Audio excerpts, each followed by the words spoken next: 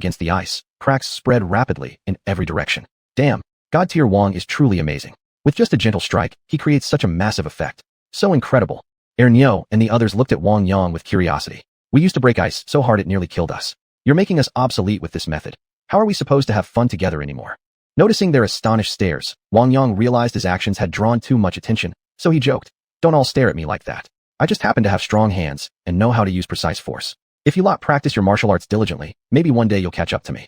"Look," he said as he demonstrated, lightly slapping the ice surface. Crack, crack, crack. A series of sharp sounds echoed as white fissures radiated outward. The ice shattered like a broken mirror, quickly forming a large hole. Damn, so breaking ice is actually this easy? With just this one move, God-tier Wong is invincible. I once saw videos online of Miracle Brother doing Tai Chi, and back then I thought it was fake. But seeing it in person is even more miraculous. "Miracle Brother, can we become your disciples?" Wang Yang ignored their odd questions and turned to Ernyo. "Brother Ernyo, I'll leave this area to you. I'm going to check the center. Xiaoyang, be careful. We don't know how thick the ice is there. Tourists aren't allowed to go in. I'll just take a quick look. What you're doing won't solve the problem." Without lingering further, Wang Yang stepped lightly onto the ice and walked toward the middle. "Who brought a drone? Launch it quickly and start filming. Miracle Brother naturally draws traffic. My live stream has tons of viewers right now. Insanely awesome." Wang Yang moved gently across the ice, which cracked beneath him like thin paper. Wherever he stepped, the ice shattered into fragments. He moved swiftly. Just as he passed, flocks of migratory birds landed behind him, delightedly catching fish on the newly exposed water.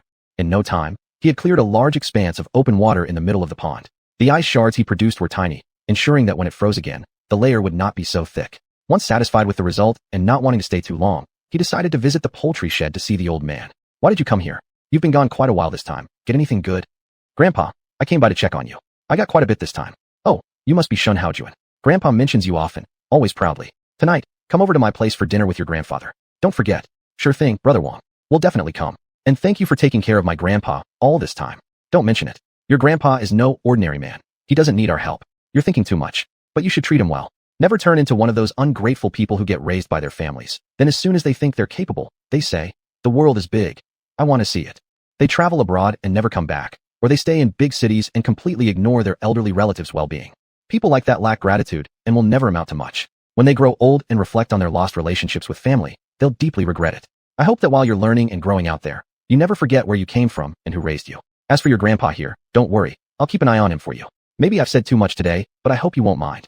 Shen Haojuan hadn't expected Wang Yang to speak to him so earnestly. He hadn't personally experienced such situations before and felt a bit confused, but he smiled and replied, "Brother Wang, I understand.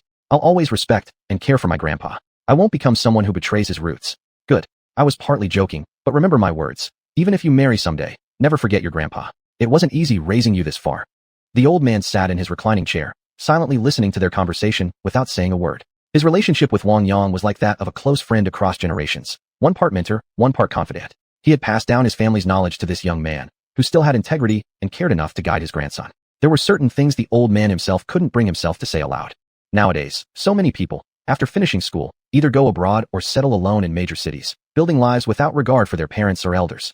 While parents may not wish to burden their children, children must still uphold the duty of filial piety. Raising children to support parents in old age is a cherished tradition. We must never let it fade away. All right, you show up here and start lecturing my grandson. If you've nothing better to do, get lost. I don't need your help around here. Oh, and bring me some more grain. It's winter. There's no food outside. I still need to feed the migratory birds. Got it. I'll go out tomorrow. The sorghum at the distillery probably won't last much longer either. I'll bring it all over then. Let me check on those chickens, ducks, and geese first." After speaking, Wang Yang walked into the poultry shed. The birds were all in great condition, so he didn't have much to worry about. He drew some spatial water at the water source, finished what he needed to do, then made a round through the farm, adding some spatial water to each trough before greeting the caretaker and leaving. Back at his courtyard, Damao and Air Mao immediately rushed over, ecstatic to see Wang Yang had returned. Seeing how Hu Tu, San Mao, Si Mao, Jin Bao, and Yun Bao had all changed significantly after going out with their big brother, they too wanted Wang Yang's help. "Big brother, you can't favor some over others. Hu Tu, San Mao, and Si Mao have all gotten stronger. What about us?" Fine, I know. I won't forget you. Tonight, I'll take all of you into the space. I'll figure something out to nourish you and adjust your bodies so you won't fall too far behind them. Now go play for now. I need to cook. I've got guests coming soon." Damao and Air Mao ran off toward Hu Tu and the others, chasing and playing together in the yard. Wang Yang entered the storage room and saw there wasn't much food left. Then again, he'd been gone half a month. Even with plenty stored, it wouldn't last. He first moved large quantities of supplies from his space into the storage, then carried some ingredients into the kitchen to start cooking. "Wang Yang, you're back. Why didn't you go check on the office? Did you bring us any gifts this time?" With so much going on at home, only you seem to be leisurely. You're back? Here, 2 bottles of wild honey each. Pretty generous, right? Your skin, both yours and in use, looks way better than when you first came. So clearly it worked. In the future, I'll try to make some skincare products to give you. That's more like it. Why are you making so much food? Are people coming over for dinner tonight? Yeah, I invited a few folks over to hang out. Since you're here already, help me set the dishes out. I'll call them to come over. Wang Yang took out his phone and started making calls. Before long, his parents, village chief De Shu, old Yun Shu, the old man and his grandson, Shun Kwa Shu, Qin Jin Hua, all arrived. Chapter 200 Experiment. Wang Yang, everyone's gone. I have something to tell you. Xiaoya, what is it? We're already engaged. Don't you think you should give me some kind of gift? I've never been courted before. You get one chance to impress me. I thought it was something serious. You want me to chase you now? Fine. Go ahead and run. I'll catch you right away. Drop dead. Wang Yang chuckled at the look on Xiaoya's face. Alright, no more joking. We're so close already. What's the point of chasing? All our money's in your hands anyway. What more could you possibly want? Xiaoya flushed bright red with anger. Seeing Wang Yang lounging on the sofa, she pounced, pinning him beneath her, then twisted his side sharply. Ow.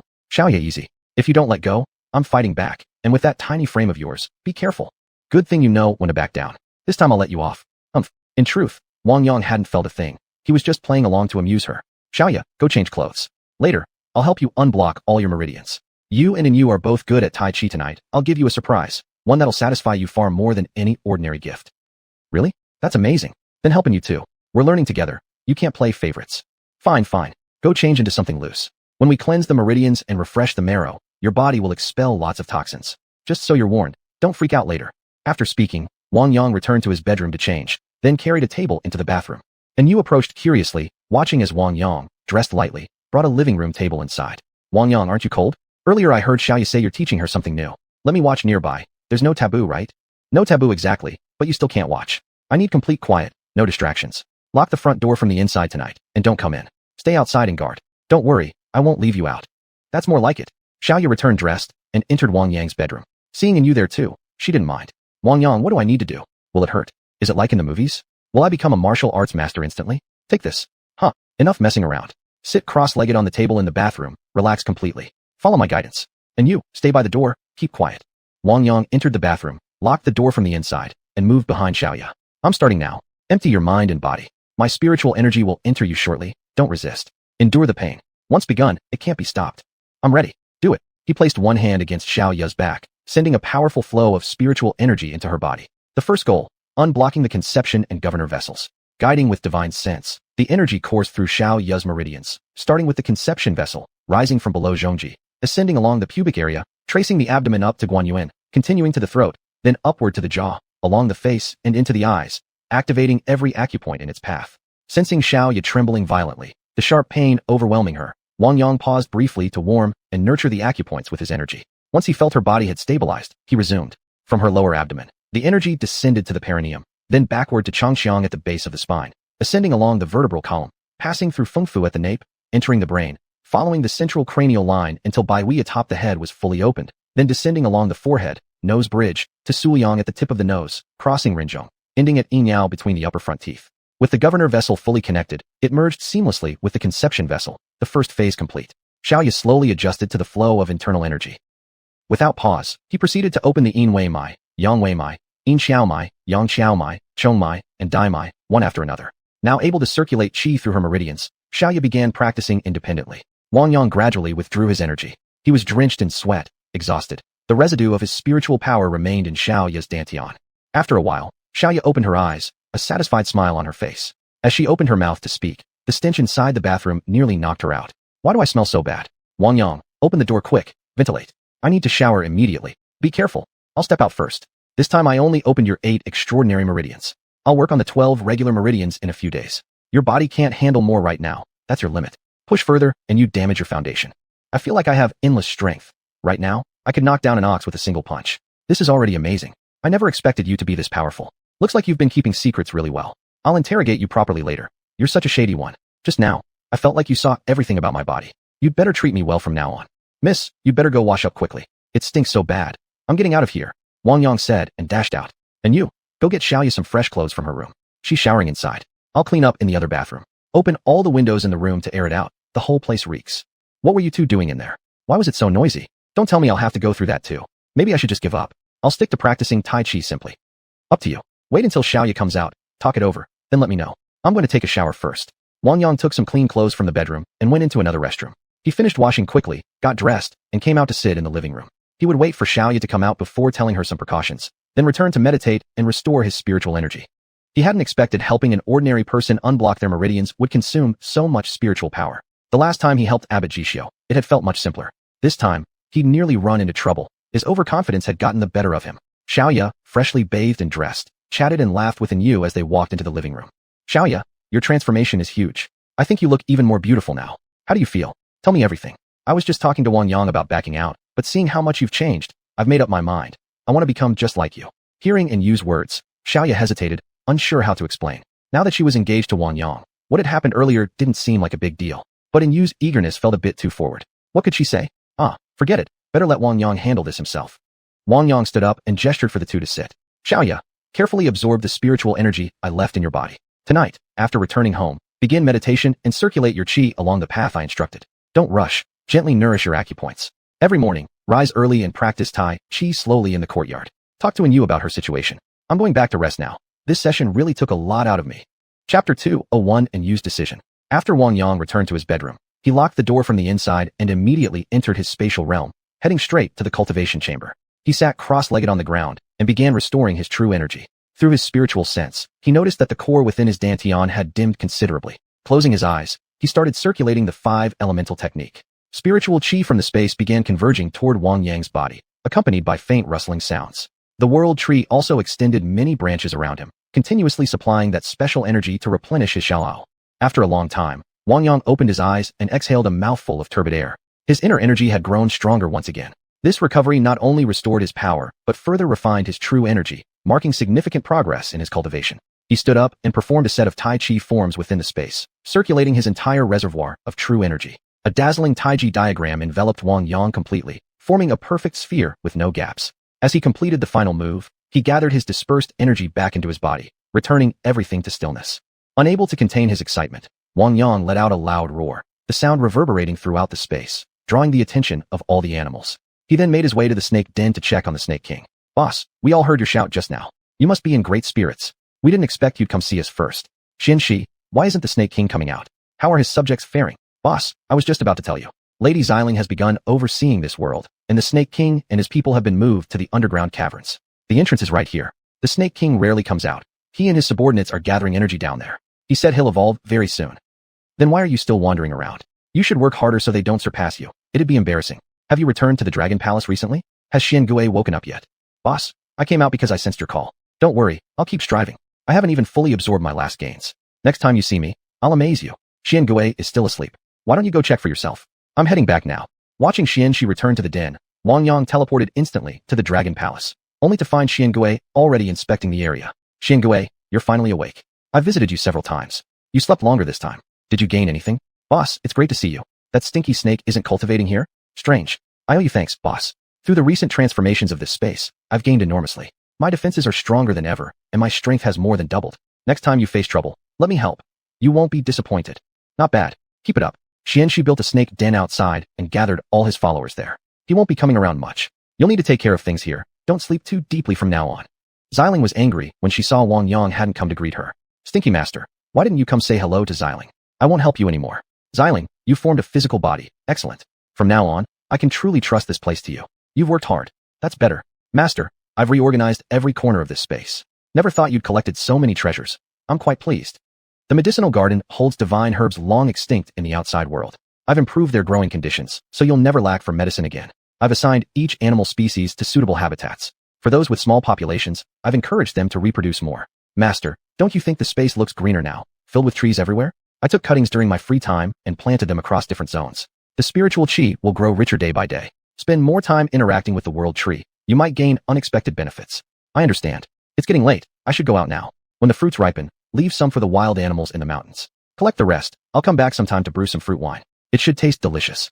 Back in his bedroom, seeing that it was still early and unable to fall asleep, he changed clothes and headed toward the wild boar gully to check on the boars, wondering how they were doing. Arriving at the gully, Wang Yang saw no wild boars roaming outside. He jumped directly over the wall and approached the entrance of their cave. After calling out, soon a wild boar emerged. Boss, do you know where our leader went? We haven't seen him in such a long time. We don't even know if he's alive or dead. Quiet down, your boss is alive and well. I came by to bring you some food. It's too cold now, so I won't let you out. When spring comes, I'll take you somewhere. You'll see your leader then. I'm leaving now. You all behave and don't cause any trouble. On his way back, he stopped by the winery and saw Uncle Shun quite carefully monitoring the fermentation of the sorghum. Uncle Shun, you're here early. Xiaoyan, you're here? I still need to check on the fermentation. Why don't you walk around and look things over? I'll come find you later.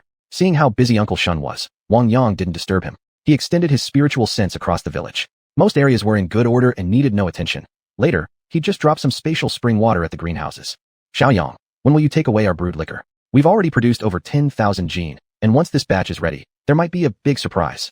I'll go into the city later, maybe meet up with Li Yunpeng and the others. Want to see how things are going for them. I'll bring more sorghum in the afternoon and arrange people to receive it. Alright, you go ahead. After returning from the winery, he saw Xiaoya and Yu exercising in the courtyard. Xiaoya's Tai Chi movements were powerful and vigorous, filled with tremendous momentum. Xiaoya, use intent, not force. 4 ounces deflect 1,000 pounds. Emphasize the mind, not form. Control everything from within. And Yu, seeing how greatly Xiaoya had improved overnight, was envious beyond words. Her eyes never left Wang Yang, silently pleading for him to help her too. And Yu, focus on your practice. What are you spacing out for? Put some heart into it. After a while, Xiaoya finished her routine and happily rushed over, grabbing Wang Yang's arm. Wang Yang, I can't believe I've gotten so strong. Can I go show off to everyone later? Wang Yang frowned. Xiaoya, I told you last time, what I teach you must remain secret. I passed these skills to protect yourselves, not for showing off. You don't understand the consequences. If you appear before the public like this, it'll bring unnecessary trouble.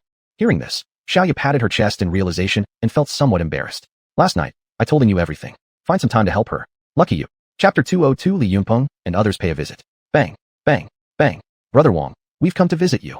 Hearing voices at home, Wang Yang walked out from the dining room and saw Li Yunpeng, Li Yunfei, Xiao Xiao, and Zhao Jiaming standing in the yard. He went forward to greet them. Why are you all here? Have you eaten already? Come inside quickly. Xiao Xiao, your sister is having her meal indoors. Go join her first. All right, brother-in-law. I didn't eat enough this morning anyway. I'll have something here. Then later, I'll go out with my sister and won't tag along with you guys. The others chuckled upon hearing Xiao Xiao's words. Li Yunfei came over carrying some gifts, which he placed in the living room. Brother Wang, it's been a while since we last met. Why don't you ever come see us in the city? Your business has really taken off lately. We're all green with envy. We've brought some documents for you. Take a look. What kind of stuff? Why so mysterious? I was actually planning to head into the city to find you. Never expected you'd come here instead. Brother Wang, the documents include the trademark registration for xiuxian, inspection reports for the liquor, and thanks to a friend's help, I've also gotten the official production certification sorted. Now your alcohol can officially be sold on the market. Also, I've signed a contract with a local distillery nearby to handle packaging and bottling for xiuxian. All we're waiting for now is your shipment of bulk liquor. Yunpeng, you all move fast. Since you're here, I'll take you all to see the cellar later. You can take half the current stock back with you today. Can that small town brewery be acquired? My output here is too low. It can't meet demand anymore. Li Yunpeng hadn't expected Wang Yang to agree so readily, and everyone was thrilled. Brother Wang, leave the rest to us. Just focus on providing the brewing technique and ensure quality. We'll buy out that little local brewery as soon as we get back. You've given us a huge surprise. Meanwhile, Xiaoya and Yu entered the living room. You're all here. Xiao Xiao is still eating inside. Don't stand on ceremony. There's plenty of breakfast left. Come, have something. We've already eaten, Xiaoya. Thank you though, no need to bother on our account. Wang Yang handed the file folder to Xiaoya. Xiaoya, please check these documents. They contain the trademark for xiuxian and several other important papers.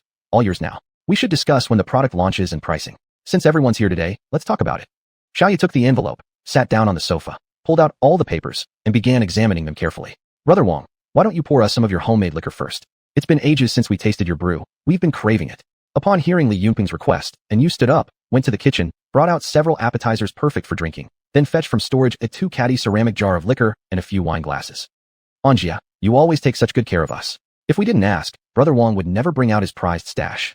If any of you want to drink later, just come ask us. Xiaoya and I often enjoy it ourselves. We even keep some hidden from Wang Yang. Wang Yang removed the sealing paper from the mouth of the jar and poured a glass for each person. Xiao Xiao also came over from the dining area and got herself a cup. One thing before we drink, no overdoing it.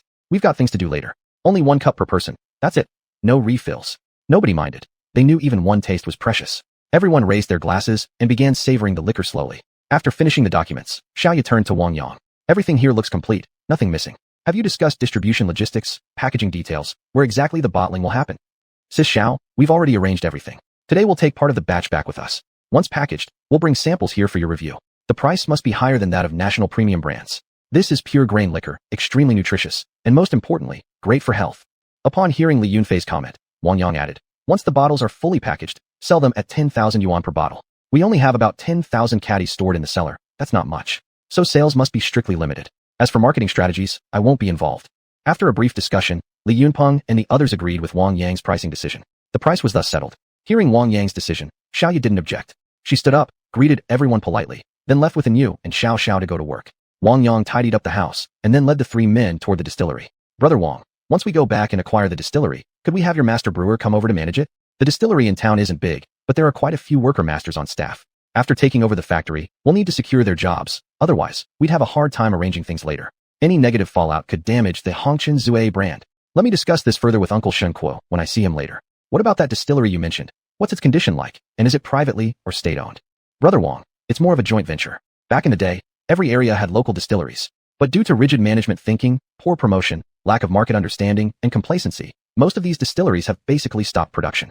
Our acquisition would actually be welcomed by the local government. It'd relieve their burden, bring in some revenue, increase tax income once the distillery thrives, and indirectly boost local economic development. Benefits all around. If we're going to do this, let's do it properly. Don't give anyone grounds for complaint. Spending extra money isn't an issue. We must take control of personnel at the factory. All underperforming former managers should be removed. The veteran masters deserve proper care. They're the real treasure of the distillery. I'll go over and take a look with you later. Let's do this now. Delaying our product launch by a few days doesn't matter. We should settle this first. It'll benefit our long-term development. After hearing Wang Yang's suggestion, Li Yunpeng felt he made perfect sense. If they shipped the liquor now, unexpected issues might still arise. Brother Wang, you really think things through. Then let's head over now. It's not far, just in your town. That makes things convenient. I know both the town mayor and party secretary. Getting the acquisition approved will be much easier. Wang Yang sat in Li Yunpeng's car, while Zhao Jiaming and Li Yunfei followed in another. The four drove quickly into town. Li Yunpeng took Wang Yang to visit the distillery first. The plant was fairly large in area, though visibly outdated from the outside. Inside, the equipment also lagged behind current market demands. The group went to the director's office and met with the local leadership. Mr. Li, welcome. Has your liquor arrived yet? I've already instructed the workshop supervisor. Packaging is ready, and samples are right here on the table. Take a look. Director, hello. This is my big brother. After hearing about your situation, he came by to check things out. We're actually here to discuss acquiring your distillery. Can you make that decision? Upon hearing Li Yunpeng's words, the old director paused, a trace of melancholy crossing his face. Distilleries across many regions faced the risk of closure, and even those not fully shut down were barely surviving. With immense competitive pressure and no financial support, simply maintaining operations until now had been difficult enough. Chapter 203, Acquiring the Brewery. The old factory director sized up Wang Yang and asked, "May I ask how to address you, sir? Since you're interested in acquiring our brewery, I'd like to know, what are your plans for the workers? I can't let these loyal colleagues who've worked alongside me their entire lives end up laid off. If you can't guarantee their future, I won't accept any acquisition proposal, not even if the town officials themselves come down here. That's my stance." Wang Yang hadn't expected such sincerity from the old director. Instead of starting with price negotiations, the man prioritized the well-being of his workers. Clearly, he was a man of principle. "Director's son," Wang Yang replied. "My name is Wang Yang. I'm from Shandong province. Right now, I'm investing in agriculture right here in your town, and we've already brewed a batch of liquor that we originally intended to package locally. After hearing from Yunpeng about your situation, I thought maybe it'd be better to simply acquire your brewery directly. It would boost our production capacity while solving our logistical issues at the same time. Don't worry, I promise none of your workers will lose their jobs after the acquisition. In fact, we'll improve their pay and benefits. Currently, your factory is under town management. Once privately acquired, we'll restructure operations and optimize personnel. Some who have been slacking off may need to be let go. We won't tolerate freeloaders. I hope you understand." The old director knew he had little choice. The local government had long wanted to offload this financial burden. With someone finally stepping forward to buy the brewery, they'd undoubtedly be thrilled. After hearing Wang Yang's words, he felt half relieved. Now it all depended on how things unfolded. "Mr. Wang, if you can truly guarantee job security for the workers, I'll fully cooperate with the transition. I'll keep everyone calm and reassured. But I must request that you pay them part of their overdue wages first. We haven't paid salaries in 6 months. It's embarrassing to admit, but I haven't exactly been an effective director." Seeing the guilt on the old man's face, Wang Yang smiled and comforted him. "Director's son, please don't blame yourself. Keeping this factory running as long as you did was no small feat. You've already given more than most could. Now, you can finally put this burden down and enjoy life. Actually, I'd like to formally invite you to stay on and oversee production. Would you consider it?" The old director was deeply moved. He hadn't expected to still have a role. He had devoted his entire life to this brewery. Leaving it behind would leave him lost. "Mr. Wang, are you sure you want to hire me? What if I end up ruining your brewery? Let me wait until Secretary Li and Director Lu arrive before deciding. We don't even know yet whether you'll reach an agreement." Hearing this, Wang Yang smiled gently. The old director picked up the phone on his desk and dialed the town leader. "Director Lu, it's Sun Guoqing. A few people are here interested in acquiring our brewery. They're waiting now. Could you and Secretary Li come over to discuss?" Director Lu was surprised and thrilled that anyone would want to buy the struggling brewery. "Sun Director, please take good care of our guests. I'll inform Secretary Li immediately, and we'll head over right away." Hearing the excitement in Lu's voice, the old director felt a pang of bitterness. But then he sighed and let it go. Finally, he could lay this burden to rest. Mr. Wang, Mr. Li, and you two young men, please wait a moment. Director Lu and Secretary Li will be here shortly. No need to be so formal, Director Sun, Wang Yang said.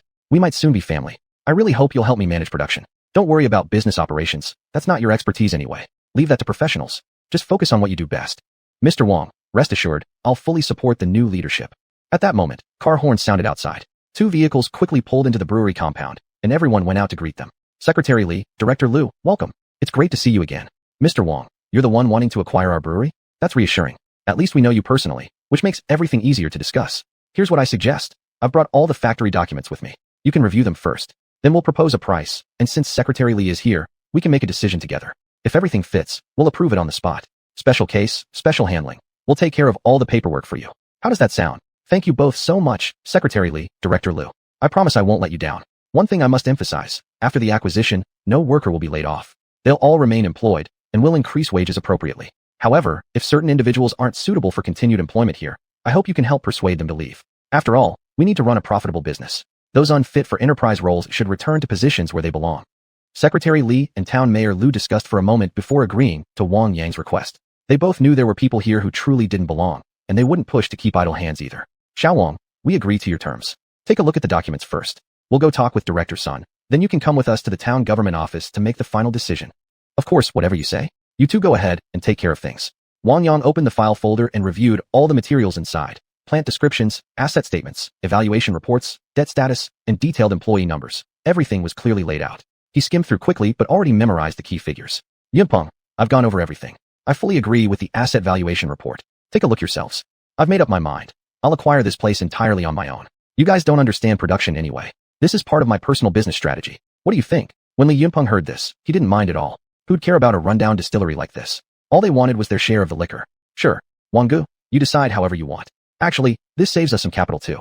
The total assets here should be worth at least 10 million yuan, right? The land area is pretty large, and it'll need more investment later. Honestly, it's beyond what we could handle. Hearing this, Wang Yang smiled. Then let's head over together. Don't keep Secretary Li and Director Lu waiting too long. The four of them walked into another office where the three officials were still talking and joined them. Xiao Wang finished reading? Since we're all familiar now, let me give you a quick summary. The land use area here is over 13,000 square meters, with a total building space exceeding 7,000 square meters. The acquisition includes real estate, land use rights, all unregistered structures within the compound, all machinery and equipment, fermentation vats, storage tanks, jars, and every tree on site. Our asking price is 10 million yuan. What do you think? Agreed. We can sign the contract right now. Just give me your account details, and I'll transfer the funds immediately. I hope you two esteemed officials can help me process all the necessary paperwork. No problem at all. I'll have my secretary accompany you to handle everything. It'll take 4 or 5 days tops. You don't need to worry about a thing. Together, they went to the town government office, where the contract was signed swiftly. Wang Yang promised to wire the payment to the government account within a week. Wang Yang stayed busy for several days straight, sorting out every detail. The old factory director stayed on to help manage operations. Once all procedures were finalized, Wang Yang officially took over full control. Even the name of the brewery was changed. Now it was called Xiuxian Zue Distillery. Chapter 204, Red Dust Drunk, goes viral. Brother Wang, it's so good to be back here. I can't even stay in the city anymore. Every day, countless people come asking me for Red Dust Drunk. My relatives and connections at home are suffocating me too. I've had no choice but to escape here for a bit. Sit down, Yunpeng. I've already arranged for the distillery to increase production. Workers are on double shifts, but we still can't keep up. I told you before, you need a proper plan.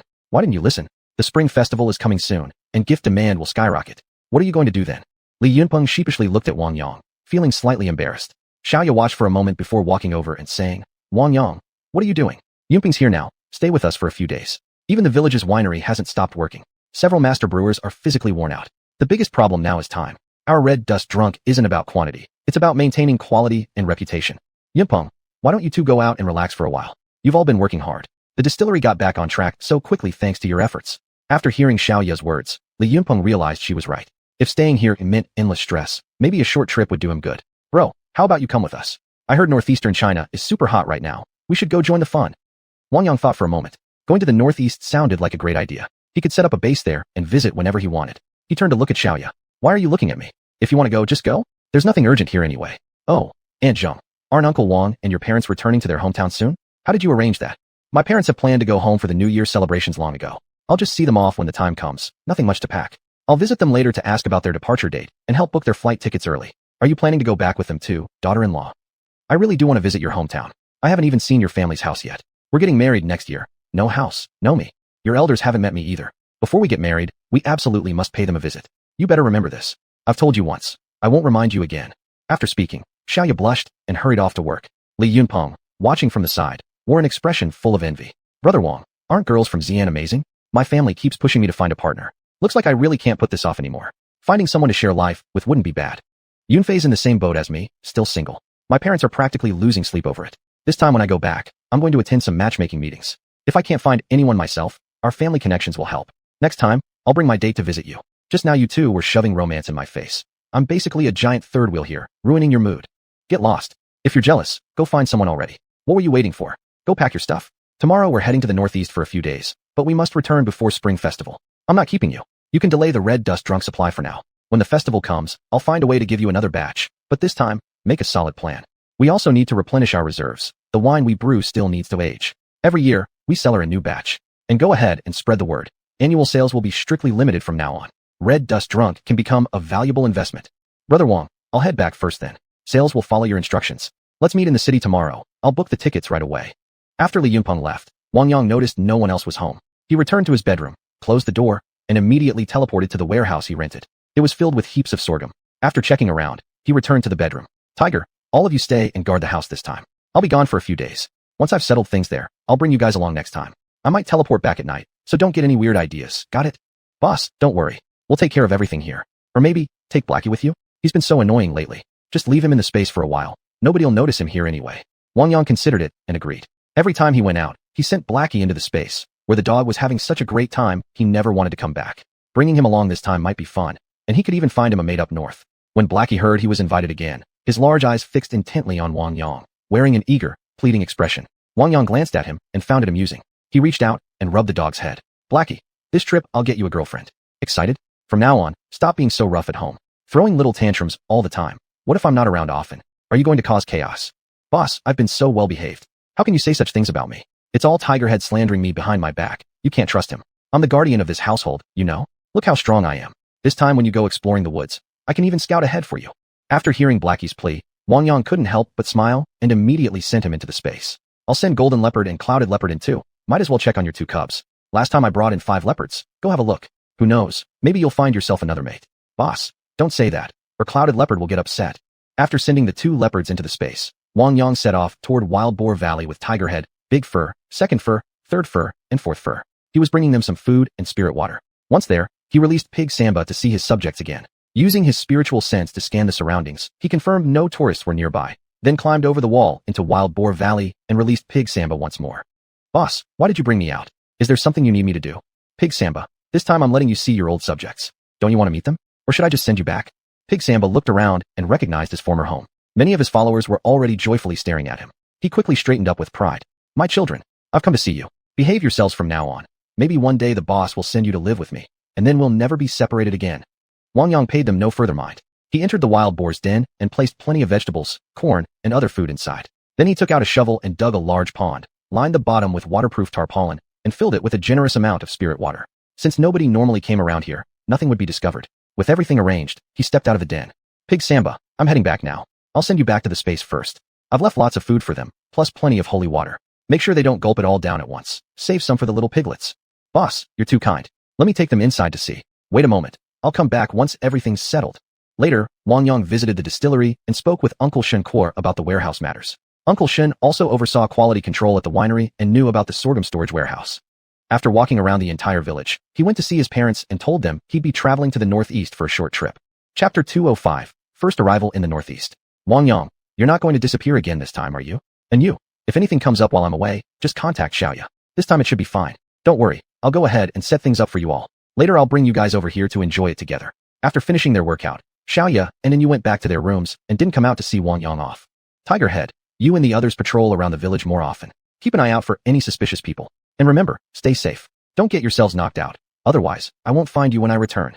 Got it, boss. Have fun. Wang Yang pulled a suitcase and drove toward the city. Wang Ge, over here. Wang Yang parked at the airport lot and had just entered the terminal with his suitcase when he spotted Li Yunpeng and his brother, Zhao Jiaming. And unexpectedly, Xiao Xiao had come too. Bro-in-law, I'll need you to take good care of me on this trip. Xiao Xiao, didn't expect you to come along. Did you pack warm clothes? It's freezing over there. Don't worry.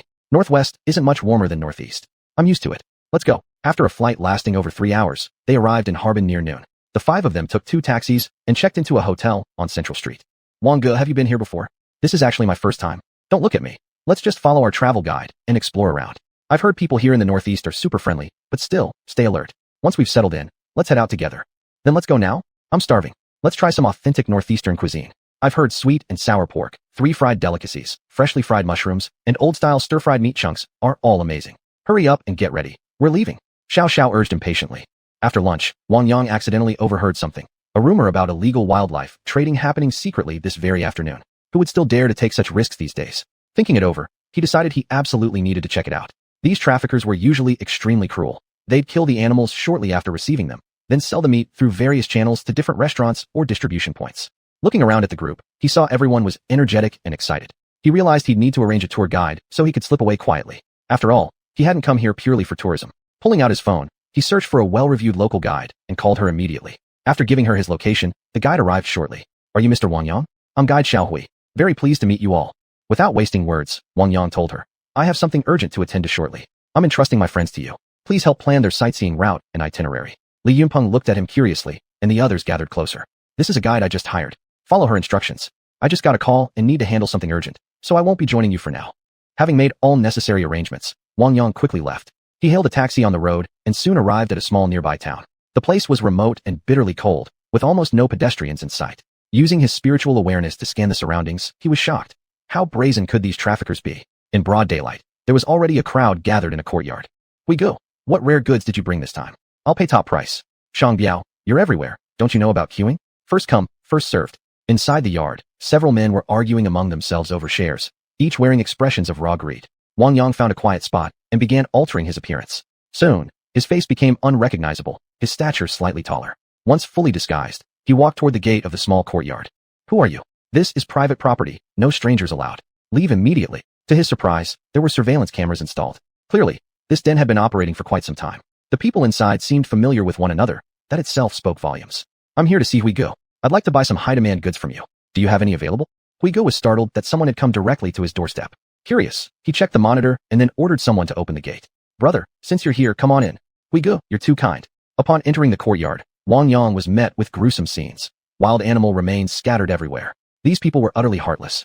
He also noticed many live animals locked in cages, helpless and awaiting slaughter. Most were barely adults, not yet full-grown. Hui Ge glanced at Wang Yang, but didn't seem particularly concerned. Walking back to the center of the yard, he announced loudly, "Today's haul won't disappoint anyone. The first auction item today is a juvenile sea eagle. Those who are interested can start bidding now. My men spent months hiding in the mountains before finally catching it." Wang Yang was shocked to see a sea eagle here. A few people immediately started bidding. Using his spiritual awareness, he swept through every corner of the courtyard and located all hidden items. Inside one room were a baby Dongbury tiger, 2 sables, a small brown bear, and several birds. Without hesitation, Wang Yang launched an indiscriminate attack on everyone present. Within moments, all the traffickers were knocked to the ground. He first went to the surveillance room, seized all equipment, and erased every video recording. Then he placed all the surviving animals into his space. He didn't release them immediately. Once inside, the animals grew quiet and calm. After ensuring no one had escaped, Wang Yang dragged all the unconscious men into a house and began interrogating them. At first, some resisted, but after a brutal beating, they confessed to all their crimes. Their list of offenses was extensive. Some had even spied for Japanese agents, revealing contacts, locations, and operation methods. Once Wang Yang confirmed there were no further leads, he rendered them all mentally incapacitated and left them to fend for themselves. After erasing every trace of his presence, he departed. Now it was time to pay a visit to that Japanese spy. Perhaps there would be more gains to be had. Back at the hotel, he quickly inspected his room, making sure there were no hidden cameras, then immediately entered his space. He released all the little animals, brought in large amounts of spatial water, cleaned their bodies, and communicated with them using his spiritual sense, learning about their suffering. Soon, the animals regained their energy and liveliness. Seeing that they were healthy, he released them into the wilderness so they could return to nature. The 2 sables were a mated pair. They glanced at Wang Yang briefly before vanishing into the mountains of his space. What interested Wang Yang most was the sea eagle. After comforting it for a while, he built a nest nearby for it to rest in temporarily, and brought over some rabbit meat to help it regain strength. Once everything was settled, Wang Yang exited his space. Chapter 206, Investigation. After taking a shower in the restroom, Wang Yang found that Li Yunpeng and the others hadn't returned yet. Deciding there was no point in just waiting around, he thought it might be a good idea to check on that little Japanese guy. Without hesitation, he grabbed his suitcase, went to the front desk to check out, hailed a taxi outside the hotel, and headed straight toward Harbin Engineering University. Everyone's familiar with the Seven Sons of National Defense: Harbin Institute of Technology, Beihang University, Beijing University of Technology, Northwestern Polytechnical University, Nanjing University of Aeronautics and Astronautics, Nanjing Tech University, and Harbin Engineering University. Add to these the National University of Defense Technology. These institutions form the backbone of the Republic. All are listed on America's blacklists. Each year, students who enroll here essentially secure ironclad careers. These schools also serve as prime targets for foreign intelligence agencies. Due to national defense concerns, many academic achievements must remain classified. Most ordinary citizens think these schools are unremarkable, but that's a serious misconception. In fact, they're strength rivals that of Tsinghua and Peking universities. Major breakthroughs credited to the nation every year often involve contributions from them. The graduates they produce truly stand as pillars of the Republic. Wang Yang quickly arrived near Harbin Engineering, got off the taxi, found a secluded spot, stored his suitcase into his space, altered his appearance once more, then walked toward the Japanese man's residence. An elderly grandmother noticed Wang Yang approaching and stepped forward to ask, "Young man, what brings you here? We rarely get outsiders coming around." Hearing the old woman speak to him, Wang Yang immediately walked over warmly. "Hello, Grandma. I'd like to ask you something. Does someone live around here who hardly ever goes out or talks to people, always keeping to himself?" "Now that you mention it, yes, there is such a person. All the neighbors are curious about him. Are you saying you suspect something strange about him? If so, I'll go report it right away. I remember this area used to have foreign spies sneaking around before. This place used to be part of the old Harbin Military Engineering Institute. Though it's been restructured now, it's still a key site for China's maritime defense industry. Peace hasn't come easily. Forgetting war invites danger. We must stay vigilant at all times. National security affects every single one of us. Young man, tell me quickly why you're looking for him. My husband is a retired serviceman, and his word still carries weight. When I go back, I'll have him make a call upstairs, and they'll send someone to investigate immediately." Wang Yang hadn't expected to run into such an admirable elder upon arrival. He felt genuinely pleased inside. "Grandma, don't worry. Just tell me exactly where he lives. I'll go take a look first. Let's not tip him off for now. I'm actually here specifically to deal with this individual, so it needs to stay secret." Wang Yang kindly told a small lie. "All right then, I'll trust you. But be careful. These kinds of people aren't to be trifled with. If you need any help, make sure to let me know." He currently lives in apartment 501 of the easternmost building. His window faces directly toward the university campus. Now that you mention it, he really could be suspicious. Having obtained the precise location, Wang Yang gently persuaded the old woman to return home and keep the matter quiet for now. Soon enough, he successfully convinced the well-meaning grandmother to leave without drawing attention. He activated his spiritual awareness to scan the target's apartment, and indeed, this man was alert. Behind the door, he'd installed an additional security barrier designed solely to delay intruders' entry, giving him time to calmly destroy evidence. The room was filled with electronic components. Mounted on the window was an ultra-high-definition, advanced telescope, along with numerous eavesdropping devices. There were several computers scattered around. The man himself carried a military-grade combat knife, a handgun, and even had a poison capsule in his mouth. Just a slight bite would release deadly toxins. The room also contained bundles of cash, likely intended for bribing corrupt individuals. Seeing the situation unfold, Wang Yang paused. He couldn't afford to rush. It would be best to wait until nightfall to make his move. But now there arose a major problem. Would the grandmother tell her husband at home? If so, he himself might soon become the focus of investigation. Using his spiritual sense to peer into the grandmother's house, he found exactly what he feared. She had already reported the encounter to her husband. The old man had pulled out his phone and started making calls. He was probably contacting authorities, who would arrive soon to conduct an inspection. Faced with this sudden turn, Wang Yang hesitated briefly. Should he abandon the mission or press on? Yet considering how dangerous this target truly was, he decided he should stay and lend a hand. Ideally, he could help them seize all equipment and data from the room. The suspect wouldn't escape anyway, but the real risk lay in him destroying everything inside before capture. Wang Yang found a spot to hide and waited for the arrival of the national investigators. Just as he had expected, about 20 minutes later, several vehicles arrived nearby. The people who got out first scanned the area carefully, making no moves that would alert their target. After observing their actions, Wang Yang let out a silent breath of relief. Now it was just a matter of buying time. If someone approached to inspect the apartment, he would have to intervene. "Captain, our team has surveyed the surroundings thoroughly. The household Mr. Chung mentioned is almost certainly linked to foreign intelligence operatives. Our monitoring equipment detected a strong signal source from that apartment. We can confirm this is another case of espionage targeting our research institutions. However, regarding the young man mentioned by Mr. Chung, none of our personnel have spotted him. That means this individual is also highly suspicious. It's just unclear whether he's an enemy or ally. Unit 4, forget about the young man for now. Once we return, let the information division go through all surveillance footage in the vicinity one by one. We'll identify him soon enough. I'll send Unit 2 in for closer reconnaissance. Don't tip them off yet. Let's observe first. We'll make our final decision after we've gathered complete intelligence. Also, start drafting an evacuation plan. Our top priority is preventing civilian casualties. If necessary, eliminate the suspect on site." "Yes, sir. Unit 2, this is Wolf Leader." "Report. Wolf Leader, this is Unit 2. I read you. Approach alone for close observation. Conduct a full sweep around the target residence. Confirm all assault routes and defensive positions. Also prepare contingency plans for emergencies. Report back to me shortly. Unit 2 acknowledges. Through his spiritual awareness, Wang Yang noticed one operative moving toward the target. He then turned his focus back to the man inside the apartment, who seemed to have sensed something was amiss. Yet the suspect remained calm, showing no panic, quietly taking out each of his weapons and meticulously cleaning them. Seeing that the man inside wasn't reacting aggressively, Wang Yang relaxed slightly. He stepped out from his hiding place, crept up silently behind Unit 2, subdued him with one swift move, and dragged him backward into concealment. Chapter 207. Contacting the National Security Department. Don't panic first. I brought you here to tell you one thing. You can't go near there for now. The person inside is extremely alert. He seems to have already noticed you. Can you contact your team leader and have everyone temporarily withdraw? Just set up a perimeter defense outside for now. I'll handle things here. What do you think? Number 2 panicked at first, but calmed down after hearing Wang Yang's words. Are you that young man who came here for investigation? I'll report your request immediately, but you must first tell me who you really are. We can't fully trust you yet. After hearing Number 2's response, Wang Yang paused for a moment, then decided not to reveal his name. Just report it. I'm just an ordinary citizen who doesn't want to get involved with you people for now. Once this matter is settled, I'll leave. Don't think I have some ulterior motive. I can clearly tell you that I learned through other channels about a Japanese spy hiding here, and originally intended to deal with him myself. But I didn't expect that old lady to go straight home and tell her husband right away. Then your team arrived, and when I saw you were about to approach and check the place, I feared you'd startle the target, so I brought you aside. If you had taken just a few more steps forward, the surveillance equipment would have captured you. The man inside is currently watching the camera footage, so you absolutely cannot go over now. After listening to Wang Yang's explanation, Number 2 asked another question. How did you know there was surveillance here? And how could you confirm that the person inside is watching the video feed right now? I need to verify everything you're saying before I can report it. Please understand. Wang Yang was speechless. He glanced at Number 2 and said, just report it. How to proceed isn't up to you to decide. I'm only trying to help you out. Otherwise, I would have left the moment you all arrived. Hearing Wang Yang's growing impatience, Number 2 thought for a moment, then transmitted his current situation. Wolfhead, I've been restrained by a young man. He has a message for you. The suspect in the room has been confirmed as Japanese. He's installed surveillance equipment around the premises. This man stopped me from approaching and wants you to order all personnel to fall back. The suspect might have already detected our operation. To avoid tipping him off, I recommend following this man's advice. Number 2, are you injured? And is this young man in front of you the very person we're looking for? Yes, Wolfhead. Meanwhile, the Japanese spy inside the room was preparing to open the door and check what was happening. He still wasn't certain whether he'd been exposed. Seeing his chance, Wang Yang swiftly snatched the radio from Number 2 and spoke. I know you're their leader.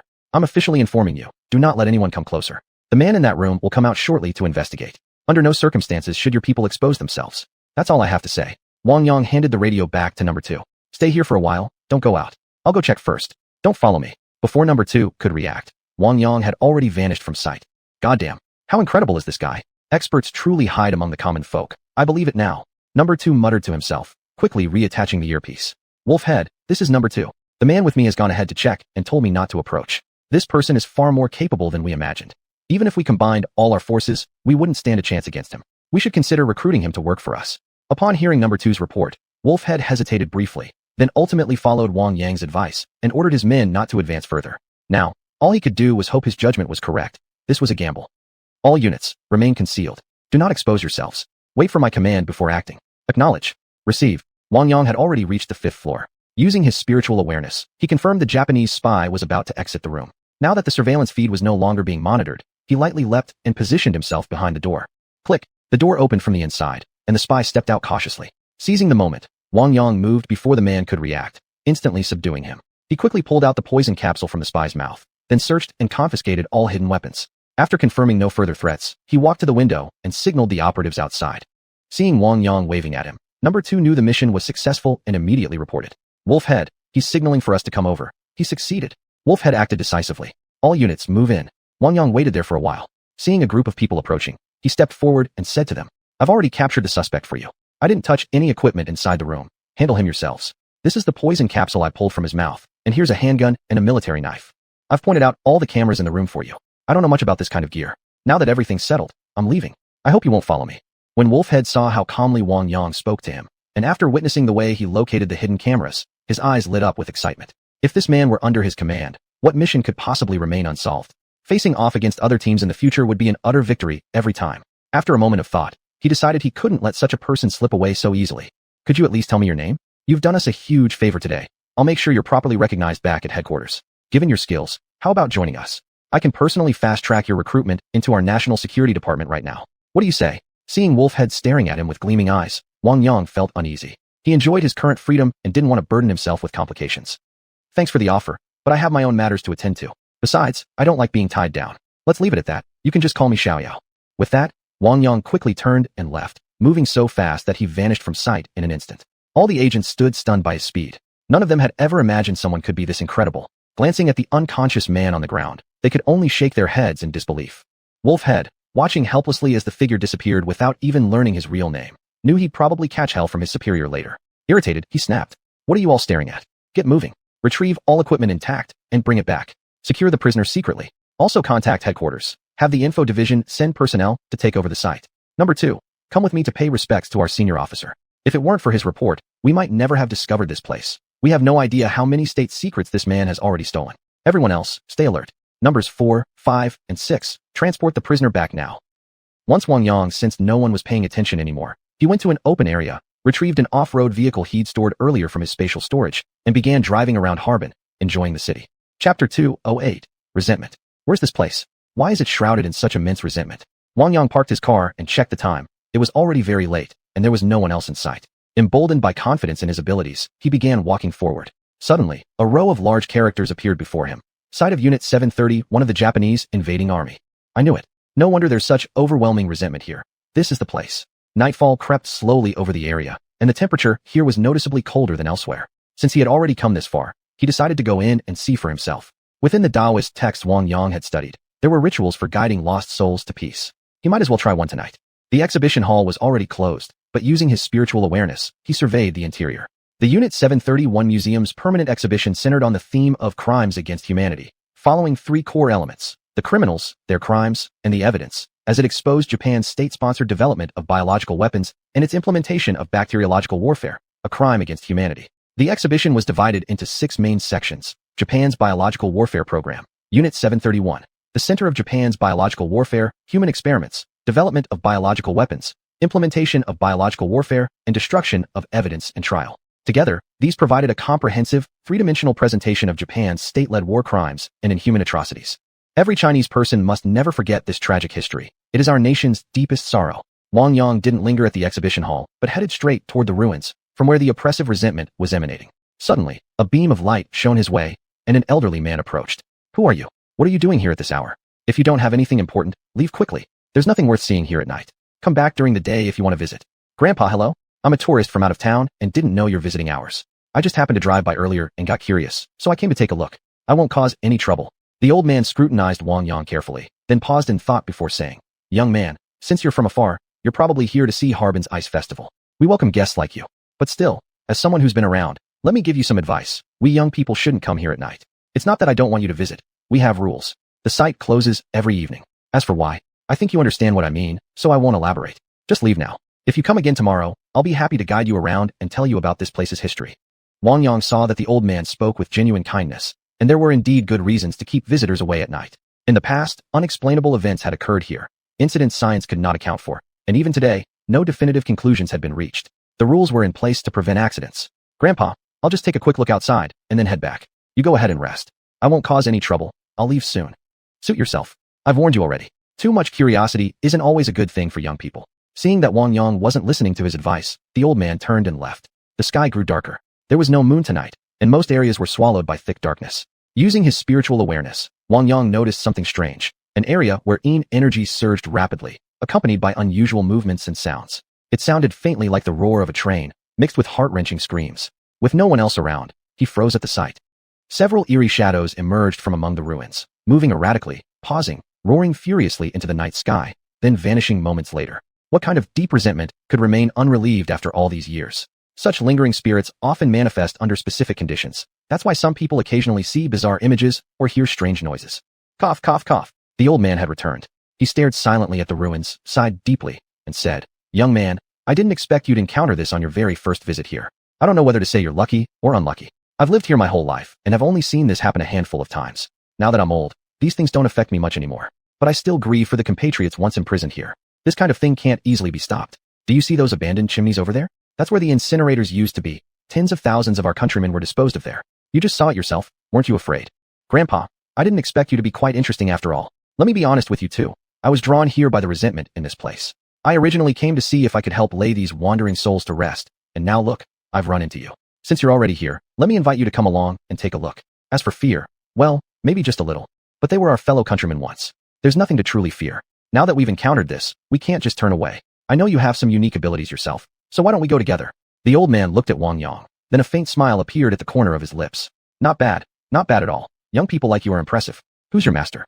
Only a few people could train someone like you to this level. Tell me, maybe I even know him. The way you carry yourself, there's a hint of Tai Chi in your stance. Were you taught by that Taoist priest from Wudong?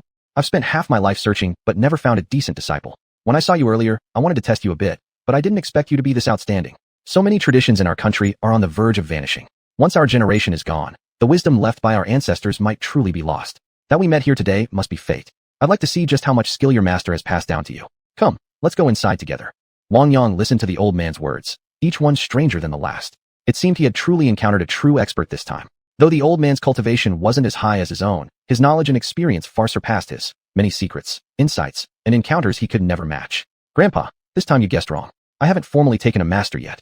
I have met several elder cultivators along the way and learned many things from them. But honestly, I'm still swallowing it all whole without fully understanding much. Since you say we have a karmic connection, would you mind guiding me a bit and telling me more about your world? That way, next time I meet a senior like you, I won't misjudge them again. Upon hearing Wang Yang's words, the old man suddenly stopped walking, turned around, and stared straight at him, his face breaking into a wide smile. Kid, what's your name, and where are you from? Teaching you isn't impossible, but only if you become my disciple. Only then will I pass everything I know to you. What do you say? Grandpa, my name is Wang Yang, and I'm from Shandong province. Right now, I run a small business over in Xian. Becoming your disciple isn't out of the question, but what exactly can you teach me? I'm not interested in Tai Chi, Xingyi, Wuxing, or Bajiquan. Those martial art styles don't appeal to me. I want to learn secret techniques and esoteric lineages. You young ones, always full of ambition and big talk. But since I've said you should become my disciple, I'll definitely teach you something extraordinary. As for those martial forms you mentioned, learning one is enough. The key is integrating it into your body, achieving unity of form, spirit, and intention. Enough talk for now. Let's deal with what's happening here first. We'll discuss the rest later.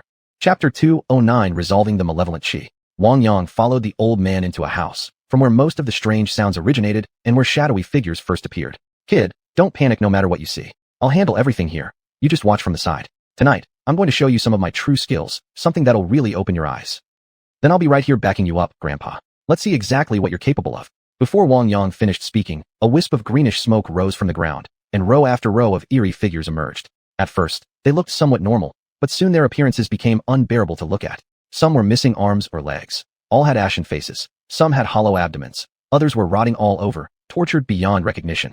There wasn't a horror imaginable they hadn't endured. Surrounding them were tiny children, playing and laughing around these tormented souls. The sight struck Wang Yang deeply. Though he'd heard before about the Japanese devils performing live dissections and biological experiments, seeing his own countrymen, fellow victims of such atrocities, with his own eyes stirred an overwhelming fury from deep within his heart. Even today, there are people in China who sing praises for those Japanese devils. A university professor in Shanghai even dared to claim there was no Unit 731, openly defending and covering up for those monsters. People like that aren't even fit to be called human. They're worse than pigs and dogs. How could someone so vile even enter the education profession? Others arrogantly preach about letting go of hatred and repaying evil with virtue. They have no idea whether their ancestors would rise from beneath the earth to scream at them, cursing them as unworthy descendants, traitors to the nation. Kid, what are you spacing out for? Pay attention now, and watch closely what I'm about to do. Startled by the old man's words, Wang Yang quickly focused his divine consciousness on the elder's movements.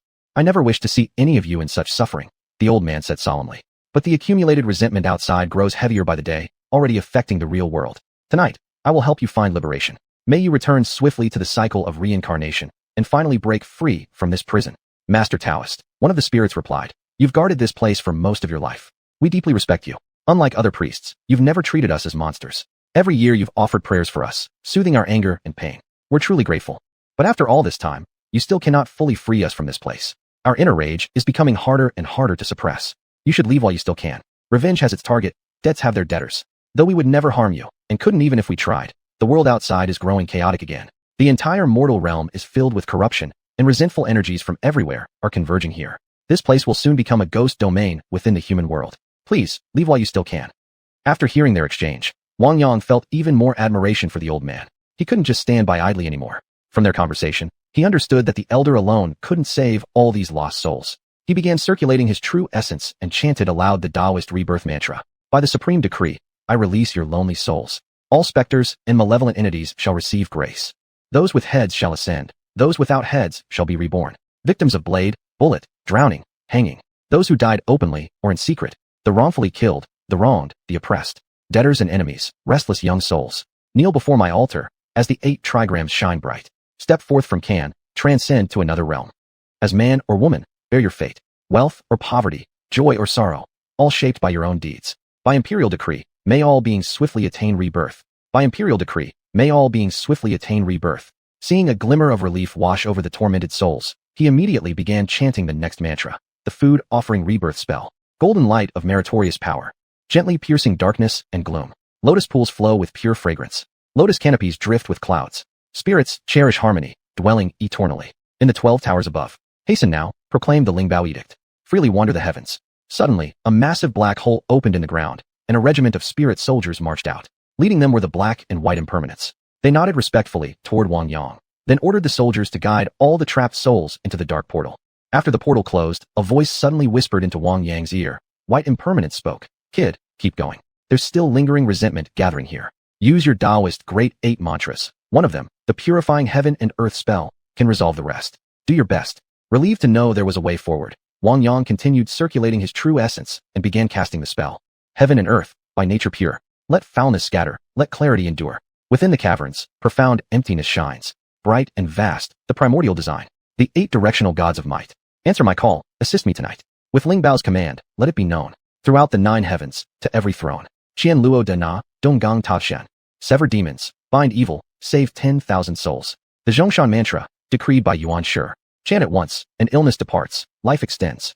Walk across the 5 peaks, let the 8 seas hear. Evil rulers submit, my chariot guarded near. Impurity fades, the Tao's light remains. Everlasting, pure, heaven-sent flame. Swiftly, as the law commands. The Taoist technique had just finished, and the surrounding temperature began to rise. A gentle breeze blew in from outside, dispelling the oppressive atmosphere that once filled the place. Wang Yang couldn't help but let out a deep breath. Kid, you've done well. This old Taoist underestimated you. I didn't expect your cultivation to be so profound. I originally planned to take you as my disciple, but now it seems I've overestimated myself. Please don't laugh at me. Master, what are you saying? You promised to pass on some knowledge to me, and I will certainly learn diligently from you. Understanding of the Tao comes at different times for different people, and each has their own specialty. Whoever excels is worthy of being a teacher. If you don't pass down your teachings to me, where else will you find someone to carry on your legacy? Right now, I've formally become your disciple. You'll be one of my masters. There are 2 other teachers in my heart, but they're no longer here. Wherever they are now, I don't know. I hope you won't mind. Hearing Wang Yang's words, the elder felt deeply gratified. He stroked his beard and said, Very well.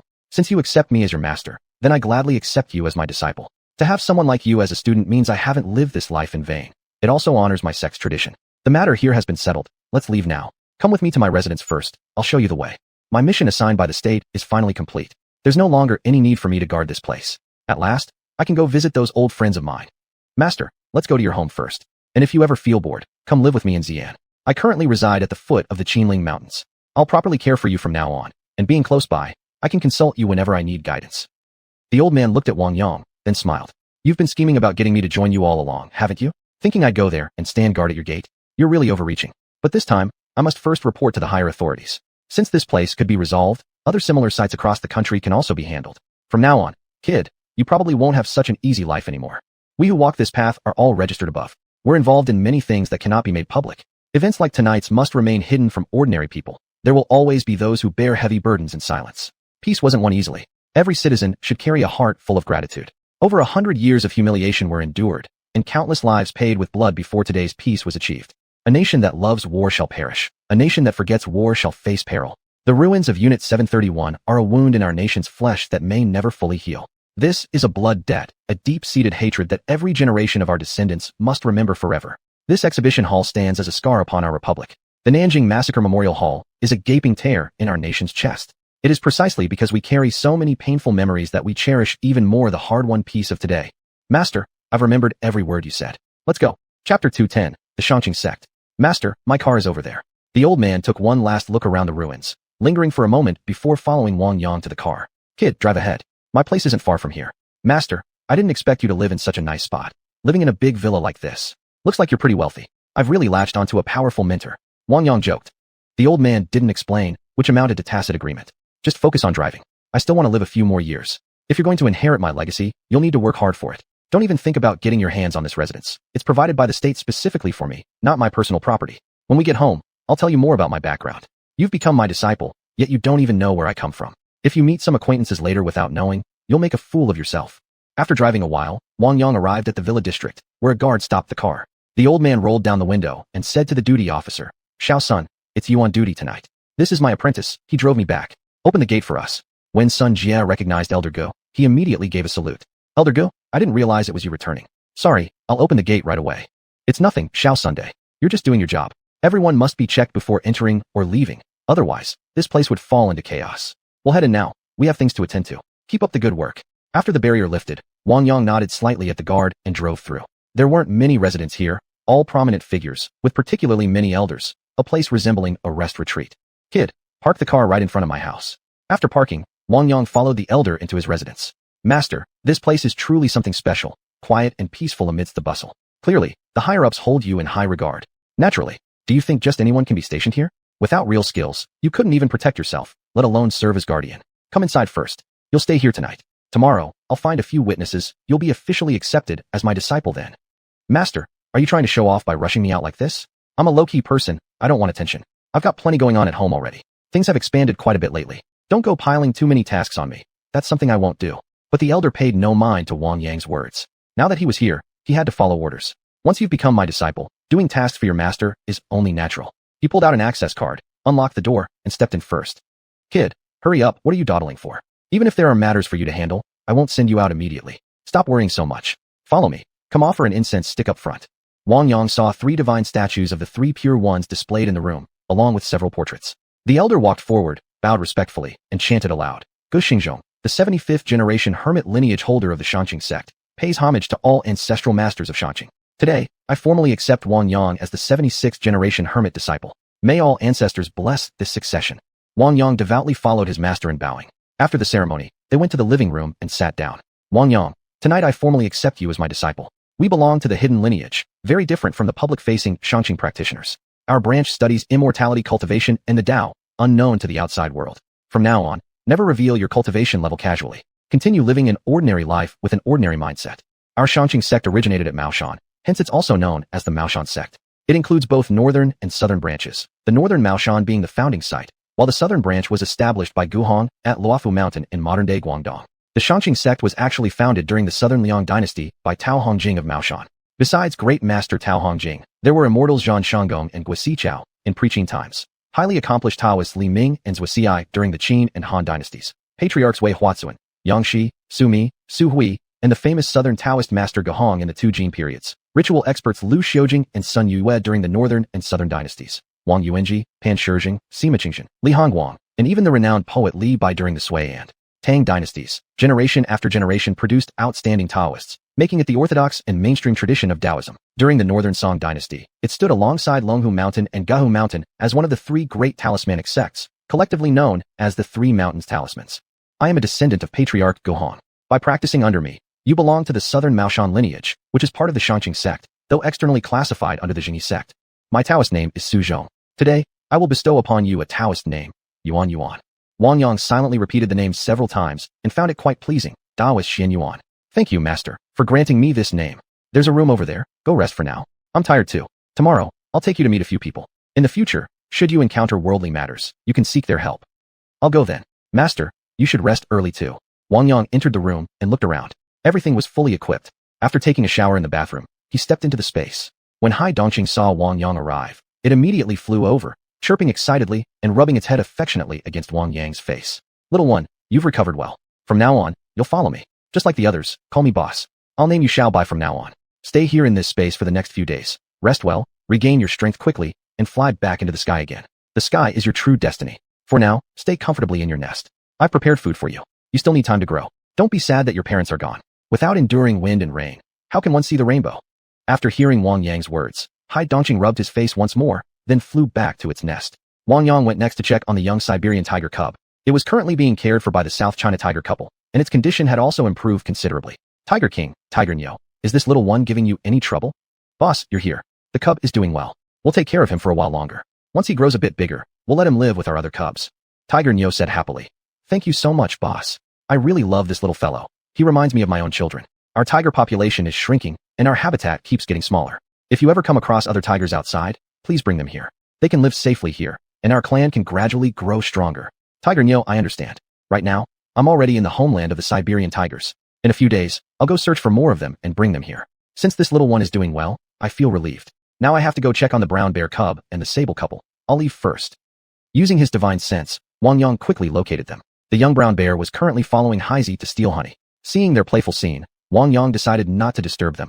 Haizi would never mistreat the little one anyway. He headed straight to where the sable couple lived. He found they had made their home inside a hollow in a large tree. Their recovery had been the best so far, and judging by their condition, baby sables would likely arrive soon.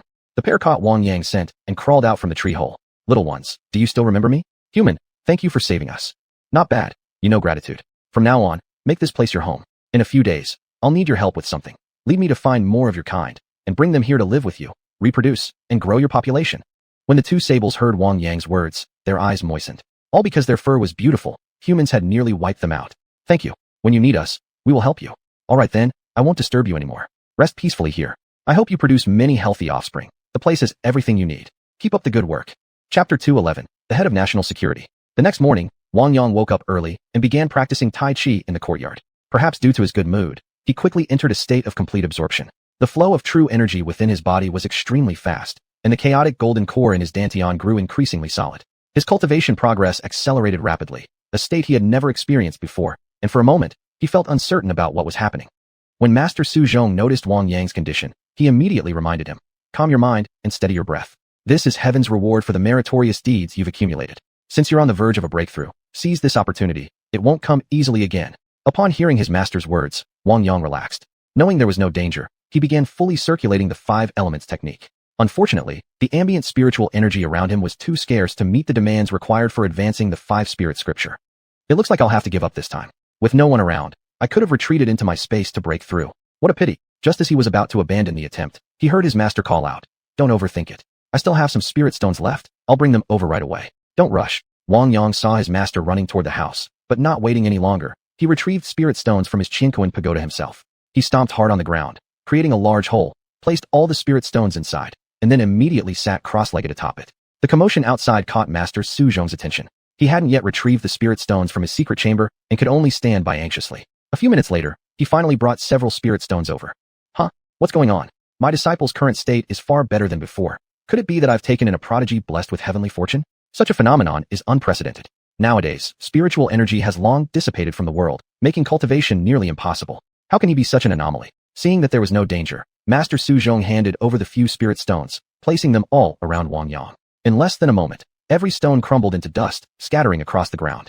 About half an hour later, Wang Yang finally broke through, advancing to the mid-stage of golden core. An overwhelming aura radiated outward, one so powerful it nearly knocked Master Xiuxian off his feet. Realizing this, Wang Yang immediately suppressed his aura and acted as if nothing had happened.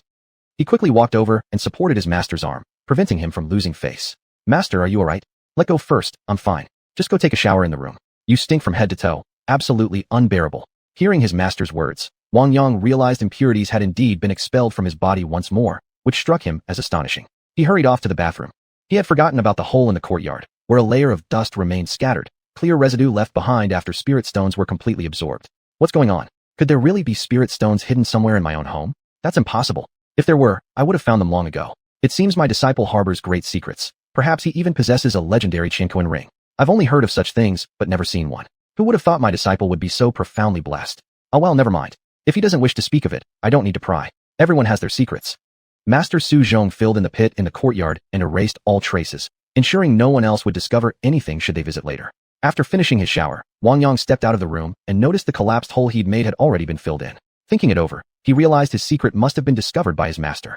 But since the old man hadn't questioned him, Wang Yang decided to play dumb and pretend he didn't know anything. After all, it wasn't a big deal. At that moment, several people entered through the gate. As soon as they stepped into the courtyard, they started eyeing Wang Yang curiously, eager to see what kind of disciple the old Taoist Xiuxian had taken under his wing. To their surprise, the young man before them exceeded even the master's description. Clearly no ordinary person, he exuded an ethereal, sage-like aura, the very image of a cultivator walking the immortal path. What are you lot gawking at? Why are you staring at my disciple like that? Today was just meant to be a demonstration. Now, let me formally introduce my disciple to all of you. From now on, if he needs help with anything, none of you are to refuse. Of course, we master and apprentice will continue serving the nation. However, from this point forward, any benefits or offerings provided by the state should include my disciple as well. Old Gu, don't flatter yourself. There's no way he's actually your disciple.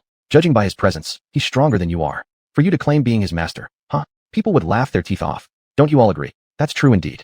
Old Go, you're just flattering yourself. I think we should just invite this young master directly to our place instead. Our national security department is currently recruiting. We could specially approve him to join us. When Wang Yang saw all the people in the courtyard scrambling over him, he glanced at his master meaningfully, as if saying, "It's your move now. Whether they believe it or not, I'm your disciple, don't sell me out." After waiting a while and seeing that his master remained completely still, merely watching the scene unfold with amusement, Wang Yang realized he had no choice but to take matters into his own hands. I don't even know how to address all of you yet. My master hasn't introduced any of these esteemed seniors. But I can tell you this, he truly is my master. I officially became his disciple last night, and today's gathering was arranged simply for you all to bear witness. Why don't we head inside? I'll brew a pot of tea for everyone, and we can talk more comfortably. Hearing Wang Yang's words, the group quieted down. Noticing the smug look on old Ji's face, they knew their chances were gone. Such a promising talent, and unfortunately already claimed by the old Taoist. Old Go, we came here as a favor because you asked. But don't expect to keep all the benefits to yourself. Since the young man is now your disciple, surely you won't object if we recruit him into our department through special channels. You lot stop bickering. I didn't expect things to settle so quickly. Since everyone accepts my disciple, let me formally introduce him. His name is Wang Yang, Taoist title Xiuxian. He's from Shandong province, currently running a small business in Xi'an. He only came here for tourism. I told you not to get your hopes up. After spending a few days here, he'll be leaving again. I might even travel with him for a while. So don't even think about scheming behind my back. Master Su Zhong then turned to Wang Yang and said, "Disciple, these gentlemen are all key officials here in Harbin. This one is Zhou Shikong, head of national security in Northeast China. That one is Hu Jun, director of the Provincial Public Security Department. This gentleman is Xiuxian, head of the Northeast Special Affairs Management Bureau, and the last one is Mao Jianhua, director of the Central Special Liaison Office." After hearing the introduction, Wang Yang immediately greeted each of them. Thus, they were properly acquainted. Each of the men gave Wang Yang their personal contact number, privately inviting him separately despite knowing full well it might lead nowhere. Seeing that Wang Yang wouldn't commit, they eventually gave up, but not before securing his contact information for future communication. They sat together for a short while longer, relieved that the matter at the ruins had finally been resolved and the burden lifted. Although Master Su Zhong might soon leave, none tried to persuade him to stay. Old Go had silently guarded this place for half his life. Now, at long last, he could let go. Everyone genuinely felt happy for him.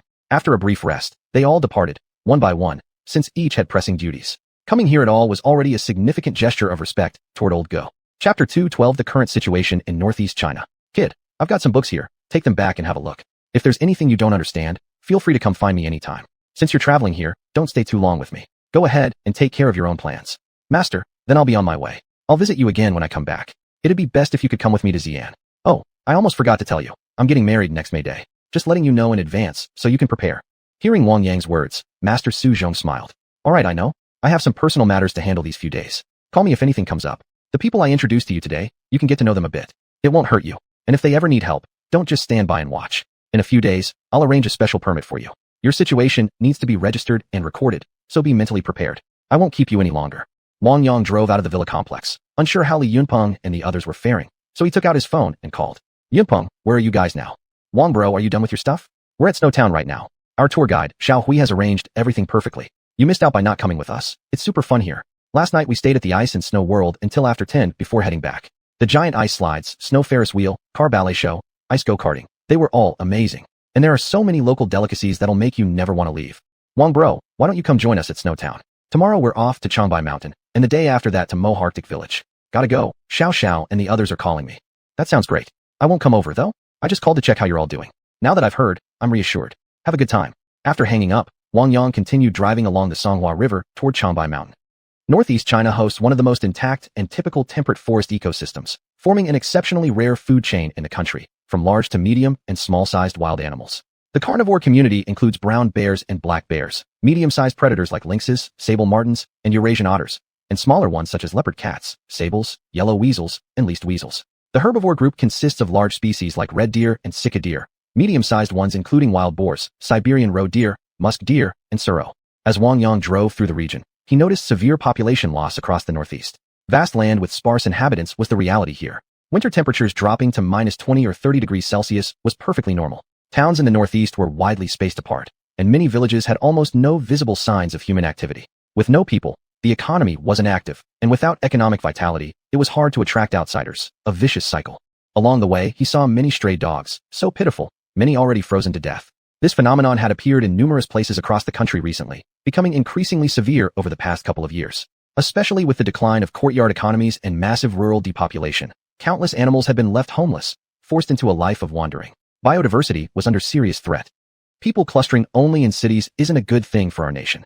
In case of war, without even fighting, a siege of 2 or 3 months would essentially finish us off. The decline of rural areas is a systemic collapse, not just economic decay, but the destruction of an entire ecological system.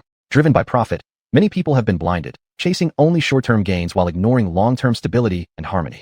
Shaking the very foundation may bring endless troubles. Though it might not be noticeable now, within 10 years, more and more problems will emerge. What Wang Yang saw along the road wasn't prosperity, but a silent desolation. Many people's eyes had lost their light. Only weariness and stagnation remained. Young man, what brought you here? I heard lots of people have come to Harbin lately. Did the ice sculptures draw you in too? Come sit a while at my place. Haven't had visitors from afar in a long time. Seeing you makes me feel especially close. The government's efforts this time weren't bad, brought a little vitality to the Northeast. We common folk benefit indirectly too. Wang Yang saw an old man wearing a fur-lined cotton coat, arms full of freshly chopped firewood. Grandpa, you're in great spirits. I'm happy to meet you too. Just outside your village, I didn't see many people. Haven't the young folks come back? I don't even know how to put it. Our village used to be so lively. Plenty of people, plenty of land. You could cultivate wherever you wanted outside the fields, no restrictions as long as you had the ability. But these past couple of years, something's changed. The young folks are dead set on rushing to the cities. Now only us old and lonely elders are left behind, hanging on however we can. Who knows how much longer we can last? Seeing village after village slowly dying out, my heart is full of worry. Those who've never lived through times of hunger and hardship won't understand how precious land really is. I'm over 70 now, already in my 70s, not many years left. I shouldn't meddle too much. If I say too much, people might get annoyed, think us old useless folks are just causing trouble. Anyway, let's not talk about that. You go ahead and drive to my house first, stay a while, and have a drink with me. It'll be dark soon. Going elsewhere won't be suitable. I'll tell you straight. I'm only inviting you because I sense something special about your look. Don't go refusing an old man's kindness. Earlier today, I caught a rabbit in the mountains. Tonight, you're in for a treat. Wang Yang saw the elder's insistent invitation and thought it made sense. Even if he pushed forward now, he'd need time, and bad road conditions might bring unexpected troubles. All right then, Grandpa, I'll stay at your place tonight. I'll drink with you a bit more in the evening. Now that's what I'm talking about. We Northeasterners are famously hospitable. Meeting someone like this is fate. I still believe in that. Hearing the elder's words, Wang Yang couldn't help but smile. Do you have any other family members at home? My wife is inside getting things ready. When you meet her, be a little sweet-talking. She loves hearing compliments. It's also because our children aren't around. When I saw you coming, I thought it'd be good for you to come over and chat with her. Might lift her spirits a bit. Don't worry, Grandpa. Consider it done. After parking the car, Wang Yang took out some fruit from his storage space. You're too polite, son. Keep those fruits for yourself on the road. We old folks don't care much for this stuff. We've got frozen pears at home. We were just thinking of fetching some for you to try. Since you brought your own, I won't bother. Just then, the door opened, and an elderly woman stepped out, her hair silver white, dressed warmly in thick clothing. Old man, who's this young fellow? Good looking indeed. Young man, do you have a girlfriend? My granddaughter's still single. How about I introduce you to? Grandma, I already have someone. I'm getting married next year. Thank you kindly for the offer. My name is Wang Yang. Just call me xiuxian. I'll be staying overnight at your place tonight. It's an inconvenience. Sorry to disturb you. Chapter 213, Dongju. What a pity, my granddaughter doesn't have the fortune to enjoy something like this. Come in and sit down. And you brought so much stuff with you. I won't stand on ceremony then. The rabbit stew is ready. Go wash your hands and get on the con for dinner. Seeing that Wang Yang was still somewhat reserved, the old man said, Xiaoyang, just treat this place like your own home. Don't be shy. Just say some nice things later to make her happy. For over an hour afterward, Wang Yang drank quite a bit with the old man and chatted with the grandmother, making her laugh several times. Grandma, that pearl you're wearing looks really beautiful. Seems pretty old too. Can I take a closer look? Xiaoyang, you've got good eyes. This is a dongju, found long ago in the Songhua River. If you come in summer, you should check around the Songhua River. With luck, you might even find one yourself. Hearing Wang Yang compliment his wife, the old man jumped into the conversation. It was me who gave her that dongju. I remember that year I was fishing on the Songhua River, cast my net, and pulled up this huge freshwater mussel. When we opened it, inside were several large dongju pearls. The other old guys around were so jealous. After that, we even had a pearl hunting craze going on here. Later, Wang Yang quietly looked up dongju online and realized just how precious they were. Dongju are wild pearls produced in rivers in northeastern China, particularly the Songhua, Heilongjiang, Ushuri, and Yalu rivers. Naturally formed without implanted nuclei, these pearls are large, round, smooth, and brilliantly lustrous. Because they form entirely by nature and cannot be cultivated, they are rare and extremely valuable. The Qing dynasty had strict regulations regarding the harvesting of dongju. In the 7th year of the Xuanji reign, the Wula magistrate's office was established under the Imperial Household Department, prohibiting royal family members from sending people to harvest dongju at Wula. Wula was an ancient city, short for Dashing Wula, a special region designated for supplying tribute goods. During the Kangxi era, restrictions were further tightened, banning the local Wula residents in Ningguda from collecting dongju. In the Qianlong period, detailed punishments were introduced for anyone hiding or illegally selling dongju.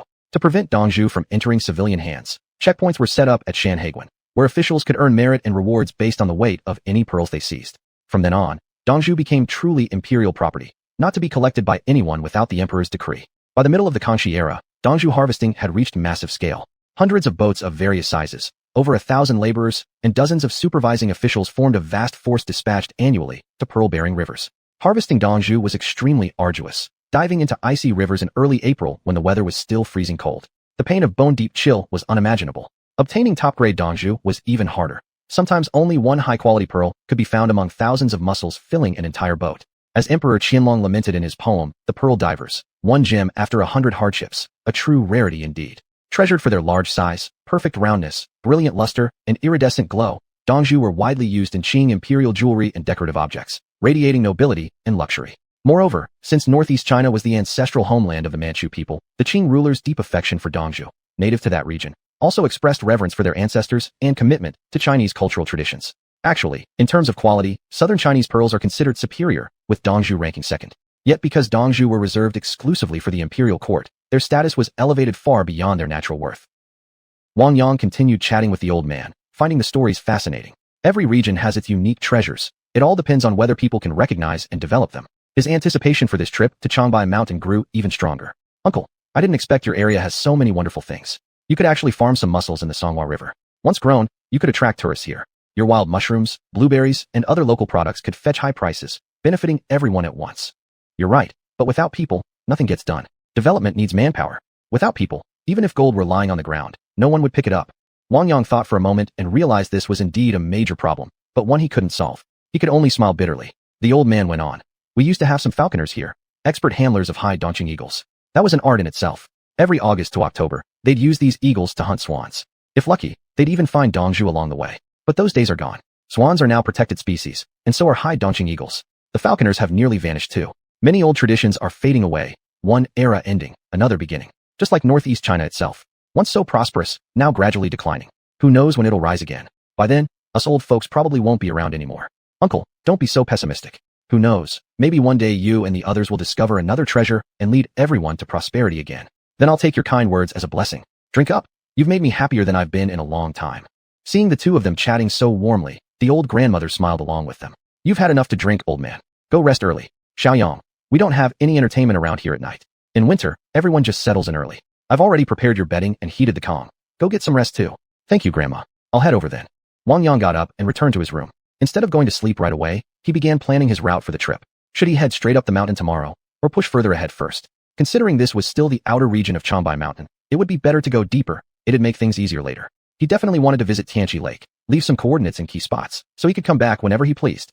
Using his divine sense, he confirmed that the elderly couple had fallen asleep. Then, Wang Yang entered his space and began flipping through the books his master had given him. Secret texts passed down through generations. Opening a volume titled Compendium of Spells, he found incantations like the Golden Light Spell, Thunder God Spell, Summoning Spirit Spell, Dismissing Spirit Spell, and Ghost Driving Spell, one after another. He read for a while, memorizing many of the chants, deciding to test them out when he had time to see if they actually worked. When he exited the space, he saw it was very late. For the first time, Wang Yang attempted spatial teleportation. His head spun as he arrived back in Shenjiazhai. It took quite a while of calming his breath and meditating before he fully recovered. The side effects from teleportation were severe, which indirectly limited how often he could use it. He communicated briefly with Hutu and the others, then used his divine sense to check around the village. Everything at home was normal, so he teleported back again, his head feeling heavy and muddled. Soon after, he fell fast asleep. Chapter 214, The Far East Fortress. It was almost 9 o'clock when Wang Yang finally walked out of the bedroom. He saw the old grandmother sticking glutinous rice dumplings, with lots of dough on the chopping board and some sweet bean paste beside it. You're up, Xiaoyang. Are you not used to staying with us? It's already past 9, and you're just getting up. You young people are so lazy, hee. Go wash up quickly. I'll have the dumplings ready soon. If you're hungry, there are corn pancakes stuck to the pot, and sour cabbage stewed with pork. Have a bite first. Wang Yang's face turned slightly red, feeling a bit embarrassed. Grandma, why isn't Grandpa at home? He's already left, gone to the mountains. He called for you a few times, but since he didn't hear any movement from your room, he went ahead. He told me to prepare something for you to eat. When you're ready to leave, just go directly. Come visit us again sometime. I really like you. Too bad you can't be my grandson-in-law, haha. The elderly woman laughed heartily for a while, then lowered her head and continued sticking the dumplings. Wang Yang didn't think much of it. He took the corn pancake from the pot, put some dishes onto a plate, and sat down at the table to eat. This tastes great. Grandma, your cooking is delicious. Here in northeast China, meals are generous and filling. So long as you don't waste food, no one will complain. Eat more if you like it. Your grandpa and I have small appetites now. Even though we've got plenty of good food, we just can't eat much anymore. Xiaoyang, when are you leaving? I'll prepare a few frozen pears for you to take along and enjoy on the road. Grandma, you're so thoughtful. Sure, I'll take a few with me. I'd love to try your local frozen pears. Time's getting late, though. I'll be off after the meal. This time, I'm heading over to Heaven Lake. They say never having seen Heaven Lake is a major regret in life.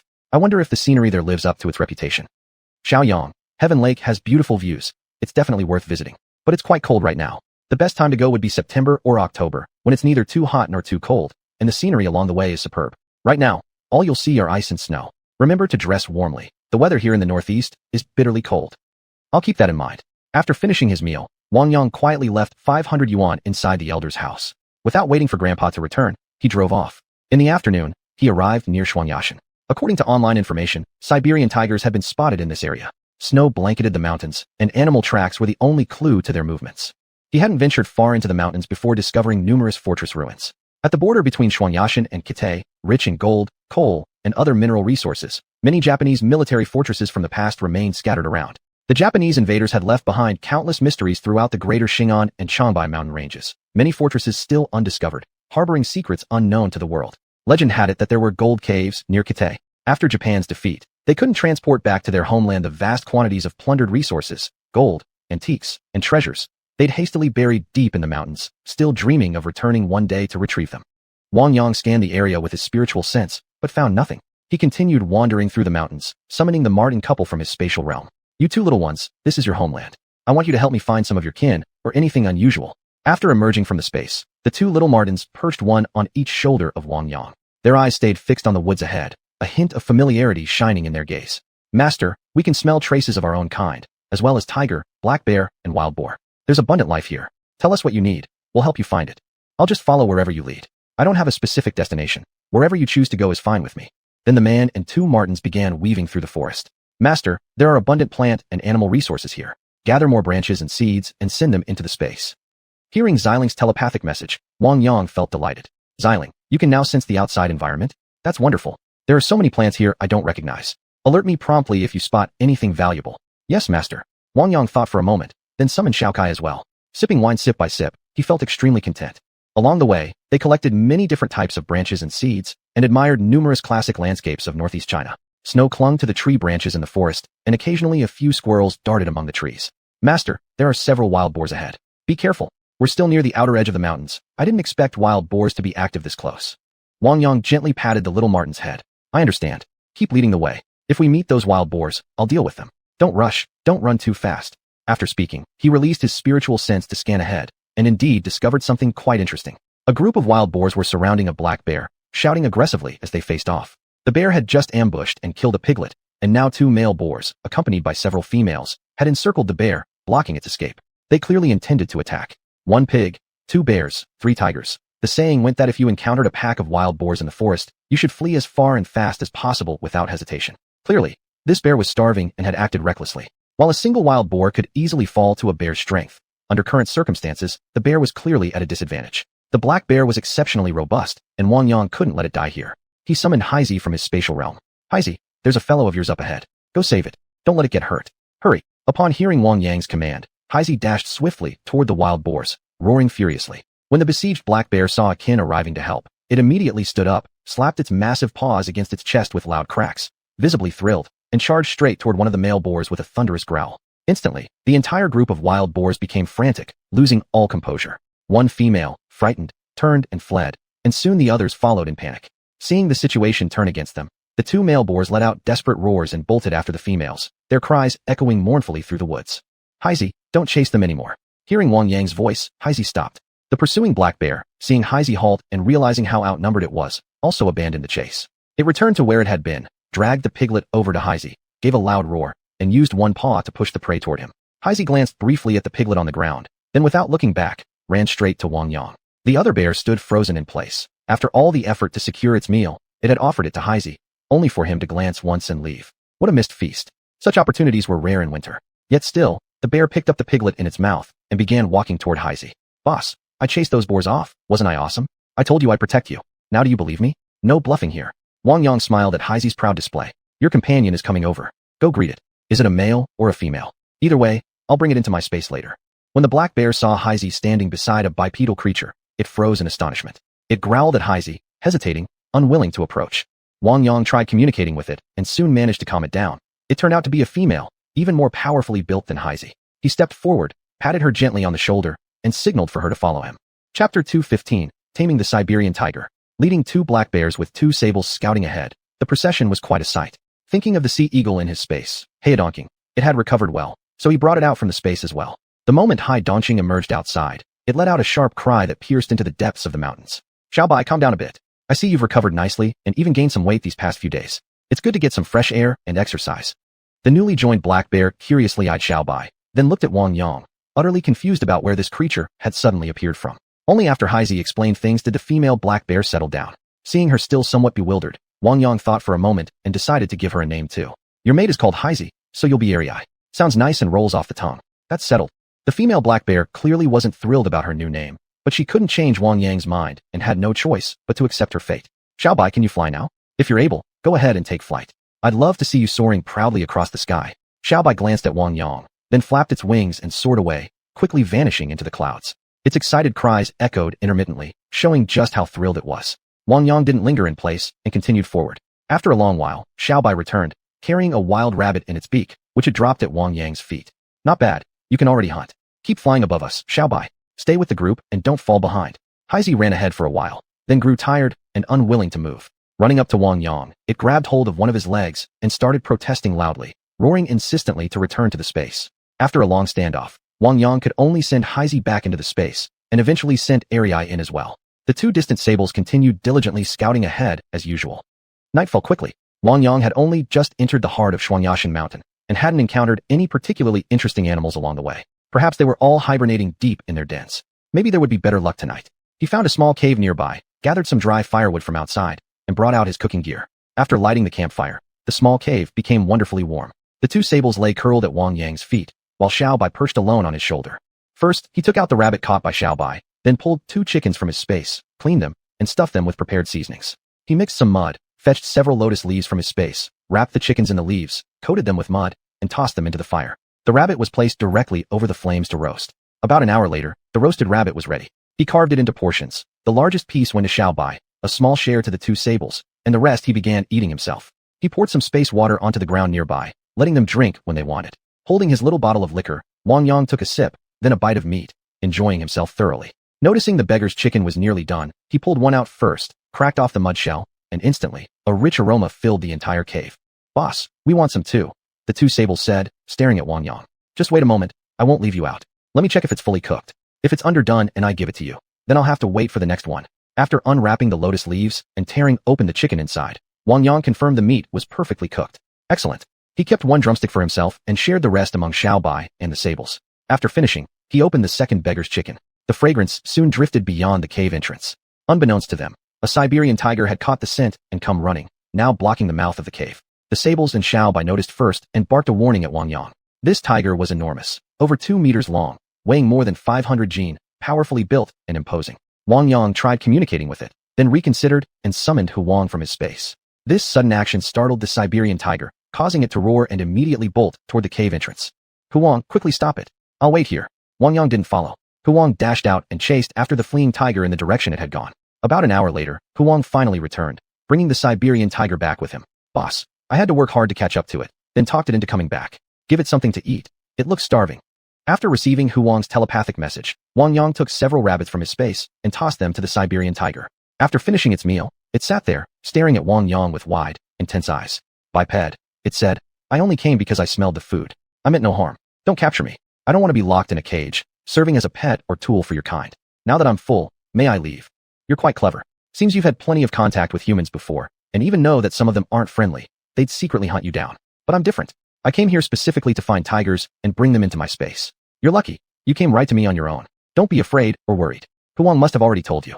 Now I'll take you into the space for a look. Don't resist. The moment the Siberian tiger appeared inside the space, it quickly realized this was an ideal place for its kind to live. Wang Yang took it directly to Huang's old den. The young Siberian tiger spotted Wang Yang and rushed over excitedly, letting out loud growls. Just then, 4 South China tigers entered from outside, smaller in size, still not fully grown. Hun let out a roar toward the Siberian tiger, and after a brief exchange between them, the newcomer settled down. It even went over and licked the young Siberian tiger. The atmosphere there felt warm and peaceful. "Biped," said the Siberian tiger. "I heard the others call you boss. From now on, I'll call you boss too. Does this mean I can live here as well? If so, I'll go out and bring the rest of my kind. Can you offer us protection? Don't worry. From now on, life will be very comfortable here, and you won't have to worry about food. I'll take you back out. Since most of you are nocturnal, get moving early and gather your companions. That way, I can leave this place sooner. Hunf, your 4 cubs are growing up strong and healthy. Very impressive. I'm really happy seeing them. Have fun together." With that, he led the Siberian tiger out of the space. "I'll call you Dwang from now on. That way, it'll be easier for me to identify you later. I won't keep you here. Go quickly and handle your task. I trust you'll find me again." Dwang glanced at Wang Yang, then left the cave and vanished into the night.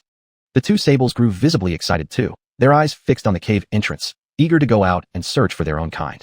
"You 2 little rascals can't sit still either, huh? Go ahead then, but be careful. I don't want to lose you forever." "Got it, boss. We'll come back to you soon." Now only Wang Yang and Xiao Bai remained in the cave. During the late hours, animals would all become active. This was an opportunity he couldn't miss. He adjusted his clothes and stepped outside as well. Chapter 216, An Unexpected Gang. After Wang Yang left the cave with Xiao Bai, faint silhouettes of trees could barely be seen outside. He released his spiritual sense and began searching through the mountains. After choosing a direction, he walked forward. It was truly cold outside. The wind howled fiercely, quickly piercing through his clothes. Wang Yang could only circulate his true energy until, after a while, he finally felt somewhat comfortable. Seeing that Xiao Bai was useless out here and shivering from the cold, he sent it back into his space and continued wandering alone through the mountains. From time to time, he discovered some unique small animals. He spared none. Whatever he saw, he collected. In between, he would ask if they had companions, and if so, he took them all. Nowadays, many ancient forests have been destroyed. Wildlife habitats are shrinking, and massive numbers of animals disappear every year, a situation that hasn't improved much at all. Pesticides spread widely across farmland, water sources are polluted, forest areas are sharply decreasing. Many animals, unable to adapt to the current environment, gradually vanish. Wang Yang walked through the mountains for a long time and made some gains, but eventually the cold became unbearable, so he returned to the cave to wait for the sables and the Siberian tigers to come back. One night passed, yet the sable couple didn't return, nor did the tiger show up. Could something unexpected have happened? Still waiting, another full day and night went by, but there was no sign of them. After some thought, he decided to wait just one more day. If they still hadn't returned by then, he'd have to leave first. Many matters awaited his attention back home. On the 3rd night, there was finally movement outside the cave. 40 or 50 sables rushed toward the entrance. "Boss, we're back. We went quite far this time. First, we found some companions, then I had them split up and gather others nearby. The rest were too distant to locate. I didn't want you to worry, so I brought these ones back first." Seeing so many sables gathered together thrilled him greatly. He praised the sable couple and appointed them as leaders over the group. He inspected each sable one by one, and upon seeing that none wore collars, he breathed a sigh of relief. He certainly didn't want to attract attention from the local forestry department. He brought all of them into his space and instructed the sable pair to lead them in searching for suitable living areas within the Great Mountains. Any place would do for these little cuties. Who would have thought the sables would bring such a big surprise? At dawn, Wang Yang was preparing to leave, thinking he'd come back here again sometime. Unexpectedly, Wang arrived with over a dozen Siberian tigers, some of whom still wore collars. Seeing this, Wang Yang thought for a moment, then pulled several wild rabbits from his space, placed the collars onto them, and released the rabbits back into the wild. Now there was no need to stay any longer. He transferred all the Siberian tigers into his space and prepared to depart. After settling their companions, the sable couple came to find Wang Yang. "Boss, one of my companions found some underground burrows filled with your kind's things. Should I take you to see?" What another surprise. He summoned that particular sable from his space and let it lead the way. Wang Yang was extremely curious. Where exactly had these undiscovered fortress bunkers been hidden? Following the sable for dozens of kilometers, he finally discovered the ruins of a Japanese military base in an exceptionally well-concealed location. It lay within a deep gorge, completely invisible from the outside, permanently covered by trees, showing no distinct features. It seemed deliberately hidden. The entrance had been blown apart. Originally, soil must have concealed everything, but erosion from rainwater had exposed the stone structures beneath, now overgrown with weeds and shrubs. At this moment, the guiding sable slipped through a very small hole. Through his spiritual sense, Wang Yang detected a vast interior space containing numerous items. An ordinary person standing outside would notice nothing unusual. Using his spatial ability, he started removing the stones ahead, quickly clearing the opening and revealing an extremely deep underground tunnel. Wang Yang paused briefly at the entrance before stepping into the tunnel. Inside, the area was enormous, and ventilation was excellent. Walking inside felt no different than being outdoors. Using his spiritual awareness, he confirmed there were no traps or hidden mechanisms in the corridors, then headed straight for the storage chambers. Removing the coverings above, he found countless crates of weapons stored inside, each crate remarkably well preserved. Curious, Wang Yang opened one of the boxes. Inside were Type 38 rifles. These guns looked brand new, each coated in grease. Curious, he inspected every single box. The weaponry and equipment here were truly comprehensive. Type 38 rifles, Type 99 rifles, Taisho Type 11 light machine guns, Type 96 light machine guns, Type 99 heavy machine guns, Type 92 70mm infantry mortars, grenade launchers, Type 97 90mm mortars, pineapple-shaped hand grenades, and vast quantities of ammunition, plus 2 surprisingly intact Type 41 75mm mountain guns, along with ample supplies of shells. Seeing all this military gear, Wang Yang paused in thought before storing everything into his space. He definitely wanted to test-fire some of these weapons later. He also wanted to personally experience the brutality of war-torn times. He continued on to explore other areas. One by one, the cave chambers were opened, revealing grain supplies mostly eaten away by insects. Many canned goods remained perfectly preserved, none of which he left behind. They were all collected too. In the deepest chamber, gold bars were neatly stacked in the center, rising as high as 2 meters and stretching 5 meters long, tightly packed row after row. Wang Yang hadn't expected to discover so much gold here. Using his spiritual sense, he noticed that the surrounding rock walls were hollow. Inside were more crates carefully arranged. First, he stored all the gold bars away, then took out a shovel and started digging. After a short while, he broke through into a passage that led into an even deeper tunnel, its end impossible to determine. He began by opening the crate right before him. Inside were ancient artifacts and cultural relics in substantial quantity, including many particularly valuable pieces. Without bothering to count them all, Wang Yang stored everything away. These boxes hadn't been opened for over half a century, but thankfully their seals remained excellent, with no damage observed. After securing all the crates, he finally let out a sigh of relief. Wang Yang once again swept the rear caves thoroughly with his spiritual awareness. Finding nothing remaining, he turned and walked toward the newly discovered tunnel. All along the way, his spiritual sense continuously scanned both sides of the passage. Nothing appeared until nearly half an hour later, when ahead, he made a shocking discovery. Row upon row of crates marked with skull and crossbones symbols. This chamber was filled entirely with mustard gas shells. They were divided into 6 different types, meticulously categorized and stored separately here. Chapter 217, The Hazards of Poison Gas Bombs. Wang Yang saw some chemical protection suits scattered around, so he picked a complete set and put it on immediately. He wasn't sure if there were any gas bombs about to leak in the vicinity. Being inside an underground passage, if a leak did occur, there would be no way for him to escape unharmed. The boxes were labeled with the names of various poison gas bombs, along with brief descriptions. Tear gas bomb. Appears as a pale yellow solid, strongly irritating, causing tears, coughing, and headaches. Severe exposure leads to convulsions, chest pain, difficulty breathing, and eventually death. Blister gas bomb. Brownish liquid that causes intense pain and blisters within 2 or 3 hours upon skin contact. When inhaled, it causes complete organ failure and death. Choking gas bomb. Pale brown liquid with a low boiling point and light density, capable of rapidly dispersing into the air and causing death by suffocation. Nerve agent. A toxin that disrupts normal nervous system functions, its components further classified into sarin, somin, and VX. Systemic poison agent, cyanide-based toxins that destroy cellular functions, divided into hydrogen cyanide and cyanogen chloride. Symptoms include total oxygen deprivation, central nervous system disorder, breathing difficulties, headache, nausea, vomiting, full body convulsions, loss of bladder and bowel control, and in severe cases, death within 15 seconds. Incapacitating agent, composed of BZ, it causes mental confusion, physical dysfunction, dilated pupils, blurred vision, memory decline, slowed reactions, unconsciousness, and impaired mobility, but does not result in death. There were at least thousands of these bombs stored here. Wang Yang didn't open the boxes immediately, but instead used his spiritual sense to scan them all. After inspecting every single one, he exhaled deeply in relief. Fortunately, only a very small number showed signs of rust. The poison gas bombs were still extremely well preserved. When the Japanese army evacuated this place, they had never intended to dispose of them. The entire corridor remained perfectly intact, showing no signs of damage, indicating their departure hadn't been particularly hurried. The external bunkers were well camouflaged, and since this location was deep in the mountains, it was almost impossible for anyone to notice it. Wang Yang stored all the boxes into his spatial realm, placing them gently onto the desert area within. He then covered them with various materials and decided he'd find an opportunity later to send them back to Japan.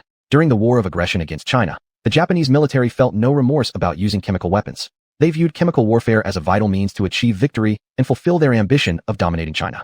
Japan is a small island nation. Launching a war of aggression against China meant facing a vast territory and massive population with limited manpower and resources. Japan could not sustain the prolonged consumption of a long-term war. Even when Japanese forces expanded to 1 million men during the full-scale invasion, the nationalist army alone numbered over 2 million, while the forces led by the communists were incalculable. With far greater ease in replenishing troops, China held a decisive advantage, making Japan's strategic goals nearly impossible to achieve. Under such circumstances, the Japanese military resorted to any means necessary, consistent with their treacherous national character, relying on highly destructive gas bombs to swiftly break through Chinese resistance, minimize Japanese casualties and material losses, and fulfill their ambition of conquering China in 3 months. Mountains shattered, lives devastated. Even the long river of history cannot wash away the endless crimes and bloodshed. Even today, a large number of poison gas bombs remain undiscovered within China. After Japan's defeat, they abandoned chemical weapons across China by dumping them in rivers, burying them underground, or leaving them in warehouses mixed with conventional arms. Northeast China holds the largest quantity. Japan is still responsible for handling the abandoned chemical weapons left behind in China, but has already broken its commitments 4 times, now postponing cleanup efforts until 2027. Many more remain undiscovered because no one knows where they are hidden. Those devils have remained silent all along. Many of these gas bombs were buried within former Japanese military fortresses and bunkers. To this day, Japan has not disclosed the locations of these fortifications, so no one knows when a leak might happen. If ordinary civilians stumbled upon them without proper knowledge of gas bombs, tragedies could easily occur. After securing all the poison gas bombs, Wang Yang confirmed nothing else remained and proceeded to check other caves. He found only some leftover daily items from the Japanese soldiers, swords, pistols, and military uniforms, all badly deteriorated. Finding nothing else of value, he simply tunneled straight through to the surface from this entrance and walked out. He glanced around the area. The entrance was also well concealed. After scanning the surroundings once more to make sure nothing had been left behind, he sealed the cave opening again, restoring it to its original appearance. Then he returned to the place where he had first entered and blocked that entrance as well. Only after everything was tidied up did he finally leave. The rest of his journey was no longer sluggish. He found a road, pulled out his off-road vehicle, and drove straight toward Tianqi Lake. And you, when do you think Wang Yang will come back? I heard from Xiao that this time Wang Yang didn't go with them. He must have gone wandering off somewhere again. He just dumped all the family matters on us and left carefree. When he returns, I'll give him a piece of my mind. Oh, give it a rest already. Now that your wedding is set, you're smiling every single day. I haven't noticed even a hint of displeasure from you. If you really don't like it, let me step in. I'll ruin everything for you sooner or later, so I can take your place. Huh? You shameless one. You're already thinking about stealing my man. Just wait and see how I deal with you. The two played and wrestled in the yard for a while before heading off to work again. Today Zhang Jun came again to pick up vegetables, and Zhang Yuan followed closely behind. The two were still competing fiercely. Now they both set their sights on the fish pond. 2 days ago, some skilled angler caught a massive carp weighing over 10 jin, which had drawn attention from many people. Zhang Yuan happened to be there at the time. He bought the fish for 500 yuan and immediately had it cooked into a delicious dish at a local farm restaurant. After tasting the flavor of the carp, ideas began spinning in his head. The fish pond hadn't drawn much attention yet. He realized these fish were actually treasures. If he could secure exclusive rights here, Xia Dongqing would surely hold him in higher regard. In the following days, Zhang Yuan started looking into the chickens, ducks, geese, and cattle and sheep being raised here as well. Zhang Jun wasn't stupid either.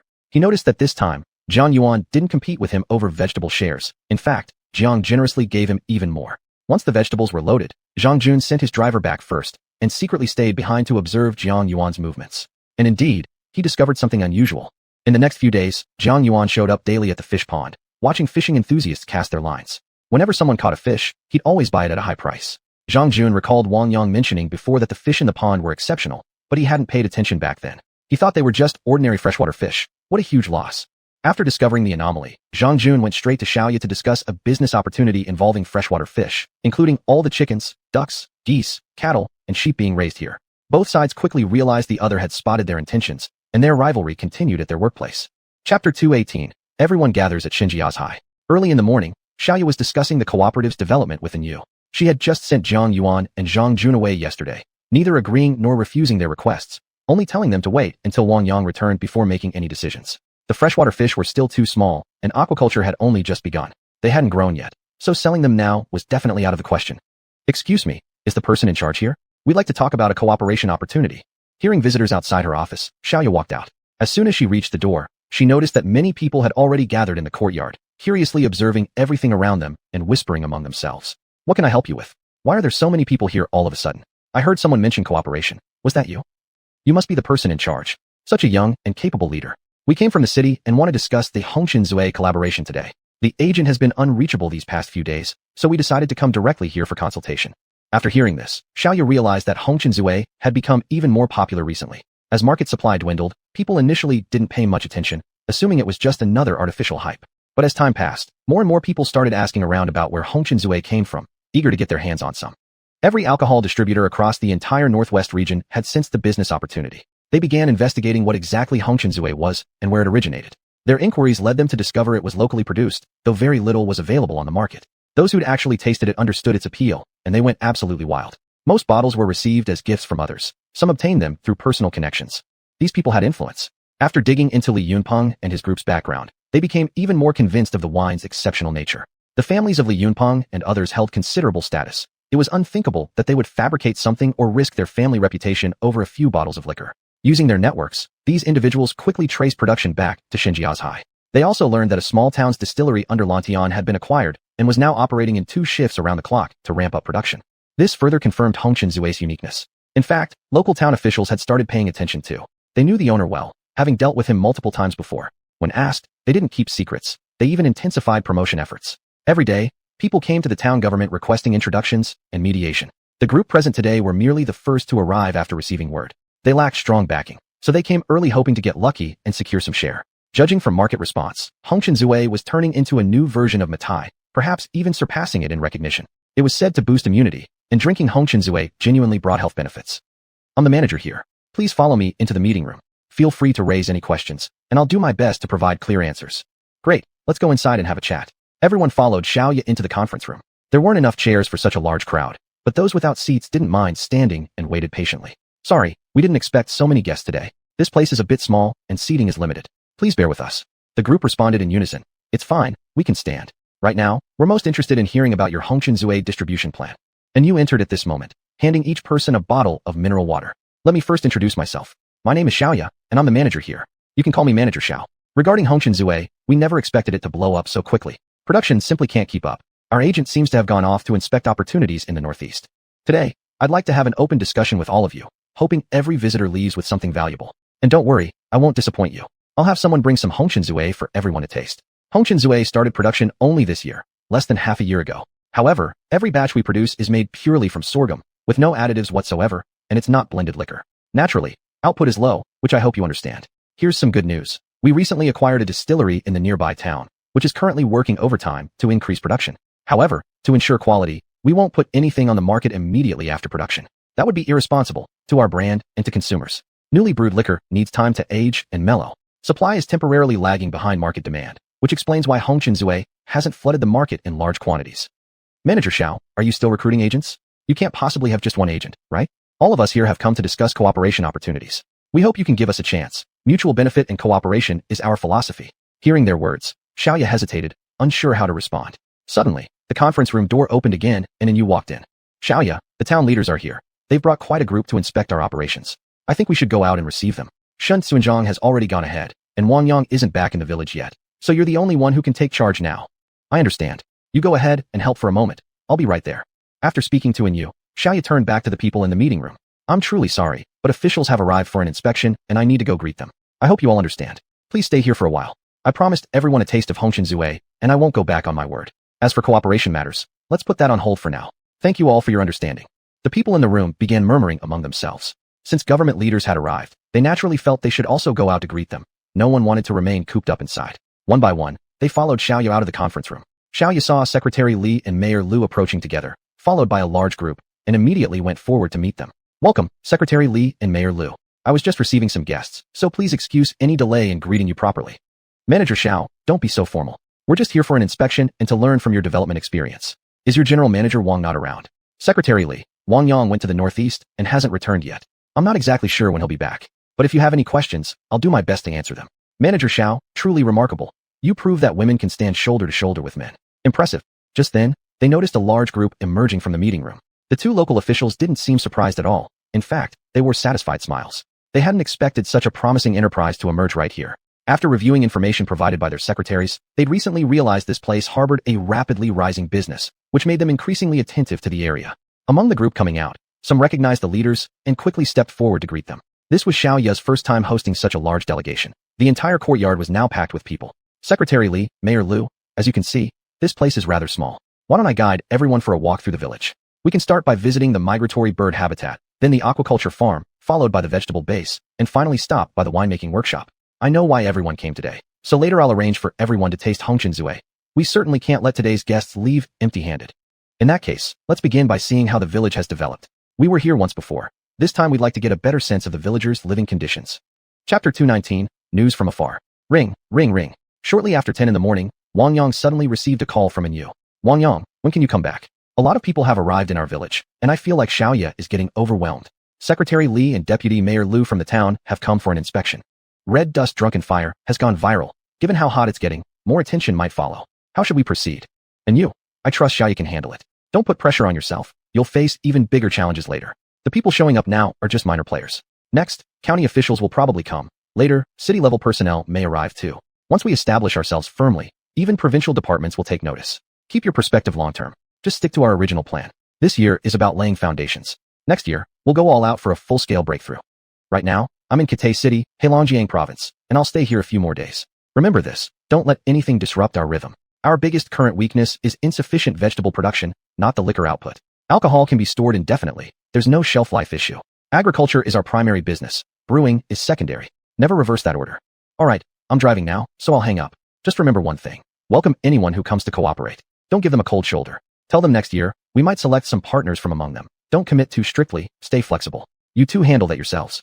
I'll go now. After hearing the busy tone, and you put her phone away. In the distance, she saw Xiaoya leading a group of visitors observing birds near the fish pond. Village Chief Xinfei never thought such a small mountain village could attract all these golden phoenixes back. The number and diversity of migratory birds here are incredible. Your place rivals even the Chambo Wetland Park. Migratory birds are a barometer of environmental quality. Their presence means your ecological standards are top-notch. Deputy Mayor Liu, credit goes entirely to Wang Yang. This used to be barren land, unsuitable for crops. It was Wang Yang who suggested digging a fish pond here. There are plenty of freshwater fish now. I'll have someone catch a few for you to taste later. We've also formed a patrol team dedicated to protecting migratory birds and have renovated the area accordingly. See those colorful nests inside the fence? We installed them ourselves. These birds here are only a small portion. The forest behind the village hosts even more. These migratory birds really are golden phoenixes. Tourists flock here daily, boosting villagers' incomes and uplifting neighboring communities too. A small market has formed outside the village, offering diverse goods that meet tourists' needs. This market complements our village perfectly in a positive cycle. I'd like to bring something up with both you esteemed leaders. If possible, please don't send any urban management officers here. We can regulate the vendors ourselves. They're an important part of our ecosystem. Secretary Li and Deputy Mayor Liu smiled and said, "Don't worry, Village Chief Shen. We aren't that short-sighted. This isn't an urban area. Urban management won't show up here. We hope you can lead more villagers toward prosperity. When the people are satisfied, our work succeeds. Serving the people remains our highest priority. Why don't you show us around your farm first? Truthfully, we're most eager to visit your greenhouse sheds. We've heard rumors about your crystal vegetables taking the entire Northwest by storm. We plan to have lunch here today. Looking forward to tasting your produce and sampling your red dust drunken fire liquor." Village Chief Xinfei and Xiaoya were delighted. Since everyone was staying for a meal, they were determined to make sure all guests left satisfied. After a quick discussion, they arranged for staff to harvest fresh vegetables from the greenhouses, caught several fish from the pond, slaughtered some chickens, ducks, and geese, and reserved several tables at De Zhuang's rural homestay. The group then toured the breeding facility. Though animal numbers weren't large, every creature appeared energetic and lively, remarkably spirited, and earned widespread praise. The glass-covered greenhouse complex resembled a construction site bustling with activity. Workers moved busily amid piles of building materials. "Manager Xiao, you've started another round of construction here. It looks like a much larger project this time. Any pressure on funds? I can help connect you with a bank. I'm sure they'd be eager to offer loans." Secretary Li, "Not necessary for now. We still have ample capital.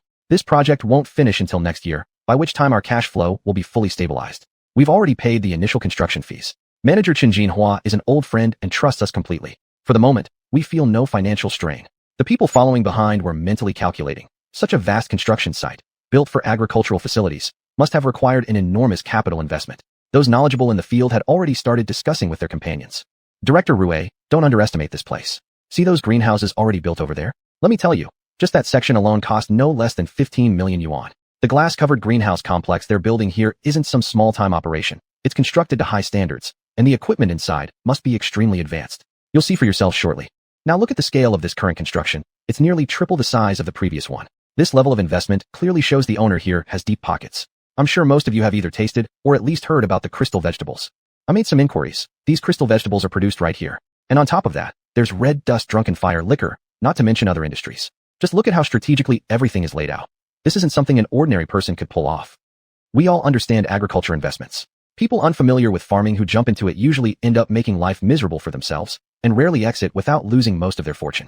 Of course, if someone's goal is merely to secure government agricultural subsidies, that's a different story. We all know how that works. No matter whether we succeed in cooperating here today or not, let's not harbor any complaints. Anyone who does land a partnership opportunity will surely make a substantial profit. Even if cooperation doesn't happen, coming here wasn't a waste. When we taste the food later, enjoy it sincerely. Don't entertain any ulterior motives. Did you notice those two local officials?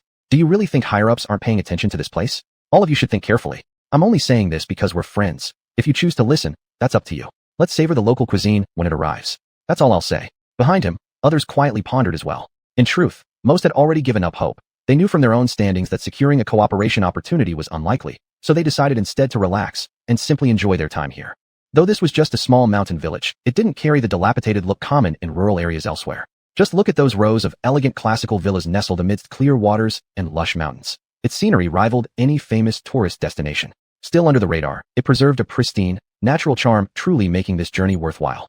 Manager Xiao, could we pick some cucumbers for everyone to taste? Your fruits and vegetables look absolutely tempting. Chapter 2, 20 Shaman Priest. That afternoon, Wang Yang finally arrived at the Heaven Lake of Mount Changbai. Not many tourists had come today. Much of the mountain was still covered in thick snow, and the temperature was rather cold. Under the sunlight, the lake shimmered with dazzling colors, truly beautiful. Standing here, Wang Yang felt a deep sense of peace and tranquility, as if his entire soul had been purified. Mount Changbai, where snow never melts all year. Its towering peaks rise steep and sheer. The northern wind sweeps through the Dragon's Gate at night, and by dusk returns to the tiger's lair in gentle light. Golden treasures lie beneath the mountain base, salt like silver piled high toward the sky's embrace, fearless in seeking wonders, defying perilous height. To stand atop the peak and hear thunder's mighty might, carved by divine hands with ghostly craft and skill. The lake reflects the moon so calm and still. Sunlit snow feeds waters clear and green. Clouds drift from ravines where mountains lean. Waterfalls cascade, blocking crevices from sight. Lotus blooms rise like screens of jade so bright. 16 peaks cast layered shadows deep. Jagged and grand above the sea they keep. The jade pool's traces remain to this day. Myths passed down across countless ways. Who fishes for the moon along white rivers flow? Who treads plum blossoms on snowy slopes below? At dawn, the east floods the cloud sea wide. In west, purple mist shroud mirage towers side. Cold northern winds strike, bone deep, sharp and keen. As one ascends the summit to view peaks unseen, heaven's mirror, open since creation's birth, clear brilliance shines across heaven and earth. By lakeside, green algae mirror the heart's desire. On ridges, white clouds bid travelers retire. Peaks divide Korea and China in their place. 3 rivers spring from this sacred space. Low murmuring springs, high thundering falls unite. Their merged streams warm the Urdeo River's flight. The beauty of Heaven Lake lies in its detachment from the mundane world. Standing here, there is no worldly clamor. Coming here in winter can make one's mind exceptionally clear. Master, you might find something unexpected here. Whether you obtain it depends entirely on your own ability. Xiling, are you speaking in riddles again? Is what you speak of out here, or within Heaven Lake itself? That must remain secret. It all depends on your fortune. Some things meant for you will come even if you reject them. Some things not meant for you. No matter how hard you try, you cannot attain. Alright then, I won't force it. Wang Yang first scanned the lake with his spiritual awareness. He was still standing at a distance. The scenic area didn't allow visitors near the lake. Many people claimed there were lake monsters here, but no one knew if it was true. Some said they were otters, others believed they were giant sunfish. Opinions varied widely, and no definitive answer existed. Many suspected the authorities invented tales of monsters just to attract tourists, but no one could verify the truth. Still, the scenery around the lake was stunningly beautiful, and the water was incredibly pure, untouched by pollution. Anyone living here would surely be happy. Wang Yang walked around the lake without any special findings, except detecting a very deep cave at the bottom of the lake, whose extent he couldn't determine. So he gave up. After gathering himself, just as he prepared to leave, he suddenly noticed the water inside the cave becoming slightly murky, as if something were about to emerge. Upon noticing this, Wang Yang moved a bit closer to the lake. But after waiting for quite some time, the cave returned to calmness. It seemed whatever was inside had sensed someone's attention and promptly hidden itself once more. Xiling, wasn't there a large creature trying to come out just now? Did you feel it too? Answer me quickly. Master, I did sense a strong life energy approaching earlier, but I don't know what it was. Why not sneak in yourself and take a look? You might make an amazing discovery. Wang Yang felt somewhat embarrassed by Xiling's suggestion. Go diving now? Only if he'd lost his mind. With the freezing temperatures here, even if there were dragons in the lake, there was no way he could go investigate right now. Better to leave. He marked a coordinate here. He could return another time when conditions were better. Xiling hadn't expected Wang Yang to give up so easily either. She didn't say much more. Truthfully, there wasn't anything significant inside. Probably just a large aquatic animal. If someone were to solve the mystery, unnecessary troubles might follow. Leaving a bit of mystery could inspire future explorers and also serve to protect the natural environment of Heaven Lake. Wang Yang returned via the southern slope, still in good spirits, and soon left the Heaven Lake area. Young friend, I see fate has brought us together. Would you care to be my guest? Suddenly, an elderly man with a weathered face called out to him, surprising Wang Yang slightly. Elder, may I ask why you've stopped me? The old man studied Wang Yang for a moment, a faint smile of satisfaction appearing on his face. Please don't be offended, young friend. I've been waiting here specifically for you. Since a distinguished guest has come to our shamanic heartland, it's only proper we offer hospitality. Recently, through divine revelation, I learned that the hidden danger near Harbin has been removed. That's how I knew a fellow cultivator had arrived here. I came specially to express my gratitude. Wang Yang never imagined someone would actually find him. It seemed incredible. Are you the grand shaman of the shamanic sect, elder? You've guessed correctly, young friend. I am the great elder of the shamanic tribe. Please come with me to our village to talk. This is not an ideal place for conversation. Then I'll accept your invitation with gratitude. My car is right down below. Should we take it over there? That works too. We're not old-fashioned. As times change, we must stay connected to the modern world. Otherwise, our shamanic faith could never have become the state religion of the previous dynasty. Wang Yang drove his off-road vehicle according to the old shaman's directions and soon arrived at a tribal settlement. Young friend, welcome to our Xiuxian people's village. Let me take you to my place for a chat. As soon as Wang Yang got out of the car, many members of the Xiuxian tribe emerged from the village. They first greeted the elder in a language Wang Yang couldn't understand, but judging by their manner, it was clear they deeply respected this old shaman. Welcome to our Xiuxian village. We apologize if we seemed neglectful just now. We hope you don't mind. The great elder is the most revered person among us, so we had to confirm your purpose with him first. Now that we know you are his honored guest, you are also the most welcome person here. We sincerely hope you enjoy your stay. We won't disturb you while you speak with the great elder. We'll go prepare the meal now and hold a ceremony later to welcome you properly. Please excuse us. Wang Yang hadn't expected such warmth and hospitality. He quickly stood up and returned their greetings. Thank you all. I can truly feel your kindness and generosity. I think I'm going to love it here. Please, go about your preparations. After seeing off the Xiuxian villagers, Wang Yang followed the old shaman into his dwelling. Inside, he saw an altar holding ritual garments, a sacred drum, spirit bells, and other ceremonial implements. The room was dimly lit, yet it exuded a sense of mystery and solemnity. Young friend, please have a seat. There's no need to be so formal here. We are both cultivators on the same path, though our practices may differ. Still, we can learn from each other. I'll follow your lead, great elder. But may I ask why you've summoned me here? I'll share everything I know without reservation. Seeing that Wang Yang was still somewhat reserved, the old shaman didn't press further and simply allowed him to relax at his own pace. Young friend, first I must thank you for resolving the matter at the ancient site, a burden we've carried for half a century. When I inherited the role of great elder, my predecessor passed on many duties, the most important being the resolution of those wronged spirits who perished unjustly. Through divine revelation, we were told that someone from inland would eventually come to set things right. We never imagined it would be someone as young as you. But seeing you now, we elders feel greatly reassured. You are most welcome here as our guest. Our shamanic tradition holds great respect for those like you, and indeed, it is our duty to show such hospitality. You see, our people must continue living here, and this land is our greatest provider and protector.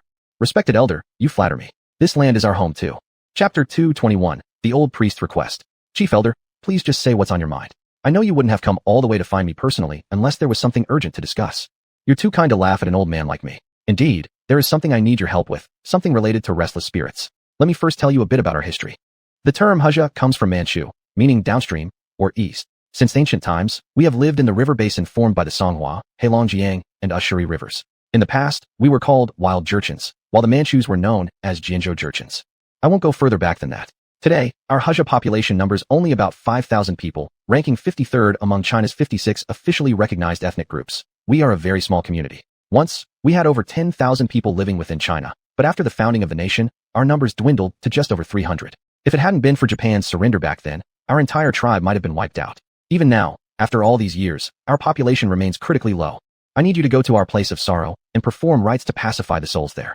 We've never properly dealt with this matter, and it has lingered unresolved until today. It's only out of desperation that I sought you out.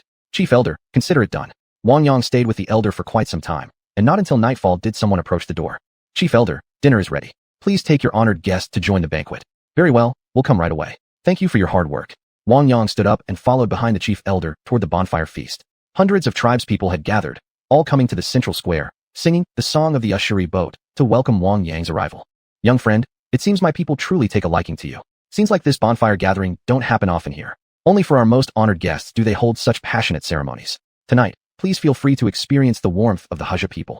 Chief Elder, you're far too kind. I'm almost overwhelmed by your hospitality.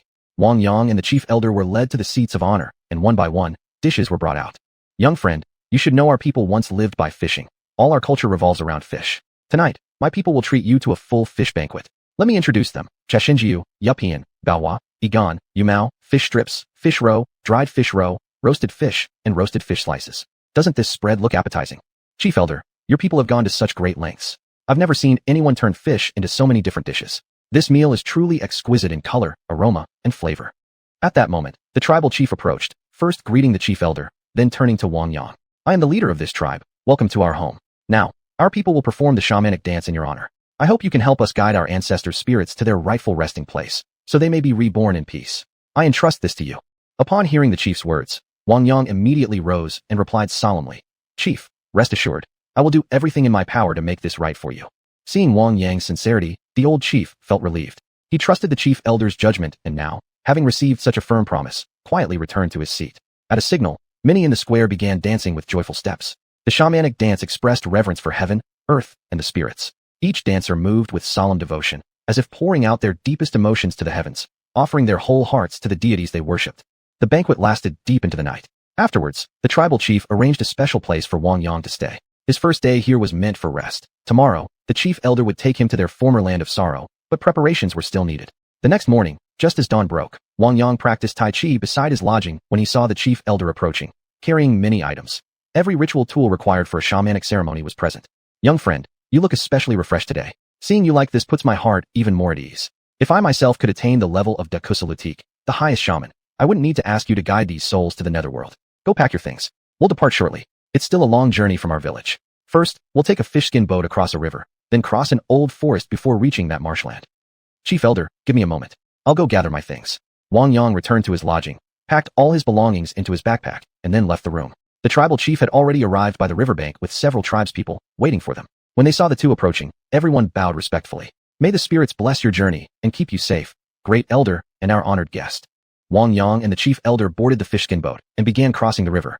Upon reaching the opposite shore, they disembarked. The chief elder first sent the tribespeople back, then led Wang Yang toward the old forest. Young friend, I'm truly grateful for your help. Making you trek through these remote mountains in such cold weather isn't easy. Watch your step as we go. There might be traps set by other tribes in the woods. But don't worry, I'm very familiar with this area. They usually leave markings, so as long as we stay alert, we'll be fine.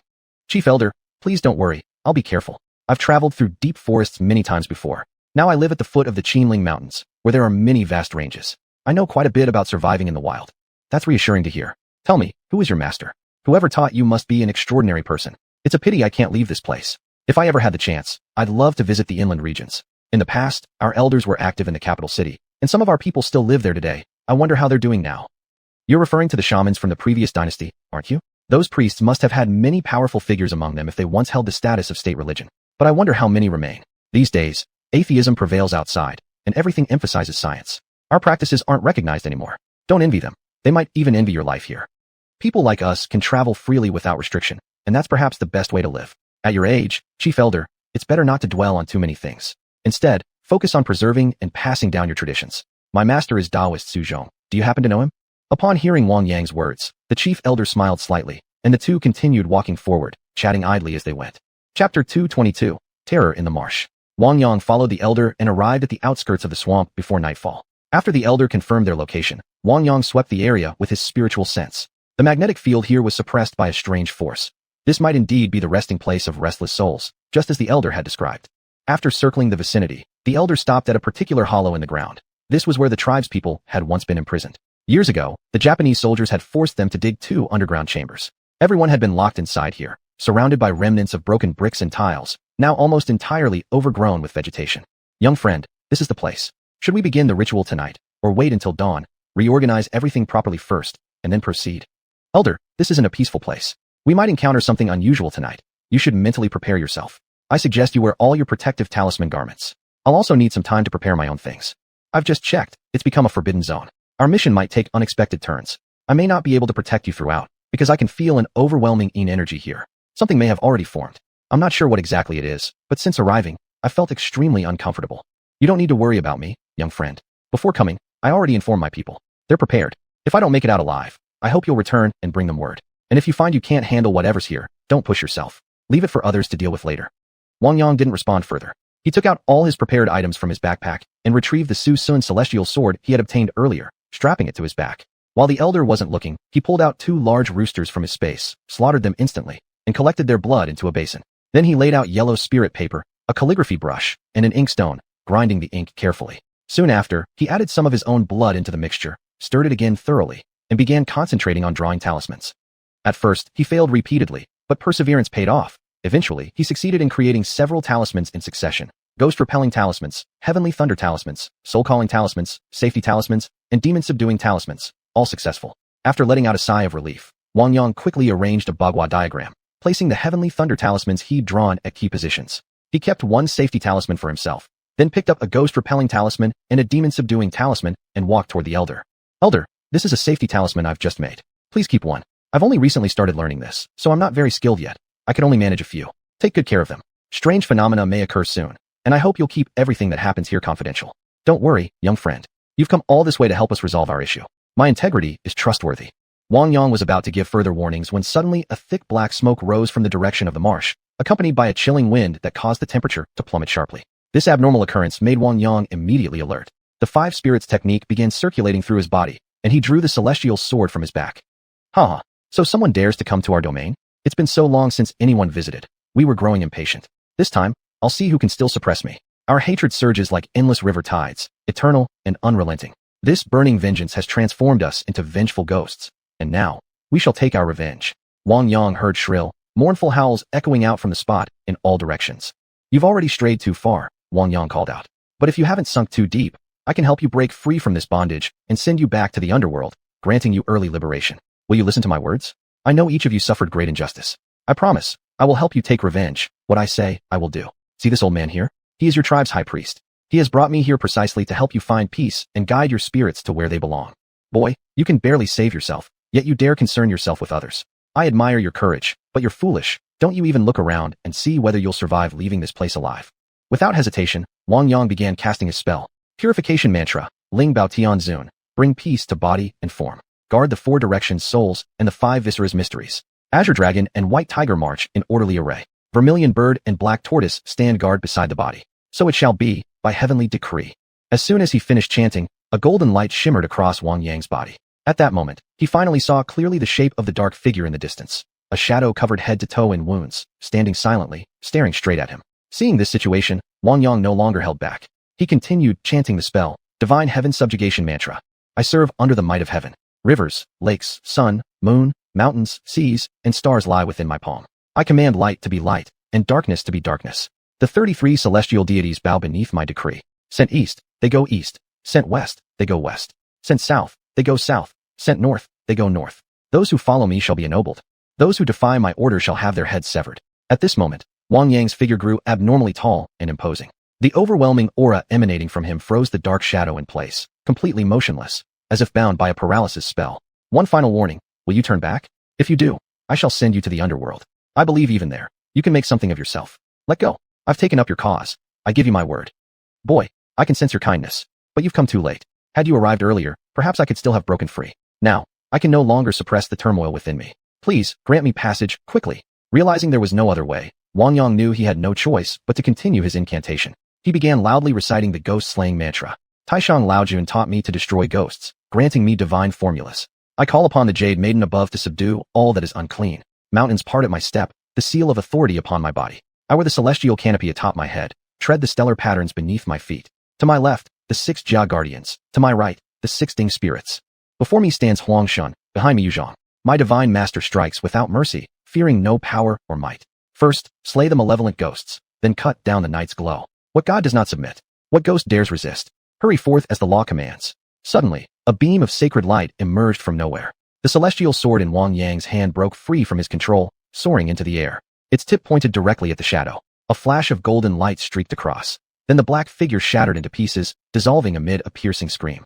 The celestial sword dropped back to the ground. Wang Yang himself was severely drained, barely managing to stay on his feet. He took a deep breath, then exhaled heavily, releasing turbid energy.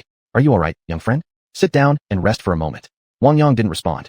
In the distance, another shadow slowly began to form. This one was fainter than the previous, barely able to maintain its shape, unstable and wavering. Damn it, what's going wrong here? Why are vengeful ghosts forming non-stop like this? Seems I still lack experience. Once I return, I must thoroughly study the books Master gave me.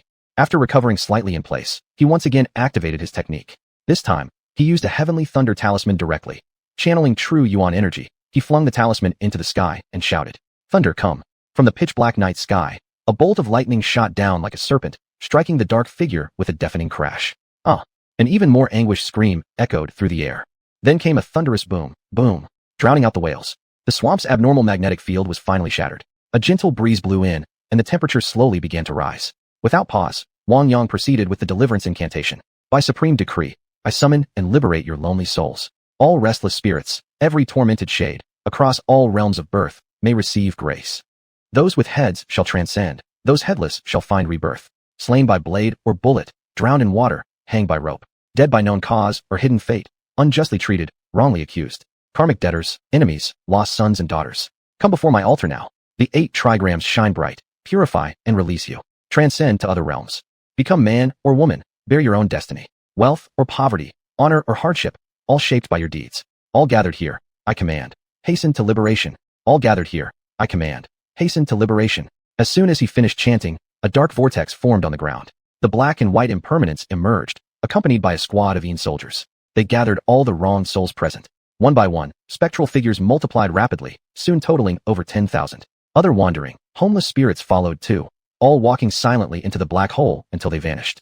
The black and white impermanents glanced at Wang Yang. This time, their attitude was far better than before. After a brief, appraising look, they quickly disappeared along with the portal. Once Wang Yang confirmed nothing unusual remained, he collapsed onto the ground, utterly spent. He couldn't even lift the celestial sword anymore. Chapter 223, Impact. The old Taoist Grandmaster from Dragon Tiger Mountain was particularly sensitive to thunder techniques. When he sensed someone in the north practicing thunder magic, he was greatly astonished. For someone to openly use such powerful sorcery at this time was extremely unusual. This kind of disturbance carried far-reaching consequences. Many reclusive masters across China also detected the anomaly in the north. The moment the heavens roared with thunder, every cultivator with even basic skills turned their attention toward the northeast, curious and intrigued by the display of thunder technique. Overseas practitioners, too, noticed the disturbance and began dispatching people to investigate. The National Special Operations Department responded the fastest. As soon as the incident occurred, they sent operatives to scout the area. Openly casting thunder spells was no trivial matter. It had to be traced back to its source immediately. This situation was beginning to slip out of their control. Master Xiuxian, Wang Yang's teacher, happened to be the closest, and thus felt the energy most clearly. The Supreme Clarity Thunder method had been passed down by him to Wang Yang himself. He immediately recognized that the one who cast the spell could only be his disciple. He just didn't know what kind of crisis his apprentice had encountered to resort to such a powerful technique. Without delay, he pulled out his phone and dialed Wang Yang's number.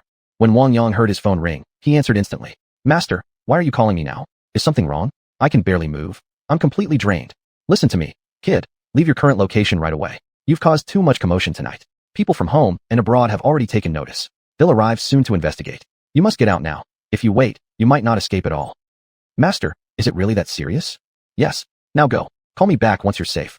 After hanging up, Wang Yang forced himself upright. He quickly gathered everything on the ground and erased all traces of their presence. Elder, we've stirred up too much trouble. People will come investigating any moment. We must leave now. I've already delivered your ancestors to peace.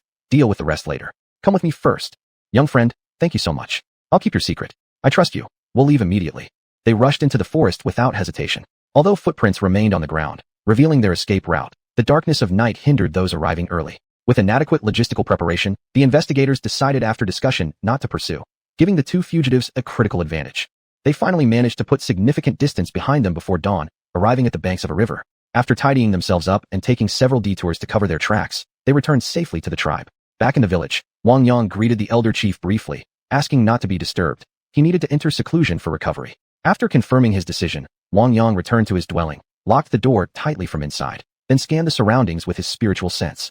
Finding nothing unusual, he entered his inner space. Master, you were rather reckless this time. Judging by your appearance, you've damaged your foundation. You must stay here for a full month to recover properly. Follow my instructions strictly. Got it. I'll begin seclusion immediately. For 3 consecutive days, Wang Yang did not emerge from his room. The elder chief came by occasionally to check, instructing others not to disturb him. After 30 days of seclusion within the space, Wang Yang finally recovered, and his cultivation level had advanced significantly.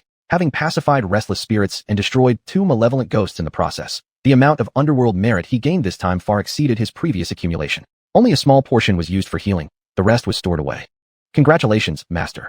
This setback has truly become a blessing in disguise. People outside are growing impatient. You should leave the space now. Thank you, Ziling. With that, Wang Yang exited the space. He stepped off the bed, straightened his clothes, and walked over to unlock the door. You're finally out. Seeing you looking well again eases my heart. We've prepared food. Please come eat with us. Thank you for your concern, Elder Chief. I'm fine now, though I did expend quite a lot. Following the Elder Chief to another room, Wang Yang found it filled with abundant delicacies. Others were already waiting inside, and as soon as he arrived, they brought dish after dish of exquisite food. Wang Yang didn't stand on ceremony. After thanking everyone, he dug in eagerly, eating heartily until full. Watching him devour the meal so hungrily, everyone in the room broke into joyful laughter. Young friend, are you full? I'm satisfied, Elder Chief. Thank you all for this wonderful feast. This journey has truly been worthwhile. My deepest thanks to each of you. Elder Chief, since everything has been settled, I should take my leave now. There are many matters waiting for me at home, and I can't stay any longer among you. I hope you understand. Little friend, then I won't detain you. You're always welcome to visit our xiuxian tribe again. But come with me for a moment. I have a small gift for you. Something to remember this place by? Wang Yang followed the Elder Chief back to his room, where he saw him pull out a black spherical object from a box. It looked much like a stone. Little friend, This little thing was passed down from the imperial palace. I don't know what it is myself. It was left behind by the previous elder chief. Now I give it to you, in hopes that one day you'll uncover its secret. Don't refuse. It's of no use to me anyway. This time, you've helped free my people and fulfilled our long-held wish. I have no regrets now. I won't see you off later. Though one escorts a guest 1,000 li, parting is inevitable.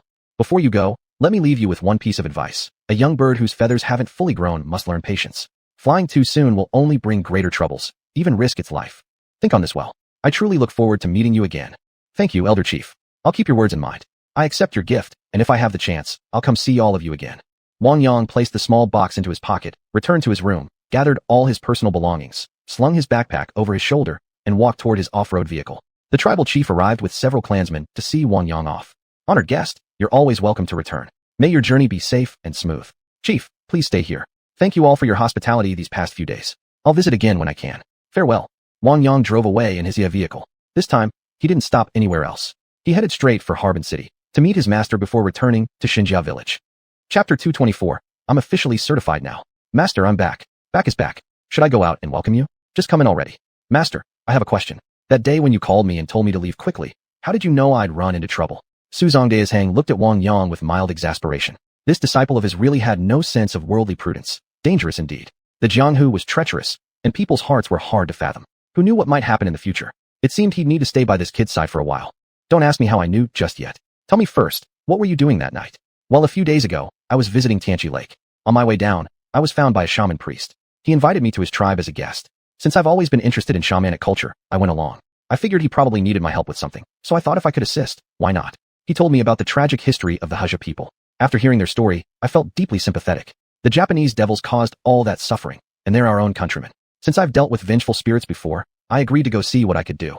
But when we arrived, I discovered that in that particular environment, 2 vicious ghosts had formed. I took care of the first one easily enough, but it drained quite a bit of my true energy. Facing the second ghost on my own strength would have been impossible. You gave me some books before, remember? I became fascinated by the talismans and incantations in them, so I studied them for a while.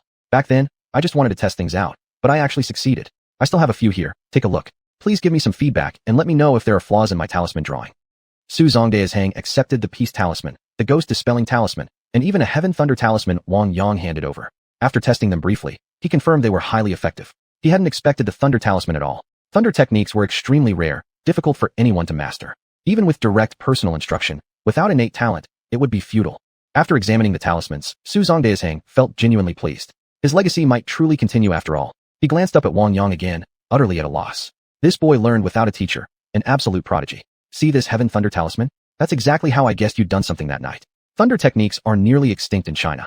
Only a handful of reclusive elders from the Xiuxian sect, maybe someone from Longhu Mountain or the Xinxiao sect, and a few members of Jingyi might know it. Perhaps some anonymous masters, and a few old foreign practitioners too, possess fragments of knowledge. Thunder techniques have different schools. The one you use belongs to the Xiuxian lineage, and only you and I know about it. You used Xiuxian thunder technique, and you weren't far from me that night. Of course I knew it was you. Each use consumes immense vital energy, and the disturbance you caused was significant. Many cultivators across China sensed it, even some abroad. Remember what I told you about the Special Management Department? They likely arrived first. They're authorized to investigate openly. If you'd still been there, they might have taken you away. I also believe the Japanese would have sent agents. Your cultivation level is high, but your knowledge of the martial world is severely lacking. Given enough time, anyone could lure you into a trap. No matter how courageous you are, charging in blindly will only end in tragedy. From now on, don't casually reveal your abilities. Drawing attention like this invites danger. Evil people will find leverage against you and seek to harm you. Master, I'll be more careful next time. Don't just say it insincerely. You must remember every word I said. Since you went with the shaman priest, and I've heard of him, he doesn't pass his secrets to outsiders. I can see your cultivation has improved again. It seems you gained considerable benefits this time, not less than last time. Good. Do good deeds without concern for reward. You stumbled into virtue and performed an act of kindness. It's getting late. Let me get you something to eat. Tomorrow, I'll arrange for your documents to be delivered.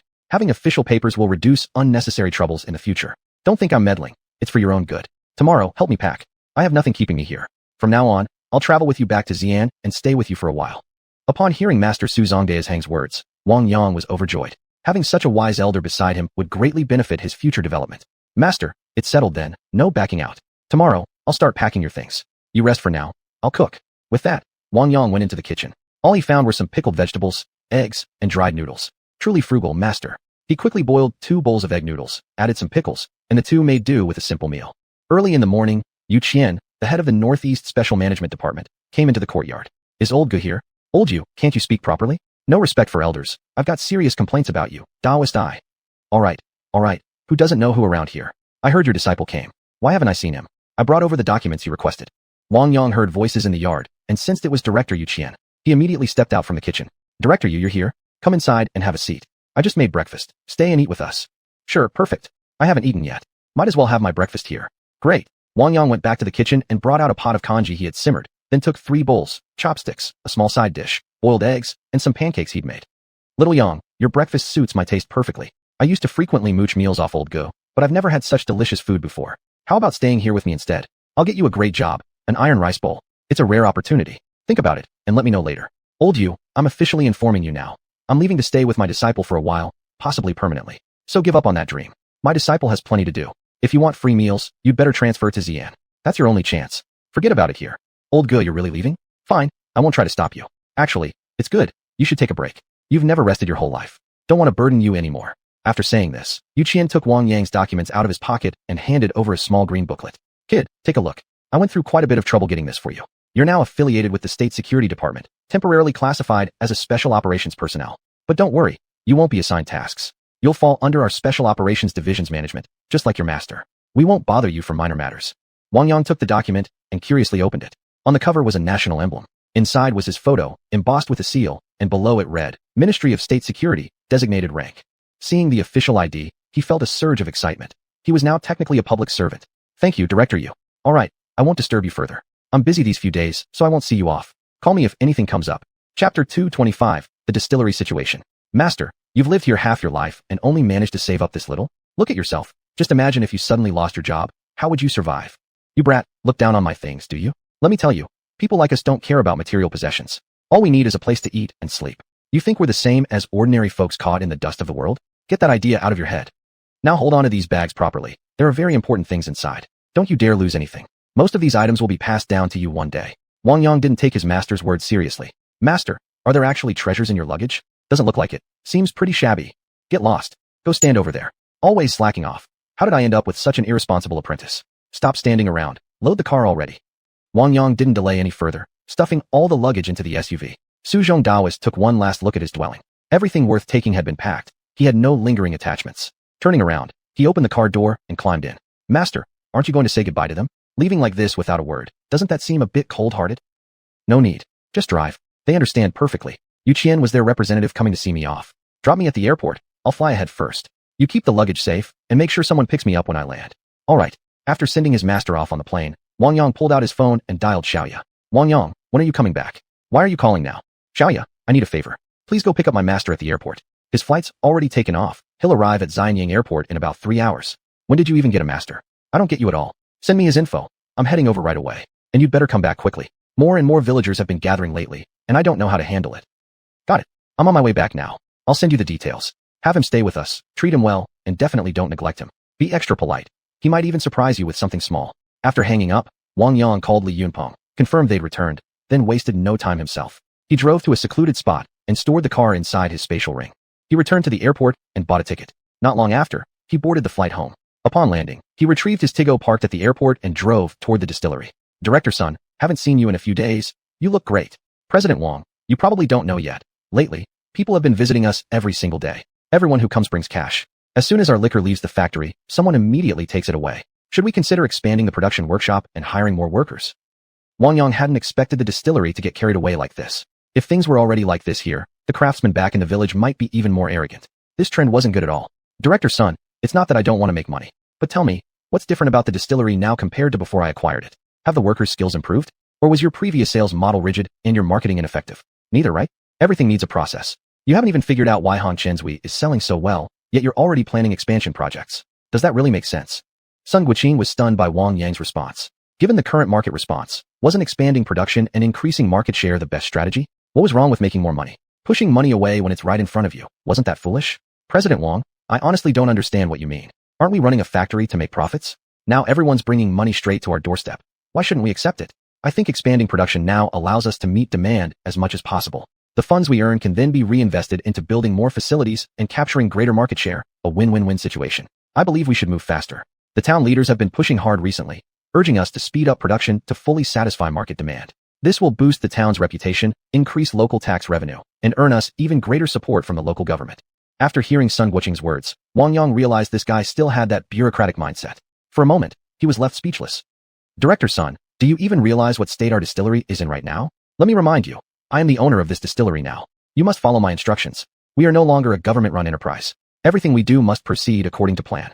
Right now, you should be thinking about how to maintain the distillery's reputation and find ways to improve the workers' skills. As for increasing production, don't worry about that. I have my own plan. Your only responsibility is to ensure quality control. Do I make myself clear? Sun Guoqing hadn't expected Wang Yang to react so strongly. He realized he had indeed been too hasty, falling back into his old bureaucratic management mindset, which was no longer appropriate. President Wang, what I said earlier wasn't well thought out. Please forgive me. I'm only acting in the distillery's best interest. I promise to strictly follow your plans and ensure every batch of liquor meets our quality standards. I'll focus heavily on quality control these days and push the workers to improve their technical abilities. All right, Director Sun, I admit I spoke a bit harshly just now. I understand your intentions. We both want what's best for the distillery, and I won't hold this against you. But you must stick to our plan and quickly adjust your thinking. We're no longer a state-run factory. We're a privately owned enterprise responsible for our own profits and losses. Reputation and word of mouth are our greatest assets. They're the foundation of our long-term success. As for increasing supply, I already have preliminary plans in place, so there's no need for you to worry. The reason Hongqinsui became so popular isn't because of how much we produce or sell. It's because Hongqinsui offers unmatched value. It brings real, noticeable benefits to consumers' bodies. That's the true reason behind its popularity. If all we cared about was satisfying curiosity, couldn't I just commission a few other factories to produce it? That would be faster, wouldn't it? Plenty of distilleries would jump at the chance to collaborate with us, even offer free processing, just for the publicity we could bring. Think about that. Now, first take me around the warehouse. Let me check the quality of the liquor produced recently and see if it meets my standards. This is crucial. It's the very foundation of our distillery's future. After speaking, Wang Yang followed Director Sun toward the warehouse. Upon entering, he saw row after row of neatly stacked boxes, an impressive sight in terms of quantity. Director Sun, you've all worked hard. The output over this period has been excellent, and I'm quite satisfied. Let's do a random spot check now to see how the quality of your recent batches measures up. Chapter 226, The Plan. Wang Yang randomly opened a crate of liquor and took out a bottle. The packaging was very novel and creative, sky blue glass, exuding an air of nobility. After uncorking it, a rich aroma quickly spread throughout the warehouse. Wang Yang took a careful sniff. It was quite good. He poured a little out to taste.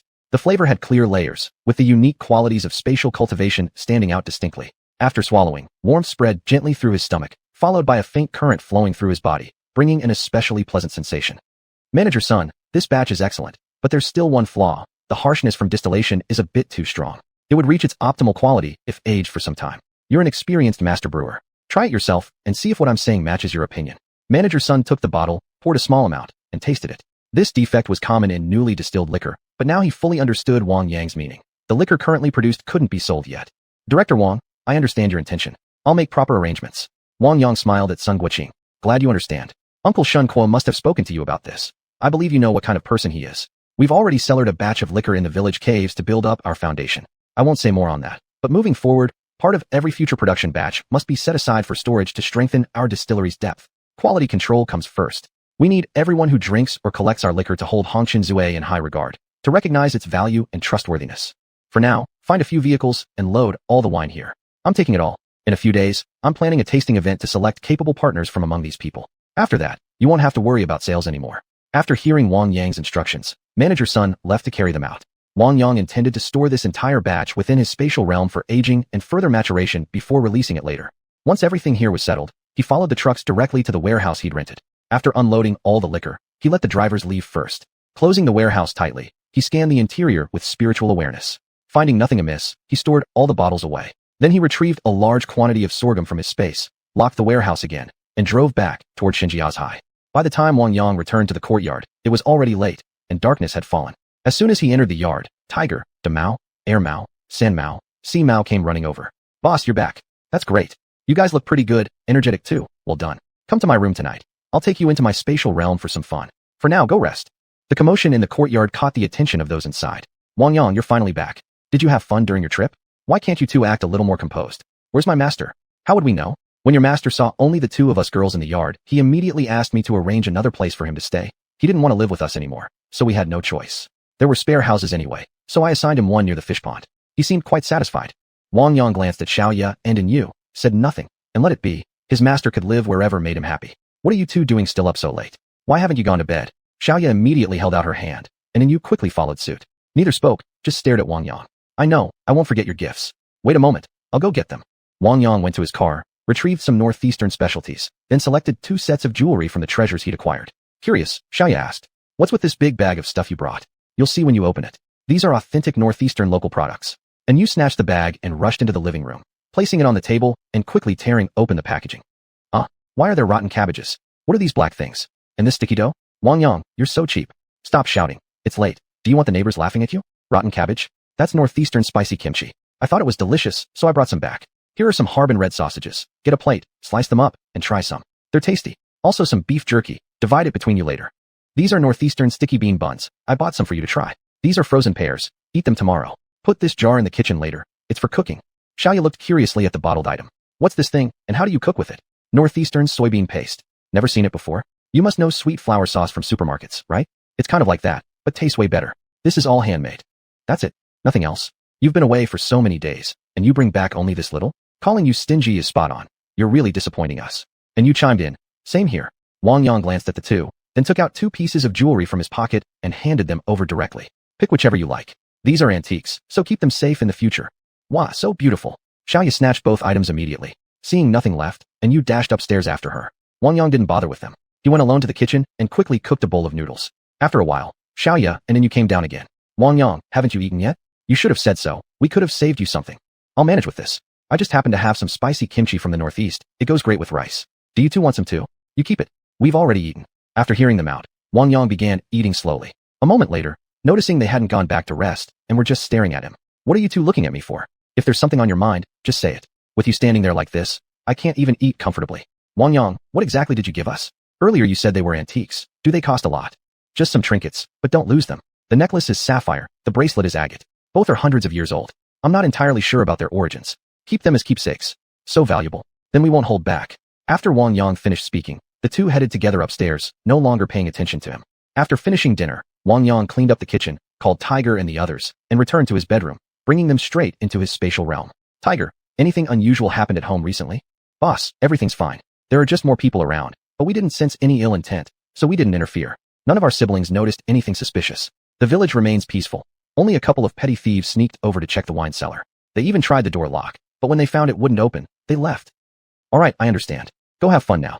Chapter 227 Patrolling the Space. Wang Yang arrived at the Wuxing sect's base and began sorting through the spoils from his journey to the northeast. The seeds and plant cuttings had already been handled by Xiling, leaving behind only firearms, ammunition, antiques, and gold scattered across the ground. He gently opened each box containing the antiques. To his surprise, there were many ancient paintings and rare books inside. Carefully unrolling one scroll, he saw it was a landscape painting by Ma Yuan, a master painter from the Southern Song dynasty. This piece was an imperial court artwork, a poem inscribed at the top, with a landscape painted below that vividly embodied the poetic imagery, both evocative and lifelike, clearly the work of a grand master. He went on to examine the rest of the scrolls. All were authentic relics left by ancient artists, including calligraphy works by the 4 great masters Su Shi, Huang Tingjian, Mi Fu, and xiuxian. Wang Yang let out a sigh. His own collection included only dozens of such artworks, along with some jades, jewelry, miscellaneous artifacts, and a portion of porcelain. And this was just from one location. Think about how many national treasures the Japanese invaders looted from China. It must amount to more than 10 million pieces. Paintings, calligraphy, ancient texts, vessels, steels, oddities. When will we ever recover these priceless treasures? Future generations must never forget this. Gently, he transported all these cultural relics to the scripture pavilion and stored them together with his other collections. The gold was taken separately to a designated room for storage. After properly handling all the valuable items, only firearms and ammunition remained before him. Wang Yang was particularly intrigued by these weapons. First, he moved them all into a separate building. Then, selecting examples from each category, handguns, rifles, machine guns, cannons, mortars, he transported them to the desert area within his space, ready to begin testing them one by one. He started with the Type 38 rifle, practicing extensively with each type of firearm until he became quickly familiar with their mechanics. With the help of his spiritual sense, he could now achieve pinpoint accuracy, hitting every target without fail. After mastering the guns, he brought out the Type 92 70mm infantry gun, grenade launchers, and the Type 97 90mm mortar. After fine-tuning each one, he set targets in the distance and began live-fire tests.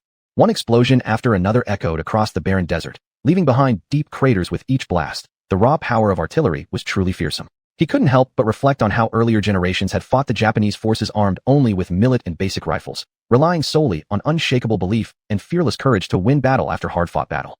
After several rounds of firing practice, Wang Yang had fully mastered all the weaponry, operating them with flawless ease. Now that he had such powerful tools at his disposal, he couldn't just keep them idle. They needed to be used. He would have to find an opportunity to take them outside and unleash a few shots.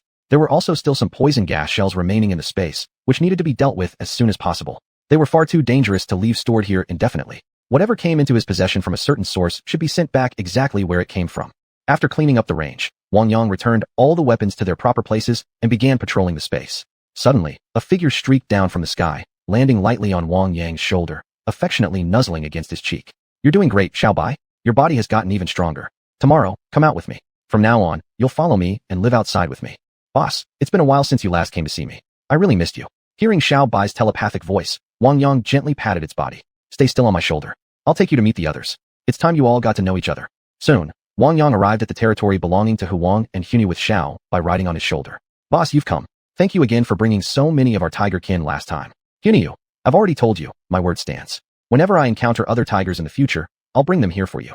Wang Yang then spotted the little northeastern tiger nearby and called out, "Little milk tiger, come over here so I can check on you."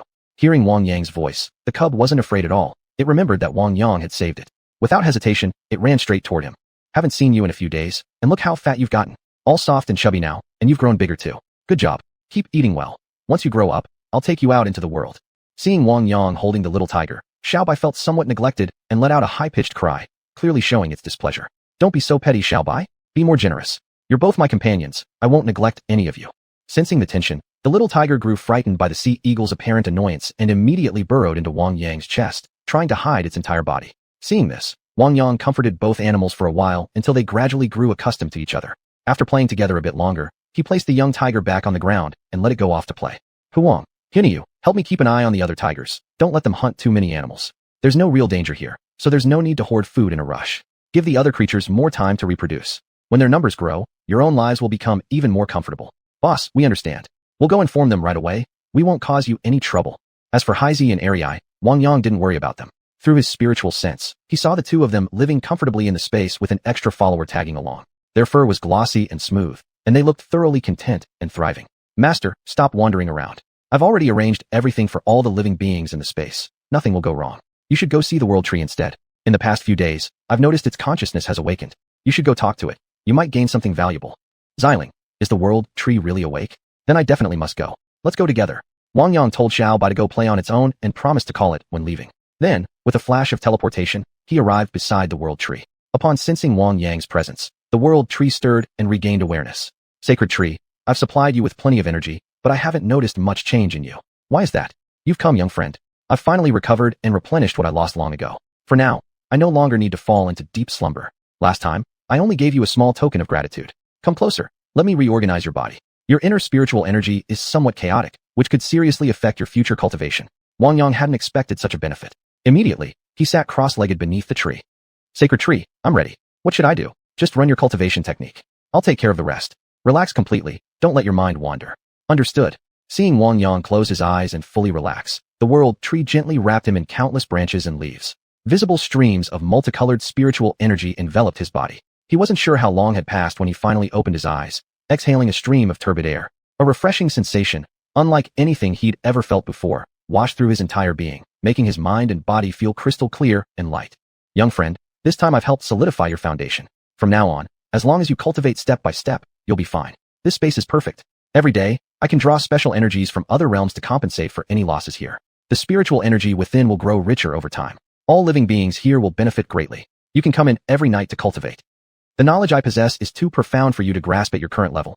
You wouldn't be able to learn it anyway. When the time comes, I will teach you. Don't try to scheme about extracting secrets from me. Now I can sense the outside world as well. If you encounter any problems in the future, you're welcome to come consult me. Otherwise, you may leave now." Chapter 228. A single eagle cry shakes the four directions. Early in the morning, Wang Yang got up early, went outside to the courtyard, and released Tiger, Big Mao, Second Mao, Third Mao, Fourth Mao, Golden Leopard, and Clouded Leopard. Then he brought out Xiaobai. Xiaobai sensed the change in environment and froze for a moment before flapping its wings and leaping into the sky. A sharp, resonant eagle cry echoed through the village, sending nearby migratory birds, as well as chickens, ducks, and geese into panic, scrambling to hide. It took quite some time before everything calmed down again. Villagers familiar with eagles woke up immediately upon hearing the cry, rushed out of bed, and began scanning the sky from open areas. Soon they spotted a grayish-white figure circling above the village. Xiaobai, perhaps overexcited, kept emitting one loud cry after another, like a declaration of dominance. appearing exceptionally assertive. Wang Yang noticed the commotion Xiao Bai was causing had become too disruptive to the peace of the village. He whistled once, and Xiao Bai swiftly flew back down. Xiao Bai, you're making too much noise. You've frightened all the migratory birds nearby, and the chickens, ducks, and geese are terrified of you. From now on, hunt only within that mountain range. Don't go near inhabited villages. And if you spot someone with a firearm, learn to run away. Got it? Don't worry, boss. I've seen those dangerous things you used in the space. I know how risky they are. If I ever encounter them again, I'll stay away. And don't worry about food either. If you can't catch prey, just come find me, understand? I'll prepare a nest for you inside the house later. You'll live there from now on. Wang Yang, where did you get such a beautiful bird? Can we touch it? You two are up early.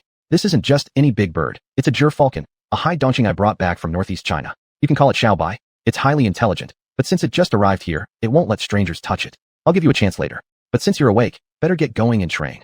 Xiao Ya and Yu ignored Wang Yang completely, their eyes fixed intently on Xiao Bai, staring so hard they made the eagle visibly uneasy.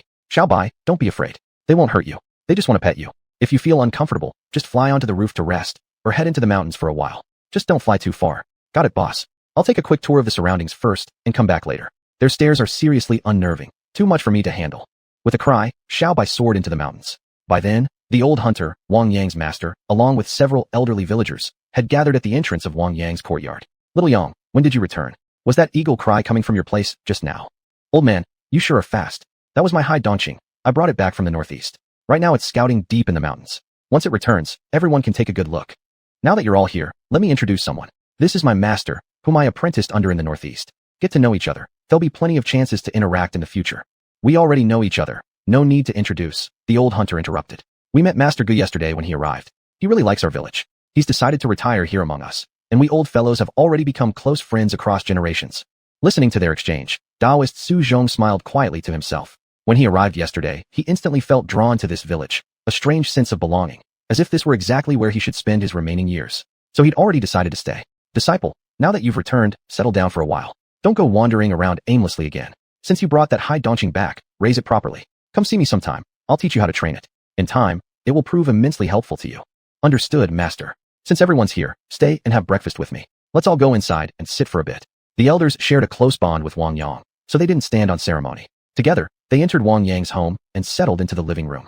And Yu skillfully brewed tea for the elders and brought out snacks to serve everyone. As the old men chatted and sipped tea indoors, Xiao Ya and Yu practiced Tai Chi in the yard.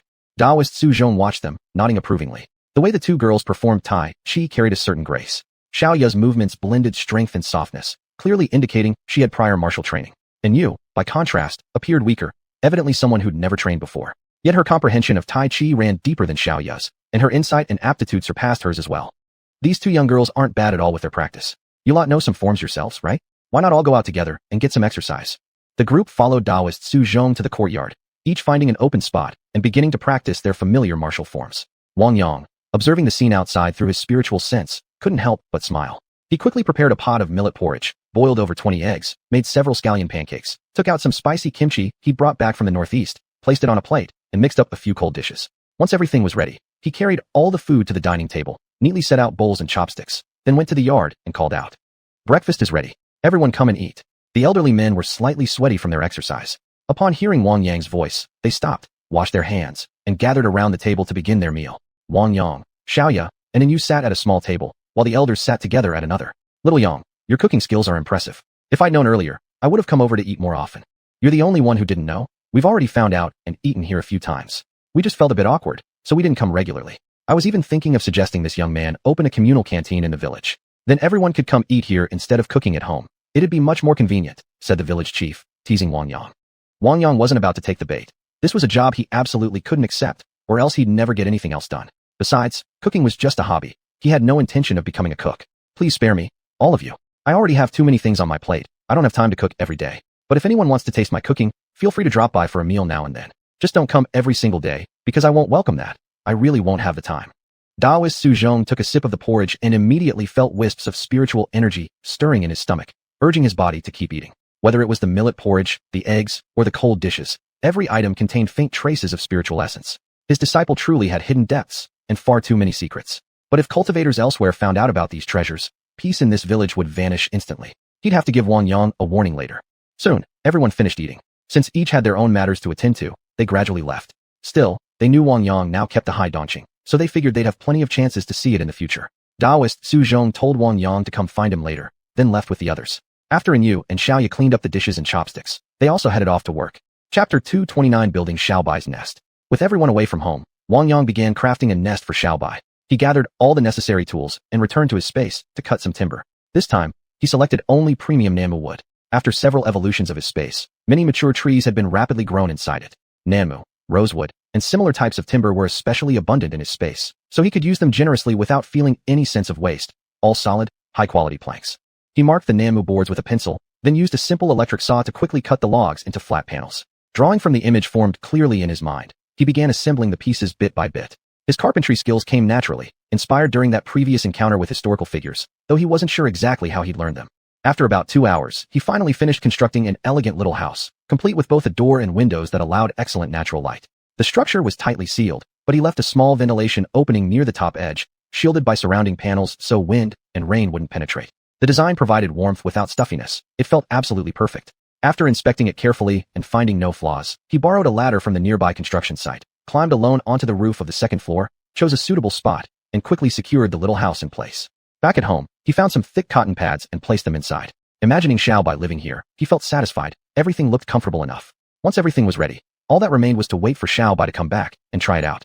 Wang Yang waited at home for quite some time, but didn't see Xiaobai return. A slight uneasiness crept into his heart. What was going on? He paced restlessly around the yard, unable to settle his thoughts. Near noon, a sharp eagle cry echoed from the sky, followed by the sight of Xiaobai's gray-white figure descending into the courtyard. "Boss, I'm back." Right after, thump, a rabbit landed on the ground. "Xiaobai, why did you come back so late? I've been waiting for you the entire morning, worrying something might have happened to you. Where were you?" "Boss, don't worry. I was just playing around in the mountains and lost track of time. I'll be more careful next time. I built a nest for you on the rooftop. Go check it out. If anything feels off, tell me immediately, and I'll fix it right away. You can push open the door and close it from the inside. Try it out yourself." Xiaobai looked up and saw the small wooden house. It appeared somewhat rustic, made entirely of raw logs, though coated with a protective film on the outside. He flew up for a closer look, then landed on the roof. Hopping a few times to test its stability, the house held firm. With his claws, he pushed the door open, stepped inside, gently closed the door behind him, and through the window still had a clear view of the outside. He lay down on the cotton pad, testing the comfort, and found it surprisingly pleasant. Before he knew it, he had spent quite a long time playing around inside. Eventually, Xiaobai opened the door and came out. Seeing his boss still waiting below, he felt slightly embarrassed and landed lightly on Wang Yang's shoulder. "Boss, I got carried away playing in there and forgot to come tell you sooner. I'm really satisfied with this nest. I'll live here from now on." "All right then, go ahead." Now that Xiaobai had returned, Wang Yang suddenly remembered his master wanted to see him. Not wanting to delay any longer, he took a jar of specially brewed liquor from his space and headed toward his master's residence. "Master, are you home alone? You rascal. I've been waiting for you since morning. If you hadn't shown up soon, I'd have gone looking for you myself. Come, sit down." Noticing his master's unwell appearance, Wang Yang quickly stepped forward to massage his shoulders, jokingly saying, "Master, why do you look so terrible? Are you sick? Let me examine you. I guarantee a full recovery with my treatment." "Enough nonsense. Can't you say something nice for once?" "Never mind. I've realized you're always like this, hopeless. I called you here today not only to teach you something important, but also because I've noticed many unusual things happening in your village, and I thought I should warn you. This morning, when I ate at your place, I felt something incredible. Nearly every dish carried traces of spiritual energy. How did you manage that? Oh, is that what this is about? Then let me tell you, all vegetables produced here contain a trace of spiritual energy. That's precisely the secret behind our village's enduring prosperity. Such subtle energy goes unnoticed by ordinary people, yet these ingredients benefit their health. Regular consumption helps regulate the body and strengthen immunity. If cultivators find out and come seeking supplies, what can they do? In the end, they'll have no choice but to beg me for provisions. And if anyone foolish enough dares cause trouble, I'll make sure they learn their lesson properly. I'm quite confident about that. Master, just stay here with us and settle in comfortably. Look what good stuff I brought for you." Wang Yang placed the jar of liquor directly in front of his master. "Young man, since you're so confident, I won't ask any more questions, just stick to your plans. I usually live quietly in the village, and minor issues don't arise, but you should still keep an eye on any wandering monks from outside. They don't follow rules like we do. Since this jar is meant for me, don't open it now. I already know your homemade liquor is excellent. Several elders in the village have told me. Bring me some more next time when you're free. There's a piece of paper on the living room table. I've written down some falcon training techniques. Take it home and study it. I know you have your own methods, so cross-check them. It's all part of mastering a craft. As for the things I've entrusted to you, feel free to examine them occasionally. Most of my belongings are meant to be passed down to you eventually. If anything puzzles you, come ask me. While I'm still around, you can learn, but if one day I'm gone, there'll be no chance left. Now go on. There's nothing else for you to do here. Master, you're not missing anything in terms of daily necessities, right? Let me know if something's lacking, or just tell Xiaoya. She's your apprentice's wife, so she's family too. Don't hesitate to ask. After speaking, Wang Yang looked around his master's house and saw that all the daily items were well supplied. Nothing needed to be added. Seeing everything in order, he left. Passing by his parents' house, he took out a spare key, opened the door, and went inside to tidy up briefly. After confirming everything was fine, he locked the door again and began strolling through the village. Wang Laodi, haven't seen you in a long time. Where have you been? Yin Gu. Pao Gu. I went northeast a few days ago and just got back yesterday. You two really are dedicated, coming here even in such cold weather. Aren't the migratory birds swimming back and forth on the lake disturbing your fishing? Wang Laodi, even if we explained, you wouldn't fully understand. Fishing is part of our lifestyle. Whether we catch fish or not isn't the main point. We enjoy the process itself. Besides, coming here to see the migratory birds isn't bad either. In that case, I won't disturb you. I'll go check ahead. Chapter 230 Gathering of Different Forces. Wang Yang had no idea that a few people had arrived from the capital city in recent days. They had spent several days playing around the village without much interaction with the locals, and had already returned to Xia Dongqing's place as guests.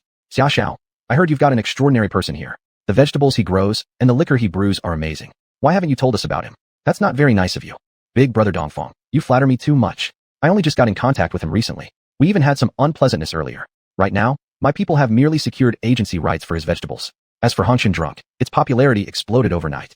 I heard only a few noble families in this region managed to secure a quota. The amount of liquor released on the market isn't large either, apparently due to limited production capacity. Xiao, just speak your mind. We're all curious to hear your thoughts. You know exactly why we came here.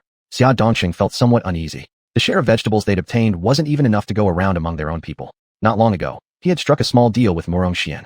Now representatives from the Dongfang family of the capital had arrived, and these few individuals carried considerable influence. Would the Simon family also send someone? Others certainly wouldn't miss out either. Big brother Dongfang, honestly, I don't have any definite plans right now. You've all visited the area yourselves. That man is simply beyond my control. He's also cooperating with xiuxian now. My impression of him is that he clearly distinguishes between kindness and grudges, a straightforward person, not cunning or treacherous. I suggest we all go together and talk openly. There might be unexpected gains. I say this based on my speculation. Among the group from the capital, some remained skeptical. What was there to worry about concerning just an ordinary villager? Still, they didn't dare act recklessly. Before leaving, their families had strictly warned them not to cause trouble, and everything must follow Dongfang Wuji's lead. From Xia Dongqing's expression, Dongfang Wuji could tell the latter was being honest and truthful. This was Murong family territory. Outsiders couldn't afford to overstep. Even the Murong family, having known about the situation, hadn't directly taken control over the man. Instead, they had established ties with him, which implied serious implications. If their family knew, then surely the Simon family, another mysterious aristocratic clan, and other forces in the martial world would also be aware. Xiao, then we'll follow your suggestion. Tomorrow, we'll visit this man together and see what makes him so special. Big brother Dongfang, please rest first. I'll go make arrangements now and come pick you up tomorrow. Xiao, no need to be so formal. See you tomorrow. After seeing Xia Dongqing off, Dongfang Wuji gestured for the others to sit down. Changzhong, do you think my decision was too hasty? That I'm giving this fellow too much importance? Do the rest of you feel the same? Li Jiangguo spoke up first. Brother Wuji, we all follow your lead. But could you explain your reasoning to me? Dongfang Wuji knew among these men. Only Li Jiangguo had real potential. The others lacked significant experience. Their privileged status had made them arrogant, looking down on everyone else. Such an attitude would eventually land them in serious trouble.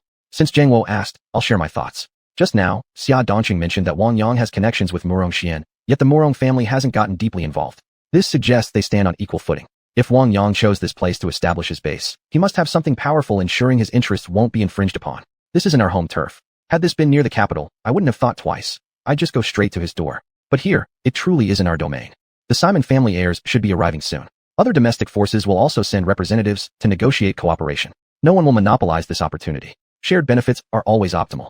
All of you listen well. Maintaining harmony and mutual profit is our goal. Tomorrow, we'll go together. Keep your attitudes humble. We must treat him as an equal partner. Talk first, see what happens. Understood. Li Jiangguo and the others agreed with Dongfang Wuji's judgment. Once business was settled, they left his room. Chang Zhong, Guan Xiaofei, and Wang Qinggong went out to a nightclub, while Li Jiangguo returned to his room alone to rest. Wang Yang walked around the village on patrol, but found nothing requiring his attention, so he headed back to his courtyard. Suddenly, his phone rang. Bro, it's Yunpeng. How are you handling the red dust drunk matter? Brother Yunpeng, none of you came to find me. I thought you guys were having so much fun that you hadn't settled down yet. Don't worry. A few days ago I transported 2 truckloads of liquor from the distillery, and it's currently undergoing aging. In a few more days, we'll release it to the market. I'm planning to hold a wine tasting event in the village, and at the same time recruit a few more partners. You guys should come too. Of course, your shares won't be shorted. I'll set aside your portions separately. Bro Wang, have you fixed the date yet? Leave the preparations to us. It'll be in the next couple of days. Come over tomorrow, and I'll talk to you about the details. If the village isn't suitable as a venue, we'll find somewhere else. We can't make it look shabby. Doing so might seriously hinder our future development. Then it's settled. We'll come over tomorrow. Bro Wong, make sure to prepare some good food for us. Don't worry, there'll be plenty. I'll make sure every one of you leaves with full stomachs and happy hearts. Just come straight to my house tomorrow. I won't come pick you up. After leaving Dongfang Wuji, Xia Dongqing immediately called Xiuxian. Xiao, what brings you to call me? Anything up? Xianjia, Dongfang Wuji has arrived, along with several young nobles from the capital. Tomorrow I'm taking them to meet Wang Yang. Do you have any instructions? When Xian heard that Dongfang Wuji had entered her family's sphere of influence without first making contact, she realized the Simon family heirs must also be on their way. She wondered which other families might send representatives. This matter couldn't be taken lightly. It was beyond her capability alone. She needed to return home and discuss it with her elder brothers. Xiao, I understand. We'll be coming tomorrow as well. From now on, if anything comes up, feel free to come find me. I'll help however I can, as long as it's within the law. Got it. Thanks, Xianjia. See you tomorrow. After hanging up, Xian left the Rose Bar with Ziqing and headed home. By this time, many people had already arrived in Xi'an. Some dressed unusually, though most appeared normal. Yet they all shared one trait. They were deeply interested in crystal vegetables and Hongshan drunk, actively seeking information about Wang Yang through various means. Chapter 231 Gathering at Xinjia Village. Wang Yang, do you have something planned today? Why are you preparing so many delicious things so early in the morning? Save some for you and me. We'll take them to work. Don't worry, I won't forget you too. Li Yunpeng and a few others are coming over today. I'm planning to host a wine tasting party and discuss with them whether we should set it up in the village or find a place in the city. Any thoughts? Xiaoya hadn't expected Wang Yang to be this proactive. She exchanged glances with Yu, both of them feeling somewhat skeptical. You're hosting a wine tasting? Why didn't you tell us yesterday? Still, I think it's better to hold it in the city. Our place here is too simple. There's no proper space, and with the temperature so low outside, it just won't be the same in the village. You're right. I'll talk to Li Yunpeng about it later. Anyway, they'll arrange the venue for us. We just need to cover the costs. Take all these fruits with you. Don't forget to wash them first. Hey man, what's going on? So many luxury cars on the road. Could this be an auto show? Watch yourself, kid. If you accidentally scratch one of these cars, your income for the next 2 years probably wouldn't cover the damages. Drive slow, keep your distance, and don't tailgate. Indeed, the scene was extraordinary. Early in the morning, high-end vehicles had begun pouring in from different parts of the city. These weren't ordinary people. They were heading toward the same destination without prior coordination, signaling that something significant was happening. It was almost 10 a.m., but Li Yunpeng still hadn't arrived. Wang Yang sat idly at home feeding Xiaobai, surrounded by Hu Tu, Jin Bao, and Yun Bao. Da Mao, Air Mao, San Mao, and Si Mao had been sent out on patrol and would return soon. Boss, if you don't have anything important going on, can we go play in the mountains? It's getting boring sitting around here all day, said Xiaobai, with Jin Bao and Yun Bao nodding in agreement. Only Hu Tu remained quietly by Wang Yang's side. We've got things to handle these next couple days. I'll take you all out to play again in a few days. If you're feeling restless at home, I can send you into my pocket dimension. For now, don't go into the mountains. Xiaobai, don't fly too far either. Even if you go in, stay cautious. Suddenly, the courtyard gate creaked open as the village chief walked in. Xiaoyang, lots of people have arrived in the village, and we don't know how to receive them. Why don't you come over and take a look? Xiaoya has already gone to greet them, and she sent me to fetch you. Uncle Chief, guests are always welcome. Why are you worried? No matter what their purpose, we can just ask when they arrive. Don't worry, nobody's coming here to cause trouble. Give me a moment. I'll tidy up and come with you. Before Wang Yang could finish preparing, many people had already entered the courtyard. Some were dressed unusually, but all carried themselves with imposing presence, clearly seasoned figures from the martial world. Seeing them, Wang Yang immediately understood why the village chief had felt uneasy. Uncle Chief, leave this to me. They're here to see me. You go back and attend to other matters. No need to stay. All right. I'm leaving right away. As the village chief departed, Xiaoyu approached first. Just as she opened her mouth to speak, Wang Yang gestured for silence. I didn't expect so many friends to come today. Since everyone's here for me, please come in and have a seat. My home isn't big enough to accommodate everyone, so only the leaders among you can come inside. The rest, I hope you'll understand. Hearing Wang Yang's strong, confident voice, everyone in the yard reevaluated him. Moments earlier, he had appeared just like an average person, easy to overlook. But after revealing his presence like this, not a single person dared underestimate him anymore. Big brother Wang, little sister has come to trouble you again. Miss Morong, you're here too, welcome. Since so many guests have arrived today and I don't know them all, could you help introduce them? Murong Xian hadn't expected Wang Yang to ask her for introductions, but without hesitation, she stepped forward gracefully and began. Let me introduce the leading figures then.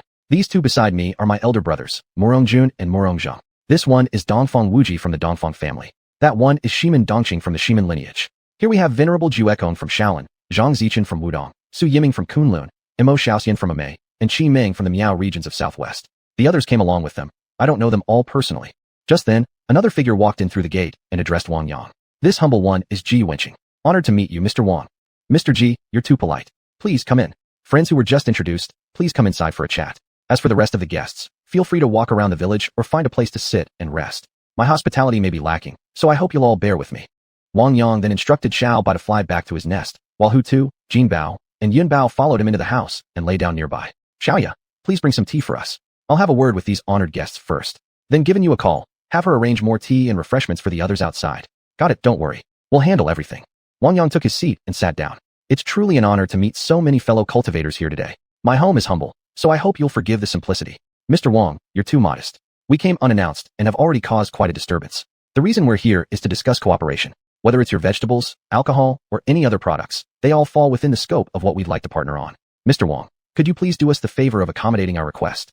Mr. G, you're far too polite. I didn't expect so many martial world friends to gather here today, and I must admit, I have my own difficulties. I'm willing to accept the idea of cooperation, but as you may already know, our production capacity simply can't keep up.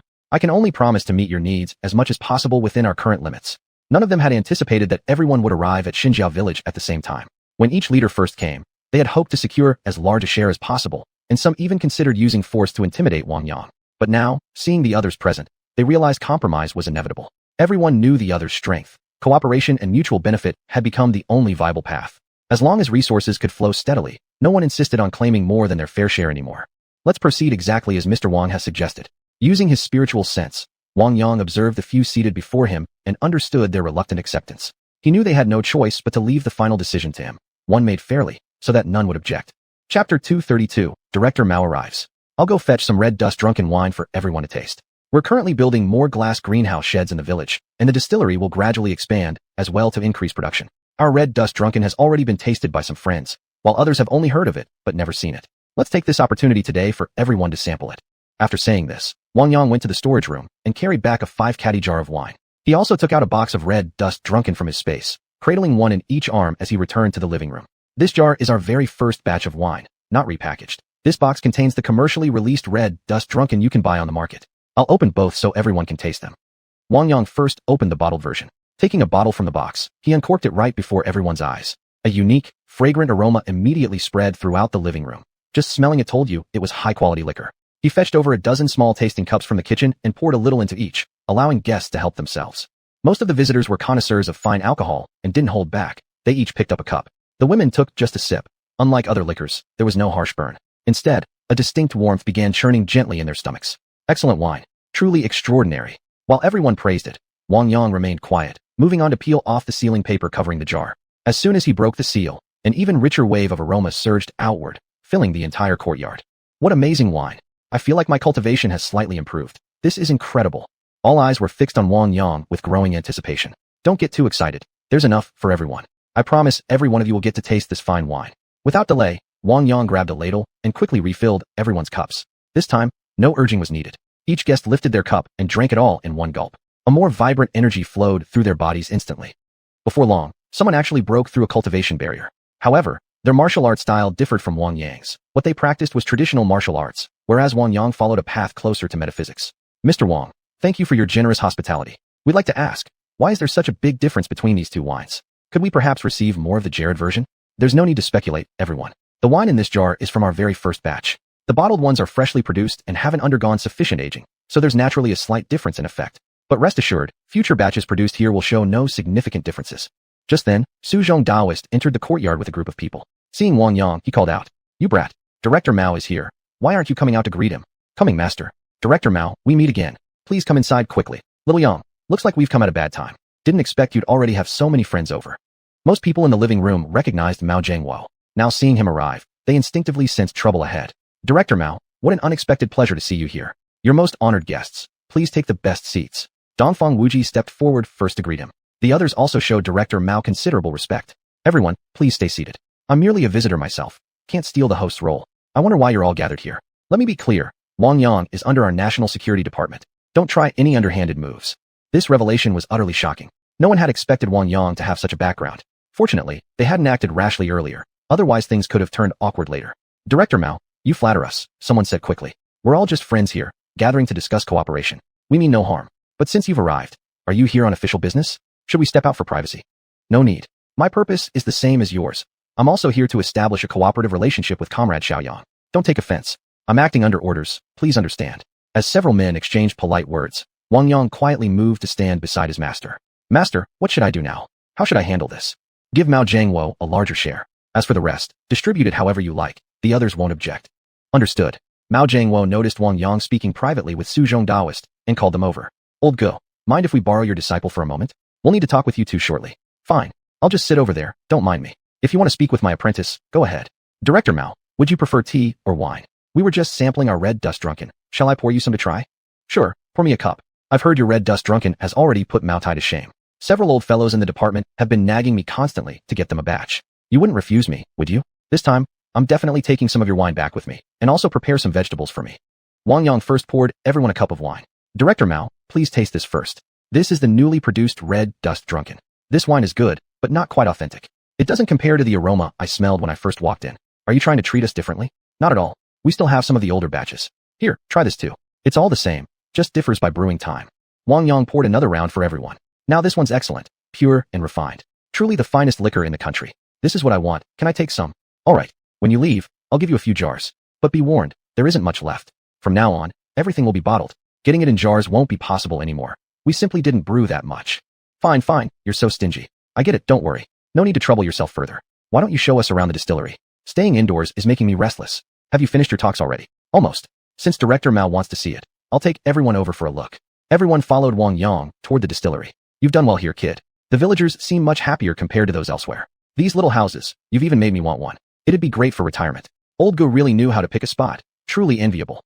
If you like it, Director Mao, you're welcome to stay for a while. I won't charge you a penny. Soon, they arrived at the distillery. The workers had already notified Xiuxian. Uncle Shun, these are friends from outside who'd like to tour our distillery. Please give them a walkthrough. They'll all be our future customers. No problem. I'll first guide everyone through the production area, then take them down to the cellar. I guarantee it'll be worth the visit. Following Xiuxian, the group began their tour. Meanwhile, Wang Yang quietly approached his master. Master, does Director Mao have something specific in mind coming here? What else? They mainly came to get some wine from you. They might also ask you to go with them to Shanxi. There are several mass graves there that need handling. Don't worry, it's nothing serious. That puts my mind at ease. Everyone sampled the freshly brewed liquor, which was similar to what they just tasted. When they entered the storage caves, they discovered an entirely different world within. Though the quantity wasn't vast, every jar stored there was top tier and exceptional. Chapter 233, Talking Business. After returning from the distillery, Wang Yang was called over by Director Mao. The others sensed that Director Mao had something important to discuss, so they continued exploring the village. Xiaoyang, I came specifically to see you this time because there's actually something urgent. I want you to go overseas to help us rescue a person. This might seem sudden, but normally we wouldn't ask you to take on missions like this. Old you has probably told you. We usually don't need you involved. But this time, we need someone unfamiliar to our target, someone who hasn't been through military training yet still has excellent physical skills. After thinking it over, you're really the most suitable candidate. Can you do it? Wang Yang glanced at his master, but he said nothing, pretending as if he'd heard nothing at all. Director Mao, where exactly are we going? And what do you expect me to do? You know I've never done anything like this before. I don't understand many of the procedures. Don't worry. You'll come with us to a base for some training first. I'm confident in your abilities. I've seen your videos online and even consulted some experts. They all speak highly of you. We're headed to Africa. Once you arrive, you'll meet up with our people there. They'll plan your route. Later, you can return via Europe. All right, I agree. When do we leave? The sooner, the better. Here's the plan. Handle your affairs here tomorrow, and early the day after, I'll send someone to pick you up. They'll take you straight to the training facility. After that, just follow our instructions. I have many other things to attend to right now. Prepare some liquor for me, and have someone gather fresh vegetables. I want to bring them back. When you return, I'll treat you to a drink. Got it. Wait here a moment. I'll go get everything from storage. Wang Yang went alone to the storeroom and brought out 5 jugs of 5 caddy capacity each. Then he released another 5 boxes of alcohol from his spatial storage, delivering all of it into the living room for Director Mao to handle personally. He then went to the glass greenhouse and asked Uncle Village Chief to harvest some vegetables, which were packed into several crates. Xiaoyang, how much do all these things cost? Let me calculate and transfer the payment. Forget it. Since this is your first visit, consider it my welcome gift. We'll operate on market terms in the future, of course offering you favorable prices. Later, send someone with me to collect the liquor. I'll set aside a portion for you. Consider this part as my gift this time. Then I thank you. Handle your personal matters quickly. Early the day after tomorrow, my people will come to pick you up. We're leaving now. After seeing them off, Wang Yang returned to the courtyard. Master, what do you think about this? I wanted to ask you earlier. What good would asking me do? Could I possibly stop you? I devoted my entire life to this country. You wouldn't fully understand that feeling. Your generation hasn't experienced the devastation of war and doesn't grasp its cruelty. National peace is truly hard-earned. Yet, even in peaceful times, someone must stand guard, strive, and make sacrifices. Since you've enjoyed this peace, you must also be ready to give something back. Be careful this time. When facing difficult situations, don't hesitate to strike hard when necessary. Mercy can sometimes lead to your own destruction. Once everything's settled, come back quickly. I'm heading home. There's no need to say goodbye when you leave. I'll watch over your place. Wang Yang stayed in the house a little longer, then returned to his bedroom and closed the door. instructing Xiling to teleport him to the warehouse. First, he unloaded all the alcohol stored in his space. It could only be left in Xiaoya's hands now. He also placed down large quantities of sorghum before teleporting back. This time, Wang Yang didn't cook at home. Instead, he took everyone out to enjoy a meal at a countryside farmhouse restaurant. In the afternoon, he brought them to the office area and had Xiaoya prepare several contracts. You're already familiar with our operations and circumstances. As for ingredient distribution, coordinate directly with the personnel you designate going forward. Sign the contracts first, then I'll take you all to the warehouse. All the wine produced recently is stored there. I'll divide it among you, but there won't be any more before the new year. Understood. Everyone agreed, and once all signatures were collected, Wang Yang drove ahead with Xiaoya in his car, leading the convoy. Soon, they arrived at the warehouse. Wang Yang, isn't anyone guarding this warehouse? Aren't you afraid of thieves? Maybe I should assign someone to keep an eye on it. No need. I won't be using this place much longer. Once everything is transported out, I don't plan to renew the lease. Suit yourself. After getting out of the car, Wang Yang opened the warehouse gate directly and led everyone inside. Mu Rongxuan walked over and said, Brother Wang, you're keeping your red dust drunk right here? Your nerves are really something. Miss Mu Rong, I'm just leaving it here temporarily. Nobody usually comes around. Originally these bottles were meant for a friend of mine, but since you've arrived first, I'll divide them among you. Once you take them back, it's best to store them for a while before drinking. There are roughly over 5,000 boxes in the warehouse, 500 boxes for each faction. Does everyone agree? Sure, that's fair. Then we won't stand on ceremony. Soon, all the liquor was distributed. Wang Yang didn't bother with them anymore and walked through the warehouse with Xiaoya. Xiaoya, so many people came today. It's not very safe here anymore. All the sorghum in the warehouse needs to be transported out. You stay here and keep an eye on things. I'll go to the distillery to get some trucks sent over to move it back. Then I'll deliver some more to the village. Got it. Leave it to me. You go ahead. Wang Yang greeted the others briefly before driving off. Soon, he arrived at the distillery. The guard at the gate recognized him as the boss and immediately opened up to let the car in. Director's son, please arrange a few trucks and send some people with me to haul the sorghum. I'm going overseas in a few days, and I don't know when I'll be back. Make sure everything is arranged in advance. Boss Wang, you could have just called me about this. No need to come all the way here personally. No problem. I was already over at the warehouse, and I'll head back there shortly. How's production holding up? It's stable. We're producing a lot of liquor every day now, and we've started building reserves. Give me another year, and this place will be completely different. There won't be any shortage of wine then. Director's son, I trust your work completely. Wang Yang took a walk around the distillery, added plenty of spatial water near the well, then led the trucks back toward the warehouse. By the time everything was finished, night had fallen. Everyone had left, and no one followed back to the village. Xiaoya, are you tired? Not really. I didn't even have to carry anything. Actually, I've been meaning to ask. The flow of energy in my dantian is already quite full, and my lower abdomen feels warm. What should I do next? Do you have any other sensations? In the mornings, practicing Tai Chi feels especially pleasant. I feel like I'm holding a balloon, and my blood circulates incredibly fast. All my previous minor health issues have disappeared too. But please help you. She keeps looking at me strangely every time she sees me. I know. I'll help her when I find the time. Your progress is normal. From now on, slowly compress your qi. Once the energy in your dantian turns liquid, your cultivation will take another big leap forward. Don't rush, just follow the natural process. If you have questions, you can also go consult my master. He knows a great deal. Talking with him more will benefit you greatly. I'm leaving the country the day after tomorrow on business, so I'll be entrusting the household to you again. Is it because of the people who came today? Wang Yang thought for a moment, then handed his little green booklet to Xiaoya. What is this? You'll understand once you look at it. No further explanation needed. The rest you'll figure out yourself. I got this from my master during my trip to the northeast. I see. Be careful when you're out there. I'll make sure everything at home runs smoothly. I'll be fine. Don't mention this to anyone else. Just keep it to yourself. As for the payments from this transaction, handle them as you see fit. For future expenses, unless it's something particularly important, you can make decisions on your own. The 500 boxes for Director Mao? Just give them as a gift. No charge this time. In the future, slightly reduce prices for them. It's best to maintain good relations. Understood.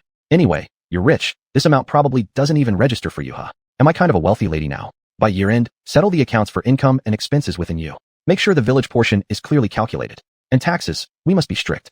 Pay every penny we owe. As our operations grow larger, we don't want anyone causing trouble later. How about the distillery in town? Should it be accounted for under the village? Handle that separately. That part is my personal property. Manage it independently for me. You're not afraid I might just run off with the money, huh? Let me tell you straight. This money is just a tiny fraction of what I have. If you really ran off, you'd actually be losing out big time, haha. Chapter 2, 34 Special Forces Training. Early on the third morning, a military vehicle stopped outside Xinjia village. A man in plain clothes walked up to Wang Yang's small courtyard. Is Wang Yang here? That's me. What do you need? Come inside and talk. I've been sent by my superiors to pick you up. Pack your things quickly. We're leaving right away. All right, just give me a moment. Wang Yang returned to his bedroom and came out carrying a backpack. Tigerhead, you guys stay and guard the house.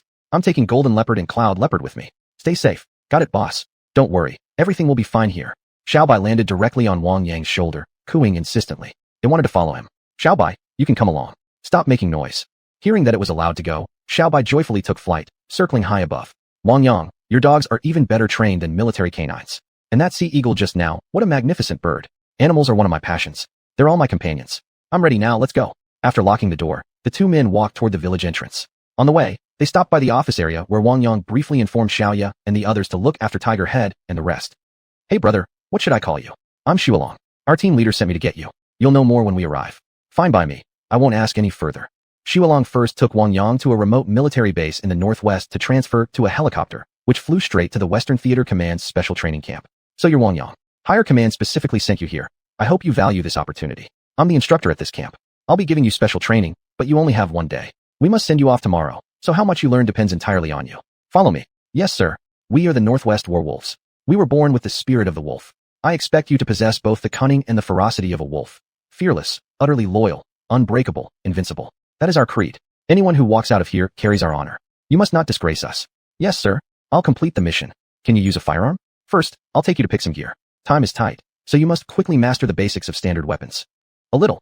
Good. If you can handle a gun, we're in business. Follow me. The instructor led Wang Yang into a weapons storage room filled with a wide variety of arms. Handguns, Type 77 7.62mm pistol, Type 67 7.62mm silenced pistol, Type 92 9mm pistol, Type 92 5.8mm pistol, Type 06 5.8mm silenced pistol, Type 91 dagger pistol, tranquilizer gun. Submachine guns, Type 85 7.62mm silenced submachine gun, Type 05 5.8mm silenced submachine gun. Assault rifles, Type 95 5.8mm assault rifle, Type 95 to 15.8mm assault rifle. QTS, 11, Individual Comprehensive Combat System. Machine guns, Type 95 Squad Light Machine Gun, Type 88 General Purpose Machine Gun, Type 89 Heavy Machine Gun. Sniper rifles, Type 85 Sniper Rifle, Type 88 Sniper Rifle, Type 10 12.7mm Sniper Rifle. Cold weapons, high-powered crossbow, paratrooper knife. Anti-tank weapons, PF-98 anti-tank rocket launcher. Vehicle equipment, Dongfeng Mengshi High Mobility Vehicle, Warrior Vehicle. Reconnaissance tools, low-light observation scope, night vision goggles, handheld thermal imager, low-light telescope, digital reconnaissance device. Weapon accessories, day-night TV scope for firearms, rifle tactical rail system, dual-purpose sight. You may try any of these. First, let's head to the shooting range for testing. The instructor called several soldiers to bring all the weapons to the training ground. Many other soldiers gathered around out of curiosity. Instructor, got a new comrade? Need us to help train him? Move along, move along. I have orders, don't interfere. The instructor began teaching Wang Yang shooting techniques, carefully demonstrating how to disassemble, reassemble, and load each weapon, then let Wang Yang try on his own. But this was simple. Using his spiritual awareness, Wang Yang observed every subtle movement of the instructor and instantly mastered the techniques, integrating them with what he already knew. To him, all the firearms felt straightforward. Instructor, I've learned it. Can I start live firing now? Good. I like your attitude. Load up. See the targets ahead?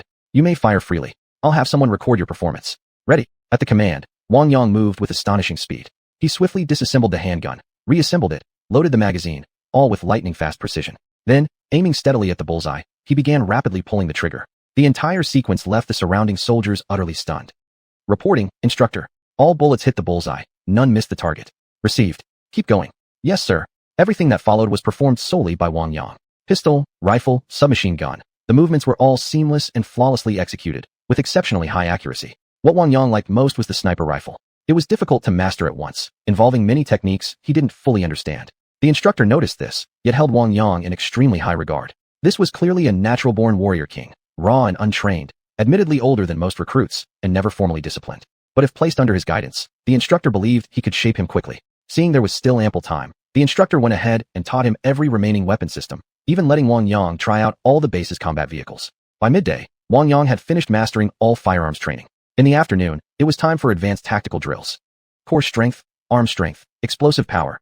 Each physical test was conducted in turn. But in the end, the instructor found these unnecessary. Wang Yang's physical condition was extraordinary, far beyond normal human limits, leaving the instructor slightly embarrassed. Still, he made Wang go through each exercise once and thoroughly taught him essential hand signals and professional military terminology. Room clearing, urban counterterrorism, unarmed combat, multifunctional climbing, rapid rope descents. Wang Yang excelled in every single one.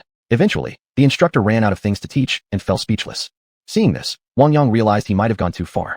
Thinking it over, he remembered he still couldn't fly a plane, so he asked the instructor to take him into a cockpit for a look. With solid psychological composure and exceptional memory, such skills could be picked up quickly anyway. It didn't take long before Wang Yang could operate the aircraft in basic maneuvers. Instantly, every soldier in the unit knew A true all-around prodigy had arrived.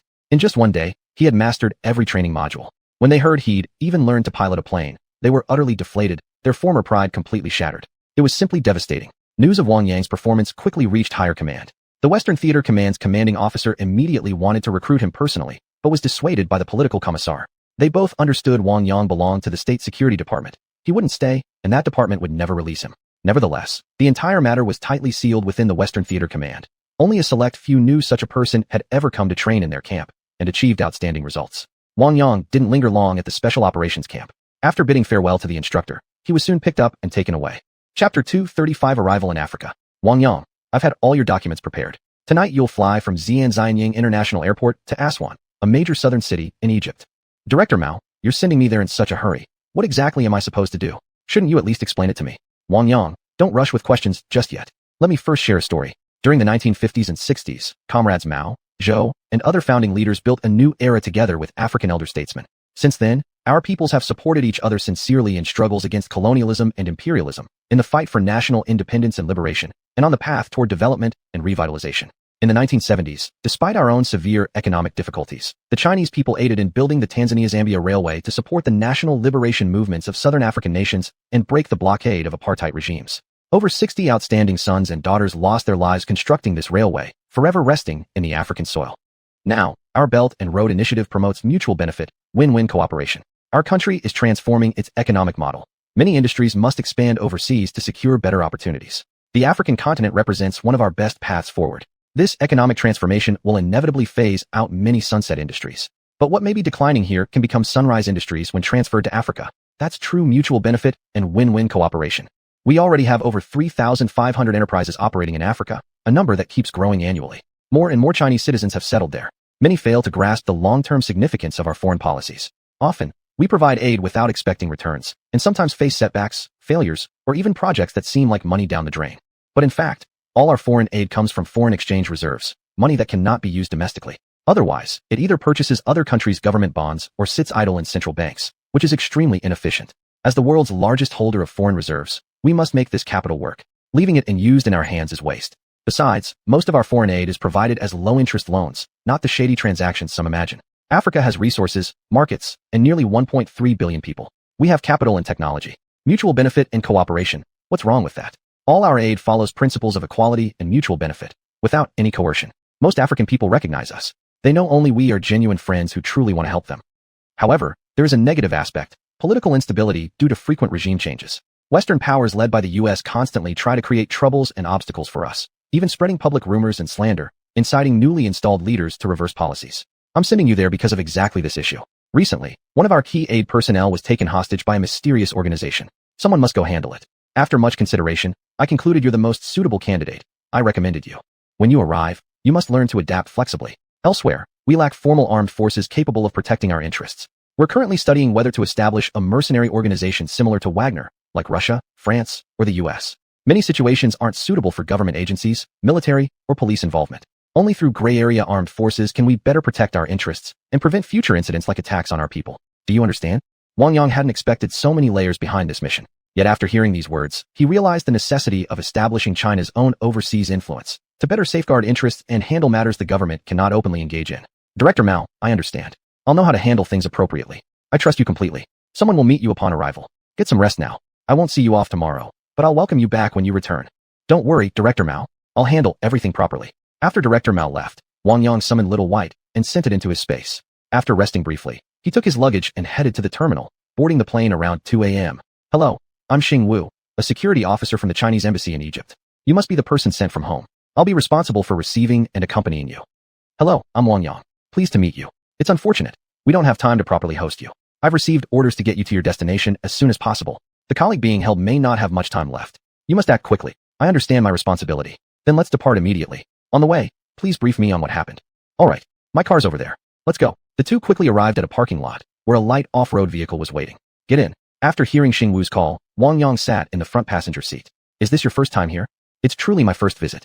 This trip came rather suddenly. Actually, we don't fully understand either why the domestic authorities specifically sent you here. The incident has already occurred at least 4 days ago. As soon as we received the information, we took some measures. You know, there are many situations overseas that aren't suitable for our direct involvement.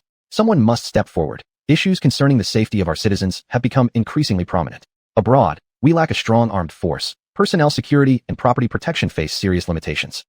We're not like Western countries, who have their own mercenary forces or military presence here. We suspect this incident was instigated by Western powers pressuring local armed groups to create chaos. I've prepared weapons for you. Check behind your seat. Take them out and try them. Thanks. Since headquarters sent me, they must have their reasons. Believe in my capabilities, hee. Wang Yang turned around, pulled out a handgun, a dagger, and ammunition from behind his seat. He disassembled the pistol briefly, then reassembled it, tested it, and found it worked well, similar to China's Type 54. This is the Soviet Tokarev pistol, one of the most influential handguns in the world. Our country modeled it and named it the Type 54. This firearm has been widely distributed across Warsaw Pact countries, North Korea, Vietnam, and many African nations. It fires the 7.62mm Tokarev cartridge, measures 196mm in length, weighs 0.85 kilograms unloaded, features a 116mm barrel, achieves a muzzle velocity of 420 meters per second, uses an 8-round magazine, and has an effective range of 50 meters. I've prepared 100 rounds for you. If it's not suitable, you'll have to figure something else out yourself. I believe you can get your hands on better equipment if needed. As for other supplies, you're on your own. I'll drive you directly to the Sudan border. There, we've arranged a vehicle for you. Use navigation to reach your destination. The Central African government lacks the ability to control all territories. Local warlords are entangled with various political and religious factions. Meanwhile, due to painful memories of exploitative resource extraction by Western powers in the past, combined with relentless anti-Chinese propaganda by Western media today, locals often develop misunderstandings toward Chinese people. In such chaotic regions, you'll need to be firm in tone and strong in action. Otherwise, you might become a target of unprovoked attacks. Recently, our embassy in the Central African Republic issued a public notice advising against traveling outside the capital unless necessary. Your mission requires extreme caution. I'm leaving you a contact number. Once you arrive, call it directly. Someone will guide you from there. Chapter 236 Northern Rebel Forces. After parting ways with Xing Wu, Wang Yang drove an off-road vehicle towards Sudan. Across Africa, few places were truly safe. Many regions frequently experienced unrest, armed conflicts, or terrorist attacks. For Chinese nationals, constant vigilance was essential. It was best not to venture into particularly remote areas. Locals were rarely targeted, and whites were too risky to rob. Comparatively vulnerable overseas Chinese often became the preferred target for robbery. Only by stepping outside one's own country could one truly appreciate the security and stability provided by China. Along the way, Wang Yang altered his appearance slightly, then sped quickly in the direction of the Central African Republic. The road was extremely rough. Intact roads were a rarity here. In recent years, under the Belt and Road Initiative, Sudan had become an important participant. Chinese peacekeeping forces, engineering units, and numerous local investment projects had helped lift many locals out of hunger and poverty. As a result, many indigenous people held favorable views toward ethnic Chinese. Currently, however, Sudan had plunged back into civil conflict. Armed men could be seen everywhere. When some noticed Wang Yang, they even stopped to greet him, appearing quite friendly. "Friend, are you Chinese? Didn't your people evacuate recently? Why are you still in our country? I'm so glad to hear your Mandarin is good." "Yes, I'm Chinese. I'm heading to the Central African Republic for some business, just passing through your area. Is the road ahead passable?" "Friend, you really shouldn't travel alone. Things are extremely chaotic here right now, and conditions in the Central African Republic aren't any better. What business could you possibly have there? I advise you to turn back. Wait until things settle down before coming to visit. The road ahead is technically passable, but watch out for attacks by unknown armed groups." Other armed individuals Wang Yang encountered along the way also urged him to leave as soon as possible. "Thank you all, but I have something extremely important to handle and must proceed immediately. I'll stay cautious, please do the same. Hopefully we'll meet again someday. Goodbye." After exchanging greetings, Wang Yang continued driving forward. He was occasionally stopped and questioned, but once they learned he was Chinese, the men let him pass without incident. Driving intermittently, it took 2 days before he finally reached the vicinity of the Central African border. He pulled out his phone and contacted the liaison. "Are you Xiuxian? Someone gave me your contact information and told me to reach out upon arrival." "Hello, I am Xiuxian. So you're the personnel sent from home? Welcome. Could you tell me your current location? Let me see if I can arrange someone to meet up with you." "No need. I just crossed over from Sudan and have only just entered the Central African border region. Just tell me what to do next. I don't need anyone sent to find me. This area doesn't seem safe, and the border appears blocked. It's not suitable for us to meet in person. All right, stay safe." The entire region has been unstable lately. Rebel forces, terrorist organizations, sectarian militias, Western mercenaries, all mixed together, sparking sporadic clashes. Not long ago, a group of geological survey experts we sent were abducted by an unidentified faction. They're not far from your current position. However, the northern and northwestern regions are their core strongholds, and the hostages are being held somewhere there. We haven't pinpointed the exact location yet, so you'll need to investigate on your own. Once you locate them, you can coordinate with us. We'll send someone to assist at that point. Remember, the safety of the hostages comes first. Contact me anytime if anything comes up. Understood. Goodbye. No sooner had he hung up than Wang Yang sensed, through his spiritual awareness, a group of armed men rushing toward his location. They had already detected something unusual. Seeing they were still some distance away, Wang Yang didn't rush. He first stored the vehicle in his spatial pocket, then began moving stealthily through the jungle. Who's there? Come out now. Wang Yang couldn't understand what they were saying, but from their expressions, he deduced they wanted whoever was hiding to reveal themselves. Several minutes passed. When no one emerged from the jungle, the armed men opened fire on the undergrowth with their rifles. Bullets thudded into the ground and tree trunks, creating dull thumping sounds until they paused. Seeing that their assault rifles were now empty, Wang Yang swiftly stepped out from his concealment. Moving with incredible speed, he incapacitated all of them in moments. After confiscating their weapons and tossing them aside, he gathered the men together and began questioning them in English. Who among you can speak English? Raise your hand right now. I need to ask some questions. If you cooperate, I might let you go. If you don't obey, the consequences will be on your own heads. After a long pause, no one stepped forward. Could it be that everyone here only spoke the local language, or French? This was going to be problematic. Waiting a while longer and still seeing no one come forward, Wang Yang considered dealing with them all. These men didn't look like good people. Looting, burning, and killing had likely become their habits. Don't kill us. I can speak English. Whatever you want to know, I'll tell you.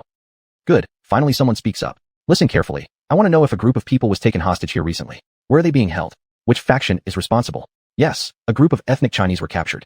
They're being kept in a base near Bilo. But we didn't take the hostages. It was done by rebel fighters. We're just a local civilian group who gathered for self-protection. Please let us go.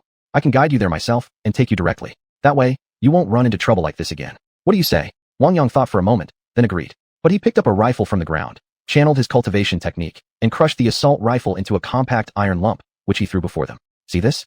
From now on, if I hear that any of you have attacked overseas Chinese, this will be your fate. Understand? Repeat what I just said to the others. Okay. Everyone present was terrified by Wang Yang's display. Now they suspected he must be Chinese. None of them had ever seen anyone so powerful. Each one was too frightened to lift their head. Get out of here. Don't breathe a word about me. If I find out anyone tries something sneaky, the consequences will be severe. The men abandoned their weapons, scrambled to their feet, and fled as fast as they could. You stay behind and lead the way. If I catch you trying any tricks, you'll answer for it. I believe you're a smart man. Take your gun and walk with me. With that, Wang Yang continued onward toward Bilo, escorted by the local man. Chapter 237. Successful Rescue. The Central African Republic had once been a colony of Gaul, and its influence there ran deep. Whether in language, currency, or daily customs, the shadow of Gaul was everywhere. They would never let go of their interests here. Surrounding countries were also heavily influenced, making this entire region a vast sphere of influence for Gaul. The Central African Republic was rich in resources, abundant in uranium, oil, gold, diamonds, cobalt, and other critical minerals, as well as possessing vast forests and fertile soil. In recent years, the Wagner Group, a mercenary organization, had been invited by the CAR government to handle security for national leaders, who in return granted Wagner protection rights over certain mining areas. Wagner was an extension of the polar bear's power, and Western nations couldn't tolerate such influence penetrating this region. They incited various armed groups to launch rebellions, and at times, Gaul itself intervened directly, hoping to reclaim its former dominance. The area had become extremely chaotic lately. Many regions were no longer suitable for business activities. In recent years, there had been frequent cases of Chinese nationals being killed or robbed, Chinese-owned shops ransacked entirely. The Chinese community were outsiders who never interfered in local politics. Although the country's leadership welcomed Chinese investment, the government remained highly unstable. It held decisive control only near the capital, with little authority over distant provinces where uprisings frequently erupted, conditions unlikely to stabilize anytime soon. The two dominant powers also refused to accept permanent Chinese presence here, making large-scale development difficult in the short term.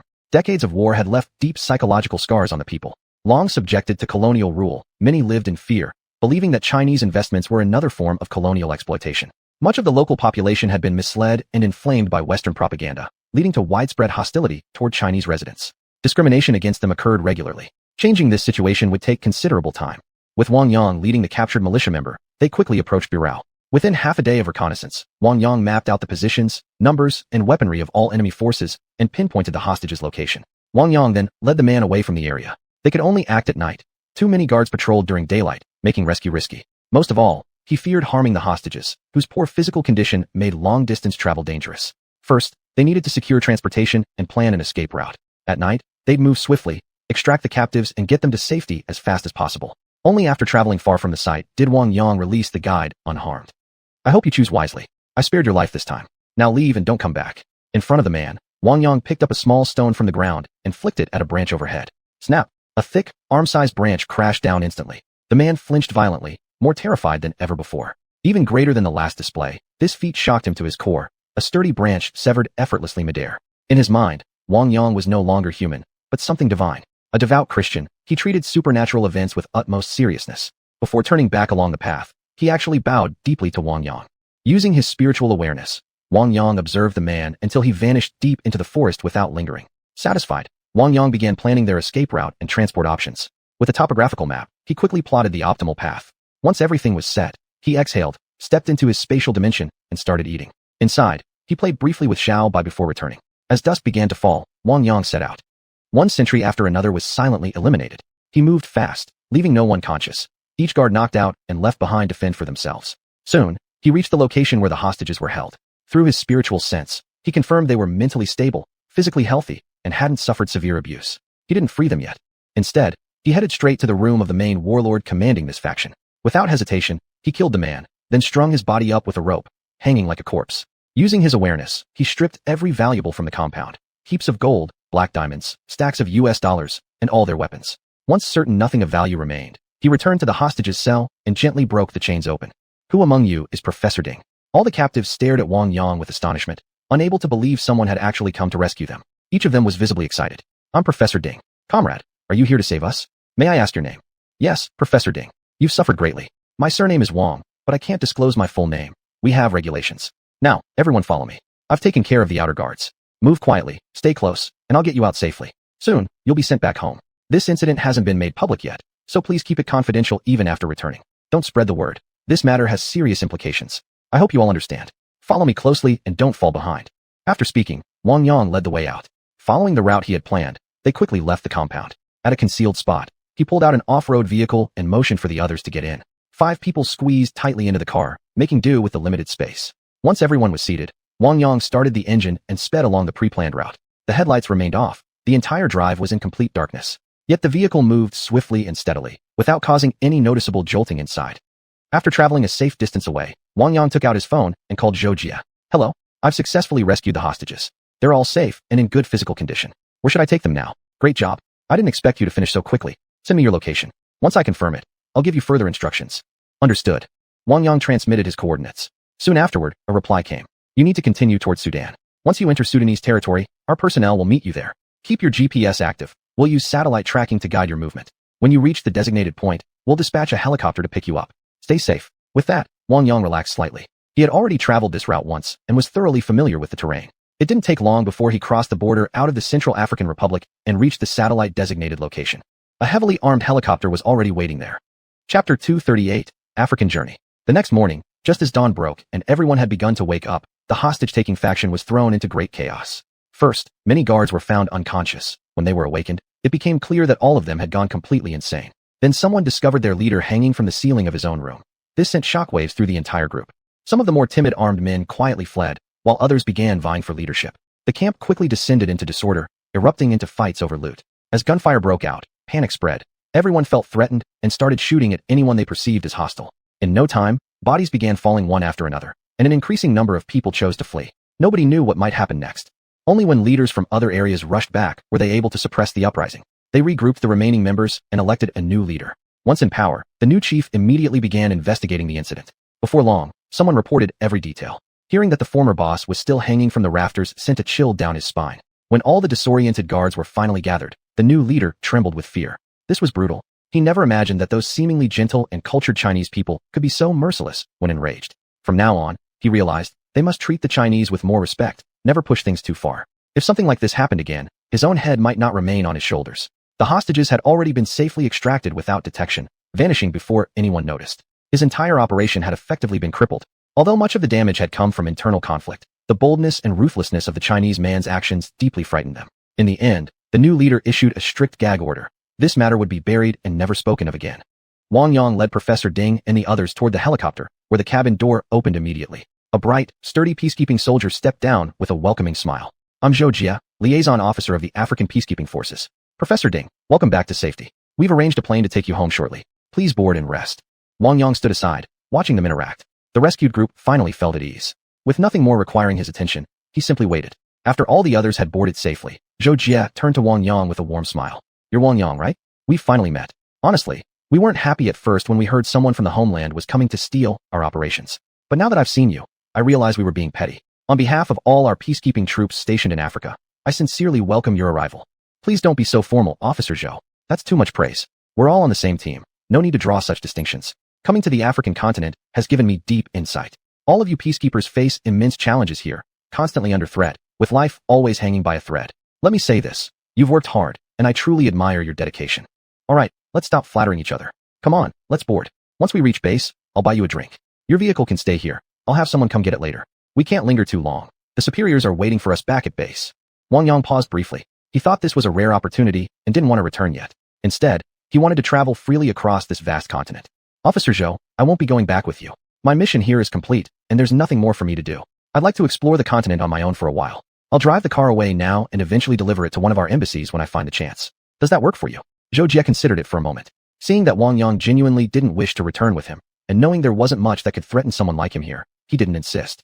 Fine then, but watch yourself. If anything comes up, feel free to call me anytime. I've got duties waiting, so I'll take off now. Take care. Goodbye, Officer Zhou.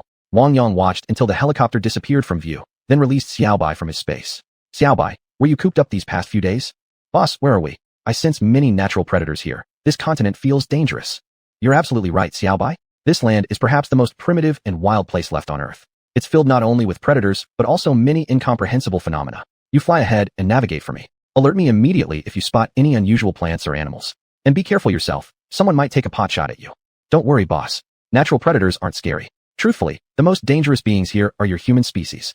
Wang Yang chuckled at Xiaobai's words. Then, climbing into his vehicle, he followed closely behind as they sped across the vast grasslands of Sudan. Sudan is home to one of the largest grasslands in the world, the Sudanese savanna, where herds of antelopes, zebras, elephants, and other animals can frequently be seen running freely. It also hosts several endemic species, such as the Sudanese giraffe and the Sudan gazelle. In addition to terrestrial flora and fauna, Sudan's rivers and lakes are treasure troves of biodiversity. The country also contains numerous wetlands and swamps, which serve as paradises for birds, attracting thousands of migratory species that come here to breed and overwinter. Across this land grow various tropical and subtropical plants, including palm trees, banyans, and eucalyptus. These plants provide abundant food sources and habitats for the region's wildlife. Along the way, Wang Yang collected many species. Thanks to the immense sheen leaf of space water, whether on land or in water, he captured a sample of nearly every creature he encountered and sent them into his spatial realm. Among these animals, the most ferocious were the Nile crocodiles. Nearly apex predators in their aquatic environment, each one looked exceptionally menacing. Over the next few days, Wang Yang traveled across many African countries. His confidence came from his exceptional skills, but as an East Asian man traveling through Africa, he stood out markedly. He encountered numerous confrontations with locals. Some criminals attempted to rob him, only to be subdued one by one. After a small punishment, he released them. Of course, he also met many kind and friendly people, which brought him some comfort. Still, the entire African continent was genuinely dangerous. He would never recommend anyone seeking excitement to come here for adventure.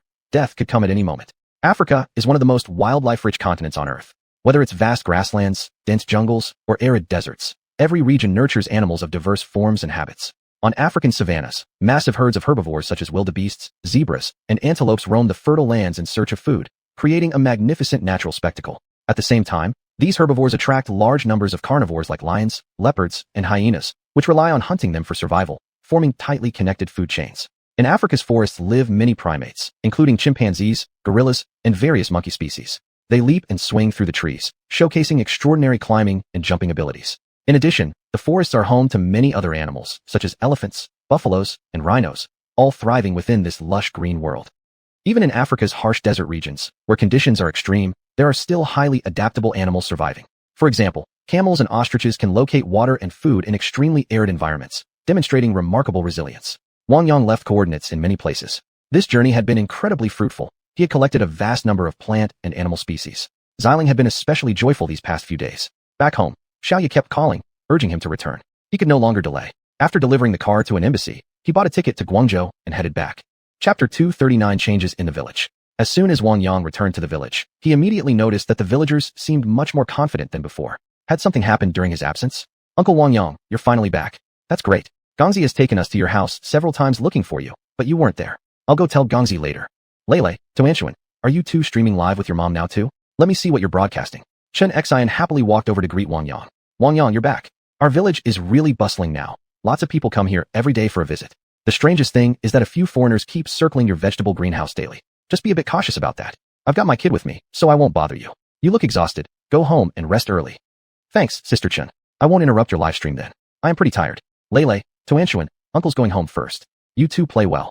On his way back to his courtyard, Wang Yang really did encounter many unfamiliar faces. These visitors appeared quite happy as they explored the village. Hello, are you Mr. Wang? I'm Xiao Hui, Dunhuang Seed's regional representative in Shaanxi. Could we discuss potential seed cooperation? Mr. Xiao, hello. I'm Wang Yang. Sorry, but I just got back from a trip and I'm quite tired. Mind if we talk tomorrow? Seeing Wang Yang with a backpack, covered in dust and clearly fatigued, Xiao Hui smiled and readily agreed. Mr. Wang, then I won't disturb you further. I'll come by again tomorrow. Sure, I'll be home waiting for you. Hearing Wang Yang's agreement, Xiao Hui turned and left. As soon as Wang Yang reached home, Hutu came running. Boss, you're back. Hutu, are you alone at home? Has anything happened these past few days? Boss, Dumao, Ermao, Sanmao, and Sameo went out on patrol. I stayed behind to watch the house. Nothing serious happened around here. But loads of people have shown up in the village unexpectedly. They're curious about everything, poking their noses into every corner, and some even dropped by our place to visit. Got it. Thanks for holding things down. He patted Hutu on the head, walked into the living room, and released Jin Bao, Yun Bao, and Xiao Bai. You guys go play. I'm gonna take a quick nap. All right, boss. Wang Yang lay down on the sofa and was soon fast asleep. Darkness fell quickly. Xiao Ye and Yu entered smiling, only to find Wang Yang sound asleep on the sofa. For a moment, neither knew what to say. And you, looks like you'll be cooking tonight. Judging by how Wang Yang looks, he hasn't prepared anything. Understood.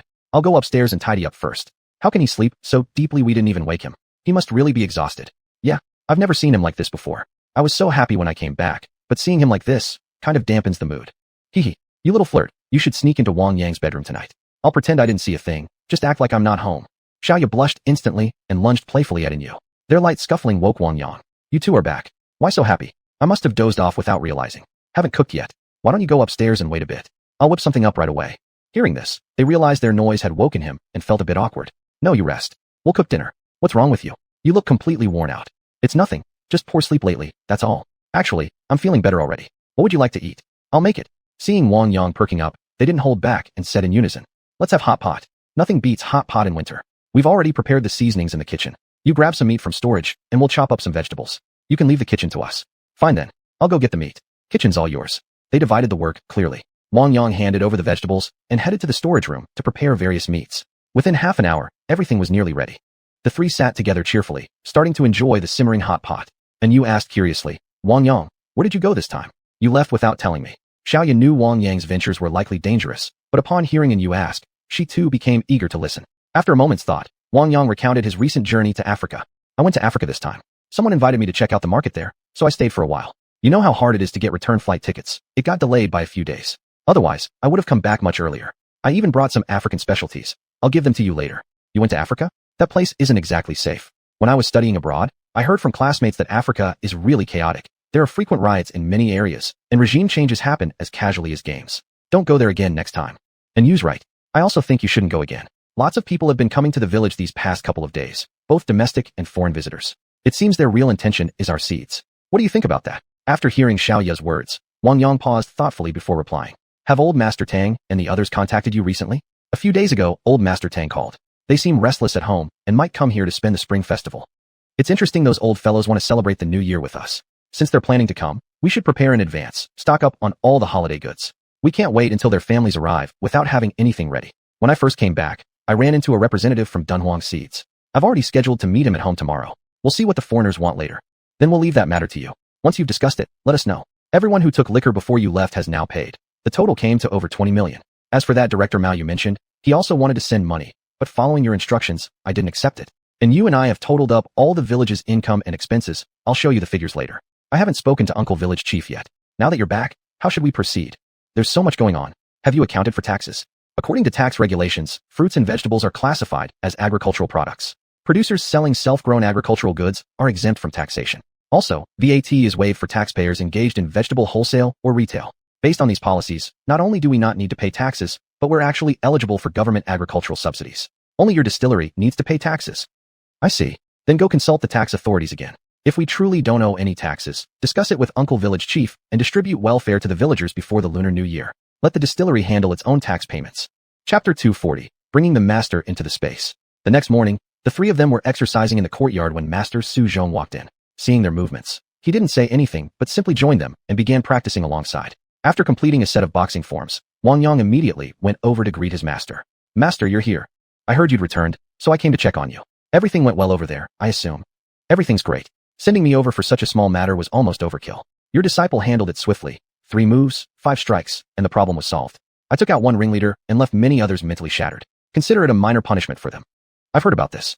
You handled it very well, quietly, without causing any negative fallout, and you've boosted the morale of our people. I'm told that armed personnel there now act far less arrogantly toward Chinese nationals. That's exactly how it should be. When it's time to act, you must act decisively. Otherwise, others will think you're weak.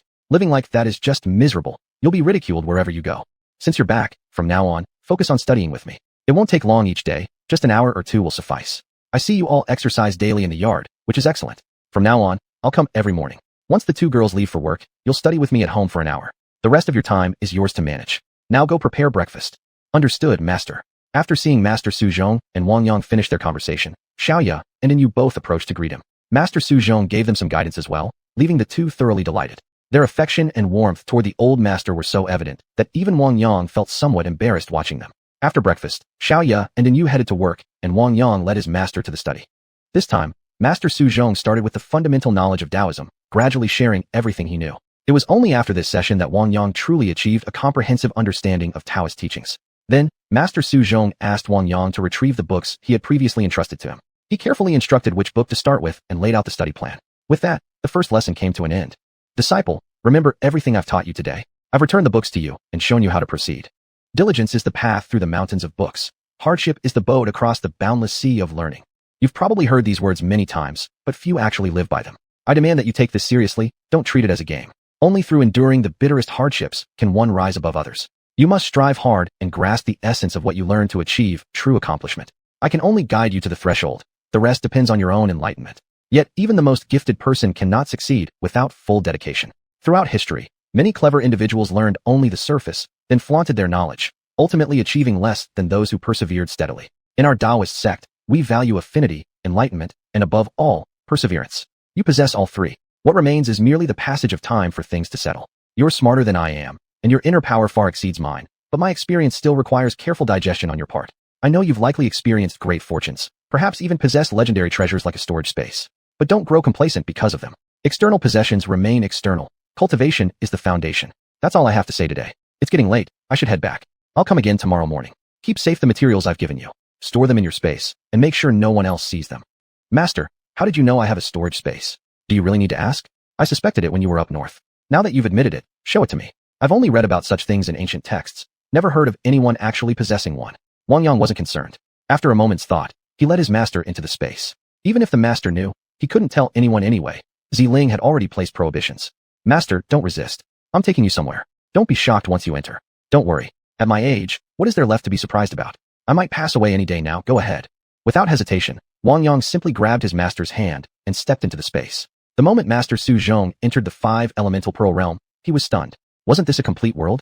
So beautiful. The air brimmed with spiritual energy, and he could actually feel his own cultivation breaking through stagnant barriers. He'd thought further progress impossible, but this disciple had brought him such an incredible surprise.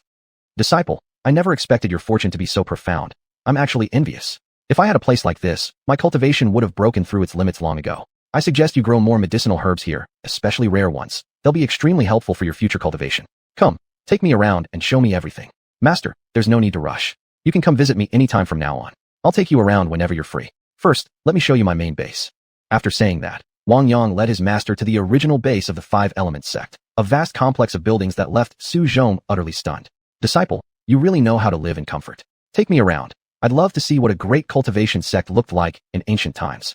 Wang Yang then guided Master Su Zhong through every corner of the compound, first bringing him to the Hall of Worship, where they both respectfully lit an incense stick before the statues of the 3 pure ones and the ancestors of the 5-element sect. Finally, he took him to the scriptural pavilion. The collection of books inside left even Su Zhong breathless. Many Taoist scriptures were rare or long thought lost.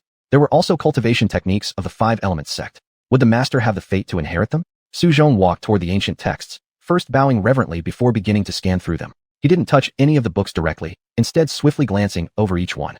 Disciple, where did you obtain all these? Many of these texts are treasures once guarded by major sects, utterly priceless. Most of them I acquired by chance. While exploring the Siming Mountains in Zhejiang, I discovered the abandoned sanctuary of an old Taoist named Xiuxian, which had already collapsed. There, I inherited his entire legacy. Most of these books came from that site.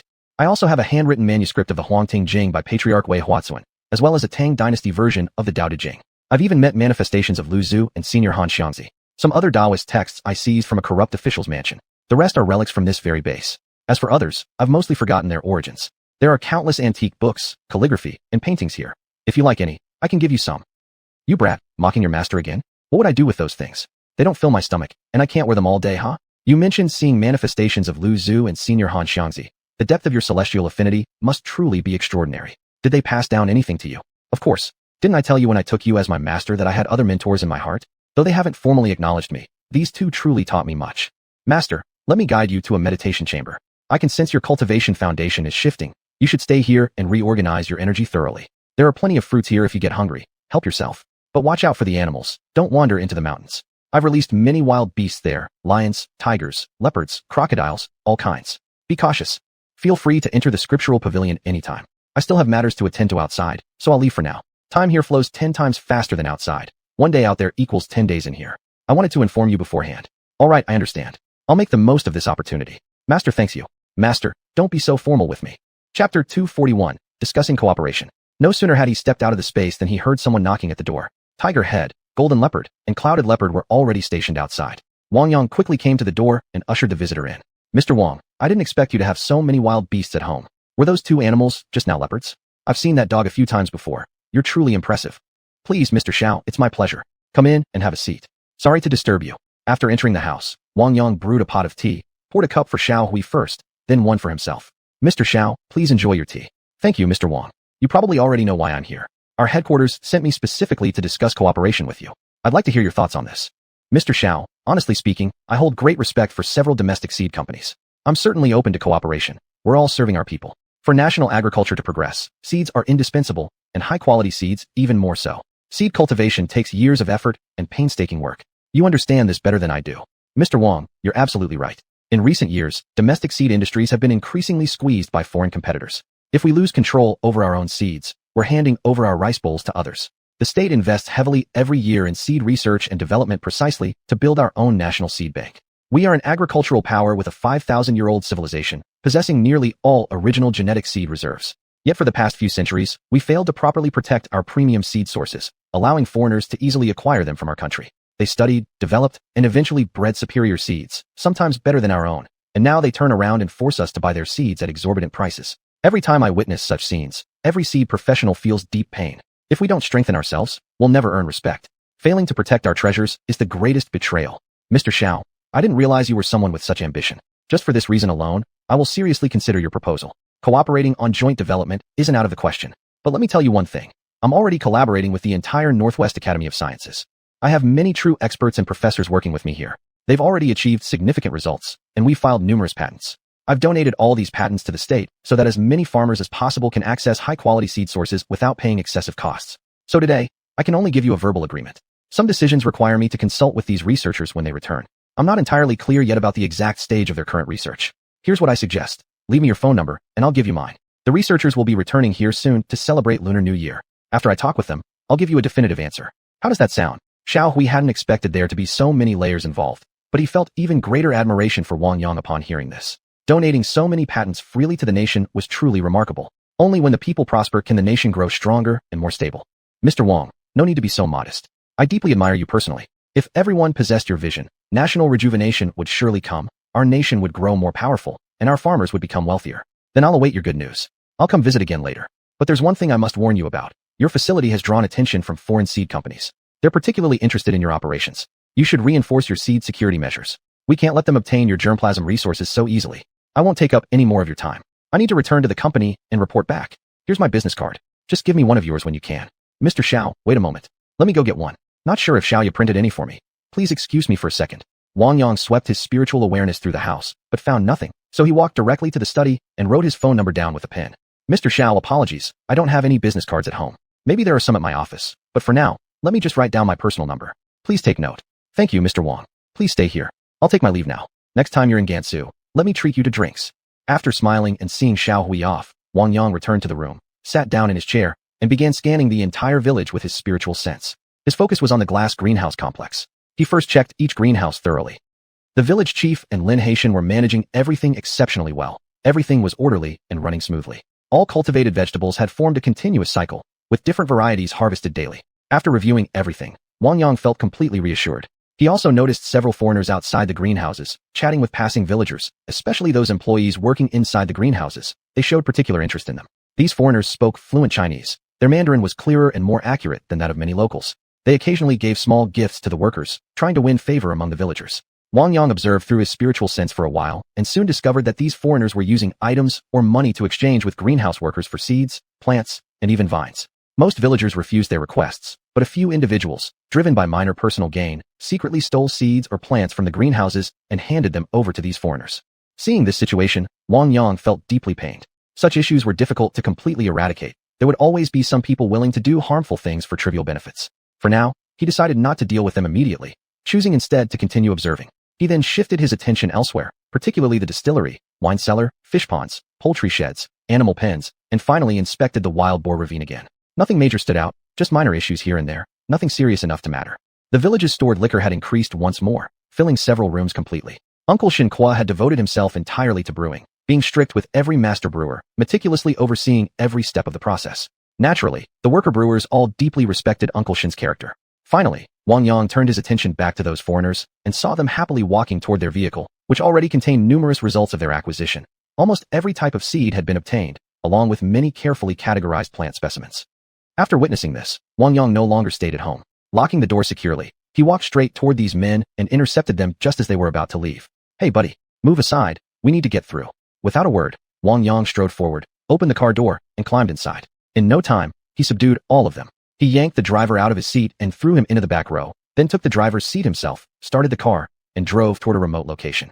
Chapter 242, Interrogation. Wang Yang parked the car beside a river, opened the door, and pulled everyone out.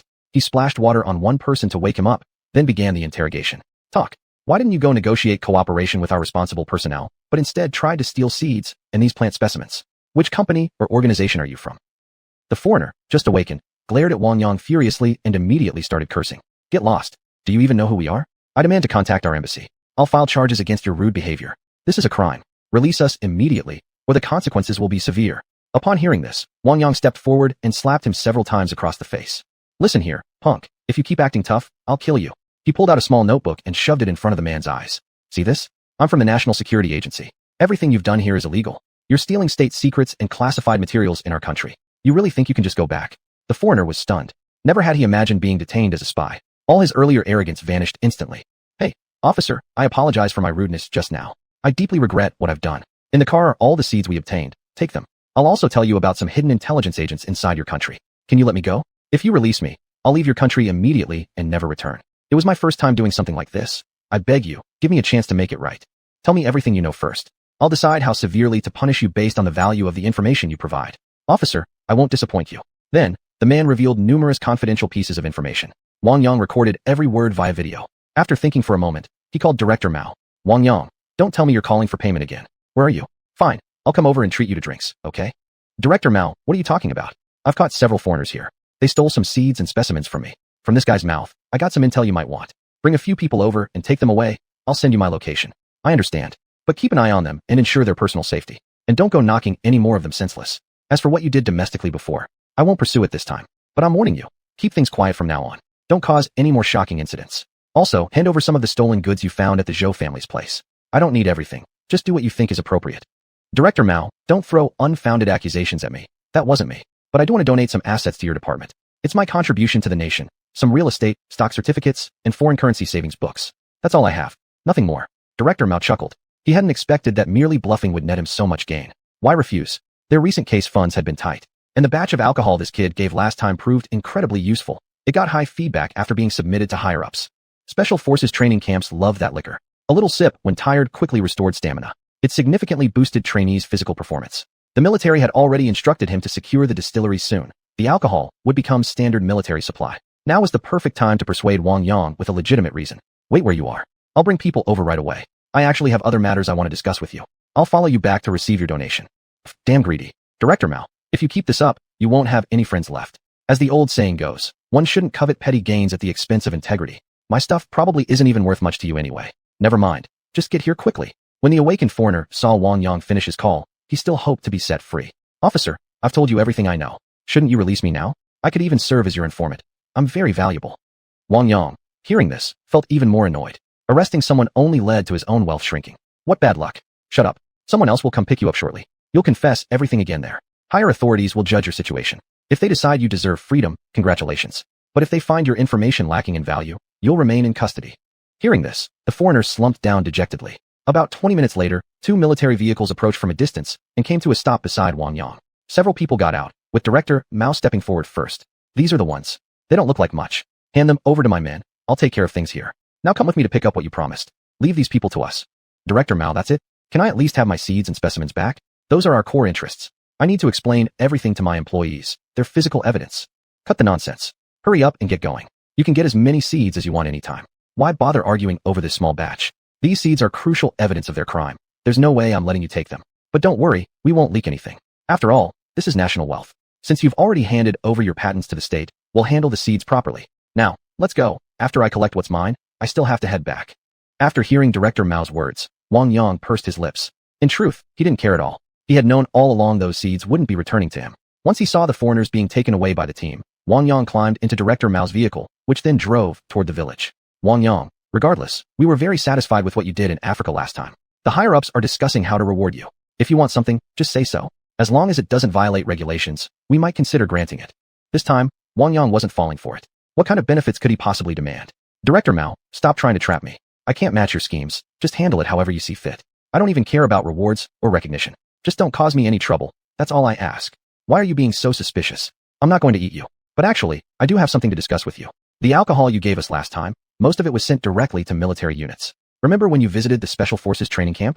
That batch has now been distributed to training bases across the country. Our soldiers love it. The results in physical performance have been outstanding, with many breaking through their limits. Senior leadership wants to designate your liquor as standard military supply. Think about it seriously.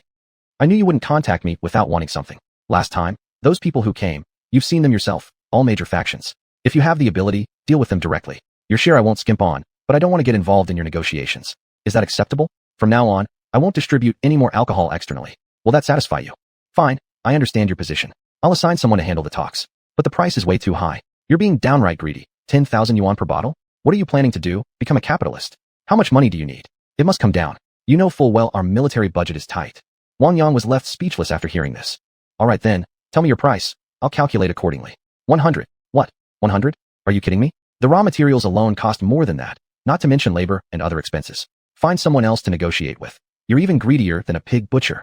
Why so angry? This is negotiation, we start low. If you disagree, we can raise it slightly. How about 200? Seeing Wang Yang remain silent, Director Mao realized he'd pushed too hard and reluctantly amended his offer. 500. When Wang Yang still showed no reaction, he finally revealed his highest acceptable price. 1,000. Not a cent more. If you refuse, we'll just seize the whole operation. Boy, no one to accept a good deal. This is already the best possible outcome I can secure for you. Don't be ungrateful. Fine, Wang Yang said. I'll agree to what Director Mao proposed. But your side must dispatch personnel for security. The distillery's current defenses are too weak. I'm worried someone might target it. Imagine if someone tampered with the product. Understood. I'll arrange for troops to take over the entire security operation right after I return. Back at his home, Wang Yang handed over all stock certificates, company shares, several foreign currency savings books, and dozens of property deeds seized from the Zhou family. Upon noticing one villa located in xiuxian, he mentioned to Director Mao that he wanted to keep it as his marital home. He asked him to reissue a new deed under his name, designating it as his personal property in Xi'an, reserved for next year's wedding. After some thought, he also disclosed all property information he had obtained from the Japanese during wartime, leaving it to Director Mao's team to handle however they could. As for whatever remained inside those properties, well, that was up to them to find. After obtaining everything he desired, Director Mao left contentedly. Wang Yang, thanks again. I'll have someone deliver your property deed soon. Won't delay your wedding plans. Goodbye. No escort needed. Just hurry up and go. Director Mao smiled and left, not bothering to be courteous with Wang Yang. Chapter 243. The village chief pays a visit. After seeing off Director Mao, Wang Yang closed the door and immediately went into his space to check on his master. Master, your cultivation has broken through. How do you feel now? Disciple, you're here. Not only did I break through in cultivation, but I've also healed the hidden injuries I suffered in the past. It's truly a blessing in disguise. Who knows, perhaps I'll even have a chance to advance further one day. That's wonderful news, Master. Congratulations. All right, bring me out for now. I'm not quite used to staying inside that space. It feels better outside, where there's human warmth. Fine then, I'll take you out first. With that, Wang Yang brought his master out of the space. Go cook something. I'll have lunch here before going back home. If I return now, I'd have to cook for myself, which is too much trouble. Sure thing, you rest for a bit. I'll go brew you a pot of tea. After serving the tea, Wang Yang headed into the kitchen. He took out some vegetables, meat, eggs, and grabbed a fish. In no time, he prepared a full table of dishes. Glancing at the time, he realized Xiaoya and you should be ready for lunch too, so he gave them a call to come back. Master, the meal is ready. Go wash your hands first, Xiaoya, and then you will be back soon. Today I'm bringing out some special wine to celebrate. You must savor it well. I'm telling you, apart from me, no one else has ever tasted this wine. Why didn't you bring it out earlier? The jar you gave me last time wasn't the best either, but it was already excellent. Just a few days ago, I spent some time at the winery, sampling every batch they made as soon as it was ready. They were decent, but nothing extraordinary. Master, wait, I'll get the wine now, and you'll understand soon enough. Wang Yang entered the storage room, selected a wine jar, opened the seal, and immediately summoned the 7-colored gourd. Xiaokai, suck all this wine into the gourd first, then release some of the older wines I stored earlier. I need them right away. Yes, master. Just then, village chief Xin Fei suddenly showed up, walking into the courtyard and calling out, Xiaoyang, are you home? Seeing the village chief approaching, Xiuxian Daoist stepped out immediately to greet him. Brother Xin Fei, come in quickly. We're just about to eat. Stay and have a drink with me. My disciple is fetching the wine. He'll be right back. What perfect timing. That's great. I've been craving wine lately. Looks like I'll get to enjoy it thanks to you today, huh? Wang Yang arrived in the living room carrying the wine and saw the village chief had already come. Uncle, you're in luck. Come on in and sit down. Let me pour you some wine first. We can talk while we eat. Xiaoya and you had just returned. Wang Yang, what delicious food did you make? It smells amazing. We're drooling just walking in. You two are back. Go wash your hands quickly. We won't wait for you, so hurry up. Got it. By now, Xiuxian Daoist had already started drinking with Chief Xin Fei, completely ignoring the 3 young people. Amazing wine. Suddenly, a unique current spread through his stomach. Xiuxian Daoist instantly sealed his lips, gently closed his eyes, and began circulating his inner energy to assimilate the sensation. The village chief looked particularly odd. He couldn't utter a word. His face was unusually flushed, his eyes tightly shut, as if immersed in his own world. Xiaoya and Yu walked over, noticing the 2 elders' strange state. Just as they were about to ask what was going on, Wang Yang gestured them to stop and whispered softly, just sit down first. I'll pour you each a cup. Taste it slowly, don't gulp it down. This wine is quite potent. I didn't expect it to be this strong. From now on, you can only have small sips now, and then, you won't get the chance to drink more than that. Xiaoya whispered back, is it really that incredible? Let us try already. Wang Yang didn't explain further. He simply poured each of them a cup. Without hesitation, they raised their glasses and began tasting. The liquor carried no sharpness at all. It was indescribable. Borrowing a line from Du Fu's poetry and modifying it slightly, this wine belongs in heaven alone. How often can mortals taste its grace? Xiuxian Daoist opened his eyes first and glanced at Wang Yang. He was already immune to such wonders. The space existed, after all, so what else could surprise him? Still, later he would remind the boy not to become reckless or lose himself. Master, let me refill your cup. Eat some food first. We can talk about other matters later. After quite some time, the village chief finally came to his senses and spoke. This wine packs quite a punch. I almost passed out. Truly exceptional. Uncle, don't talk just yet. Eat some food to settle your stomach. Try my braised fish before it gets cold. Right. But honestly, I can't drink any more of this. Don't pour me another cup. I simply don't have the fortune to enjoy such luxury. Haha, alright then, I'll stop. I'll have one more cup with master. Uncle, what brought you here today? Xiaoyang, Xiaoya just told me about the dividend. I came over to confirm with you. Can we really get that much money? I was shocked when I saw the statement. I haven't told the villagers yet. I came straight here to double check with you. Hearing that village chief Xin Fei had come about this matter, and seeing that Xiaoya and you were now fully aware, Wang Yang turned to her and asked, Xiaoya, what's the exact amount for this round of dividends?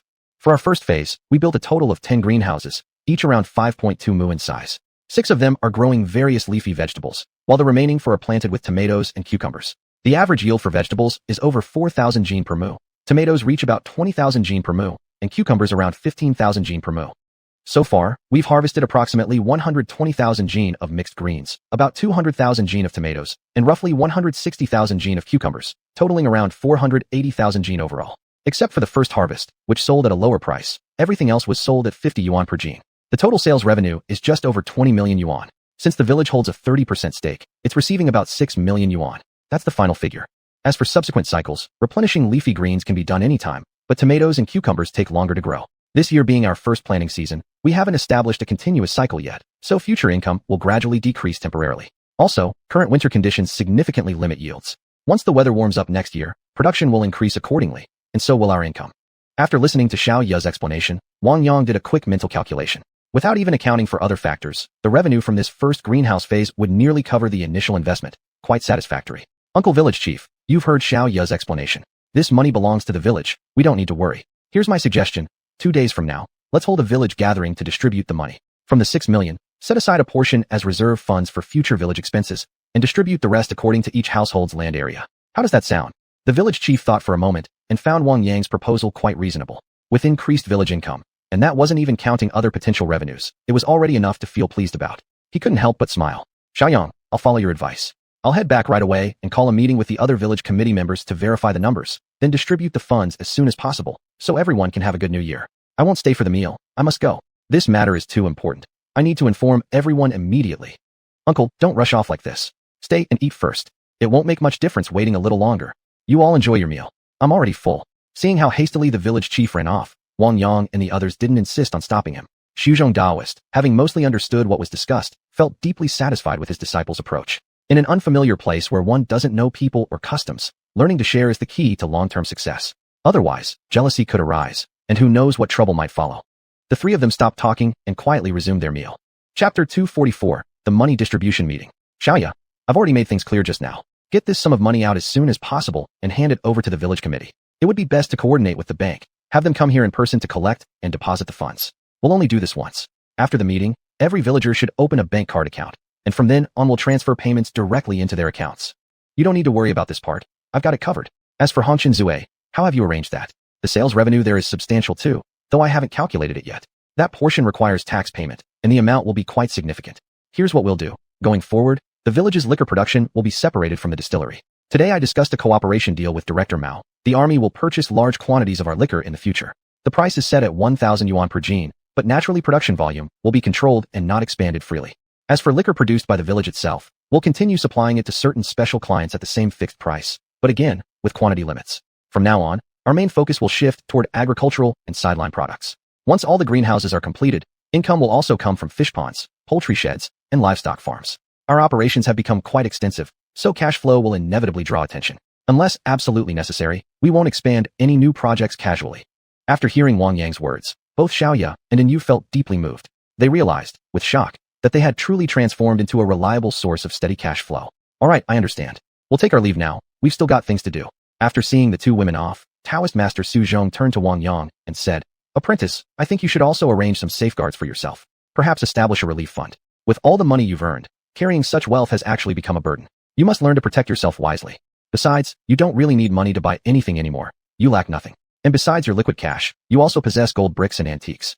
Accumulating too many material possessions isn't good for your cultivation. Sharing wealth will bring you blessings.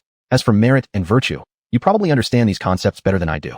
Also, stay cautious regarding that thing. Don't let success go to your head. Anyway, I've finished my meal. I'm heading back now. Do give this some serious thought. Yes, master. I understand. I'll make proper arrangements later. After seeing his master off, Wang Yang tidied up the restaurant, poured the leftover alcohol back into the 7-color gourd, and returned home alone to ponder his future plans. Early the next morning, village chief Shen Fei's voice boomed through the loudspeakers across the village. All villagers, please pay attention. Today is a joyous day. Shortly, we will convene an assembly for all villagers. Every household must send someone. It's year-end, and Boss Xiaoyang has already distributed dividends to our village. This money has arrived at the village committee, and we'll distribute it shortly. Please be prompt and cooperative. That's all I have to say. If you hear this, pass it along to anyone who hasn't. Everyone meet at the village committee courtyard immediately. The entire village erupted in excitement. Households everywhere began enthusiastically discussing the news. Husband, how much do you think we'll get in dividends this time? I haven't seen any major income coming into the village lately. Woman, what do you know? Didn't you hear the chief say it's a great festive occasion? Just those words mean we'll get at least 10,000 yuan or so. This year we're definitely going to have a wonderful spring festival. Look around at our houses, which are already pretty decent. That young boss is truly kind-hearted. All the changes in our village are thanks to him. All the kids who left have returned. Anyone willing to work hard can find a job. What more could we possibly complain about? Even if there were no dividends, life here already gives us hope. Now we earn several hundred yuan daily. This is far better than working outside. Don't overthink it. Whatever amount we get, we'll take it gladly. Enough talk. Let's go together. It's almost New Year, and it's rare to have a chance to celebrate joyfully with everyone else. You're right, husband. Let's go. Elsewhere, similar conversations buzzed through the air. Most people were thrilled. After all, who doesn't love receiving money? Living in such comfortable homes, having stable work every day, even greenhouse workers have insurance paid by the young boss. This kind of life was unimaginable before. Before long, villagers gradually gathered in the conference room. The hall was bustling with noise, everyone smiling and chatting casually, gossiping about family matters and village affairs.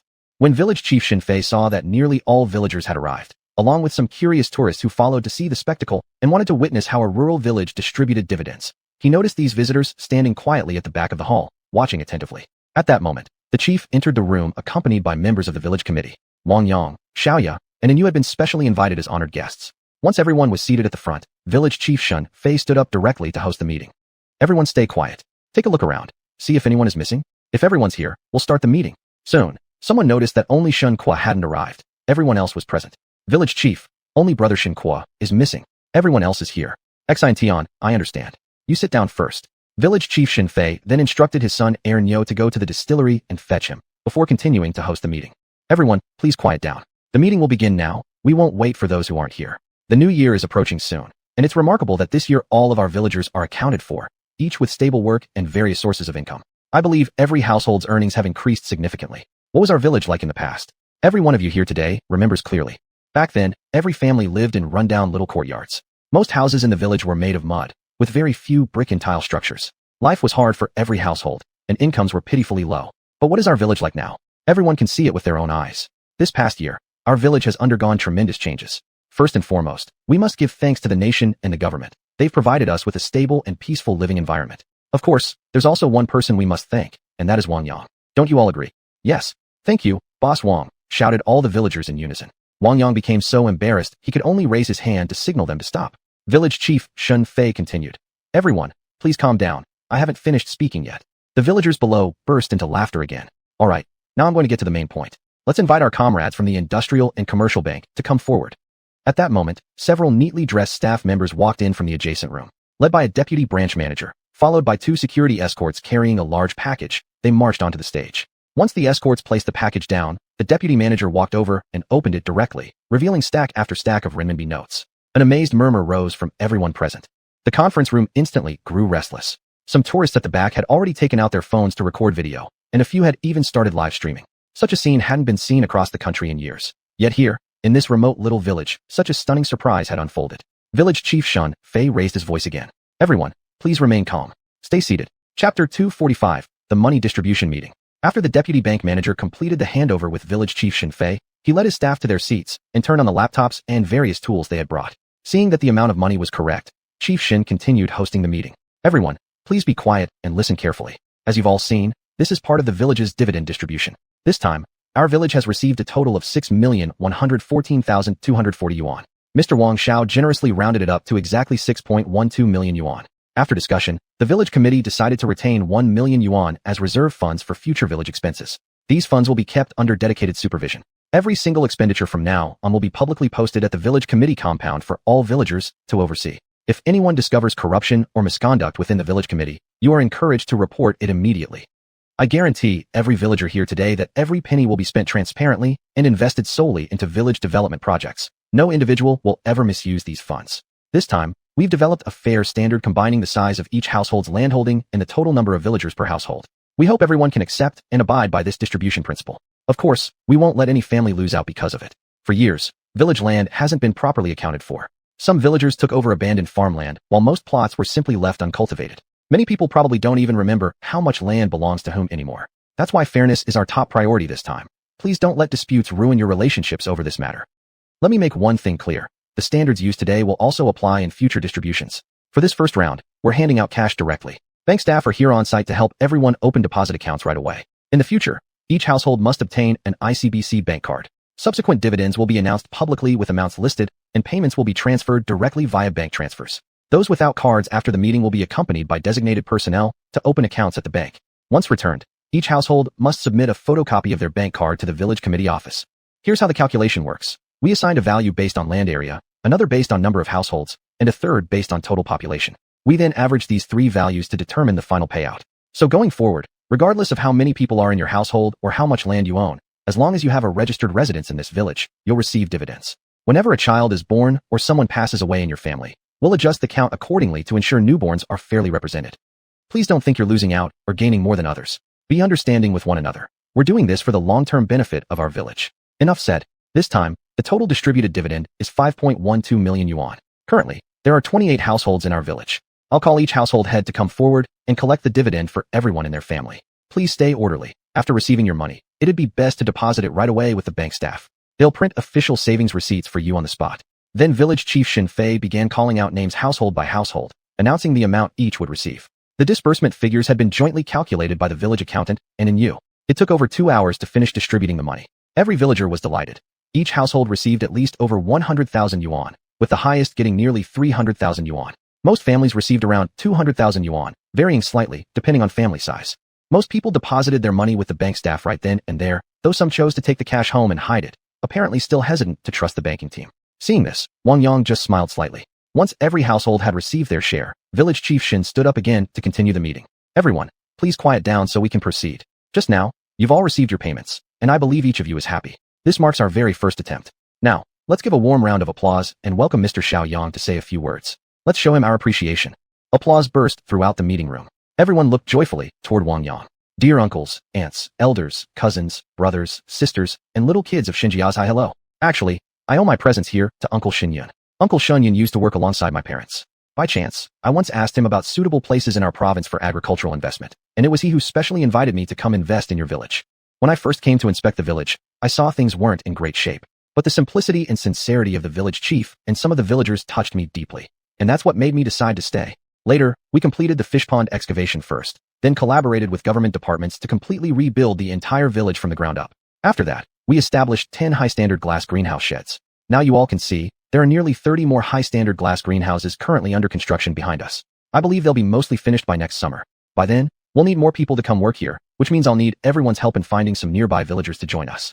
However, we're looking for hard-working individuals with rich agricultural experience. Any farmer uncles or aunts who've worked the land before are welcome. Let me make one thing clear, no slackers allowed. I hope you all help me screen out anyone like that. Remember, our village holds a 30% share in this project, so each of you is an owner. Don't treat this as just my personal business. Can we all do this together? Yes, we promise to find qualified workers for you. If anyone isn't up to standard, we'll speak up and make sure they leave. Great, I hear your voices loud and clear. But let's not get too heated, just keep your eyes open. I believe every one of you will handle this responsibly. We still have fish ponds and poultry houses, and next year we'll start large-scale cattle and sheep farming, all of which include shares for the village. I'm not the type to take everything for myself. My goal in coming here has always been to lead everyone towards shared prosperity. Moving forward, I'll apply to government departments to establish a special poverty relief and agricultural support fund, using most of my personal profits. This fund will help more fellow farmers escape poverty. We'll also set up an education assistance fund to help children who dropped out return to school and support college students in entering university, fulfilling their dreams of higher education. Here, I hope every villager stands united. Don't let minor conflicts or small personal gains create discord among us. Money can always be earned again. Don't be greedy for wealth that doesn't belong to you, and don't envy how much others may receive. Learn to be content and find joy in what you have. I promise you, from now on, no one will ever need to bow their head for a little bit of money. Here's one request I have. Please ensure your children never drop out of school. Help them complete their full education, so they won't regret it later in life because of financial hardship. One more matter I'd like to address. I hope such behavior stops immediately. A few days ago, some tourists came here and approached our workers, asking for seeds, plants, vines, or other materials. I hope this kind of thing never happens again. Seeds are our foundation. You've met several senior professors in the village. They're working with the Northwest Academy of Sciences on research right here. Their mission is to solve key seed-related challenges. We've already obtained many patents, and I've donated all of them to the nation. I urge you all to protect our collective interests. Don't betray our commonwealth for trivial favors or petty gains. These achievements belong to the entire nation, not to any single individual or private organization. Let me say this once more. I hope gambling never takes root in our village. The money distributed today is meant to improve your lives, not be squandered. Anyone found violating this agreement will lose their eligibility for future dividends. I hope you all watch out for one another. A beautiful life requires everyone's effort to maintain. That's all I wanted to say. Thank you all. Everyone clapped enthusiastically. The village chief spoke a few more words, and with that, the meeting came to a successful conclusion. Chapter 246, Xinjiazhai becomes famous. Wang Yang had no idea that the dividend distribution meeting he had arranged was now being broadcast live by major media outlets. Among the tourists present today was a small-time streamer, whose live coverage on the spot instantly transformed him from an unknown nobody into a lucky figure chased by media networks. The meeting hadn't even concluded, yet the entire internet had already erupted. The public was buzzing. When had agriculture become such a profitable business? If farming was this easy, who wouldn't envy those farmers? People started questioning each other, and many quickly accused the streamer of staging a performance just to gain followers and traffic. The majority began condemning what they believed to be a hoax, with some even reporting him to the streaming platform. Others went as far as filing complaints with national authorities. This matter grew so significant it stirred nationwide public opinion. Closest to the epicenter, the Shaanxi provincial government dispatched a working team rushing toward Xinjiazhai, led by Vice Governor Qin, who was well acquainted with this village. As the official in charge of agriculture, he felt particularly tense. When a local village launched such a shocking satellite, rocking the entire nation, his heart was filled with anxiety. If this turned out true, he would surely be commended. But if false, things wouldn't be simple at all. Someone would have to take responsibility, perhaps even take the fall. As the top agricultural official in the province, he couldn't avoid some level of connection to the incident. The Lantian County government's phone lines were flooded, and Lu Town mayor from Puhua Town was racing toward Xinjiazhai in a panic. The event hadn't reached its peak yet. Most people remained skeptical, watching closely. Everyone secretly hoped this was real. It would mean there was still hope for agriculture. Should this be confirmed, more and more people would shun agriculture, diving in with great enthusiasm. Across the web, countless netizens waited eagerly for updates. More and more old online videos about Xinjiazhai were unearthed. These included photos of the village in its earliest days, alongside images after reconstruction. The stark contrast shocked many, who began envying the villagers' living conditions. As additional photos and videos surfaced, mostly self-recordings by tourists, personal experiences, beautiful pictures, and clips began circulating widely. The village also hosted large numbers of migratory birds during winter. This alone convinced many netizens halfway. Migratory birds are a barometer of environmental quality. Only places exceptionally clean and beautiful could attract such birds to winter there. The claim of vegetables selling for 50 yuan per jin was soon verified. The first photos and videos came from friends in Yongcheng, where Wang Yang had initially stayed. A new term, crystal vegetables, emerged, and increasingly, footage of high-end restaurants in Yongcheng serving these dishes spread online. No one expected such humble vegetables to become this sensational. Plates of greens priced at hundreds of yuan, some reaching over 1,000, with wealthy diners still unable to secure a serving. More and more information began to be compiled. Some even dug up Wang Yang's personal details. Although he rarely used the internet, nicknames like Tai Chi Brother and Miracle Guy had long made him famous. His fanbase had never dwindled. In fact, it kept growing steadily every day. Now, this dividend event thrust him fully into the online spotlight, making him hotter than many A-list celebrities. Soon, Wang Yang's phone began ringing nonstop, mostly from friends checking in. After answering several calls, he started getting a headache. This kind of attention was far from what he wanted. The entire meeting had been recorded and uploaded online, then shared widely. Public discussion on agriculture suddenly exploded, flooding the internet with information. People began paying attention to seed issues, and the topic of being strangled by seeds went viral. Public outrage flared up again. Many shouted curses at traders who sold China's native seed stocks overseas, while government departments failing to protect seed security faced backlash. Most vented their anger, and hidden risks in Shandong's vegetable bases became another focal point. The national vegetable production hub located in Shandong supplied much of northern China. No one imagined how enormous the cost of seeds had become each year. A single packet of Japanese broccoli seeds could sell for over $3,000. Korean radish seeds were another money pit. As more seed-related problems emerged, it became even more infuriating that a large portion of China's rice seeds still relied on imports. Yuan Longping's hybrid rice, despite its fame, hadn't truly been popularized across the country. In many regions, seeds were still imported from abroad. Only now did everyone realize that seeds were the key to revitalizing agriculture, so crucial they could be called the chips of farming. One by one, foreign seed giants were exposed. Monsanto's dark history was dug up, and debates about GMOs resurfaced once again. All kinds of topics ignited heated discussions online, but more importantly, many investors had already caught a whiff of opportunity. Companies, including major corporations, began dispatching teams toward Xinjiazhai. Flights, trains, and long-distance buses were all converging in the direction of the village. And inevitably, countless online streamers followed. The popularity of Xinjiazhai had driven them into a frenzy, so much so that even wars around the globe couldn't draw their attention anymore. Wang Yang suddenly received a call from an unknown number. At first, he couldn't recall who it belonged to, though the digits looked familiar. He remembered seeing this number before. Someone must have given it to him specifically, but he'd forgotten whom. Without hesitation, he answered quickly. "Young man, you remember me, don't you? It's been a while since we last met, and you've really surprised me this time. The internet is in chaos right now. I'm already on my way to your place. When I arrive, you'd better give me a clear answer. If I find out you're faking any of this, the consequences will be very serious." It took Wang Yang a moment to recognize the voice. As soon as he realized who it was, he responded immediately. "Governor Qin, I didn't expect you to call me personally. It's truly an honor. You said you're on your way here. How much longer until you arrive? I'll send someone out to meet you." "No need for you to come greet me," replied Governor Qin.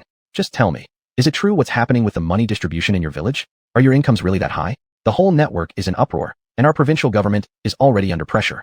We've started getting inquiries from higher-ups. Don't you think you owe us a definite answer?" "Governor Qin, I can assure you it's true, but it's not as exaggerated as people imagine. All this attention is putting tremendous pressure on us. We're just ordinary villagers. We can't handle nationwide scrutiny. I'm counting on you to shield us a bit. You know how small our temple is. It can't accommodate too many bodhisattvas at once, or it'll bring disaster." Governor Qin paused for a moment. He realized the young man was right. While theft might be bearable, being watched was terrifying. Why do good things never last? Because once something becomes public knowledge, secrets vanish, and longevity vanishes with them. "All right, I understand. Since you confirm it's true, I feel reassured. I should reach your village in about an hour. Once I arrive, we'll talk further. How we can support you to keep building your enterprise. I'll hang up now. That's all." Chapter 247. The Mysterious Elder's Attention. Wang Yang never expected that this incident would catch the attention of an old man, none other than the elderly passenger he had saved during his flight back to his hometown. This man was one of the founding elders of the People's Republic, the youngest among them at the time, and now one of the very few still alive. After Wang Yang revived him on the plane, the elder was taken away in a mysterious vehicle upon landing. He had been recuperating ever since, and the state closely monitored his health. As a result, the story of his rescue was kept under wraps. Now finally recovering at home, the old man had quietly dispatched someone to look up Wang Yang's records during his rest. Thus, Wang Yang's name was firmly etched in his memory. Today, his little great-granddaughter came to visit and began recounting some of the hottest current topics. Suddenly, a viral video surfaced, one about agriculture, and immediately piqued the elder's interest. For this founding father of the Republic, nothing mattered more than food security. Only those who had endured famine could truly understand the value of grain. Nowadays, so much food was being wasted on a massive scale. Cafeterias, restaurants, these were the main sites of waste. Although the nation advocated for food safety, nearly half a century had passed since reform and opening up. The younger generations had never experienced starvation. They simply didn't grasp the true worth of food. The elder asked his great-granddaughter to explain what happened. When she mentioned that vegetables were selling for 50 yuan per jean, he grew furious. Vegetables priced this high. This is nothing short of harming the nation and its people. Why aren't government agencies stepping in? This kind of behavior will surely disrupt social order. Seeing her great-grandfather angry, Wang Xinyu quickly explained, "Great-grandpa, it's not like what you think. What they're selling is truly worth every penny. I've tasted it once myself. It was unforgettable. If only I could eat it every day." Wang Xinyu, listen well. The elder snapped sternly. I don't want to hear such words from you. At this rate, you'll soon be blinded by materialism and might even make serious mistakes. Show me the video. I want to see exactly who's causing such a stir, so audacious. Wang Xinyu glanced at her great-grandfather and, seeing how truly upset he was, decided to pacify him. All right, great-grandpa, don't be angry. I'll show you the video, okay? Let's not jump to conclusions until we understand the whole story. With that, she projected the video onto the television screen so the elder could see it clearly. Suddenly, a familiar figure appeared on screen, one deeply engraved in the old man's memory. If it weren't for this young man, he would have met Chairman Mao long ago. Seeing how youthful and promising the boy still looked, the elder couldn't help but feel fondness, though he said nothing yet. He wanted to first see what the young man had done and learn more about his background. He intended to evaluate whether Wang Yang was someone worth nurturing. If he truly proved to be talented, the elder wouldn't hesitate to lend a hand, not least because this young man had saved his life. Only after Wang Yang began speaking did the elder relax, even allowing a faint smile to form on his face, an expression that shocked Wang Xinyu. Great-grandpa, why are you smiling? She teased. Is it because the guy is so handsome? You like him, don't you? Who knew you were into looks too? Hee. I'll tell great-grandma about this later. It's too funny. The old general scowled at his great-granddaughter. Nonsense. Always fooling around. If only you were as capable as this young man in the video, I'd have peace of mind. Why am I smiling? Do you remember when I was rescued on that flight? I almost died. I owe my life to this very young man you see here. Do you expect me not to pay attention? Go find out where he lives. I want to thank him in person. No one needs to talk me out of this. I know what I'm doing. Now go fetch your great-grandma and ask her to bring me outside for some sun. And hurry up with your mission. Come back as soon as you have news. Wang Xinyu was stunned.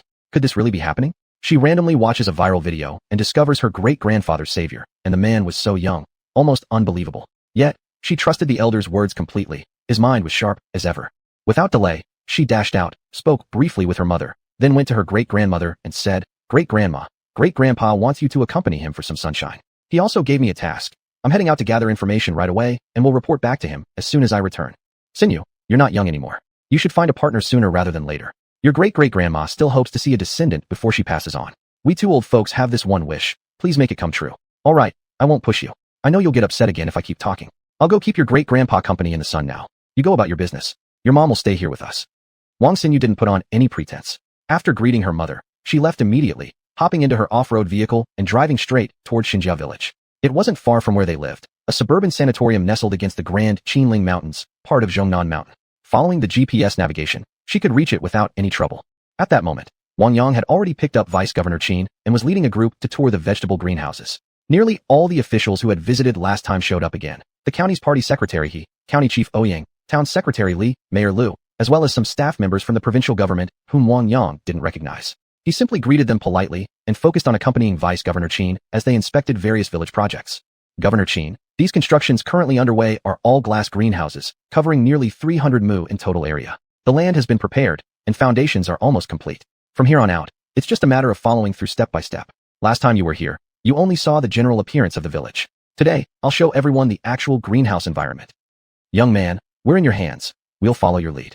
Please take us around the village thoroughly. I want a comprehensive understanding of your development plans. This could serve as valuable reference for us. Understood. I'll give you an in-depth tour today, and we won't waste any time. I know you're primarily here to obtain real data, and I have nothing to hide. I'll show you everything. I'll lead the way. Please follow behind.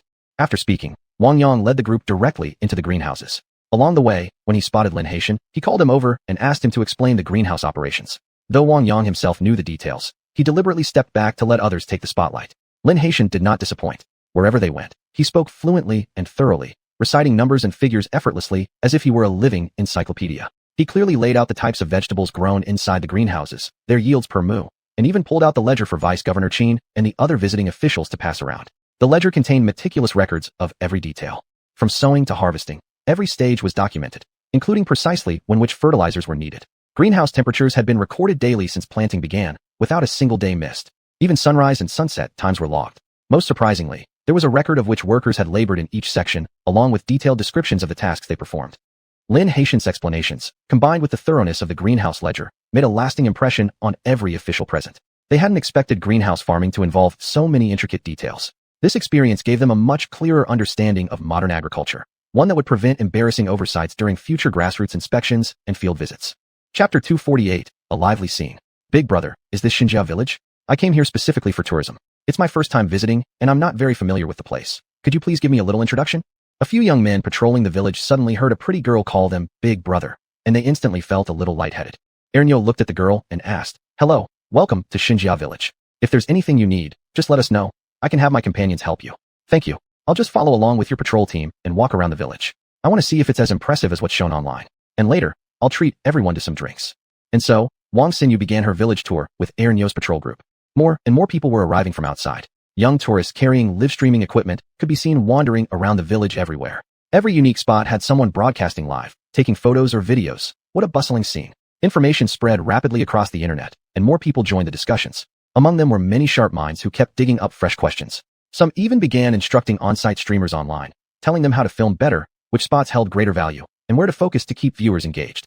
In an instant, the virtual world and reality became perfectly intertwined.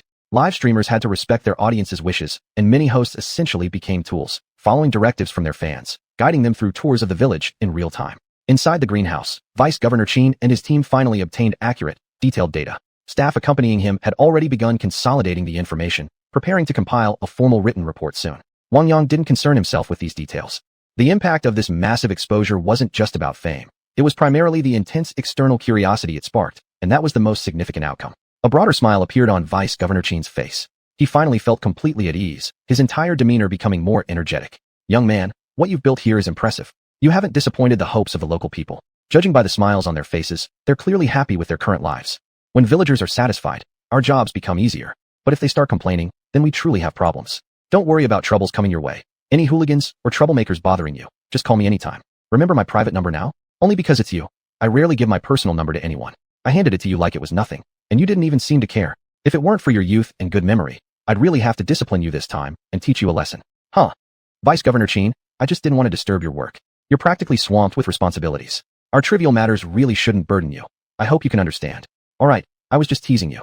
If there were more young people like you, that would be the nation's fortune. When I was on the internet before coming here, I saw your videos. I heard you plan to establish poverty relief and agricultural assistance funds, educational support programs, public welfare initiatives like these. For someone so young to already think about doing charity work, I fully support it. Here's what I'll do. I'll make a call to the relevant departments below. Prepare your documents, and I'll have someone expedite your license application. But remember one thing, never falsify information or act arrogantly. If you do, you'll definitely stumble sooner or later. Charity must be done openly, transparently, without concealment, honest and fact-based. I hope you aren't doing this for fame or profit, but because you genuinely have a compassionate heart. Young man, I've said quite a lot today. This is both encouragement and expectation. I hope you won't disappoint me. I also heard that your red dust drunk liquor has become incredibly popular, even surpassing Maodai. Could you take us to taste it? I'd like to see whether it truly lives up to its reputation." Wang Yang hadn't expected Vice Governor Qin to be so supportive. With the public welfare fund matter settled, he knew he'd avoid future hassles. His heart swelled with joy. "Vice Governor Qin, I myself am a connoisseur of fine wine, and good wine should always be shared with friends. Come, let me take you all over right now to see the brewing process. Our village workshop is a bit small, so please bear with us.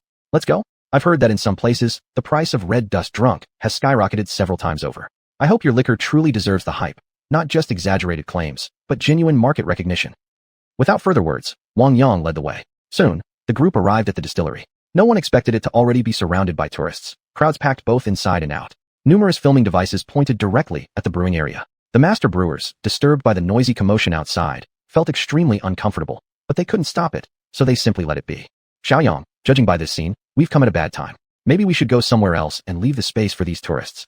Director Qin, why don't you all wait just a moment? I'll go handle this.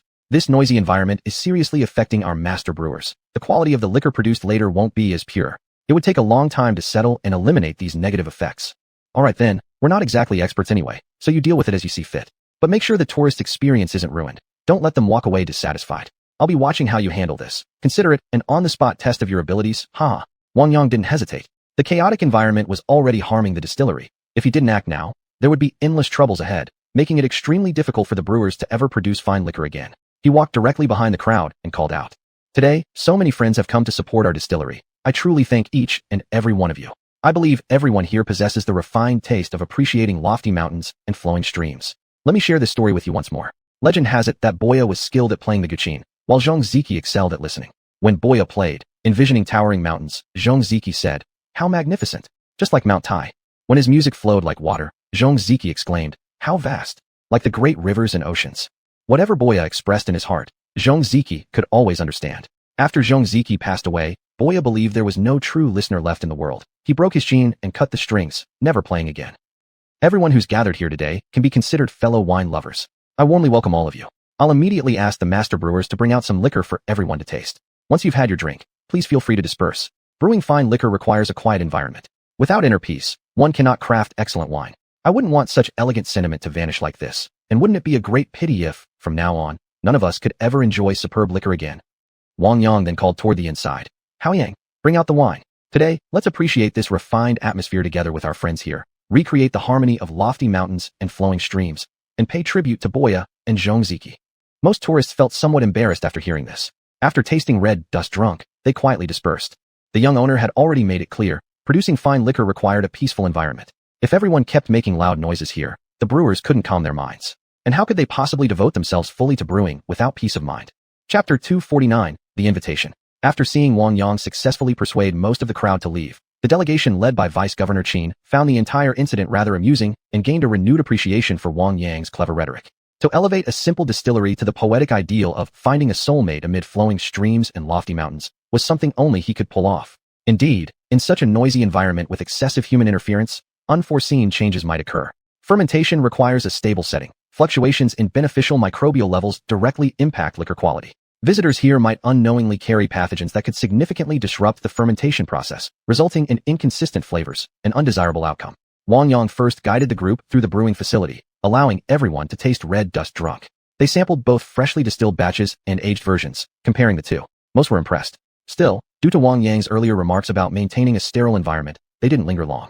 Before leaving, Wang Yang asked Shen Haoyang to hang a sign at the entrance of the brewery explaining the reasons for restricted access, so tourists wouldn't feel slighted or complain unnecessarily. After exiting the distillery, Wang Yang led them to the underground wine cellar caves. As soon as the cave doors opened, Vice Governor Qin began asking, "Xiaoyang, this is where you store your aged liquor?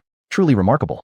The ingenuity of the common people never ceases to amaze me. Using local resources wisely, adapting to conditions. Isn't that exactly what our policies advocate? Only when we tailor policies to local realities can they truly deliver results." The officials accompanying him nodded in agreement, though whether any of them actually knew how to implement such ideas remained unclear. "Governor Qin, the passageway is over 50 meters long and quite narrow. Please watch your step. Inside are more than 100 chambers, but we're only using a small portion right now. Most remain empty." While Wang Yang hosted these officials, Xiaoyu was busy receiving business delegations. "Manager Xiao, all of us came hoping for cooperation opportunities. Could you please give us a tour of the village?" Xiaoyu hadn't expected such a large number of visitors. The merchant's instincts clearly ran sharp. "All right, I'll arrange someone to show you around. However, we currently have no plans to expand partnerships, so I'm afraid I might disappoint you." Meanwhile, villagers around Xinjia village were elated. Laughter filled the air everywhere. The small market outside the village buzzed with activity. Handicrafts, local snacks, and regional specialties sold briskly, creating a festive atmosphere even before Spring Festival arrived. "And you, tired?" "Not really. Just walking people around the village. But judging by how things look, this situation will probably continue for a while. How come people are acting so crazy, wave after wave arriving? Honestly, doesn't make much sense." "It's actually understandable. Right now, agriculture is the most underdeveloped sector in China, seen as having little future direction. Many invest heavily into farming only to end up defeated and disillusioned. Our village might represent a final lifeline for many. If they can learn from our experience, perhaps some bright minds will come up with innovative solutions and blaze a new path forward. By the way, do you know how Wang Yang's doing? I saw he was still escorting those officials around. He might be coming over soon. We should start preparing meals. Should we also host the business groups?" Xiaoyu thought for a moment, then decided against it. "Forget it. Let them figure it out themselves. The village won't run out of food for them, but we don't have enough energy to cater to everyone. Let's call Uncle Village Chief first and see if they've made arrangements. They must have thorough plans for hosting officials. They'd think ahead more than we would." "All right, I'll make the call. You keep busy." By then, Wang Yang had finished showing the entire village to the visiting leaders, and many among the delegation had taken detailed notes. Vice Governor Qin noticed the hour growing late. He needed to return to report his findings. "Xiaoyang, thank you for today. You've worked hard. It's getting late, and we need to head back, so we won't stay any longer. Don't get complacent. Remember, call me whenever you need help." "Governor Qin, please stay for lunch. We're certainly not too poor to feed you one meal. You can try our farmhouse cuisine and offer some valuable feedback. Uncle Village Chief walked over and chimed in. Lunch is already arranged. Please join us for a bite. Seeing the tired expressions on many of the accompanying officials' faces, and knowing they were hungry, Vice Governor Qin finally agreed. After a brief meal, the entire group quickly departed. At last, Wang Yang breathed a sigh of relief. Earlier in the day, he had noticed an unusually large number of visitors. Some fans had tried to greet and interact with him, but he'd smoothly brushed them off. You must be Wang Yang, right? I finally found you. Can I talk to you for a moment? Wang Yang saw a young woman running toward him, with Erneu's patrol team following behind. Erneu, what's going on? Did you bring a tourist here just to find me? What's the matter? Xiaoyang, she didn't come with me. She came here specifically looking for you. I'm just showing her the way. Now that I've delivered her, we're heading back. Wang Yang was completely baffled. He turned and asked, Hey there, miss, what do you need? We've never met before, have we? Wang Xinyu didn't mind his confusion. She had come on a mission and had already spent time asking around the village about Wang Yang. Honestly, she was quite curious about him. Wang Yang, nice to meet you. I'm Wang Xinyu. I came all the way here just to thank you. Thank me? I don't recall doing anything worth thanking lately. If you're here to tour the village, I can give you a quick introduction. Well, it happened a while ago, and I'm not sure how exactly to explain it. Do you remember saving an elderly man on a plane once? That man was my great-grandfather. I've been sent here to personally invite you to our home. He wants to thank you in person. It's been so long, and none of our family members have visited to express gratitude, which has been weighing on us. Just recently, my great-grandfather returned home and saw you online. He recognized you immediately and insisted I come over. Wang Yang couldn't help but smile wryly. That incident felt like ages ago, and he'd never thought much of it. Saving someone was just a small act. He hadn't given it a second thought. Miss, please, there's no need to thank me. I didn't save anyone expecting anything in return. Since it's already in the past, you shouldn't carry it around anymore. I've got a lot on my plate now. Your invitation will have to wait. Please send my regards to your grandfather. If you've nothing else to do, feel free to head back now. Having said that, Wang Yang turned to leave, but she grabbed his arm, stopping him. Wait, how can I face my great-grandfather if you don't go? If I can't even accomplish such a simple task, what will our elders think of me? How can I possibly return empty-handed? Besides, our place isn't far from here at all. You could even stop by to check on my great-grandfather. Such a simple thing. Wang Yang Gij, please just do me this one favor. Hold on. I'm serious. I really am busy. Look around. The whole village is swarming with people. This is the most critical part of my operation. Can you really expect me to leave? Go back, and when I get the chance, I'll visit your family. Here, take my number. Just hand it over as proof you completed your mission. If your grandfather still insists on thanking me, tell him to call me directly. We'll talk then. Now, I've got to go. Feel free to explore the village on your own. Just then, Xiaoya and Ennyu walked over. They noticed a girl holding on to Wang Yang, refusing to let him leave, and came closer out of curiosity. Wang Yang, what's going on? Why are you two tugging at each other? Perfect timing. You two handle this. Take her around the village for a walk. I'm heading back. This time, Wang Yang didn't linger. He turned and ran off. Chapter 250. The call from hometown. Husband, we've only been back home for a few days. I originally thought we could keep a low profile. Everyone in the village still thinks we're just ordinary migrant workers like before. But now little Yang has stirred up such a huge fuss. What are we supposed to do? Every single day, people come knocking at our door before dawn, sitting around waiting. From their looks, they clearly want little Yang to find jobs for their kids. Should we help them or not? Zheng Yun complained to Wang Dongshan. Wang Dongshan didn't know what to do either. How did this thing spread so fast on that internet? We're already at our age and don't understand all that stuff. How should I even begin to handle this? Besides, who knows how things stand with little Yang right now? We came back hoping just to visit the kids and elders, then return after the new year. But now, I really have no clue how to manage this mess. Maybe you should give little Yang a call. After all, the news started from him. He should know how to deal with it.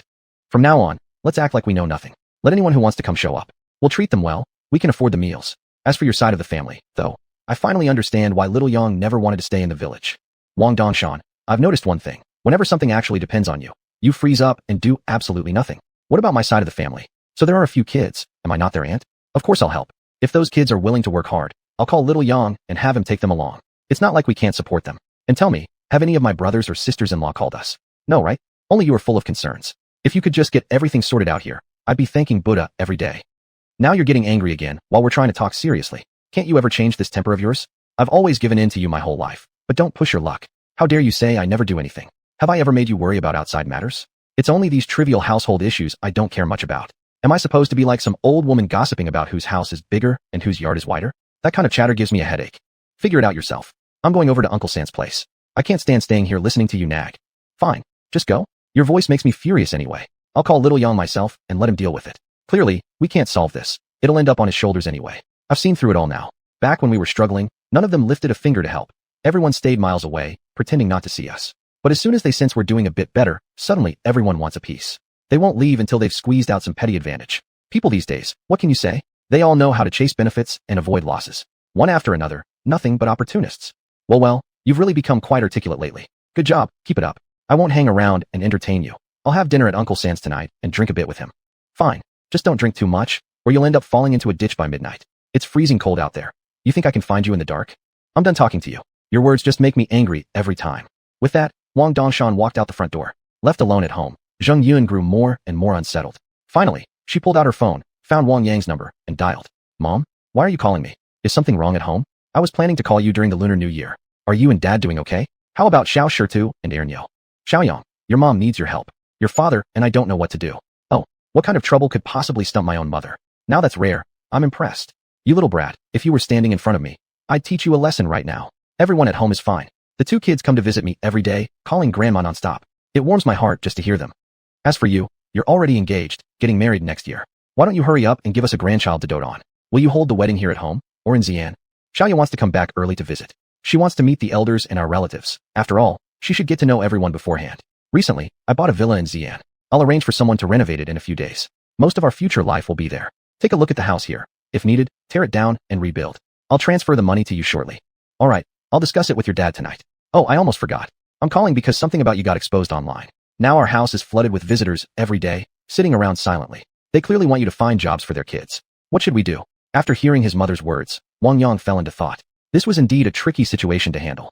It would be easy enough to find work for a few childhood friends, but arranging jobs for people he didn't know well? That wasn't simple at all. If he suggested they come work the fields, they might feel looked down upon. If he tried placing them in sales roles, he didn't even need such positions right now. Could he really bring someone in just to treat them like honored guests? His operation wasn't some big company. It was agriculture-based, and what it truly needed was manual labor. Villagers from home certainly weren't qualified for management roles. Mom, just tell them straight. Anyone who's willing to come work the land here is more than welcome. I'll open my arms. But if they're looking for management jobs, forget it. We simply don't have anything like that available, and you know that as well as I do. I already talked with eldest brother and second brother last time I was back. I've asked them to come after the new year. I plan to train them carefully going forward. Since they're family, I can speak openly with them. With others from the village, it's not so easy.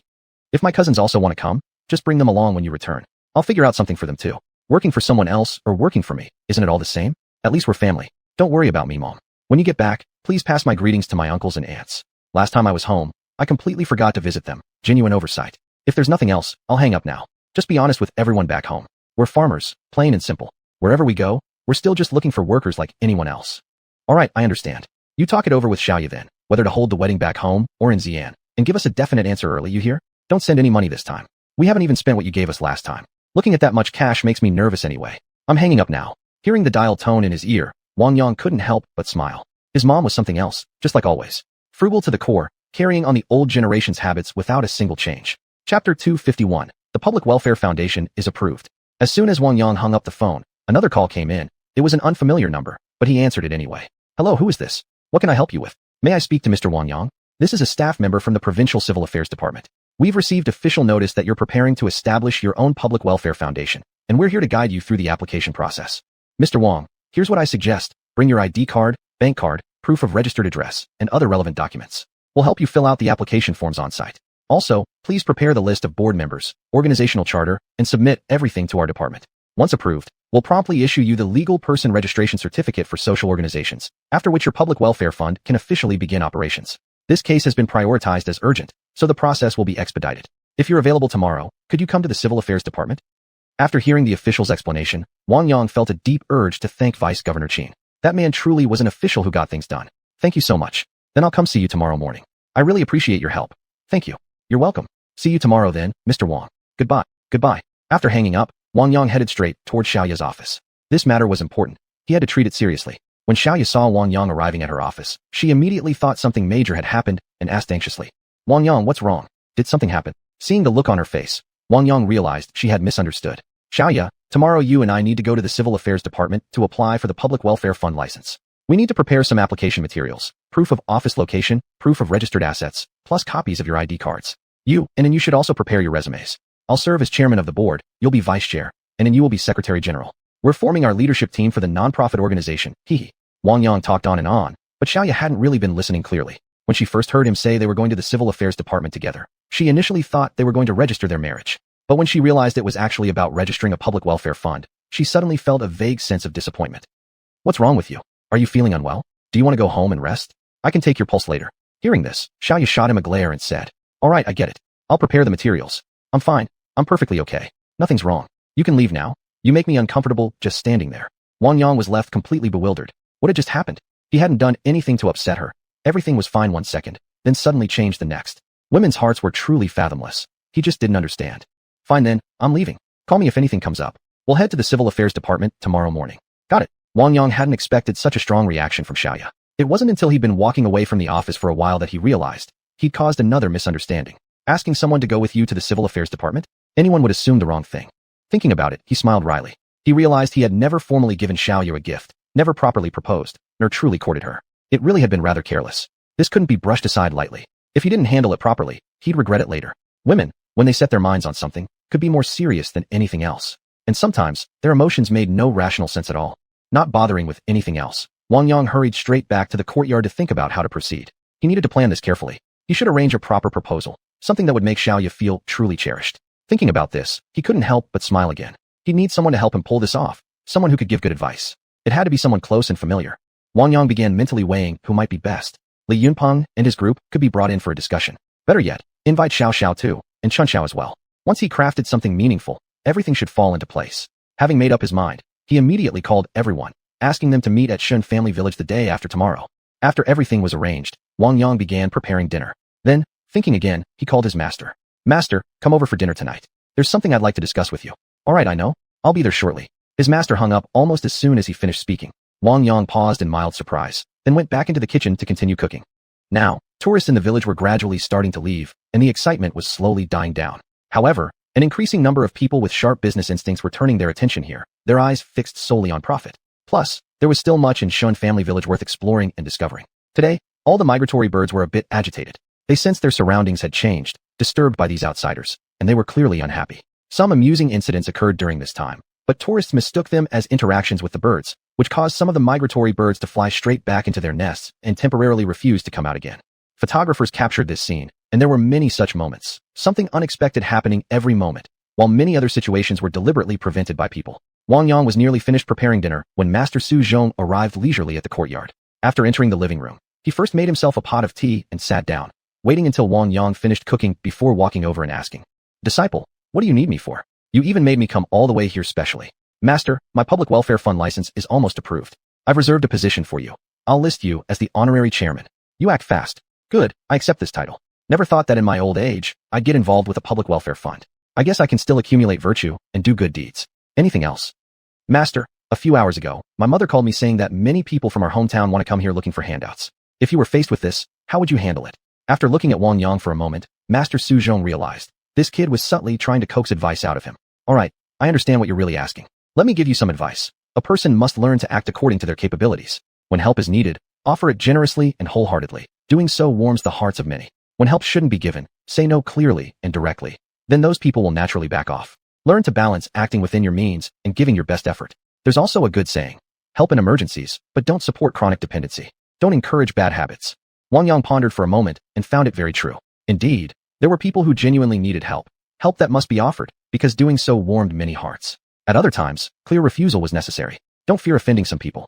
What's meant to be lost shouldn't be desperately clung to. Letting go is often the best solution. Chapter 252, A Lost State of Mind.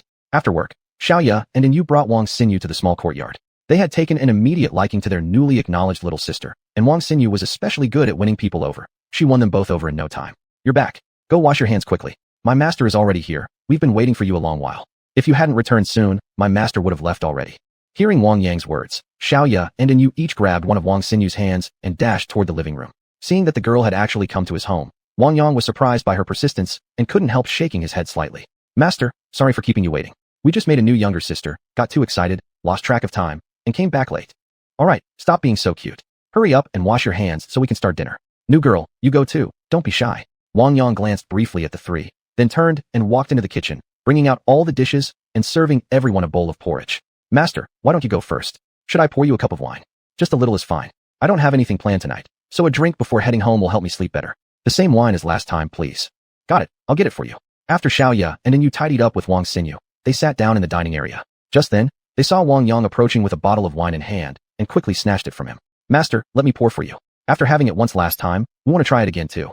It's strange, back at our home, we've tasted many kinds of alcohol, but nothing like this one. The flavor is completely different." The Taoist master Su Zhong didn't respond, but looked quietly at Wang Yang. Xiaoya, what are you asking so many questions for? The food's getting cold, let's eat. Xinyu, since you're here as a guest, please eat plenty. Wang Yang cut in smoothly. Thank you, brother Wang Yang. But, I really hope you could find some time to visit my great-grandfather. Otherwise, he might decide to come see you himself. Wang Yang paused, then said, I'll make time to visit. But really, there's no need to be so formal. If I'd wanted gratitude when I helped, I wouldn't have acted in the first place. Hearing this exchange, Xiaoya and Yu exchanged curious glances. Clearly, these two had a deeper connection than they realized. What are you two looking at? Last time I went back to my hometown, I saved an old man on the flight. She's his great-granddaughter. Now you know. Upon hearing the explanation, Xiaoya said, I see. That was truly commendable of you. Little sister Xinyu, don't worry too much about it. Saving lives and healing the injured is a traditional virtue among us Chinese. Since everything's resolved now, just let it go. Let's eat. Later, I'll show you Jin Bao, Yun Bao, and Hu Tu. If we're lucky, you might even meet Xiao Bai. We've got so many little animals at home. You do like animals, right? After dinner, Taoist master Su Zhong prepared to leave. The house full of giggling, chattering girls made him feel uneasy. He wasn't used to such liveliness. Wang Yang didn't stay behind either, choosing instead to walk out with his master for a stroll. Disciple, I've noticed your mind hasn't been steady these past few days. Is something troubling you? Master, it's not exactly a specific matter. I just feel empty. I don't know what's wrong with me. Upon hearing this, Master Su Zhong immediately stopped walking and turned toward the direction of the mountains. Let's take a walk up the mountain. The way you're feeling now, it's actually quite dangerous. This isn't something trivial. Tell me, what stage has your cultivation reached? Master, I've formed my golden core, and it's a mixed primordial golden core. A mixed primordial golden core? Impressive. Normally, someone at your level shouldn't experience such emptiness. It seems you've progressed too smoothly. You haven't endured much darkness or suffered real setbacks. Your heart still has many weaknesses. Your understanding of Lianji has significant flaws, and this emotional state is precisely the manifestation of that shortcoming.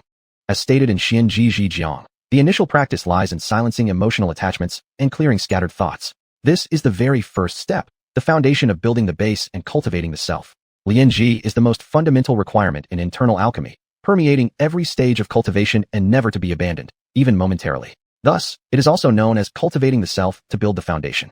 The term foundation here refers either to the Lianji phase itself or to the first stage of internal alchemy, transforming essence into qi through the microcosmic orbit, emphasizing the critical importance of this step. What does cultivation mean? Ming Dynasty's Wu Chengxu wrote in the True Principles of the Heavenly Immortal, cultivation refers to what ancient practitioners meant, practicing diligently when duty calls, that is cultivation, performing necessary actions repeatedly until mastery, that is cultivation, absolutely forbidding what must not be done, that is cultivation, striving forward with determination to achieve success, that is cultivation, cutting off greed and attachment without leaving any residue, that is cultivation, suppressing old habits until not a trace remains, that is cultivation. This emphasizes detaching from external distractions and desires, demanding sincerity and rigorous effort. Hence, the character Lian is used, echoing the refining and purifying process of external alchemical smelting. What is Ji? Ji is Ji2, the heart-mind, the intention, the thought.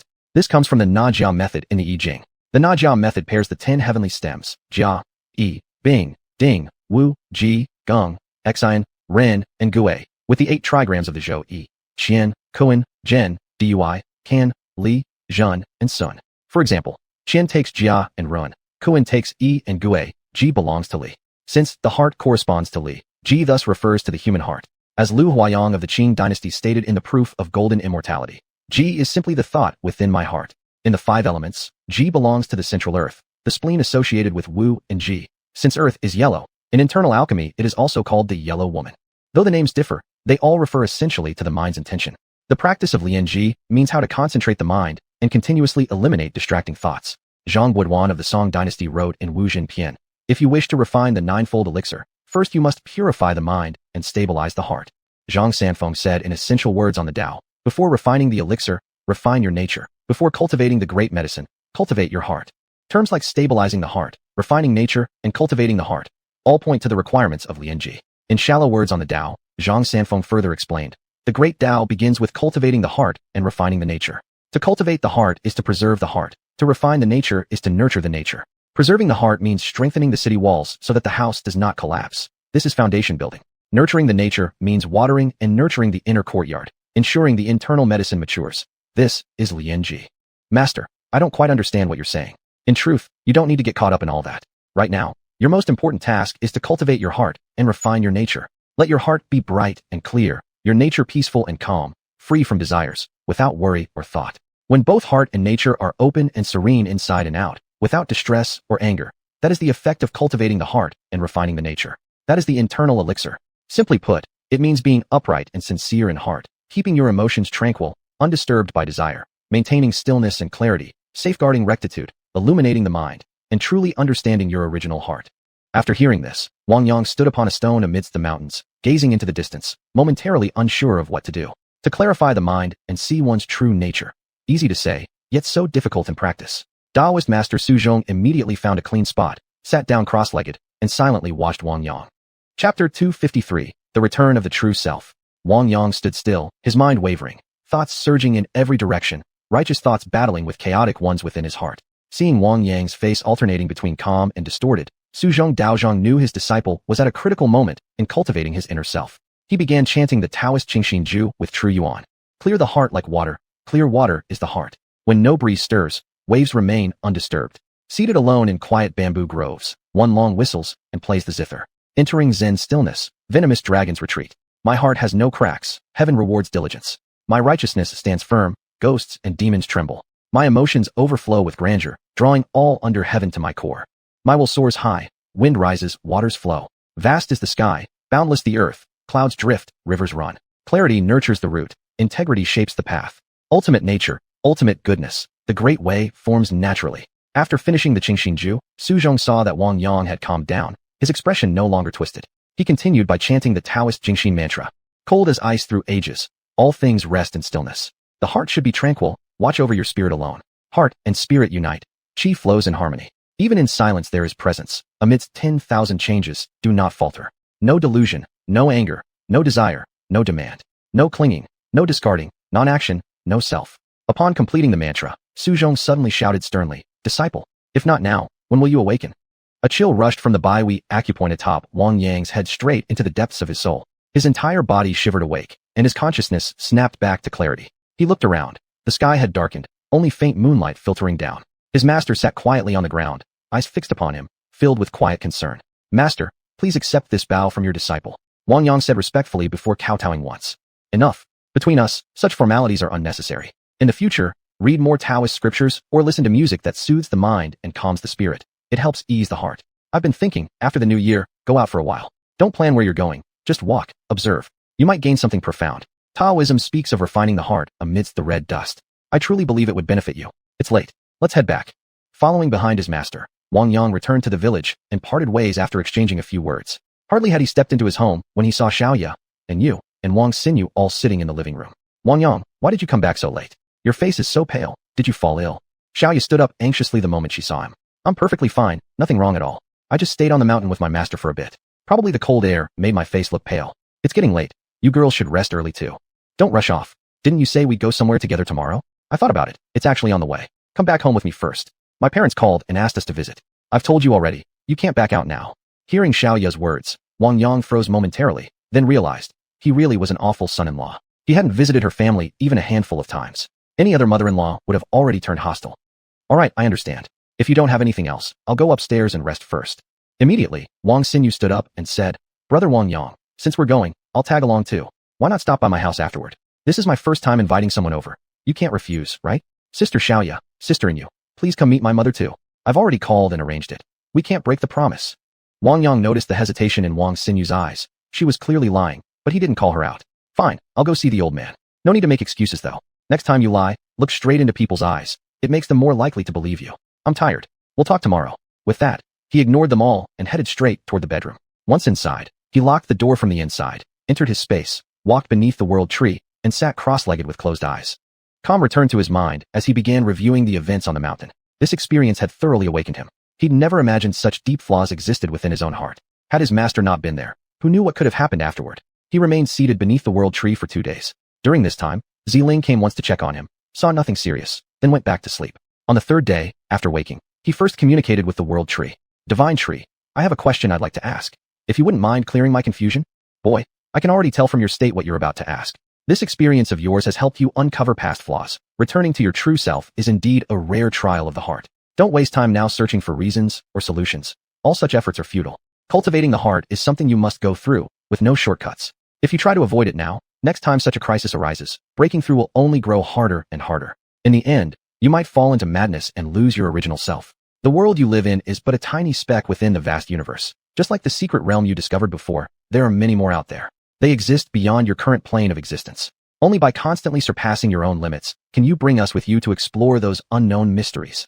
Your master is right. You need to venture out and gain experience. The trials of worldly life refine the heart. The journey itself reveals the true mind and nature, leading back to your authentic self. When that day comes, you'll be able to encounter the true God and break through to the next stage. All right, I understand. I won't disturb you any longer. One last piece of advice. View the world with an ordinary heart, then observe yourself with that same ordinary heart. Given enough time, you'll find the answer. Thank you. Wang Yang stood up, plucked a lotus pod from the spirit spring, then walked to the sacred shrine. He lit one stick of incense for the 3 pure ones, and another for each of the other divine statues, before sitting down on the meditation cushion. He peeled open the lotus pod, took out all the seeds inside, and swallowed them one by one. After a long while, his heart finally settled once more, feeling just as it had before. Then he left his inner space. After tidying himself up briefly, he went to the courtyard and performed a set of Tai Chi soon after. Xiuxian and the other 2 also came to the yard to exercise. No one disturbed anyone else. When Wang Yang finished his form, he went to prepare breakfast. Shortly afterward, his master arrived. After everyone finished eating, they gathered all their materials and drove off from Xiuxian. Wang Yang, are we really going over empty-handed to ask someone for help? Shouldn't we bring some gift? Even though they're doing this favor because of Vice Governor Qin's influence, we should still show some courtesy, shouldn't we? Let's just go as we are. Bringing anything might seem inappropriate. We'll leave our contact info. That way we can stay in touch later. Right now, we just need to submit the documents. They'll review them, and in a couple of days, the license will be issued. All right, fine, we'll do it your way. The 4 of them arrived at the Provincial Civil Affairs Department, where a staff member was already waiting. After exchanging greetings, Wang Yang quickly completed the procedures under Director Zhang's guidance. All that remained was to wait for a call. The license would be ready in a few days, and they could come pick it up then. Director Zhang, thank you so much. If you ever have time, please come visit our Xiuxian. I'll treat you to a meal. If you need anything in the future, feel free to call me anytime. We won't take up more of your time now. Please, don't trouble yourself to see us out. General Manager Wang, safe travels. I'll definitely visit someday. If you have any questions later, just give me a call. Goodbye. After leaving the Civil Affairs Department, Wang Yang and the others drove toward Xiaoya's home. Chapter 254. The warmth of Xiaoya's mother.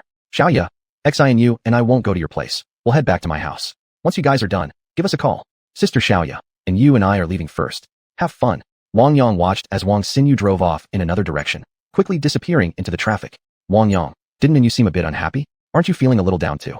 You're testing me, huh? Haha, don't think about that nonsense. Did your parents call us over for something specific this time? Hearing this, Xiaoya couldn't help but smile. How should I know? Don't you have any idea yourself? Last time, uncle and aunt discussed everything with my parents. I'm not exactly clear on what they said, but haven't you ever thought about visiting my home? As the saying goes, a son-in-law is half a son. You're seriously underperforming. All right, I get it. I just forgot, okay? When we get back, just tell your mom my bank cards are all confiscated by you, and you're managing all the household finances. That way they won't have any concerns. Hearing that, do you want them back now? Should I return them to you? Stop right there. Let's go buy some things at the next intersection. Help me decide what to get. What do your parents usually like? We might as well bring something back. No need. I've already prepared everything. I often send stuff to my family anyway, all under your name. Now are you reassured? I have to say, you're so hypocritical. How many girlfriends actually buy gifts for their own families using their boyfriend's money while pretending it's from him? Isn't that ridiculous? You're such a meticulous housekeeper. Next time, I'll get you a big gift. I guarantee you'll love it. Fine, I'll hold you to that. We're almost home. Slow down. On weekends, there are always lots of kids around the compound. Every time I come back, I have to be extra careful. Sometimes old folks let the kids run wild. Got it. As Wang Yang spoke, he swept the villa area with his spiritual sense and indeed spotted several children playing outside. He slowed the car accordingly and soon parked at the front of the villa. Bro-in-law, you're here. I missed you so much. Come quick. The food's ready. We've been waiting for you. Chunxiao, if you miss me, just come visit anytime. It's not far. You can drive or take a taxi. No money? Need me to sponsor you a bit? Really, bro-in-law? When I get back, I'll send you an account number. Just quietly transfer some cash. Don't tell the family. Then next time I date a girl, I won't have to struggle like before. Xiaoya had just taken some items from the trunk and happened to overhear Chunxiao's words. Furious, she dropped the goods and grabbed one of his ears. Chunxiao, I think your skin's itching lately. Now you're even scheming to hide money? All your brother-in-law's bank cards are with me. Want me to give you access to? Looks like you really need a beating. Sis, you must have misheard. I was just joking with bro-in-law. How could I possibly take his money? Besides, I'm a man. I can earn my own living. It was just a joke. Let go, please. I won't do it again, okay? That's more like it. But as long as I don't find out, I suppose he can secretly sponsor you a little. If you actually find a decent girlfriend, I'll support it. Now help carry these things. We're going inside. Sis forever. You're truly my real sister. In my heart, you're the one who loves me most. Xiuxian heard the commotion at the gate and guessed her daughter and son-in-law had arrived. She came to the entrance quickly and caught Chunxiao's flattery just in time. Chunxiao, am I not the one who loves you most? You're asking for a beating. We'll settle accounts later. Xiaoyang, come in quickly. Your uncle and I have already prepared the meal. We were just waiting for you two. Aunt Xiao, then I'll eat plenty. Wouldn't want to disappoint your kindness. Xiaoya had been waiting for her mother to acknowledge her, but after all that time, her mom hadn't even looked her way. She felt a bit hurt. She wasn't even married yet. Mom, I'm back. Do you miss me? At your age, still acting childish. No hugs. Hurry inside. Your father's been waiting impatiently. Didn't you leave early? Why did you get here so late? Mom, let's talk inside first. Wang Yang followed behind with Chun Xiao, carrying the items. As they stepped into the living room, he saw Xiuxian, Uncle Xiao, already waiting there, with an apron on. Uncle Xiao, you're personally cooking today? Then I'll definitely toast you an extra cup later. We brought some xiuxian zui this time. Alright, Xiaoyang, go wash your hands quickly. Let's eat first. Next time you come over, don't bring anything. We have everything we need at home. The stuff you brought last time hasn't even been finished yet. The fridge is almost full. The things Xiaoya brings are meant for our family. You just enjoy them. Our own family shouldn't fall short because of that. Zhao Xiyun stepped forward, directly interrupting their conversation, and took the items from them, placing them on the floor. Enough talking. The food will get cold. Come on, hurry up and go wash your hands before it's no longer tasty. Wang Yang didn't stand on ceremony. He followed Xiaoya to the restroom to wash up, then walked together into the dining room. Sit down, make yourselves at home. From now on, this is your own house. Once you two get married, it'll be like we've gained another child. Xiaoyang, did your parents go back to their hometown? I really miss your mom. And Zhao, my parents went back a while ago. There were many things to handle at home, so they had to return to sort everything out. My dear mother has arrived, and you're still chatting away. I'm starving. Let's eat already. Alright, let's eat. Xiaoyang, help yourself. You can have a little alcohol if you want, but take it easy. The uncle here definitely can't match your drinking capacity, so don't let him drink too much. Mom, Wang Yang and I just came back from the Civil Affairs Bureau. Vice Governor Qin helped us set up a charitable foundation. Starting next year, we'll begin providing external aid. If you have any good ideas, feel free to share them with us. Lately, we've made some money, and I'm actually worried someone might try to cause trouble. You guys keep an eye out for us in daily life, okay? Upon hearing Xiaoya's words, Xiuxian was quite surprised. It seemed his son-in-law really had earned quite a lot. Now he was even concerned about others envying him. That was impressive. Xiaoyang, tell me more about your situation. I'll help you analyze it. Maybe I can even offer some advice. Uncle Xiao, this idea actually came from my master. He said since I'm making money now, having so much cash isn't very meaningful. It'd be better to give some back through charity. It could bring us additional blessings. Recently, our greenhouse vegetables have been selling extremely well, and xiuxian zui has become wildly popular. More and more people are starting to notice us. Just recently, I reached a cooperation agreement with higher-ups. For now, we won't expand further. We'll pause for a bit. I see. That's a solid plan. Your Aunt Zhao, your parents, and I can't help you much, but taking steady steps is wise. Since you've already thought it through, I won't say more. If anything comes up, just call us. Now let's eat.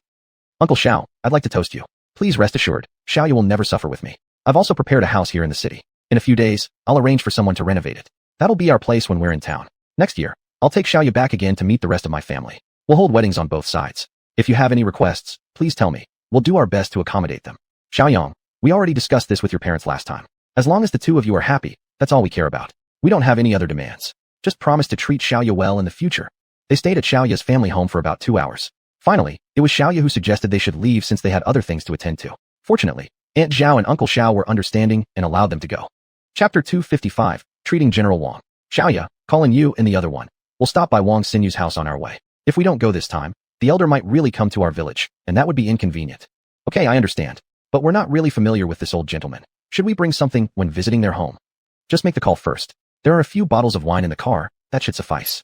Anyway, we're not trying to build connections with them. After this visit, we probably won't keep in touch anymore. Alright, we'll do it your way. After Xiaoya made the call and confirmed the destination, Wang Yang quickly arrived at the sanatorium villa area, following navigation. Big brother Wang, over here. Wang Xinyu waved from the gate of the sanatorium toward Wang Yang's car. Brother Wang, the security here is pretty tight. Will it be alright for us to go in like this? Do we need to get any kind of permit? Wang Yang noticed armed guards standing watch at the entrance. Clearly, this was a high-level cadre sanatorium. Brother Wang, I've already informed the security department, and my great-grandfather also called them. You just need to cooperate with their inspection when we enter. Then let's go ahead. After we visit your great-grandfather, we'll head back. We still have things to take care of at home. Honestly, you could have just explained everything to him earlier. Don't say that, Brother Wang. I'll take Sister Xiaoya ahead first. You go handle things with the guards, park the car where they direct you, and we'll wait for you up front. At that moment, a guard approached and directed Wang Yang to follow him to a temporary parking spot. Mr. Wang, please park your vehicle here, then come with me to register. This is a rest facility, so please refrain from making loud noises once inside. We appreciate your cooperation. Of course, thank you. After parking, Wang Yang retrieved a case of red dust drunk from his space, completed registration, and walked toward where Wang Xinyu was waiting. The group arrived at the entrance of a courtyard where someone was already waiting for them. Young friend, we meet again. After all this time, do you still remember me? Sir, it's good to see you again. I apologize for the impromptu visit. Hope I'm not disturbing your rest. Not at all. I'm glad you came. Come inside quickly. I'm a military man by background, so no formalities please. I'd feel uncomfortable otherwise. The general's firm voice immediately lightened the atmosphere. Sir, I respect that. I prefer dealing with soldiers too, straightforward talk, no beating around the bush. Now that's what I call refreshing. Unfortunately, I can't drink anymore. Otherwise, I'd definitely have a hearty drink with you. Time spares no one. There's nothing I can do about it. The old man's tone carried a trace of regret. Hearing her husband's voice, the elderly lady inside realized guests had arrived and came out together with her daughter-in-law and caregivers. Old man, are these the young people who saved our family? They look so nice. Please come in and sit down. Wang Xinyu immediately ran over and linked arms with her great-grandmother, beginning introductions. Great-grandma, this older brother Wang Yang is actually the one who saved great-grandpa. These two are my newly acknowledged big sisters. This is Sister Xiaoya, and this one is Sister Inyu. I've got two amazing sisters now. I'll visit them often from now on. I know, but don't go causing trouble for others when you play. You're grown up now, yet still acting so wild and unruly. Not proper behavior for a young lady at all. Young Wang, welcome to our home. You two young ladies are most welcome too. The general cut in directly. Woman, I'll chat with young Wang for a bit. You all go talk over there. Send the little grandson to prepare dinner. Let the kids eat here tonight. All right, we'll go inside and leave you two be. Don't let us disturb you. Seeing that the general dismissed everyone, Wang Yang realized he must want to discuss something privately. He paused briefly, then wondered, what exactly could this elder possibly want to investigate about him? Young Wang, you must be wondering why I wanted to speak with you alone. Through certain channels, I've learned that you're far from ordinary. When you saved me last time, I sensed there was something unusual about you. Later, I heard they arranged official documentation for you up in the Northeast. That made me truly relieved. Those with talent should contribute to the nation, so their abilities aren't wasted. Our country now faces internal troubles and external threats, constantly challenged from abroad. Our generation has mostly passed on, and those of us remaining are already centenarians. Our hearts may be willing, but our strength fails us. The future now rests on shoulders like yours. Imperialist forces never abandon their intent to undermine us, using schemes of division more skillfully than ever. Grassroots relations between officials and the public are concerning, making governance difficult even at the top. A few days ago, Director Mao from the Central Liaison Office came to visit me, and he mentioned you. That's exactly why I've been so eager to have you over. I mainly wanted to assess you, to see if you're capable of shouldering great responsibilities. Now that I've met you, I can say Director Mao has good judgment. We really do have quite a fate, young man. Keep working hard. If you ever need anything in the future, feel free to come find me. As long as it's not illegal or against the interests of our nation and people, I'll support you. Wang Yang didn't expect such high praise from the elder. He hadn't done anything particularly remarkable and felt somewhat embarrassed. Every one of these founding heroes was extraordinary and deserved the respect of the entire nation. Sir, I'm truly unworthy of such words, but I'll remember what you said. Within my capabilities, I'll do whatever I can. Since I'm here, let me take your pulse and check your health. All right, go ahead. I trust your medical skills. It's rare to meet a traditional Chinese medicine practitioner as young as you. Should I help you get an official medical license? Without certification, people might criticize you. Speaking of this matter makes me furious. I don't know which bastard is causing such trouble. So incompetent. Traditional Chinese medicine is our national treasure, used for thousands of years in our country. Yet within just a century in modern times, it has fallen into such decline. How tragic it is when a doctor lacks medical ethics. A person with true ethics would never reject TCM outright. Only by drawing strengths from all sources and integrating Eastern and Western knowledge can one push beyond the limits of their medical abilities. Today's so-called doctors aren't real doctors at all. Remove their machines, and they can't do anything. What use are such doctors? In the event of war, most of them would be completely useless. Chairman Mao himself said long ago that combining traditional Chinese and Western medicine is the right path. We must inherit and promote any good practice. How can anyone become a great physician while harboring disdain for others? Too many today chase fame and profit without considering consequences. These people are traitors to our nation. Sir, please calm down. Getting angry over such people isn't worth it. Now relax a bit so I can take your pulse properly. Fine, I'll follow your lead. Wang Yang placed his right hand on the elder's pulse, sending a thread of true energy into his body while simultaneously probing with his spiritual awareness. It didn't take long before he fully understood the general's physical condition. Closing his eyes, he began formulating his words. Xiao Wang, done already? You look half asleep. Just speak your mind.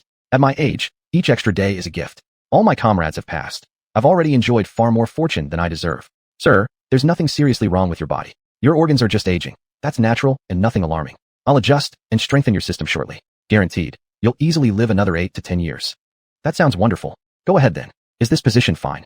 No problem. Sir, this is perfect. But first, I'll need you to sleep for a while.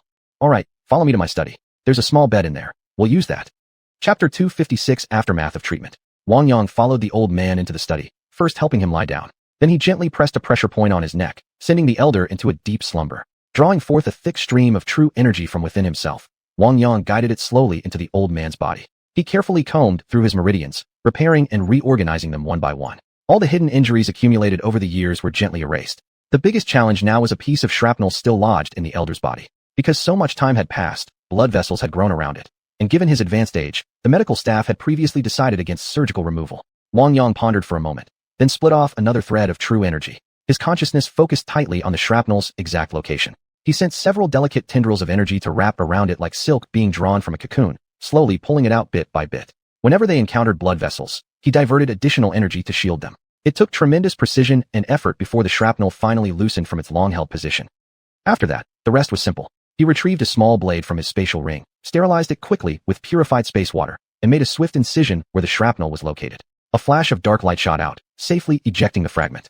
The old man briefly frowned mid-slumber. The cut had been made without anesthesia, after all, and such pain could not be ignored. Without delay, Wang Yang pulled out some herbs, mixed them on the spot into an ointment, and applied it directly to the wound. The bleeding stopped almost instantly. He wrapped it loosely with gauze, cleaned up everything, scanned the area once more with his spiritual sense to confirm there were no issues, then woke the elder. So comfortable, so light, the old man said, stretching slightly. I feel as if I've turned back 10 years. Thank you, Xiaowang. Old sir, this time I've thoroughly regulated your entire body. All your past hidden injuries are gone, and I've also removed the shrapnel from your body. You won't feel any pain during rainy weather anymore. Just keep an eye on the wound. Don't let it get infected. Let the nurses here change the dressing later. I have other matters to attend to, so I won't stay longer. If you need me in the future, just give me a call. I already had lunch at my father-in-law's place earlier, so I'm not hungry. No need to keep us. The elder thought for a moment, then nodded in agreement. All right then, I won't hold you back. But do come visit often. I'll inform the security department outside to expect you. As Wang Yang casually carried out the trash from the study, he was surprised to find so many people waiting outside. Husband, what happened? Why is there blood? Don't scare me like this. Woman, why are you crying? The old man chided gently.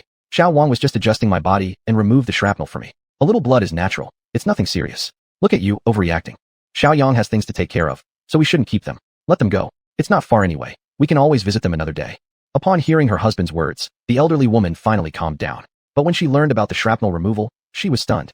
Who exactly was this Xiaowang? How could he do something even the renowned doctors here couldn't? The convalescent center employed many celebrated physicians who had deemed the procedure too risky, but in just a short while, her husband already looked more spirited than before. No, after Xiaowang leaves, I must immediately have someone examine him. Otherwise, I won't feel at ease. Why don't you young folks stay and chat a while longer? Look, my great-granddaughter is already pouting. Xiaoya, and you, why don't you stay for a few days? You can keep me company and chat with this old lady. Let Xiaowang head back alone. But Xiaoya and you couldn't possibly stay either. Not returning home for a whole day meant they didn't know how Hu Tu and the others were doing. There were also so many tourists in the village, they needed to return to manage things. Someone might even show up needing help by now. Madam, we really must go. We'll come visit next time. Our place isn't far. When you have time, you're welcome to come relax over at our place too. Xianu, come play with us whenever you're free. Wang Yang didn't say anything more. He simply reminded the elder that the Hongquan drunken wine he'd brought could be sipped daily. It would still benefit his health. Shortly after Wang Yang and the two women left, the elderly woman immediately called the nursing staff at the convalescent center, urging them to come examine her husband. Not long after, an elderly man with gray hair arrived, accompanied by several middle-aged doctors. General Wang, are you feeling unwell anywhere? Your wife seemed very anxious calling us over. Since I happened to be nearby, I thought I'd come along and check in.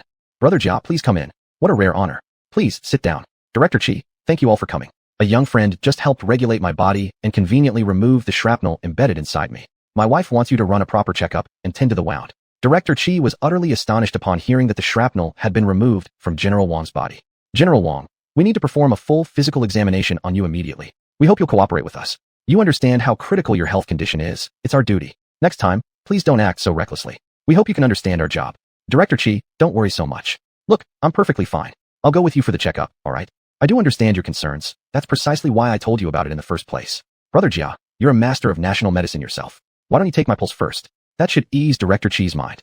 Old Master Jia had already judged from General Wang's complexion and voice that there was nothing wrong with him. On the contrary, he seemed exceptionally healthy. It appeared that whoever had treated him possessed medical skills even superior to his own. What a pity he hadn't arrived earlier. He'd missed meeting this extraordinary person. All right, let me take General Wang's pulse first. Director Qi, please wait a moment. From what I see, the general is in good condition. Just give me a little time. Master Jia, I trust you completely, but please don't let us make any mistakes either. You understand General Wang's condition far better than us younger ones. Don't worry, Director Qi. Otherwise, I wouldn't have come along with you. After speaking, old Master Jia began taking General Wang's pulse. The room fell into complete silence as everyone waited anxiously for his diagnosis. After examining the pulse for a while, Master Jia was internally stunned. Who could this person be? They had completely regulated every meridian in the general's body. The old hidden injuries were all gone. His internal organs were remarkably healthy. His heartbeat was strong and rhythmic, and nearly all common age-related ailments had disappeared. With this level of health, General Wang could easily live another 10 or even 20 years. In fact, his current condition was even better than Master Jia's own. General Wang, could you tell me who exactly helped regulate your body? Could you possibly introduce me to this extraordinary healer? I'd like to ask him a few questions. This individual truly deserves the title of National Medical Sage. Brother Jia, let's not talk about that just yet. First, tell Director Qi how my health is now. Otherwise, someone here might really start panicking, huh? You're right. I got carried away just now. Director Qi, General Wang is in excellent health. I've examined the wound too, and it's been handled very well. You just need to clean around it slightly. No need to change the medication. It should scab over in 2 or 3 days. Still, to put your minds at ease, General Wang should return with you for a full physical checkup. Beyond that, I'll leave the rest to you. I'll stay a while longer here at the General's home. Upon hearing that General Wang was in superb health, the family collectively breathed a sigh of relief, each face breaking into a smile. Chapter 257. Old Master Tang and the others are back. Unknown to Wang Yang, the medical staff at the convalescent hospital were left speechless upon receiving General Wang's physical examination report. They couldn't comprehend how someone could remove a piece of shrapnel embedded in the body for years without any instruments, and without damaging a single surrounding blood vessel. Given the extraordinary nature of the incident, everyone who knew the details was placed under strict confidentiality orders. The head of the hospital compiled all the materials and sent them via special courier to the higher administrative authorities. When old Master Jia saw General Wang return, he immediately began asking about what had happened. General Wang didn't hold anything back. Brother Jia, I can tell you about it, but you must keep it secret. This young friend is currently under a classified department. What comes next, you already know, so I won't elaborate. Old Brother Wang, I wouldn't dream of causing him trouble. I only wish to pay him a visit and perhaps consult him on a few difficult cases. You can rest assured. All right then, I'll tell you. This young man lives in a small mountain village under Lantian County. You've heard of Xinjia village, haven't you? The famous crystal vegetables that have recently taken the northwest by storm were all his doing. And the wildly popular red wine, Red Dust Drunk, currently sweeping the market also came from him. I've spent my whole life in military service, experienced everything there is, and long ago learned to face life and death with calm detachment. In wartime, I did encounter some remarkable elders, masters of hidden arts, who sought neither fame nor profit.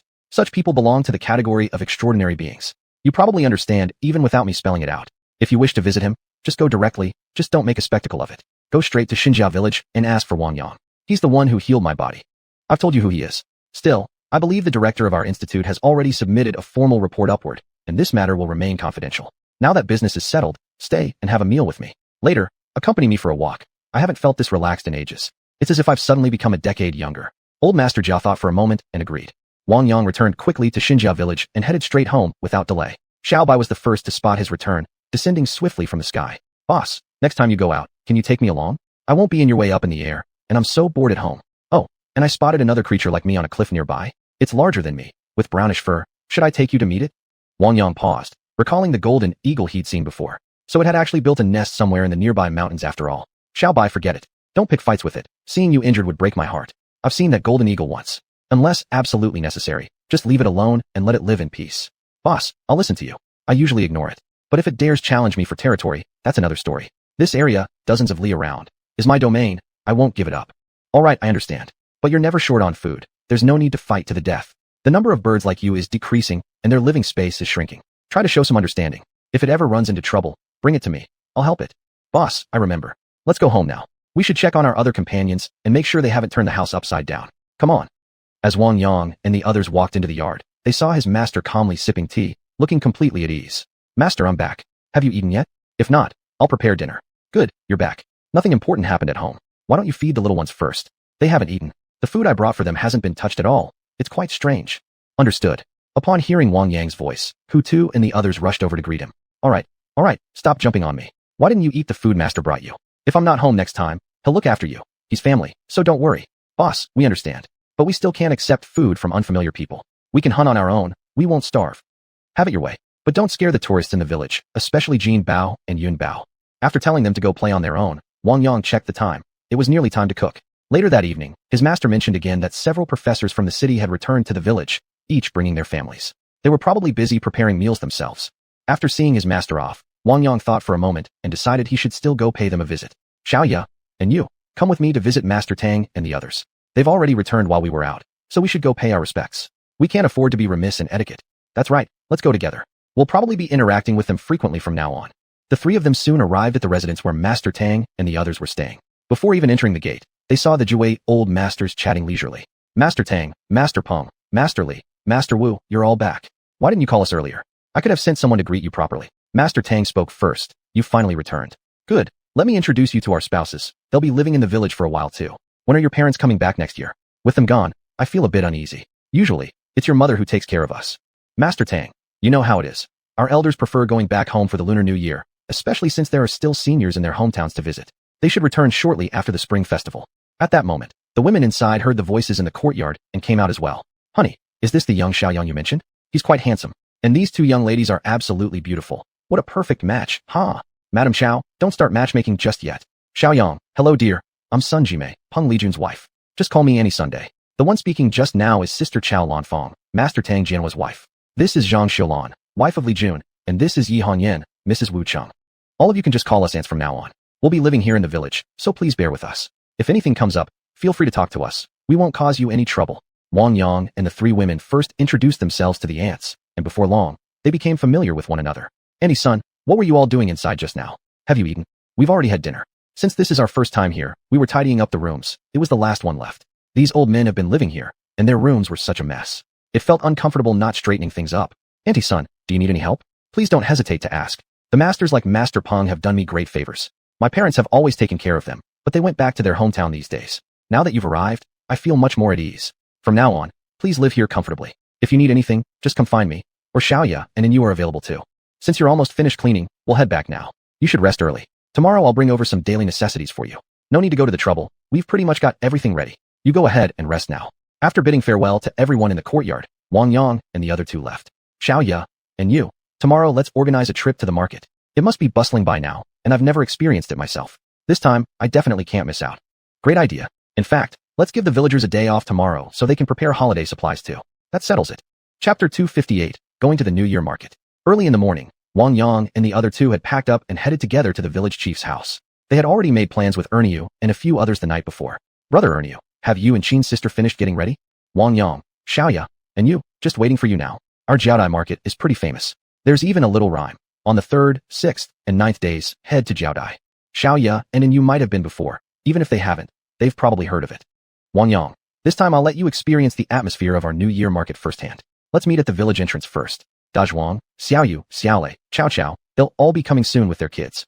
Brother Erniu, are we really all going together today? Don't they usually run their businesses? This is the New Year market.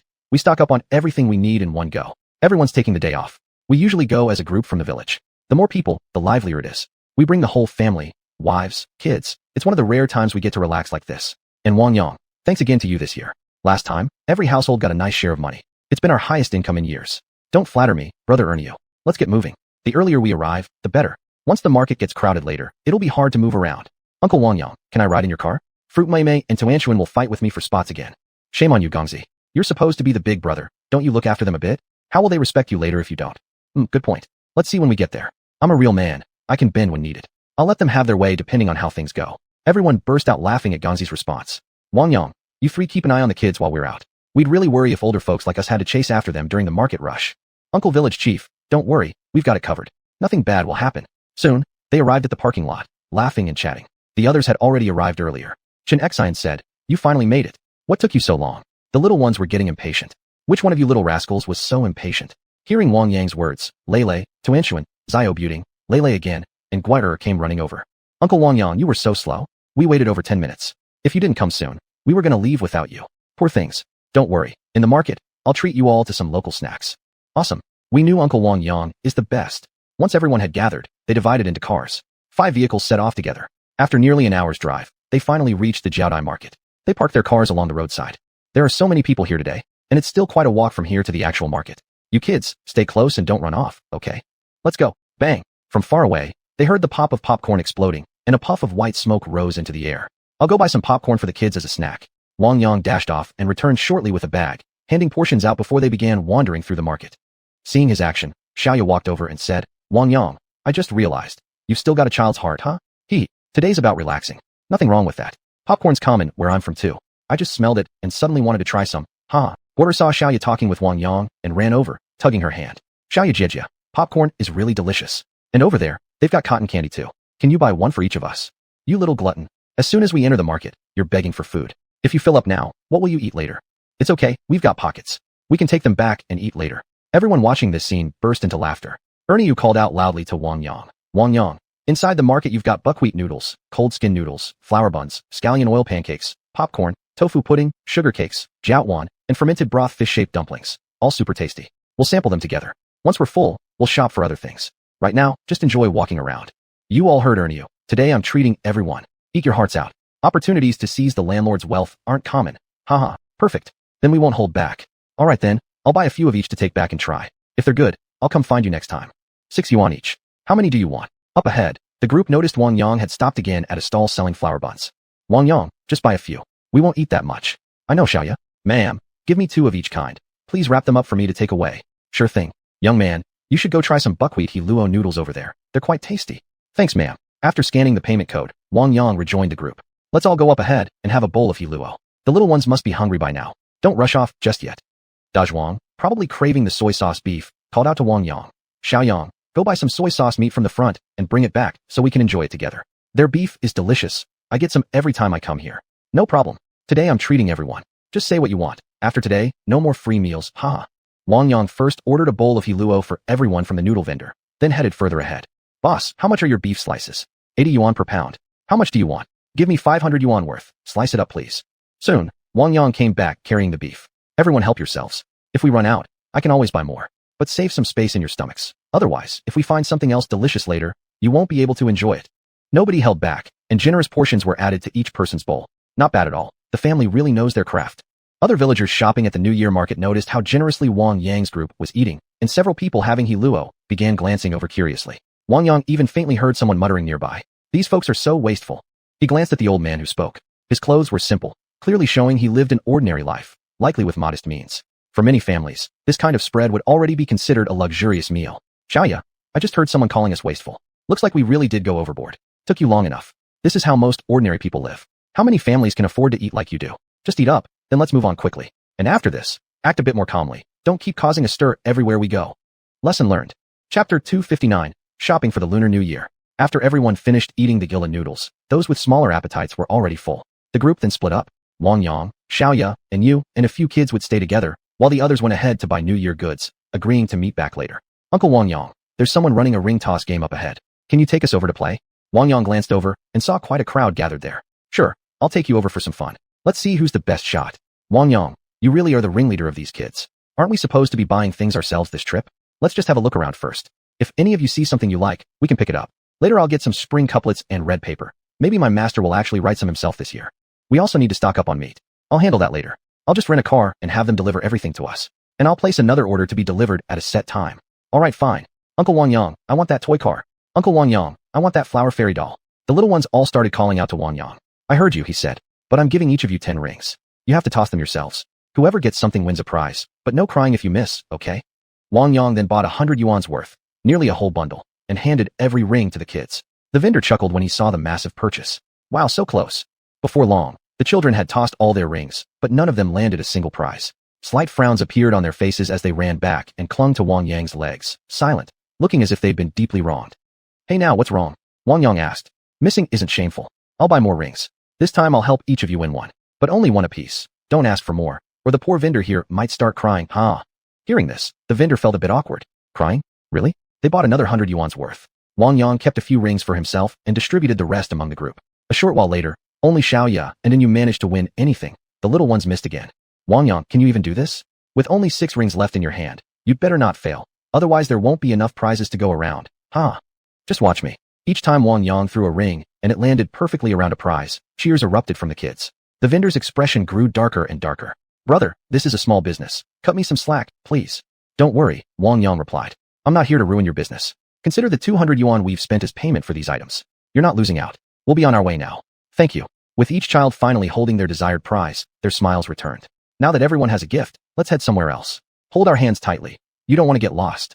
Leading the children, the trio bought snacks whenever something tasty caught their eye, and paused to enjoy whatever looked interesting. Why is there such a big crowd over there? Let's go check it out too.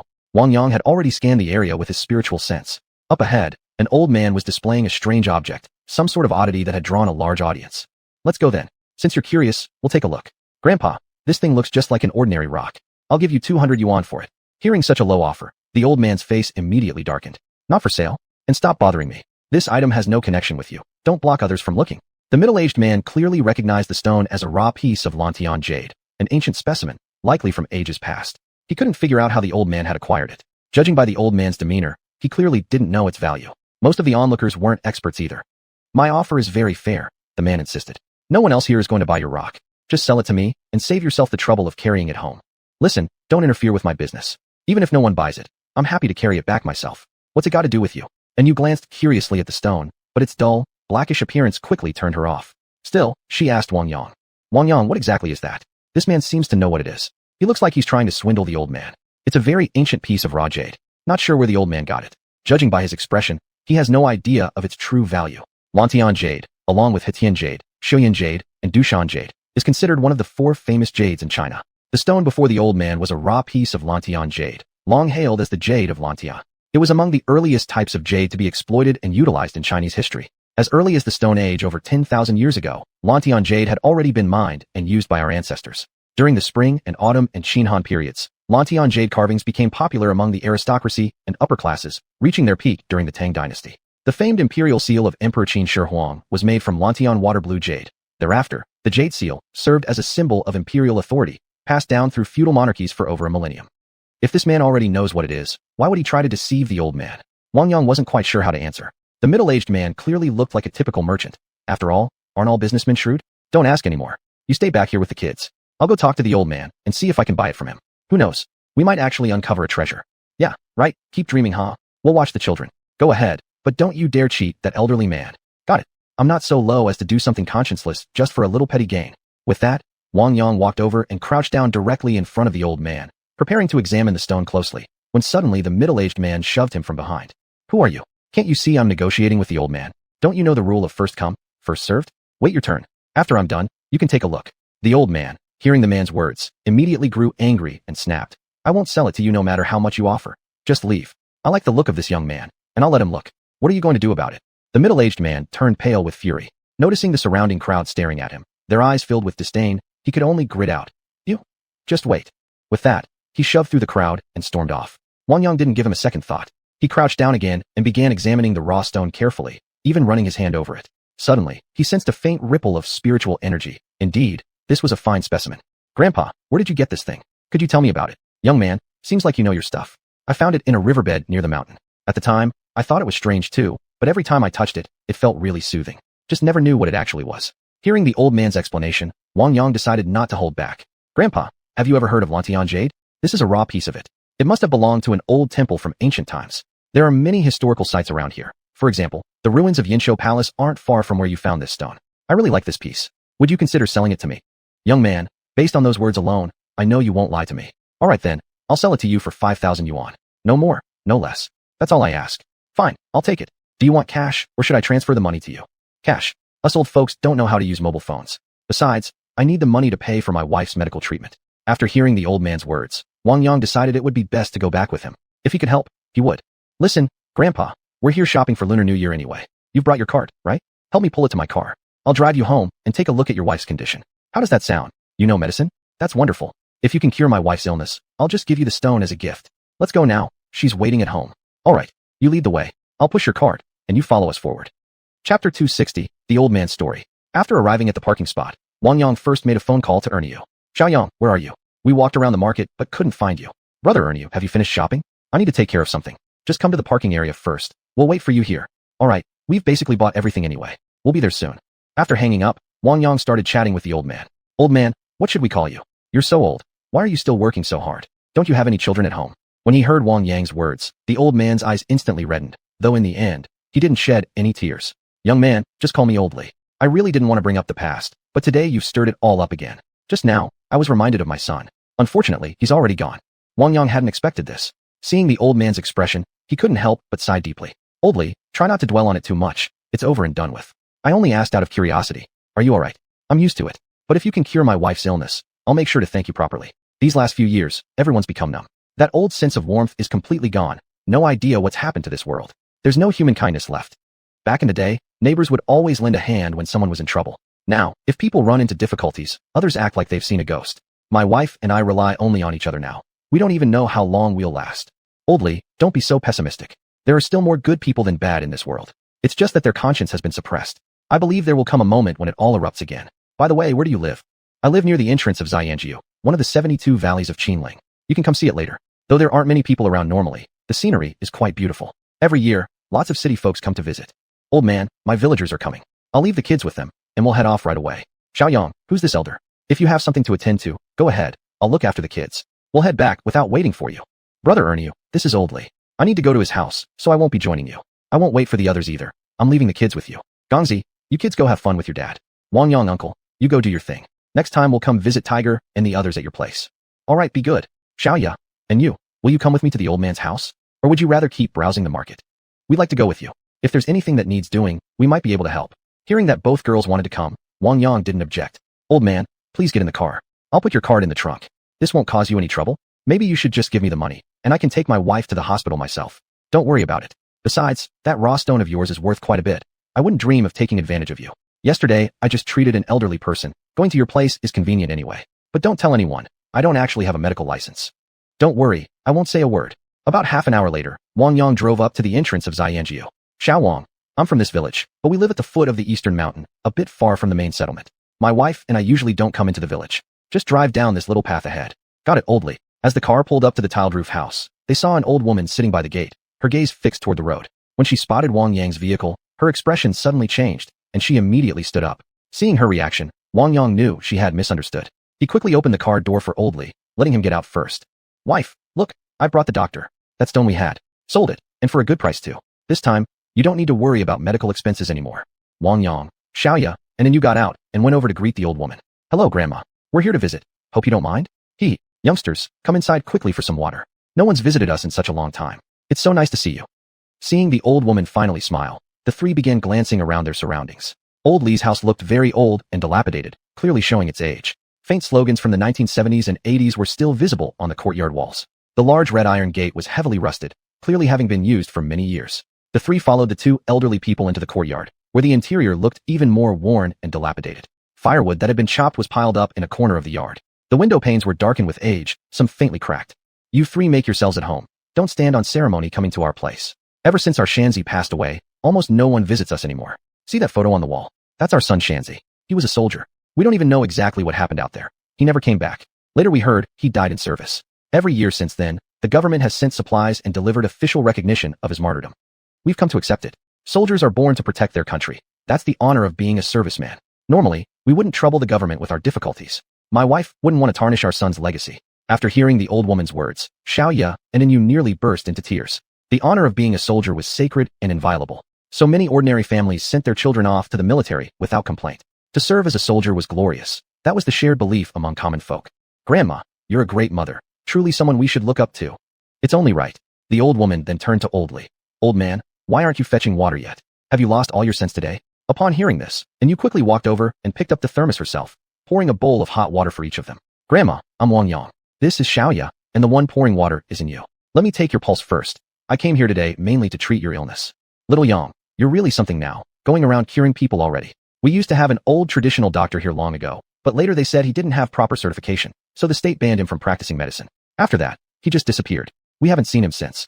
Such a pity. Back then, whenever anyone nearby had minor illnesses, they'd go see him, get their pulse taken, be prescribed some Chinese herbs, and that was it. The illness would clear right up. Small ailments were handled within the village itself. Nowadays, going to the hospital feels like a death sentence. This test, that test, endless rounds of checks. Yet still they can't find anything wrong, and the sickness just lingers.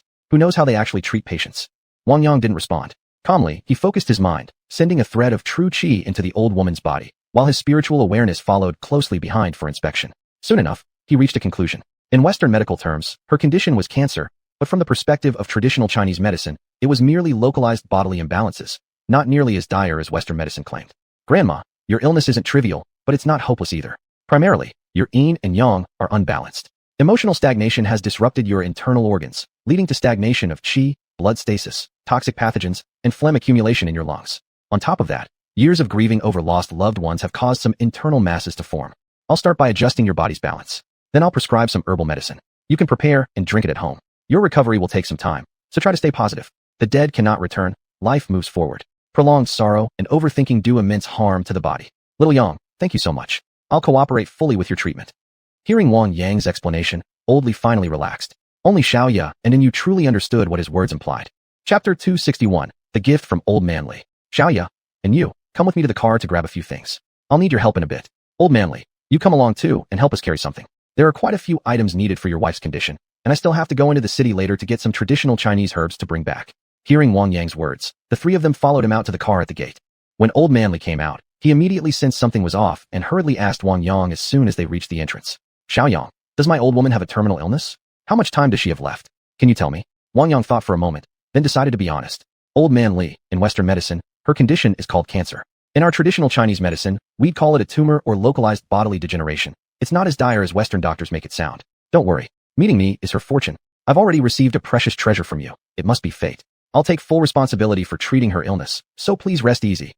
While the others weren't paying attention, Wang Yang quietly brought out a case of alcohol and several other items from the car. "And you, go boil some hot water. I'll need it shortly. It's a pity there's no proper bathing area here. Try to clean the big vat in the yard and fill it up with water. Later, the old lady will need a full body cleanse." As soon as Xiaoya heard full body cleanse, she understood exactly what Wang Yang intended. He had done this before, and the memory was vivid. "Got it, we'll start boiling water. You go ahead inside." Old Man Li didn't fully understand, but he helped wash the vat and carried water anyway. Wang Yang returned to the room, closed the door first, glanced around the interior, then said, "Old lady, I'll need your cooperation in a moment. Let's lie down by the bed. I'll follow your lead. Just from your demeanor, I can see you're confident about my illness. I'm not worried at all." That's exactly the right attitude. When the mind is at ease, half the illness is already cured. Wang Yang gently laid the old lady on the bed. After confirming she was relaxed, he pressed a pressure point, the Maihun, and instantly she fell into a deep slumber. Like with General Wang, he began by clearing and unblocking her meridians throughout the body. But this time, he invested heavily. The old lady's constitution was extremely weak. Her living conditions were poor, and her diet had been inadequate for years, leading to severe toxin buildup within her body. As his spiritual energy flowed steadily into her, her brows twitched slightly, though she remained unconscious. It took nearly an hour to thoroughly cleanse and regulate her entire system, during which minor ailments were naturally resolved. Only the lung cyst remained stubbornly resistant. It would require extensive treatment over a long period. "Xiaoya, is the hot water ready?" "It's ready. We can use it now." Upon hearing this, Wang Yang stood up, went out to the courtyard, picked up the large vat, and carried it straight into the room, instructing them to fill it. The old lady needed a bath. Old Man Li walked into the room and saw his wife lying asleep on the bed. He anxiously asked, "Xiaoyang, how is my old woman doing?" "Old Man Li, I've just finished regulating her internal energy. From now on, she'll need medicine. Don't ask any more questions now. Just fetch water to clean her body, and find some clean clothes to change her into afterward." "All right." Seeing everyone busy, Wang Yang found a corner, sat cross-legged on the floor, and began restoring his spiritual energy. The three noticed his actions but did not disturb him, though they all felt a sense of mystery surrounding him. Once the warm water was properly mixed, Wang Yang stood and returned to the bedside. He lightly tapped the old lady, and she slowly regained consciousness. "Old lady, don't speak yet. We'll step out. The hot water is ready.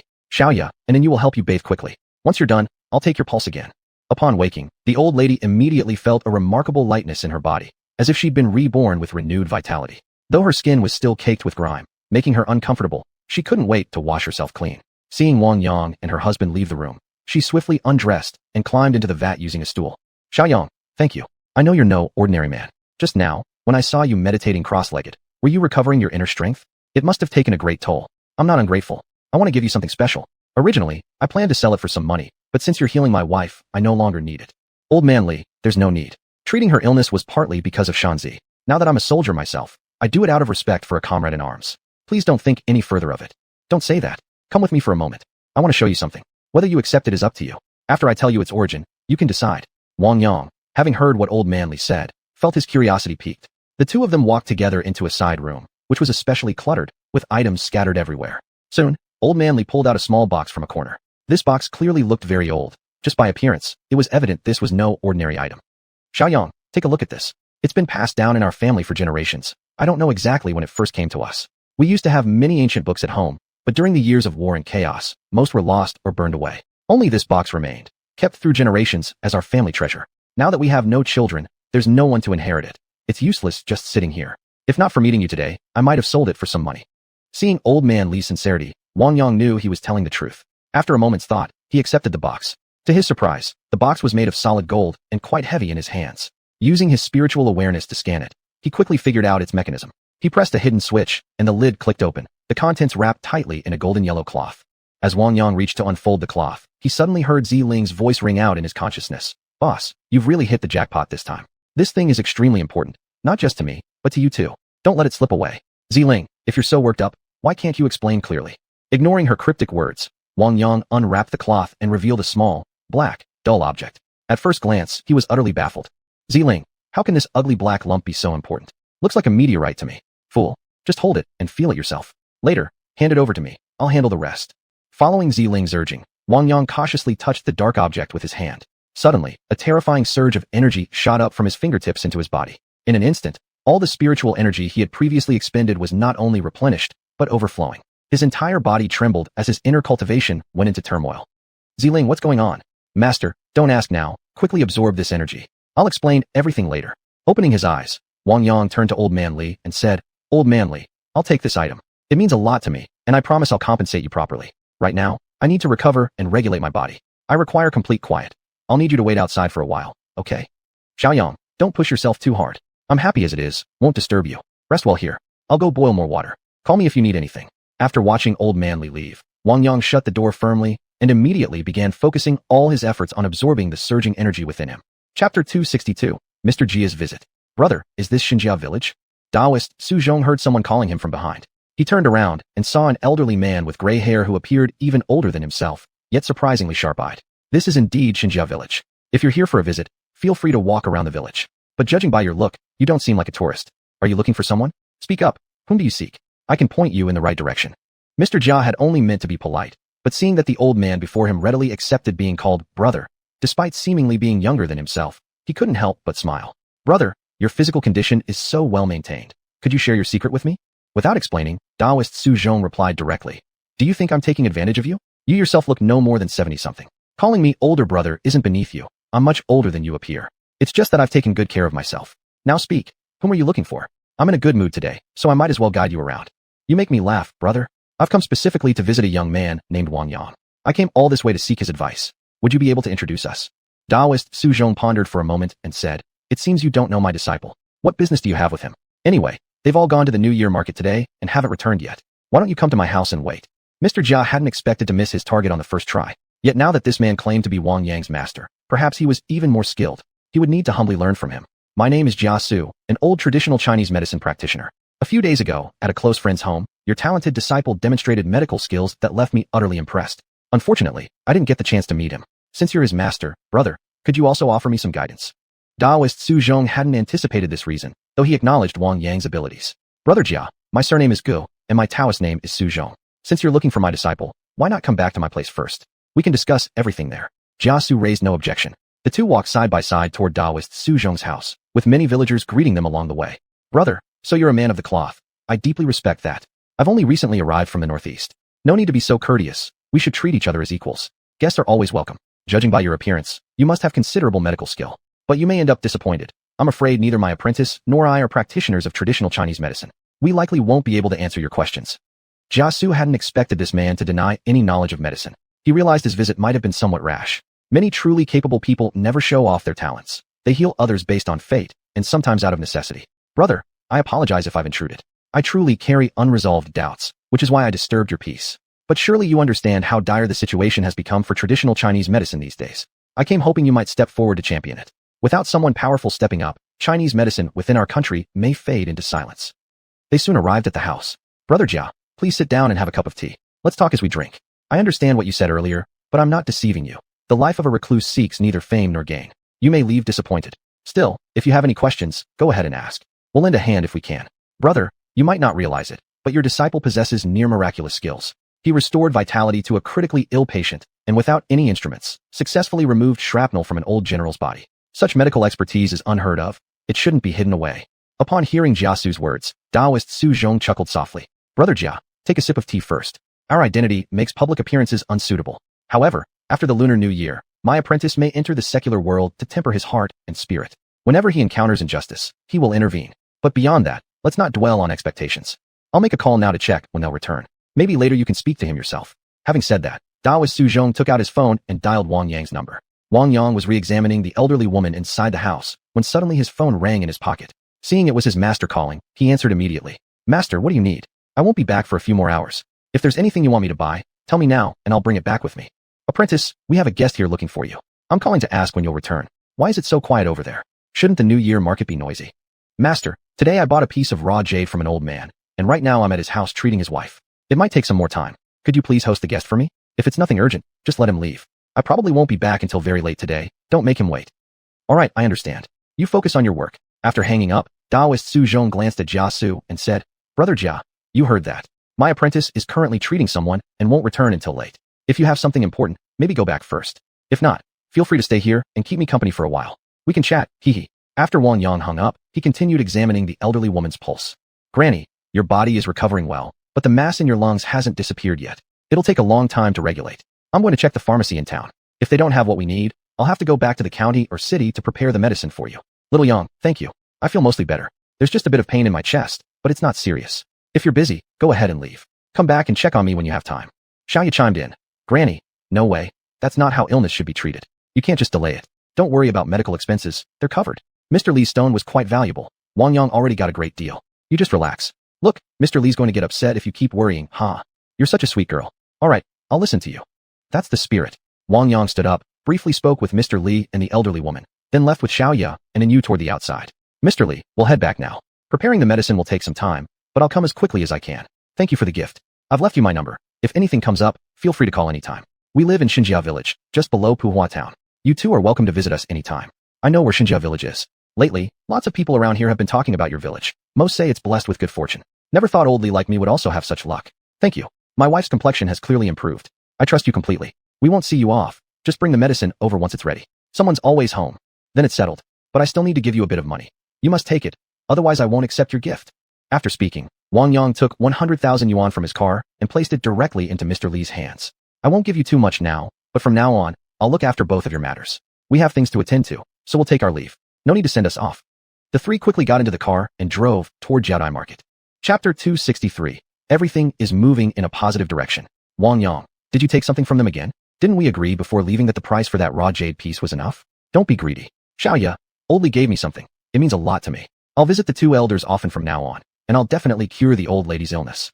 We're heading back to the market now to buy some supplies to bring home. Later, I still need to go to the herbal medicine shop to get some ingredients. One thing follows another. Someone's visiting our house later, and I need to check things there too. You two don't need to ask anymore. Fine then. Just don't take anything you shouldn't, especially from vulnerable people.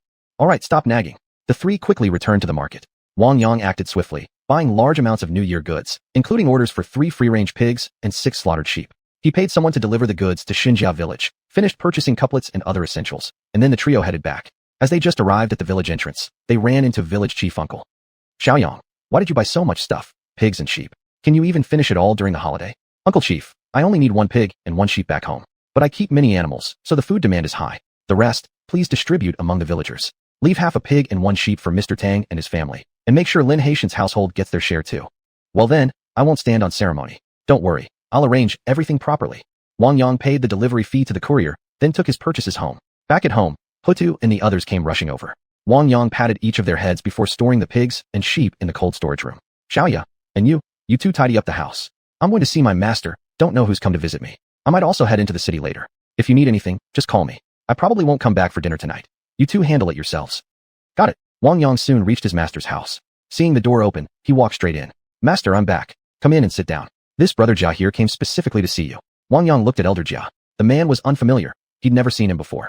Hello, Elder Jia. Welcome to our village. May I ask what brings you here? From the moment Wang Yang entered, Elder Jia had been carefully observing him. His bearing, appearance, and aura were all exceptional. Yet the young man was even younger than expected. So you're Wang Yang? Your senior has already told me about you. Let me introduce myself. I'm Jia Su, a traditional Chinese medicine doctor.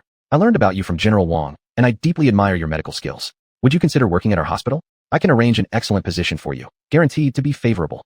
Elder Jia, I'm truly sorry, but I'm not actually a licensed doctor. I don't even have a medical practice certificate. You've just arrived in the village, so you may not know. Most of this place belongs to me. Do you really think I'd give up my ventures here? I understand what you're trying to say, but I'm afraid I really don't have time. I have far too many responsibilities. Elder Jia could tell Wang Yang wasn't making excuses and sighed involuntarily. Very well, I won't press you further. But if we run into difficulties later, could we count on your help? I hope you won't refuse. Consider it a personal request. After a brief pause, Wang Yang agreed. Elder Jia, since you're a TCM practitioner, I actually need a batch of medicinal herbs. Could you help me with that? Hearing Wang Yang needed herbs, Elder Jia instantly brightened. What perfect timing. It was like getting a pillow when he was just about to fall asleep. Do you need them now? If you're in a hurry, I can take you to pick them up right away. I guarantee only the highest quality. Wang Yang checked the time. It wasn't close to dinner yet. Perfect. He could go with Elder Jia now. If it didn't get too late, he could even deliver the herbs to the old lady afterward. Elder Jia, thank you so much. Since it's still early, shall we leave right away? Of course. After greeting his master, Wang Yang left with Elder Jia. Elder Jia, just call me Xiaoyang. No need to be so formal. I mainly need how to Inia core data, Trichosant's peel, Akebia stem, Coix seed, Selaginella doederleinii, Petrinia herb, Scutularia barbata, Sephora root, oyster shell, Prunella vulgaris, red peony root, Solanum nigrum, and quite a bit of each. You're treating pulmonary tuberculosis, Elder Jia said. In traditional Chinese medicine, this is equivalent to cancer. Are you confident about it? If not, we should send the patient to the hospital. We can assist with diagnosis and follow-up treatments as well. Elder Jia, thank you so much. My patient's family isn't in a good financial situation, so I'd rather not send them to your hospital. I'll help them get better over the next few days. I'm confident about it. Don't worry. Suit yourself, though I still recommend bringing her in for proper care. The two soon arrived at the city's traditional Chinese medicine hospital and picked up several batches of herbs from the pharmacy, enough for half a month. Elder Jia, could you help me prepare some seeds for Chinese medicinal herbs? Any kind will do. I plan to grow them myself for future use. After thinking for a moment, Elder Jia agreed to Wang Yang's request. Xiaoyang, I respect your attitude, but many TCM ingredients are most effective when wild harvested. Cultivated ones often have very weak potency. Still, I'll help you obtain the seeds. Leave me your phone number and part of the payment. I'll need to buy them from others, so please understand. That's really kind of you. Don't mention it. In the future, if we run into trouble, just lend us a hand. That'll be enough. We're building a mutually beneficial relationship here. Elder Jia, I've agreed to your request, but please don't bother me with minor issues. I truly don't have much time. Don't worry, I won't. Wang Yang paid for the herbs at the pharmacy and then left with his medicine. In the following days, Elder Jia periodically delivered batches of seeds and seedlings. However, many of these seedlings had to wait until spring, when the weather warmed up. Meanwhile, Wang Yang began planting large quantities of medicinal herbs in his spiritual space. He also purchased more seeds and plants through other channels, combining them with the existing herbs already growing there, gradually expanding the size of his medicinal garden. Ziling was cheerful every day, still absorbing the mysterious treasure old man Li had given her. Wang Yang didn't yet know what it was. Even when he asked, she wouldn't tell him, so he eventually gave up trying to find out. With Wang Yang's relentless efforts, the old lady's condition steadily improved. Taking advantage of the herb brewing opportunities, he also let her drink some spiritual water. The effects were even more pronounced. The diseased areas in her lungs changed daily. Her previous coughing up blood and lung tumors had significantly reduced in frequency and size. The old lady herself noticed her body growing stronger each day. Everything was moving toward recovery. Now, the elderly couple treated Wang Yang like their own son. Wang Yang didn't mind. He even helped regulate the old man's health as well. With their spirits lifted, the two elders regained hope for life. They started going up the mountain again to manage their asparagus shoot base, reorganizing the land they'd previously cleared. Next spring, they planned to launch a major effort. Chapter 264, New Year's Eve Visits. Xiaoya, and you sends her early New Year wishes to you both. Give our regards to your families when you go back. You can return to work on the 6th day of next year. Have a safe journey. Wang Yang, aren't you coming home with me? Forget it, Xiaoya. I'm staying here to celebrate New Year's Eve with my master. Old Mr. Tang from the village and others are all here. I can't leave. Fine then, we'll head off first. All work in the village had come to a halt. Everyone who was supposed to take leave had already done so. Today was New Year's Eve. Yesterday, Chen Jinhua had personally stopped by. The greenhouse construction site was also closed for now, resuming only on the 7th day of the new year. The workers had been trickling home since yesterday. Wang Yang made a special trip to the distillery in town. The security personnel sent by Director Mao were not taking holidays. They still needed to be on duty during the new year. Seeing this, Wang Yang specially delivered a large amount of holiday supplies as a token of appreciation. This year, most of the output of Red Dust Drunk had been shipped to military units. It was practically becoming their main base. Xiaoyang, why don't you and your master come over to my place for dinner tonight? It'll be livelier with more people. Uncle Village Chief, thanks for the kind invitation, but we've got plans tonight. You should head home early. I knew you'd say that. Well, suit yourself. But make sure to come by tomorrow and pay me a New Year visit, ha. I won't forget. After seeing off the village chief, Wang Yang went to check on the old hunter. Boy, you finally remembered me. Now that my grandson is back, you just ignore me completely? Have you forgotten this old skeleton already? Grandpa, please spare me. You know how busy I am. All the projects paused these last couple days. I had to hand out wages one by one to every worker and prepare some gifts for them too. Besides, we live in the same village. If you want to chat, just send Haojuan over to fetch me. I'll come running right away. This year, the poultry farm under your care got off to a great start. And you're the one managing the migratory birds as well. I've entrusted you with my most important tasks. Do you really think our friendship could ever be shallow? Huh, get lost. If it weren't for the fine liquor you brought, I'd give you a proper scolding. Boy, bring your master over. We should spend New Year's Eve together. Grandpa, how about you two come to my place instead? What you have at home probably isn't even enough to feed Tiger Head and the others. Next time, prepare more. Haojuan, take your grandpa to my house tonight. Brother Wong, look, we've already prepared the New Year's Eve dinner. If you don't eat, it'll go to waste. Next time just give us a heads up earlier. I could save quite a bit of money, huh? Alright, judging by your attitude, I can tell you're going places someday. I still need to visit other families. I'll come by to pay my respects to Grandpa tomorrow. See you later. Brother Wong, no need to stand on ceremony. We won't hold you back.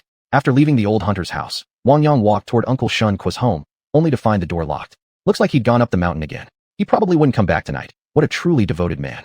Why do you sigh, Xiaoyang? Shen Kuo left for the mountain early this morning. If you have nothing urgent, come over to my place for a chat.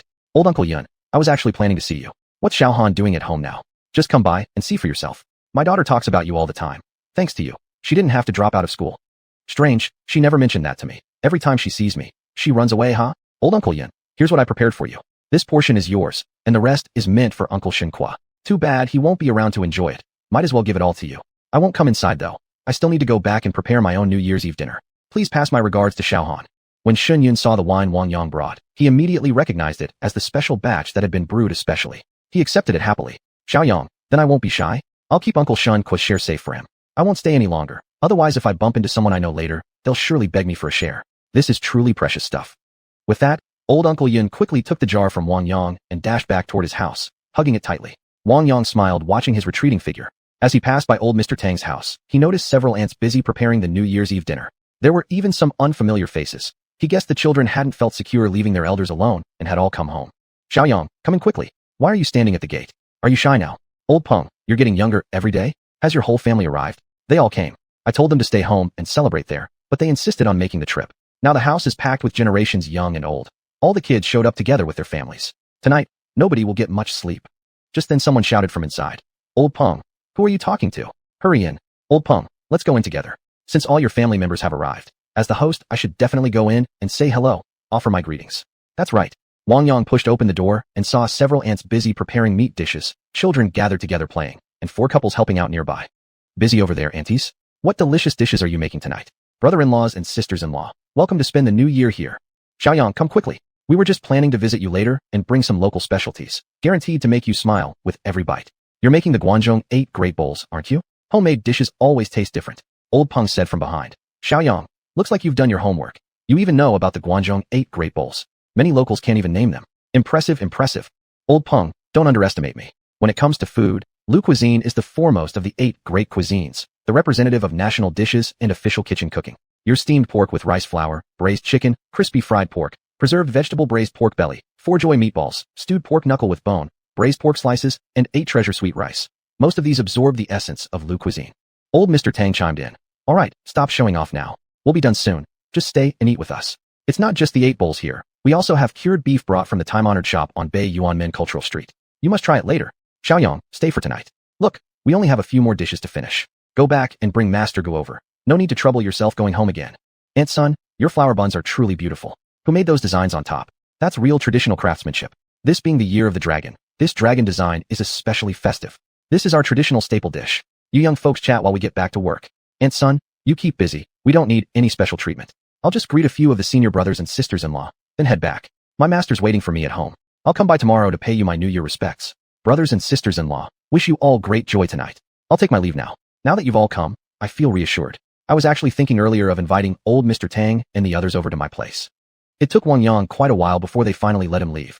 Chapter 265, New Year's Eve Dinner. After leaving the old man Tang and the others, Wang Yang swept his divine consciousness across the village. Seeing there was nothing else that needed his attention, he headed back to his small courtyard. Disciple, if you hadn't come back soon, we'd really have to starve tonight. Master, don't say that. It's no problem at all. Just watch. I'll prepare a full table of delicious dishes in no time. It's just the 2 of us tonight. Tell me what you want to eat, and I'll make it happen. That's right. You lack for nothing anyway. You can pull out fresh ingredients like it's nothing. Make me a steamed perch and a slow-cooked duck soup. The rest, you decide. All right, master. I'll go cook. Here, why don't you knead some dough? We'll make dumplings to go with the meal. Hearing this, Master Su Zhong followed Wang Yang into the kitchen and took over the task of kneading the dough.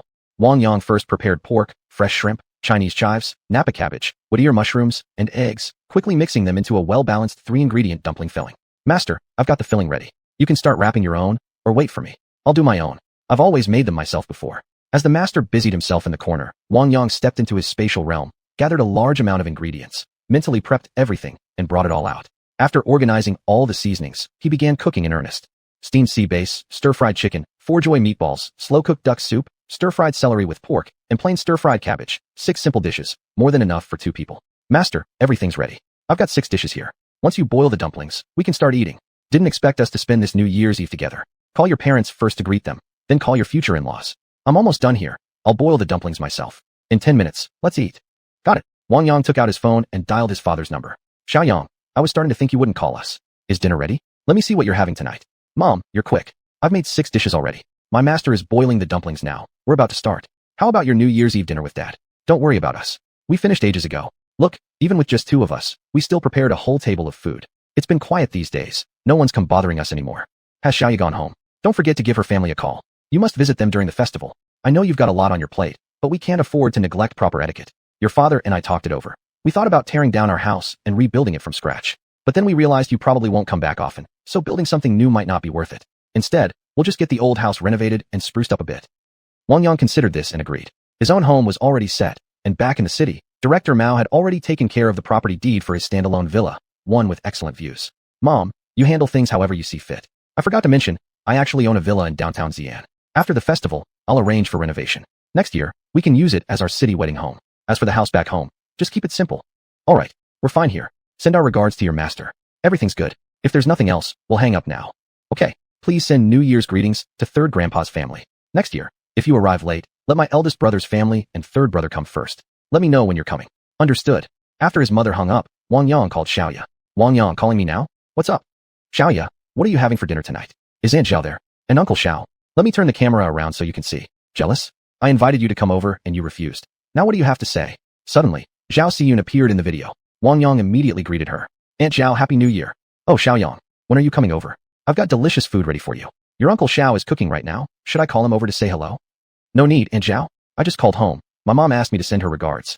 I'll be visiting villagers tomorrow, and then I'll come to your place on the 2nd day of the new year to pay my respects. Actually, you should come here too. We've got plenty of space. Why don't you come stay for a few days? What do you think, Aunt Xiao? Going to your place?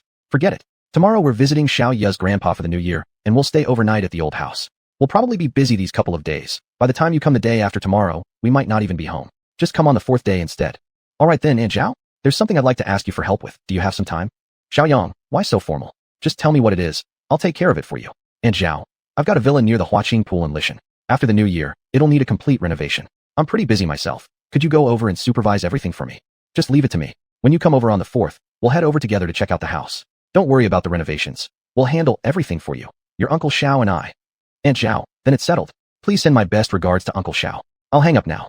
Of course. Zhao Xiyun wore a delighted expression. She hadn't expected her future son-in-law had already picked out a house. How could she possibly be unsatisfied? Call done. Now go turn on the TV. Let's eat while watching the Spring Festival Gala. Got it. Oh, Master, have you never thought about returning to your sect these past few years? I'm kinda curious. You're part of a hidden lineage, right? Why have I never seen you contact other members?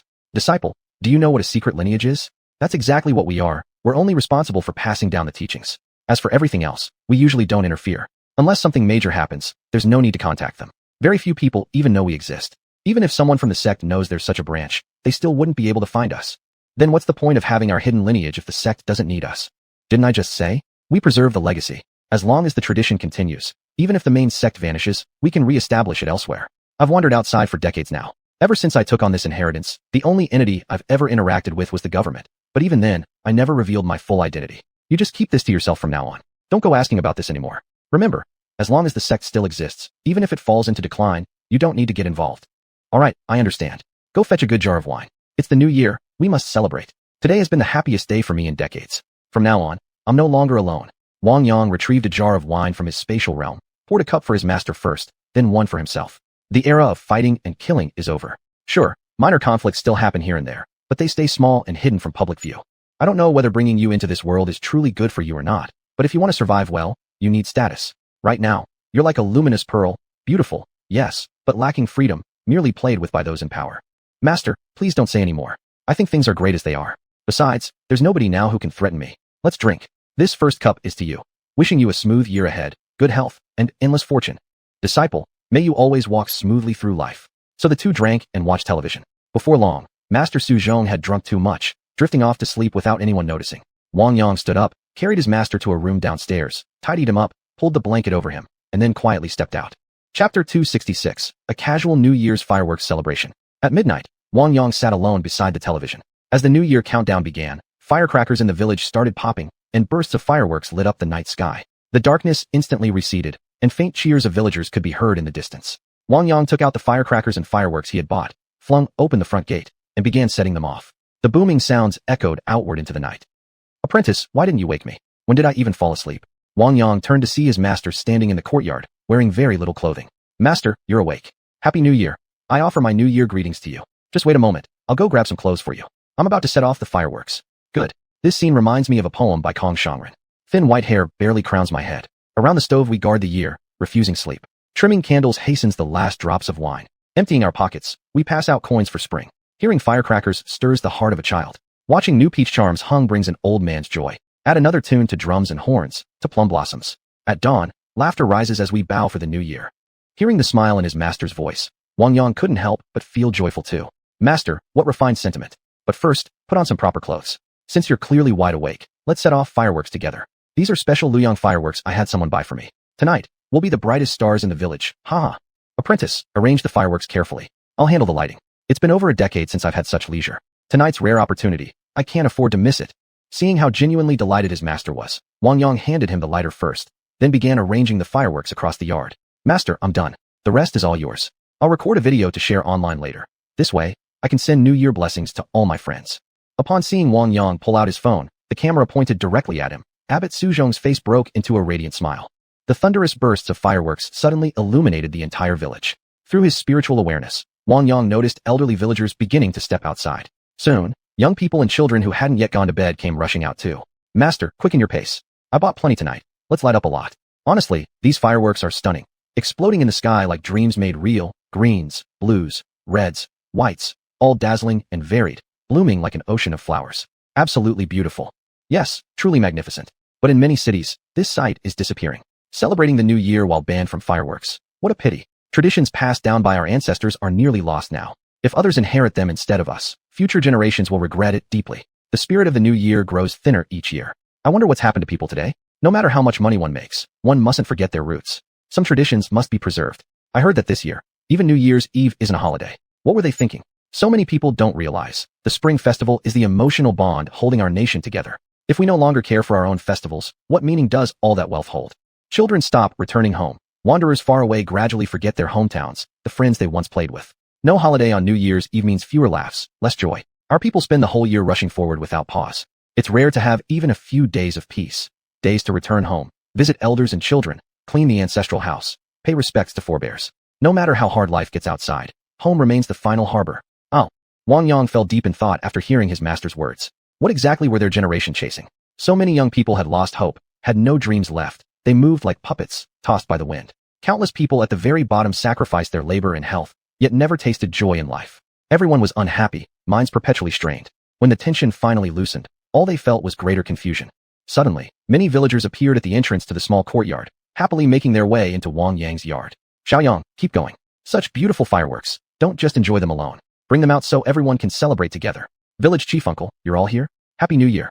Since everyone's so kind to come, a few of you go inside my house and bring out the rest of the fireworks. Line them all up along the passageway by the gate. We'll light them all together and make the whole village joyful. We've had a bountiful year. On behalf of myself, I thank all of you.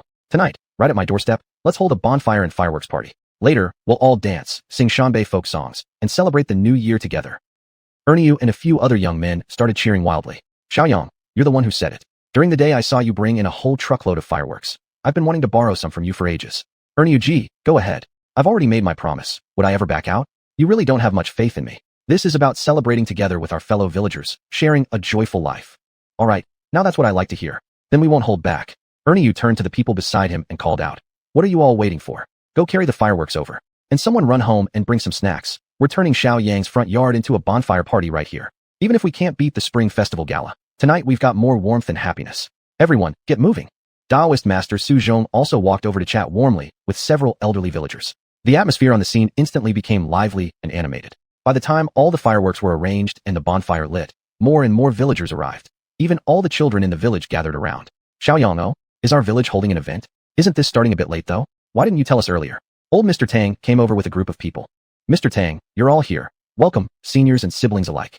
Come quickly, find yourselves a spot. Our very first Xinjiazhai New Year bonfire party is about to begin. If you'd come any later, we'd already be packing up, huh?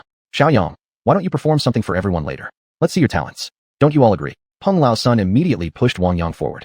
Yeah, Xiaoyang, you start us off, we'll battle it out with Shanbei folk songs. Seeing that everyone was counting on him, Wang Yang smiled and agreed. No problem, I accept the challenge. It's my first new year here in our village, so I'll sing congratulations and wishes of prosperity for all of you. How does that sound? Wang Yang laughed heartily at the crowd. Anything goes. As long as you take the stage, you pass. Hearing their approval, Wang Yang shouted to Ernyu. Get the fireworks ready. I'm opening the show.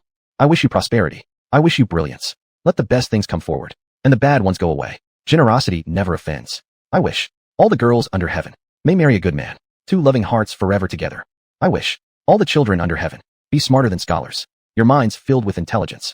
I wish. Respected grandma, you win 36 rounds straight, without breaking a sweat, calm and composed. I wish. Third Uncle Gong's business. Prosper across the 4 seas. Wealth flowing freely, living in a grand mansion. Striding proudly. Let Lurgon's sweet misfortune away. Congratulations and prosperity. Shout it with bold spirit. Congratulations and prosperity. I wish you prosperity. I wish you brilliance. Let the best things come forward, and the bad ones go away. Generosity never offends. I wish. Everyone laughs every day. Nurture love with your heart. Tomorrow will be even greater. I wish. On the world stage. You run faster than any sprinter. Generation after generation producing excellence. Striding proudly. Let Lurgon's sweet misfortune away. Congratulations and prosperity. Shout it with bold spirit. I wish you prosperity. I wish you brilliance. Let the best things come forward, and the bad ones go away. Generosity never offends. I wish you prosperity. I wish you brilliance. Let the best things come forward, and the bad ones go away. Generosity never offends. Congratulations and prosperity. As soon as Wang Yang finished singing, everyone burst into cheers. Gong Shi Fa Kai. Chapter 267. New Year's Day Surprise. Everyone was extremely happy with the activities on New Year's Eve. The villagers had never celebrated the arrival of the new year so wildly before, and this year felt especially joyful and blessed. Wang Yang got up early and edited the videos he had shot, uploading them online. Suddenly, he noticed that many people were already sharing clips from last night's event. Happy New Year, Uncle Wang Yang. We're here to wish you a Happy New Year. Did you prepare red envelopes? A group of little kids came running into the courtyard shouting, Kongzi, where you've all come to greet me? I've prepared your red envelopes long ago. Now let's see how well you perform. Wang Yang said, then pulled out a bunch of red envelopes and slapped them playfully against his palm. The kids' eyes lit up instantly, fixated on the envelopes. In a flash, they dropped to the ground, kowtowed quickly, then jumped up and rushed toward Wang Yang. Take it easy, one for each of you. I'll give everyone 2 red envelopes, but don't let your parents see when you go outside, or they'll take them away. Just as he sent off the children, more visitors arrived, young people from the village dropping by for visits. Wang Yang gave each of them a red envelope as a New Year's gift. Little Yang, thanks for the red envelope. We won't hesitate to accept. Got some great news for you. Last night's village gala went viral. xiuxian live-streamed the whole thing. So many people think our village has real festive spirit now. Everyone says our gala is the true spring festival gala, huh? How dong, your wife's really become famous this time. Don't you want to show some appreciation? The others laughed and teased Shenhaodong. Wang Yang checked the time. He needed to start visiting villagers himself, so he joined the group and headed out. They visited every household, giving red envelopes to those younger than him, and offering blessings to elders. Passing by Uncle Shunqua's house, Wang Yang assumed no one was home yet. But someone was inside. Knocking lightly, he walked in. Uncle Shun, Happy New Year. I've come to wish you a Happy New Year. Wang Yang, you're here? Come in quickly. I just got back from the mountain. Last night, even from deep in the woods, I could see the village celebrations. Honestly, it hasn't been this lively in years. Thank you. Uncle Shun, you've really moved on now, haven't you? Aunt Xiuxian would be happy seeing you like this. I was actually afraid that mentioning her might make you sad again, but now you're at peace. That's good. There are still long, bright days ahead. You cheeky kid, starting to tease me now? But I'm in such a good mood today, I'll let it slide. By the way, when will the village distillery resume production? Wang Yang thought for a moment. Uncle Shun, don't rush into brewing just yet. Take these few days to relax. Go check out some nearby fairs and temple festivals. It's rare to have a break like this. No work until after the Lantern Festival. All right, I'll listen to you. Everyone in the village has money now. It's about time we rested. How about joining me for a drink later at my place? Sure, but I still need to visit a few other families first. Later, I'll bring my master, old hunter, and village chief to Shu over. You get a few appetizers ready. Sounds good. Go to your rounds now. After leaving Uncle Shunqua's house, Wang Yang went to see Old Tang and the others, greeting everyone and handing out red envelopes to the children. He stayed briefly before heading out again. Most of the young villagers had made plans. Many were going to the year-end markets or temple fairs, while only the elderly remained behind. Back at his small courtyard, Wang Yang found his master sipping tea in the living room. Master, Uncle Shun Kuo invited us over for drinks. Did you rest well? I know. My body's stronger than most in this village anyway. Just now, Xiaobai caught another rabbit. Clean it up and bring it along as a side dish. We've had wild game non-stop lately. I'm even thinking of raising one myself. Too bad there's never time. Master, what's mine is yours. Any day you want to go up the mountain, I'll send Xiaobai with you, and bring Hu Tu and the others along. You'd look far more impressive than old Su Shi ever did. Remember how you keep reciting his poem on the way. Asterisk, an old man indulges in youthful passion. Left hand leads the yellow dog. Right hand holds the falcon high. In brocade cap and sable coat, 1,000 horsemen sweep across the hill. To repay the city following the magistrate, I'll personally shoot a tiger, just like Sun Lang. Drunk, my courage and heart still bold. Frost begins at the temples, so what? When will the imperial envoy come from the clouds? I'll draw my carved bow like a full moon. Gaze northwest, and shoot the heavenly wolf, asterisk. Master, that image, you, with hair lightly frosted, fearless and free, that's something else. Just imagine your majestic presence. Frost at the temples? So what? From now on, if Director Mao has any requests, just leave them to me. You can enjoy your peace. Hearing this, Master Xiuxian smiled faintly. All right, I get it. Go handle the rabbit. Once it's ready, send it over. I'll come by myself later. Seeing his master in such high spirits, Wang Yang took the rabbit to the kitchen, grabbed a knife, quickly skinned it, cleaned out the innards, then went to the storage room and brought out a jar of wine before heading out. Just as he arrived at Uncle Shun Kuo's courtyard, he saw that village chief Deshu and old hunter were already there. You've got quite the taste, boy, fresh wild game every day. When Xiaobai finally nests, can you give me one of her little ones? Grandpa, that depends on fate, but honestly, I don't think you could raise one anyway. It requires special permits. Hai Dongqing is a protected species. There's nothing I can do for you.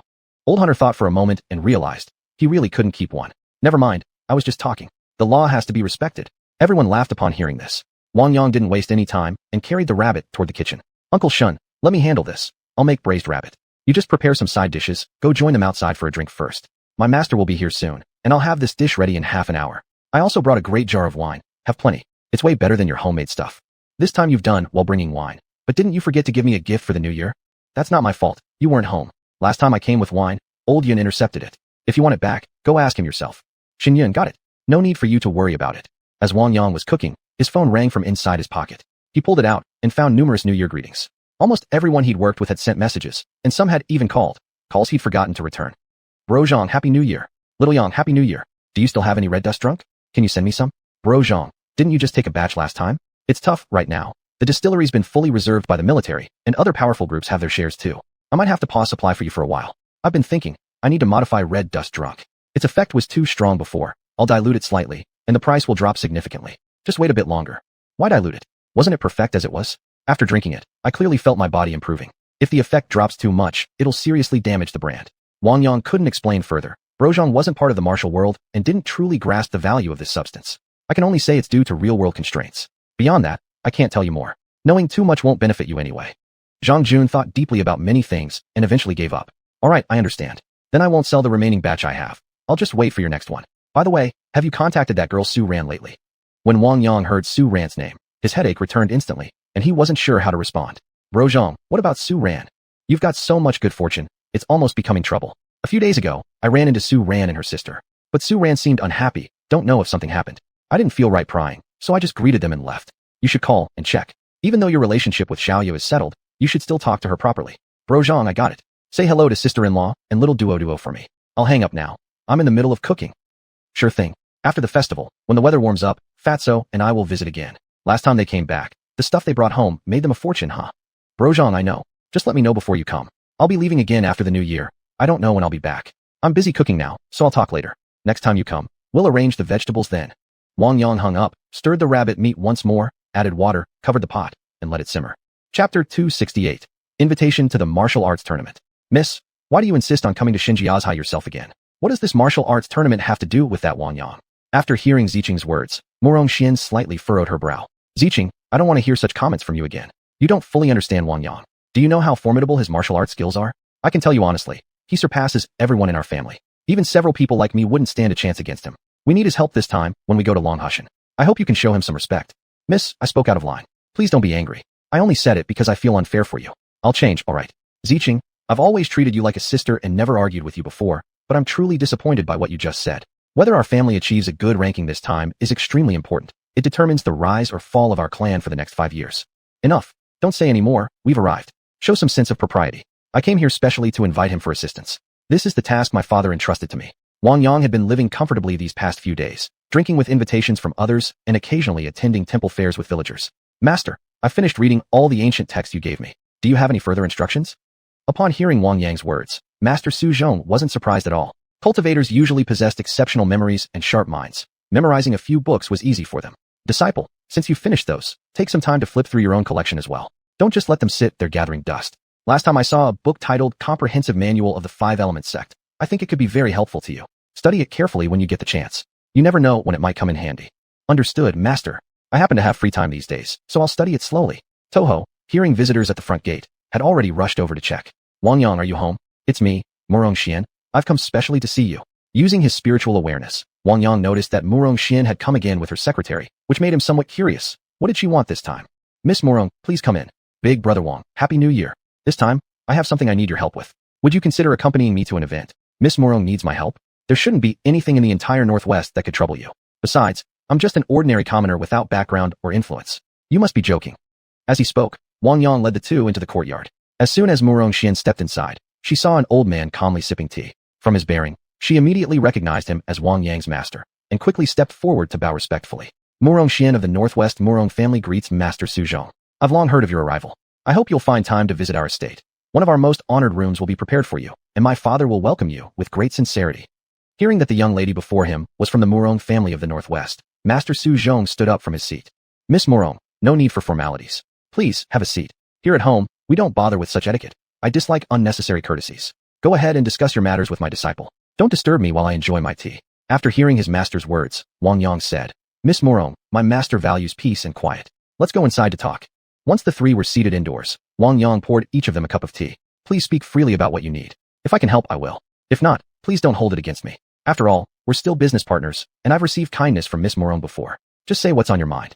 Murong Xian didn't hesitate any longer and said, Big Brother Wang, this time I'd like to invite you to represent our Murong family in the martial arts tournament. The distribution of benefits happens every 5 years, and results depend entirely on strength. Last time, our Murong family failed to achieve a good ranking and has been overshadowed by other powers ever since. This year, my father decided to invite outside aid, an option permitted by the tournament rules. I'm wondering, could Big Brother Wang help us this once?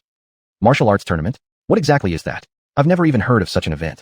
Could Miss Murong explain it to me? Seeing the genuine confusion on Wang Yang's face, Murong Xian realized he truly knew nothing about the tournament and began explaining patiently. The martial arts tournament is a private martial arts competition among the martial world.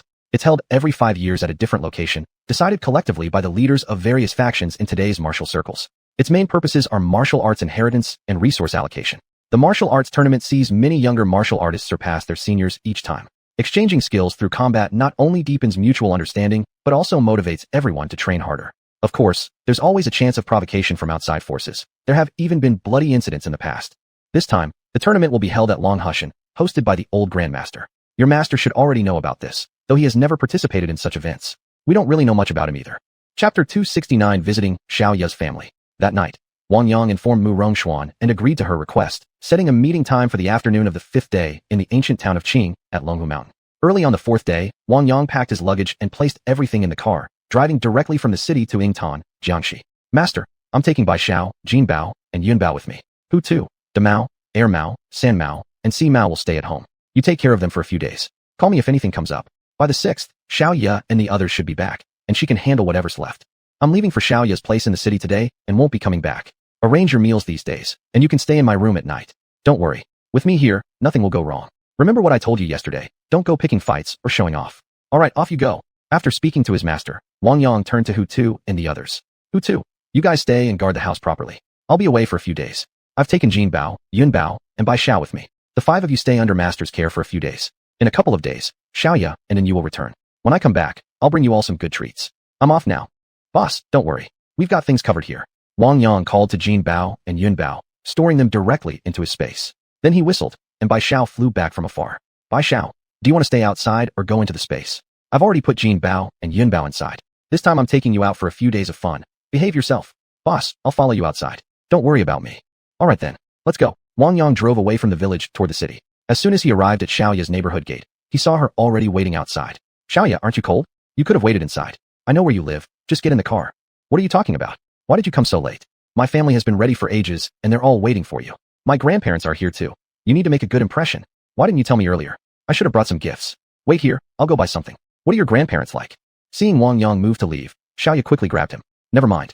You brought that wine, right? Just give them that. My grandpa loves our red dust drunk liquor. Forget about grandma. She doesn't really like receiving gifts anyway. I saw all the food you've got in the car. That's more than enough. Just sweeten your words later. Leave the rest to me. Hurry up and drive. We still need to visit your villa later. Hearing Xiaoya's words, Wang Yang stopped insisting and drove straight toward her home. Bro-in-law, you're finally here. Come in quickly. My mom has already prepared the meal and is just waiting for you. Wang Yang saw how excited Chunxiao was and didn't know what to say. Chunxiao, help me carry some stuff. Everything in the trunk needs to be unloaded. This job's yours. How about that? Bro-in-law, that much stuff? How long would it take me to carry all that? Let's leave it till later. I'll go in first and call everyone out. If we all help a little, it'll be done in no time. Hearing this, Xiaoya smacked Chunxiao on the head. Chunxiao, such a small load and you still want to call others? Look at how lazy you are. We're going in first. This is all on you. Take your time moving it. Wang Yang looked at Chun Xiao and thought it was fine, so he went in with Xiaoya, leaving Chun Xiao standing there alone. Aunt Xiao, Uncle Xiao, I'm here to wish you a happy new year, wishing you health, happiness, and growing younger every year. Thank you. Yang, it's great that you came. These are my parents-in-law. Come over and say hello. Wang Yang noticed the two elders sitting there sizing him up. The elderly woman nodded and soon broke into a smile. Young man, come here. So you must be my granddaughter's future son-in-law. You look great, fine appearance and good aura. Grandma approves. And when it comes to your grandpa, he listens to me. Come sit here with us. Hearing the old lady's words, Wang Yang smiled and walked over. Grandpa, Grandma, I'm Wang Yang. You can just call me Xiaoyang. I didn't know you'd be here today, so I didn't prepare any gifts. I'll make it up next time. Sit down, sit down. Your presence is enough. No need for gifts, we lack for nothing. Just promise to treat our granddaughter well from now on. Otherwise, we'll show you what for. Don't worry, I won't let Xiaoya suffer with me. Right now, she controls all the finances at my house. Now can you two feel reassured? The elderly woman chuckled after hearing Wang Yang's words. Xiuxian walked out from the kitchen, calling to Wang Yang. Xiaoyang, come help me carry the dishes. Let's finish dinner early. We're going to visit your villa afterward. Coming, Uncle Xiao. Wang Yang went into the kitchen to help set the dishes, then went outside to assist Chun Xiao in moving everything he had brought into the house. He'd prepared an especially large amount of vegetables, and the rest were all alcoholic beverages. Since Xiao Shu didn't smoke, he hadn't bought any cigarettes. Grandpa, this liquor is home-brewed by us. Let me pour you a little to try. It's good for your health. I know this wine. Xiao brought some before, and I've tasted it. It's pretty good. Don't bother with me. Eat more yourself. We won't be going out with you later. The family finished breakfast quickly. Just then, Bai Xiao started calling at the gate, attracting quite a crowd. Xiaoya was the first to rush out, and she was equally delighted when she saw Bai Xiao. Xiaoyang, you even brought Bai Xiao along. This gerfalcon is truly magnificent. And Xiao, let's get going quickly. More and more people are gathering here. I'm afraid it'll cause trouble later. All right, I'll listen to you. I'll go inside and call Xiao Shu. Then we can leave. Bai Xiao, fly up ahead. We're about to depart. Just follow us later. After hearing Wang Yang's words and feeling uncomfortable under so many staring eyes, Bai Xiao took flight again, circling above the residential complex. Wang Yang drove, with Xiaoya, Chun Xiao, Xiao Shu, and Aunt Zhao in one car. After about 20 minutes, they arrived at a neighborhood near Huaqing Pool, at the foot of Mount Li. The environment here is quite nice, and this place is famous too. Wang Yang, how did you think of buying a house here? You never mentioned this to me before. You don't know half the things about me, Xiaoya. You'll find out gradually, huh? Hearing their conversation, Chun Xiao blurted out, Sis, bro-in-law, don't be so lovey-dovey. I'm right here. Just park the car first. Let's go check out the house already.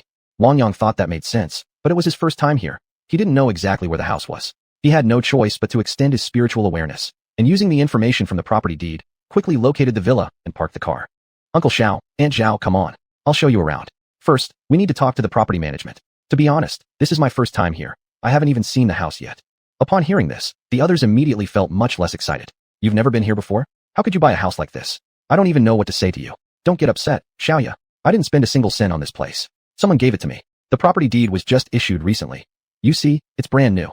Wang Yang handed the deed over to Xiaoya. The others, curious, came over to take a look. The size was impressive, over 400 square meters. A detached villa. So big.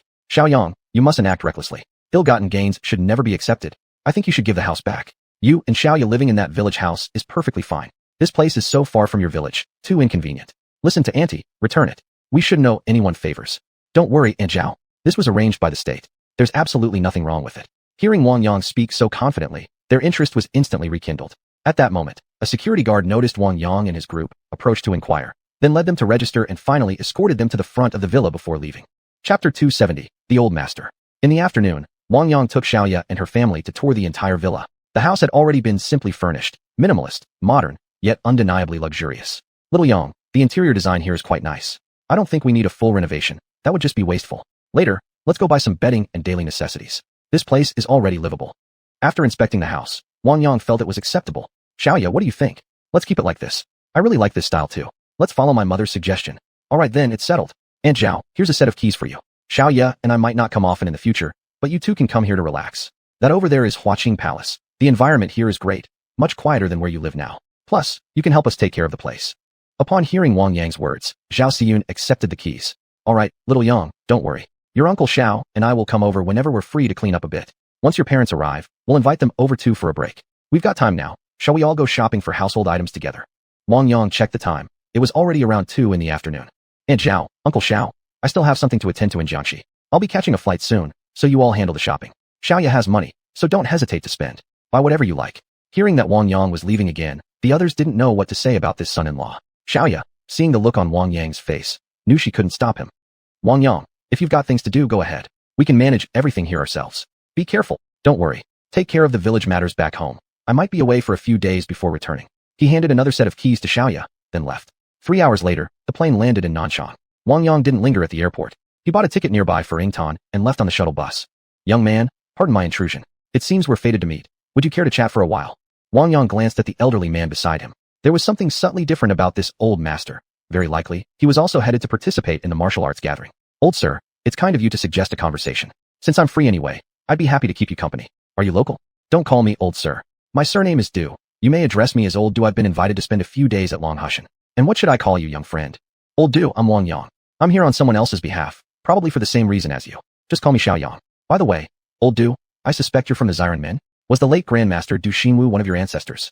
Du Feng hadn't expected that merely revealing his surname would lead the other to guess his lineage so accurately. This young man clearly had his own secrets. Then I'll call you Xiaoyan. You're correct. Du Xinwu was indeed my ancestor. Never thought your eyes would be so sharp. Impressive. Earlier, I noticed your extraordinary aura and considered passing on some skills, but now it seems fate doesn't allow me that privilege. Why are you traveling alone? If you've been invited, shouldn't you have come with others? Old Du, we're meeting up in Xiuxian town tomorrow. If you're by yourself, why not travel with us? We'll see. I have friends waiting for me there. Perhaps I won't join your group. Are you planning to perform publicly this time? Then I'll be looking forward to your performance. Thank you for the good wishes. On the journey, Wang Yang conversed deeply with the elder. Old Du even generously shared some of the internal power techniques of the xiuxian men. Through this trip, Wang Yang gained a broader understanding of the martial world. Many secrets were passed down orally, only revealed to those who were truly close. Most people wouldn't share them openly. Xiaoyang, someone's come to pick me up. Would you like to come along? Old Du, let's meet the day after tomorrow. I won't interrupt your reunion. Very well. Then I'll take my leave now. Wishing you an enjoyable stay at xiuxian.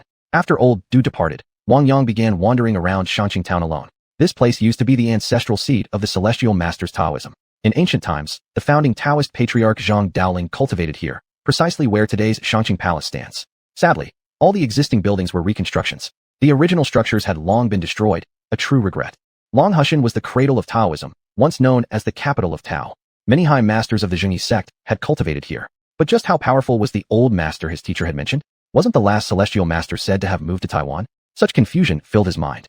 Master, traces of spiritual energy still linger here. It's possible a few genuine cultivators remain. But don't dwell too much on what your master said. With your abilities, no one here can detain you or harm you. Xiling, how do you know what I'm thinking? Since you've brought it up, which direction should I go? This place is one of the 72 sacred sites of Taoism. Can you sense the exact location of the blessed ground? Wang Yang waited a while, but didn't hear Xiling respond. He guessed perhaps even it couldn't detect anything. Deciding not to dwell on it, he resolved to find a place to settle first, and then wander around the town to see its sights, finally getting a glimpse of Taoism's former glory. Just as he arrived near the celestial master's mansion, what an outstanding feng shui site indeed.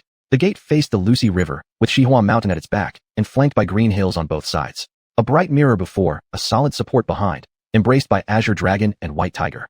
Within the compound, yuzhang trees formed dense groves, ancient boughs pierced the sky, ethereal music drifted faintly, and verdant trees contrasted beautifully with red walls, a true sanctuary for Taoist cultivation. Young friend, didn't expect you'd have such broad knowledge. Now that we've met, would you care to walk together? Suddenly hearing someone speaking from behind, Wang Yang turned and saw an elderly Taoist priest exuding an immortal-like aura. May I ask, is it the venerable celestial master himself? This young one has been remiss. The elder studied Wang Yang carefully. His face lit up with even greater warmth, and he gently stroked his beard.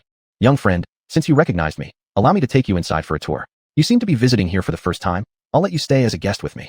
Upon hearing the invitation from the old celestial master, Wang Yang naturally wouldn't refuse. In that case, this humble one will trouble the master. I've come upon invitation to attend the once every 5 years martial arts gathering. Seems my fortune is good. I meet the celestial master right after arriving. No need for such modesty, young friend.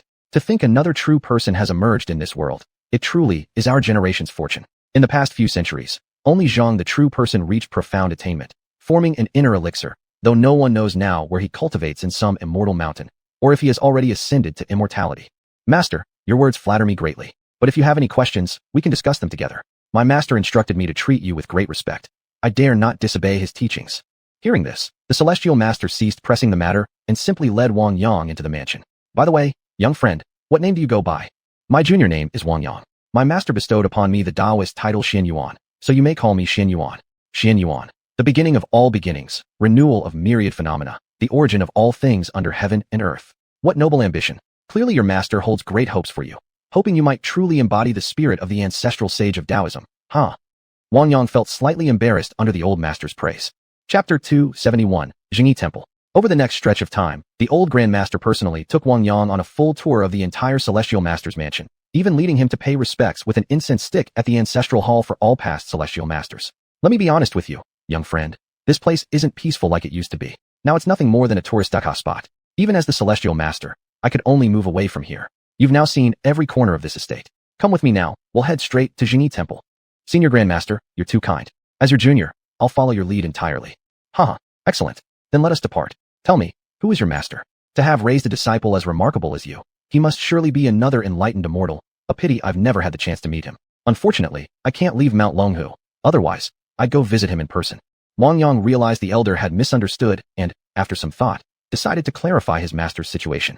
Grandmaster, my master's Taoist name is Taoist Xiuxian, a descendant of Lord Gu the Immortal. We both belong to the Jingyi sect, so we might as well be family. But honestly, my master doesn't possess cultivation skills anywhere near yours. All my cultivation has been self-taught. I didn't receive any guidance from him at all. So the young friend truly possesses deep karmic fortune. A born sage. I've only heard such things in legends. Yet today, I've actually met one. It seems our ancestors weren't lying after all. Since King Wu's campaign against King Zhou, the path of immortality has grown elusive and mysterious, divine beings withdrawn, and few ever attain transcendence or break free from worldly bonds. How I hope that you, young friend, may defy convention, surpass limits, and blaze for us all a new path forward. Wang Yang hadn't expected such grand ambition from the elder. Not wanting to dampen his enthusiasm, he simply smiled in response. When they returned to Jingyi Temple, many people were already gathered there, most preparing for the martial arts tournament in 2 days' time. All these guests had arrived together at the temple, clearly intending to pay their respects to the old Grand Master. Grandmaster, please let one of the senior brothers here at the temple arrange lodging for me. We can talk heart to heart tonight. I won't disturb you while you handle official matters. That works well. I'll attend to my duties first. Tonight, I'll introduce you to Taoist Tan Shun from Wudong. We'll discuss Tao together then. After speaking, the old Grand Master turned and called over a Taoist priest, instructing him to escort Wang Yang to the guest quarters. Taoist Tan Shun, 5 years without seeing you, still as graceful as ever. Unlike you, I'm far less carefree. If only someone could inherit my mantle, I'd set off wandering freely through the lands. Master, you flatter me. Things aren't much better at Wudong. I can still keep control now, but once I ascend and become immortal, who knows if anyone will succeed me. Tan Shun, I've just met an extraordinary young man. You must come see him later. Tonight, the three of us shall discourse on Tao. Seeing the gleam in the old Grand Master's eyes, Taoist Tan Shun nodded in agreement. Together, they went out to greet arriving guests from all directions. Ring, ring, ring. Suddenly, Wang Yang's phone rang. He picked it up. It was Mu Rongxuan calling. Brother Wang, have you arrived? We've already settled down in Shanqing Town. I've booked a room for you. Miss Mu Rong, I've already arrived. The Grand Master has arranged accommodations for me. If you need anything, just come find me at Jingyi Temple. Brother Wang, you're fast. Didn't expect you to get here before us. My brother came along too. He might step onto the stage in 2 days. I hope you'll look out for him. Never mind. I'll come find you myself. There are too many things to explain properly over the phone. All right then. After hanging up, Wang Yang released his spiritual awareness, beginning to observe the entire temple grounds. Senior Brother Abbot, this time we're bringing so many disciples to participate in the martial arts conference. Of course we deserve the lion's share of the secret realm resources. Even the Celestial Master or that Wudong Taoist won't stop us. Just thinking about the scene 2 days from now makes me excited. Disciple Huili, I hope you can free yourself from inner demons. Look at how you are now. I fear you're sinking into a whirlpool and don't even realize it. Apologies, Senior Brother Abbot. Still, I can't take your advice yet. Word has it that this year's martial arts conference has attracted many participants. Even minor sects sent representatives. Looks like competition will be intense. You've analyzed things well, but you've overlooked one other force. Though not yet consolidated into an interest group, their depth of foundation has deeply impressed me. Last time, that red dust-drunken substance we acquired from the northwest caused the entire monastery's warrior monks to double in strength overnight, with 0 side effects. I still can't figure out how that man concocted it. Wang Yang had overheard the conversation between Hui Li and the Shaolin abbot. These people were truly insatiable. Now they were even scheming against him. Others were also discussing him. His master's words had been spot on. Without real strength, protecting one's foundations was impossible. At that moment, Mu Rongxuan arrived, and Wang Yang retracted his spiritual awareness. Brother Wang, it seems you're quite comfortably settled here. Looks like the old Grand Master truly values you. Never would have guessed you'd earn such favor from the elder himself. You flatter me, Miss Mu Rong. If you came in such a hurry, just say what you need to. I might not have time later. The old Grand Master is taking me to meet some friends. Wouldn't want to be impolite. In that case, I'll keep it short. On our way here, we spotted many suspicious individuals. They don't seem to be from our country, look exactly like those Japanese devils. They really are persistent pests. Whenever we have a major event, they always find a way to sneak in and cause trouble. You might run into some tough opponents at this martial arts conference. Every time they show up, there are serious casualties. We can't stop them. We're forced to swallow our anger and accept it. Upon hearing Mu Rongxuan mention the Japanese devils, Wang Yang made a mental note. He wouldn't let them act so arrogantly this time. He'd give them a severe reckoning. And if people from other regions showed up, he'd deal with them too while he was at it. I understand, Miss Murong. If you have nothing else, go ahead and return. The day after tomorrow, I'll be going directly to the venue with the old Grand Master, so you don't need to wait for me. But don't worry, I won't go back on my word to you. Brother Wang, then I won't disturb you any longer. If you need anything done, feel free to call me. I'll handle it for you. After seeing Mu Rongshuan off, suddenly a familiar voice rang out. Wang Yang, never thought we'd meet here. Seems we're destined to cross paths. This time, I've got a task for you. At the martial arts conference the day after tomorrow, you must take action. When you encounter those Japanese devils, show no mercy. I know you've got plenty of tricks up your sleeve, go all out. This time, settle the grudge I've carried for far too long. Director Mao, why is it that I keep running into you everywhere? This time, I'm here as an invitee of the Mu Rong family. I'm not under your jurisdiction. Kid, it was me who processed your property deed. 400 square meters isn't small. You should show some gratitude, shouldn't you? I heard your future in-laws have been buying things for you lately. Want me to find an excuse to take it all back? Wang Yang hadn't expected Director Mao to be so shameless. With no choice, he agreed to the mission. Director Mao, this is a one-time thing. Don't try using that excuse again next time. Don't worry, I won't cling to petty matters. That issue's settled, let's leave it at that. I'll see you the day after tomorrow. Not seeing you out. Chapter 272, a nighttime conversation. Wang Yang returned to his quarters, sat cross-legged on the bed, and began meditating. His mind and spirit gradually settled into their true nature. With each breath he took, streams of spiritual energy gathered toward him. This unusual phenomenon quickly drew the attention of several cultivators of high attainment. Master Taoist, congratulations.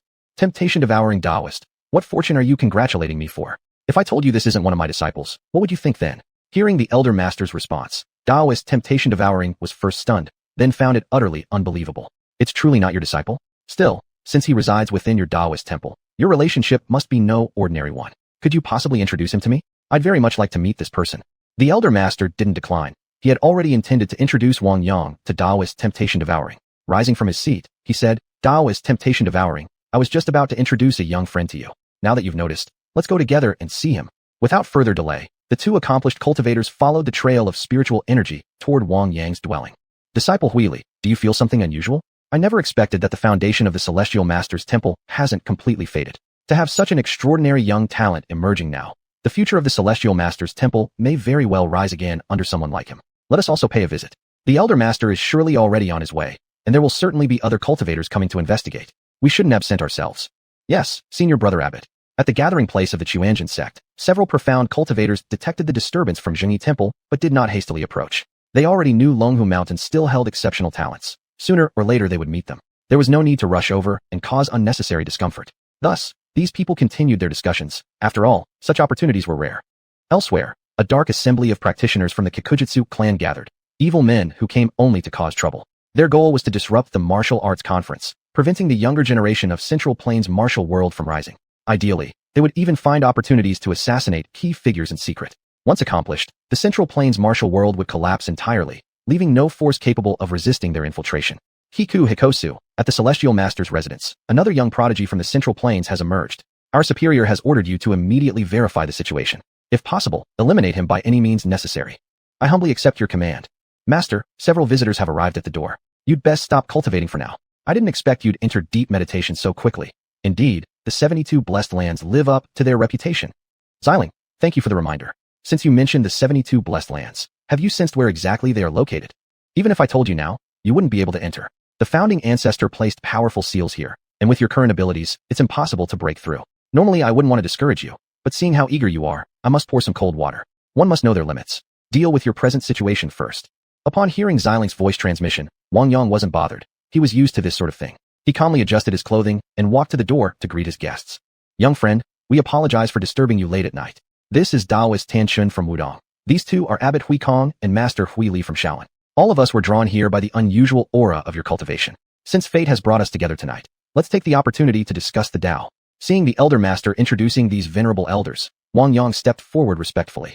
Elders visiting me in the middle of the night. I am deeply honored. Please come inside and be seated. The group entered the room after observing Wang Yang's humble demeanor.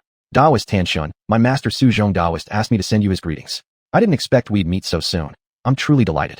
Upon learning that Wang Yang was the prized disciple of Taoist Su Zhong, Taoist Tianshun felt immense joy for his old friend. Decades had passed without meeting, yet his friend had cultivated such an outstanding disciple. In contrast, among those he guarded every day, few stood out, making him feel deeply ashamed.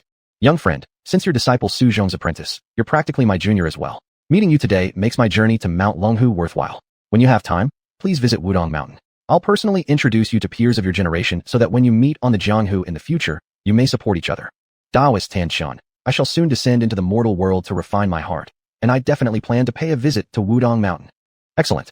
Then I shall await your arrival at Wudong. With laughter. Wang Yang hadn't expected Abbot Hui Kong to invite him as well, so he spoke up. Young Wang Yang, Taoist named Xiuxian, at your service, master. Since you've kindly invited me, I will certainly pay you a visit. Seeing that everyone had become acquainted, the elder master said, now that you all know each other, let's discuss the Tao. Wang Yang faintly sensed a subtle rivalry among the four, causing him to smile wryly inwardly. He never imagined that the age-old contention between Buddhism and Taoism still lingered to this day. Whether that was good or bad, he couldn't say. He first poured a cup of tea for each of the four, then quietly took his seat below them. The four took no offense at Wang Yang's gesture. Master Hui Kong, tonight let us not debate along sectarian lines. Instead, let each side complement the other's strengths and weaknesses. What do you think? Since Elder Master puts it this way, my junior brother and I have no objections. Let us center this discussion on the young friend here, and temporarily set aside other matters. How about that? Young friend, we four came specially to see you. Why don't you start? After speaking, the Elder Master glanced at Wang Yang. This time, Wang Yang didn't stand on ceremony. He spoke directly. In my humble opinion, both Buddhism and Taoism exist for cultivation. If we cling too much to outward forms, it becomes unbecoming. Nowadays, both traditions are gradually declining. Even when they appear flourishing, it's like a feather floating down a river, pleasing to the eye perhaps, but liable to sink at any moment. I believe we should put aside past grievances and learn from each other's strengths. That would be the wise path forward. I'm already deeply honored to have met so many senior cultivators here on Longhu Mountain. Yesterday someone informed me that the Japanese devils have already sent people over. The real focus lies in this martial arts conference. Right now, we must temporarily set aside all grudges and remain vigilant. Every time they see us fighting among ourselves, they reap the benefits like fishermen. This has happened repeatedly over recent years. The ultimate gains always go to outsiders. How sorrowful. All of you are revered elders, and surely see things more clearly than I ever could. After finishing, Wang Yang fell silent, simply watching the four of them. Taoist Tanshun had taken an immediate liking to Wang Yang from the very beginning, and now he fully absorbed what the youth had just said. Master Taoist, Master Hui Kong, Master Hui Li. If the young friend has already spoken thus, why don't we first unite against external threats instead of continuing to argue? Let us join hands and plan our strategy for the coming days. I suggest we let the younger generation take the lead this time. The ones who've arrived are surely from the Kikujutsu clan again. These evil men are the true threat to Central Plains martial world. Each year, numerous outstanding talents fall victim to their secret assassinations. They also recklessly desecrate our land's vital qi and dragon veins. Wherever auspicious feng shui locations exist, their footprints are found. If we don't unite now, we'll truly have failed our ancestors. Taoist Tanshan speaks wisely. Then let us deliberate together. Chapter 273, the Kikukai lineage. The overall situation is what it is. We can't change it. Domestically, people still regard our kind as feudal superstition, and this perception won't shift easily. Over the past few decades, we've only just begun to recover some strength. We truly can't afford any more internal strife. Hearing the old Taoist master speak, Master Hui Kong knew he was right. Although Buddhism seemed slightly better off than Taoism, not by much. In recent years, many charlatans had sprung up, dragging the entire Buddhist community into disrepute. So much so that a full-scale movement to suppress Buddhism might actually come to pass. Taoism, with its principles of tranquility and non-action, faced relatively fewer threats. It was clear that he himself would need to make changes. Seeing the four fall silent, Wang Yang posed another question. Would you elders be able to tell me about the Kikukai lineage? I don't know much about them. Before, I simply lumped them all together as ordinary Japanese invaders. What exactly are the specific threats they pose? Upon hearing Wang Yang's question, the old Taoist master explained. During the Southern and Northern Dynasties period, the monk Guan Lu from the kingdom of Nambyo brought Chinese classical texts across the sea to Japan, allowing our theories of yin-yang and the mystical art of Qimeng Duanjia to take root overseas. From this, two major schools emerged in Japan, the orthodox school of yin-yang masters and the Kikukai lineage, also known as the Kikukai school. The Kikukai lineage later split into two branches, one primarily devoted to the practice of Qimeng Duanjia techniques, and the other specializing in astral divination and geomancy, particularly feng shui. They use a sacred 8-petaled chrysanthemum as their emblem. Legend has it that within the Kikukai lineage dwell many malicious and venomous individuals. Their top practitioners can employ forbidden arts, feeding chrysanthemums powders made from 9 kinds of poisonous substances, enabling the flowers to bloom even in the depths of winter. These chrysanthemums become not only highly toxic, but also essential for cultivating esoteric techniques. The Kikukai lineage has produced one master after another, each operating in utmost secrecy, with unpredictable movements, rarely known to outsiders. You should already know that China's dragon veins originate from Kunlun, extending across various regions and classified as main dragons, branch dragons, and leaf dragons. There are 3 principal dragon veins covering the land of China. The first is the northern dragon, or Jin dragon, originating in the Kunlun Mountains. It extends northward through the Qilian, Helan, and Yin Mountains, then turns eastward along the greater Xing'an Range and Changbai Mountains, mainly covering Xinjiang, Shaanxi, and the 3 northeastern provinces. The second is the Central Dragon, or Zhan Dragon, covering Sichuan, the Central Plains, areas south of the Yellow River and north of the Yangtze River. The third is the Southern Dragon, or Sun Dragon, spanning the vast region south of the Yangtze River. Shanghai lies precisely at the breathing point of the head of this southern dragon vein. Within our mountain ranges and water systems, mountains form the mountain dragons, while rivers constitute the water dragons. Mountain dragons determine status and nobility, water dragons govern wealth and poverty. The capital sits at the convergence point of mountain dragons, thus exuding an aura of official prestige. Shanghai, located at the breath-emitting site of the Yangtze's water dragon, manifests an aura of prosperity. The Huangpu River, the last tributary before the Yangtze empties into the East China Sea, cuts through downtown Shanghai, dividing it into Puxi and Pudong. Therefore, the Huangpu River is considered a branch dragon vein of the Yangtze. This dragon vein follows a pattern of 9 bent incoming waters, with Lujiazui situated at the most auspicious bend among these 9 curves. The flow of the Huangpu River forms an oval, tightly encircling the heart of Shanghai. Geomantically, such terrain is known as jade belt around the waist, like the belt of a high-ranking official in ancient times, with a precious jade embedded at its center, forming a jade waistband. The jade belt around the waist formation lovingly embraces surrounding buildings, bringing great fortune to its inhabitants, either immense wealth or noble status, with smooth financial luck. Across all of China, there are very few naturally formed sites as perfectly shaped as this jade belt around the waist. In the last century, the Xiuxian lineage set up a geomantic array there called twin blades holding up the sun, attempting to sever the dragon vein with steel blades. Though it was eventually neutralized by a coalition of Chinese feng shui masters, the incident still caused significant repercussions. The northern dragon was the first target destroyed by the Xiuxian lineage. Mount Changbai was the rise of the Qing dynasty, the birthplace of imperial qi. When a dragon carries a celestial lake, its qi becomes noble and enduring. First, they hammered iron nails into key nodes, sealing the dragon vein. Later, they constructed hydropower stations on Mount Changbai, aiming to dismantle its geomantic power. After the northern dragon suffered such damage, China's fortune over the next 100 years plummeted to its lowest point, leading to the series of disasters that followed. In recent years, signs of revival have appeared in the Changbai dragon vein. Even now, every year, small groups of Japanese still conduct expeditions around Tianqi Lake on Mount Changbai, much of which is almost certainly related to feng shui.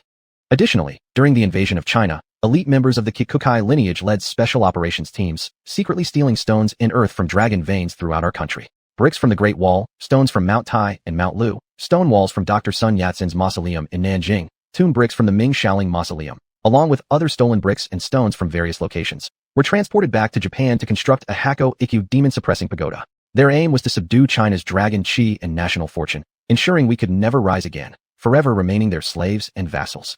Master Huikong should also be aware of the matter involving NJXCS enshrining ZF memorial tablets. Their true purpose is to summon spirits and steal the spiritual faith of our compatriots for their sinister ambitions. Recently, the XRJ activities carried out by the Japanese closely connected all participating cities into a shape resembling the map of Japan itself, while secretly aligning with the positions of the Big Dipper. G means sacrificial rites. Thus, the XRJ event was clearly a ritualistic effort to summon the spirit of the Japanese government and perform ceremonies in its honor. The fact that every city involved corresponds precisely to the formation of the 7 stars of the Big Dipper reveals their malicious intent beyond doubt.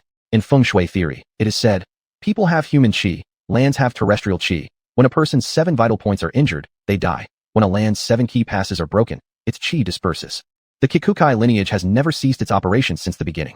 The individuals appearing this time are very likely their agents. To minimize such threats, we must unite as one people. Tanshan Daoist added. In recent years, due to our insufficient protection of rare ancient manuscripts, many crucial classics have been stolen by them.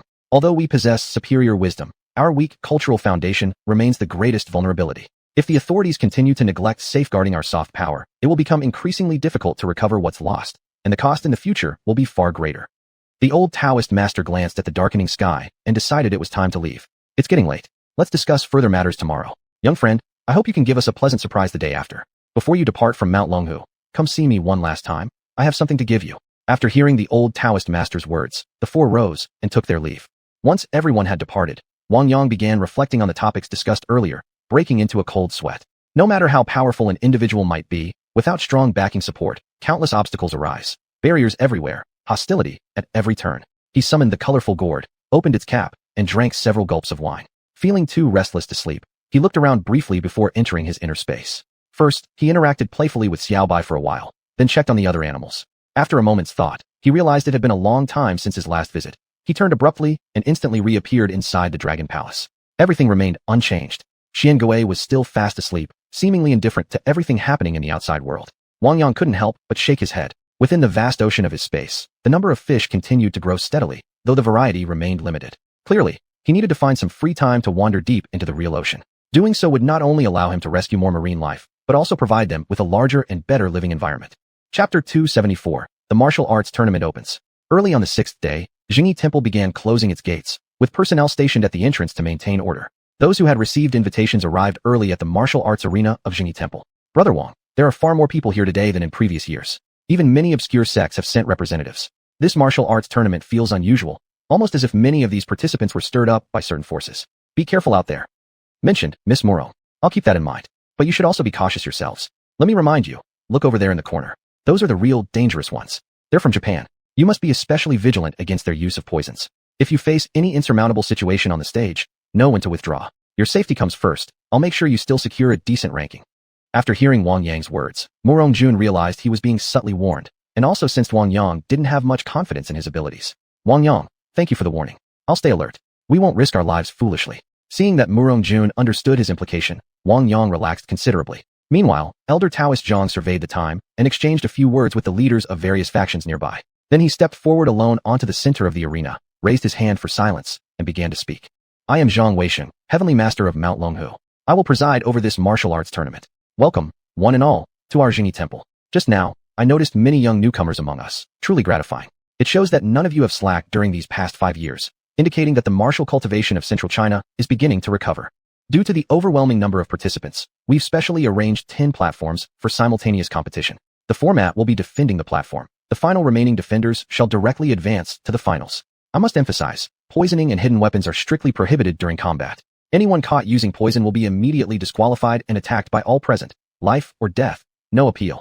Upon hearing the Elder Taoist's words, members of the Kikuichi school knew this rule was specifically targeted at them. If they broke it, they would face attacks from every faction present. Kiku Hanako, have you figured out what I asked you to investigate? It's been 2 days, why haven't you acted yet? You disappoint me deeply. Master Miyamoto, I've identified the man already, but the place where he stays is inaccessible to me. This person is extremely mysterious. I've never even heard of him before. I need support from you, Master Miyamoto. Rest assured, Hanako will complete her mission. After hearing the report, Miyamoto looked toward the Elder Taoist, then turned back to Hanako. I'll relay your concerns. I believe in your ability to succeed. For this platform defense round, Ito Junichi, Miyamoto Yumi, and Black Dragon shall participate. Don't worry about gaining credit. Focus instead on disruption and destruction. Handle it however you see fit. As for that mysterious man, I'll send someone else to investigate further. Du Lao from Natural Gate spotted Wang Yang down below and approached with a group behind him. Young friend, we meet again. These are my companions. Should you encounter them during the match, I'd be most grateful if you could show them some leniency. Master Du, are your people participating too? Then this really calls for caution. See those few individuals over there? They're from the Kiku lineage. If you face them, don't hesitate to strike decisively. Show no mercy. They are beyond redemption. Be especially wary of sudden poison attacks. Though the Elder Taoist has laid down the rules, vigilance must never waver. That's all I'll say. Thank you, young friend. I didn't expect those damn Japanese to return.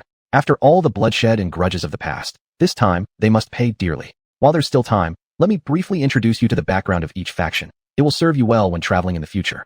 I won't elaborate on Shaolin, Wudong, Kunlun, Ame, but look over there. Those dressed in strange attire belong to Wushan sect and Masan sect. Right beside them are Hengshan sect, Xiuxian sect, and Kongtong sect. Further behind are Xingyi Gate, Bagua Gate, Chongquan Gate, Praying Mantis Gate, Tongbei Gate, Hong Gate, Jinggang Gate, and Sichuan Tang Clan. Of course, many others chose not to attend. Our traditional forces are divided into 5 sects, 13 schools, 81 gates, and 4 great families. Most who came today are merely spectators seeking entertainment. They value participation above victory. When you face them later, I hope you'll show restraint. After listening to Master Du's introduction, Wang Yang was truly astonished, never imagining so many sects still existed today. Don't worry, Master Du, I hold no grudges against them, so I won't go all out. Seeing so many here, I must say the Elder Taoist is right. More and more young people have joined in recent years, making a significant impact on the revival of the Central Plains martial world. Master Du, let me introduce the people beside me. These are members of the Murong clan. This is Murong Jun. This young lady is Murong Xian, and the rest came with them. I won't go into further details. My name is Du Song of Natural Gate. It's an honor to meet friends from the Murong clan. If you happen to encounter any of my disciples during the match, I hope you'll show some mercy. I thank you in advance. President Du, you're too kind.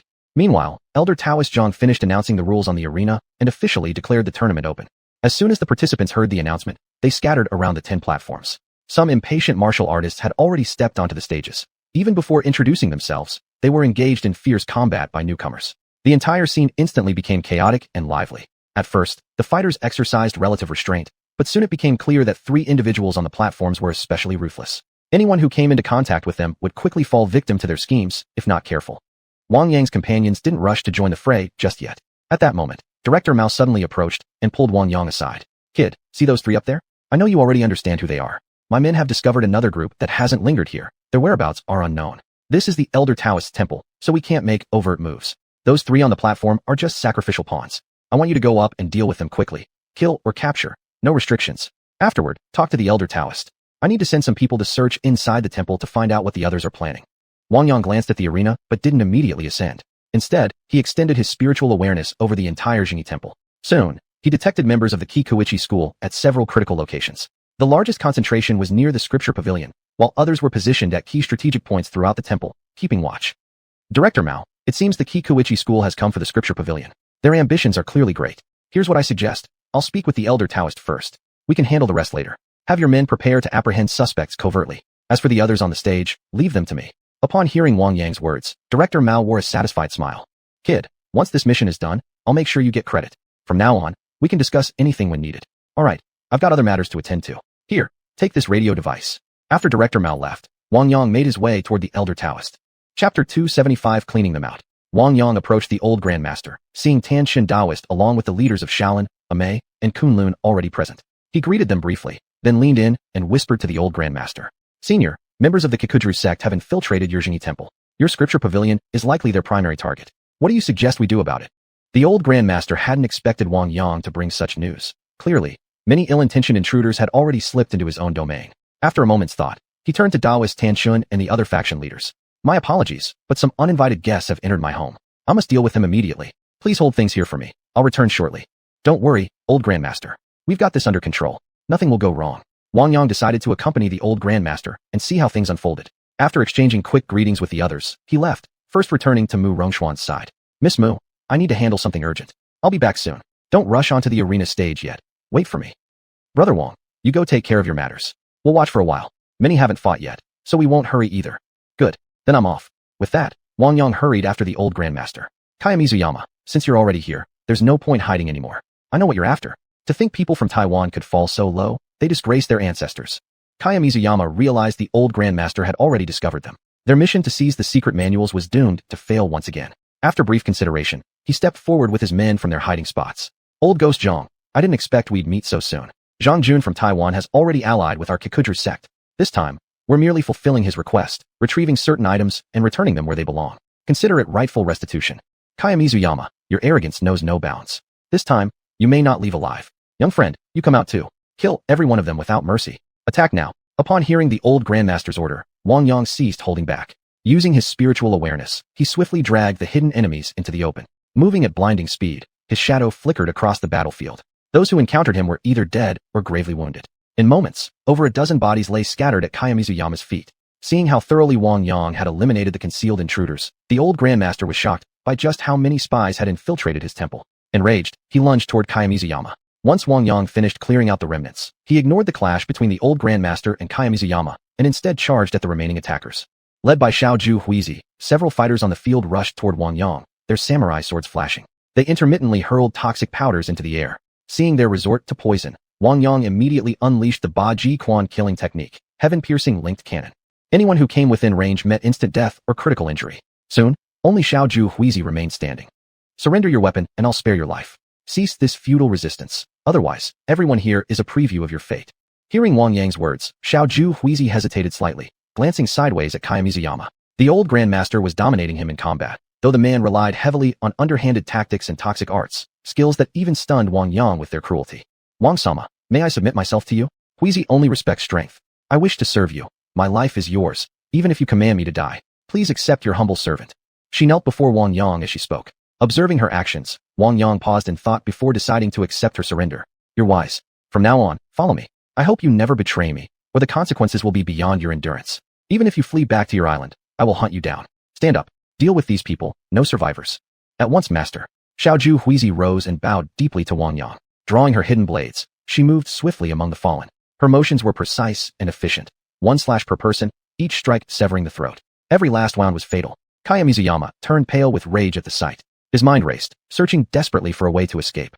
The old Grandmaster hadn't anticipated Wang Yang's swiftness and efficiency. Only now did he begin to grasp the true extent of the young man's abilities. A golden core cultivator indeed, truly exceptional. Entrusting his legacy to someone like this wouldn't dishonor the grace bestowed by his ancestors.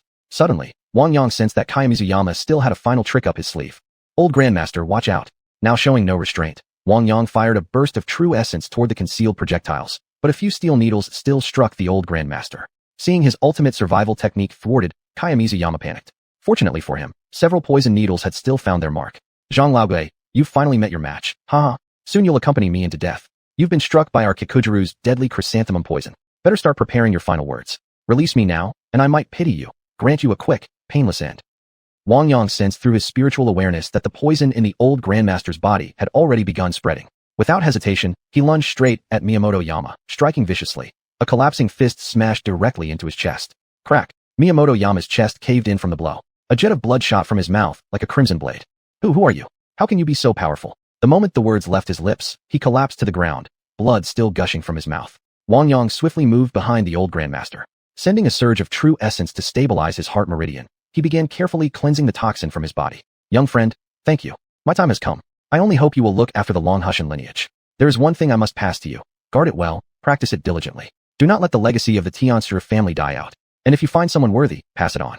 Hearing the old Grandmaster's words, Wang Yang remained silent. He channeled his true essence continuously into the elder's body. An hour later, when all the poison had been forced toward the wound site, he intensified the flow. Snap, snap, snap. 3 steel needles shot out from the old Grandmaster's body, followed by 3 spurts of black blood, flying like hidden weapons.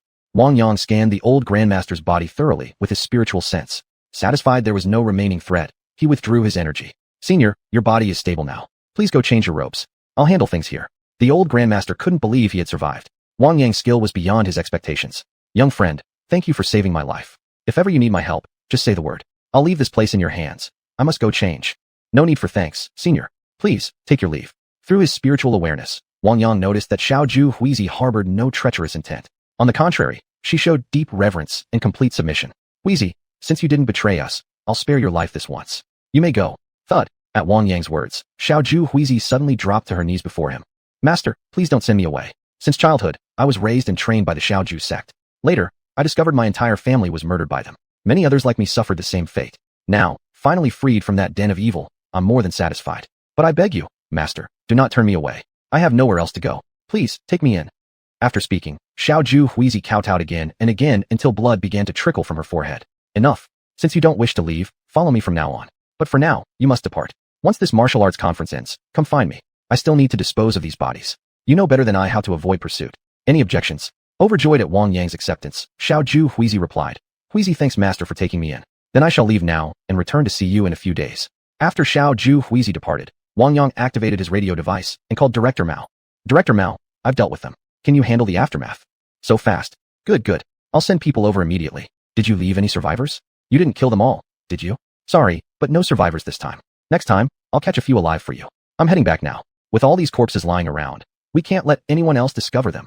You brat, you left me nothing. I'm turning into a damn cleanup crew. Those who can do, carry more burdens. Ha. Chapter 276, The 3 meet their doom. Wang Yang returned to the martial arts arena and saw that the tournament was approaching its climax. No sooner had he stepped back beside Murong Xian than she happily said, Big brother Wang, you're finally back. My brother has been provoked by Dongfang Yao and already gone up onto the stage. Right now he's fighting that Heilong Jun. I'm a bit worried. Could you please explain what's happening? Wang Yang used his spiritual awareness to scan the entire arena and discovered that none of the 3 from the Kiku clan had been eliminated. Instead, many injured people lay around the edges of the platform, their lives uncertain. Most appeared to have been poisoned with a slow-acting toxin, their faces twisted in agony and helplessness. Miss Murong, your brother isn't in immediate danger right now. I'll keep an eye on him. But I need to check on those injured people first, help ease their suffering. After the competition ends, I'll treat each of them properly. You stay here with the others. All right. With subtle force, Wang Yang parted the surrounding crowd and lightly stepped toward the nearest wounded person. My friend, don't grieve just yet. Let me examine your companion's injuries. Please move aside a little. The xiuxian sect disciple who had been crying out in despair suddenly heard a voice and quickly raised his head, seeing before him a young man exuding exceptional demeanor. Brother, can you really heal my senior brother? I'll move aside right away. Please come quick and take a look. Thank you so much. Our sect's medicinal herbs haven't worked at all. I don't know where those 3 people came from, but they've struck with such vicious cruelty. Just calm down for now. Let me examine him first. We'll talk after I finish saving him, all right? Of course. You go ahead. I won't disturb you. Seeing the xiuxian disciple quickly stand and step slightly aside, Wang Yang crouched down, gently pulled out the injured man's wrist, and began to feel his pulse. The wound was on the man's chest, with a poison needle still embedded inside. The toxin had already spread throughout his body. First, he needed to expel the needle. Friend, I understand your senior brother's condition now. I'll remove the poison needle from his body. Don't interrupt me. Understood. I'll watch the surroundings. You focus on treatment without worry. After hearing this, Wang Yang sent a thread of true qi into the wounded man's body, swiftly locking onto the poison needle. With a single surge of energy, a dark shadow shot out, embedding itself into the rock of the stage platform. Under the sunlight, the blackened needle still shimmered with an ominous gleam. He then stabilized the toxins within the man's body and stood up again. Friend, I've stabilized your senior brother's condition. Take him to one side to rest. Once the martial arts conference ends, I'll treat him further. Without waiting for a reply, Wang Yang immediately walked toward the next injured person. This individual also suffered from poisoning. Other injuries were minor. Wang Yang treated him quickly, then proceeded to heal the others one by one. Many spectators nearby had witnessed Wang Yang's healing process, astonished. Only now did they realize there was someone so extraordinary among them, and they began asking those around them. Everyone wanted to know who this person was, and some even tried to approach him, hoping to make his acquaintance, so that if they or someone close ever got hurt or fell ill in the future, they'd have someone to turn to. Most people present today didn't recognize Wang Yang, though a few did, but they kept silent. Inwardly, however, they elevated Wang Yang's status even higher. The three members of the Qiku clan on the stage also noticed Wang Yang's actions, but they didn't believe he could counteract their poisons. Ida Junji even mocked aloud. Bakairu, what insignificant brat dares interfere with us? You'll regret it. Haha. The audience, upon hearing Ida Junji speak in Japanese, finally understood why these three men had fought so ruthlessly. They were invaders. There was a long-standing code among the Chinese martial world. Whenever Japanese fiends appear, they must be dealt with immediately, without mercy. Encountering them meant either death or severe injury. Beat them to death. Take revenge. In an instant, chaos erupted. More people grew eager, ready to leap onto the stage for retribution. Suddenly, Wang Yang noticed Heilong Jun attempting the same trick again, a hidden weapon flying straight toward Murong Jun. The sudden projectile completely disrupted Murong Jun's technique. Seeing this, Wang Yang instantly channeled a burst of true qi at the projectile. Pa! The black poison needle was knocked midair and plunged into the center of platform 3. This time, everyone saw the needle clearly. At the beginning of the event, the Grand Taoist Master had announced, anyone using poison during the duel would face immediate collective punishment. Heilong Jun watched in shock as his poison needle was knocked to the ground, then saw the entire crowd below the stage shouting at them. Miyamoto Yumi also sensed the situation and realized their chances of survival were slim. She shouted to the other two, Heilong Jun, Ida Jun, today is the day we fulfill our duty to the Emperor. Let us fight with all we have. Hey! Wang Yang noticed Miyamoto Yumi's movement and saw the other two preparing all their poison needles, about to release toxic smoke into the crowd. Everyone, be careful. These three are about to release poison smoke. Retreat toward the back of the arena to avoid being harmed. After shouting, Wang Yang leapt onto the stage. He rushed straight at Miyamoto Yumi and delivered a powerful cannon punch. Moving too fast for her to react, he struck her square in the chest. A jet of blood shot from her mouth as she tumbled off the stage, her fate uncertain. Without pausing, Wang Yang quickly jumped toward the platforms where the other two stood and subdued them in an instant. Two more cries of pain rang out, and silence fell over the arena once again. Xiuxian Daozhong, seeing that Wang Yang had brought the situation under control, flipped gracefully onto the stage and immediately addressed the crowd. Everyone, please calm down. The Grand Taoist Master has left to attend to urgent matters, and I will now preside over this event. I urge all of you to abide by the rules of the martial arts conference. Anyone who breaks the rules will suffer the same fate as these three. The martial arts competition will now resume. Those who are defending the stage, please step forward. The matter of these three will be dealt with shortly. After Xiuxian Daozhong finished speaking, Director Mao arrived swiftly on the scene, accompanied by several others. They didn't linger, quickly taking away the three defeated members of the Qiku clan. Seeing the state authorities intervene, the leaders of various sects respectfully stepped back and made no attempt to approach. Murong Xian hurried to Murong Jun's side, anxiously calling out, "Big brother, are you hurt?" As she spoke, she ran her hands over Murong Jun, checking for injuries. "Little sister, don't worry, I'm unharmed. Just now, it must have been Wang Yang who saved me. Otherwise, I'd be lying among the wounded beneath the stage. You go rest now. I still have to continue competing. I can't let Dongfang Yao look down on me." "All right, big brother, then be careful. I'll go thank Brother Wang first." Chapter 277, The End of the Martial Arts Tournament. After exchanging a few words with Wang Yang and Murong Xian, Wang Yang approached Master Tanshan. "Master Tanshan, the Grand Taoist priest will be back soon. However, he suffered serious internal damage, ambushed by Miyamoto Yamado of the Qiku clan on his own territory. From now on, you must also stay vigilant. These people seem to have a strange objective. They appear specifically intent on searching for secret manuals. After this martial arts tournament concludes, I suggest you strengthen Wudong Mountain's defenses. And you yourself should be careful not to fall victim to an ambush. Little friend, I understand. That Suzhong Taoist would only expend all his merits to take someone like you as a disciple. He must surely still have ancestral protection watching over him. I can sense the flavor of Patriarch Sanfeng's Tai Chi in you. By that token, you're already one of us Wudong disciples, huh? Just as the Grand Taoist priest returned, he overheard Master Tianxun trying to win Wang Yang over, and immediately stepped in, unwilling to let the other steal away such a valuable young talent. Brother Tianxun, I respectfully disagree with your reasoning. This old Taoist knows Tai Chi too. Does that mean I'm also considered part of Wudong?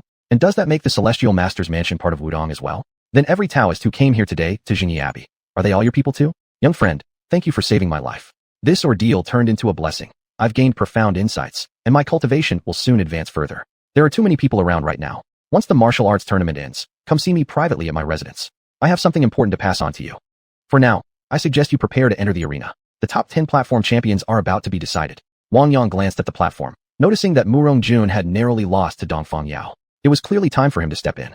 Grand Taoist Priest, Master Tianxun, please continue your discussion. I'll just go through the motions quickly, then return later to receive your wisdom. Hehe. Go ahead. Seeing the arrival of the Grand Taoist Priest, Master Tianxun reigned in his enthusiasm. At this moment, one representative each from Wudong, Shaolin, Amei, Kunlun, and Longhu Mountain stood on the platform. Representatives from the Xiuxian family, Dongfang family, and Shimen family were also present. A warrior from the southwestern Miao region had successfully defended his position. The biggest surprise of the day was the Dongfang family, which had secured 2 spots on the platform. Observing this, Wang Yang leaped directly toward the Dongfang family section. Brother Dongfang, forgive me for this intrusion. I was invited by Miss Morong and must secure a seat for her faction. Please. Dongfang Yao, seeing Wang Yang step forward, wasn't particularly surprised. He had already won against Murong Jun, so even if someone else claimed the platform now, it wouldn't matter much. As long as one spot remained within their clan, that was sufficient. More than that might bring unnecessary complications. Brother Wang, no need to be so formal. Let us exchange techniques. This will allow me to see exactly how far apart our abilities truly are. Please, please. As soon as Wang Yang finished speaking, he assumed the stance of 13 postures of Tai Chi, calmly waiting for Dongfang Yao to attack. Since Brother Wang fights using Tai Chi, then taste my dragon fist. Dongfang Yao moved with expansive, sweeping motions, his footwork fluid and dynamic, seemingly soft and gentle, yet resembling a dragon coiling and uncoiling, fully expressing the overwhelming momentum emanating from his body. Wang Yang remained composed, adapting effortlessly to every technique. He parried, split, redirected, and neutralized, responding precisely to each move. For quite some time, Dongfang Yao cycled through all 12 forms of cine boxing without ever touching a single thread of Wang Yang's clothing. Sweat now drenched his entire body. Realizing that Wang Yang hadn't even used many techniques while he himself had poured out his full strength, and recognizing the vast gulf between them in both aura and inner power, Dongfang Yao stepped back several paces. Brother Wang, I concede defeat. Now I finally understand. There is always someone greater beyond every master, another sky beyond every sky. I hope to learn from you again in the future. Please convey my regards to Murong Jun. From this day forth, our past grievances are settled. Brother Dongfang, you honor me. I will deliver your message. The Grand Taoist priest, seeing that all 10 platforms had determined their victors, stepped forward onto the stage and announced. The outcomes have been decided. If no one else wishes to challenge, today's martial arts tournament shall conclude. Many incidents occurred earlier. All injured parties are welcome to rest and recover at Jingyi Abbey for a few days before returning home. Others may also linger here on Longhu Mountain for a short while. The scenery is splendid. I hope everyone enjoys themselves. This time, Japanese invaders participated. Their goal was to disrupt our unity, hoping to divide and conquer us. I urge you all, upon returning home, continue training with renewed determination. Never give up your cultivation. May we meet again here in 5 years' time. The winners may remain to discuss matters. Other friends of the Tao may now return. Should anyone face difficulties in the future, please do not hesitate to seek help at places like Longhu Mountain, Wudong, Shaolin, or similar sections. We will always extend our hands in aid. I also hope that everyone can recruit more disciples and pass down the legacy of our Central Plains martial arts. We mustn't let our ancestors' heritage vanish. If that happens, it would be our unforgivable sin, and we would feel endless shame when meeting our predecessors in the afterlife. Today's events had given everyone present a clear realization. The path of martial cultivation knows no end, and one must persevere without pause. Some who were once inferior to themselves had now surpassed them. They all knew they must redouble their efforts upon returning home.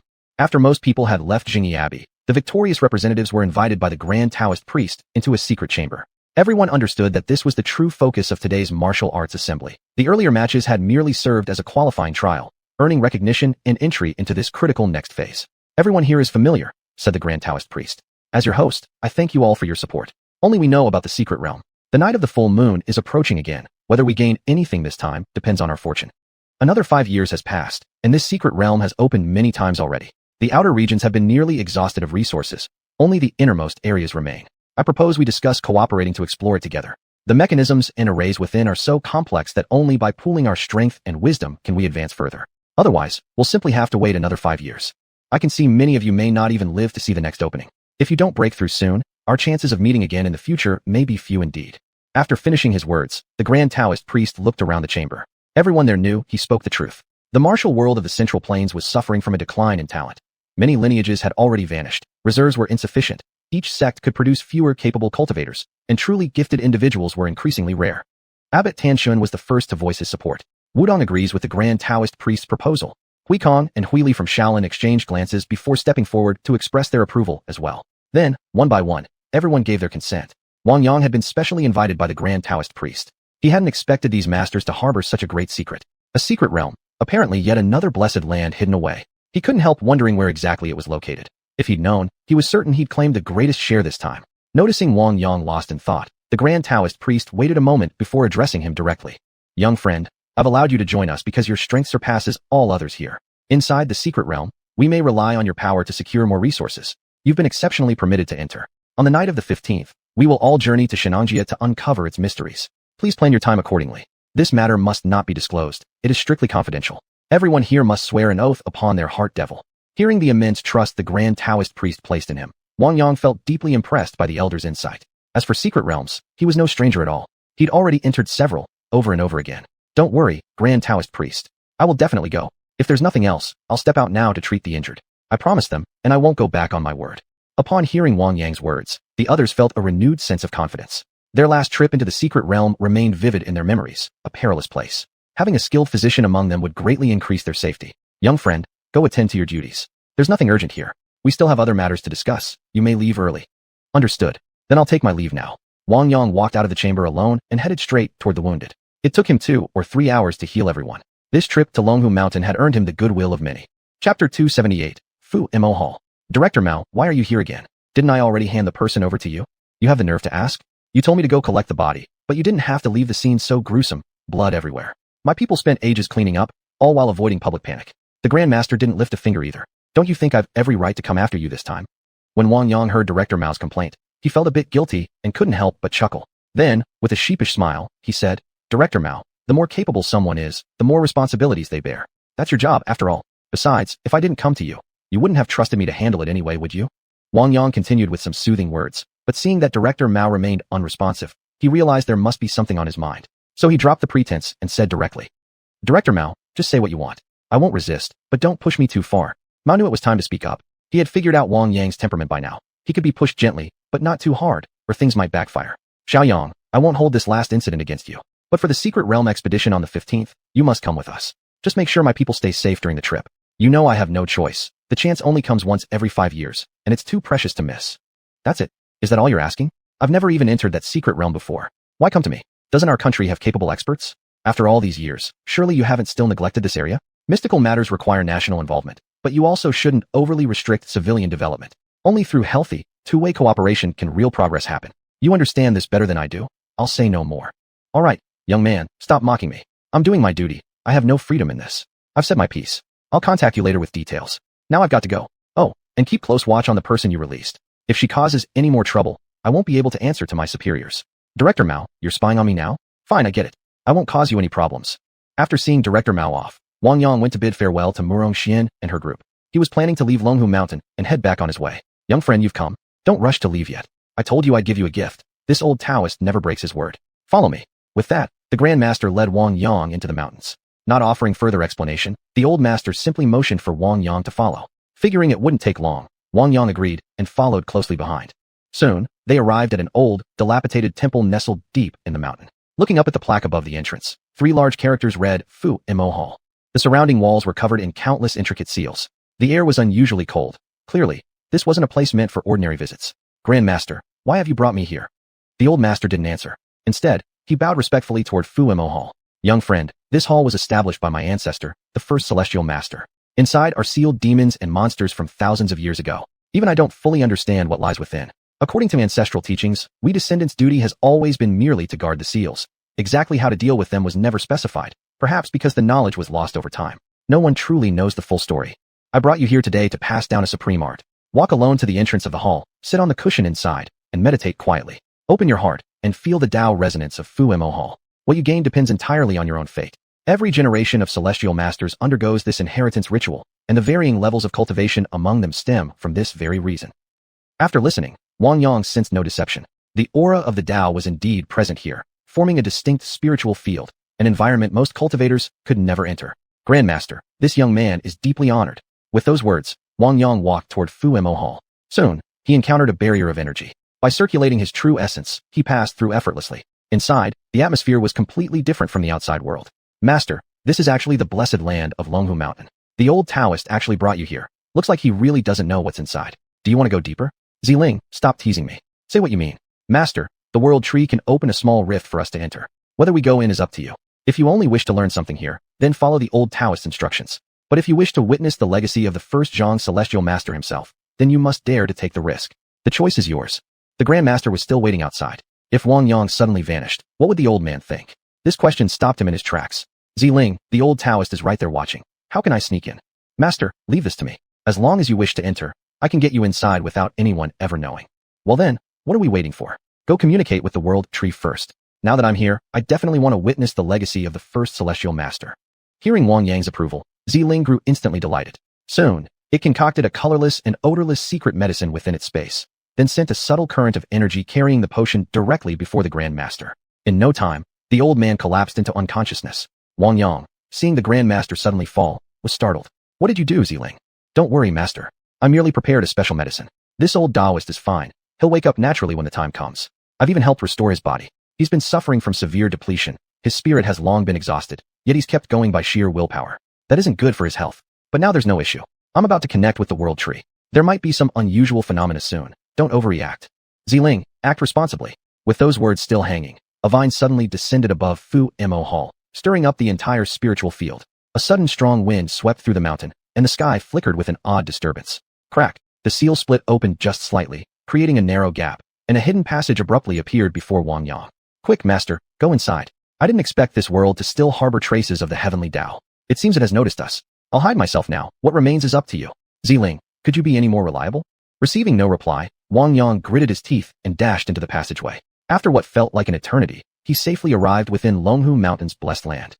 Ah, so comfortable. The spiritual energy here is even richer than in my 5 elemental bead space. The cultivation level of the first Zhang celestial master must have been truly extraordinary. Thinking back to those who once lived here, their rate of cultivation advancement must have been astonishing. Chapter 279, The Blessed Land of Longhu Mountain. Master, what are you daydreaming about over there? Hurry up and search the place. You won't get many chances to come here. Once your time is up, you'll be teleported out. This is the very acupoint of the entire Longhu Mountain. Ziling, what happened to you just now? I called you, but you didn't respond. Are you telling me my time here is limited? Master, don't ask too many questions now. I'll explain after we leave. For now, you should go check that grand hall ahead. I sense a lingering spiritual awareness there. It might even be something left behind by Zhang Dowling himself. Fine. Wang Yang wasted no more time and strode directly toward the hall. Along the way, drifting white clouds veiled breathtaking scenery that seemed half real, half illusion. Towering ancient trees dotted the landscape, mingled with spirit trees and medicinal herbs, while small animals occasionally darted past. Suddenly, a tiny humanoid wearing only a belly band popped out from the ground, eyeing Wang Yang curiously. Moments later, another miniature figure riding a little horse zipped through the trees. Good grief. Are those ginseng children and Jima? And they've all become awakened spirits? No wonder this place seems untouched for ages. Ziling, can you capture them? If we bring these creatures into the space, it would benefit the herbs already there. Master, try communicating with them first. These spirits have never interacted with humans. They might actually be persuaded to follow you. Hearing this, Wang Yang grew instantly excited. Opportunity knocks, but once. Bringing even a few back would make this entire journey worthwhile, regardless of other gains. Unfortunately, man's plans often fall short of fate's twists. Wang Yang's intense emotions frightened both the ginseng child and the Jima, sending them fleeing in panic. Damn it, not even a shred of courtesy. He waited a while longer, but no more life appeared. With regret, Wang Yang gave up and continued forward. Soon he reached a stone bridge spanning a rushing river. To describe it with Su Shi's verse, rocks pierce the sky, waves crash against cliffs, rolling up thousands of heaps of snow. Truly magnificent. Crossing the bridge, he saw before him a flat expanse of land, beyond which lay a peach grove. The area looked as though someone had cultivated it long ago, prompting an involuntary sigh.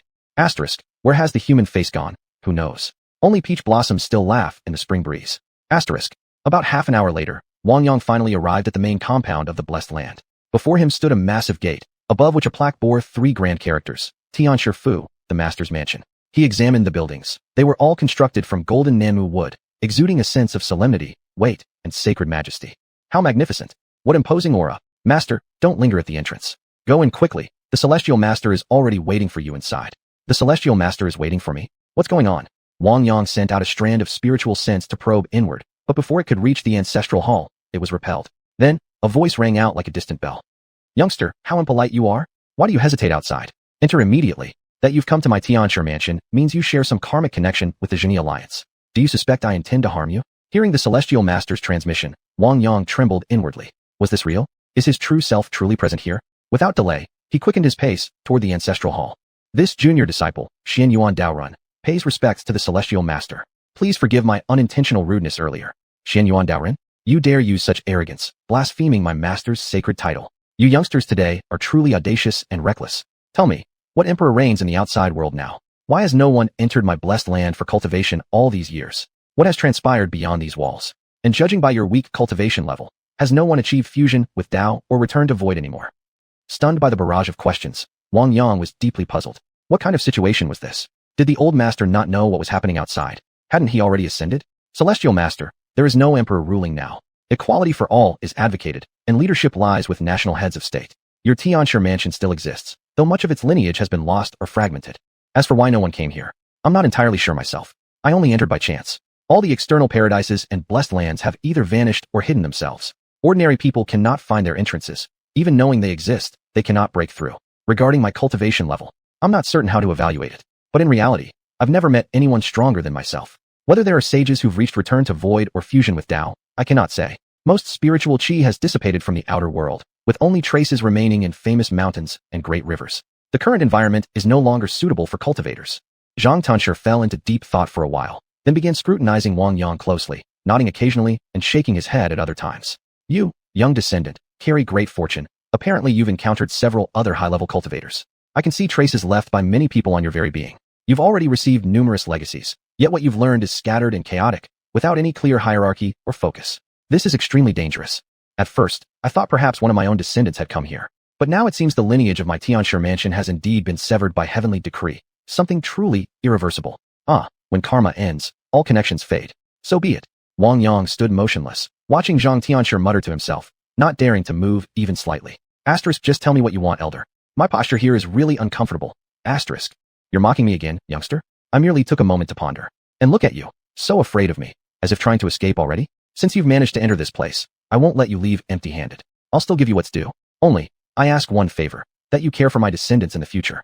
Come here, boy. First go to the ancestral hall, and offer an incense stick to the sages. I will wait for you here. Go now. Following the xiuxian's decree, Wang Yang walked alone into the ancestral hall. Looking up, he saw immediately before him statues of the three pure ones, surrounded by images of various immortals and deities. The entire hall exuded a profound aura of mystery. These divine figures appeared so lifelike, sitting there as if real beings, as though patiently awaiting the arrival of their successors for worship. This disciple, Xianyuan Daorun, pays respects to the three pure ones and all elder cultivators across the heavens. May all great deities bestow blessings upon me. Upon hearing Wang Yang's words, every statue seemed to faintly reveal a subtle smile on its face. Seeing this, Wang Yang grew deeply uneasy, his heart fluttering with uncertainty. Zhang Tanshi, observing Wang Yang's mannerisms, instantly lost all hope regarding conditions in the outside world. Judging from the boy's actions alone, he could tell that Taoist rituals and etiquette had nearly been forgotten. It was truly disheartening. After leaving the ancestral hall, Wang Yang returned to stand before Zhang Tianshi. Tianshi, are there any further instructions you'd like me to carry out? Judging from your appearance and behavior, I can already guess the general state of the outer world.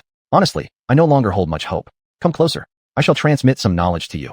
I only wish that you cultivate it well. Wang Yang stepped forward before the Tianshi. Suddenly, the elder swiftly raised his arm, pointing a finger at Wang Yang's forehead, and instantly, a vast torrent of knowledge flooded into his mind. Chapter 280, The Gift from Master Zhang. How much time had passed, Wang Yang wasn't sure. Suddenly, he opened his eyes, and a faint glimmer of divine light shot into the distance. You've awakened, boy. This time I've imparted many Taoist arts and sacred techniques to you. Practice them diligently in the future. Don't tarnish the reputation of my celestial master's manner. I've given you everything. Ghost subjugation, demon suppression, the 5 thunder rites. All of it is now yours. If there's anyone worthy in my lineage, pass down what I've taught you. Now go. My avatar has expended considerable energy this time, and needs time to recover. This place will soon seal itself again. I have nothing more to bestow upon you. Go out and try your luck. Gather some spirit herbs and medicinal plants before leaving. Remember, once you leave, do not speak a word about what happened here. Do you understand? After Master Zhang finished speaking, Wang Yang shivered slightly. Please rest assured, Master. I won't reveal anything about this place. However, I have a few questions, if you'd be so kind as to answer them. After a long silence, Master Zhang finally replied, "Speak. You were said to have ascended, Master. Then how come you're still here? Also, does the cultivation world truly exist? How can I leave this place and follow in your footsteps?" "Not bad. Boy, you've got ambition. That's rare indeed. Yes, I did ascend. But this place is controlled by my avatar. Do you know what the demon-suppressing hall really is? I'll tell you. Its true form resides here. The one outside is merely a facade. I left my avatar behind to keep these demons and monsters sealed. Though there are almost no evil creatures left inside the hall now, a few still linger, surviving through sheer malice. They're ruthless and cruel. Eliminating them completely is impossible for now. We can only wear them down over time. As for the cultivation world, yes, it exists. But it's extremely far from here. With your current abilities, reaching it is utterly impossible. Your desire to walk the same path as those who came before is admirable, but turning that dream into reality will be exceedingly difficult. Still, it's not entirely hopeless. Everything depends on whether you can find an ancient transmission formation. In ancient times, Blue Star had many such arrays connected to other realms. Most have vanished or been hidden away now. You might try your luck at Kunlun Mountain. Thank you, Master, for clarifying this. I shall take my leave now. Go. After leaving the Celestial Master's manor, Wang Yang retraced his steps. After walking a long way, Xiling spoke up again. Master, how was meeting that Master Zhang? As for what he passed down to you, the 5 Thunder Rite particularly stands out. You should study it carefully. Thunder Lachoncheng has always been obscure and rare. To have actually learned it is quite fortunate. Wang Yang inspected the knowledge within his consciousness. The 5 Thunder Rite consisted of Yang 5 Thunder and Yin 5 Thunder, which combined formed the Yin-Yang Chaos Thunder method. It involved cultivating the 5 elemental energies within the body, then gathering these 5 types into a single unified force. Each thunder corresponded to one of the 5 elements: lung metal, liver wood, kidney water, heart fire, and spleen earth. Among them, heart fire and lung metal belonged to Yang, kidney water and liver wood to Yin, while spleen earth served as the harmonizing force balancing both Yin and Yang. After reviewing the general principles and cultivation methods of the Thunder Rite passed down by the Master, and combining them with his own practice of the 5 Spirit formula, Wang Yang quickly grasped how to adapt the 5 Thunder Rite to his own cultivation system. Xiling, scan the area and see if there's anything valuable worth taking. Our time is limited. Don't worry. First, head to that peach grove. I think those peach trees might be variants of the immortal peaches. Taking even one would be a great gain. The ginseng child and the tiny rider we saw earlier are both located in a medicinal garden nearby. Whether you can obtain them depends entirely on your speed. There's also a white tiger here. Seems like a descendant of the Master's mount. That would be excellent too. Just knock it out and take it. A white tiger? Then could there also be a giant serpent around? There actually is, Master. But you probably wouldn't dare go there. It's a snake nest. Then forget it. My 5 Spirit Pearl space already has plenty of snakes. No need to add more. With that, Wang Yang rushed toward the peach grove at full speed. He had to make every second count. The old master had made it clear that any gains depended solely on his own ability. The distance turned out to be deceptively far. Mountains seem close until you try to reach them. By the time he arrived at the peach grove, half an hour had already passed. He immediately took out a shovel from his spatial ring and quickly dug up an entire peach tree, then shoved it into his storage space. One is enough, Master, Xiling said. Later, I can help propagate a whole batch from it. Now we must hurry to the medicine garden. All the real treasures are there. Miss this chance, and you may never get another. Another hour passed as Wang Yang, guided by Xiling, finally reached the blessed medicinal garden. The ginseng child popped its head up again, its top knot swaying playfully. It glanced at Wang Yang, disappeared, then reappeared a short distance away. Soon after, the little rider on his tiny horse appeared too, followed by several strange little animals. In an instant, the entire garden came alive with movement and chatter. Seeing this, Wang Yang quickly pulled out a large amount of spatial water from his storage and sprinkled it around. After witnessing Wang Yang's actions, the ginseng child gained courage and cautiously approached. It carefully collected some spatial water from the surrounding herbs, tasted it slowly, and was instantly captivated by its unique aura. The ginseng child stared longingly at the basin in Wang Yang's hands, drool nearly dripping from its mouth. Noticing this, Wang Yang immediately pushed the basin forward a bit, pointed at it with his finger, then stepped back some distance. In a flash, the ginseng child popped up beside the basin. Finding no danger, it leaned over and began drinking eagerly, growing happier with each sip, even waving at the tiny rider to come join. Seeing that the ginseng child faced no harm, the tiny rider also approached the basin, lowered its head to take a cautious sip, then became just as enchanted. The other little animals nearby, seeing their companions safe, gradually gathered around as well. Xiling, think of something. We must take the ginseng child and this little rider with us. Even if we leave everything else behind, we can't miss such a rare chance. If we let it slip, it may never come again. Suddenly, a branch of the world tree appeared within the medicinal garden. The unexpected movement startled all the small creatures, sending them fleeing in panic. Yet the ginseng child and the tiny rider remained. They sensed a bloodline call from the world tree's branch, instinctively drawn closer. The world tree sensed the surroundings as well, gently lifting both the ginseng child and the tiny rider onto its branch. Little ones, come with me. You'll never achieve much staying here. This place has already limited your growth. Follow me instead. Our guardian deity, the divine tree, has returned. Memories seemed to awaken within the ginseng child and the tiny rider. They felt an overwhelming sense of dependence toward the world tree. As the sovereign of all life forms, the world tree represented the ultimate evolutionary form for all plant-based beings. Young friend, I've calmed them down, came the world tree's voice. Bring them to me. From now on, I shall take care of them. You may entrust your own medicinal garden to their care. I must return now. I was already noticed by the heavenly Tao of the outer world last time. I cannot remain here any longer. Understood. Wang Yang walked toward the ginseng child and the tiny rider. They looked at him curiously but didn't flee this time. Instead, they led the previously scattered little animals and moved closer to him. Big brother, were you sent by the divine tree? Hurry and take us to it. We've decided to follow you. You can actually talk? Good. Then don't resist. Let me send you somewhere similar to this place. With no resistance from the little ones, Wang Yang immediately transported them all directly to the world tree. Master, quickly gather the cave-ming grass, immortal grass, 9-year grain, and earth vein lingji. There's no time left. Hearing Ziling's urgent warning, Wang Yang acted swiftly, hastily collecting these spirit herbs into his storage space, just as he was suddenly teleported out. A voice echoed in his ears. Boy, don't waste what you've taken. Tread your path wisely. Chapter 281. A conversation with the old heavenly master. After Wang Yang was transported out of the blessed land, he nearly collapsed to the ground before he could steady himself. He glanced around and saw that he was back in the same spot as before, with the old heavenly master still lying there unconscious. How much time has passed? Zhang the heavenly master is too stingy. Just as I got my hands on something good, I was kicked out. Master, don't complain. This time we took away all the best things. We should be celebrating, huh? The old Taoist outside is about to wake up. Go help him up. Otherwise it'll be hard to explain later. After hearing Ziling's words, Wang Yang straightened his clothes, circulated his true energy, stepped through the barrier, and walked over to the old heavenly master. The elder was sleeping deeply, and truthfully, Wang Yang didn't even want to wake him. Old heavenly master, wake up. It's morning. Soon, the old heavenly master opened his eyes. Seeing Wang Yang supporting him, he couldn't recall how he had suddenly fallen asleep. Young friend, did you receive the legacy? This opportunity was extremely rare. We can't come here often. Only when a new heavenly master succeeds his predecessor are we allowed to enter for inheritance. Hearing this, Wang Yang felt somewhat embarrassed.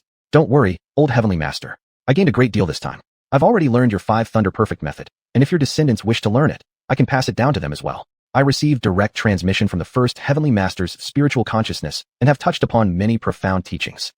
The old heavenly master froze in astonishment upon hearing Wang Yang's words. What was going on? Young friend, you're not lying to me, are you? You truly met my ancestor? Did he leave any message for us? Old heavenly master, don't get too excited. Events unfold according to fate. Don't limit yourself with doubts. But from now on, if you ever need anything, feel free to seek me out. I won't stand by idly if I'm able to help.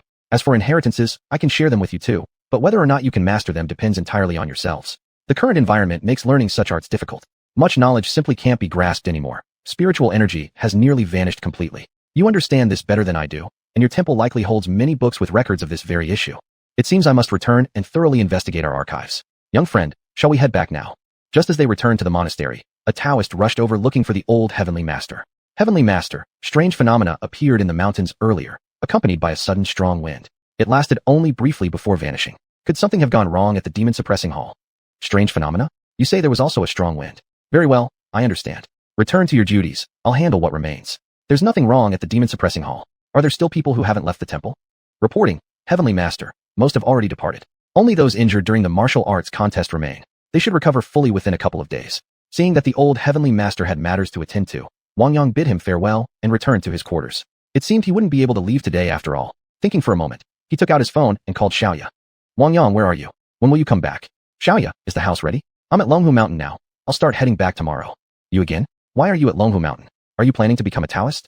Lately, it seems like you never do anything serious. During the Lunar New Year holidays, why go there? My parents were actually quite unhappy. When Aunt Zheng returns, she might give you a hard time. Huh?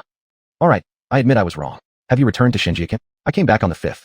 If I stayed away any longer without you being home, everything would have fallen into chaos. What exactly are you doing? Sometimes I realize I don't really know you at all. Our worlds seem like two parallel lines. They rarely intersect. When my parents ask me about our relationship, I struggle to answer. You're like a kite in the sky. I hold onto the string, but I have no control over which direction you'll fly. Once released, it's hard to pull you back. Wang Yang could sense the deep Wei chief in Xiaoya's heart. Life was sometimes like this, something clearly held in hand, yet inexplicably empty. Xiaoya, I'll tell you everything in time. Just believe this. I will never betray you. That's all you ever say, sweet words. When will Aunt Zheng and Uncle Wang return? I don't know. Didn't you say you wanted to visit my family? They might be cleaning up the house first, so their return date isn't certain. Fine, I understand. Don't worry about things at home. I'll take care of everything. Wang Yang fell silent for a moment, then hung up. Meanwhile, trouble had also arisen in Yongqing.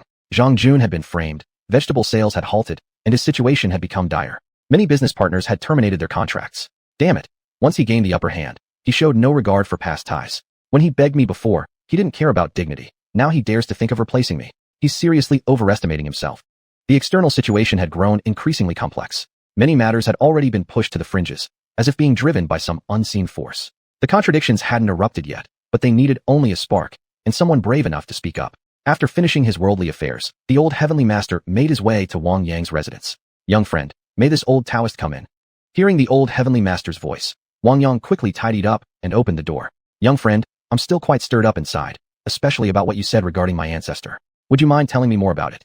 Seeing the elder's expression, Wang Yang realized how deeply this mattered to him. After a moment's thought, he decided it was natural and understandable. "Old heavenly master, there's no need to be so anxious. Although I must return soon, I can still take the time to talk with you properly." Wang Yang mentally organized his thoughts. He couldn't reveal the true details, but he could embellish other parts of the story. Then he began.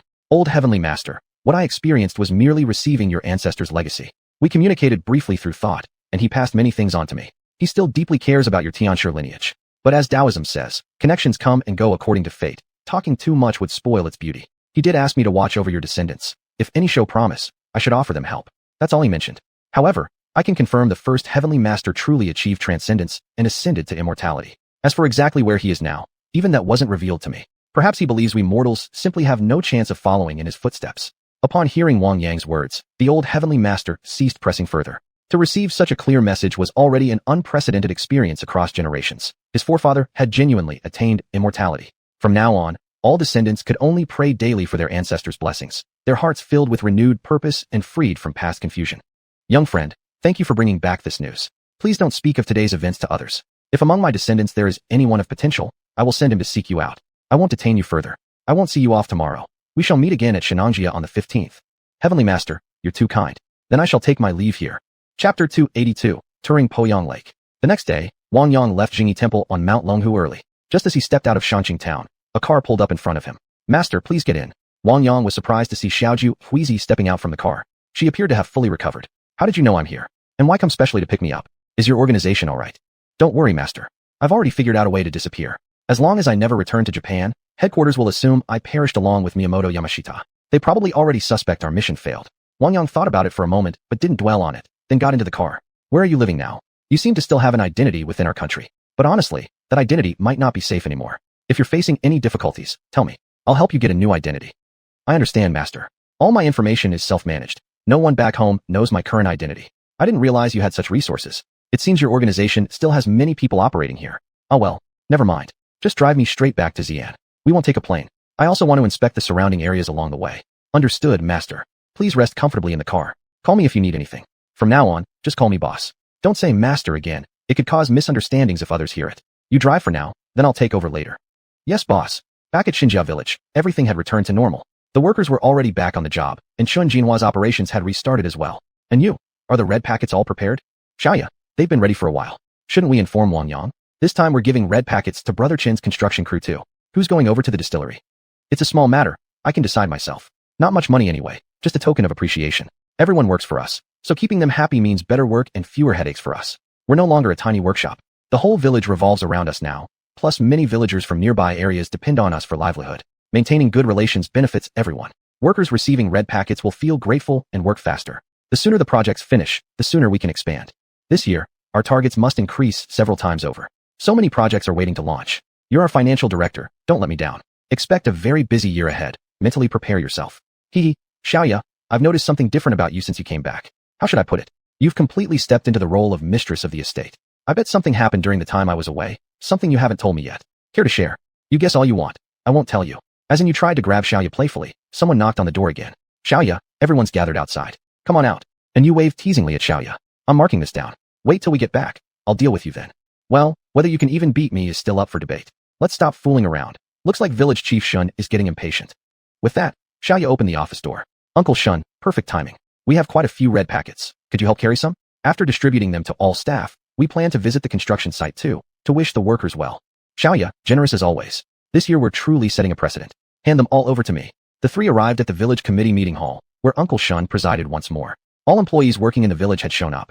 "Everyone, quiet down a bit. Manager Xiao asked me to gather you here today to distribute opening day red packets. Now focus up and get ready to work hard. Let's welcome Manager Xiao with applause." Taking the microphone, Xiaoya said, "You all know me, so no introduction needed.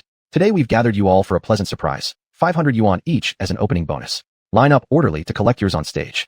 Wang Yang isn't back yet due to other matters, so I'm handling this in his place. My only request, strictly follow company rules and procedures. Let's make this year even more successful than last. Once you've collected your red packet, head straight to work. Upon hearing her words, the employees erupted in excitement. The atmosphere instantly soared to a high, and you took charge of handing out the red packets, and after collection, everyone dispersed to their duties. Once this task was completed, Xiaoya and the others headed toward the construction site, finding it bustling with activity. Xiaoya, why did you come? Don't tell me you don't trust me.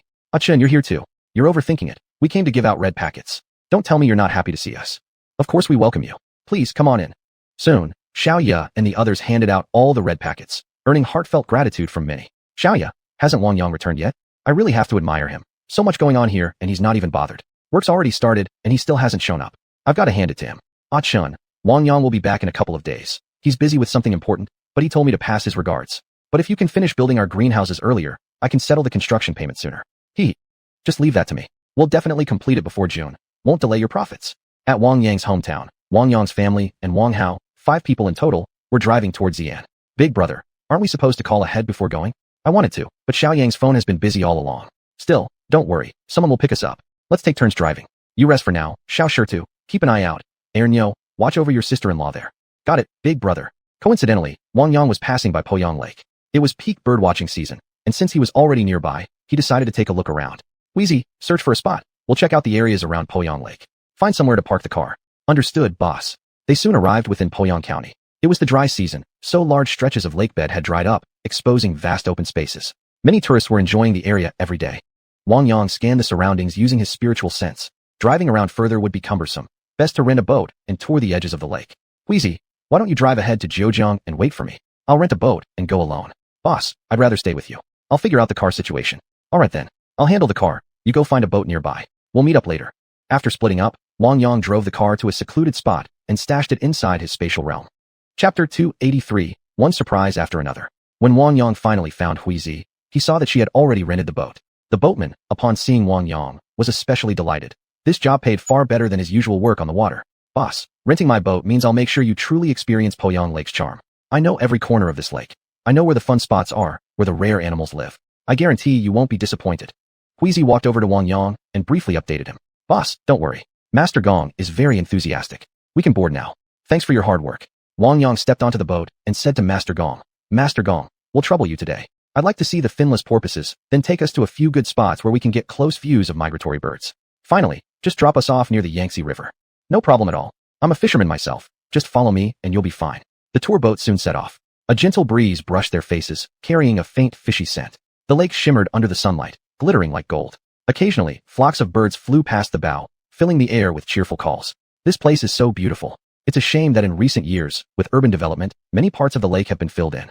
Poyang Lake's area decreases every year. Dredging efforts are inadequate, and pollution has caused a decline in aquatic species. That's not a good sign. Young boss, isn't Poyang Lake beautiful? But its surface has shrunk drastically. Back in the day, the lake was much larger, teeming with life everywhere.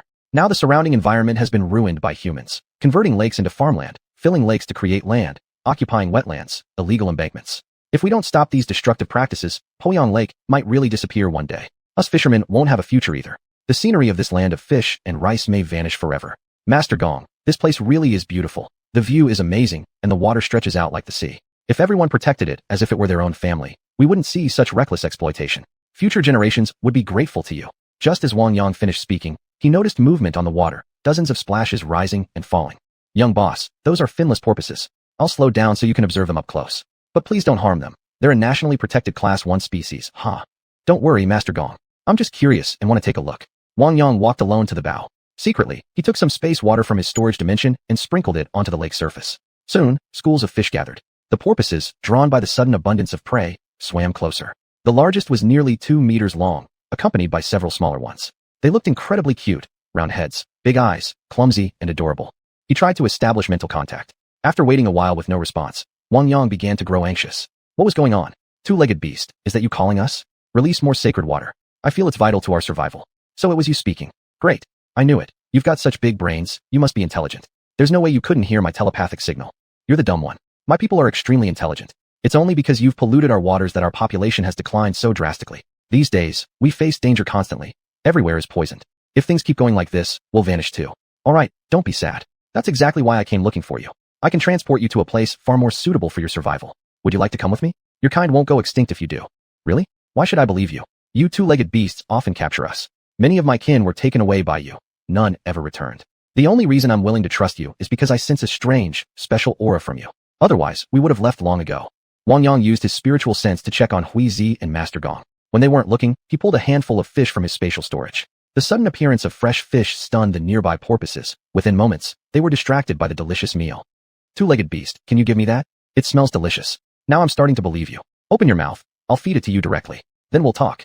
After quite some time, the largest porpoise was completely won over by Wang Yang's offering, joyfully spraying him with a splash of water. Alright, calm down. I can't take you with me yet. Come find me tonight when it's dark. I'll take you to a wonderful place, one you'll never want to leave. Alright then, I'll trust you this once. I'll come find you tonight. Now I need to go look for my other companions. See you tonight. After speaking, the finless porpoise suddenly let out a loud call and swiftly led its group away. Master Gong was utterly amazed to see that Wang Yang had actually managed to get the porpoises so close. Young boss, you're incredible. I'm truly impressed. Huizi was also deeply admiring of Wang Yang, though she now held even greater respect for his abilities. The tour boat continued forward until it soon reached a wetland area teeming with white cranes, oriental storks, and vast flocks of geese, an important gathering spot for migratory birds. Master Gong, please stop the boat for a moment. We'd like to go ashore for a look. It won't take long. Young boss, enjoy yourselves. The young lady already paid me well enough.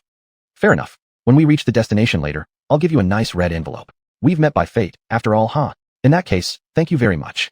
Wang Yang stepped off the boat with Huizi. After testing the ground and confirming it was safe, he began walking toward the flock of birds. It's so magnificent here. There are far more migratory birds than at Xinjia village. The climate and environment are perfect for them to spend the winter. Millions come here every year, bringing a hidden fortune to this land. The only question is whether the people here can find the key. Huizi was equally captivated by the spectacle. Meanwhile, Wang Yang quietly released a heron from his spatial storage, spoke with it briefly, then sent it into the flock to persuade the others. About 10 minutes later, all the migratory birds grew restless. They began circling above Wang Yang's head, their calls echoing outward, drawing in more and more birds from the surroundings. It didn't take long before nearby people noticed. Many stared in astonishment. What was happening? Why were so many birds flying toward that one spot, swirling in the sky like 100 birds paying homage to a phoenix? The two closest to Wang Yang stood frozen, unable to comprehend what they were seeing. No one had ever witnessed a person so embraced by birds. It was nothing short of a miracle. Seeing the scene spiraling out of control, Wang Yang realized he'd caused too much commotion. Boats were already starting to approach. Huizi, go wait inside the cabin. You shouldn't be seen here anymore. I'll handle this. Boss, please be careful. I'll go now. Wang Yang began selecting some rare birds from the flocks circling around him, quietly storing them in his spatial dimension. He took quite a few more along the way as well. With so many birds present, no one would notice the slight decrease in numbers. Staying longer was no longer wise. He waved goodbye to the heron, instructing it to disperse the flock, and promised to return that night to retrieve it. Chapter 284, The School of Fish. Wang Yang quickly jumped onto the boat, staring speechlessly at the growing number of vessels gathering around them. Master Gong, let's leave this place first. I didn't expect things to turn out like this after only being here a short while. Let's continue heading north. Boss, I've really got to hand it to you. Today my eyes have truly been opened.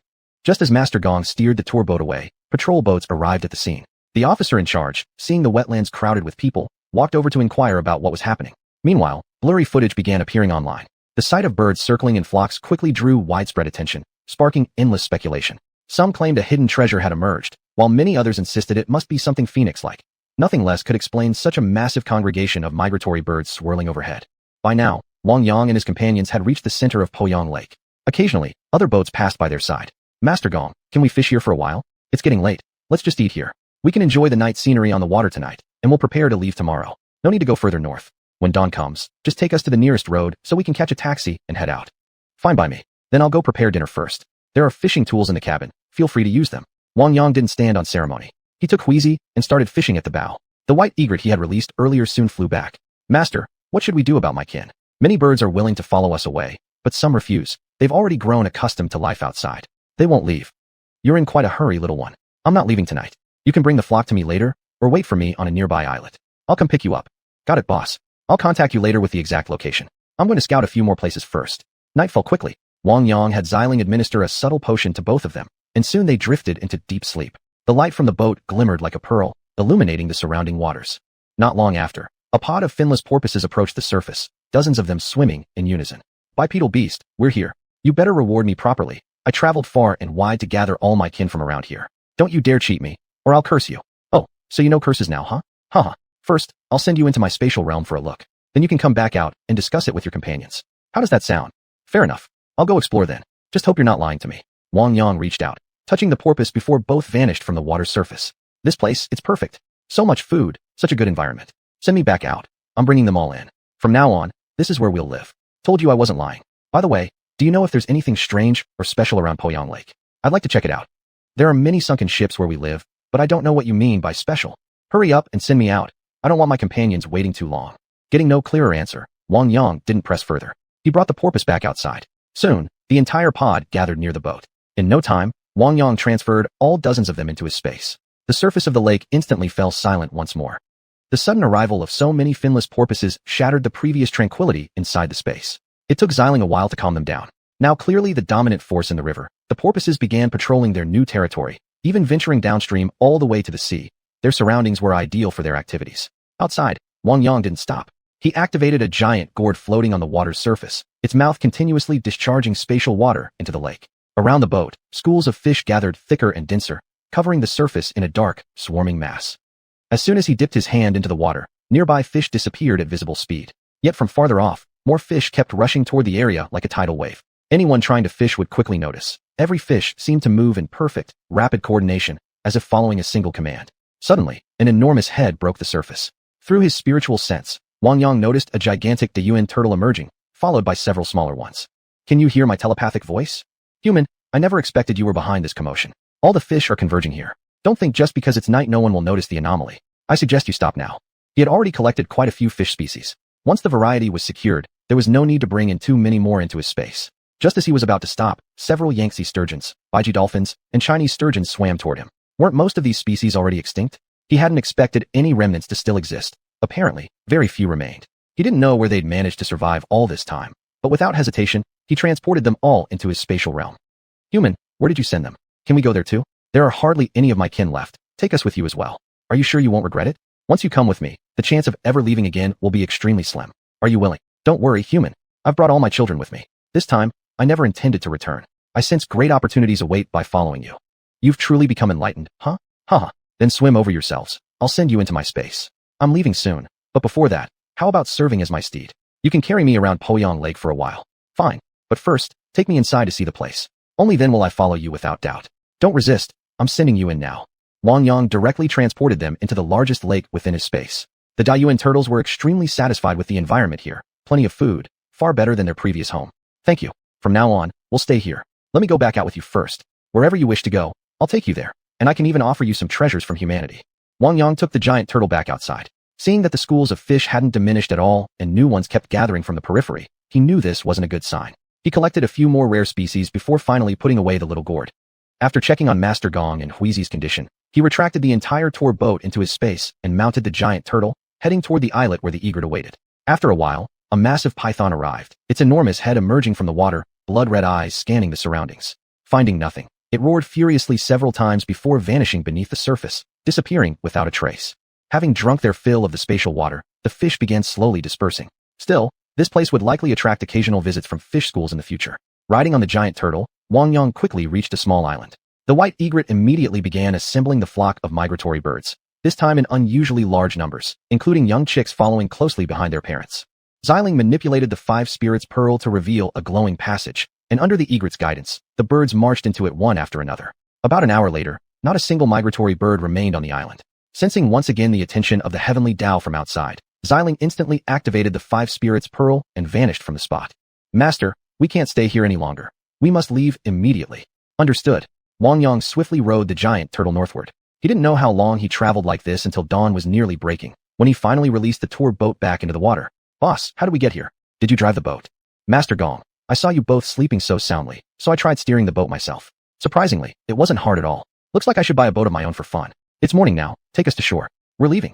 Alright, rest easy. I'll handle the boat. Once ashore, Wang Yang gave Master Gong another red envelope, and only then did the two turn and walk away. Chapter 285. Bringing Xiaoya into the space. Wang Yang found a secluded spot, summoned the car again, and let Huizi continue driving towards Xian. Boss, you can actually put the car away like that. Don't worry, I won't tell anyone. Alright, I know. Just stick with me and you won't be at a loss. Focus on driving now. By the time they returned to Xinjiazhai, it was already midnight. Wang Yang thought for a moment, then brought Xiaojiu and Huizi into his spatial dimension, deciding not to let her out again unless necessary. Wheezy, from now on, you'll live inside my space. I won't bring you out unless needed. Focus on cultivating your martial arts diligently. I hope you don't disappoint me. I'll be going to Japan soon, and I'll need your help with certain matters then. Boss, Wheezy will never betray you. I hope you keep that promise. If not, no matter where you run, I'll hunt you down. Wang Yang went alone to the small courtyard. Hearing his return, Huda didn't bark but instead led Dumao, Ermao, Sanmao, and Sameo over to greet him. Who is it? Upstairs, Xiaoya turned on the light and came to the window to look outside. You're back? I wasn't sleeping yet. I was even thinking of climbing over the wall to get in. So could you come down and open the door for me? Hearing Wang Yang's voice, Xiaoya quickly rushed downstairs in her slippers. And Yu was also startled awake by Xiaoya's call and followed down. Wang Yang, you're back. Why didn't you call? Have you eaten? I didn't know when I'd arrive, so I didn't call. I've already eaten. You two can go back to sleep. Anything urgent can wait till tomorrow. What sleep? We're wide awake now. Let's just talk a bit together. Fine with me, whatever you two decide. Wang Yang sat on the sofa and had just taken out his phone when he heard continuous text message alerts and saw many missed calls. What was going on? He hadn't checked his phone for only a day, yet there were so many messages. Stop checking now. People from your hometown arrived today. Aunt Jing called me, and I went to pick them up. Using his spiritual sense, Wang Yang scanned the village and confirmed his eldest brother's family and second brother had indeed arrived. Xiaoya had arranged everything well for them. Thank you. Aren't you even going to ask who came? Seriously, I'm amazed at you. Your eldest brother's family and your second brother are all here. How should their jobs be arranged? No need to rush. Let them get familiar with the surroundings first. I'll go talk to them tomorrow. And you, why are you so quiet? What should I say? Did you bring gifts? If we don't get anything, we won't let you off easy. This time, he actually hadn't brought much. He did have plenty of local specialties, but couldn't take them out now. I've got them all. It'll arrive tomorrow. Can't give them to you right now. Glad you're wise enough. I'm going to bed. You two chat. After and you went upstairs, Xiaoya spoke first. Wang Yang, the city apartment is all set. I stayed there one night, and it feels quite nice. As long as you're satisfied. Any other issues at home? There seems to be some trouble in Yongcheng. Brother Zhang didn't explain clearly, but it sounds like someone framed him. Our vegetables there have been seized. Right now, we don't even know how his family is doing. Hearing that Zhang Jun was in trouble again, Wang Yang frowned. He closed his eyes and meditated briefly. Xiaoya, stop shipping goods there for now. No point sending more. We don't know who'd benefit anyway. Tomorrow I'll make some calls. If things can't be resolved, we might have to temporarily halt operations there. But we can increase supply here. Ingredients are in short supply, and demand won't ease before mid-year. That works. I think if we pause for a while, someone out there will start getting anxious. I'll stay here for a few days. Then I have to leave again around the 15th. If you have anything urgent, let me know now. I'll arrange things during these days. Xiaoya looked at Wang Yang, feeling this was too casual. Can't you tell me what you're doing? Is there still something we can't talk about? I know you're hiding a lot from me, things you don't want me to know, but I still want to share your burdens. I can accept anything about you, just don't deceive me. What are you thinking? Some things really aren't suitable for you to know. But to put your mind at ease, I'll take you somewhere. Come with me. Seeing Wang Yang walk toward the bedroom, Xiaoya's face instantly flushed red, her heart beginning to race. Come in. What are you doing lingering at the door? If you're not ready, you can go back. Haha. Who said I'm not ready? I'm not afraid of you. We're engaged. Living together wouldn't be an issue anyway. Blushing, Xiaoya stepped into Wang Yang's bedroom. The moment she entered, the door clicked shut behind her. Don't do anything reckless. I haven't decided anything yet. Haha. Xiaoya, I'm not going to do anything to you. Look at you, so scared. Besides, given our relationship, even living together wouldn't be an issue. Aunt Zhao and Uncle Xiao are probably already hoping for a grandchild, and my parents definitely wouldn't object.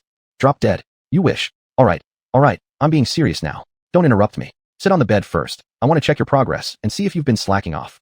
Seeing no strange expression on Wang Yang's face, Xiaoya sat down on the bed.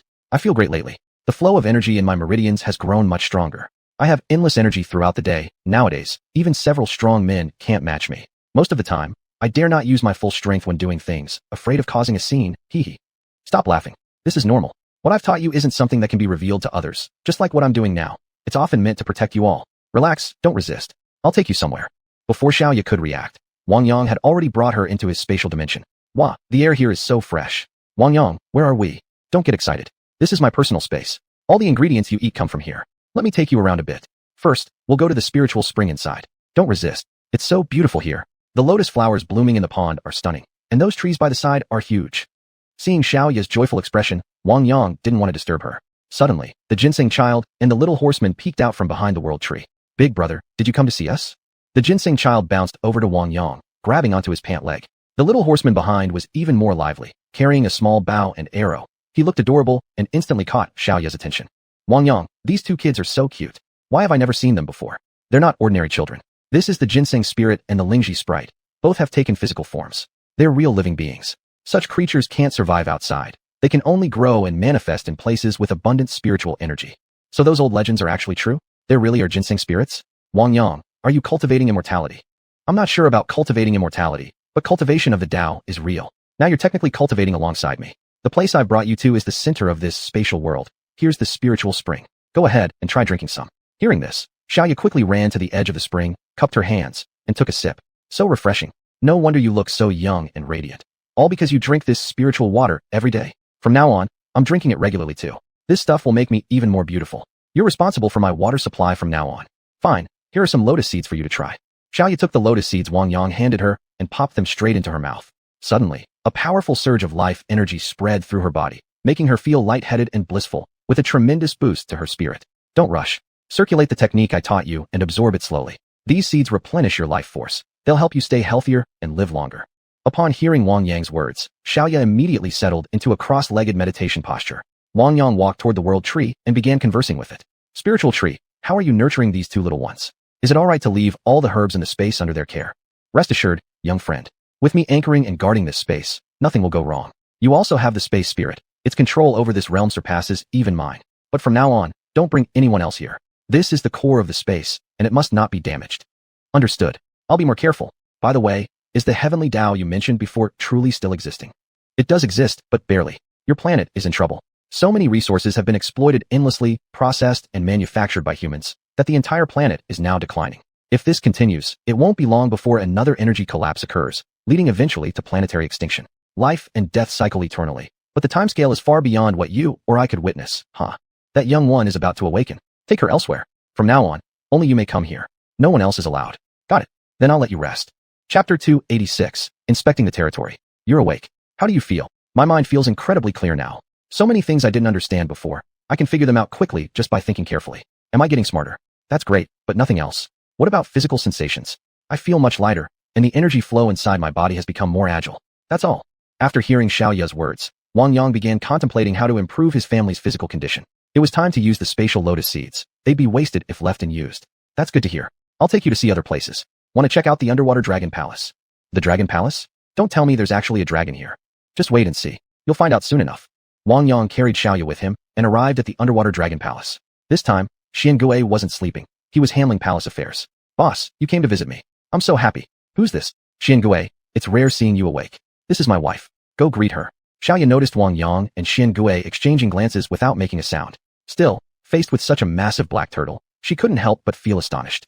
Wang Yang, is this the turtle chancellor? He's so majestic and imposing. Can I touch him? Xiaoya, this is Xiangui. He's currently serving as the turtle chancellor of the palace. Go ahead and get acquainted. He won't hurt you. I've already spoken to him, so don't be afraid. Amazing. I never thought I'd actually meet the legendary turtle chancellor. These scales are breathtaking. If I could take one outside, it'd be the discovery of the century. Hello, Xiangui, I'm Xiaoya. It's an honor to meet you. Unable to speak, Xiangui gently nudged Xiaoya with his head, signifying their introduction. I'll show you around first. Later, I'll have Xiangui take you for a ride across the sea. Sounds perfect. I'd love that. Together, the three of them strolled through the dragon palace. Coral reefs surrounded them everywhere, dotted occasionally with precious gems. A barrier separated the seawater from the palace interior. Looking up through the water, the sight was magnificent. Sunlight pierced the surface, making the entire palace shimmer with golden brilliance. It's so beautiful and vast, nothing like the fictional dragon palaces on TV. I wish we could stay here for a while. Xiaoya murmured to herself, though every word reached Wang Yang's ears. About an hour later, Wang Yang brought Xiaoya and Xiangui back to the ocean's surface. Xiangui, life in the sea has increased quite a bit recently, hasn't it? Boss, the fish you sent in have grown in number, but the variety is still too limited. Marine plants are also scarce. We can't cultivate them easily without external input. It's impossible to create something from nothing. Lately, I've observed that most of the large fish you recently introduced have undergone postnatal degeneration. Reverting to their ancestral traits would take too long. It might only be possible in the next generation. Handle it as you see fit. But don't be overly restrictive. Provide some assistance when appropriate. Has Xianxi come looking for you? Boss, Xianxi has changed dramatically. I don't know what he's thinking, but his body has shrunk significantly, and he's even grown limbs. Looks like he's preparing to transform into a Jiao. A while ago, he challenged me to a fight, but I talked him out of it. A fight? You two really have nothing better to do. But from now on, if you ever want to fight, do it in the sea, not on land. Understood? I won't bother meeting Xianxi this time. When you see him, remind him, or else I'll deal with both of you myself. Boss, I understand. Wang Yang, this ocean is no smaller than the real world. Keeping it to yourself seems like such a waste. Why not bring in some seafood sometime? Then we wouldn't have to rely on nutrient pills anymore. Xiaoya, we've got more than enough money already. I'll take care of it when I get the chance. For now, let Xiangui go back. I'll take you to see other places. This time, I want to make you truly happy. After bidding farewell to Xiangui, the two disappeared from the surface of the sea. First, Wang Yang brought Xiaoya to the orchard. Trees were heavy with various fruits, most of which had ripened. This is amazing. Whenever you have free time, pick some fruit to take out. It's such a waste leaving all this here. Find a way to share it with the family. As Her Highness commands, your humble servant obeys. Little Yangzi, given your hard work and dedication, this empress shall reward you with a peach of immortality. Kneel and give thanks. Ha ha ha. Thank you, your highness, for your generous gift. Good. From now on, keep speaking to me like this, and greater rewards shall follow. Suddenly, a troop of golden monkeys leapt down from the trees. Boss, you've come to see us. In moments, Wang Yang was covered in baby monkeys, golden-furred and extremely adorable. Wang Yang, you're raising golden snub-nosed monkeys too? And there are so many of them. You're easily amazed. Wait till I show you tigers, elephants, and lions. I went to Africa not long ago and captured quite a few animals from the savannah. You'll get a real treat soon. Xiaoya picked up a golden monkey and held it in her arms, offering it some fruit she had just picked. Wang Yang chatted for a while with the leader of the golden monkeys and learned that their population had grown significantly. The troop was managing the orchard very well, though he wasn't sure whether they had started brewing monkey wine yet. After playing around for a bit, Wang Yang took Xiaoya directly to the 5 Elements sex base. Xiaoju Huizi immediately came to greet them upon seeing Wang Yang and Xiaoya. Master, mistress, you've come. Wang Yang, who is this? Huizi, this is my wife. Get to know each other. Xiaoya, this is one of my subordinates, Huizi. She's from Japan. I originally intended to leave her outside, but there were some unresolved issues, so I brought her here instead. I thought it best you meet her now to avoid any misunderstandings later. Seeing that Xiaoju Huizi was delicate and refined, and hearing she was just one of Wang Yang's subordinates, Xiaoya felt at ease. Mistress, I'm Xiaoju Huizi. You can call me Huizi. Please take care of me in the days ahead. All right, no need to be so formal. Since you'll be living with us from now on, just do your best. We won't treat you poorly. Wang Yang showing me around. Come along with us. The 3 of them first walked through the base of the 5 Elements sect. Xiaoya was truly impressed now. Cash filled entire rooms. Gold was stored by the roomful. Numerous antiques were scattered about. The scripture pavilion housed countless ancient texts. And to her surprise, there was also a vast collection of weapons and equipment. Wang Yang, are you planning a rebellion? Why do you have so many weapons? Guns, cannons, you've got everything. These are all things I gathered by chance in northeast China. I couldn't hand them over to the authorities, so I kept them myself. They won't degrade here anyway, and sometimes I fire a few rounds just for fun. If you'd like to try, I can teach you. Of course, Huizi already knows them inside and out. She's extremely familiar with all these weapons. As the master says, we're trained from childhood. Weapons, gear, various customs, and local conditions. All are mandatory knowledge from an early age. These are the weapons and equipment we once used. Though not well maintained, they're still functional. I've inspected them all. Noticing that Xiaoya wasn't particularly interested in the weapons, Wang Yang led the 2 of them to see the animals. The collection here was even more complete than a zoo. Only a few rare species were missing, and most animal types were represented, including several extinct species from the outside world. When the time came, Wang Yang returned Huizi to the 5 Elements sect base and then took Xiaoya out of the space. Wang Yang, why can't I talk about what I just saw? Remember, this must remain secret. Only you, my master, and I have ever entered. Huizi can't leave either. All of you are under a restriction seal. Just knowing is enough. Chapter 287 Chatting with the Family. Early in the morning, Wang Yang prepared breakfast while his master, Xiaoya, and Inu practiced martial arts in the courtyard. Master, I'll go call my eldest brother's family and my second brother for breakfast. You guys keep practicing. Go ahead. Master Su Zhong replied without stopping his movements. Wang Yang didn't linger and walked out of the gate, followed closely by Hu Tu, Da Mao, Air Mao, San Mao, and Si Mao. Xiaoyang, you're back. Village chief uncle, what are you doing so early? Have you eaten yet? I'll head back soon to eat. There's an inspection team coming from above today, so I need to prepare in advance. Since you're back, join me later this morning to greet them. Some high-ranking officials might show up. Hearing that officials were coming again, Wang Yang wasn't sure what to say. Uncle Shun, what do they want this time? How would I know? The town chief called me yesterday afternoon. Even he doesn't know exactly who's coming. Alright then, you go take care of things first. My elder brothers are here now. I'll invite them over to my place for breakfast, and we can talk about some matters. You go on. I've already met both your brothers. They seem solid and honest. Your sister-in-law is good too. Let them start working at the greenhouses. You arrange it as you see fit, and let me know if it works out. I'll assign them to shifts. Hee hee. Uncle Shun, you've got quite a load on your shoulders. I'll take my leave now. We'll talk more later. Wang Yang headed to old Master Tang's house and found several elderly people exercising at the entrance, along with some children who hadn't left yet. Old Master Tang, when did you all start exercising? Everyone's here in full force. Xiaoyang, you're back. What have you been so busy with lately? We barely saw you during the New Year holidays. Aunt Sun, Aunt Chow, Aunt Zhang, Aunt Yi, hello to all of you. It's been a few days. Looks like you're all in even better spirits. That makes me feel much more at ease. Xiaoyang always knows how to sweet-talk us. When is your mother coming back? We've been wanting to meet her. Your relatives are visiting. Why don't you go greet them first? We'll talk about our matters later. Then you all carry on. I'll check in on my eldest brother first. Once you finish your exercises, come over to my place for breakfast. And you little ones, hello? Feel free to come play at my house anytime. Your uncle will make you delicious food, stuff you've never tasted before. Alright, stop trying to trick our grandkids, young man. I'll bring them all over later and see how well you treat them. Old Master Pong, if you bring them over, I promise I'll treat them well. Didn't I manage to keep those rowdy village kids under control? When it comes to handling children, you still have a lot to learn from me. Gotta go now. I haven't seen my brothers in ages. Go on, go on. After Wang Yang left, the little ones continued staring at his retreating figure, whispering among themselves about something unknown. When Wang Yang reached his eldest brother's yard, he saw his sister-in-law preparing breakfast. Little uncle, you're here? I've missed you so much. Did you bring red packets?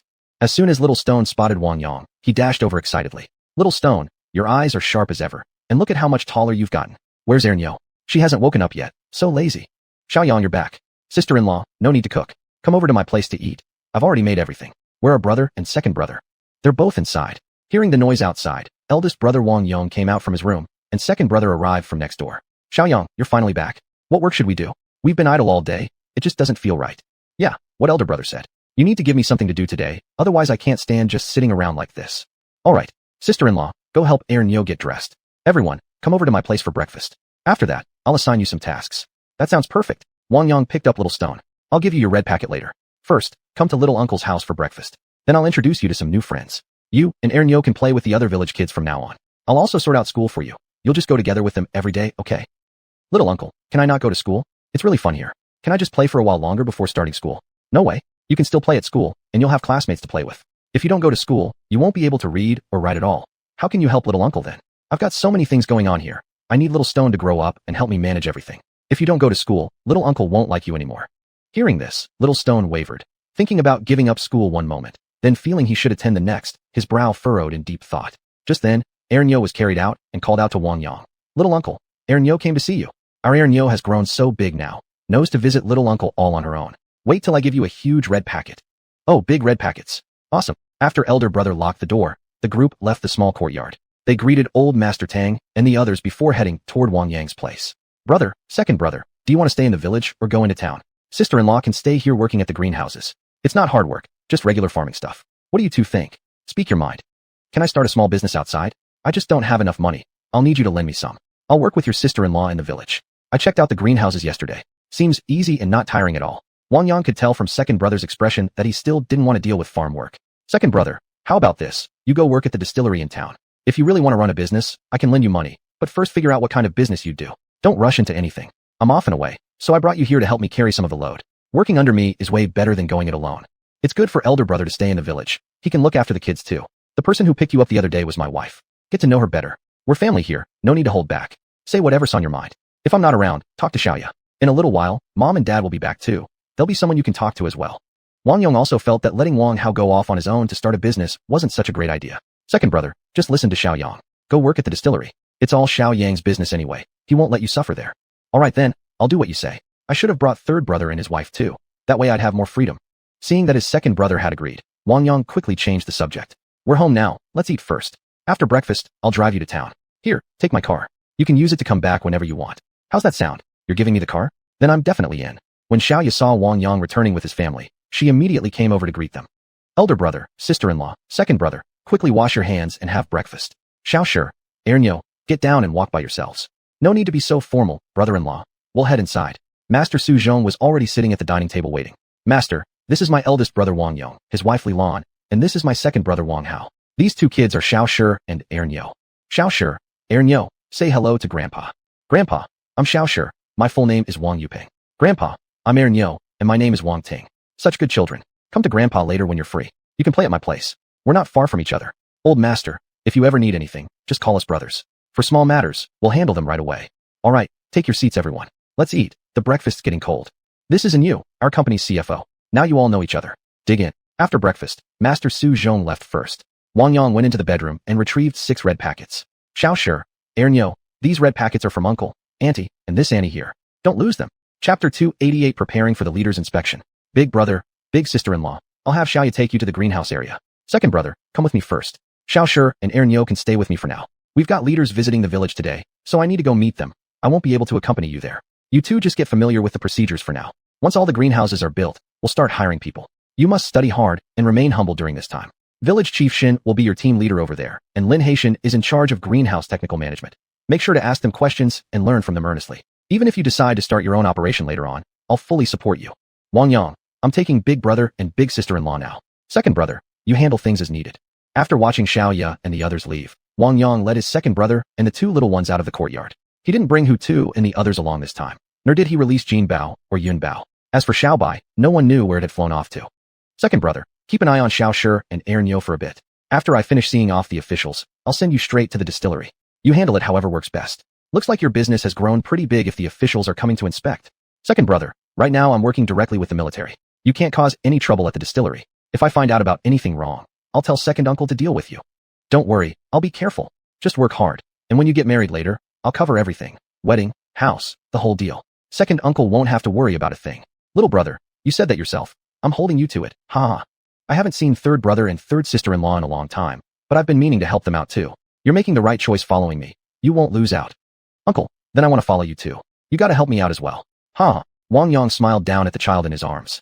We'll talk about that when you grow up. The four of them arrived at the village committee compound, where the village chief was still handling local affairs. Xiaoyang, perfect timing. The leaders will be here soon. We should go welcome them together. Uncle Shun, this is my second brother, Wang Hao. He's going to work at the distillery. My big brother Wang Yong and sister-in-law Li Lan will be under your supervision from now on. Please look after them. Don't worry. It's nothing complicated, just farming work. They'll pick it up in a few days. Uncle Shun, where are your kids? I'd like my niece and nephew to play with them. They're all at my place. Qin Yu and xiuxian are watching them. Taking the kids over would be great. Uncle Shun, you head to the village entrance first. I'll catch up shortly. I need to drop these two kids off first. Wang Yang and Wang Hao each grabbed a child and quickly ran toward the village chief's home. Xiao Shi, Aaron Yo, I'm introducing you to some new friends. From now on, you'll play with them. When it's time for school, you'll go together too. Be good, okay? Uncle understood. I'm a real man. I'll take care of my sister. Qin Jia, Wang Jia, I'm dropping these two kids off. Please keep an eye on them. Xiaoyang, come on in. Uncle Wang Yang, did you come to play with us? The children came running over joyfully. Gongzi, let me introduce two new friends. This is Xiao Shi and Aaron Yo. From now on, they'll join your games. Don't bully them, alright? The kids curiously stared at Xiao Shi and Aaron Yo. Qin Jia, Wang Jia, I've got to go now. The village chief is waiting. Thanks so much for watching them. Go ahead, we've got them. Don't worry. Just then, the convoy entered the village. Village Chief Shen Fei hurried off to greet the arriving leaders. Xiaoyang, what's going on? So many vehicles. It looks like someone really high-ranking is here. Second brother, I've got to go. Handle things as needed. You go ahead. I met a few people yesterday. I'll say hi to them. Call me once you're free. Wang Yang glanced once more at Wang Hao's retreating figure when he suddenly heard someone calling him. President Wang, over here. Mayor Liu, hello. Wang Yang smiled and jogged over to shake hands with Liu Haodong. President Wang, this time Governor Zhao is coming for inspection. Be mindful of what you say. Vice Governor Qin is also here. He's someone you know well. Mayor Liu, do you have any pointers on what kind of inspection we're facing? Any hints? What hints do you need? Last year's results were outstanding. The higher-ups noticed. They're here to learn from your experience. Let's go together. Vice Governor Qin is waving at us. Wang Yang noticed Vice Governor Qin waving in his direction, so he walked over with Mayor Liu. Xiao Wang, we meet again. Vice Governor Qin, hello. Welcome back to our village. Vice Governor Qin also noticed the provincial governor looking over, so he led Wang Yang toward him. Governor Zhao, this is Wang Yang, President Wang. He's the one who built all this from scratch, and last year he achieved some impressive results. Xiao Wang, this is our Governor Zhao, why don't you go say hello? After hearing Vice Governor Qin's words, Governor Zhao smiled and said, Old Qin, no need to be so formal. We're here to learn from your experience. As long as Comrade Xiao Wang doesn't mind our visit, that's all that matters, huh? Wang Yang, sensing the humor in Governor Zhao's tone, quickly stepped forward and said, Governor Zhao, welcome to our village. The changes here wouldn't have been possible without the strong support of Vice Governor Qin, the Lantian County leaders, the township officials, and the help of several professors from the Northwest Academy of Sciences. Without them, I couldn't have achieved anything. Young man, don't be nervous. It's our duty to support projects like this. I've heard your crystal vegetables have gained nationwide fame. Do you think this model could be popularized? Governor Zhao, let me first show you around the greenhouses, then we can discuss it further with the professors. We can provide the seeds, but I can't guarantee the quality of the vegetables grown elsewhere. I believe it's possible to popularize, but we haven't conducted large-scale experiments yet, so I can't make a definitive conclusion. Then let's start with an on-site visit. Though I've never farmed myself, I do understand agriculture.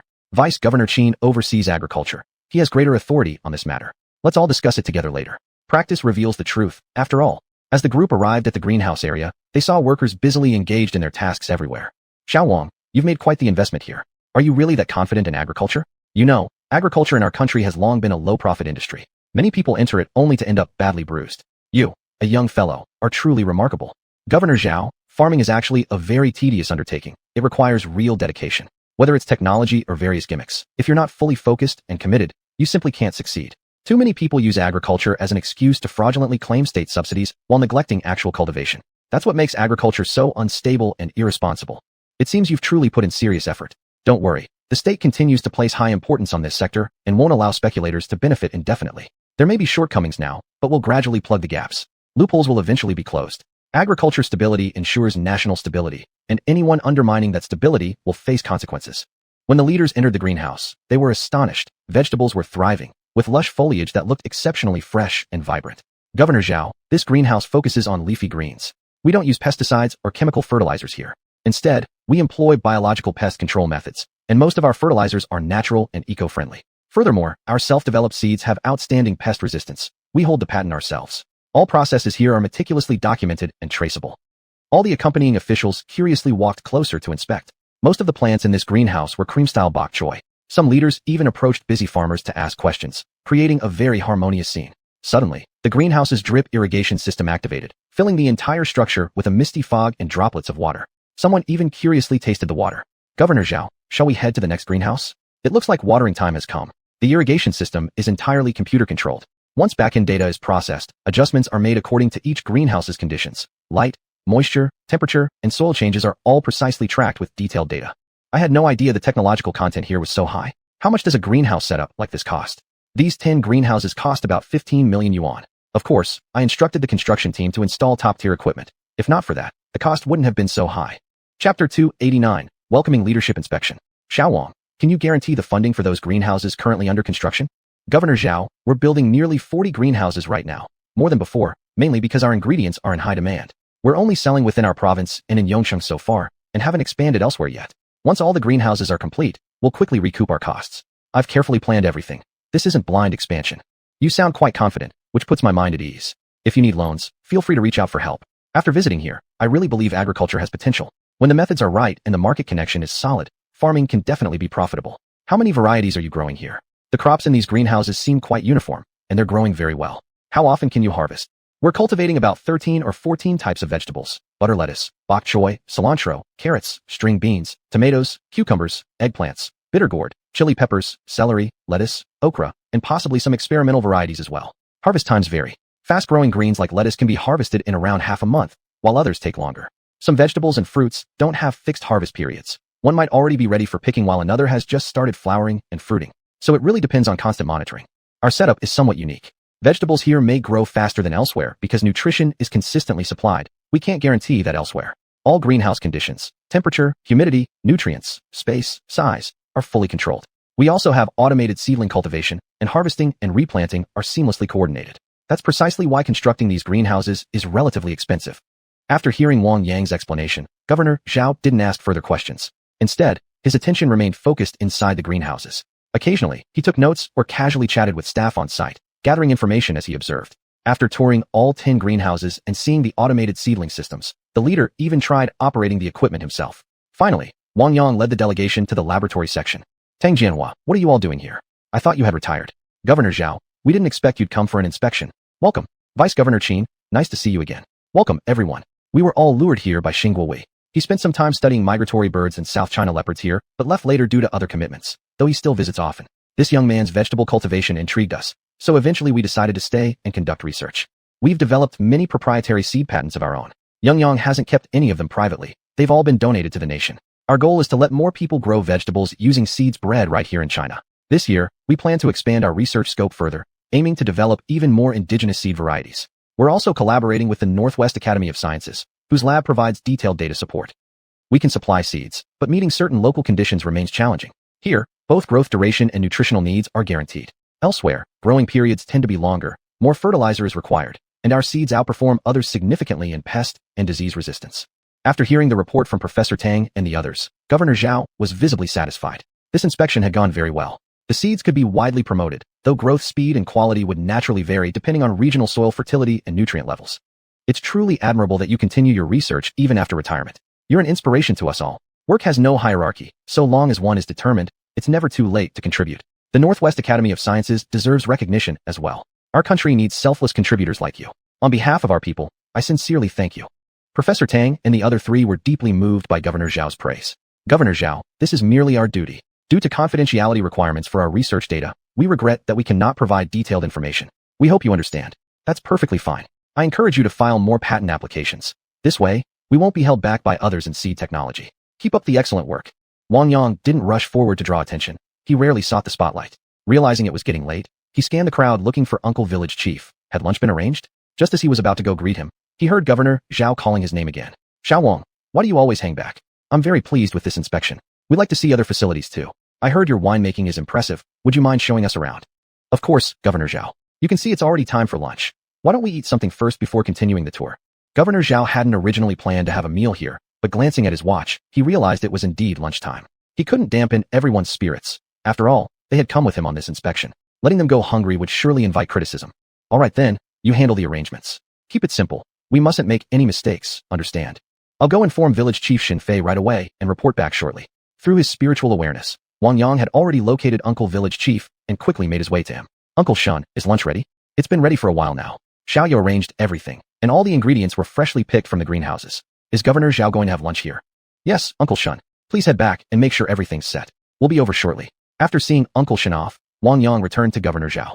Governor Zhao, lunch is ready. Shall we head over now? Today, we'll treat everyone to our homegrown vegetables, freshly harvested just moments ago. I hope the leadership can give us some feedback. After lunch, I'll take everyone to visit the winemaking workshop, then go into the village. With your support, we'll finally get our village some well-deserved attention. You sly one, you've got quite the clever mind. Since the host has invited us, we won't stand on ceremony. Old Qin, please arrange things accordingly later. Don't worry about it. Wang Yang led the officials and their entourage to the village's agritainment courtyard, where the tables had already been set. Everyone please sit down. Today, let's enjoy the local specialties of Xinjia village. No alcohol during lunch. We still have work in the afternoon. This meal received endless praise from many of the leaders. Even the accompanying staff finally got to taste the crystal vegetables. As expected, they lived up to their reputation, sparking even greater interest in Xinjia village's produce. After lunch, the group toured the Hongshan Zui brewing workshop and gave high praise to its traditional fermentation techniques. They specially requested a jar of aged cellar wine, which everyone tasted and commended enthusiastically. It wasn't until nearly 3 o'clock that the officials departed by car, finally leaving the village in peace. Wang Hao saw that Wang Yang finally had a moment to breathe and immediately approached. Xiaoyang, now that you're free, hurry up and take me to the distillery. Everyone else is busy. I can't stay idle either. All right then, let's go now. Here, I'm giving you the car keys. You drive. Wang Yang sat in the passenger seat of the Ruohu, his mind still sharp as he began pondering the purpose behind the official's visit. He thought hard but couldn't figure it out, so eventually gave up. When the car reached the entrance of the distillery, guards stopped them. Hello, please show your identification. Wang Yang leaned out and noticed the guard was new. He got out to check in. Comrade, are you newly assigned? Haven't seen you before. Here's my ID. I'm Wang Yang, the owner. The guard opened Wang Yang's green credentials booklet, glanced at it, and snapped off a salute. Sir, welcome. Please proceed. After parking in front of the office building, Wang Yang noticed the area was actually under lockdown. Was Director Mao being overly cautious? Manager Wang, you're here. Who's this? Director Liu, thanks for your hard work. This is my second elder brother. From now on, he'll be following you around. Please take good care of him. You're responsible for all arrangements here. Make sure quality control remains strict. Director Liu, please assign him somewhere. Let him gain experience in the workshops. Manager Wang, rest assured, all security personnel have been replaced. At first, I felt a bit awkward, but now I think this place is really great, huh? Handle production as you see fit, but maintain tight quality control. Fully cooperate with the guards to ensure all safety measures are in place. I'll go check on other areas. Please assign my second brother his duties. Chapter 290, A Proposal. Wang Yang poured a large amount of space water at the winery's water source, then found a place to replenish the factory with a batch of spare parts before taking a taxi back to the village. Xiaoyang, where have you been? I've got some good news for you. We've been officially designated by higher authorities as a model civilized well-off village. Just now, Town Mayor Lu called me. They might even send a resident official here. What do you think? Uncle Shun, that's indeed good news. The provincial governor's visit really put you on the map. No matter who comes in the future, isn't it still your call around here? I only have one suggestion. We can't compromise on fundamental principles. Whoever comes, they mustn't disrupt our established plans. There's another thing I want to ask about. Have any neighboring villages expressed interest in joining us? I'm thinking we could develop some fruit orchards around the area. If conditions allow, we could also expand livestock farming outward. That way, our village can focus on vegetable-based sightseeing and tourism, while helping villagers from nearby areas earn some extra income too. Village Chief Xin stared at Wang Yang in surprise. In fact, several village chiefs had recently approached him, begging for an introduction or opportunity. Now that Wang Yang himself brought it up, a wide smile spread across his face. Xiaoyang, if you hadn't mentioned it, I was just about to bring this up myself. The surrounding villages are pretty much like how ours used to be. Some have slightly better conditions, but most are simple farmers with no real way to make money. They can't grow anything significant from just a few mu of land. Since you're willing to help out neighboring villagers, I'll invite those village chiefs over tomorrow to discuss things. You'd better personally visit their villages for an assessment first. What do you think? After hearing Uncle Shin's explanation, Wang Yang felt it made sense to check out the nearby villages. Even though some were quite far away, each likely had its own unique features. Linked together, there was potential for coordination. Uncle Shun, handle the arrangements as you see fit. But I'll be leaving for something in a few days. We'll need to wait until I return to move forward. If it's not urgent, you can hold off for now. I don't even know when I'll be back. Still, let's meet tomorrow. You can leave anytime if needed, but they can start preparing basic groundwork in advance so that once you return, things can be implemented faster. All right, I'll go pick up the kids first. When they arrive, just call me or send someone to notify me. Then it's settled. I still need to check on the greenhouses. Wang Yang quickly arrived at Uncle Shin's house. Before even stepping through the gate, he heard the noisy chatter inside. Xiuxian, you can't cheat. You lost this round. The cardboard box is mine. Tuanchuan, if you won, it's yours. I'm a man of honor. I'd never cheat. He retrieved some fruit from his space, then walked into the courtyard. He saw the kids, all flush-cheeked and energetic. Some mischievous boys had even taken off their shirts. The girls behaved more quietly, playing jump rope with rubber bands. Look what I brought for you. Since you've been helping take care of Xiuxian and Ernyo, this is your reward. Whoa, Uncle Wang Yang, are these strawberries? How come they're so big? I want to eat them. Guerre, Lele, Kiki, and Ernyo rushed over first. The boys, too engrossed in play, didn't notice Wang Yang's arrival until they heard Guerre shout, after which they ran over too. Awesome. More delicious food again. Hearing Wang Yang's voice, Yu and xiuxian stepped out from the house. Xiaoyang, the strawberries you bought look so nice. Just hand them to me. I'll wash them.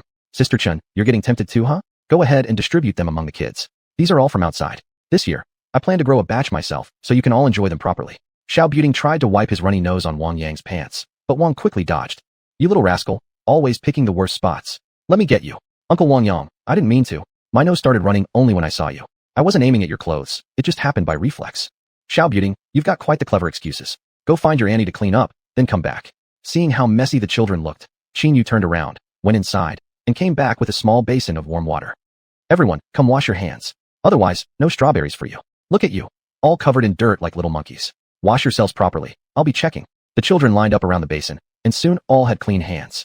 xiuxian then brought over the strawberries, giving 2 to each child, and let them eat quietly on the side. Xiaoyang, Xiuxian, and Ernyo already ate here. You're here to pick them up, right? Don't trouble yourself like this in the future. Now that they all know each other, they can just come over and play on their own. Thank you all for your hard work. What hard work? Nowadays the village children are all watched over collectively, and we even take shifts every day. But still, this isn't a long-term solution. If we had the proper qualifications, we could start a kindergarten right in the village. Then the kids wouldn't need to go outside to attend school. Senior Sister Chin, that's a great idea. I think we should make it happen. Tomorrow, when the neighboring village chiefs come over, I'll discuss it with them. We could set up a preschool and maybe even a small elementary school somewhere so that children nearby can finish their studies close to home. It would make life much more convenient for everyone. Xiaoyang, do you really think we can pull this off? I'd be happy to serve as a teacher. When my father-in-law comes back tonight, I'll ask him to help us navigate the bureaucracy, find out what procedures we need to follow. Let's get things moving as soon as possible. Senior Sister Chin, I'll leave those details in your hands. Later, I'll call Mayor Liu and see what documents or approvals we need. Then we'll submit everything quickly to get this settled. As Wang Yang finished speaking, he noticed Gongzi had already finished his strawberries and was getting up to grab more, only to be stopped by xiuxian. Gongzi, you really wolfed those down like Zhu Beiji devouring ginseng fruit. Here, have 2 more, but that's it. Once they're gone, there won't be any left. The rest belong to the other kids. Auntie, I'm older, so you should give me more. The younger ones eat less. I can help lighten their load. Hehe, you're quite the clever monkey. See what your mom's doing. Gongzi looked up and saw Yu glaring at him. He immediately clutched his strawberries and scurried away. I'm taking Xiuxian and Ernyo back now. I'll bring them over again tomorrow. Next time, I'll bring some other fruits too. Eating more fruit keeps kids smarter and healthier. xiuxian added. Xiaoyang, it's settled then. You'd better not back out. Don't worry, we're off now. Wang Yang took Xiuxian and Ernyo back to his courtyard, where Tiger and the others came running to greet them. His master was already sitting in the yard. You're back. Leave the 2 kids to me. You go cook. Master, when did you arrive? A while ago. Officer Mao called me, asking if I wanted to go to Shenanjia. You never mentioned anything about it when you returned. I've heard rumors about secret realms before, though I've never participated. Be careful when you go in. After so many years, there's hardly anything valuable left on the periphery. Even if something rare does appear, most people wouldn't know how to obtain it. The fact that they're sending you means they've pinned their hopes on you. Did you meet Elder Taoist and Greedwrath Taoist at Longhu Mountain? How are they doing? Did anything unexpected happen during your visit? Master, both Elder Taoist and Greedwrath Taoist are doing well. They even asked me to pass along their greetings to you. Aren't you coming with me this time? Opportunities like this are rare. If we miss it, we'll have to wait years for another chance. At my age, what more is there to hope for? My last breakthrough in cultivation was probably the peak. Even if I obtained something extraordinary, I couldn't fill the gaps left from earlier in life. From now on, it's up to you. I'll stay here and guard the house, just in case some petty thieves show up causing trouble. Alright then. If you're not going, I'll go alone. Nothing can stop me anyway, and even if something goes wrong, I can find a way out. I'm counting on you to look after things here. I'll go prepare dinner. Soon after, Xiaoya and Yu returned, followed by his elder brother and sister-in-law. Brother, how was it? Pretty straightforward. I didn't expect there to be so many techniques involved in greenhouse farming. This time I really saw the benefits of applying technology. How's your second brother doing? You know his personality. He never gets taken advantage of anywhere. I trust him completely. I've given him my car. He can drive back whenever he wants. If nothing else, let's eat. I'll make a call later to Mayor Lu and ask if we can establish a small school in our village. That way, Xiao Shirtu and Ernyo can attend school right here. If it's too troublesome or too expensive, don't bother spending money unnecessarily. In the end, the children can just go to school like everyone else. We can take them ourselves. Sister-in-law, I understand. Chapter 291 Spatial Division. That night, after Wang Yang returned to his bedroom, he immediately dialed Deputy Mayor Lu's number. Deputy Mayor Lu, sorry to disturb you. I have something I'd like to consult with you about. Do you have a moment? Mr. Wang, you don't call without reason. Just tell me what it is. The children here have quite a long way to go for school. I'm thinking of building a school in the village. Could you let me know what documents or preparations are needed? Building a school? If it's public, that's manageable. But if it's private, things get complicated. You'll need to secure funding, select a site, and consider staffing. What's your idea on this? Here's my thought. Our charity foundation provides the funds. You send someone to choose the location, I'll build it, hand over management rights to the education department, and let them assign teachers. Once completed, it'll operate as a public school. I'll also donate an additional sum to ensure its sustainable operation. What do you think? That sounds feasible. Tomorrow I'll go to the county office and check for you. If it works out, I'll give you a call.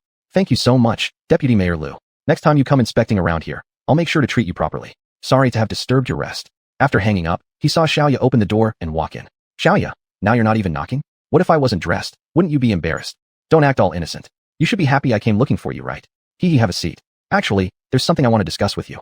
It's time our charity foundation starts being useful. I plan to build a school under the foundation's name and hand full management rights directly to the education department. After construction, I'll make another donation to cover ongoing operations. Saves us endless trouble later. This way, village kids can attend school nearby, and our workers can focus better on their jobs. Tomorrow, the village chiefs from several surrounding villages might come by. Could you go meet them instead of me? I'm thinking of setting up an orchard nearby. We can distribute chicken, ducks, geese, and pigs to local households, and provide them with seedlings. That way, villagers in nearby areas can earn some extra income. What do you think? I support building the school. As long as money isn't an issue, everything else is manageable. We really don't have the bandwidth to manage a school ourselves. I also agree with outsourcing livestock farming. To be honest, this village is still too small to handle so many operations at once. Poultry and pigs can be raised Finson ly across households. The wasteland you reserve could be great for raising cattle, sheep, and horses, but numbers should be controlled. It could even become a tourist attraction. Leave the fish ponds as they are, but maybe build a few more in other villages. Fruit tree cultivation takes time and won't yield benefits immediately, so some people might complain. Still, I back your vision. Tomorrow I'll accompany you to meet the village chiefs. You can go handle your own tasks. I'll take care of things at home. All right, settled then. Are you heading back tonight? What do you have in mind? Let me make one thing clear. I won't move in with you unless we're married. Cut out those little schemes of yours. How come you never see my sincere heart? But it's too late for objections now. Just surrender quietly to me, hee. Wang Yang, getting bold now, aren't you? Okay, joking aside. I've locked the door. Don't resist. I'm taking you into the space. I have some matters to attend to. The two arrived together at the space base. Xiao Ju and Huizi had cleaned the place beautifully, making the entire Wuxing sect compound feel more vibrant than ever. Master, you're here. Huizi, from now on, just call me boss. It feels better. And for Xiaoya, just use her given name. That's final. Understood, boss. Xiaoya, you two stay here. If you get tired, go rest inside. I have some business to handle, so I'll step away for a bit. No need to worry about us. Honestly, I feel more comfortable here than outside. I'm starting to envy Huizi a little, hee. Wang Yang didn't reply. He walked straight to the world tree. Xiling, it's been long enough. You should finally tell me about that thing Oldly gave me last time. Master, I thought you'd forgotten. It's been so long, why bring it up now? I was just curious. These past days, I haven't sensed that object anywhere in the space. It's like it vanished. Maybe it's just my imagination. The ginseng baby and Jima dwarf both bounced over excitedly when they spotted Wang Yang approaching. Big brother, you came to see us again? You too. Hold on, don't talk now.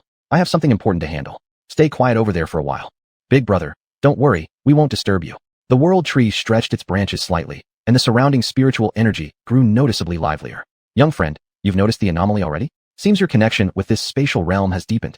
From now on, I won't need to relocate anymore. Divine tree, your words confuse me. Does this mean something happened to Xiling? Don't worry. If anything had happened to her, you would have sensed it immediately. Your bond is symbiotic. The spatial spirit has used the spiritual energy you provided to manifest a physical form. What do you mean? Manifested a form? Before Wang Yang could finish speaking, a delicate little girl appeared before his eyes, exuding an ethereal aura. Are you Xiling? How did you become so adorable? Master, don't I look just like you now? I can move freely throughout the space and appear anywhere at will. The only downside is that I'll never grow older, but I'm quite happy with how I look. Young friend, the spatial spirit can now manage everything within this realm. You may even bring people here to live. She can create individual pocket spaces and simulate external environments inside them. The main space we're in has already been sealed off. The two girls are currently residing in a newly simulated area. The original Wuxing sect compound has already been withdrawn by her. Upon hearing the world tree's words, Wang Yang stood utterly stunned. Xiling, are you really that powerful now? I didn't sense anything unusual when I entered. Where did you put the original xiuxian sect compound? Master, I've made subtle adjustments to the space. This place is now like outer space, while the area where those two girls are is equivalent to the previous space, reduced to only 1/10 of its original size. It can be further divided into specific zones. This is where you can settle your allies. Under normal circumstances, no more people will be allowed in here. I've reset the entire spatial restriction system. Their memories have also been altered. They've forgotten they ever came here, and even their recollections of your master have grown hazy. Xiling, can you separate that area entirely and form an independent space? One that can exist independently like an ancient secret realm, free from your control? Before Xiling could formulate her response, the world tree spoke up. Young friend, that portion can indeed be separated. I can assist the spatial spirit in reinforcing the spatial barrier. Are you planning to place this new space outside? I need to prepare for the future. The separated space can serve as a safe haven for my family. I feel that many unexpected events are coming. The secret of this space will eventually be discovered. By separating it early, we can eliminate potential threats sooner. Excellent. You've finally awakened to the truth. The spatial spirit acted for your sake. Since you've made your decision, let us begin the process immediately. Chapter 292, Establishing the Secret Realm Space. Little friend, there will be quite a commotion soon. It's best to let your two companions fall asleep first. We can't afford any interruptions. No problem. Xiling, prepare a secret potion so they can rest for a while. Master, just wait a moment. I'll have it ready shortly. After saying this, Xiling vanished from sight and quickly returned. Wang Yang saw her gather many medicinal herbs, handle them briefly, and then the secret potion was done. It seemed too easy. Xiling, you're really fast at this. You should consider making pills in the future. I think you're perfectly suited for this work. I'm naturally good at these things. If you were to do it yourself using your world's methods, it would take at least a week to achieve what I just did. I'm starting now. A gentle breeze passed by, and Xiaoya and Xiao Huizi fell asleep, their heads resting on the table. All set. I've sent both of them to the real xiuxian sect base. Let's begin immediately. Both of you must listen to me. I've never tried this before either, so not even the slightest mistake can occur. Don't worry. From here on, we follow your lead. Just tell us what needs to be done. Xiling grew serious, her expression extremely focused. The world tree also began appearing more ethereal. Its root systems spread like a net. Once Xiling split the space apart, it would stabilize the spatial barrier. I'm ready. I've already isolated that area. Divine tree, it's your job to catch it. This should be simple for you. I'll quickly suppress the spatial fluctuations afterward, and then everything will be under my control. Begin. With a crisp crack, the original space instantly split open. All the animals inside were frightened into crouching on the ground as the entire realm trembled violently. Xiling manipulated the 5 spirit beads to project a solemn, imposing face. Stay exactly where you are. Anyone who disobeys will answer to me later. There was an unmistakable edge of authority and lethality in Xiling's voice, and she quickly suppressed any signs of animal unrest. Master, this process may consume a lot of energy. The space itself will be affected, and teleportation functions will be temporarily disabled. I'll need time afterward to recover. It's fine. Do whatever you need. As long as the foundation remains unharmed, handle it however you see fit. Is there anything I can do to help? Just watch from the side, Master. This is a rare opportunity. Learn well. You'll get a direct impression of how space truly looks. The world tree wrapped its roots around the separated space, simultaneously smoothing out surrounding cracks. In the blink of an eye, the 5 spirit beads calmed once more. Then, a spherical spatial orb appeared in midair, gradually shrinking in size. Ugh, I'm exhausted. Finally done. The rest is up to me now. Divine tree, go patrol the other areas and check for potential risks. I'll handle this space. Understood. Leave it to me. The world tree reverted to its original form, its roots retreating deep into the earth. Its branches expanded greatly, casting shadows across sky and ground alike. Occasionally, it drew energy from unknown dimensions to replenish what had been lost. It's done. Seeing Xiling's state, Wang Yang broke into a smile. You've worked hard, Xiling. But where will the separated space get its energy from? We can't just drain it dry over time, can we? How could that be? The world tree has given off a segment of its roots, regrowing it into an incomplete sapling. Once you place it inside, you won't need to worry about energy supply anymore. It will become the central control hub of the entire space. Little friend, this is my child. This is all I can do right now. Just choose a suitable location within, and I'll cooperate with the space spirit to properly settle this realm. Afterward, you can use it as another one of your bases. The world tree sounded slightly weary through its telepathic voice. It had consumed great energy this time. Wang Yang took the young tree sapling. It looked ordinary at first glance, yet holding it felt like cradling pure life itself. Master, don't resist. I'll send you into the small space. Plant this sapling, and it will grow quickly. Once the space stabilizes, I'll send you back out. Before Wang Yang could ask further questions, he was already transported into the mini-space. How was he supposed to control this place? It was a complete secret realm, and the core control point was the world tree sapling, which had nothing to do with him. No matter. He decided not to overthink it. First, pick a good spot and plant the sapling. As soon as its roots touched the ground, the sapling began growing visibly fast. It drew a bit of blood from Wang Yang's body, merging it with the newly forming heartwood, a sign it had accepted him as master. Soon, the spatial barrier stabilized. Streams of energy gathered steadily, and the existing mountains, forests, rivers, and streams settled into harmony. Wang Yang tested his connection. He found he could indeed control the space through the world tree sapling. All his worries instantly vanished. With a thought, he returned to the 5 spirit beads space. Little friend, have you decided where to place it? It can't stay here for long. The newly formed space needs to attach itself to a stable environment. The sapling I've given off will slowly absorb external energy to grow. Don't worry, I've already made it recognize you as its master. It won't betray you. Thank you for your sacrifice. I'll put it in my courtyard. I'll go out now and set it up. Wang Yang returned to his bedroom. It was already around 1 o'clock in the morning, and Yu was fast asleep. He went down to the living room and began communicating with Xiling. Xiling, will arranging the space cause a lot of disturbance? It mustn't be like last time. If we trigger an earthquake again, that wouldn't be fun at all. Master, rest easy. Just choose the location and leave the rest to me. I suggest placing it inside Huda's room. This secret realm can hide itself automatically. You'll be able to enter and exit through the world tree sapling. I won't bother explaining further. Fine then. Place it in Huda's room. Send out the small space now. After receiving Wang Yang's confirmation, Xiling released the miniature space. Wang Yang couldn't catch it. This secret realm visibly disappeared into Huda's room. Truly not a sound was made. The space kept sinking downward until no one knew just how deep it had gone. Testing his connection with the world tree sapling, Wang Yang instantly appeared inside the space. The sapling periodically drew energy from different dimensions to replenish its own consumption, and its vitality quickly revived. He brought out Xiaoya and Xiuxian, laying them on a wooden bed before beginning his inspection. There were mountains and rivers, teeming with life. The world tree sapling had already concealed itself. The moment the secret realm appeared, it caught the attention of the heavenly Tao. Seeing that it was a newly formed space, the Tao showed mild surprise, observed for a while, then lost interest.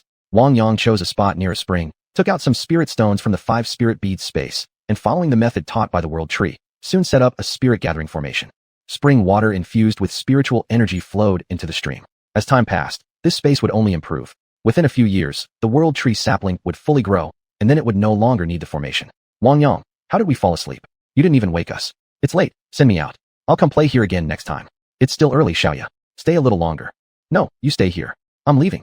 Unable to persuade Xiaoya otherwise, Wang Yang sent her out first. Surprisingly, it felt effortless. He simply pulled her out with him. You go back. I still have some matters to handle. Returning once more to the small space, he assigned some tasks to Xiuxian and placed many books there to keep her occupied. Boss, don't worry. I'll take care of everything here. I'm well rested now.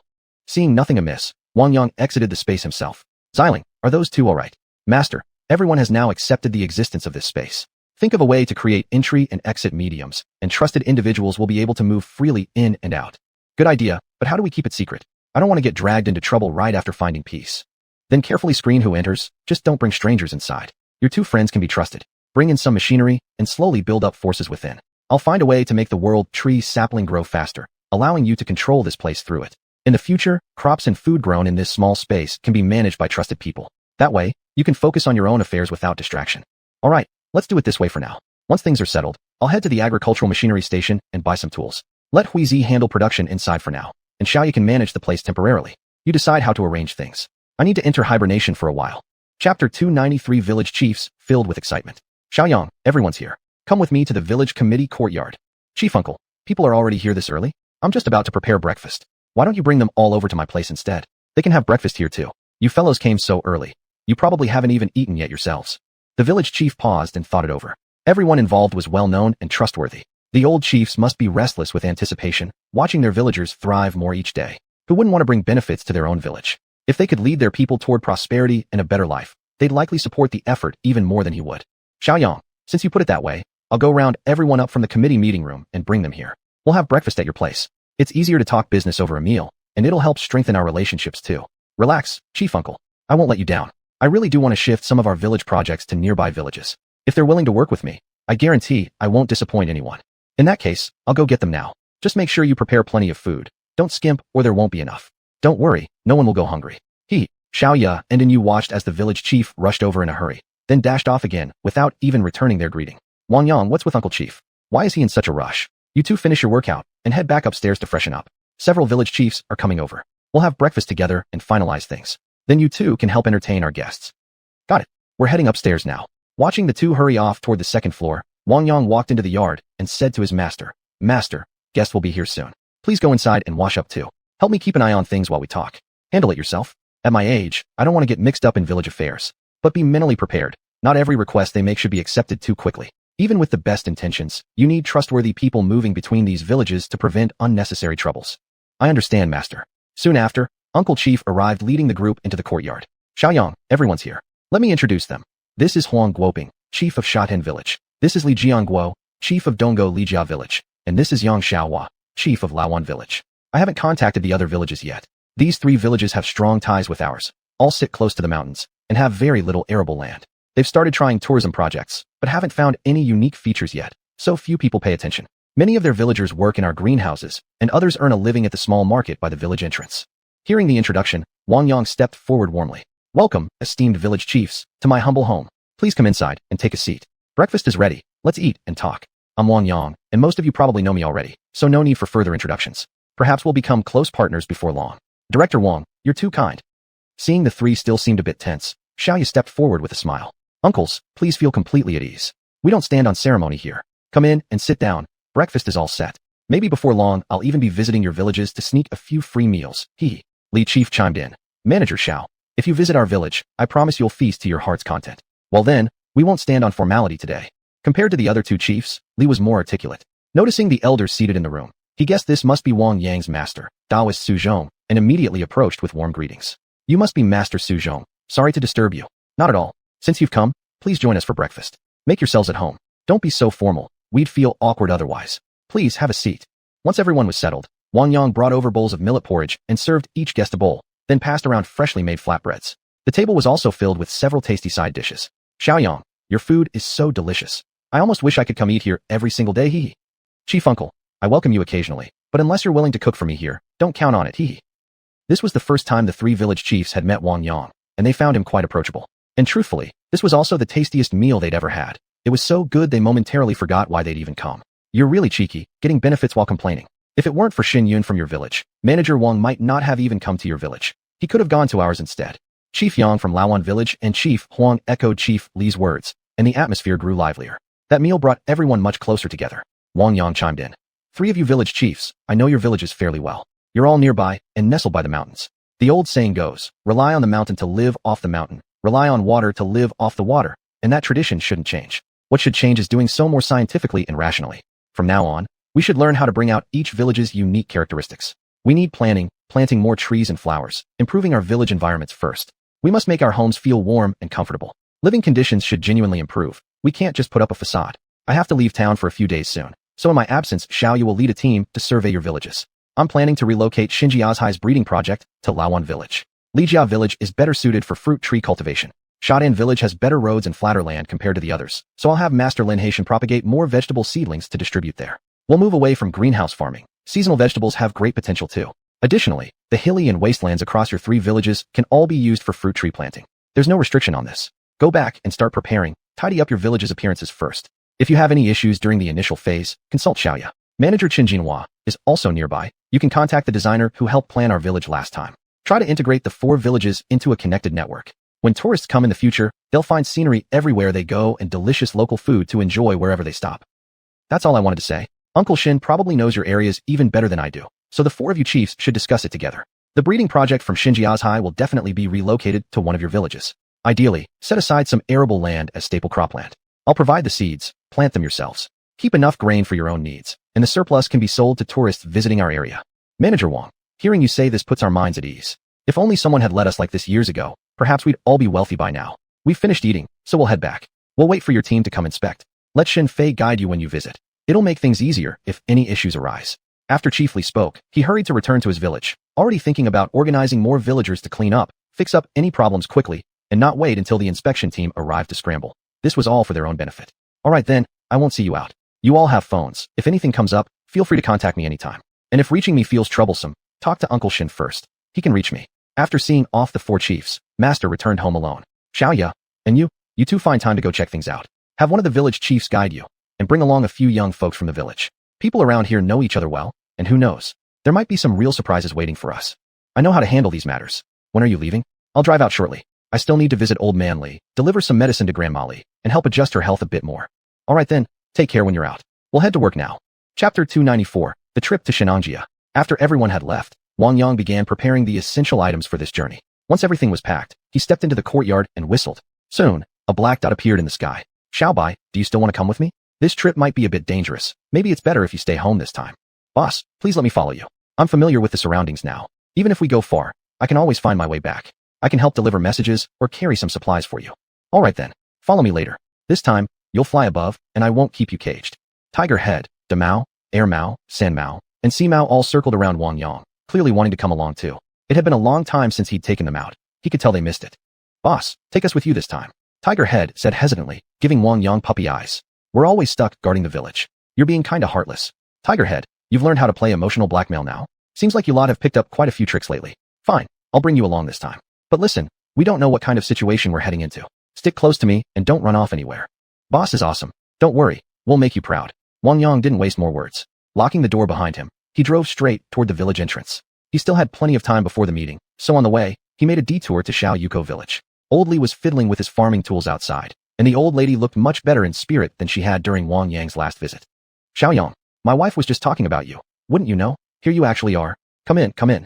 Uncle Li, you're looking good. Your mental burden seems gone, and you're more cheerful now. Keep it up, and if you stay consistent, living another 10 or 20 years is no problem. By then, you'll be a centenarian. Hurry up and let Xiaoyang inside. You old fool. What are you doing blocking the door? People will laugh at you, huh? Hearing the old lady's words, Wang Yang smiled and walked over. Auntie, I'm so happy to see you looking like this. I've brought some medicine for you today. Let's go inside. I'll take your pulse again and check how well you're recovering.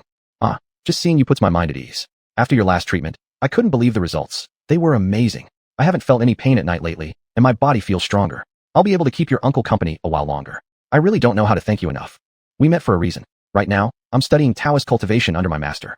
Helping others is also part of my practice, so please don't feel the need to thank me. Wang Yang followed them into the main room, gently guiding the old lady to sit by the dining table before beginning to check her pulse. Closing his eyes, he sent a thread of true energy through his spiritual sense, flowing through her body. He focused especially on the damaged lung tissue. The mass had noticeably shrunk and showed no signs of further deterioration.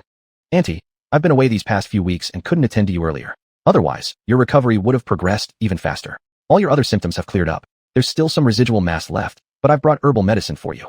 Uncle Li, please prepare it by decocting it as instructed. 1 dose per 3 bowls of water reduced to 1 bowl. This is a full course of treatment. Start her on 1 dose right away. Before long, her condition will improve significantly. You'll both be able to enjoy life together peacefully once more. Please go lie down, Auntie. I'll adjust your body's balance first. Then you'll drink the medicine and take a nap afterward. Just rest and recuperate slowly. Upon hearing Wang Yang's words, tears rolled down Uncle Li's cheeks. His wife truly had a chance to grow old beside him after all. Xiaoyang, thank you. Without your help, I wouldn't have known what to do. Uncle Li, that gift you gave me last time helped me tremendously. In fact, I should be thanking you. Now look, we're endlessly thanking each other, making things awkward. If you keep this up, I won't come visit anymore. Go brew the medicine now. I still need to help Annie stabilize her body, and timing matters. She needs to drink it as soon as she wakes up. With that, Wang Yang walked toward the bedroom. It took him over half an hour to complete the adjustment. The breakdown of diseased tissue consumed a great deal of his true energy. Looking at the sleeping old lady, he felt deeply fulfilled. He sat in meditation briefly until his energy recovered sufficiently, then stepped back out. Uncle Li, when she wakes up, give her the medicine right away. I have urgent matters waiting elsewhere, so I can't stay long. I'll visit again next time. If anything comes up, call me, or come find me at Xinjiazhai. You rarely come around. Stay and have a meal before you go. I just caught a wild rabbit today. I'll cook it up right away. How about having a drink with me? Wang Yang checked his watch. He really couldn't afford to stay any longer. He'd miss the appointment otherwise. Uncle Li, I truly have urgent business. I'm heading to Hubei now, and people are already waiting for me there. We'll drink another time. I still have to drive. All right then. Since you're on an official trip, I won't keep you. But don't pull this again next time. Let me walk you out. This time, Wang Yang didn't refuse. The two walked out of the yard together. Tiger Head, De Mao, Air Mao, San Mao, and Sea Mao were still quietly waiting in the car, not making a sound. Xiaoyang, your dogs are really something special. When they have pups, save one for me. I'd like to raise a dog too. I remember now. Next time, I'll bring you a puppy. Don't bother seeing me off. Take care. I'm off. Wang Yang drove on, following the GPS toward Hubei. It was nearly dark by the time he reached Fangshan County. He took out his phone and called Director Mao first. Director Mao, I've arrived in Fangshan County. Where are your people? You finally show up. If you hadn't called soon, I'd have sent someone after you. Do you even know what time it is? Hurry up. Follow Guadoc 209 to the Shinnong, Tianchi scenic area. I've sent people to meet you there. Then I won't stand on ceremony. See you soon. After hanging up, Wang Yang continued driving southwest. The scenery along the way was breathtaking. The northwest of Hubei is mountainous, and many areas remain in their original, untouched state. Jagged peaks, deep gorges, mountain streams. Nature's incredible craftsmanship made it hard to tear one's eyes away. Just as he arrived at the entrance of the scenic area, 2 burly men in plain clothes approached. You must be Wang Yang. Director Mao sent us to pick you up. Park your car here. From now on, it's all on foot. Just follow us and don't fall behind. So they looked down on him, did they? After a brief thought, Wang Yang found it rather amusing. They clearly didn't know anything about him yet. Got it. I'll follow right behind you. Feel free to pick up the pace. I won't fall behind, huh? With a chuckle, Wang Yang opened the car door. Tiger Head, Da Mao, Air Mao, San Mao, and Sea Mao jumped out. Above them, Xiao by the Gerfalcon circled watchfully. It was quite a striking sight. Some tourists tried approaching to say hello, but the two tough guys quickly blocked them off. So you brought your dogs. They're well trained. And that eagle up there is magnificent. Seems you're not ordinary at all. We underestimated you. We'll have to test you properly now. We heard you're supposed to lead us this time. So before we accept that, my partner and I will give you a little trial. If you can't even beat us, you'd better step down now. Save yourself the embarrassment. You two aren't lacking in confidence either. Well then, let's see how it plays out. Just don't slow down too much later, or I might start looking down on you. You've made your boast. Now you'd better live up to it, huh? Wang Yang teased with a grin, leaving the two men slightly flustered by his lightheartedness. Talk is cheap. Let's settle this with action. Go straight ahead on this road. About 5 li ahead is one of our outposts. Everyone's waiting there. Let's move out. Now knowing the destination, Wang Yang gave a quick call to Tiger Head and the others, then started walking up the mountain trail. Chapter 295, Entering the Secret Realm. Wang Yang walked along in high spirits, and Tiger Head and the others were even more energetic. The three of them quickly arrived at the gathering place. You two go take care of your duties. Next time, don't be so overconfident. I'll go say hello to some acquaintances over there. Wang boss, we admit defeat. We're convinced now. Please look after us more in the future. We're off to report back. See you later. After the two of them left, Wang Yang headed straight toward Old Taoist Master. Little friend, we meet again. This time this old Taoist has brought several juniors with me. You must give them extra attention. Master Taoist, this is my first time here, while you've entered the realm many times already. Haven't you made any special discoveries? I've always known our country has no shortage of extraordinary people. Surely nothing could possibly stop you. When Tanshan Taoist saw Wang Yang, he also approached with a few younger disciples from Wudong. Master Taoist, it's been too long. It's rare for you to leave Dragon and Tiger Mountain. After this event ends, you absolutely must come visit Wudong Mountain. This old Taoist has already prepared his wildflower tea. Young friend, you've come too. You truly look impressive. Those 5 dogs you're raising are remarkable, and that sea eagle on your shoulder is quite rare. I must admit, I'm envious. Since you're out and about, you should come with this old Taoist to Wudong as well, and help me train up these young disciples. Elder, you remain as vibrant as ever. In that case, this junior won't stand on ceremony. I'd love to experience the spirit of Wudong firsthand. Brother Tanshan, let's set aside casual talk for now. Shall we act together this time? Then the young friend here can keep an eye on our juniors. This may be our last chance. Conditions have changed. The environment has shifted, and this secret realm might never open again. I've noticed something strange too. The energy in the real world feels as if it's being drained away. Cultivation has become significantly harder, and spiritual qi seems thinner than before. Hearing their conversation, Wang Yang didn't feel much. His cultivation currently relied mainly on the spiritual energy from his space, so he hadn't paid much attention to changes in the external environment. Elders, could you please tell me about the origin of this secret realm? I'm especially interested. Upon hearing Wang Yang's question, Tanshan Taoist began to explain. Little friend, this isn't really a secret to you anymore. We suspect this place might be the medicinal garden left behind by the divine farmer. Every time the realm opens, someone manages to find rare and peculiar herbs. But most people don't recognize them or know how to use them. So many valuable items end up wasted once taken outside. When Wang Yang heard that the secret realm was left by the divine farmer, he immediately recalled the divine farmer's cauldron he had obtained before. It was still quietly nurtured within his dantian. If not for coming here, he would have nearly forgotten about it. Seeing Wang Yang lost in thought, Tanshan Taoist stopped speaking and smiled patiently, waiting. He intended to ask the young man his thoughts later. For this expedition into the secret realm, he had placed great hopes on him. Perhaps this would be his final participation. If he couldn't break through his current bottleneck, he would have to follow the path of previous generations. Life and death remained beyond his comprehension, and deep inside, he still carried regret. Little friend, back with us? Feel free to share your thoughts. Let's discuss them together. Sorry, elder. When you mentioned this place was left by the divine farmer, an ancient scene suddenly appeared in my mind. A great leader guiding primitive humans, eating raw meat and tearing through thickets, blazing a new trail for humanity. My heart was deeply moved. Our ancestors endured immense hardship. Their contributions should never be forgotten by future generations. It seems the little friend truly shares a profound karmic connection with this place. Even before arriving, your spiritual resonance has already awakened. I believe your harvest this time will be tremendous. But when you gain benefits, don't keep them all to yourself. This old Taoist needs some heavenly treasures that can extend lifespan. If you find anything, I'm willing to trade for them. Before coming here, I divined that my time is running short. My only hope lies within this realm, yet I haven't fully deciphered what exactly that hope is or where it shall manifest. But seeing your performance today, I grow ever more certain the answer lies in you. Little did Tanshan Taoist know how accurate his calculations truly were. Even without entering the secret realm, Wang Yang already possessed items that extended life.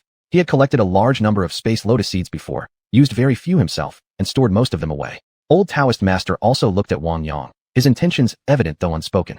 Elders, there's no need to worry. I won't disappoint you. Even if I gain nothing from the secret realm, I can still give you some gifts, but you must keep it a secret. Earlier, I acquired some lotus seeds brimming with life force. I believe they're precisely the kind of treasure that extends lifespan. Next time we meet, I'll give each of you a few. Then we won't stand on ceremony. Items that extend lifespan are exactly what we need most right now. Don't worry, we won't let you down. When the time comes, we'll give you some good things in return. Things we're sure you'll like. Wang Yang wasn't doing this for personal gain, but after a moment's thought, he decided not to refuse. Giving gifts without expecting anything back might only lead others to take them for granted. In that case, I'll be direct. Let's go meet up with the others. Just now I noticed someone over there seemed restless. Could it be the secret realm is about to open? Old Taoist master glanced at the sky. There was still a bit of time left, but considering the distance they needed to cover, arriving just as the timing aligned would be perfect. Let's follow the young friend's lead and head over. Young friend, are you representing the Morong family this time? Master Taoist, this time I'm here on official assignment to bring several people inside. Don't think too much of it. I'm currently cooperating with the military. Director Mao himself has a close relationship with my master and me. It's an old connection. Young friend, no need to explain. We're also under higher command now. Let's go together. The movements of Wang Yang's group drew attention from others, and soon everyone began packing up, preparing to depart. This time, Director Mao came in person. Seeing old Taoist master and Tanshan Daoist from Wudong had arrived, he walked over to greet them. Elders, it's been a while, greetings. Director Mao, you're too polite. Now that everyone's here, let's get moving. Whatever Master Taoist says. I'll give the order right away. Let's go together. Director Mao, I hope you'll show some restraint. You can't take every benefit for yourself. This old Taoist truly has urgent needs, and I won't step aside for you on every treasure. I hope you understand. Director Mao sensed the hidden meaning in old Taoist master's words, but didn't feel offended. It was only human nature. Rest assured, Master Taoist. We won't be so domineering. If there's something you genuinely need, I won't insist on taking it. But I do hope you'll also show some mercy and not make things difficult for me. You know I have my mission. Every time the secret realm opens, there are always people watching. Mutual understanding then, agreed.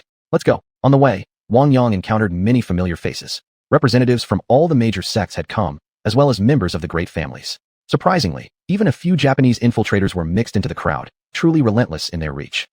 Director Mao, there are several Japanese over there. Will you handle them? Or should I? Judging by their demeanor, these fellows are quite skilled.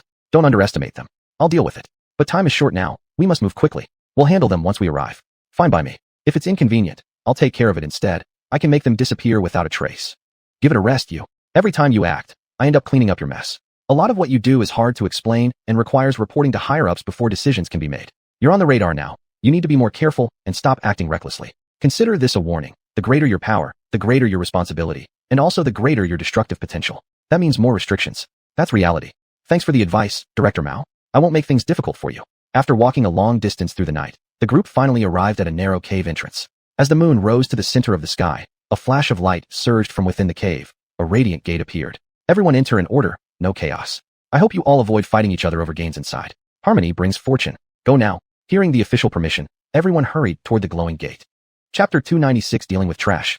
Senior Taoist Master. Let's go in too, Reverend Tanshan. Wang Yang said to the two elders. Just keep an eye on our younger generation for me. I'd hate to come out and find some of them missing. Reverend Tanshan earnestly instructed Wang Yang. Don't worry, Senior Masters. I'll be following along with you for a while. This is my first time here. I don't know anything about what's inside. You two veterans will have to lead the way. By now, Director Mao had also brought a group trailing behind everyone else, while leaving another team outside guarding the entrance, preventing any unknown intruders from launching a surprise attack. Xiuxian, those people you mentioned, they've already gone in too. If you run into them inside, how you handle it is up to you. We're not in the outside world anymore. The law doesn't apply here. I trust you'll give me a satisfactory outcome. Director Mao, you never take a loss, do you? Fine then, I'll deal with them myself.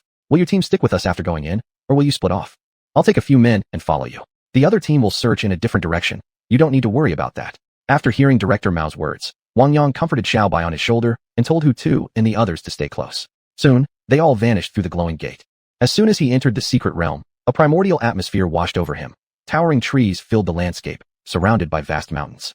This secret realm was far larger than any spatial place he'd visited before. Untouched by human interference, the spiritual energy here was exceptionally rich. Anyone who stayed here for several years might actually cultivate into a Shanten expert. With proper heritage, even greater breakthroughs weren't impossible. Before long, everyone had regrouped. Those who preferred to act alone, or had specific missions, began to disperse, quickly vanishing into the dense forest. The old Grandmaster walked over to Wang Yang and said, Young friend, some animals here are extremely dangerous. Be cautious, don't get ambushed. We'll follow our usual route. When we reach the edge of the central area, we'll need your help. Grandmaster, you point the way. I'll take Hu Tu and the others ahead to scout. You all can follow behind. After assigning tasks, Wang Yang specially reminded Xiao Bai of a few things before setting off confidently, with Hu Tu leading through the jungle. All along the way, Wang Yang continuously swept his divine sense around the surroundings. Since it was his first time entering this realm, he needed to investigate thoroughly. Now, his divine sense could scan up to 2 or 3 kilometers in every direction. Occasionally, Hu and the others would stop as well, cautious about this unfamiliar environment. They could smell powerful creatures nearby and knew they must detour early to avoid danger. Navigating through the jungle wasn't easy. Sometimes they had to cross streams, climb over peaks, or avoid deadly traps. There are so many wild medicinal herbs here. You should collect more to take back for personal use, or sell them to me, Wang Yang said excitedly. Yes, these herbs are completely unpolluted, much better than those outside, the old grandmaster chuckled. He then took out his own bag and started gathering herbs. Suddenly, within his divine sense, Wang Yang spotted a gigantic lingzhi mushroom. It was as big as a basin, growing at the base of a massive tree. Its shape was unusual, fan-like, with vibrant patterns and ridges on its cap, emitting a faint, pleasant fragrance. Hurrying forward for a closer look, he could feel threads of spiritual energy radiating from around it. This is a 1,000-year-old lingzhi. It's very rare. Take it. The old grandmaster suddenly appeared behind Wang Yang, sighing in admiration. In that case, I won't be polite. In the future, if you need anything, just ask me. I'll bring it back and see if I can propagate some offspring. You go ahead. I'll catch up soon. Hurry then. There are plenty of treasures here. Don't waste too much time. After everyone left, Wang Yang pulled out a shovel from his space, gently dug up the soil around the lingzhi, sent all of it into his storage space for Xiling to process, carefully wrapped the lingzhi, and placed it into his luggage. This item couldn't simply be stored away. Just as he finished handling the lingzhi and was about to rush after the others, he suddenly detected, through his divine sense, several sneaky Japanese infiltrators. To his surprise, they were gathered together, conspiring about something, clearly up to no good again. Wang Yang first instructed Hu to take Mao, Air Mao, San Mao, and Si Mao to follow the group, while Xiaobai stayed with him. They would regroup later. Then he quickly moved toward the direction of the Japanese infiltrators, hiding himself within 100 meters of them in just a few minutes. Commander Yamamoto, what's your opinion? This time, our superiors sent us to investigate the environment here. We should map out all accessible routes so that our people can enter easily in the future. For this cooperation with the Xiuxian clan, we must remain discreet and leak nothing. Although they want to use our strength to achieve their goals, we're also exploiting their greed to obtain what we want. This sacred land left behind by the divine farmer. If only these people knew how to fully utilize it. They come here repeatedly, yet harvest so little. If this place were under our control, we'd have conquered it long ago. Look at all these wild medicinal herbs around us. Even taking out a small portion could make us rich. Our pharmaceutical industry would then lead the entire world. Director Miyamoto, I fully support your vision. However, we haven't even taken control outside yet, let alone here. This place has already drawn official attention. They've sent personnel. They won't give it up easily. I suggest you stay more realistic. We should focus on immediate gains first. Not only are there countless herbs, but there must be greater secrets hidden here waiting for us to uncover. Don't jeopardize the main mission. The task from above comes first. Everything else can wait. We'll have plenty of chances later. Excellent. Well said, Commander Yamamoto. After hearing their conversation, Wang Yang couldn't help but shake his head. These people really had delusions of grandeur, actually thinking about occupying this place. He decided not to hide any longer. Better deal with these trash quickly. He still had things to do and couldn't afford delays. Sir, we've already detected you. Come out and face us. Miyamoto suddenly became alert and shouted toward Wang Yang's direction. Wang Yang walked straight out without hesitation, mocking as he approached. Your senses aren't bad, but in your next life, choose a better rebirth. Who told you fools to come here looking for death? Honestly, this is such a feng shui-blessed land. I'm practically disgracing the divine farmer by letting you vermin sleep eternally here. Beasts like you shouldn't even have been born human. Filthy rats scurrying underground day and night. I wonder how your species ever evolved. Bakairu, you dare insult us. Now you'll die here too. Attack him together. Alive or dead doesn't matter. Yamamoto Taichiro roared furiously, charging at Wang Yang with his weapon raised. Wang Yang didn't hold back either. He dashed forward aggressively, his extendable baton moving fluidly in his hands. Combined with precise footwork and body maneuvers, every strike landed true, delivering solid hits directly to each man's head. Anyone struck was either killed instantly or severely wounded. Within moments, all five were lying motionless on the ground. Miyamoto tried to beg for mercy, but there was no chance, no words wasted.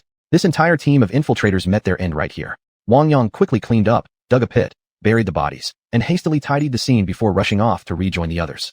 Chapter 297, Abnormality of the Shinnon Cauldron. Xiaobai hovered in the sky, guiding Wang Yang. It took about half an hour before he finally caught up with the group.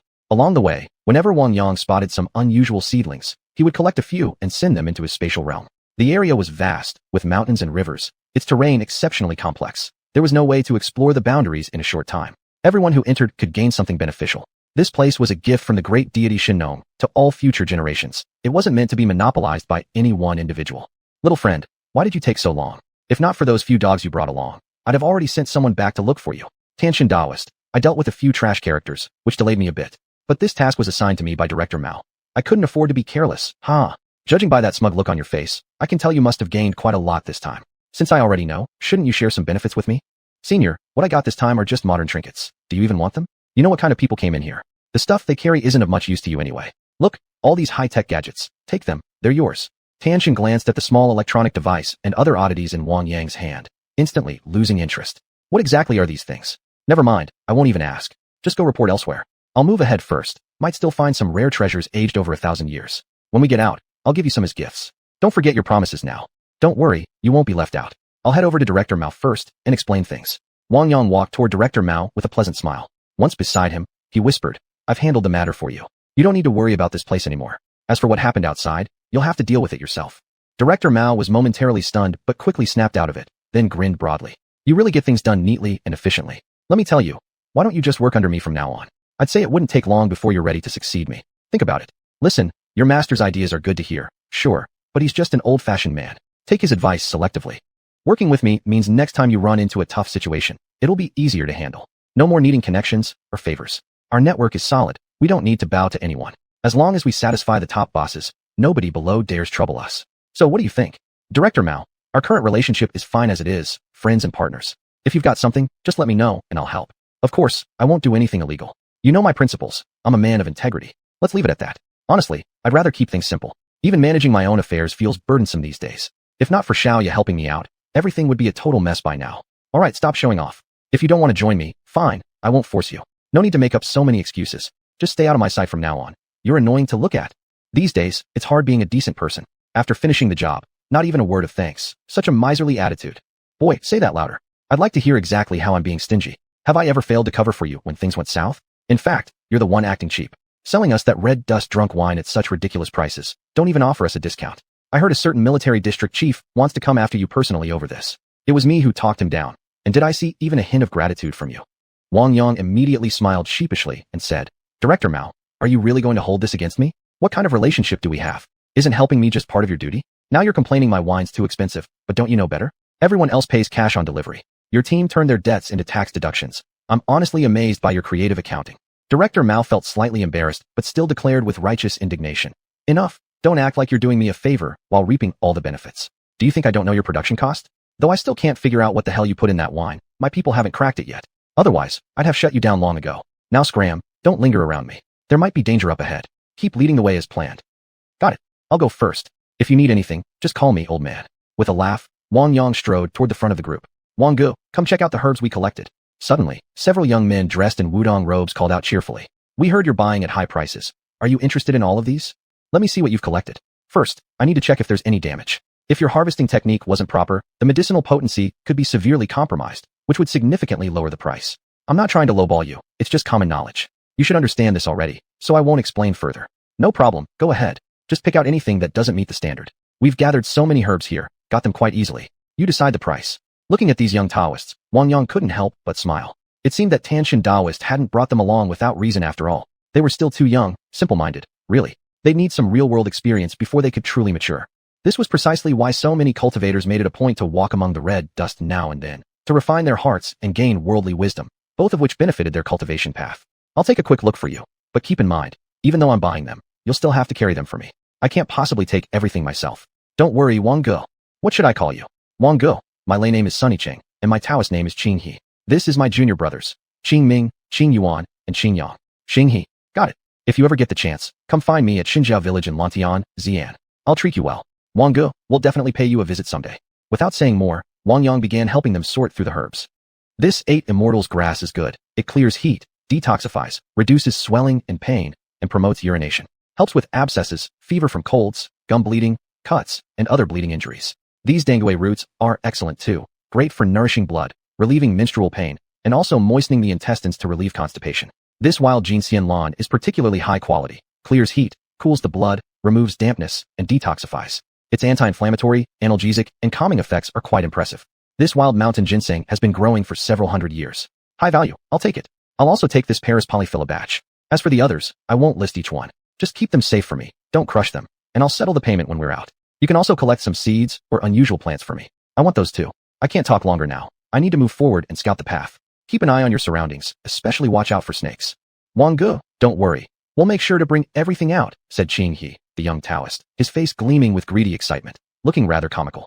After parting ways with them, Wang Yang quickly moved to the front of the group, continuing to lead the way. As he approached the central area, suddenly, the Shinnon cauldron in his dantian showed signs of abnormality. What's going on? Don't act up now. You can't expose yourself here, with so many people around. The closer he got, the more excitedly the Shinnon cauldron pulsed within his dantian, as if it might leap out at any moment. He couldn't delay any longer. He had to find an excuse to leave for a moment. If something sudden happened, he wouldn't be able to explain it. Chapter 298, The Core of the Secret Realm. Wang Yang glanced back and noticed that the others were still a fair distance behind, so he quickened his pace. He had to get there first. If there were any formations or restrictions ahead, he needed time to prepare. Tiger Head, you stay with De Mao, Air Mao, San Mao, and Sea Mao. Follow the others for now. I'll scout ahead. We'll regroup later. If anything goes wrong, stick with them. Don't wander off on your own. Boss, don't worry. We'll be safe here. I hope so. I'm not even sure whether bringing you all along was a good idea or not.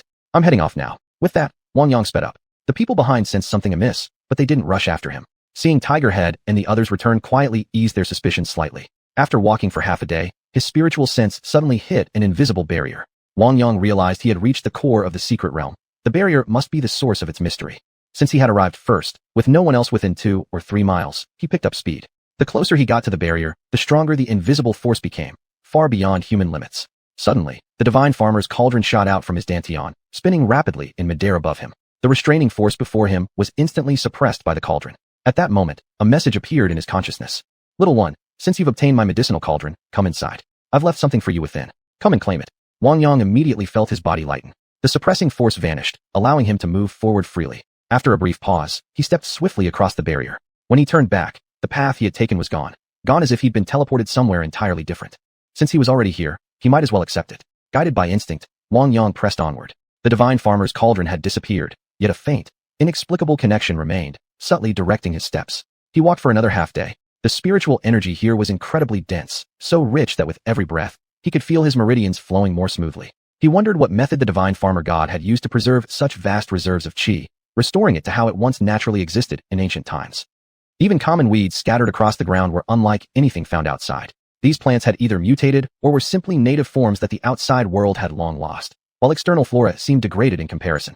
Wang Yang casually collected a few samples and sent them into his space for Zi-Ling to study, hoping she might make some discoveries. As he thought this, his hands never stopped moving. The grass looked ordinary, yet each blade pulsed with astonishing vitality, thriving vigorously in this sacred soil. He couldn't help marveling at how magical this land truly was, capable of nurturing such extraordinary life. Finally, he reached his destination. Before him stood a small mountain dotted sparsely with wooden huts. The trees here were towering giants, reminiscent of skyward-reaching Wantian trees, their trunks shooting straight into the heavens. Looking up, he was awestruck by the magnificent sight. Thick, lush canopies filtered sunlight through gaps in the leaves, casting shimmering, patchy light upon the forest floor. Everything here radiated mystery and beauty. Wang Yang felt as though he'd stepped into a celestial fairyland, his heart racing with eagerness to explore the mountain and uncover its hidden secrets. Ascending along the winding path, he encountered countless exotic flowers and rare herbs, their colors vibrant and dazzling. The animals here were unusual too. One small creature resembled a rabbit, with extremely long ears and a short tail, appearing exceptionally adorable. The first place he reached was a wooden hut. Gently pushing open the door, he found the interior completely different from what he'd imagined. There was no decoration. Everything was in its most primitive state. At the far end stood a stone table, holding several crude weapons. Rough-hewn and sturdy, they looked fearsome. Arrows and bows hung on the walls. This must have been a dwelling once inhabited by the divine farmer god's clan. Wang Yang reached for a stone weapon on the table, but was stunned by its weight. It wouldn't budge with just one hand. It resembled a stone rod, though polished smooth over time. He marveled at the immense strength of the ancients. Only someone incredibly powerful could wield such a weapon, let alone hunt or fight with it. No longer dwelling on it, he decided there was no need to take any of these things with him. Better to leave them where they belonged. He took down an arrow and bow from the wall to try them out, but found it extremely difficult to draw the string. Even channeling his true yuan into it, the motion felt awkward and uncooperative. The bowstring, he couldn't tell what kind of animal it came from, was incredibly smooth and highly elastic, still functional after all this time.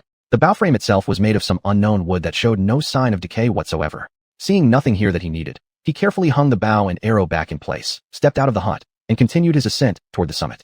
This time, Wang Yang moved much faster, ignoring anything unimportant. He was now eager to reach the final house at the very top, where the divine farmer's cauldron awaited. After about another hour, he finally reached the highest level of the small mountain. From below, the hill had appeared quite modest in height, but now that he'd climbed it, he understood the old saying, "Mountains deceive even the swiftest horse."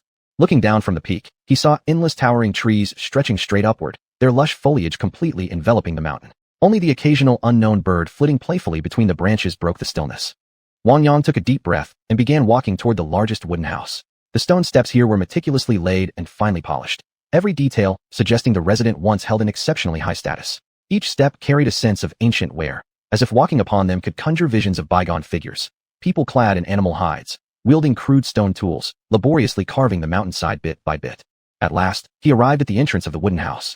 Above the door hung a plaque inscribed with 3 large characters, xiuxian, the hall of the first ancestor. Just reading those 3 words brought instant understanding. He hadn't expected this to be a hall of worship. A strange sensation washed over Wang Yang, vast, sacred, imbued with an aura of compassion for all living beings, boundless love, selflessness, and universal acceptance. With great effort, Wang Yang straightened his clothes respectfully before firmly pushing open the grand doors of the hall. The structure looked like an ordinary wooden building, yet enhanced by some mysterious force. It seemed to exist beyond time and space, as if it did not truly belong in this world. Once inside, the oppressive weight vanished. Before him stood a lifelike statue, so vivid it appeared almost alive, its gaze fixed directly on him, as though it could peer into the deepest corners of his soul. After a moment of contemplation, Wang Yang bowed deeply in reverence. As he finished his salute, the statue seemed to acknowledge him, with a faint smile gracing its face. Or perhaps, he wondered, that had only been his imagination. Chapter 299, The God Xiuxian. You've arrived, little one. Wang Yang was startled by the sudden voice. He looked up and realized that the statue in front of him had actually come to life. Why are you so surprised? This place was where I once lived. Every blade of grass, every tree, crafted with my own heart. That you can now communicate with me means I have used great divine power to bring you from your original time-space into my current realm. Don't worry, there's a reason I brought you here. I have a task for you. The medicine cauldron I left behind has already chosen you, indicating you possess certain exceptional qualities. Your temperament is still lacking, and your abilities are rather ordinary, but at least you carry a trace of genuine sincerity. Wang Yang quickly regained his composure and immediately bowed respectfully again. You must be Ancestor Xiuxian. I never dreamed I'd have the honor of seeing you in person. It's truly an unfathomable fortune. Forgive me for my rudeness, young as I am. Enough. In my time, we didn't have all these formalities. All beings were equal. I'll give you my medicine cauldron. Let it stay by your side. I've restored it to its original state. It's no worse than your 5 elements pearl. Bring out that rainbow-colored gourd for me to see. It's a pity I can't leave this place. Otherwise, I could help restructure your spatial realm properly. You haven't discovered its true potential yet. As for your little pagoda, I can refine it for you. Bring that out too. Hearing Ancestor Xiuxian's words, Wang Yang promptly handed over Xiao Kai and the Linglong Pagoda. Even if he gained nothing else from this encounter, it would still have been worth the journey. Ancestor, Xiao Kai is formed from 7 differently colored gourds, and the Linglong Pagoda was obtained purely by chance. If you like them, I offer them both to you. They're of little use to me anyway. Little one, what use would I have for such things? They hold no value to me now. Leaving them here would just be storing junk. Keep them yourself. You'll definitely find uses for them later. Wait here a moment. I'll return shortly. Feel free to look around the hall. If there's anything you like that isn't particularly important, consider it a small gift from me. With those final words, Ancestor Xiuxian vanished on the spot, as if he had never been there at all. Wang Yang idly played with the Xiuxian cauldron, then sent his spiritual awareness inside, and was astonished to find its interior space was vast, even larger than that within his 5 elements pearl. The interior was filled with medicinal herbs, most of which were rare or unknown outside, and many of them extremely old.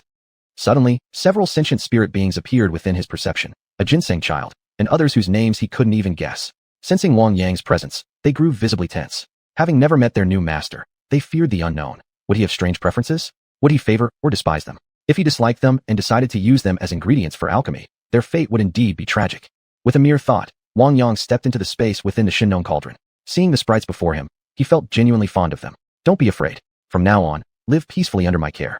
Continue tending to the herbs here. I also possess another spatial realm, housing beings similar to yourselves.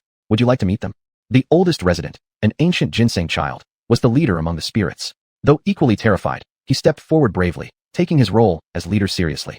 Human, what is your relationship with great Ancestor Xiuxian? We were all taken in by him. You must not harm us, or when he returns, he will punish you. Hehe, you're quite something, little one, Wang Yang chuckled. Relax, I keep my word. Great Ancestor Xiuxian himself just left and entrusted you to me. Now do you feel reassured? I'll take you all to meet the world tree. He'll surely like you. Don't resist. Afterward, I'll bring you back safely. This place still needs you. Before the spirit beings could react, he transported them all to the presence of the world tree. After only a short while, they calmed down completely. They made new friends here, and after some jiao, their wariness toward Wang Yang gradually melted away. Sometime later, he returned them all to the cauldron space, then went back to the ancestral hall. He began looking around carefully. The items enshrined in the hall were relics once used by sages of old. Many were damaged or broken, clear evidence of the fierce battles they'd endured. On the walls hung paintings depicting titanic struggles against heaven and earth, each image embodying an unyielding belief. Man can conquer destiny. How much time passed, he didn't know, but eventually, Wang Yang felt as though he had fought shoulder to shoulder with them, immersed completely in their trials. His understanding of humanity's history had transformed entirely. Is this place similar to the Huiyun cave recorded in ancient chaos legends? Why does everything here feel so real? What exactly does God Shenong want by bringing me here? Little one, whatever you're thinking, don't say it out loud. You can come here because we share a destined connection, which is why only I may receive you. I've had someone reforged your little pagoda. It can now be used for self-defense. This rainbow gourd is a treasure. Keep it safe. I've already replenished its origin essence for you. It will respond better to you from now on. Let me tell you, it's a primordial chaos artifact, extremely rare even in our realm. Don't reveal it lightly. I've also placed seals upon it. Ordinary cultivators won't be able to detect it. You've seen the medicinal herbs I left behind. Make good use of them. Do not harm the sentient beings within. If needed, you may ask them for some of their vital fluids. You carry heavy karmic ties. I don't know whether that's good or bad for you. Many have placed their bets upon your fate. The world tree inside your 5 elements pearl, the 3 pure one statues, and those few little ones who care for you. Luckily, the Buddhists haven't gotten involved yet. Keep your distance from them in the future. You may not understand what I'm saying now, but you will someday. Remember, first and foremost, you are a member of the human race. As for which side you choose later, that's entirely up to you. I won't pressure you. Hearing these words from Ancestor Shenong, Wang Yang's head spun. What was all this? Ancestor, what do you mean? I don't understand at all. Can you explain it more clearly? God Shenong looked at Wang Yang and smiled. Why think so much, little one? In your current state, knowing too much won't help. First, you must become strong. Others betting on you means you're valuable. If you have no value yourself, then what good is knowledge? It'll only bring you sorrow. Come here. I'll help adjust your body. Look at what you've learned. All scattered, this way and that. Remember, develop your own insights. Focus deeply on what you study. Don't try to grab everything at once. That approach will hinder rather than help your progress. Wang Yang obediently walked over. Then, as if controlled by an invisible force, his entire body went still. He didn't know how long passed until finally, the process ended. Little one, sense the difference now? I've cleansed the true energy within your body and removed all impurities. From now on, concentrate on cultivating the 5 elements art. Use other methods only as reference. Greed leads to indigestion. Try circulating your energy now. Doesn't it feel smoother? I've also re-refined your 5 elements pearl. No one with cultivation lower than mine will be able to detect it again. Rerun the refinement process on your other items here. Don't worry, the time flow inside differs from the outside world. No one will notice your disappearance. Also, I've left a divine flame in your dantian. Warm it well over time. I've transmitted some alchemical techniques to you. They'll serve you greatly. Next time we meet, I hope to see that you've grasped the essence of my teachings. After speaking, Ancestor Shenong vanished, leaving Wang Yang alone in the ancestral hall, sitting in meditation to regulate his breath. He didn't know how long had passed, but now his true energy flowed seamlessly through his body, smoother than ever before. The 5 elements pearl, Shenong cauldron, rainbow gourd, and Linglong pagoda had all been completely re-refined, each responding instantly and effortlessly to his thoughts. The divine flame within his dantian benefited him the most. Not only could it purify impurities from his energy, but crucially, it enabled alchemy. Flipping through the alchemical knowledge Shenong had imparted within his consciousness, he realized he could finally concoct pills, something that would benefit everyone traveling with him immensely. His spiritual awareness had strengthened too. Now it could extend 10 miles in every direction, a gift from Ancestor Shenong. Alchemical arts demanded powerful spiritual sense. Otherwise, one couldn't endure the drain of controlling divine fire. Little one, I've given you all the benefits I can. Tread carefully. This secret realm will vanish after you leave, never to appear again. When you exit, bestow some gifts upon the others. But remember, do not interfere too much in worldly affairs. Your fate thread regarding love is tangled beyond my help. Only you can resolve it. Remember to follow your heart. Don't live with regrets. Let go when you must. Hold tight when you should. Forced fruit never tastes sweet. You may pass on knowledge to them, or take them with you when you depart. I've said all there is to say. Now, I shall send you out. Whether we meet again depends on your cultivation achievements. If we are meant to cross paths again, I'll have someone inform you. The task I gave you will also be relayed through another. With that final message, the voice faded into silence. Chapter 300. Discussion among the group. After a moment of dizziness, Wang Yang found himself transported to the outer edge of the barrier.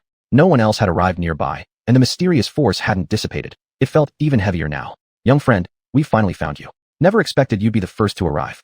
Have you discovered anything? Wang Yang opened his eyes to see the group, led by Elder Taoist Master, had arrived, each wearing a smile.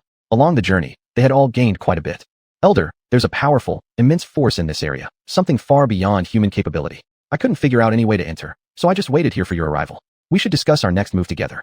Greedy Pride Taoist glanced at Wang Yang's expression and suddenly felt hollow inside. His eyes, vacant and unfocused, gazed helplessly into the distance. After enduring countless hardships to reach this place, they still couldn't find a way in. It seems we're simply not meant to have a connection with this place. We've come so many times, yet every time we leave in disappointment. Greedy Pride Taoist sighed helplessly, his eyes showing signs of exhaustion and despair. Seeing the look on the elder's face, Wang Yang felt a pang in his heart. He knew that Greedy Pride Taoist had long been filled with longing and curiosity about this mysterious place. To repeatedly return empty-handed was undoubtedly torment. Wang Yang stepped forward and gently patted the old Taoist's shoulder. Elder, don't lose hope. Just making it here is fate. Let's not try to force our way in. Greedy Pride Taoist nodded slightly. He understood what Wang Yang meant. Though deeply curious and eager, They couldn't defy the natural laws and mystical forces governing this place. Very well then. If it's meant to be, we must let go. Greedy pride, Taoist sighed again, turning his gaze toward the distant horizon, his eyes filled with resignation and regret. Elder Taoist master wanted to say something encouraging, but no useful idea came to mind. As time passed, more people began to arrive. Each looked grim and carried a heavy mood. Greedy pride Taoist realized they had all come for the same goal, but it now seemed impossible to achieve. Kid, after disappearing for so long, surely you haven't gained nothing? Your current nonchalant attitude contradicts your earlier urgency. I suspect you're hiding something from me. Director Mao approached Wang Yang, speaking softly. Wang Yang glanced at Mao, inwardly impressed. No wonder he was a man of official circles. His perceptiveness was truly exceptional. Indeed, Wang Yang did harbor secrets, but revealing them was out of the question. I really have to give it to you, Wang Yang muttered under his breath. How did you know? Your eyes and expression, they're off. Director Mao continued. I've spent years in politics. Reading people is second nature. If you have something you can't speak of, I won't press you. But if it's something minor, you'd better tell me. Might even help you sort it out. Wang Yang hesitated, then realized Mao was suspicious by nature. While he couldn't reveal the truth, he could share partial information. Fine, Wang Yang sighed. Since you put it that way, I'll tell you. During my disappearance, I was investigating something. Something that threatens all our safety, and even the fate of this entire secret realm. What could be so important? Greedy pride Taoist asked curiously. When we first entered, I discovered someone conspiring with outside forces. I've dealt with some of them, but there are still others whose intentions aren't pure. Driven by personal gain, they'd even collude with outsiders to seize control of this place. Director Mao knew this was just an excuse. Wang Yang wasn't telling the full truth. But there was nothing he could do now except wait until they exited, then investigate further. As for what others thought, he didn't care. This expedition had failed to uncover its core mystery, and his superiors would definitely be unhappy. Kid, I'll remember this. Once we're out, I'm coming for you. Hearing Director Mao's quiet protest, Wang Yang couldn't help but feel secretly amused. Once outside the secret realm, you won't be able to touch me. If things get rough, I'll just avoid you altogether. Brother Wang, how have you been lately? Last time we agreed you'd visit my home. Why haven't you shown up? Miss Morong, I've just been incredibly busy. So many family matters to handle. I'll make time soon and pay you a proper visit. How was your team's harvest this time? At the mention of their findings, Morong Xian immediately brightened up. Big Brother Wang. This time we came fully prepared and collected a large number of high-quality medicinal herbs. We found almost all the commonly used ones. After leaving here, our family won't have to worry about shortages for a long time. I really have to thank you. If it weren't for your help securing that crucial spot, we might have missed this opportunity again. Miss Morong, you're too kind. This has been mutually beneficial. Without you, I wouldn't have come here either. I've gained quite a lot as well. If you ever need anything in the future, feel free to come find me. I'm fairly skilled in compounding medicines. Big Brother Wang, you actually understand medicine formulation? That's a rather obscure discipline. Most of us young people aren't interested in it. I truly admire you. All right, no need to flatter me so much. If you ever run into trouble, just come to me. I'll definitely help if I can. We're practically neighbors now, huh? After receiving Wang Yang's promise, Morong Xian could no longer hide her joy. She suspected that Wang Yang had a mysterious background, supported by some hidden force. He was also extremely low-key, showing no desire for power or dominance, at least, not yet. Otherwise, her family's status might already have been shaken. Wang Yang chatted for a while longer with the leaders of various factions. Since none of them had found a way to penetrate the mysterious force guarding the core area, after some discussion, they went their separate ways once more. Although they couldn't reach the heart of the place, there were still many valuable items scattered throughout the outer regions. With a bit of luck, finding even a few and bringing them out would yield substantial rewards. Besides, most cultivators didn't have pressing concerns about lifespan. Practitioners of martial arts could easily live for several decades. Only the representatives from the Simon family seemed troubled. They had heard nothing from Miyamoto and his group, unsure whether something had happened to them or if those men had simply abandoned their agreement. Perhaps they'd only wanted to use the Simon family's resources to sneak into the secret realm. When Simon Dongqing saw Wang Yang, elder Taoist master, greedy pride Taoist, and the officials gathered together, suspicion arose in his mind. Could these people have ruined his plan? Originally, he intended to use the Japanese team to weaken the beast before capturing it themselves. Now, any chance of that was gone, and resentment toward Wang Yang and his companions grew stronger by the moment. Wang Yang quickly noticed the venomous glare from Simon Dongqing and realized he was under suspicion. But he didn't care. In fact, he looked down on their actions. Colluding with outsiders just for short-term gain was utterly despicable. Such people were unworthy of being called sons of their ancestors. Chapter 301, Zhen. Kid, what are you looking at? They've already left. We should move on and try our luck elsewhere. The few dogs you brought have been quite helpful to us, so you can't go off on your own again. You must stay with us this time. Director Mao was now determined to keep Wang Yang under his watch, assigning him tasks whenever possible so he wouldn't slip out of sight. Director Mao, I'll follow your orders. But honestly, it feels like you're treating me like a thief. Did I do something to offend you? Wang Yang walked over and whispered lightly beside Director Mao. Kid, don't pretend you don't know what you've done. I won't explain further. Until we leave the secret realm, you're sticking with us. And after we get out, I'm conducting a personal inspection on you. That's going too far. If you keep this up, there won't be any foundation for future cooperation. Trust, do you understand? Get lost. Talking about trust, only because it's you. Anyone else, I'd have dealt with them long ago. Stop fooling around. If we don't hurry, all the good stuff will be taken. Wang Yang had come to understand Director Mao's temperament. It was classic, harsh words, soft heart. Follow me from now on. I'll lead you to some real treasures. I guarantee everyone will walk away rich. No more idle talk. This was his final journey into the secret realm. He couldn't let anyone return empty-handed. He would make it worth their while. Spreading his divine sense fully, he could clearly detect everything within a 10-mile radius. Under Wang Yang's guidance, the group found numerous rare herbs and odd artifacts. Everyone's storage bags swelled to capacity. Their admiration for Wang Yang grew steadily. He was like a human compass. Wherever he pointed, they were sure to find something valuable. On the way back, the group was exceptionally cheerful. This haul easily matched the sum of all their previous expeditions. As they reached a deep ravine, Hu and the others suddenly bristled, for standing on end, growling fiercely toward a dark, shadowy spot. The sudden alert made everyone instantly cautious. Boss, there's an extremely fierce beast here. We can't beat it. What should we do? Wang Yang had already sensed it with his divine awareness. He hadn't expected to encounter a Xiuxian here. This was no ordinary opponent. The Xiuxian was a mythical beast from ancient legends. On Mount Zhongwu lives a beast resembling a red leopard, with 5 tails and 1 horn. Its voice is like stones clashing. The name of this beast is Xiuxian. From the classic of mountains and seas, the Western Mountains. Everyone, stay alert. We've encountered a strange beast. It's long vanished from the outside world. Finding one here means this secret realm still harbors many anomalies. Young friend, can you identify what kind of beast this is? How should we deal with it? I feel it might attack us. Do you have a plan? Master Taoist, this is a Xiuxian. Its body is crimson red, with a single horn on its head and 5 tails. Stay close behind me, don't wander off. Otherwise, even I won't be able to protect you. A Xiuxian. So the legends were true. This place must be fundamentally different from the outside world. Otherwise, such beasts couldn't survive. With a sudden thunderous roar, everyone tensed. Hu and the others lunged forward to shield the group, but Wang Yang quickly calmed them. You lot, don't rush. Protect yourselves above all. Under no circumstances should you fight it head on. I'll figure out how to handle it. Boss, be careful. We'll look after ourselves. I'll hold it back. Everyone retreat slowly. We can't go forward anymore. We need to change direction. Young friend, can you really stop it? This isn't some wild animal. It's a mythical beast. It might possess special abilities. Be extremely cautious. Greedy monk, Master Taoist, I leave the group to you. Don't worry, I'll be fine. With that, Wang Yang stepped forward, walking straight up to the beast and standing before it, locking eyes. His gaze was firm, showing not a trace of fear, only a flicker of excitement. A rare chance like this. Today, he'd show what he was truly capable of. I know you can hear me. Let's talk. How about it? If you refuse, then we fight. Let strength decide. Bipedal creature, the Xiuxian rumbled. I didn't expect you to be so confident. Fine, I'll fight you. But you'd better be careful. The Xiuxian moved with astonishing agility, leopard-like speed combined with tiger-like explosive power, amplified by its earth-shaking roars. It was truly intimidating.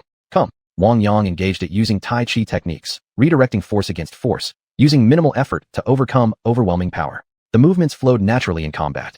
Bipedal beast, you're too treacherous. This battle gave Wang Yang's Tai Chi techniques their first true test in actual combat. One after another, the Xiuxian was thrown, lifted, and tossed aside. In no time, it was thoroughly subdued. Anything else you want to say? Bipedal beast, you're not faring any better. You're already bleeding from my claws. Let's see how you protect yourself now. Wang Yang, through his divine sense, noticed that the others had already fled over 10 miles away. This gave him the perfect opportunity. I originally wanted to have a peaceful talk with you, even planned to have you lead me to other strange beasts. But now I've changed my mind. I'm going to capture you and take you out of here. As primal energy surged within him, an invisible aura radiated from Wang Yang. The sudden shift nearly frightened the creature into fleeing. Bipedal beast, I didn't expect you to be this powerful. I've encountered several humans before. You're the first who hasn't ended up as food. Hearing this, Wang Yang immediately took offense. If you're looking for trouble, then I'll happily oblige. Moving so fast that he left a lingering afterimage, Wang Yang reappeared astride the beast. With a powerful squeeze of his legs, he slammed it flat onto the ground, giving it no room to struggle. About a quarter of an hour later, the Xiuxian finally ceased resisting and submitted completely. Bipedal beast, I acknowledge you as my master. Just spare my life, and I will repay you in the future. Fine. Since you've surrendered, you must follow me from now on. This secret realm is about to close. Once it shuts, you'll never get out again. Only by staying with me can you truly unleash your potential. Think it over. Not long after, the Xiuxian was fully tamed, obediently trailing beside Wang Yang. From now on, call me boss. You can keep your original name. Are there any other strange beasts here? Upon hearing Wang Yang's question, the Xiuxian began to explain. There are many strange beasts here, each ruling over their own territory as sovereigns. I am the ruler of this area. I can take you to challenge them. If you manage to subdue them all, I'll respect you even more. First, I'll send you to a place where you can live. But don't go on killing sprees. If you do, I won't forgive you. Boss, don't worry. As long as you guarantee my meals, I won't cause you any trouble. Hearing this, Wang Yang couldn't help but laugh. Another lazybones, just like the rest. Chapter 302, Xiuxian seeks help. Bang, bang, bang. Who is it? Just a moment. And you had just gotten up and was brushing her teeth. Xiaoya, go open the door. Hearing Yu's call, Xiaoya went to the door. When she opened it, she saw Zhang Xiaolan had arrived with Duo. Sister Zhang, why didn't you call ahead? We could have picked you up. Duo was gotten even prettier again. Come on in. Xiaoya, I tried calling Wang Yang, but my phone said he's been out of service this whole time. I don't have your number saved. I came here because I want to know why you've stopped sending us vegetables. I don't even know how my husband is doing right now. I haven't seen him in a while. Suddenly asked about the vegetables, Xiaoya felt rather embarrassed and didn't respond immediately. Instead, she quickly invited them inside and asked them to sit down. Duo, take these fruits and eat as much as you like. Your aunt will make something delicious for you later. Thank you, Auntie. But where's Uncle Wang Yang? I really miss him. Duo, don't you miss me at all? If not, I'm going to be upset. I miss all of you too. It's just that I haven't seen Uncle Wang Yang for such a long time. He even promised to cook something tasty for me. After finishing her wash-up, Anu walked out from her room. Seeing Zhang Xiaolan there, she immediately smiled and greeted them warmly. Sister Zhang, welcome back to Xinjia village. It's a pity Wang Yang isn't here. He would have definitely gone to pick you up. Wang Yang isn't here? You can't get in touch with him either. Zhang Xiaolan replied. At this point, Xiaoya decided not to hide anything anymore and began explaining why they'd suspended vegetable deliveries to xiuxian. Sister Zhang, before leaving, Wang Yang told me that something strange was going on over there, so we should temporarily halt shipments. We weren't sure if you could actually receive our vegetables. If someone else intercepted them and disrupted the market, it wouldn't be good for either side. We tried contacting you, but your brother Zhang's phone kept being unreachable, which made us suspect something serious must have happened. Now that you're here, I'll immediately arrange for people to resume supplying vegetables to your place. Don't worry about that part. After hearing Xiaoya's explanation, Zhang Xiaolan let out a sigh of relief. Although her own problems hadn't been resolved yet, at least the supply issue could continue. Otherwise, things would only get worse later. Xiaoya, it's not that we didn't want to contact you. It's just that you're too far away. Even if we notified you, the situation wouldn't be fixed overnight. My husband is currently under temporary detention because someone wants to take over our business. Some time ago, I don't know who set a trap, but everything's been chaotic ever since. Your brother Zhang hasn't explained much to me either. I visited him once. All he told me was to take good care of our child and put the shop matters on hold for now. He said as long as nothing happens to us too, he'll be fine too. Now I don't even know where they've taken him. Every day, our business partners call me demanding continued supply. Once you cut off deliveries, things become even harder for me over there. Sister Zhang, can't you reach brother Zhang right now? Then why didn't you call us during this time? You could have called Panga too. You two are quite close, aren't you? Anyway, Wang Yang isn't here anymore. He left several days ago, and I don't even know exactly where he is. If he returns, I'll ask him to go straight to Yongchang and help look into connections for you. If you had contacted us earlier, we wouldn't have delayed this long. We assumed only minor issues occurred over there, especially since it was Lunar New Year. We didn't pay much attention. Honestly, I've been waiting for your call. We don't want to give up on your distribution channel either. Our vegetable greenhouses have expanded again. We've connected with surrounding villages and will soon scale up cultivation. That means we'll need more distribution channels moving forward. After hearing Xiaoya's words, Zhang Xiaolan felt considerably relieved. She'd been under tremendous pressure lately. Without her pillar of support around, she was suddenly forced to handle everything, all at once. Xiaoya, thank you. Actually, my husband didn't want to trouble you all. He thought he could solve it himself. But we never expected their backing to be so powerful. They won't budge no matter what. They're clearly determined to take us down. Someone even told me directly, hand over the business, and my husband will return safely. I reported it to the police, but it was useless. I don't know what methods they used, but they completely blocked me from visiting my husband again. Meanwhile, Duo was happily eating when Xiao Shirtu and Ernyo ran into the courtyard, followed closely by Su Zhong Daozhong. Auntie Xiaoya, Auntie and you, is dinner ready? Xiao Shirtu is starving. Oh, there are guests. This little girl is so pretty. Everyone burst into laughter upon hearing Xiao Shitu's words. Such a little kid already knew someone was pretty. Surely he'd grow up to be quite the restless one. Xiao Shirtu, Ernyo, come here. Let me introduce you. This is Duo. Later, you two can take her around the village to play. We adults have things to discuss, so make sure you take good care of her. Auntie Xiaoya, don't worry. I promise she'll have lots of fun here. Can we go play with her now? Go ahead. Dinner isn't ready yet, so you can play inside for a while. We'll call you when it's time to eat. Su Zhong Daozhong had never met Zhang Xiaolan before and was quite curious. And you greeted him briefly before heading back to the kitchen. Xiaoya introduced them, saying, Gushu, this is Zhang Xiaolan. She's Wang Yang's fellow townsman from Yongcheng, and also our business partner. She came all the way here asking us to resume supplying vegetables. Zhang Jia, this is Wang Yang's master, Su Zhong Daozhong. Get to know each other. If you visit often, you'll become familiar. If you run into any problems in the village, you can always ask him for help. Let me tell you, Gushu is a martial arts expert, very formidable. Master Su Zhong, sorry to disturb you. Our whole family are friends of Wang Yang. If you ever have time to visit Yongcheng, we'll treat you like honored guests. Don't stand on ceremony at my home. I won't interfere in your affairs. You all chat freely. I'm off to exercise in the yard. Seeing Uncle Gu return to the courtyard, Xiaoya was completely used to it by now. Zhang Jia, Master Gu is just like that. He usually doesn't get involved in household matters, so don't think anything of it. Now that you're here, stay and relax for a few days before going back. Things are already as bad as they can get, so they won't get worse. In fact, if you don't go back, your business partners might start pressuring the other side even more. That could help your husband get released sooner. I can't really do much to help your situation directly. We'll just have to wait for Wang Yang to return and sort things out. Judging by your arrival, he probably won't be away much longer. There are still many things waiting for him to decide. All right then, we'll stay here for a few days. Honestly, I don't even know what to do if I go back, so I'll follow your advice and stay here with my child for a while. That's settled then. I'll prepare extra portions of vegetables for your share these days, so you'll have enough supplies to bring back when you leave. Next time, if anything happens, make sure to communicate with us earlier. Wang Yang has tremendous capabilities and plenty of connections. Your issue would probably seem simple to him. Chapter 303, Returning with a Bounty. After subduing the Xiuxian, a strange beast, Wang Yang quickly headed in the direction of the group. Xiaobai circled in the sky above, deeply trusting in Wang Yang's strength. It kept watch over the surrounding areas from above. Boss, your companions aren't far from here. We'll catch up soon. Why don't you let out that companion you just tamed? I'd love to get to know it. Xiaobai tilted its head, flapping its wings, its eyes sparkling with curiosity and friendliness. Wang Yang gently stroked Xiaobai's head and smiled. You little rascal, haven't seen you for a few days, and you've already gotten bolder. But this Xiuxian isn't fully domesticated yet. It has a wild nature. I'm worried it might hurt you. Once I've completely tamed it, I'll introduce you two properly. Xiaobai nodded vaguely as if understanding, then soared back into the sky to resume its guard duty. Watching Xiaobai's silhouette fade into the distance, warmth and emotion welled up in Wang Yang's heart. Though still newly grown, this little creature possessed a brave and loyal soul. Throughout this journey, Xiaobai had been one of his most dependable partners, helping him countless times. Xiaobai, stay safe and don't stray too far from me. If you spot any danger, notify me immediately, Wang Yang called out anxiously. Xiaobai circled once in the air, then glanced back at Wang Yang, almost like saying, don't worry, boss, I'll be careful, before flapping its wings and vanishing into the distant horizon. Not long after, Wang Yang caught up with old Taoist priest group. They hadn't moved far and were all waiting for him on an open patch of land. Young friend, are you injured? Tanshan Daoist showed particular concern for Wang Yang, perhaps because of his close relationship with Wang Yang's master, a case of affection extending to those associated. Master Tanshan, just look at me. I clearly don't seem injured, so please don't worry. I've driven away that strange beast. It won't come back. Let's continue our journey. And if you're searching for anything specific, I can help. After all, you've all seen my abilities along the way, right? But won't you explain yourself a bit? I suspect you've cultivated some sort of Taoist supernatural ability, or perhaps even achieved the legendary divine consciousness. Otherwise, how could you find so many treasures? Staying with us isn't an issue. We, including the old Taoist priest, will keep your secrets. But others might not be so forgiving. You need to learn to conceal your strengths. Don't worry, Master Tanshan. I know what I'm doing. Ordinary people can't threaten me anymore.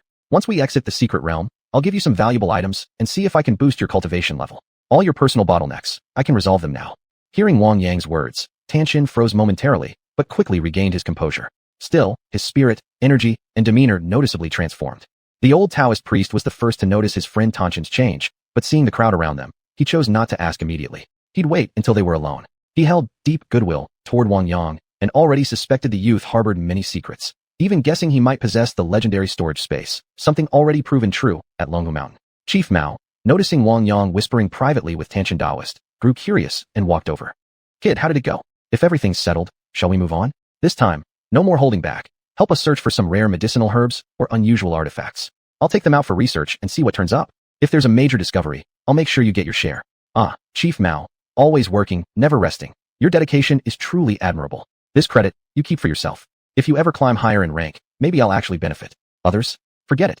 I find talking with you comfortable. We understand each other, and trust between us already exists. Despite the fact you've tricked me multiple times, I don't hold it against you.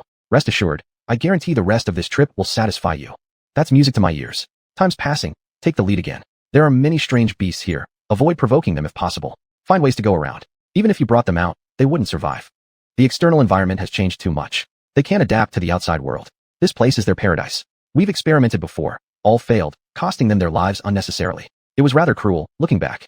In that case, I'm relieved. Because someone was planning to exploit them. If we meet others later, try to explain things clearly. Might prevent unnecessary bloodshed. You really amaze me, making me wait like this. Fine. Wang Yang stepped back to the front of the group and continued guiding them forward in their treasure hunt.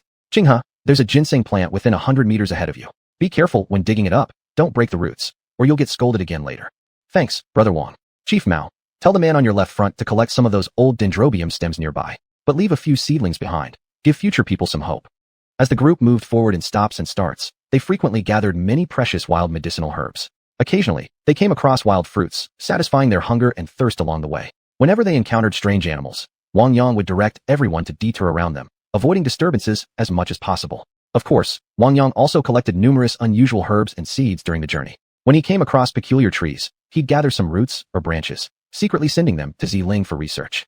After several days, everyone was immersed in joy, completely unaware that the secret realm itself was slowly changing, gradually forming a force of expulsion. The higher one's cultivation level, the stronger the sensation. The moment this phenomenon began, Wang Yang sensed it immediately. The Xinnong ancestor had already told him this place would never appear again. Along the way, Wang Yang had fulfilled all compensations due to the others. As they were about to be teleported out, Wang Yang once more bowed respectfully toward the depths of the secret realm. In his heart, he dimly felt the Xinnong ancestor smile at him, as if bidding farewell. Little friend, what are you doing? We're probably about to be teleported out. Pay attention and don't leave anything behind. Before Tanshan Daoist could finish speaking, the scene shifted, and everyone was sent out. What a huge loss. Couldn't they have waited just a little longer? My 1,000-year-old ginseng. For a moment, chaos erupted. Most people had returned with full loads. Only a few greedy individuals had lost everything they collected inside the secret realm. The cries and wails came from them. After calming himself, Chief Mao began organizing personnel to restore order. The Liu staff outside were mobilized as well. Everyone, remain calm. This operation is now over. I expect each of you to keep this secret. Nothing that happened here should be made public. Whatever benefits you've gained are yours alone. Starting now, please leave in an orderly fashion. This area will soon enter lockdown mode, just as before. I hope we can meet again next time. Little friend, come back to Wudong Mountain with me. You're right at the doorstep now, you can't refuse. Celestial Master, why don't you also come to my place for a visit? Let's exchange insights on cultivation. Who knows if we'll have another chance to meet. Since you've invited me, this humble Taoist shall accept your hospitality. Wang Yang made arrangements with Chief Mao, then left with Tanshan Daoist and the others. Chapter 304, A Guest at Wudong. Wudong Mountain, a sacred site of Chinese Taoism also known as Taihe Mountain, Shilong Mountain, Xinshang Mountain, and Xianxia Mountain, has been celebrated since ancient times as Taiyue, Xinyue, and Diyue. It is hailed as an unparalleled wonderland since the beginning of time, the foremost immortal mountain under heaven. Wang Yang had first learned Tai Chi, and for a long time he'd admired Wudong's Tai Chi culture, yearning deeply to experience firsthand the martial arts secrets hidden within this land. Standing at the foot of Wudong Mountain, gazing up at its peaks shrouded in mist, countless emotions welled within him. This was the birthplace of Tai Chi. Having been invited here by Elder Tan Shun, he was determined to make the most of his visit. Walking along the mountain path, steep cliffs rose on either side, veiled in swirling fog, while lush forests exuded a serene detachment from the mundane world. Here, one naturally felt closer to nature, more capable of grasping the profound mysteries between heaven and earth. From the summit, overlooking the magnificent vista beneath, he felt both humbled by his own insignificance and awed by the grandeur of nature. That Patriarch Sanfeng created Tai Chi here was no coincidence. The harmony between man and environment made possible the true realization of martial arts enlightenment. Boss, you seem different ever since we got here. Did you gain some kind of benefit? Hu Tu asked curiously. Wang Yang glanced at the 5 dogs beside him, Hu Tu, De Mao, Air Mao, San Mao, and Sea Mao, then looked up at Xiao Bai gliding joyfully through the sky above. He smiled and said, there are a lot of tourists around. You guys shouldn't scare them. I just had a small breakthrough earlier, my aura changed a bit. You're pretty observant, huh? Boss, we've spent enough time with you that even your subtle changes don't escape us. This place really does feel unique. It holds a mysterious force, sacred and inviolable. Of course, this is the spiritual ground of Emperor Zhenwu. Don't get reckless here. All of you stay close to me and don't wander off. With one man leading 5 dogs and a sea eagle circling overhead, Wang Yang quickly drew the attention of every tourist nearby. Some approached to take photos with him. Most were seeing a sea eagle for the first time and found it especially fascinating. Within minutes, a large crowd had gathered, surrounding Wang Yang and the animals so tightly that leaving became difficult.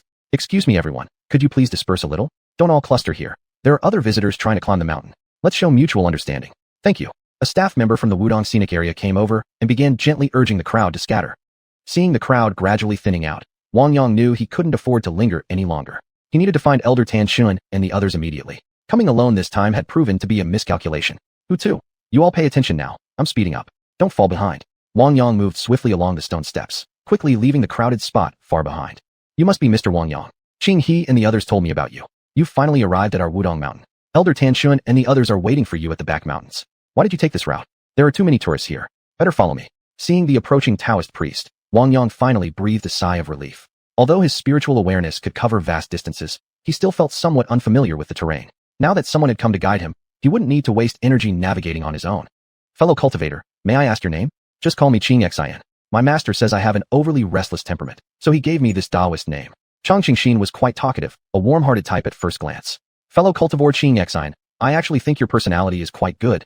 Cheerful, open-minded, easygoing. With such a nature, you'll progress faster in cultivation. If you encounter a rare opportunity, you might turn out more gifted in practice than your fellow disciples. Really? Then I'll take that as a blessing. See, I've always said my master's judgment of me must be wrong. Finally, someone understands me. Fellow cultivator, you're truly my soulmate. Once you're done with your business, please come find me for a chat. I have plenty of insights I'd love to discuss with you. I've been here at Wudong for so long, and not a single person has understood or recognized me like you do. I'm about to cry from Guangdong. Seeing Xiuxian react this way, Wang Yang realized he might have misjudged him. Fellow cultivator, he said cautiously. Now I understand why your master chose that name for you. Do you act like this every day? Noticing Wang Yang's reaction, xiuxian finally calmed down. Terribly sorry, fellow cultivator. Whenever I meet someone new, I just can't help wanting to talk. It's a hard habit to break. Please forgive my rudeness. It's fine. Actually, you might try sitting in meditation at the Jinwu Palace sometime. Who knows, you might gain unexpected insight. I've said enough. The rest depends on your destiny. Walking along the trail in the back mountains, Taoist Xiuxian fell silent. He was still pondering Wang Yang's advice. Could there really be an opportunity waiting for him at the Golden Summit? Later, when he had time, he decided he should go and test his luck. Wang Yang, meanwhile, was content with the quiet. His spiritual awareness fully expanded. He continued to savor the beautiful scenery of Wudong Mountain. After another half hour of walking, he finally spotted Tanshin Taoist and the old heavenly master within a small Taoist temple. Taoist Xiuxian, you stay here and reflect. I've already found my way. I won't need you to guide me further. You go take care of your duties. If fate wills it, we'll meet again. Farewell. So sudden? We haven't even arrived yet. Let me walk with you a bit longer. No need, really. I move quickly. Until next time. With that, Wang Yang swiftly dashed toward the rear of the mountain, the 5 dogs close behind. Only Xiuxian remained, standing dazed in place. Good heavens. Who would have thought this fellow cultivator possessed such abilities? What a pity. Since I have nothing else to do now, I might as well head to Jinwu Hall and test things out. Perhaps I really can gain some insight. May the Tao Patriarch show mercy. Muttering to himself, Xiuxian turned and walked in another direction. A single sentence from Wang Yang had truly altered Xiuxian's life path. Later on, he actually achieved notable progress, and the Golden Summit eventually became the most frequented spot among Wudong's senior Taoists. Esteemed seniors, what a refined pleasure you have here. The environment is serene, the spiritual energy rich. Indeed, a fine place for cultivation. Young friend, if you like, feel free to stay longer. This old Taoist has some matters of practice I'd like to discuss with you. And Heavenly Master, if you're inclined, don't rush back to Longhu Mountain just yet. Let us all exchange insights together. Tanshin, my friend, I think I'll pass. I have many responsibilities. Just coming here was already pushing it. If I remain away too long, the juniors back at the mountain will fall into chaos. Wang Yang glanced at both Tanshin Taoist and the old Heavenly Master, then reached into his pocket and xiuxian for lotus seeds. Esteemed seniors, I understand your intentions. I gave my word, and I never break promises. Here are 4 azure lotus seeds, 2 for each of you. There's no one else around now. Swallow them immediately, and I'll guard your cultivation process. Depending on how things go, I may help adjust your inner energies as well. Once everything's settled, I'll be on my way. Tanshin looked at the azure lotus seeds in Wang Yang's hand. The dense vitality radiating from them strongly attracted him. Without hesitation, he took them all and handed 2 to the old Heavenly Master. Young friend, great kindness needs no words of thanks. From now on, if you ever need help, just send someone to Wudong to find me. Upon receiving word, I will leave the mountain to assist you, Tanshin said solemnly. The old Heavenly Master made a similar pledge. Esteemed seniors, this was but a small effort on my part. Please don't feel obligated. Time is pressing, don't delay any further. Begin now. We entrust ourselves to you. Chapter 305, Emperor Jinwu. Tanshin Taoist and old Heavenly Master each sat down on a meditation cushion, without any hesitation popping the lotus seed into their mouths. Pure life force radiated from their bodies, and both let out involuntary moans of pleasure. Senior Masters, quickly circulate your inner techniques, calm your minds, focus all your energy on absorbing this vital essence within you. If there are any issues, I'll help stabilize them shortly. No sooner had Wang Yang finished speaking than both elders composed themselves. Indeed, experience counts for something. From their states alone, one could tell neither was ordinary. These 2 were evenly matched. About an hour later, Tanshin Taoist hit a bottleneck first. His internal energy began to grow unstable. Wang Yang swiftly moved behind him, placing his palm on the old man's back, channeling thick waves of true yuan through Tanshin's body. The true yuan surged forward, reopening many blocked meridians one by one, reactivating numerous acupoints. After another hour, Tanshin circulated his technique more smoothly, his breath growing deeper and stronger. He still needed some time to regulate himself. Wang Yang withdrew his energy, letting out a deep breath. After running the 5 elements technique once to recover, he approached the old Heavenly Master and similarly helped clear his meridians, also re-establishing connections and key acupoints. At that moment, a foul stench filled the room. Without sparing further attention to the 2 elders, Wang Yang quickly rushed outside. Helping someone open their meridians is truly exhausting and thankless work. This time my consumption was especially great. I'll need time to recover. At the end with the old Heavenly Master, I nearly ran into trouble. Fortunately, Shao Kai released some space water. I was getting a bit too overconfident this time. His divine sense swept across the rear mountains, detecting only a few people around. The surroundings remained natural, untouched by excessive human development. Looks like there's still some Bishan up there. It would be such a shame if this beautiful place were completely ruined by human interference. Wang Yang walked over to a spring, quickly washed his body, and even took off his outer clothes to rinse them. They smelled terrible. Noticing no one nearby, he thought for a moment, then decided to take a full bath. His nose was simply too sensitive. Those clothes might as well be discarded. By the time the 2 seniors woke up, they wouldn't feel so good either. Better keep my distance.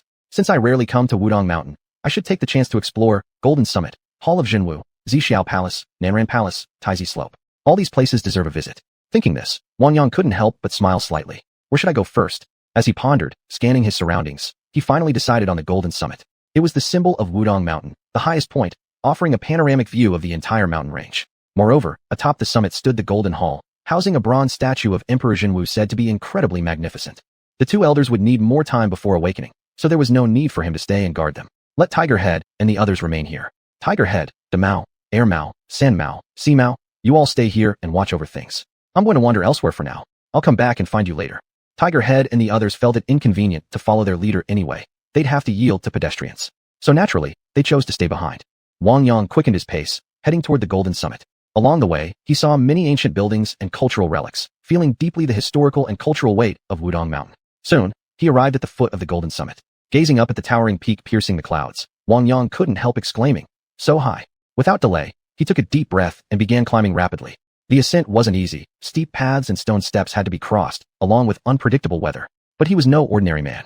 He didn't pause or slow down, and soon reached the entrance of the Golden Hall. Staring at the solemn hall before him, a wave of reverence rose in Wang Yang's heart. With a pilgrim's mindset, he stepped inside, bowing respectfully and kowtowing before the bronze statue of Emperor Jinwu. Within the hall, he felt a quiet, mysterious aura, as if his soul had been cleansed. Suddenly, something unusual happened. The hall shimmered. Wang Yang felt as though a mysterious force had pulled him into a separate spatial realm. He was startled, but remembering this was Emperor Jinwu's sacred ground, perhaps his sincerity had caught the emperor's attention. So he stopped worrying and waited quietly.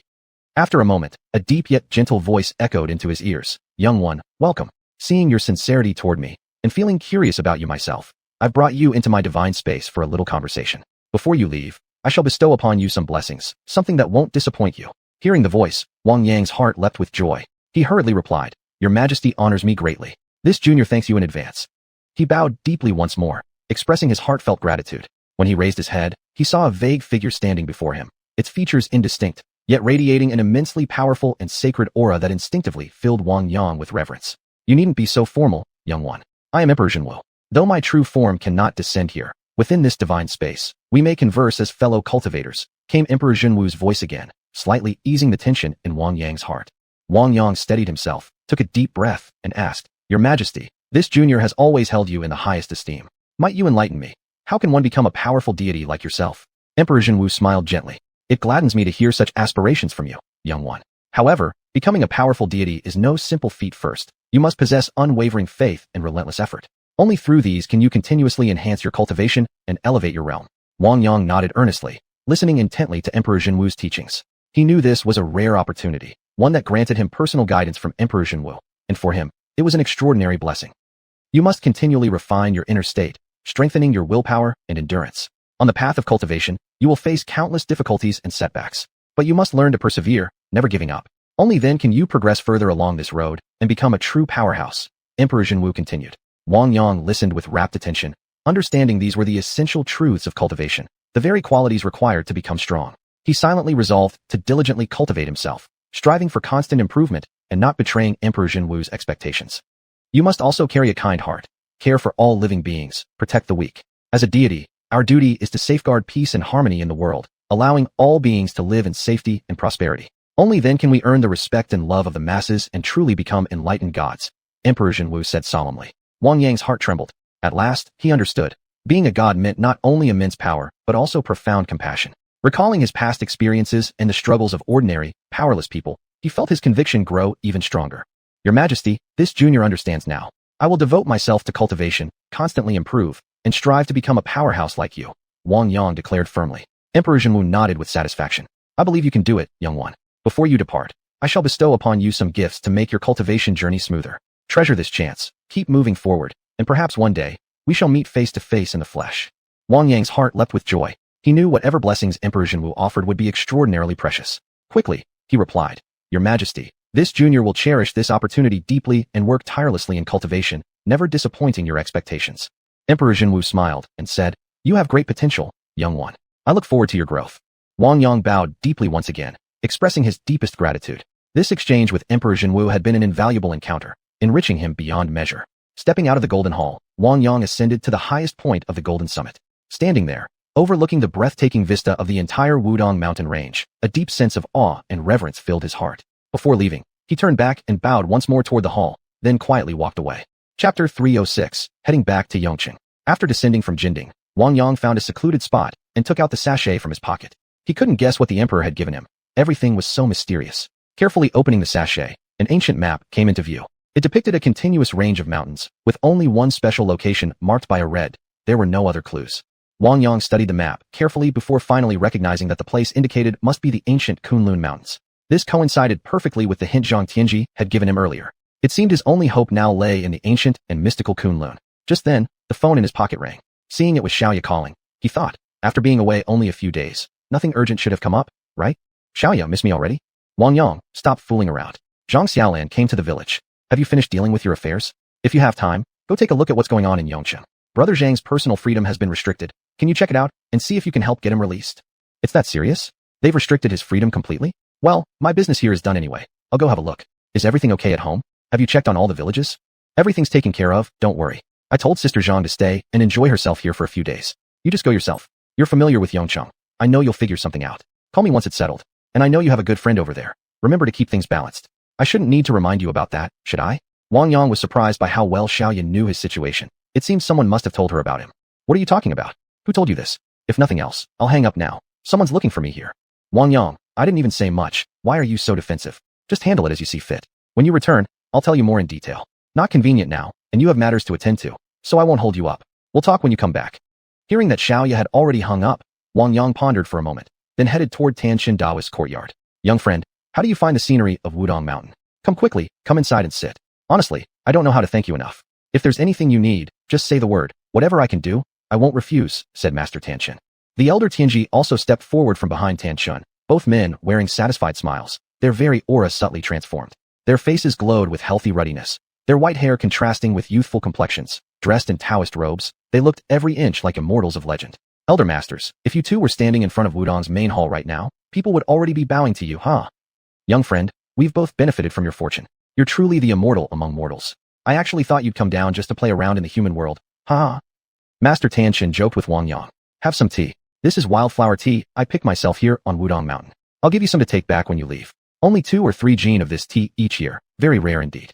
Friend Zhang highly praised my tea-making skill earlier and even asked me for a portion. Elder, then I won't stand on ceremony. I'll borrow your gift to give to my master. He loves tea dearly. Master Tanshin laughed. Old Gu really has good fortune. Spent his whole life up north, yet in his later years finds such an outstanding disciple. Truly enviable. The elder Tianji sipped his tea leisurely, clearly relishing every drop.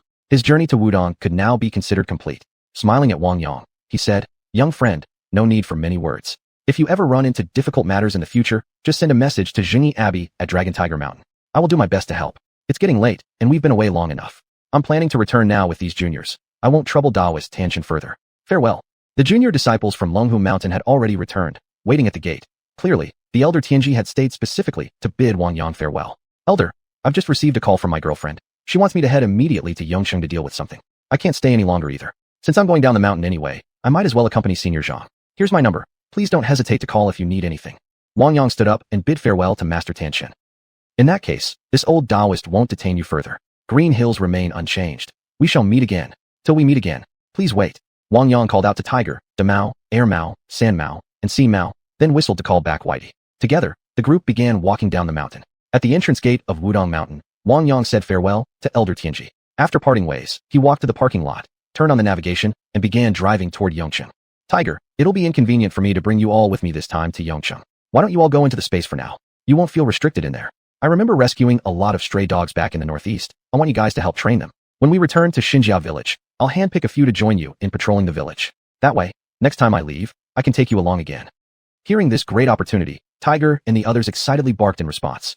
Boss, just leave them all to us. By the time we get back, we'll definitely have trained up some outstanding recruits. From now on, village security is our responsibility. Wang Yang stored them all into his spatial realm, including Bayer as well. Big cities truly weren't suitable for them to appear in public. Checking the time, he saw it was still early. He decided to call Fat Brother first. Right now, among people in Yongcheng, he was the only one Wang Yang felt close to. After dialing, the phone connected quickly. Brother, I've missed you so much. What's up? Did you call because something came up? Fatty, among everyone in Yongcheng, you're the one I feel closest to. I'm on my way over right now. Do you know what's happened to Brother Zhang? If you've heard anything, please tell me. The reason I'm coming is precisely to help him settle this matter. Yihuan paused for a moment before replying. Brother, I actually do know quite a bit about this. Ever since Zhang Jun got into trouble, The entire hotel scene in Yongcheng has been shaken up. People talk about it every day. Unfortunately, our families don't have strong connections either. We've been anxious but helpless, unable to do anything meaningful. Since you're coming specifically for this, it's hard to explain fully over the phone. Let's talk in person instead. When do you expect to arrive in Yongcheng? I'll book a hotel for you first. I'm guessing you won't be able to leave anytime soon after getting here. From He Huan's tone, Wang Yang sensed that he had some unspoken difficulties. It seemed the person Zhang Gu had angered was indeed very powerful. His trip to Yongcheng wouldn't be smooth sailing this time. Fatty, thanks a lot. I should arrive around noon tomorrow. Hold off on booking the hotel until I get closer. I'm driving now, so I'll hang up first. Alright, drive safe. Chapter 307, A Complicated Matter. By noon the next day, Wang Yang finally arrived in Yongcheng. After driving for over 10 hours straight, he was indeed a bit tired. After confirming the meeting spot with Peng Gu, he quickly drove to the area near his company. Brother, over here. As soon as Wang Yang parked his car in the lot, he saw Peng Gu walking over with Li Dong. Peng Gu, Li Gu, you two are clearly doing well. Both of you have put on some weight. I can understand Peng Gu. He's always been like this, so gaining a little more doesn't make much difference. But Li Gu, did something good happen?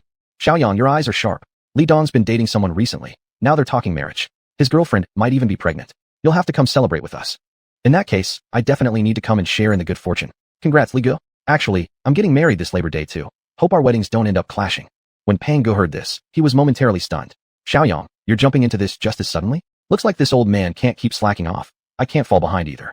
Aren't you going to introduce us to your bride? Wang Yang smiled and said, last time you visited Xinjiazhai, you already met Xiaoya, right? I don't think I need to say any more. Huh, brother, I gotta hand it to you. We really approve of your bride. The two of you suit each other perfectly. We'll have to work out the schedule early then. When the time comes, I'll be your best man. Peng Gu said joyfully. Li Dong chimed in at this point. Xiaoyang, I'll definitely be there for your wedding. Ours is set for National Day. Both sets of parents have already agreed. But this isn't the place to talk business. Let's go eat first. Judging by your look, you haven't had breakfast yet, and now it's nearly lunchtime. Let's talk while we eat. Wang Yang didn't stand on ceremony. Though he'd eaten some fruits from his space earlier, he was in high spirits and happy to join them for a light drink. Brothers, we're welcoming you. Today we'll have some authentic Yongcheng homestyle dishes. Crab with red paste, sweet and sour smoked fish, Joy braised gluten, seaweed peanuts, deep-fried spring rolls, yellow croaker soup, sautéed shrimp with preserved vegetable, and Ningbo-style eel paste. I know you can hold your liquor, but we've got things to do this afternoon. So let's just each have one beer to toast, okay? Peng Gu, I'll follow your lead. Just a casual drink is fine. The dishes arrived quickly. After closing the private room door, the three began eating. Perhaps slightly hungry, Wang Yang had an especially big appetite today and ate quite a lot, though he only drank one bottle of beer. Peng Gu, now that we've finished eating, tell me about Zhang Ji's situation. Peng Gu was surprised to see how unconcerned Wang Yang looked. Xiaoyang, judging from your expression, you don't seem to care much about Zhang Ji's trouble. I'm telling you, the water here runs deep. Aren't you worried at all? There's an old saying, no matter how strong the dragon, it doesn't bully the local serpent. Even a powerful outsider can meet people who won't give face. Hearing this, Li Dong smiled slightly. Peng Gu, don't beat around the bush. As far as I know, Zhang Gu only ran into trouble because he became the agent for Xiao Yang's crystal vegetables. It's not just government officials involved, it includes underground forces too. On the surface, it looks simple, but the web of connections underneath is incredibly tangled. The mastermind stays hidden. Only the frontmen appear publicly. Zhang Gu has apparently already been sent to some detention center. Exactly where, only those handling the case know. Peng Gu added what he knew, sharing more details. Brother, do you know there are also triad groups operating underground in Yongcheng? Their influence is huge, stretching into every industry. And rumor has it the biggest boss among them is somehow involved. Zhang Ji's case isn't minor, but not huge either. What those people want is simply a stance. Yet the real truth behind it all runs very deep. Ordinary folks like us can't get mixed up in this. Sometimes everything looks perfect on the surface, but underneath lies a world of problems. These things can't be spoken openly. You only truly understand them when you experience them firsthand. I've tried asking around about what happened, but no one's willing to tell me. Later I realized, the only place you might hear the truth is in the nightlife scene. The nightlife is a chaotic mix, people from all walks of life, different backgrounds. There, you can hear all kinds of stories and even connect with influential people. Of course, it's also dangerous. You'll need to be extremely careful. Don't trust anyone too easily. After hearing Peng Ji's explanation, Wang Yang decided to check things out himself that night.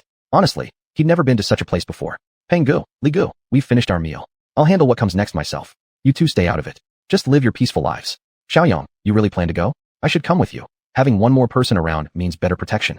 I'll come find you tonight. Hearing Peng Ji's words, Wang Yang was genuinely moved. Peng Gu was a loyal friend, principled in his actions, and far superior to him in how he treated people. Peng Gu, I appreciate your kindness, but it's better if I act alone. I can slip away more easily that way. With your build, you'd stand out too much. Don't come with me. If something goes wrong, would you run? Or should I carry you while running? Ha ha. Brother, your cold words really hurt your elder brother's feelings, huh? Fine, do as you like. Just watch yourself. Avoid trouble if you can. If anything comes up, call me anytime. Thanks, just knowing you care is enough. As Wang Yang was about to pay the bill, Li Gu had already taken care of it. The hotel had been arranged by Pang Gu as well. After dropping Wang Yang off at his destination, the two went off to attend to their own affairs. That night, Wang Yang arrived alone at Yongqing's largest nightclub. The city glittered with neon lights, and crowds swarmed the area. Young people from all walks of life came here chasing excitement, and beautiful women passed by constantly. Some bold ones, catching sight of Wang Yang's striking appearance, even approached to get to know him, but he politely turned them all down. Finding a seat, Wang Yang ordered some drinks and quietly observed the scene. As soon as he fully extended his spiritual awareness, he quickly located a minor gang leader named Along.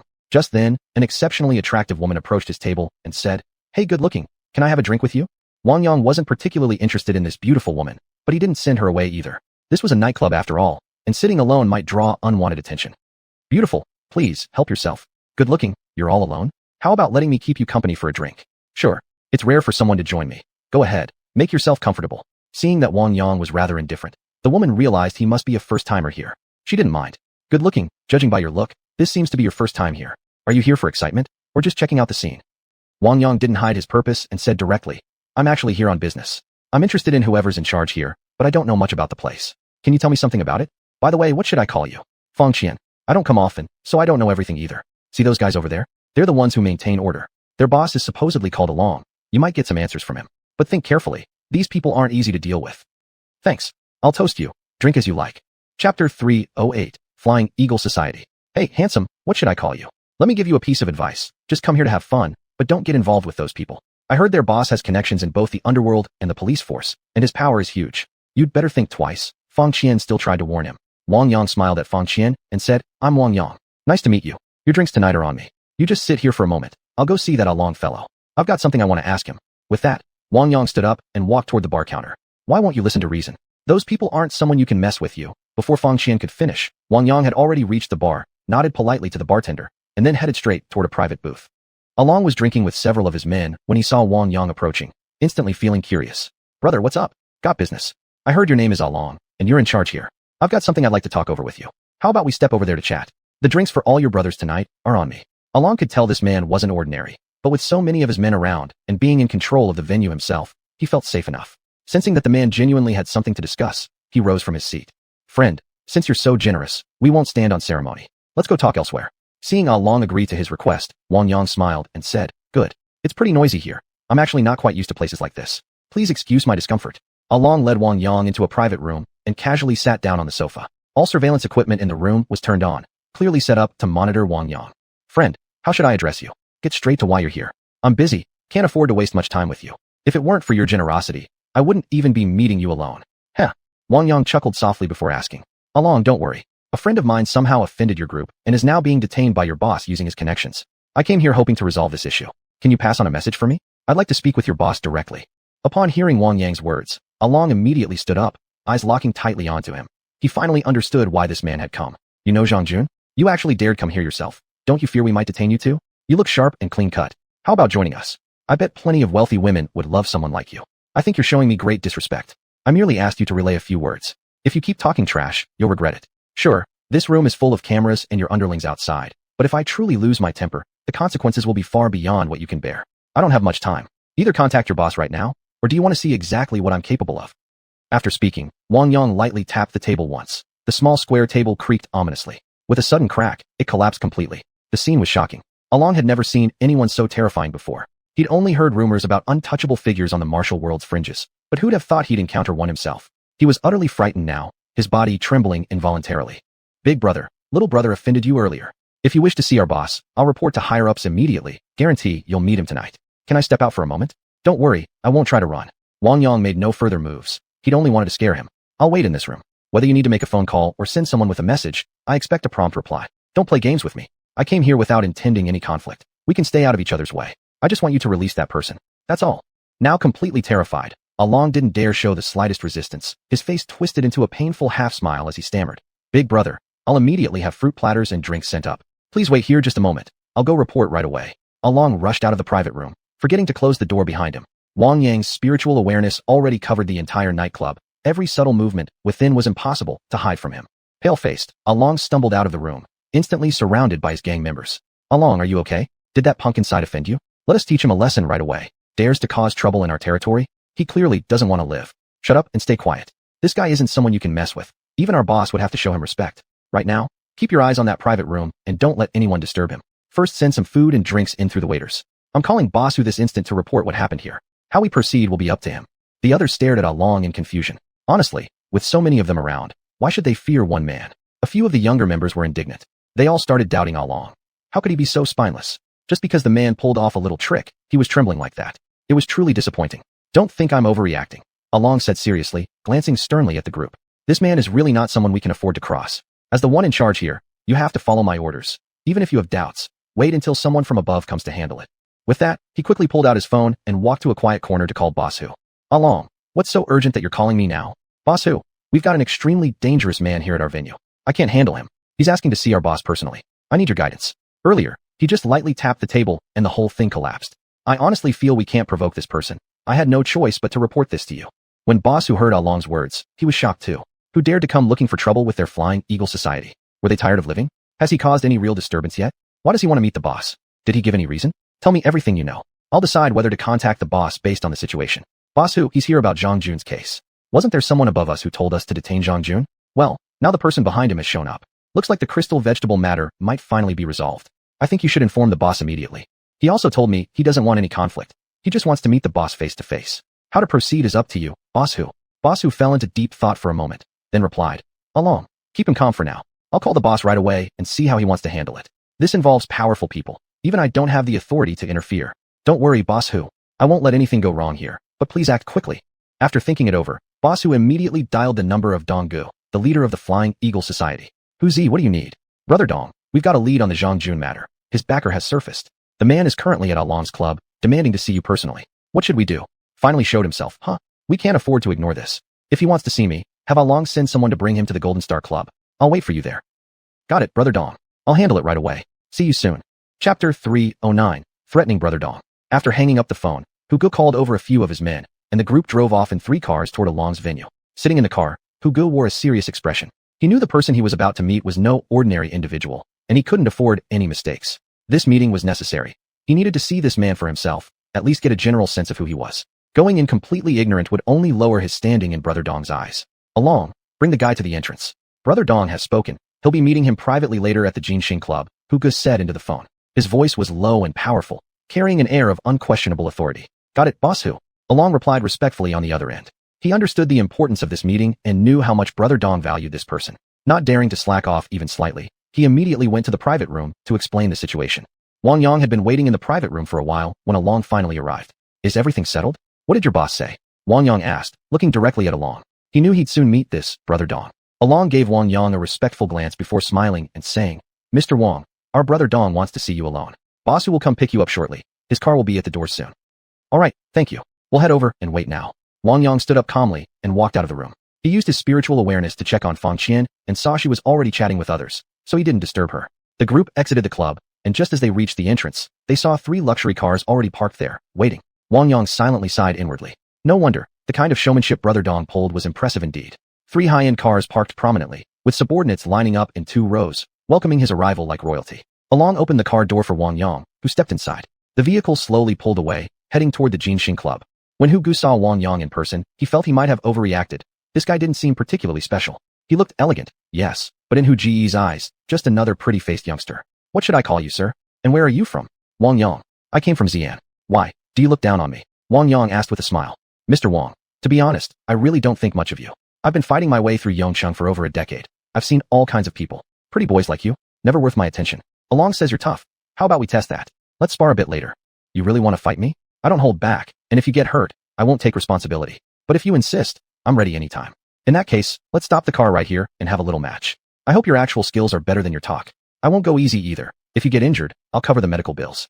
Ha ha. Hu Gu laughed arrogantly. Wang Yang didn't mind. He knew this guy would soon taste some pain. With such arrogance, he must have spent his days bullying the weak and fearing the strong. The car came to a halt. The road to the club was nearly empty by now. Several subordinates formed a circle around the two, some shouting encouragement for Hu Gu. Boss Hu, teach this cocky brat a lesson. We're rooting for you. Brothers, don't worry. I've never lost before. Seeing everyone so excited, Wang Yang didn't want to spoil their fun. He turned to Hu Gu and said, Ready? I'll stand right here. Come at me. Hu Gu, furious at Wang Yang's dismissive tone, said nothing more and lunged forward swiftly. I see you practice Hungar. Let's see if you've truly mastered it. Don't embarrass your master by showing off half-learned tricks. Hu Gu shouted angrily. Kid, You're good with words. Try this instead. Tiger fist, stable footwork, powerful strikes. Looks impressive, I admit. Wang Yang calmly assumed a Tai Chi stance, simply standing there, waiting for the attack. Didn't expect you to know Tai Chi. Now I'm curious to test your skill. A true expert reveals himself upon action. At this moment, Hu Ge dropped his earlier contempt.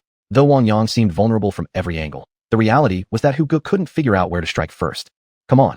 I'd like to meet your boss soon. Don't waste my time. You damn kid. How dare you be so arrogant?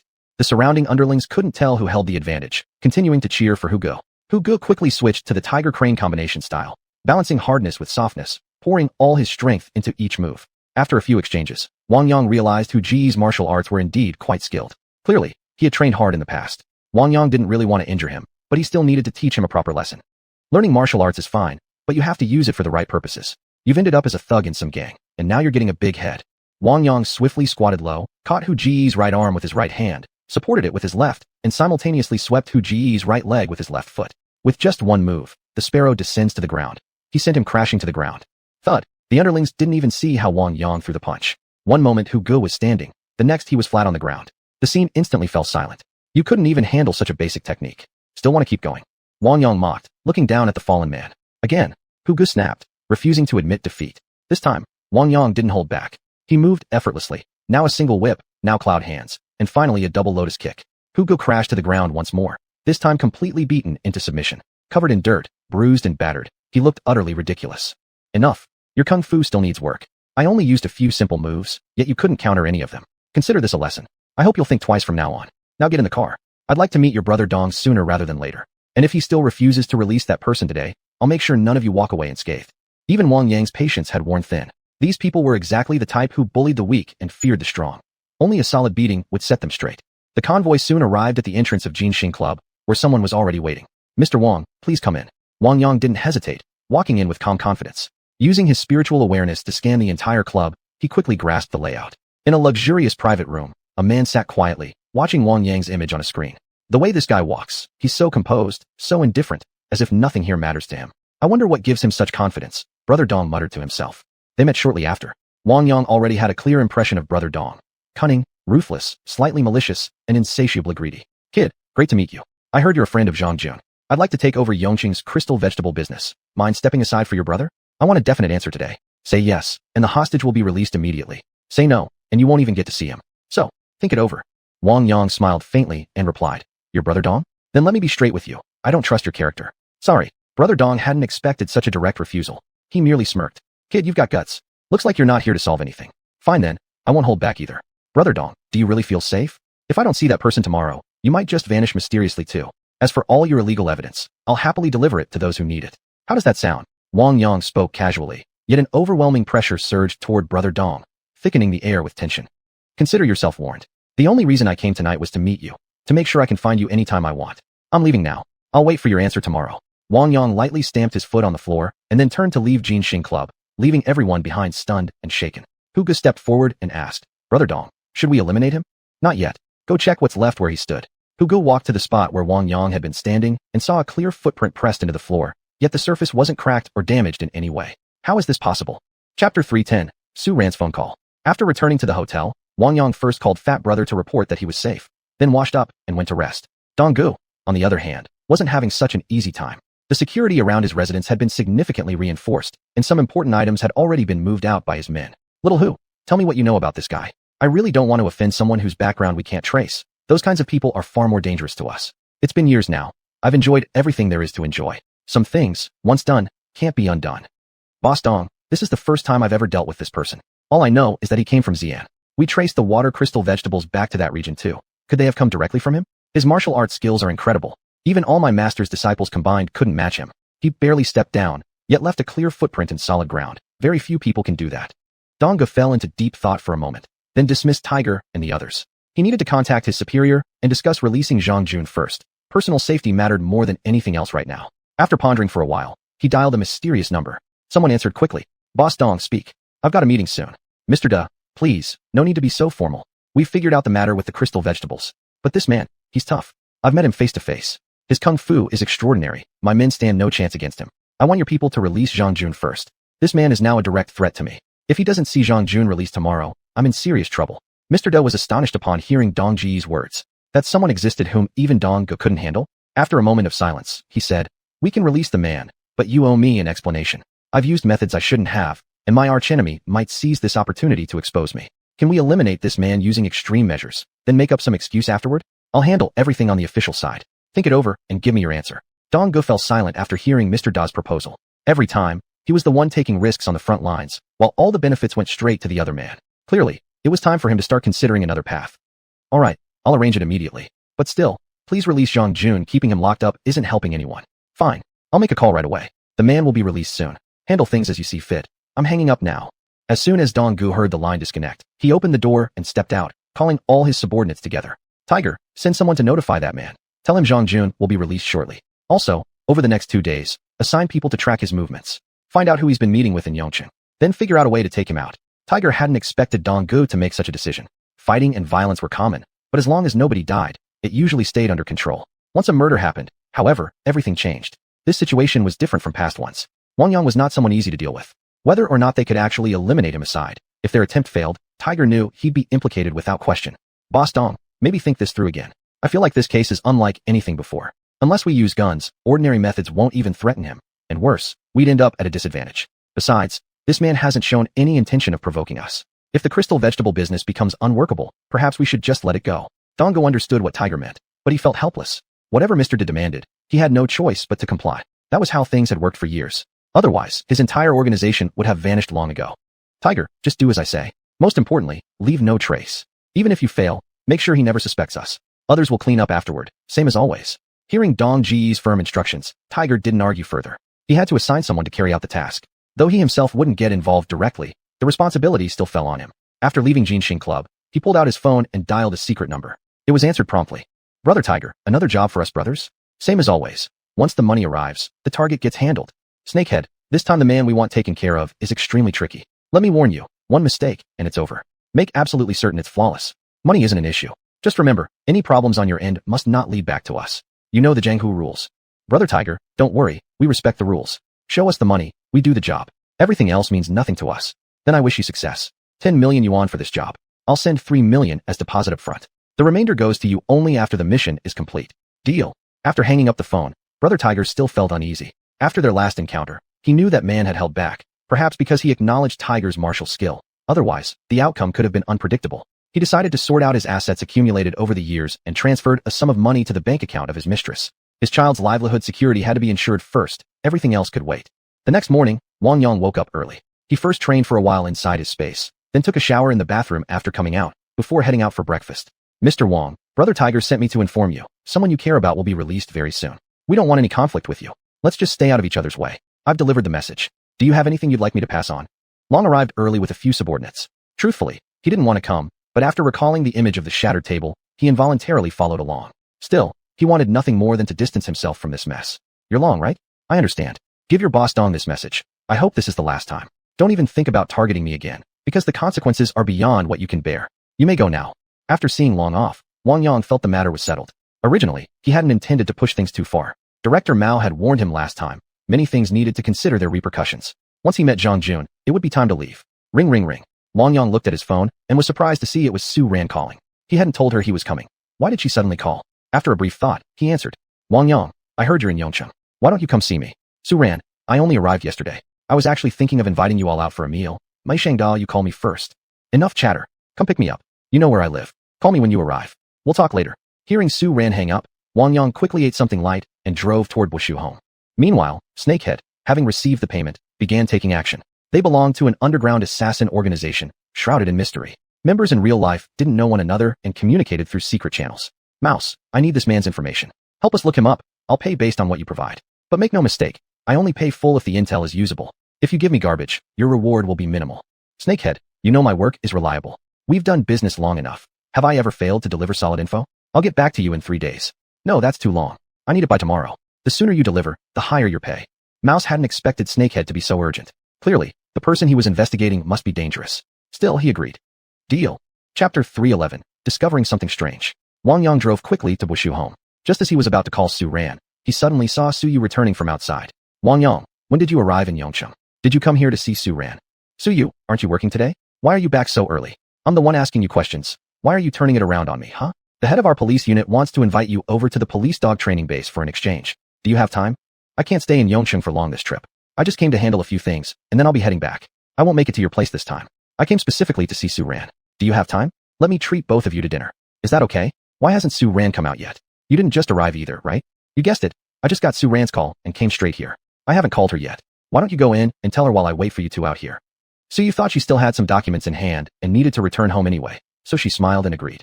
Just wait here a moment. I'll put my things away first, then get Xiuxian and we'll come out together. We should really catch up properly. I heard you've been in Xian. Your career's really taken off. Tonight, I'm definitely going to take advantage of you, huh? No problem at all. It's my treat today. Order whatever you want. I'm practically a big shot now. Miss this chance, and you might never get another, huh? Wang Yang joked back with a laugh. Without saying more, Xiu quickly walked toward her apartment. As soon as she opened the door, she saw Xiuxian neatly dressed and even made up. Xiaoran, why are you all dressed up like this? Got a date or something? Sis, you're back? Usually when I ask you to come home, you never do. At this rate, you might as well just live at the station. Now that your job's been reassigned, you're only busy in the office. How can you still be so swamped? Don't worry about my business. Worry about yourself. I just saw Wang Yang. He's already arrived at the gate in his car. Wait for me. I'm coming with you to crash your dinner. Sis, please don't come along. Let me treat you next time instead. Today, I need to talk to Wang Yang about something important. If you're there, I won't be able to say what I need to. Do your little sister a favor. Save it. I know you too well. This time, I'm definitely going with you. I heard from Sister Zhang that Wang Yang already has a girlfriend in Xian. They're almost talking marriage. Don't even think about getting in the way. Sometimes forcing things doesn't lead to happiness. Think carefully and just stay friends from now on. Xiuxian was struck deep in the heart by Su Yu's words and felt miserable. How could Wang Yang have found a girlfriend so quickly after only being there for a short while? Didn't he care about her at all? Fine. If you insist on coming, then come. I just want an answer from him. That's all. Are you happy now? Su Yu didn't care whether Xiuxian was telling the truth or not. She went into her room, stored the documents in the cabinet, changed clothes, applied light makeup, and emerged shortly after. Let's go. Is anyone else home? What are mom and dad up to? Sis, just give them a call if you want to know. They've gone out for fun. It's the perfect season for spring outings. Everything is coming back to life. You should take a few days off, and let's travel together. I heard Tang Dynasty Everbright City in Xian is amazing. We could visit Wang Yang's base while we're there. Sis, will you come with me? Xiaoran, let's not think about anything else right now. Let's talk after we see Wang Yang. If you truly see him as just a friend, I'll happily accompany you to relax and get away for a bit. But if you're still holding on, I suggest you stop. Wang Yang is mysterious. My instincts, built over years as a cop, tell me he's just not right for you. Xiuxian hadn't expected her sister to say such things, but she didn't pay much attention. Seeing her sister ready, she opened the door and stepped out. Sis, stop nagging. Wang Yang is waiting downstairs. Let's hurry up. Seeing Xiuxian like this, Yu stopped pressing further, locked the door, and followed her out. When Wang Yang saw the two sisters approaching together, he immediately got out of the car to greet them. Xiuxian, long time no see. You're even more beautiful now. Yu, come on, get in the car. It's my treat today, so don't hold back. I'm going to spoil you both with a fantastic meal. Xiuxian noticed how much Wang Yang had changed too. His demeanor was even better than before, more energetic, more confident, and significantly more cheerful than in the past. Wang Yang, looks like you've been doing great lately. After all this time, it never crossed your mind to call me? That's pretty cold-hearted of you. After hearing Xiuxian's words, Yu quickly spoke up to ease the awkwardness. Xiuxian's absolutely right. Wang Yang, you've changed so much. You must be doing really well in Xian. When we have time, we should all go visit you. And of course, you'll cover all our food and lodging. We'll be robbing a rich landlord, huh? Hearing this, Wang Yang laughed and said, don't worry. You two, whoever comes to Xian, just give me a call ahead of time, and I'll take care of everything from meals to accommodations. I keep my promises. Get in quickly. We're at the entrance of the residential complex, and there are people coming and going. It's not very convenient. I can't park here for long either. The security guard already came over and told me to leave soon. Seeing the two of them exchanging jokes so naturally, the emotional tension Xiuxian had been building up dissipated quickly. Annoyed, she let out a small humph, walked over, opened the passenger door, and got in. After picking them up, Wang Yang started the car and headed toward Bayanchinsen/de Yuan in Zhangbei district, where the Ninghai restaurant was quite good. Hold on tight, we're going to Ninghai restaurant. I heard their seafood is excellent, and some of their specialty dishes are delicious too. Don't hold back when we get there. Xiuxian replied immediately. Don't worry, I won't hold back at all. Seeing that Xiuxian didn't object further, Wang Yang stayed silent, and the car soon arrived. You two go in first and check the menu. I'll park the car and come right after. All right, Yu replied. We'll go ahead then. Just as Wang Yang parked, he noticed a suspicious individual who had been stealthily following him the entire way. At first, he hadn't sensed anything unusual, but after casually sweeping the man with his spiritual awareness, he realized the man had been tailing him the whole time, continuously taking photos, all focused on the interactions between the three of them. So Donggu still held a grudge against him. It seemed he might try something more against him later. Wang Yang didn't make a scene. He'd spend tonight having dinner with Xiuxian and her sister first, then deal with other matters afterward. After parking, he walked toward Ninghai restaurant, keeping his spiritual awareness fixed on that man.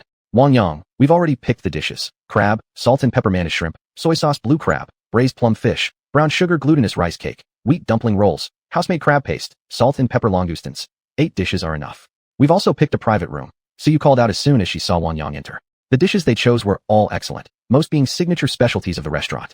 Then let's head in together. Make sure you eat plenty. If you want to go somewhere after dinner, I'll accompany you wherever you'd like. Through his spiritual awareness, Wang Yang noticed that the man had followed him inside as well. Quite persistent. He'd need to find time to confront him later. He still had things to do tonight. Couldn't let someone like that ruin his mood. Chapter 312. The Rat's Confession. Wang Yang, sit here. Xiu grabbed Wang Yang and abruptly pushed him down. What are you doing?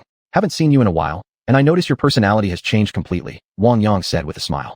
I haven't changed at all. It's you who's different. When you left that day, I told you I'd come see you after the new year. But you, such an unfeeling guy. Am I really that bad?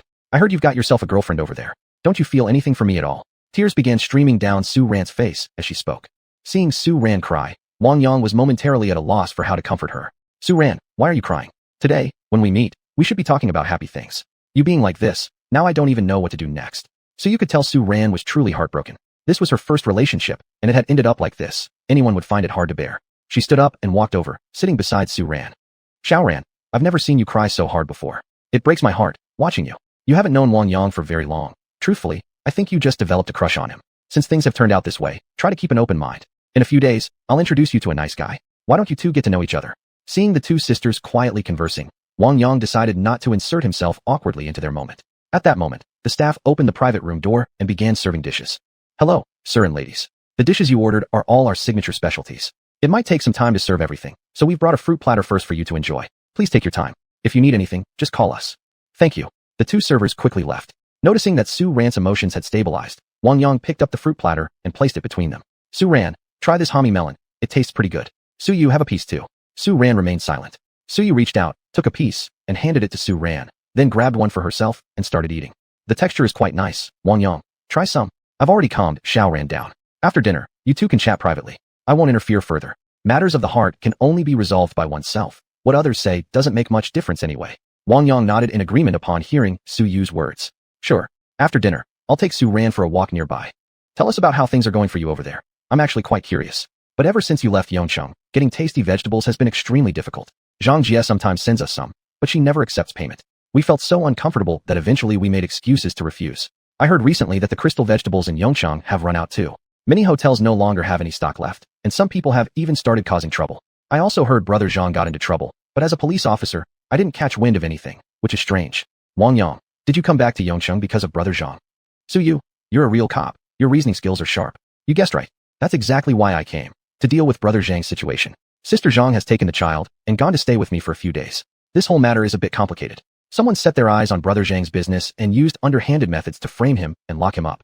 Yesterday, I met with a gang boss. Not sure if he keeps his word or not, but he still agreed to help. This morning someone notified me that Brother Zhang will be released soon. Now we'll just have to see if they stick to their promise. After listening to Wang Yang's explanation and using her own experience to assess the situation, Su Yu shared her analysis. Wang Yang, I think Brother Zhang will be released within the next day or two. He hasn't broken any major laws, just a few minor issues, nothing serious. As for who else is involved, I have no idea. Using his spiritual sense, Wang Yang noticed that the man who had followed them earlier was eavesdropping from the neighboring room. This guy was indeed persistent, and clearly investing serious resources. Shortly afterward, the waitstaff continued bringing dish after dish, all looking quite appetizing.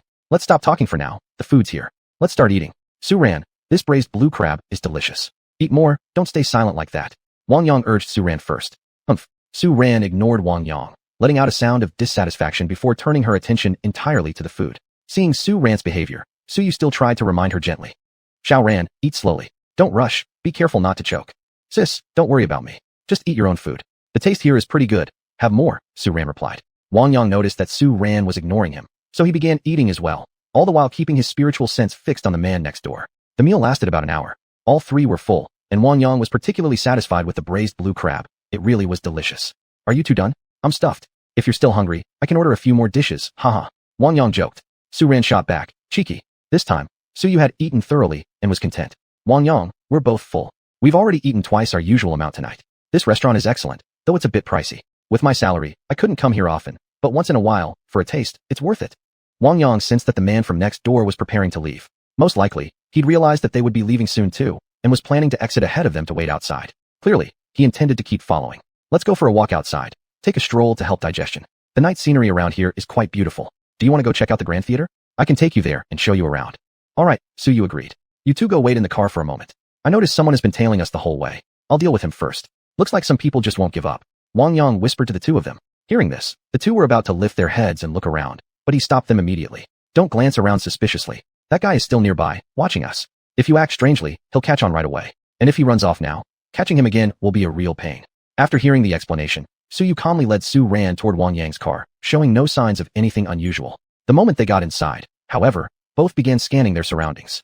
Soon, they spotted a suspicious individual, one who kept glancing their way and occasionally pulled out his phone to take pictures. Wang Yang had quickly moved behind the man. Earlier, he'd only pretended to get into the car, tricking the spy completely. Now, he gently tapped the man on the shoulder and said teasingly, "Brother, you've been following us all this way. Find anything interesting? How about we chat and exchange notes?" The man, startled by the sudden touch on his back, turned around only to find Wang Yang standing right behind him. At this point, running was impossible. Even if he shouted, no one would pay attention. He immediately began pleading. "Sir, if you let me go this time, I promise I won't get involved ever again. I'll destroy all the photos I took today right away. I was just paid to gather information. I don't know anything else." Wang Yang hadn't expected the man to fold so quickly, spilling everything he knew without hesitation. "You're actually pretty smart. But what you've done has crossed my xiuxian. Unless you introduce me to your boss, I won't consider letting you go. Think about it carefully before you answer. Now that I've caught you, there's no way you're escaping." The man sensed a unique aura emanating from Wang Yang. Up close, it wasn't just an unusual presence. It felt far more profound. He was a man who'd faced life and death before, and years of experience had honed an almost instinctive perception. He could sense when someone was exceptionally dangerous, provided he was near enough. After a moment of thought, he made up his mind. Better a dead comrade than a dead self. If needed, he'd just quit this line of work altogether. This time, he clearly saw that any attempt to hide the truth would lead to consequences he couldn't survive. "I'll tell you everything, but you have to guarantee my personal safety. If you agree, I'll give you all the information I have." Wang Yang thought for a moment, then replied, "Talk. If I find what you say valuable, I'll consider your request." The man stopped resisting and began revealing everything he knew. "My contact is called Snakehead. We belong to the same assassin organization, but members don't usually know each other. Only when missions are assigned do we activate secret communication channels. Last night, Snakehead called me, telling me to gather all possible information on you. The payment offered was extremely high. After just a simple background check, I realized you truly have many secrets. Here's all the data I collected, everything I have. You can take a look, but I suggest you destroy it as soon as possible." Wang Yang took the documents and began reading. The man stood quietly, making no attempt to flee. Chapter 313, Capturing the Rat. The dossier was comprehensive, documenting his experiences in Yongcheng over the past few years. The earlier sections were mundane. Back then, he had just been an ordinary man with nothing particularly special about him. Further on came records of his return from home, along with some online video clips. There was a big question mark regarding how exactly he had learned Tai Chi. The sensation had caused online still drew attention from many people even now. Then followed detailed accounts of his vegetable selling activities. The file included thorough speculation on this matter. Despite extensive verification from multiple sources, the origin of these vegetables remained difficult to trace. The rat had already begun to suspect Wang Yang. He realized he knew too much, and now that he'd been captured by the very person at the center of it all, he no longer held any hope of escape. "Mr. Wang, I haven't shown this file to anyone else. It's yours alone. You're the first person who has ever seen it. If you hadn't caught me, I might have uncovered even more later. Though that's just a joke," the rat said nervously, seeing the dark expression on Wang Yang's face, beginning to plead softly. "You're quite capable, aren't you? In such a short time, you've investigated every aspect of my life. Add in your deductions. Seems like you're very interested in me. Want me to give you a few more days so you can compile another report?" The rat clearly sensed Wang Yang's anger. Now he had to show proper humility, or he might truly bid farewell to this world. "Mr. Wang, please let me go? As long as you spare me, I promise never to involve myself in anything concerning you ever again." Seeing that Wang Yang had captured the man, Xiu walked over with Su Ran. "Wang Yang, why don't you hand him over to me? I'll take him back to the police station for interrogation." But Wang Yang would definitely not agree to Suyu's request. "Xiu, stay out of this. This matter isn't something you should be involved in," Wang Yang said, then took out a small green booklet and handed it to her. Xiu took the document, opened it, and saw it was issued by the Ministry of State Security. She hadn't expected Wang Yang to be a special operative of the National Security Agency. After closing the booklet again, she returned it to him. "I understand what needs to be done. We won't get involved further. We've finished eating anyway. Since you have business to handle, I'll take Su Ran home first. Contact me later if anything comes up." Wang Yang thought for a moment, then nodded in agreement, tossing her his car keys. "Take my car. I'll call you later to pick it up. It'd be inconvenient for you to hail a taxi now. I can drive his car instead. I have things to do tonight. We'll part ways here. I'm leaving now. Su Ran, I'm sorry this happened so suddenly. I'll make it up to you next time." With that, Wang Yang led the rat back into the latter's vehicle and quickly drove off. Su Ran tried to follow, but Xiu pulled her back. "Xiao, you shouldn't go after them tonight. What comes next is beyond your involvement, and honestly, beyond mine too. Let's head home first. Don't worry, Wang Yang's car is still with us. He won't leave without retrieving it." "Sister, what was that green booklet Wang Yang showed you just now?" Why is it so mysterious? Xiu didn't say a word, simply guiding Xiu ran back into the car, sitting in the driver's seat and driving toward Bushu home. Wang Yang glanced at the rat in the car. Truthfully, he rather liked someone like this. The man was talented. Used properly, he could prove helpful. But used poorly, he'd be a double-edged sword, harming both others and himself. Tell me about yourself. I don't want nonsense. Be brief and clear. Then tell me where you live. I want to check it out. The rat froze. Go to his place? That wouldn't do it all. All the equipment at his residence had been painstakingly accumulated over the years. What if Wang Yang saw everything, liked what he found, and demanded it? Would he dare refuse? Mr. Wang, my nickname is Rat. There's really nothing worth seeing at my place. You can ask me anything directly. I'll tell you everything I know. Let me share my theories. They may point to who's behind the plot against you. My contact is Snakehead, and above him is Brother Hu. They belong to a gang.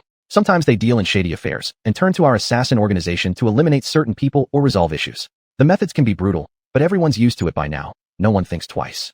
Since you've told me everything already, I won't make things harder for you. But I'm going to see your place. Whether you agree or not doesn't matter.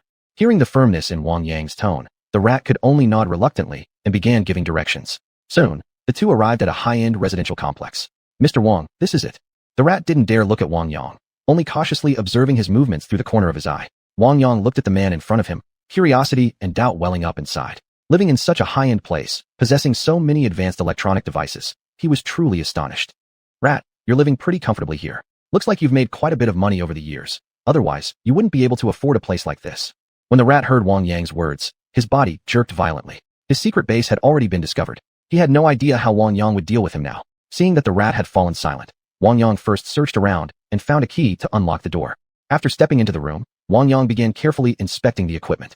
It didn't take long for him to realize these devices were all used for eavesdropping and surveillance, with some capable of remote control and operation. Wang Yang turned around and looked at the rat, smiling slightly. Never thought you'd be such a big talent. How about this? Work for me from now on. I won't treat you poorly, and I'm not going to pursue what happened earlier. What do you think? Really? The rat finally heard something that eased his fears. What I say is usually not empty talk. As long as you follow me, I guarantee you'll do better than you are now. I won't confiscate your equipment either. You can keep using it, just so long as you don't betray me. Boss, don't worry. From now on, I'll reform completely and follow you loyally. I'll never do anything evil again. Hearing the rat becoming increasingly exaggerated, Wang Yang immediately stopped him. Enough. Don't try acting innocent in front of me. I know your nature well enough. Let me show you something. As he spoke, Wang Yang pulled out the green booklet from his pocket and casually handed it over. Take a look. Don't ask any more questions. Curious, the rat opened the green booklet. Special Operations Agent, Ministry of State Security.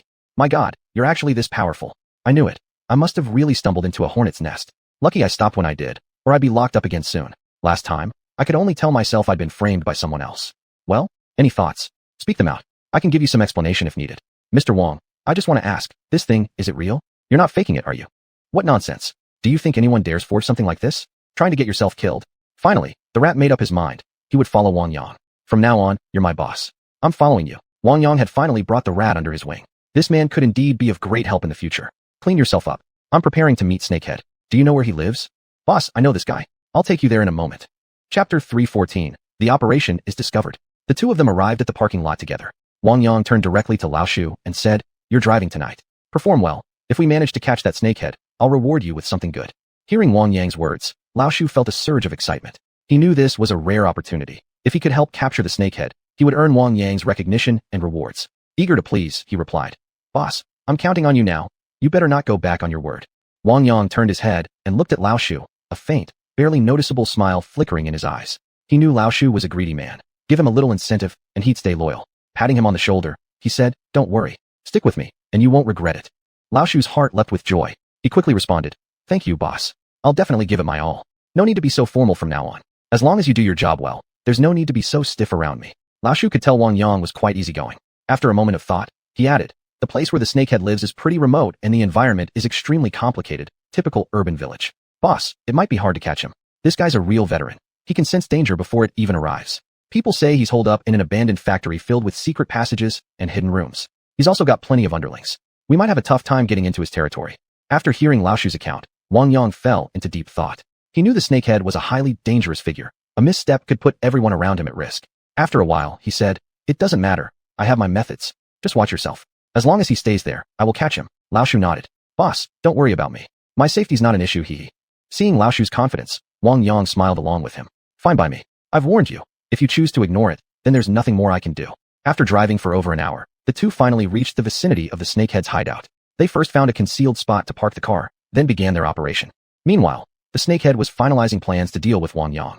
In an underground chamber, he had gathered many of his men. Though they were only dealing with one person this time, Tiger Brother had paid far more than usual, proof enough that this opponent wasn't someone to be taken lightly. Xiuxian, have you been keeping tabs on Laoshu? We can't afford for him to betray us. Even a moment of carelessness could cause chaos. Our work is life or death. We may belong to an assassin organization, but we're usually too scattered to function as a real unit. Don't worry, Snakehead. I've already assigned someone to watch him.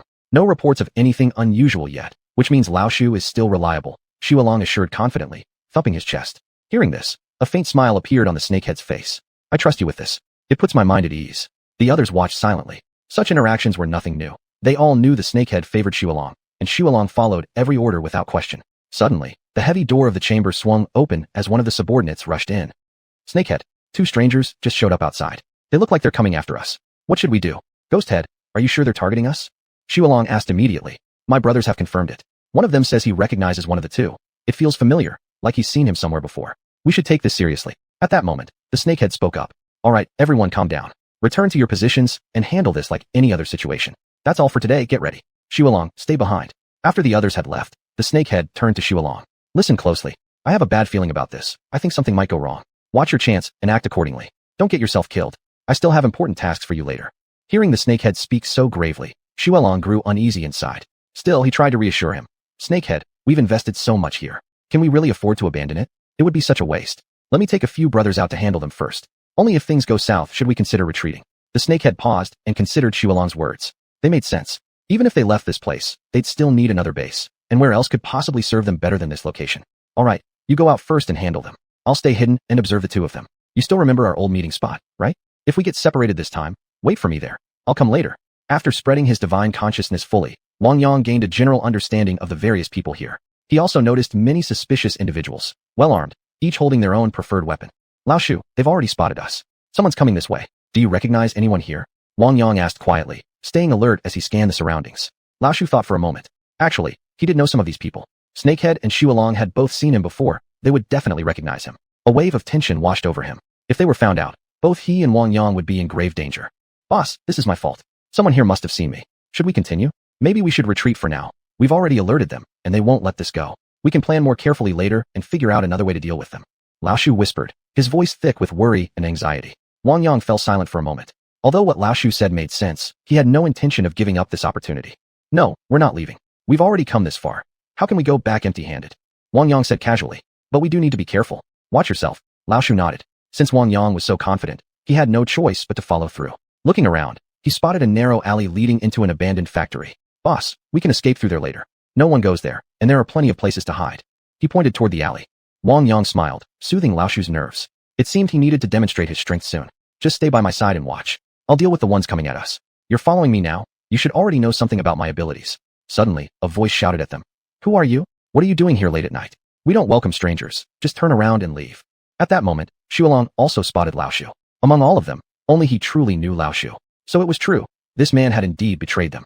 Chapter 315, Uninvited Guests. Mouse, what are you doing bringing people here? It's not time for a deal. We'll stick to the old rules. Tomorrow I'll send someone to pick up the goods. Bloodwolf shouted at Mouse. From within his spiritual awareness, Wang Yang observed that although these people were all armed, they were no match for him.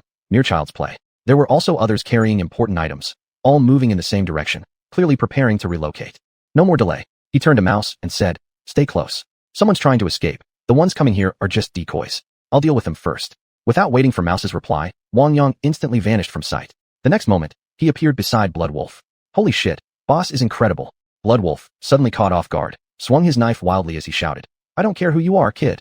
Brothers, attack. I'll take responsibility. Wang Yang hadn't expected Bloodwolf to be so defiant, immediately resorting to violence without hesitation. Impressive, really. In that case, I won't waste words. If I wait any longer, your men will all get away, and that won't do. I'll settle you first, then go after the rest. Before Bloodwolf could react, he was knocked flat onto the ground. Any attempt to rise again became impossible. Seeing Wang Yang's ferocity, the others dared not advance, though none tried to flee either, showing more backbone than some would have. Just lie here quietly for a while. Before the last word left Wang Yang's mouth, he was already darting back and forth at high speed. In moments, over a dozen men lay sprawled on the ground, each too injured to stand. Boss, damn awesome. If I'd known you were this strong, I wouldn't have worried at all. Mouse gave Wang Yang a thumbs up. I'm leaving this group to you. I'm going after the others. You can't let that snakehead get away. With a quick order to Mouse, Wang Yang sped off in pursuit of Snakehead. Snakehead and his group hadn't gotten far. The heavy loads they carried slowed them down, making fast movement impossible. But Snakehead was decisive. He knew now wasn't the time to cling to possessions. He shouted, "Brothers, abandon anything unimportant. As long as we survive, we'll never lack for things later." Many followed his order, though some considered just giving up entirely, knowing escape was futile. The moment Wang Yang closed in, those still arguing fell silent, their eyes locked on him. Seeing Wang Yang approach, Snakehead froze with shock. He knew he couldn't escape. Glancing back at his men, he let out a helpless sigh. His fate was sealed. Wang Yang stopped in front of Snakehead. Remembering the innocent civilians murdered by this man, the family shattered by his cruelty, fury swelled within him. Had they not provoked him, this operation might have continued indefinitely. Only heaven knew when it would have ended. Snakehead stared at Wang Yang, fear flickering in his eyes. He understood he was facing an immensely powerful opponent. He almost begged for mercy, but Wang Yang gave him no chance. "We've never met before, and we have no past grudge, yet you sought trouble with me. That leaves me no choice but to respond in kind. I won't kill you. I'll leave you to someone else. But while death may be spared, suffering won't be so easily avoided," Wang Yang mocked. "Sir, as you said yourself, we have no quarrel. Can't you just let me go? I'll hand over all my wealth accumulated over the years. Everything here is yours. What do you say?" Snakehead clung to a sliver of hope, pleading softly. "Save it. I don't want your ill-gotten gains. But someone else might. Just prepare to spend the rest of your life behind bars." With that, Wang Yang swiftly moved toward Snakehead. "In your next life, stop being evil. Some punishments aren't absent. They're just delayed until someone like me arrives. Consider me your end." A searing, unbearable pain shot through Snakehead, knocking him unconscious. Those around stood petrified, staring at Wang Yang in terror, fearing they might be next. Wang Yang didn't torment the others further. He simply ordered them to gather everything and return it all to where it had come from. Someone would come to collect it soon. Snakehead's two lower legs were completely shattered, beyond any possibility of repair. Wang Yang pulled out his phone and dialed Director Mao. Truthfully, he really didn't want to deal with that man again. He never came out ahead in their encounters. "Kid, calling me at this hour. Do you think I can't deal with you? If it's not something extremely important, I won't let you off easy this time." Director Mao was furious, having been woken from his sleep by Wang Yang. Wang Yang laughed and said, "Director Mao, aren't I thinking of you whenever there's a benefit to be had? If you feel I'm disturbing your sleep, just hang up. I can always find someone else, but don't come regretting it later."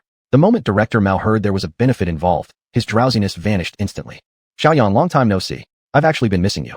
I was planning to go find you myself since you never showed up. Didn't we agree last time that you'd report into me? Come on, tell me, what valuable thing have you found this time that made you finally remember me? How delightful." Hold on, Director Mao. Why do you sound so sarcastic? Fine, no more beating around the bush. I'm currently in an urban village in Yongcheng. I've uncovered a hitman organization here, possibly even some espionage activities. Want to come take a look? Otherwise, I'll just hand everything over to the police. No. Send me your location right away. I'll dispatch people immediately. Once everything's handed over, come see me in person. I need to talk to you about something important. This matter can't wait, got it? Ugh, don't tell me you're going to assign me another mission again. Let me make this clear ahead of time. I'm swamped these days, so don't you dare give me any more tasks. You lazy good-for-nothing. Really, dog meat doesn't belong on a banquet table. Wang Yang didn't bother arguing further. He hung up the phone immediately and sent the coordinates. About 20 minutes later, several military transport trucks arrived. Soon after, numerous soldiers jumped out of the vehicles. A man wearing the insignia of a senior colonel approached, briefly introduced himself to Wang Yang, and then began the process of taking custody of the suspects and seized materials. "Commander Li, I'm handing everything over to you. I have other matters to attend to, so I'll be leaving now. Is that all right?" "Mr. Wang, my orders were only to assist you. You're still in charge here. I'm only responsible for guarding the key prisoners and confiscated items. The rest is entirely up to you to handle. If you have any concerns, you should contact your superior directly." Hearing Commander Li's words, Wang Yang realized he'd been duped by Director Mao again. Chapter 316, Search. Seeing that Lieutenant Colonel Li was strictly handling things by the book, Wang Yang gave up on the idea of leaving. "Comrade Li, since I'm in charge here, please first gather all these people together so I can personally screen them one by one. Also, assign some personnel to follow me. We'll conduct a thorough search of this place. These men are ruthless criminals who have amassed considerable wealth through plundering." "Mr. Wang, don't worry. These instructions came directly from above. Especially Director Mao, who has great confidence in your ability to recover stolen assets. Haha." Upon hearing Wang Yang's words, Lieutenant Colonel Li cracked a small joke. "You've heard of me?" Wang Yang asked curiously. "I used to serve under Director Mao before being transferred here. I still keep in touch with my old comrades in arms. He even called me personally, specifically instructing me to follow your orders completely. He said you possess a special talent and jokingly referred to you as a human treasure-seeking rat. So rest assured, I'll fully cooperate with whatever you do next," Li explained with a smile, prompting Wang Yang to chuckle along. The gruesome sight of the snakehead made even the soldiers guarding him shiver involuntarily. This man was truly ruthless. They couldn't imagine anyone surviving such treatment. "You several soldiers come with me. Comrade Li, please start registering the others. If anyone resists cooperation, let me know immediately. I'll show them exactly how things work around here," Wang Yang announced loudly before leading a group toward the snakehead's hideout. Using his spiritual sense, he scanned every building in the vicinity. The surface structures were merely residential with nothing special. Most significant were the underground facilities. This was their real stronghold. Wang Yang didn't want to waste time. He quickly located the entrance, which had no traps or defensive mechanisms. The snakehead had fled in such haste that he hadn't managed any elaborate preparations, only simple concealment of the entrance. Who would have thought someone could use spiritual sense to detect it? This is the secret room entrance. A few of you remove the covering overhead, quickly now. Upon receiving Wang Yang's order, the squad sprang into action. None of them noticed anything unusual. They assumed this was just a storage area. After removing the items piled above, the entrance soon appeared. Really is an entrance. Didn't expect this guy to be so crafty, the soldiers whispered among themselves. Wang Yang had no intention of lingering. He needed to act fast regarding Donga and Hug's matter. The entire team entered the underground passage, which branched out extensively. The whole urban village had been hollowed beneath. Mr. Wang, it's so vast down here. Which direction should we search? The squad leader asked. No need to rush. Just follow me. Ignore other areas for now. I'll lead you straight to the core. Once we secure everything inside, our mission ends here. Afterwards, local authorities will take over restructuring efforts. As he walked, Wang Yang explained, his spiritual awareness already encompassing the entire underground network. These people had indeed gone to great lengths. Had the snakehead chosen resistance instead of flight, penetrating this place would have been extremely difficult. Right here, this is it. Everyone split up and search thoroughly. Gather anything valuable and report everything for inventory registration. All assets found here must be handed over. No private retention allowed. Understood. With a wave of his hand, Wang Yang issued his command. The soldiers immediately began searching every corner meticulously, missing nothing of value.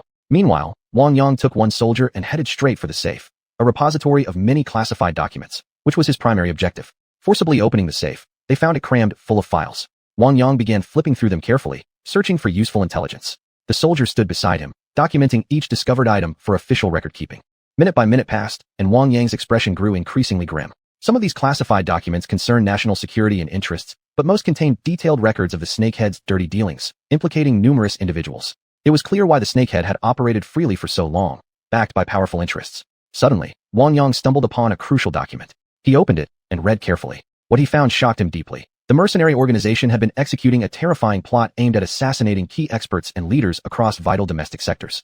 Realizing the gravity of the situation, Wang Yang knew he must inform Director Mao immediately. He pulled out his phone and dialed. Xiuxian, already got something? Go ahead, I'm listening. Director Mao said cheerfully. Wang Yang was no longer in a joking mood. He spoke in a serious tone. Director Mao, everything else can wait. I found some classified documents here involving the security of leading experts and key personnel across various domestic sectors. How should I hand these over to you? Also, there are other issues related to local matters that require your coordination. You'd better come in person. This situation is beyond my control now. After hearing Wang Yang's words, Director Mao also turned very serious. Without any further small talk, he said, Wang Yang, tell me, are there any other people involved at your end right now? I'm officially instructing you. Until I arrive, no one is allowed to approach the location. I need to report this to higher leadership first, then I'll head over immediately to take over from you. Director Mao, I won't beat around the bush. I need you here as quickly as possible. Once it gets light out, this urban village will be hard to control. People outside who catch wind of this will start finding ways to cause trouble. Wang Yang explained the current situation. I trust you. I'll hang up now. I'll be there soon. Director Mao said, then ended the call. Wang Yang put away his phone and continued flipping through the remaining files, hoping to find more useful intelligence. Time passed quickly, and the soldiers had finished searching the other areas. They uncovered a large number of valuable items, including cash, foreign currency, gold, and other valuables. Of course, they also found many controlled weapons, including several handguns and bullets. Wang Yang instructed them to move all these items to a designated location for registration and inventory. Everyone, thank you for your hard work. This mission has been exceptionally successful. We've obtained vital intelligence and made a real contribution to national security and interests, Wang Yang told the soldiers. Hearing this, the soldiers smiled with satisfaction. All right, after finishing up, you can all rest for a bit. Sergeant, I need you to go inform Colonel Lee to set up a perimeter around this place. Until our superiors arrive, no one is permitted to get near, understood? Wang Yang said. The sergeant stepped forward, saluted, said, yes, sir, and then headed outside. The troops resumed their work. Meanwhile, Wang Yang stood nearby, already thinking about the next steps in their operation. He knew this was only the beginning. The challenges ahead would be far greater. Chapter 317, Director Mao arrives. Captain Lee, Mr. Wang Yang sent me to inform you that this area must be placed under lockdown. No one is allowed to approach. Until the senior officials arrive, you're in charge of security here, the squad leader said to Captain Lee. Xiaoma, are you giving me orders now? First, tell me what's going on inside.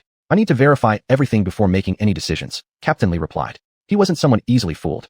Squad leader Ma hurried over to Captain Lee, his voice tinged with both excitement and anxiety. He briefed Captain Lee on their discoveries underground, numerous valuables, cash, gold bars, scattered artifacts that appeared to be antiques, all of which were shocking. Particularly significant were certain important documents, which Mr. Wang Yang had emphasized as critical. Captain Li's expression turned grave. He realized the seriousness of the situation. The discovery of these valuables suggested they might have inadvertently uncovered something far bigger. Immediately, he ordered Ma back to his post and began organizing personnel to establish a full perimeter around the site. Before dawn, Captain Li had to finalize his contingency plan to prevent any unnecessary confrontations. The responsibility weighed heavily on him. He needed to ensure absolute control. He began meticulously analyzing every detail: how to deploy manpower, how to guarantee site security, and how to respond to any possible scenarios. Time was running out, and Captain Li's heartbeat grew increasingly rapid. He knew they had to act swiftly, otherwise, things would spiral out of control once daylight came. Taking a deep breath to steady himself, he began directing his soldiers with calm precision. The soldiers sprang into action, setting up barricades, establishing checkpoints, and closely monitoring every entrance and exit. Captain Li personally oversaw operations, inspecting each corner carefully, leaving no spot unchecked. His gaze was firm and resolute. Only thorough preparation could prepare them for whatever might unfold. As time passed, the plan was finally complete before sunrise. Captain Li was satisfied with the arrangements. He also instructed his men to move all previously detained individuals into a secured room, ensuring they would remain unseen by outsiders. Soon, morning arrived, and local residents began their daily routines. Suddenly, everyone noticed that the entire urban village had been sealed off by military forces. People started speculating wildly. Something major must have happened for troops to be deployed like this. Local officials quickly caught wind of the situation and began arriving one after another. The highest-ranking among them approached Captain Li to negotiate. "Captain Li, good morning. I'm Zhong Hao, Director of the Neighborhood Administrative Office. May I ask what mission your unit is conducting here? Why weren't we informed beforehand? Furthermore, your current lockdown is disrupting local order and creating serious negative impacts. I'd like an explanation," Zhong Hao questioned firmly. Captain Li didn't get angry. With a smile, he responded, "Director Zhong, we are currently executing a national security operation. I ask for your cooperation and urge you not to create conflicts. If you have concerns, please report them to higher authorities. We've already notified our superiors, who are en route. I hope you can assist us in maintaining public order." Zhong Hao had suspected Captain Li wouldn't let him enter, but he hadn't expected such a blunt refusal. He was well aware of what was happening here and considered himself a key participant. Yet now, completely in the dark about the situation inside, he felt tormented.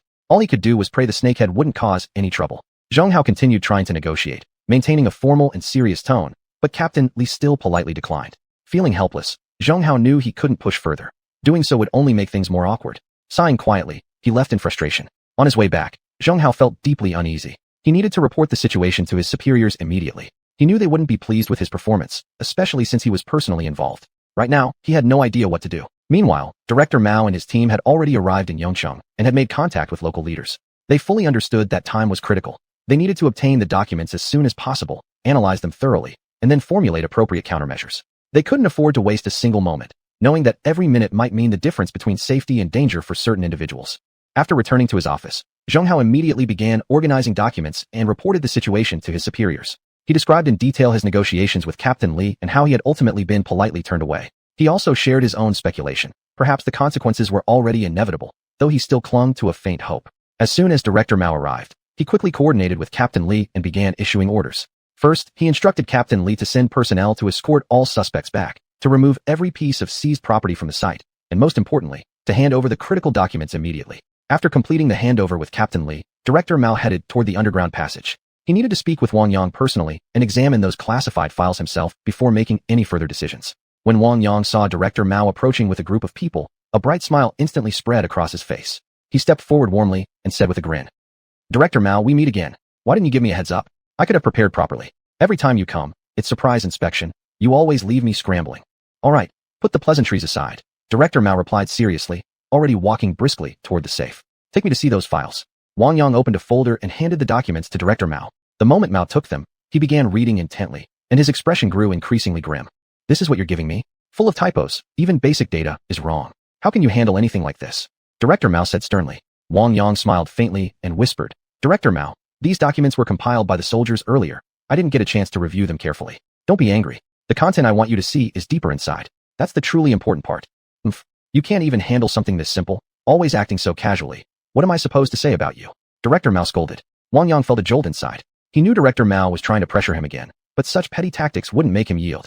He raised his head and said, "Director Mao, I'm here to help solve your problems. Everything else isn't my concern, it's yours. If you keep bringing up side issues, I'll leave right now and wash my hands of this entire matter."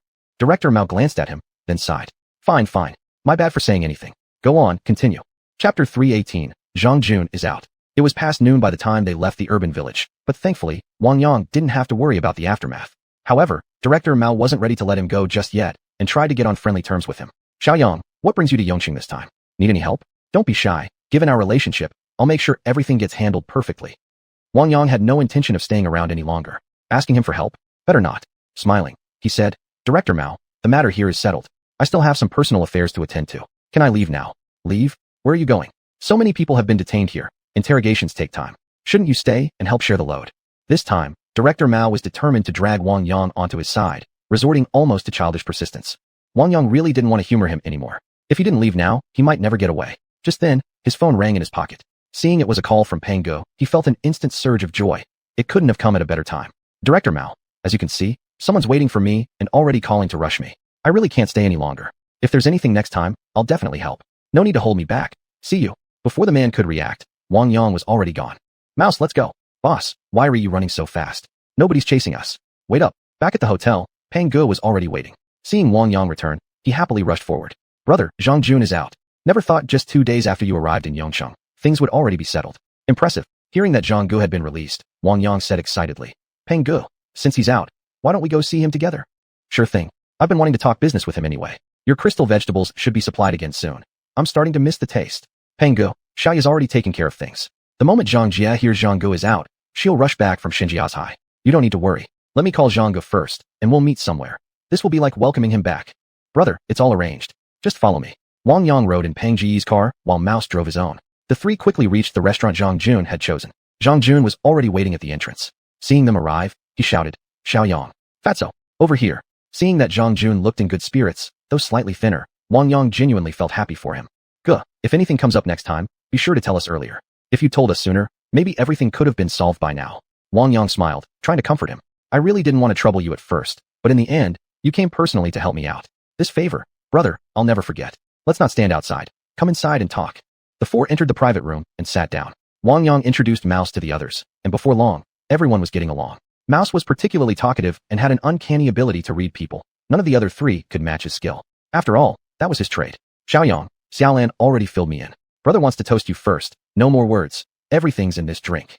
With that, Zhang Jun raised his glass and downed it in one gulp.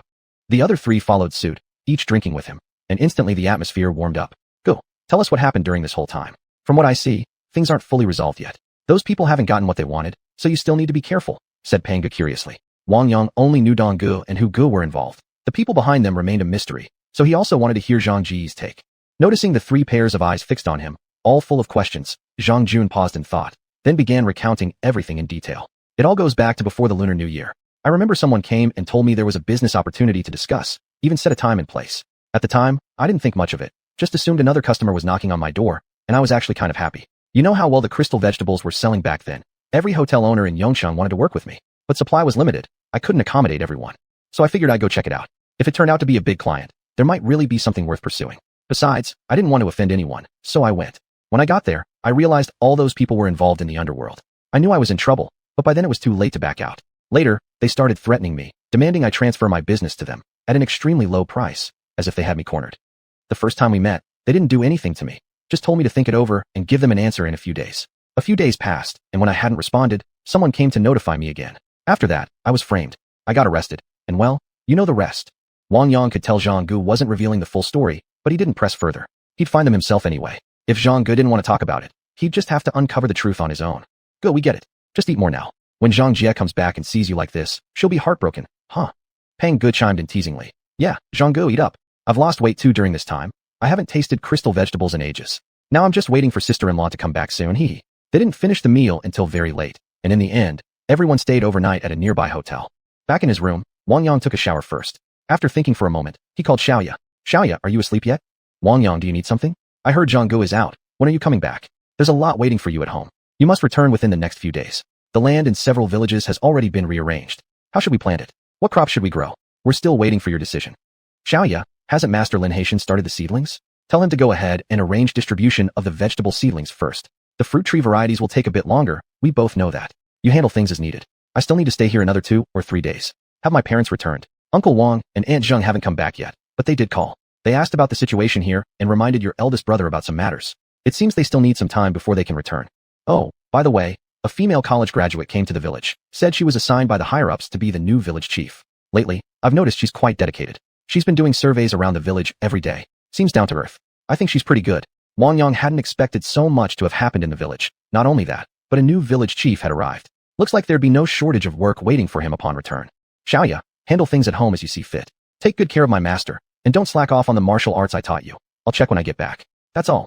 I'll hang up now. After ending the call, Wang Yang entered his spatial realm. Chapter 319, Meeting Tiger Brother Again. When Wang Yang got up in the morning, he immediately called Lao Shu and left together. He still needed to meet that Dong Go. Boss, last night I went out and did as you said. I've already tracked down Dong Ji's whereabouts. He's hiding in the countryside with a few men. Should we go straight there, or check his city hideout first? As for Tiger Brother, he isn't trying to hide at all. Looks like he's just waiting for us. Lao Shu slowly reported what he knew. Good work, Lao Shu. Let's go see Tiger Brother first. I have some questions for him. He might know something about the man behind it all. Got it, boss. Be ready. Lao Shu drove steadily, and not a single thug was seen on the road. Since yesterday, the entire underworld of Yong City had gone quiet. Rumors were spreading. Another crackdown was coming. Many people had already fled, while others had gone into temporary hiding, hoping to return once things calmed down. Their hopes were understandable, but they underestimated the seriousness of the situation. Anyone on the wanted list would now be given special attention. That was exactly why Dong Gu had fled to the countryside. He'd received a warning from his partner long before. Soon, Lao Shu brought Wang Yang to Tiger Brother's hiding place. The two stepped out of the car and entered a residential compound. There was no security guard on duty. The flow of people in and out seemed perfectly ordinary and peaceful. Lao Shu knocked on a door. Tiger Brother knew he'd been found. Hiding was pointless now. When he opened the door, he was surprised to see Wang Yang standing there. Tiger Brother, we meet again. Quite unexpected, isn't it? Do you remember what I told you last time? Don't provoke me, or the consequences will be beyond your ability to bear. Your so-called Dong Gu is still hiding in the countryside, too afraid to show his face. Yet here you are, actually smart enough to hide right in the middle of the city. I'm here just to ask you a few questions. Answer them well, and I might let you go. But if you insist on resisting, you know what comes next. Wang Yang spoke with a serious expression. Tiger Brother was shoved inside by Lao Shu, and Wang Yang followed in, closing the door firmly behind him. Instantly, an oppressive aura enveloped Tiger Brother, making him shiver involuntarily. It was only then that Tiger Brother realized how foolish his earlier thoughts had been. Dong Gu had ordered him to deal with this man. What was that if not suicide? He could do nothing now but bow his head and beg for mercy. Seeing that Tiger Brother was being cooperative, Wang Yang moved straight to his pressing questions. Wang Yang stared hard at Tiger Brother, his voice low and commanding, as if carrying immeasurable power. Once again, Tiger Brother felt that overwhelming pressure, his heart racing and sweat pouring down. He knew there was no escaping Wang Yang's demands. Otherwise, the consequences would be unbearable. Tell me about the person behind Dong Gu.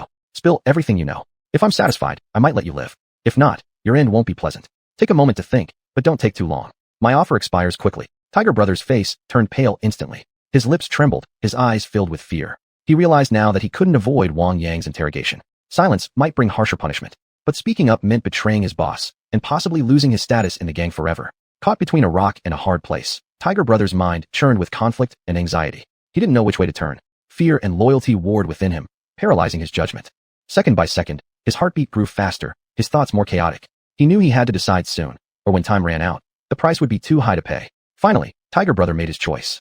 He lifted his head and looked straight at Wang Yang, his eyes now flashing with determination. He chose loyalty, because deep down, he knew that if he betrayed his boss, he would never earn respect in the underworld again. Taking a deep breath, he began, I can tell you what I know about the person behind Dong Gu, but I need your guarantee that I'll be safe. A faint smile appeared on Wang Yang's lips, and a flicker of satisfaction passed through his eyes. He nodded slightly, signaling Tiger Brother to continue. Relief washed over Tiger Brother as he began to speak. The man behind Dong Gu is extremely mysterious. No one knows his real identity. All I know is that he possesses enormous wealth and power, capable of controlling the entire city's underworld. He's also very cautious, rarely appears in person, always using intermediaries to deliver orders. Moreover, his influence is vast, reaching not only into criminal circles, but also politics and business. Tiger Brother recounted these things, his voice filled with fear and awe. He knew that what he was revealing might plunge him into even greater danger, but he no longer had the luxury to hesitate. He could only hope that this opportunity would give him a sliver of survival. Wang Yang listened quietly to Tiger Brother's words, his expression growing darker by the moment. He realized that the man behind Dong Gu must wield significant power in official circles. Very few people could possibly control an entire city's underworld. I'm satisfied with how you've performed tonight, but you can't go back to chasing your gang dreams anymore. The crackdown has already begun from above, and your Dong Gu can barely save himself now. You'd better start thinking seriously about your own future. I'll let you go this time. Take care of yourself. Don't tell anyone what happened tonight. You know the consequences well enough without me having to explain further. I suggest you drop everything here and leave town as soon as possible. This place is no longer safe for you. And don't go looking for your Dong Gu again. His fate is already sealed. After speaking, Wang Yang turned and left with Lao Shu.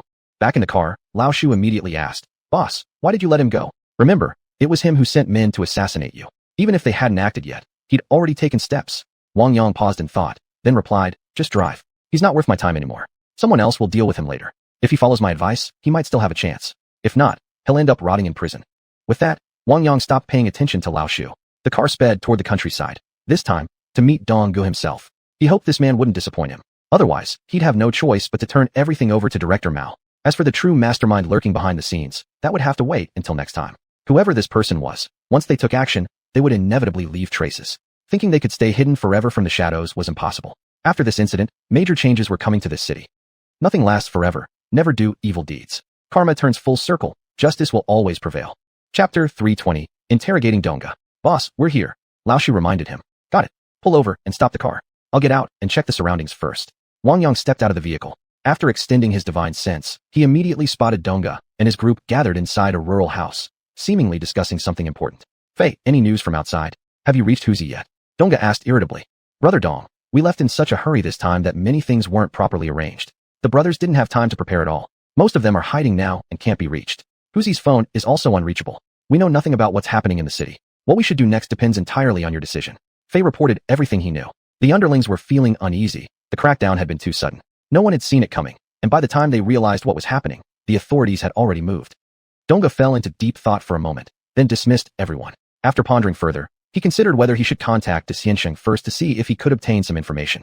Trapped here with no outside communication, unable to locate Huzi, and powerless to act, his mind grew increasingly restless. "Lao Shu, this village is surrounded by mountains, quite scenic. There's only one entrance and exit. Park the car over there later, then walk in on foot. Remember not to disturb the villagers. We're just here to find Donga. Watch what you say." After giving Lao Shu these instructions, Wang Yang entered the village alone. "What do you want? This is private property, no tourists allowed. Get out of here quickly," Fei shouted upon spotting Wang Yang. Seeing that none of the subordinates recognized him, Wang Yang couldn't help but feel pity for Donga. Last time they met, not a single bodyguard had accompanied him. "I'm here to see your boss Donga. Go tell him a former acquaintance has come to visit. He'll come out to see me." Wang Yang said this briefly to the group, then ignored them completely. "Kid, since you know our brother Dong, let me ask you, what's going on in the city right now?" Fei, seeing Wang Yang was alone, didn't take him too seriously and started asking about the situation in town. They'd all grown tired of staying in the countryside these past few days and were eager to return home. "First call your people out for me. Once you do, I'll answer whatever questions you have. But I'd advise you fellows to turn yourselves in soon. Your boss Donga is wanted, and that so-called gang or organization basically doesn't exist anymore." Wang Yang's words stunned the young thugs at the gate. Fear instantly gripped their hearts. If the crimes they committed were exposed, spending a few years behind bars would be the best possible outcome. Some of their deeds could never withstand scrutiny. Capture meant receiving harsh sentences. Fei remained relatively calm, keeping his composure. Without losing control, he turned and hurried back into the house. At that moment, Donga was just about to call the xiuxian when the door suddenly burst open. "Didn't you hear me earlier? And don't you know how to knock before entering?" Donga scolded angrily. "Brother Dong, it's bad. We've all been put on wanted lists. What should we do now?" Fei blurted out anxiously. "What's got you so flustered? Just a moment ago when I asked you anything, you claimed to know nothing. How come in just a short while outside, you've become like this? There's a young man outside specifically asking for you. You'd better go see for yourself. Someone looking for me at a time like this? Impossible. I haven't told anyone I'm here. Come on, let's go check it out together." Donga led the way out of the room toward the entrance. Seeing the main target appear, Wang Yang first turned and said to Lao Shu, who had just arrived, "Wait here. I'll go talk to their boss Donga. Avoid unnecessary contact with them. Be careful." When Donga saw Wang Yang's figure, his heart sank. He hadn't expected this person to be so capable, finding him even here, in such a secluded location. He realized his own arrogance had led him astray this time. Knowing there was no escape, he forced himself forward. "Mr. Wang, we meet again. Since you're here, let's discuss matters inside." Donga still appeared relatively composed, so Wang Yang agreed. His goal was to uncover the mastermind behind everything. He cared little about Donga himself. Teasingly, he said, "Brother Dong, hope you've been well, huh? I once told you, if I want to find you, there's no way you can hide. See, here we are, meeting again." Donga realized Wang Yang was mocking him, but he had no choice but to endure it. When you're under someone else's roof, you have to lower your head. He forced a smile and said flatteringly, "Mr. Wang, we're practically friends now. Please come in." The others tried to follow them inside, but they were all pushed back by the imposing aura radiating from Wang Yang. "You'll not just stay outside. I want to have a few words alone with your boss Donga. It wouldn't be appropriate for you to come in. Donga, don't you agree?" Wang Yang first intimidated Donga's gang members, then turned to him with the question. Donga looked at Wang Yang's commanding presence. If he still couldn't read the room at this point, he'd truly be asking for trouble. He quickly turned to his men and said, "I need to talk with Mr. Wang. Wait outside. Don't come in unless I call you. Fei, keep the brothers calm." Wang Yang followed Donga into the room where he was staying and shut the door firmly behind them. "Donga, The reason I'm here today isn't really a big matter. I just want to know who's behind you, who's pulling the strings. Tell me that, and I'll leave immediately. I won't come after you again. How about that? Dongga hadn't expected Wang Yang to be so direct, cutting straight to the point without any pretense. It was clear he had him cornered. Mr. Wang, I don't know what you're talking about. Why would I work for someone else when I'm the leader of my own gang? Seeing that Dongga was still trying to deny it, Wang Yang grew slightly annoyed, though his expression remained calm and his tone smooth. Dongga, don't you want to reconsider? You don't actually think I know nothing, do you? Let me tell you. I've already met Tiger Brother before coming here. I already know almost everything I need to know. There's no point beating around the bush. Let's just speak plainly. It won't hurt you at all. Let me make it clear. You can never go back to being the boss of your little gang. To put it bluntly, you've been abandoned. You should start thinking seriously about your future. I've made myself perfectly clear. You must understand your current situation by now. Continuing to hide the person behind you serves no purpose anymore. Think it over. I'll give you a few minutes, but don't push me to lose my patience. The consequences are something you truly can't afford. After hearing Wang Yang's words, Dongga felt completely dazed. If the xiuxian had truly abandoned him, his future would be extremely grim. Even getting life in prison would be the best-case scenario. More likely, he'd be executed soon. Mr. Wang, can you save me? I'll tell you everything about the man behind me. I still have a lot of money, other assets. They can all be yours. Just promise me you'll spare my life. What do you say? Dongga's voice had dropped to a humble, pleading whisper. He could already sense his inevitable fate. Wang Yang paused for a moment, then said, Dongga, it's not that I don't want to help you. It's that what you've done has crossed the line. You should focus on how to face your family instead. I can take care of them to some extent. What do you think about that? Chapter 321. Interrogating Dongga. After understanding Wang Yang's intention, Dongga initially wanted to resist. Suddenly, he felt as if he were being stared at by a primordial beast, his entire body instantly tensing up. Then he heard Wang Yang say, Don't even think about resisting. Since I found you here, there's no way you'll be able to escape. Just consider my offer instead. Dongga completely collapsed this time, his spirit and energy seemingly drained away as he lowered his head. I can tell you who that person is, but honestly, I doubt you have the ability to take him down. I'm not trying to underestimate you, but you simply don't understand how powerful this man is. If you still want to know, I'll tell you right now, but you must be prepared to bear the consequences. Do you still want me to speak? Wang Yang wasn't fazed at all by Dongga's words. He smiled slightly and said, Do I look like someone who gets scared easily? Let me make this clear. It's not that I personally want to target him. It's people from above who want him dealt with. You understand what I'm saying, right? Let me also inform you.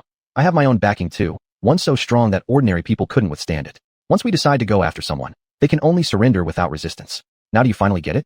Let me tell you one more thing. This might be your last moment of freedom. People will come for you very soon. I've made everything clear to you. You should already know what awaits you next. Speaking up might save your life. Staying silent could put your entire family in danger. This time, Dongga gave up completely. He realized Wang Yang might actually be one of those people from above. The reason he had come was to obtain first-hand information early, then return and report success. Yet Dongga kept thinking, he hadn't really offended this man much. Why was he being targeted so relentlessly? Mr. Wang, I have one question. Why are you so focused on us? I did hire someone to harm you. Yes, but that only happened after our meeting the other day. Before that, we didn't even know each other, right? We have no grudge, no conflict. Your actions confuse me greatly. Can you explain the reason? In return, I'll also share my side of things with you. Wang Yang didn't beat around the bush and laid it all out clearly. Dongga, ever since you set your sights on crystal vegetables, we've already been entangled in conflicting interests. The crystal vegetables originated from me. Zhang Jun was merely an agent here. You kidnapped him. Do you really think I wouldn't come looking for you? Do you really think I wouldn't try to dismantle the power behind you? If this had been normal business conduct, I wouldn't have held any ill will toward you. The problem lies in your greed. Taking what doesn't belong to you by force brings disaster upon yourselves. Do you understand what I'm saying now? After hearing the explanation, Dongga could not utter a single word. At the time, he himself hadn't fully supported that move. The big master had forced him into it. Truly, no matter how well one plans, one cannot defy fate. This time, he had truly fallen. You win. Come closer. I have a few words to say to you. Dongga tried one last attempt to negotiate. Wang Yang stepped forward slightly, just about to lean down, when suddenly he noticed a strange glint flash through Dongga's eyes.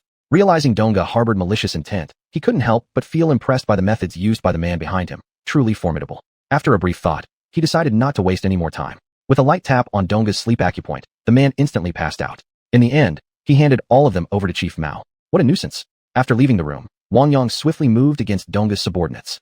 Within moments, everyone was subdued and knocked unconscious. After gathering them all back into the house, he took out his phone and called Chief Mao, briefing him on the situation. Soon, police cars arrived and took everyone away. From this point on, the matter was beyond his involvement. Once again, Wang Yang walked away empty-handed. Though he had suspicions, he lacked evidence, leaving him no choice but to let it drop. Still, this incident was effectively resolved. For the foreseeable future, there shouldn't be any further trouble. He asked Lao Shu to take him to see Zhang Jun, reminding him of a few precautions before concluding his trip to Xiuxian. It was time to head back.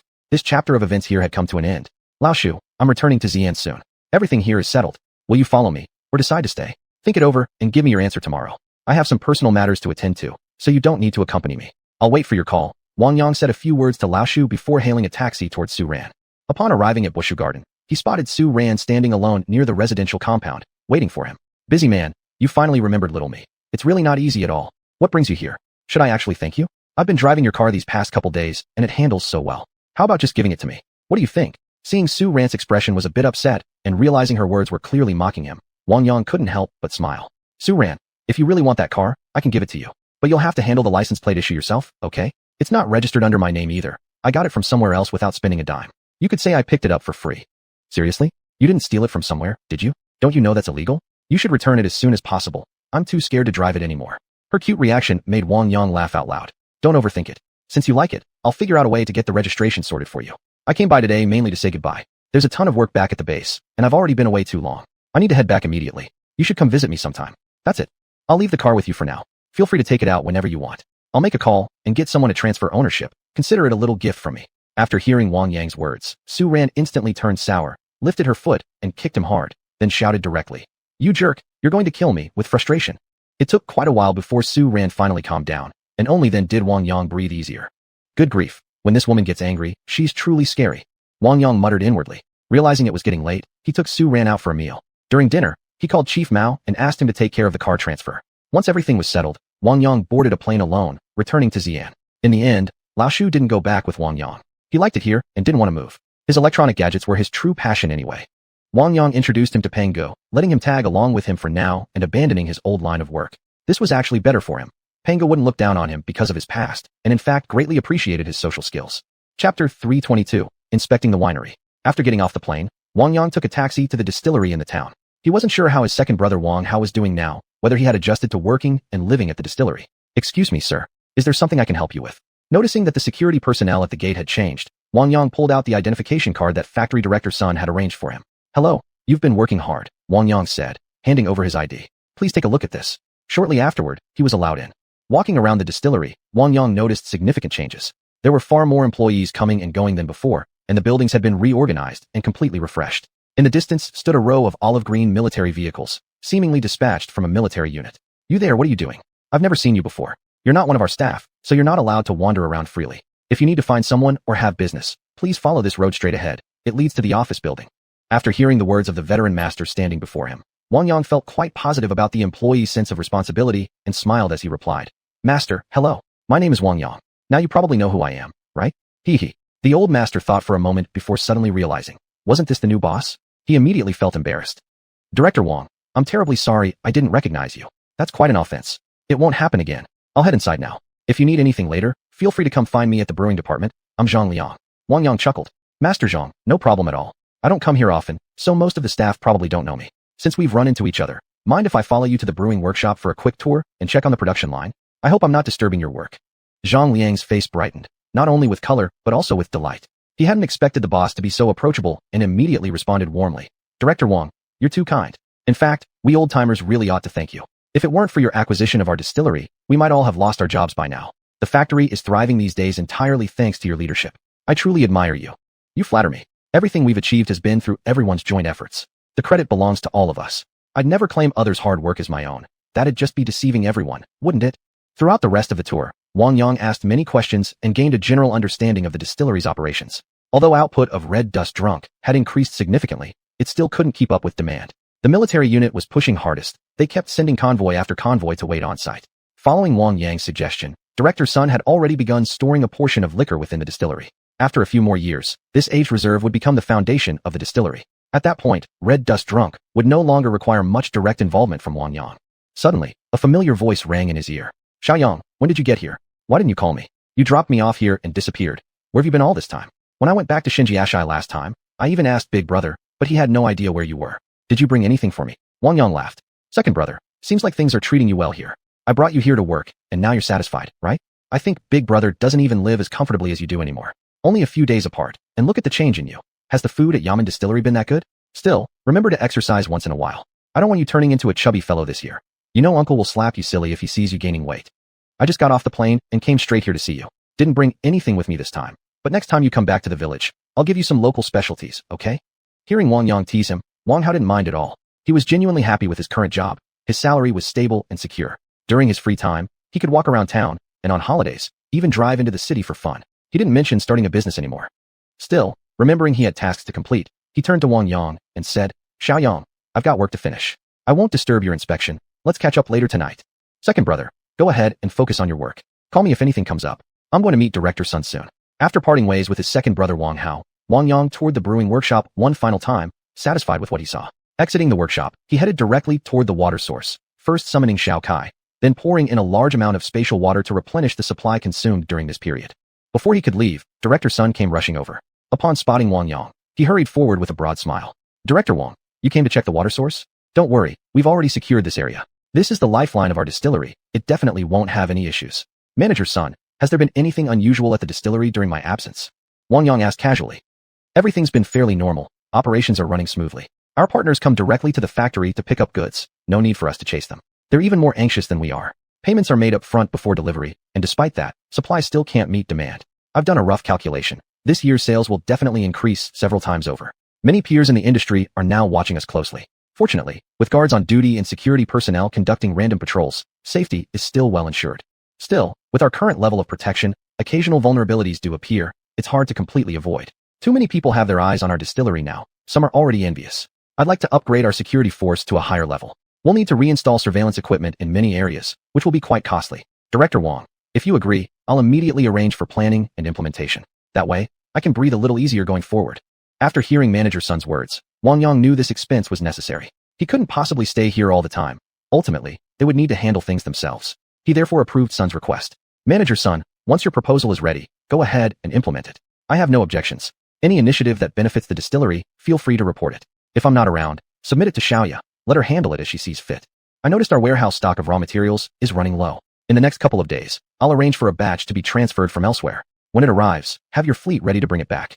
We must guarantee a steady supply of brewing ingredients. If anyone approaches you for collaboration talks, you must report it to me first. No one else has the authority to make decisions. The raw materials we use are specially supplied, unavailable anywhere else. If the ingredients change, the taste changes too, and the Red Dust Drunk brand would be ruined.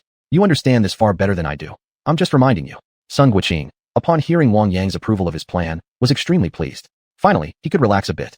He had long noticed something unusual about the brewing materials. They certainly weren't sourced domestically, but he chose to play ignorant. Some matters were simply beyond his involvement. Given the distillery's current success, he was already satisfied, feeling he had repaid those employees who had followed him for half their lives. "Director Wang, I fully understand.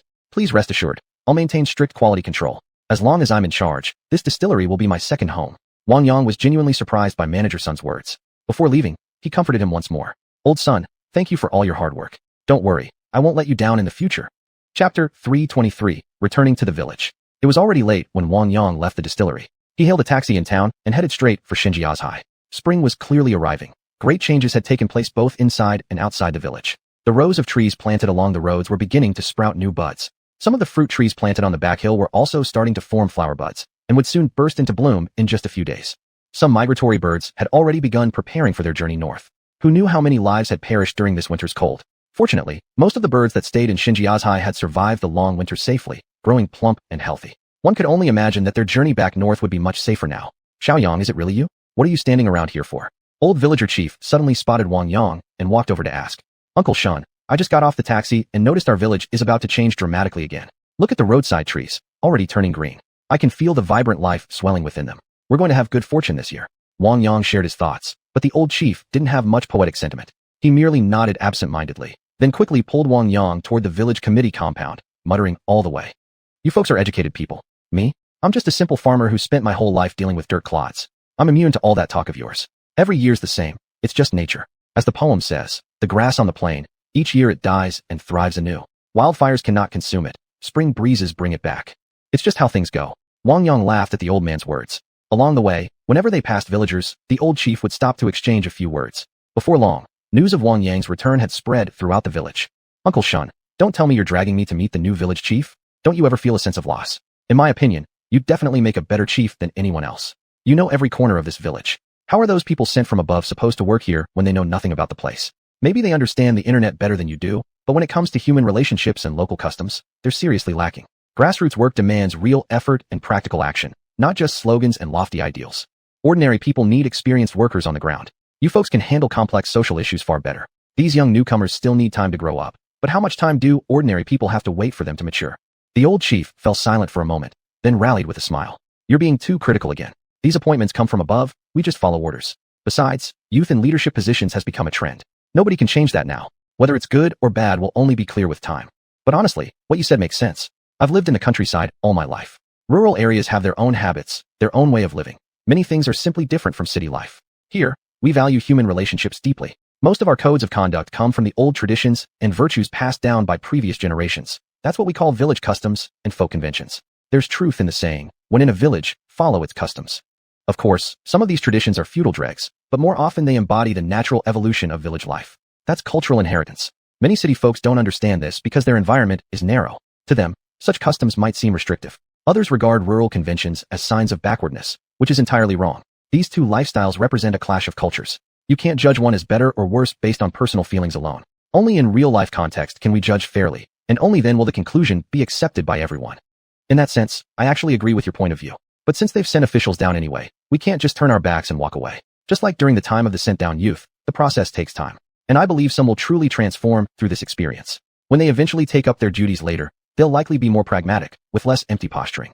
Of course, many others will just come to the countryside to idle away their time and pad their resumes. That's something we can't change. If they refuse to study humbly and immerse themselves among the people, they'll find it hard to achieve anything meaningful. I've been talking so much, yet we've only walked a short distance. When we reach the village committee courtyard, don't give anyone a cold shoulder, you hear? Wang Yang had waited this whole time and realized the old chief wasn't exaggerating at all. Their methods might seem contradictory to outsiders, but grassroots work needs people with experience. Such people blend naturally into the community without seeming out of place, earning trust effortlessly. Uncle Shun, you can rest assured about how I handle things. I was just teasing you earlier. I truly admire your excellent qualities. Everyone in the village, young and old, would agree with what I said. It's not flattery, but genuine respect from the bottom of my heart. Wang Yang slipped in a compliment so smoothly that before long, the old chief was smiling. The two walked into the village committee courtyard and saw a young girl busy working inside the office. Her notebook was already filled with notes. No one could tell what exactly she was working on. Oh, Secretary Shun, you're here. I didn't even know. I'm organizing this year's farming plans for the village. Since you've come, let's go over them together, Xiao Yao said with a smile. The old chief chuckled and turned to Xiao Yao. Xiao, put the work aside for now. Let me introduce someone to you. This is Wang Yang, the investor who came to our village. Haven't you been asking to meet him? Now he's back. Take the chance to get to know each other. Hearing the old chief's words, Xiao Yao lit up with joy. Shi Dafang Ly extended her hand and shook Wang Yang's, saying cheerfully, Mr. Wang, hello. I'm Xiao Yao, the new village chief. I hope you'll take good care of me. As a newcomer, I have zero experience in grassroots work and really need your guidance. I also hope to quickly get up to speed so I can start doing some real things for our villagers. Mr. Wang, you won't turn down a little request from me, will you? Wang Yang's first impression of Xiao Yao was quite positive. She seemed down to earth. Thankfully not some spoiled rich kid coming down to experience rural life. Communication and cooperation in the days ahead would likely be smooth. Smiling, he replied, Chief Chiu, you're too modest. We'll learn from each other. We'll fully support your work. And of course, we also hope you share the same intentions as us, that you're here to truly contribute. Wang Yang hadn't planned to stay long. He had just returned from outside and wanted to head home early to tidy up, visit his master, check in on his elder brother's family, and then talk privately with Xiaoya. So many matters were under her management. He needed to sort everything out quickly and move forward with the plans for the surrounding villages without delay. Chapter 324, Fun at the Courtyard. By the time Wang Yang finally walked out of the village committee courtyard, the sky was already growing dark. He had certainly gotten a taste of Xiao Yao's work enthusiasm. Her sense of responsibility was truly impressive. He sincerely hoped she could maintain it. As he reached the gate of his small courtyard, he first let out Tiger and the 4 Mao dogs before pushing open the door and stepping inside. Uncle Xiao, why did you come back so late? We've been waiting for you forever. We missed you while you were gone, Stone said, always the quick one. Seeing Wang Yang enter, he rushed over immediately to greet him. Wang Yang picked up Little Stone in one swift motion and planted a kiss on his cheek. Little Stone, were you well behaved while I was away? Which place do you like more, here or at home? Uncle Xiao, it's way more fun here. A few days ago, Xiangzigu even took us to play behind the mountain. There are so many people here, and so many fun things to do. Can I stay here from now on? When Ernyo saw her brother run off, she followed right after. Upon seeing Wang Yang, her face lit up with a bright smile. Uncle Xiao, Ernyo wants a hug too. Wang Yang squatted down and scooped Ernyo into his arms, chuckling. You've grown taller, Ernyo. Are you having fun staying with Uncle? Yes, but my brother never plays with me. He runs off with Xiangzigu and his friends, and Dad has to go find him every time. When he comes back, he gets spanked. Ernyo giggled. Xiaoya had heard the voices outside and came out from the house.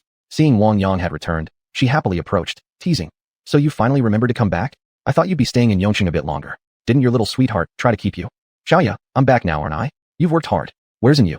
Wang Yang, I'm cooking in the kitchen. Why don't you come help? And Yu's voice called from inside the kitchen. Has my master not come over yet? Master Ge usually doesn't eat here in the evenings. Since you weren't home and our return times were uncertain, he started cooking for himself. Now that you're back, I'll tell you about what's going on in those villages later. We can't put this off anymore. All right, we'll talk after dinner. I'll go helping you with the cooking first. You keep an eye on these two little rascals. Wang Yang gave each child a pat on the head and headed toward the kitchen. Together with Yu, they quickly prepared dinner. Xiaoya, have your brother and sister-in-law eaten yet? Stone blurted out eagerly. Uncle Xiao, my parents cooked at home. I only came here when I heard Xiangzi Ge say you were back. Didn't you bring us any gifts? Xiaoya and Yu burst into laughter, both turning to look at Wang Yang, amused to see how he'd respond. You two little troublemakers. Just a second ago you said you missed Uncle so much, and now it turns out you only miss my presence. Uncle is heartbroken. Upon hearing this, Ernyo instantly wrapped her arms around Wang Yang's arm. Uncle Xiao, Ernyo really missed you. I don't want any gifts. Wang Yang laughed and stepped forward, opening his back as if pulling something out, magically producing several lychees, each plump and large. Xiaoya wasn't surprised, but Yu was intrigued. Wang Yang, do they still have lychees in the south this season? Their preservation methods must be incredible. People nowadays are getting smarter and smarter. I'm thoroughly impressed. Hand them over to me. I'll go wash them. Without hesitation, Wang Yang passed all of them to her. Little Stone and Ernyo, eyes wide with excitement, followed Yu into the kitchen. Wang Yang, I'll come see you tonight. Remember, don't lock the door, Xiaoya whispered. Then I'll be waiting. If you're offering yourself like this, how could I possibly refuse? Wang Yang smirked, his eyes twinkling with playful mischief. Drop dead. You pervert, thinking such filthy thoughts. Do you even know what I plan to do? Don't push me, or you'll regret it tonight. Umph. Xiaoya shot back, giving him a sharp glare.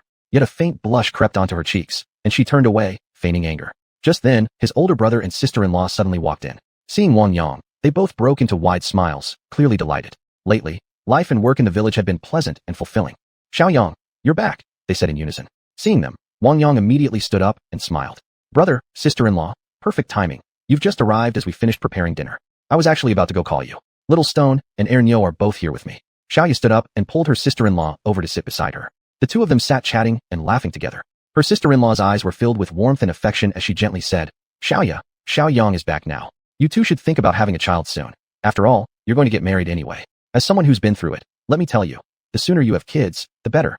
Xiaoya blushed deeply at her sister-in-law's words, feeling quite embarrassed. Tonight was strange. Her face had been burning hot all along, making her look especially adorable. Soon after, Yu came over carrying a plate of glistening lychees, their skin still dotted with droplets of water, looking incredibly fresh. She placed the plate on the table and smiled, saying, Everyone, come try them. These lychees are super sweet. I've already tasted one. If we could apply this preservation method to our crystal vegetables, our business would really take off in the future. When Little Stone and Ernyo saw their parents arrive, they greeted them quickly before turning back to devour the fruit. Their little mouths never stopped moving. No one could count how many they'd already eaten. You too eat less. Eating too much of this will give you heatiness. I'll pack some in a bag later for you to take home and enjoy tomorrow. Seeing that the two kids weren't listening to Wang Yang's warning, their mother stood up, walked over, and gathered all the lychees away, scolding slightly. Didn't you hear what Uncle just said? This stuff causes internal heat if you eat too much. I'll keep these for you. I'll give you some tomorrow, but now it's time to eat dinner properly. The two little troublemakers instantly quieted down, not even daring to whimper, obediently sitting by the table, ready to eat. Everyone enjoyed the meal heartily. When it grew late, the older brother and sister-in-law took the two children and headed home.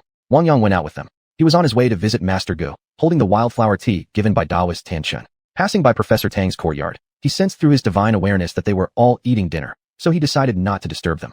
Master, what are you doing? Wang Yang stood at the doorway, watching his master bustling about, puzzled. My disciple has returned. I knew you'd come tonight. What do you have in your hand? His master turned around and smiled warmly at him. Master, this is wildflower tea from Taoist Tianquan. I brought it for you.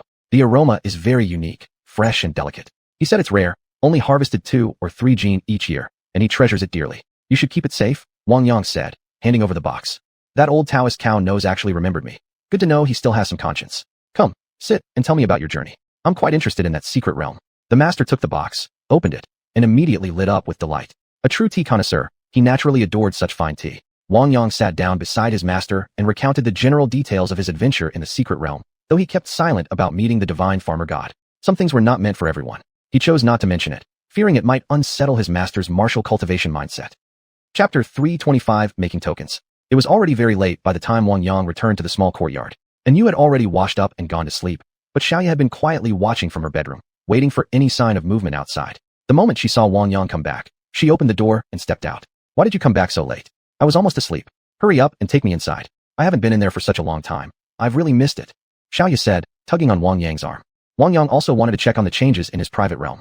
Xiao Ju Huizi was still inside, Hopefully nothing unexpected had happened. He told Xiuxian not to resist, communicated with the world tree sapling, and the two of them instantly vanished from the courtyard. When xiuxian suddenly saw Wang Yang appear, she exclaimed joyfully, "Master, you're here. I'm so happy to see you." Seeing that xiuxian was perfectly fine, Wang Yang finally let go of the worry he'd been holding. Suddenly, Xilin's voice echoed in his mind. "Master, don't worry. This secret realm was separated from my original body. It won't have any issues. I just examined the place carefully and found no abnormalities. The world tree sapling has fully recovered as well. It can now separate some of its core essence. With that, I can help you make several entry tokens." "Xiling, thank you so much. I was just worrying about this problem earlier, and now it's solved. By the way, are the fruit tree seedlings I asked you to cultivate ready yet? I'll need them in the next few days. You can't let me down now. It's the perfect season for planting fruit trees outside." "Master, they've been ready for a while. Just now, I sent all the seedlings here. My original body will recover completely in time too, even faster than I expected. That world tree is even quicker to recover than me. It can draw energy from other dimensions to replenish its losses, while I can only rely on myself." Wang Yang fell into deep thought, when suddenly he heard Xiaoya calling him. "Wang Yang, what are you daydreaming about? Come over here. I just took a look around. Huizi has done a great job keeping things organized lately. Didn't you say you wanted to bring in some agricultural machinery? I've already prepared everything. Tomorrow, I'll take you to get them. This place is so vast, we could develop the entire area. Then we'd have a secure supply of raw materials forever. Just thinking about it makes me excited. I really want to get everything in order as quickly as possible." After hearing Xiaoya's words, xiuxian smiled softly. Receiving praise from both of them today made her feel that all her hard work had been worthwhile. Wang Yang's spiritual sense had already connected with the world tree sapling. He understood everything within the space and spotted the fruit tree seedlings Xiling had sent, now stored nearby. "Master, the little tree has finally recovered. Mother gave me new hope. I'm incredibly grateful to her. Is there anything you need me to do?" The world tree sapling transmitted its thoughts. "Little tree, can you separate some of your essence? I want to make a few entry tokens. Not too much though. Make sure it doesn't harm your main body. That would defeat the purpose." Wang Yang cautiously communicated with the sapling.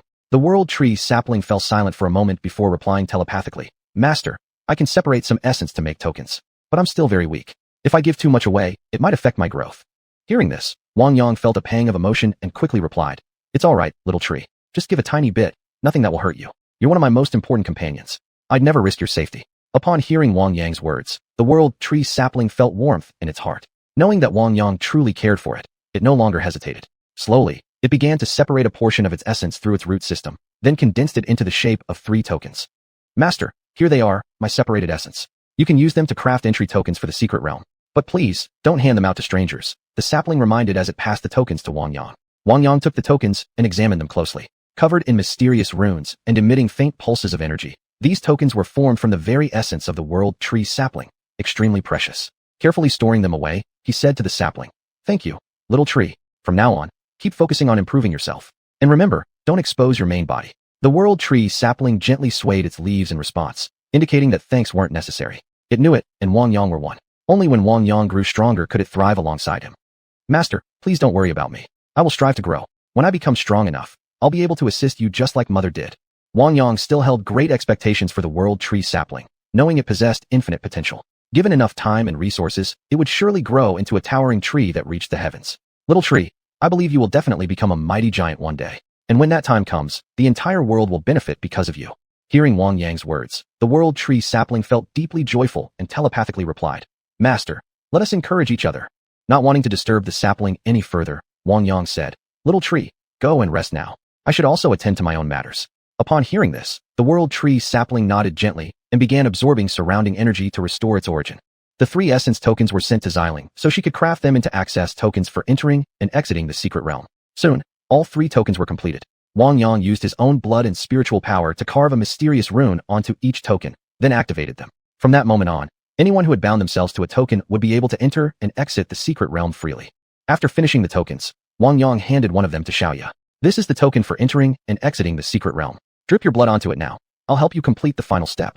From now on, if you ever face danger in the village or need assistance, you can quickly enter the secret realm. Just remember, don't show it off in front of others. This place is our foundation." Xiaoya took the token, her heart filled with joy. She knew this was a sign of Wang Yang's trust and care for her, so she quickly said, "Thank you, Wang Yang. I'll keep this token safe. If anything happens, I'll inform you immediately." Hearing Xiaoya's words, Wang Yang nodded and added, "You must also stay cautious. Don't easily trust others. This world is full of dangers and temptations. Always remain vigilant." Touched by his concern, Xiaoya smiled happily and said, "Don't worry, I'll take care of myself. You make sure to look after yourself too, so I won't have to worry about you." Xiaoya quickly completed the blood binding ritual, and with a silent thought, the token vanished from sight. Xiao Huizi looked at Xiaoya with quiet envy, but she harbored no sense of competition. To her, such things were unimportant. Now that she lived here comfortably, she had gradually grown fond of this way of life. Wang Yang instructed the two girls to count the number of fruit tree seedlings. They would need to send out a batch tomorrow. It was getting late, so the two of them finally left the secret realm together. Chapter 326. The three village chiefs visit again. Early in the morning, Uncle Shun rushed over to Wang Yang's courtyard, shouting before he even reached the door. Xiaoyang, when can you make good on what you promised last time? Old Huang and the others heard you were back and came looking for you first thing. Hurry with me and meet them. Master Xiuxian was practicing his boxing routine in the yard. Seeing Shun Fei rush in, he smiled and said, "You're no spring chicken yourself. What's the hurry? Look at you, panting like that. Don't you worry about being laughed at by the younger generation? Yesterday my apprentice just got back, and you kept him half the afternoon. What? Can't you work without him? Old brother, don't mock me. If you'd seen how anxious those three looked, you wouldn't be laughing. Anyway, is Xiaoyang not home?" Xiaoya, overhearing Uncle Shun's words, smiled and said, "Uncle Shun, Wang Yang went to the back mountain. He should be back soon. Why don't you stay and have breakfast with us?" "No, I can't. I need to go back and tell them first. Once Wang Yang returns, let him know to come find me at the village committee hall."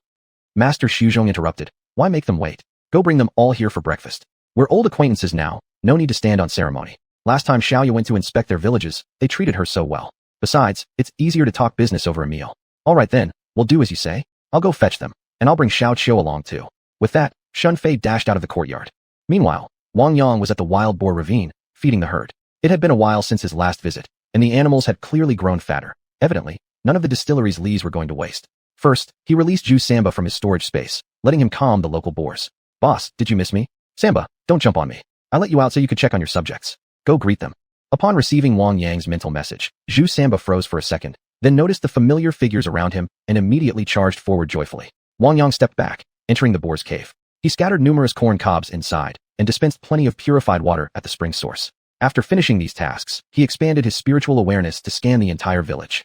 The distillery was under Shun Qua's capable management, needing little involvement from him, and everything ran smoothly. The wine stored in the mountain cellars had accumulated steadily, already filling 6 stone chambers. At the greenhouse construction site, activity surged with fervor. Chen Jinhua maintained excellent control over progress. All foundations were complete, and frame assembly was underway. At this rate, completion would take roughly another 2 months. He'd have to visit later, tour the site, and chat with the workers to offer his greetings. Grandpa Shin's poultry enclosures had also changed significantly. Chickens, ducks, and geese had all grown larger, with new hatchlings scurrying around the periphery. Ducks and geese dotted the fish pond, leisurely hunting for food, while wild ducks, cormorants, egrets, and other migratory birds played together, creating a vivid scene of flourishing life. The enclosed hillside had turned green, with sheep and cattle roaming freely. As temperatures rose, the animals increasingly preferred the outdoors, rarely returning to their sheds. The most striking change lay in the forest behind the village. The trees planted last year, both ornamental and fruit-bearing, had transformed dramatically, some already sprouting buds. The weeping willows within the village brought the greatest delight. Their bark had turned emerald green, delicate leaves hanging in slender strands, branches multiplying. The surrounding mountains were beginning to wear their verdant coats. A few more spring rains would accelerate the transformation even further. The ancient village and its beautiful environment enhanced each other, blending into a harmonious, picturesque whole. Seeing such profound changes throughout the village filled Wang Yang with deep satisfaction. Visitors arriving one after another all wore joyful smiles. Some paused to rest on benches. Others moved through different scenic spots, cameras, phones, or selfie sticks in hand. The number of anglers by the fish pond seemed to grow daily, and many had become friends.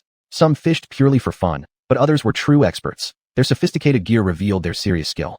Flocks of migratory birds circled overhead in succession, rising and falling, their colorful feathers glistening in the early sunlight, drawing crowds eager to take photos and leave their marks. Suddenly, through his spiritual sense, Wang Yang spotted Chief Huang and the others approaching the village again. They were walking toward his courtyard with Uncle Shun. Clearly, they were here to see him. He couldn't linger any longer. He needed to return and welcome them. "Samba, are you staying here or coming with me? Tiger Head, take Big Mao, Second Mao, Third Mao, and Fourth Mao back home first. I'll release Xiao Bai for now. I've got to inspect the results these next couple of days. The group of dogs you've been training, I'm planning to put them into service. Don't let me down." When Zhu Samba heard Wang Yang's mental message, he eagerly came running over. He had no intention of staying behind. Truthfully, he wanted to take all his subjects along too, but the boss had refused. The village needed animals to attract tourists, so this place had become a paradise for wild boars. "Boss, could you send me back? Could my subjects come with me too? I'd like to bring them into the space and live there," Zhu Samba pleaded, his expression so earnest that it made Wang Yang chuckle. "Samba, go back first. I'll consider your suggestion, but we'll talk about it later." After saying this, Wang Yang sent Zhu Samba back into the space and released Xiao Bai. He also brought out Golden Leopard and Clouded Leopard, along with Little Black Bear. The moment Little Black Bear appeared, he panicked, clinging tightly to Wang Yang's leg, staring intently at him while crying out repeatedly in a high-pitched whine. Unfortunately, he still couldn't transmit thoughts yet. You little rascal, look how fat you've gotten. How many beehives have you raided in the space lately? You've still got honey stuck around your mouth. Go move around a bit. Otherwise, I won't be able to let you out anymore. You've gained way too much weight. As he spoke, Wang Yang gently patted the bear cub on the head. Perhaps sensing that this time the boss truly wouldn't take him back, little black bear finally gave up. Plopping himself down on the ground, he began licking the leftover honey from his lips. Wang Yang ignored him after that, waving at Xiao Bai to fly off and play on its own. Tiger Head and the others were already running back toward the courtyard, leaving only Golden Leopard, Clouded Leopard, and Little Black Bear beside him. Let's go home. Leading the way out of the wild boar ravine, Wang Yang signaled the nearby boars to return. Golden Leopard and Clouded Leopard dashed ahead, following the familiar path, while Little Black Bear lagged behind at the very end. Chapter 327, Project Launch. When Xiaoya saw the Tiger Heads returning, she knew Wang Yang would be back soon. She turned to the village chiefs and said, "Uncles, since Tiger and the others are back, Wang Yang should be arriving shortly. Why don't you all go inside first, wash your hands, and let's have our meal? It's getting late, and I'm sure everyone's hungry. But don't worry, Wang Yang has already prepared the fruit tree saplings. Later, I'll go out with him to arrange transportation so we can deliver them here. We'll follow the planting plan we finalized during our inspection tour, planting various types of fruit trees. You should also begin construction on the poultry coops and pig pens as soon as possible. I've already asked Master Lin Haitian to cultivate vegetable seedlings for us. For the next while, it'll be quite busy for everyone. Let's aim to get everything set up within a week. As the saying goes, good rain knows its season, arising precisely in spring, slipping in with the wind at night, silently moistening all things. Let's finish all the planting projects before the next spring rain arrives." Hearing Xiaoya's assurances, the three village chiefs broke into smiles. Although they hadn't yet seen Wang Yang, the results they'd hoped for were already guaranteed. They trusted what Xiaoya said. Everyone knew she was Wang Yang's girlfriend. They expected to deal with her far more often than with Wang Yang himself. In truth, Xiaoya was now the de facto leader here, while Wang Yang acted more like a hands-off manager who only oversaw big-picture matters. When it came to implementation, it was Xiaoya who called the shots. "Xiaoya, thank you for your hard work. We trust every word you say. Once I return, I'll immediately gather the villagers and get things moving. The coops and pens will take some time to build, but make sure you give me advance notice when the seedlings are ready. That way, everyone stays organized instead of scrambling around," said Chiefly with a smile. At that moment, Wang Yang stepped into the courtyard. As the others moved to greet him, two leopards suddenly walked forward, followed closely by a little black bear, startling everyone so much they froze in place. "Golden Leopard, Clouded Leopard, and Little Black Bear are back? Wang Yang, where did you bring them from?" Uncle Shen blurted out curiously. Just then, a loud, piercing eagle cry echoed from above, capturing everyone's attention. A grayish-brown figure descended rapidly toward the courtyard. Tourists who had just arrived in the village were drawn by Xiao Bai's call, and some were already running over. Those familiar with Wang Yang recognized that their host had returned and joked among themselves, anticipating the laid-back fellow's appearance any minute. Xiao Bai landed atop its nest on the rooftop, glanced at the people below, received a signal from Wang Yang, then quietly retreated into its nest. "President Wang, you're back. Every time you appear, you bring something unexpected. This time, the impact is truly impressive. One word, awesome." Chief Li Jiangguo raised his thumb in admiration. Chiefs Huang and Yang nodded in agreement. "Uncle Li, you flatter me. These animals were all rescued and adopted by me earlier. They're even officially registered with Professor Xing. As Uncle Shen knows, I'm still a member of the Wildlife Conservation Organization. I've always had a natural affinity with animals. That's why I can live in harmony with them. Otherwise, I wouldn't have dared to keep them at home. Everything's under control, hee." Wang Yang explained with a smile. Xiaoya stepped forward to ease the tension. She gently patted Golden Leopard and Clouded Leopard, guiding them back inside, then walked over and patted the little black bear on the head, leading it indoors as well, making sure not to neglect the guests. "Uncles, please come in and sit down. Let's eat." Wang Yang invited them to take their seats, then walked over to greet his master before returning to his own place.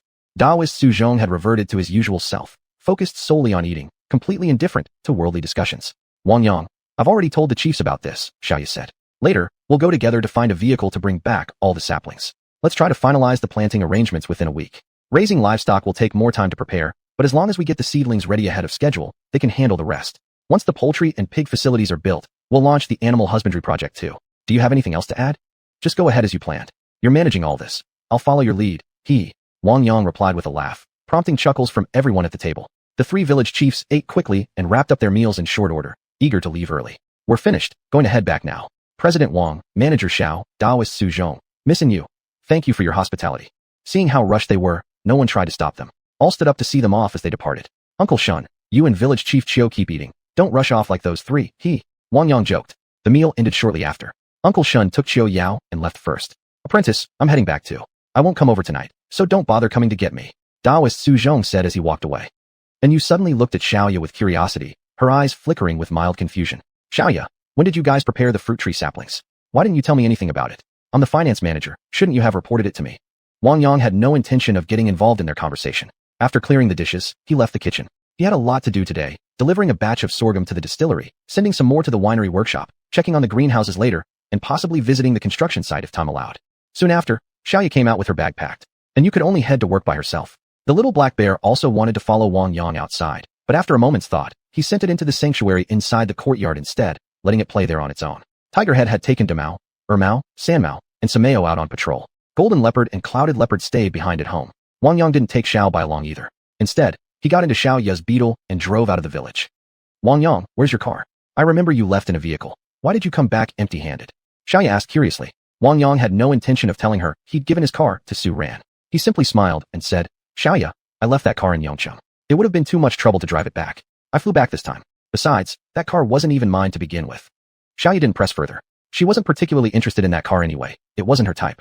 I want to take you somewhere. While you were away, I bought a large warehouse. Our operations have grown too big to rely solely on the sanctuary for logistics. A while ago, I found a warehouse for sale and took the liberty of purchasing it. I hope you don't mind. These are minor matters. You can handle them however you see fit. Anything practical in the real world, if you think it's useful, just go ahead and buy it. The farming machinery you arranged earlier came at just the right time. If I had to manage everything myself, I wouldn't have had the time. Also, keep an eye on the distillery. Take charge of any financial issues there as well. By the way, has the approval for building the school through our charity foundation come through? Wang Yang, if you hadn't reminded me, I'd have forgotten completely. Mayor Lu called me a few days ago about the school. Seems like it's approved. We'll handle funding and infrastructure, and since we suggested handing management over to the Education Bureau, they're thrilled about it. Why don't we head over to the township government now and finalize everything? These village kids really need someone to take responsibility. They keep running into the mountains every day. That can't continue. Someone needs to step in. Even little Shirtu has started tagging along with Xiangzi into the woods. Honestly, I'm really worried. When these kids get wild, they lose all sense of time. Adults often can't find them, and people have already started reporting this to me. Wang Yang fell into thought for a moment, then said, Xiaoya, let's go to the warehouse first and move out the supplies. If we have time today, we'll go to the township government. If not, we'll go tomorrow. Sounds good. Chapter 328 Distributing Supplies. Xiaoya parked the car in an open area. Ahead was a cluster of buildings, with no sign of people around. Wang Yang guessed this might be some leftover facility from a defunct company. The surrounding security infrastructure, however, remained intact. Wang Yang, what do you think? Not bad here, right? I've leased this entire open space, and the buildings belong to us now. It's far from the city, but transportation is still convenient. In the future, distributing supplies from here will be much safer. Xiaoya, gotta say, your eye for location is impressive. This really is a rare transfer point. Let's go inside and take a look. As Wang Yang spoke, he walked toward the warehouse gate, immediately activating his spiritual awareness to scan the area. It was a large warehouse with vast interior space, and even had a guard booth at the entrance, though it wasn't manned yet. Xiaoya took out keys from her bag, unlocked the warehouse door, and stepped in together with him. Wang Yang, those farm machines were purchased exactly as you requested: plowing, harvesting, sowing equipment. I got a variety of commonly used agricultural machinery. You can decide how to use them. If anything's not needed, we can exchange it later. Some of these machines could also come in handy for our greenhouse operations. I think they're all quite practical. Wang Yang walked over to inspect them. The machinery seemed sufficient for their needs. Since the secret realm only required moderate development, they wouldn't need too many machines early on. He'd send them into the realm for Xiaoju and Huizi to use first. These machines are more than enough. We don't need to cultivate too much land in the secret realm. Just ensure we have sufficient raw materials for the distillery, plus grow some vegetables, fruits, and grains to meet our daily needs. You've given me access to the realm token too. From now on, discuss everything with Xiaoju and Huizi. We just need to cultivate seeds within the realm and try our best to meet real-world demands. Alright, I'll leave it all to you. I tried using my token earlier, but couldn't operate anything. Only you can manage it, Xiaoya sighed. Hearing that, Wang Yang smiled and said, your token is merely proof of entry. It only works inside the village because I've anchored the secret realm within the courtyard. Stand back and watch. I'll handle everything here. Uffed. Xiaoya pouted, then turned and went off to inspect other areas. Wang Yang walked over and absorbed all the farming machinery into the secret realm. Then he transferred fruit tree saplings out, followed by sorghum for brewing. In no time, over half the warehouse floor was covered with sorghum stalks. Once everything was set, he pulled out his phone and called Director Sun. Director Sun, do you have any instructions? Mr. Wang, what's the plan? Director Sun, I'll send you a location pin shortly. The brewing sorghum has arrived. Send trucks to pick it up. There's quite a lot this time. I'll also need to deliver another batch to Xinjia village, along with some fruit tree saplings. I need your help transporting those as well. If the distillery has idle vehicles, send them all. We'll cover the transportation costs. Understood. I'll dispatch people right away. When Xiaoya saw that Wang Yang had finished, she returned. Wang Yang, how did you produce so much stuff? How long will it take to transport all this? Maybe I should head back first. You can stay here and wait. Fine. Go back and inform the 3 village chiefs to prepare. As soon as the saplings arrive, organize teams to plant them. Handle the arrangements. You know best. I still need to deliver a batch of sorghum to the village. Tell Uncle Shun Kwa to get ready. Xiaoya drove off alone, leaving the keys with Wang Yang. After a short while, the truck convoy arrived. First, they hauled away the sorghum destined for the distillery. Then, after several return trips, everything was finally transported. Huang, the village chief of Shatin village, was delighted when he saw the tree saplings arrive. The villagers behind him were equally excited. Finally, there was hope. The other two villages reacted similarly. With everyone contributing, enthusiasm soared, and people began planting according to plan. Just as Wang Yang returned to the village, Xiaoya called him away. Wang Yang, come with me on a tour of the 3 villages. The trees have been delivered and planting has started, but I still feel uneasy. We can't afford any mistakes. If this goes wrong, our reputation will suffer. To gain everyone's trust, we must be thoroughly prepared. Wang Yang was completely baffled. What happened in just this short time? Xiaoya, what sparked this sudden concern? Did someone say something to upset you? Tell me what's going on. Going empty-handed like this isn't right. Wait a moment, I'll bring the truck. Looks like we're about to spend big again.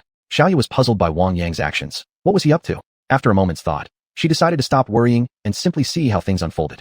Village Chief Huang heard from the villagers that Wang Yang was arriving in a truck and immediately came out to greet him with great delight. This was the first time Wang Yang had ever visited their village, so it had to be taken seriously. President Wang, Manager Xiao, welcome to our village. Thank you so much. I never expected you to act this quickly. Chief Huang, you're too kind.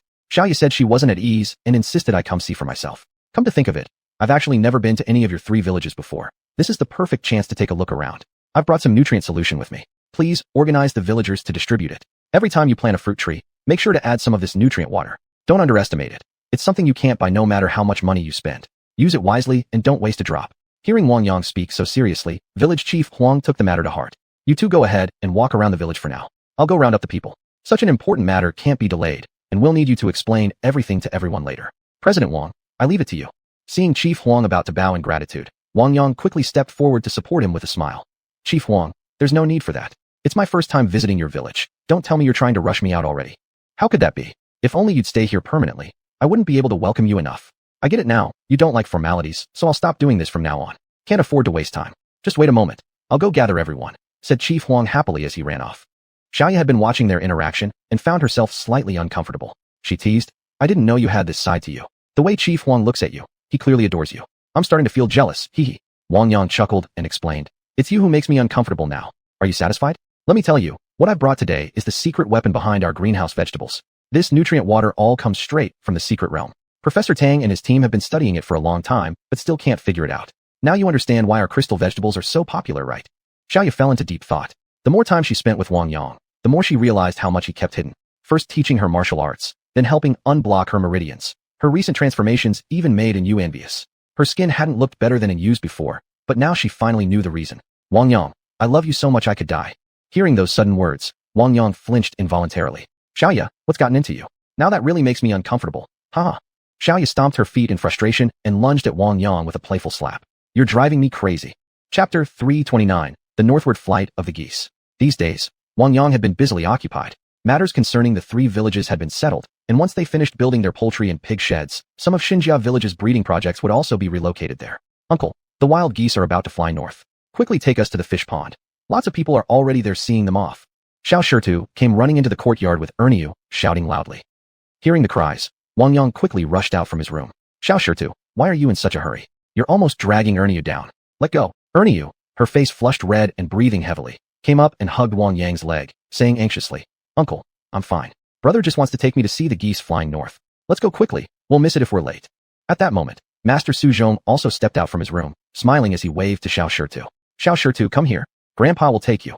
Hearing this, Xiao dashed over to Master Su Zhong excitedly shouting, Grandpa go, you're the one who treats me best. When I grow up, I'll definitely take good care of you. Xiao, you ungrateful brat. Does that mean your uncle doesn't treat you well? Fine then, I'll just take Yu instead. At least she listens. Come on, let's go watch the migratory birds head north. Hee. Yu, perched on Wang Yang's shoulders, laughed joyfully all the way. Hutu and the others followed behind his guards. Xiuxian, having forgotten what fear was, kept growling at tourists or villagers along the path, baring his teeth in mock bites, trying to scare them. Jin Bao and Yun Bao remained in the yard, refusing to come out. They still felt fearful around humans and couldn't tolerate too many eyes staring at them. Mommy, is that a black bear? Can I hold him? A young mother walking right ahead of Wang Yang asked, holding her child's hand. Nini, black bears are too dangerous. Let mommy take you to see the birds instead. Look, so many people are gathering over there watching. We can't be late, or Nini won't get to see the geese again. Wang Yang walked with guards both before and behind him, looking mighty indeed, drawing the gazes of many onlookers. Magic brother, you've finally shown up. Taiji brother, we've missed you so much. He hadn't expected so many fans to show up today. Smiling, Wang Yang greeted everyone warmly. Welcome back to Xinjia Village. So many old friends have come today. Don't worry, I won't disappoint you. I've prepared a performance for you all. Farewell to the migratory birds returning north. Everyone, don't blink. The moment of miracles is coming, ha! Upon hearing Wang Yang's promise, the crowd grew even more excited. Magic brother, we're counting on witnessing your magic now. If your act isn't amazing, none of us will be satisfied, and we might come up with some punishment measures, so be mentally prepared, called out a cheerful tourist. Wang Yang wouldn't break his word. With a smile, he replied to the man. Big brother, rest assured. Your little brother here will give you a surprise unlike any other. Hutu, lead the way. Xiuxian, behave yourself, stop clinging to my leg. How am I supposed to walk?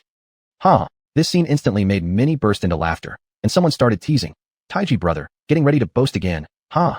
Master Su Zhong, holding Xiao Shida's hand, followed quietly behind the group. He wasn't one to push forward or seek attention, choosing instead to stay Momoa at the very edge of the crowd. Using his spiritual awareness, Wang Yang sensed clearly that the geese were truly determined to begin their journey north. Some wild ducks followed closely behind their formation, mixed in with various other migratory birds. Ga ga ga, their calls were piercingly loud. As Wang Yang carried Erniu toward the fish pond, several birds attempted to fly over and greet him. But today there were far too many people. The area around the pond teemed with springtime visitors. Most of the migratory birds were startled and hesitated to approach the crowd. Wang Yang immediately stopped them with his mind. If they all came flying over now, the scene would become chaotic. It would ruin their ability to live peacefully here in the future. Everyone please make way. Let Taiji brother through. He's going to perform for us. The northward return of the migratory birds. Give him a round of applause, everyone. A tourist began leading the cheer, and those in front parted to create a path.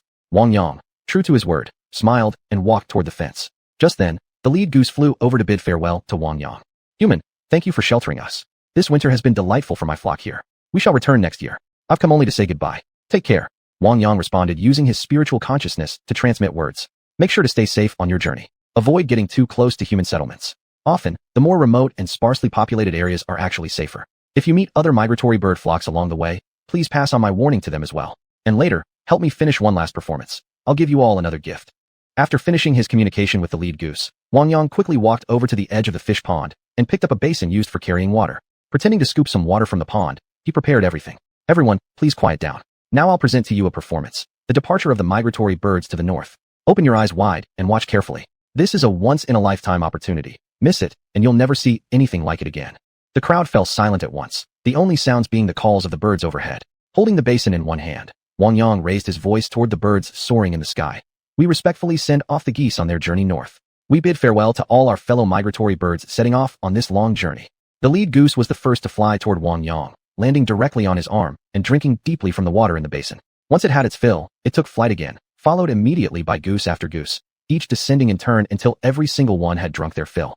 Then came other species of migratory birds, who landed in orderly fashion and drank heartily from the enchanted water, replenishing their energy. The journey ahead held unknown hardships and dangers, countless trials between life and death, and no one could say how many of them would safely return next winter. Seeing that no more birds remained to join the northern migration, Wang Yang called out loudly. We respectfully send off the migratory birds on their journey north. May your path be smooth, may the winds favor you, until we meet again in winter. As if responding to Wang Yang's words, the lead goose cried out sharply, ga, ga, ga, and swiftly reorganized the flock into a V formation. It called several times toward Wang Yang, then led the entire group flying straight northward. Other birds that had joined the migration now spread their wings and soared into the sky as well. Their cries echoed continuously across the distance, sounding like heartfelt farewells to the people below. The image of Wang Yang bidding farewell to the geese lingered vividly in everyone's minds, refusing to fade. The scene had been truly breathtaking. Magic brother, you're incredible. You're my eternal idol. Absolutely amazing. Many tourists began discussing what they had just witnessed, speculating wildly about Wang Yang's methods.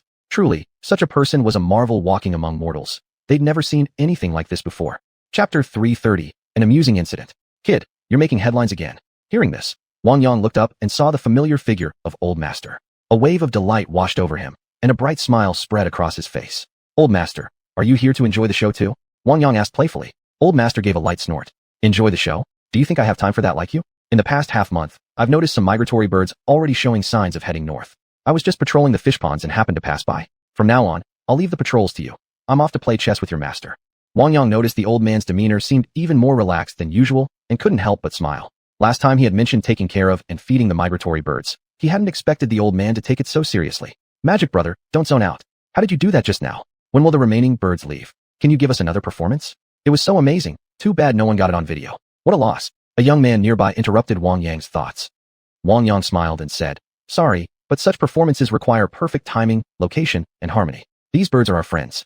We should respect them and avoid disturbing their migration too much. The young man scoffed. Puffed. Respect this, respect that. Who do you think you are? Aren't you just profiting from these birds? Without tourists like us, would you even be famous today? Wang Yang's expression darkened, ready to retort, but old master spoke first. What kind of talk is that? Young man, Xiaoyang is actually here seeing the birds off. Only he can truly interact with them.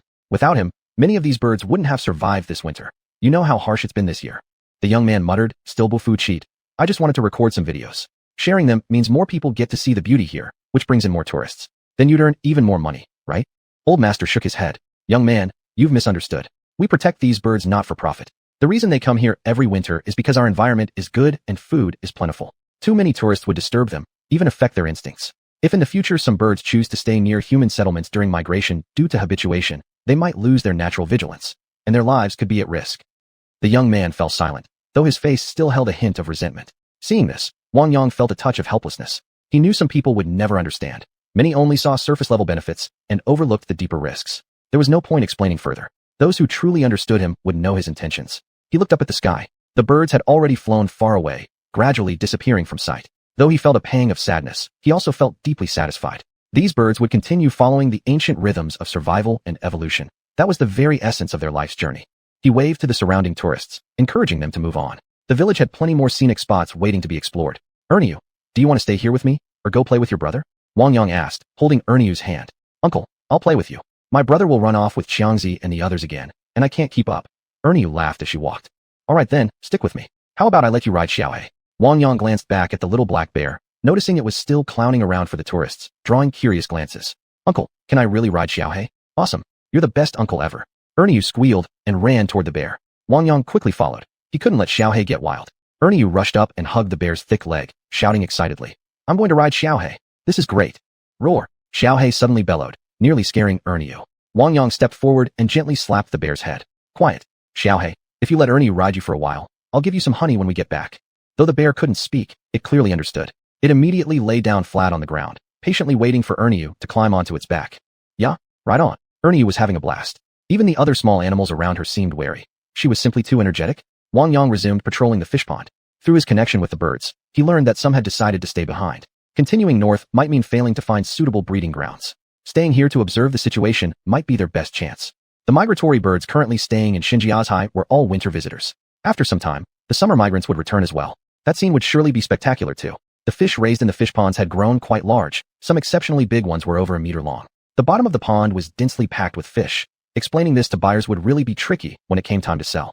At the Black Rose Club in the city, Xia Dongqing and a few others were happily discussing how to get more quotas from Wang Yang, and also planning to secure a batch of Hongqian drunk to keep for themselves. The Hongqian drunk circulating on the market was now extremely limited. As soon as someone got their hands on it, most would choose to hoard it. Brother Xia, are you coming with me to Xinjiazhai this time? Jiang Yuan asked curiously.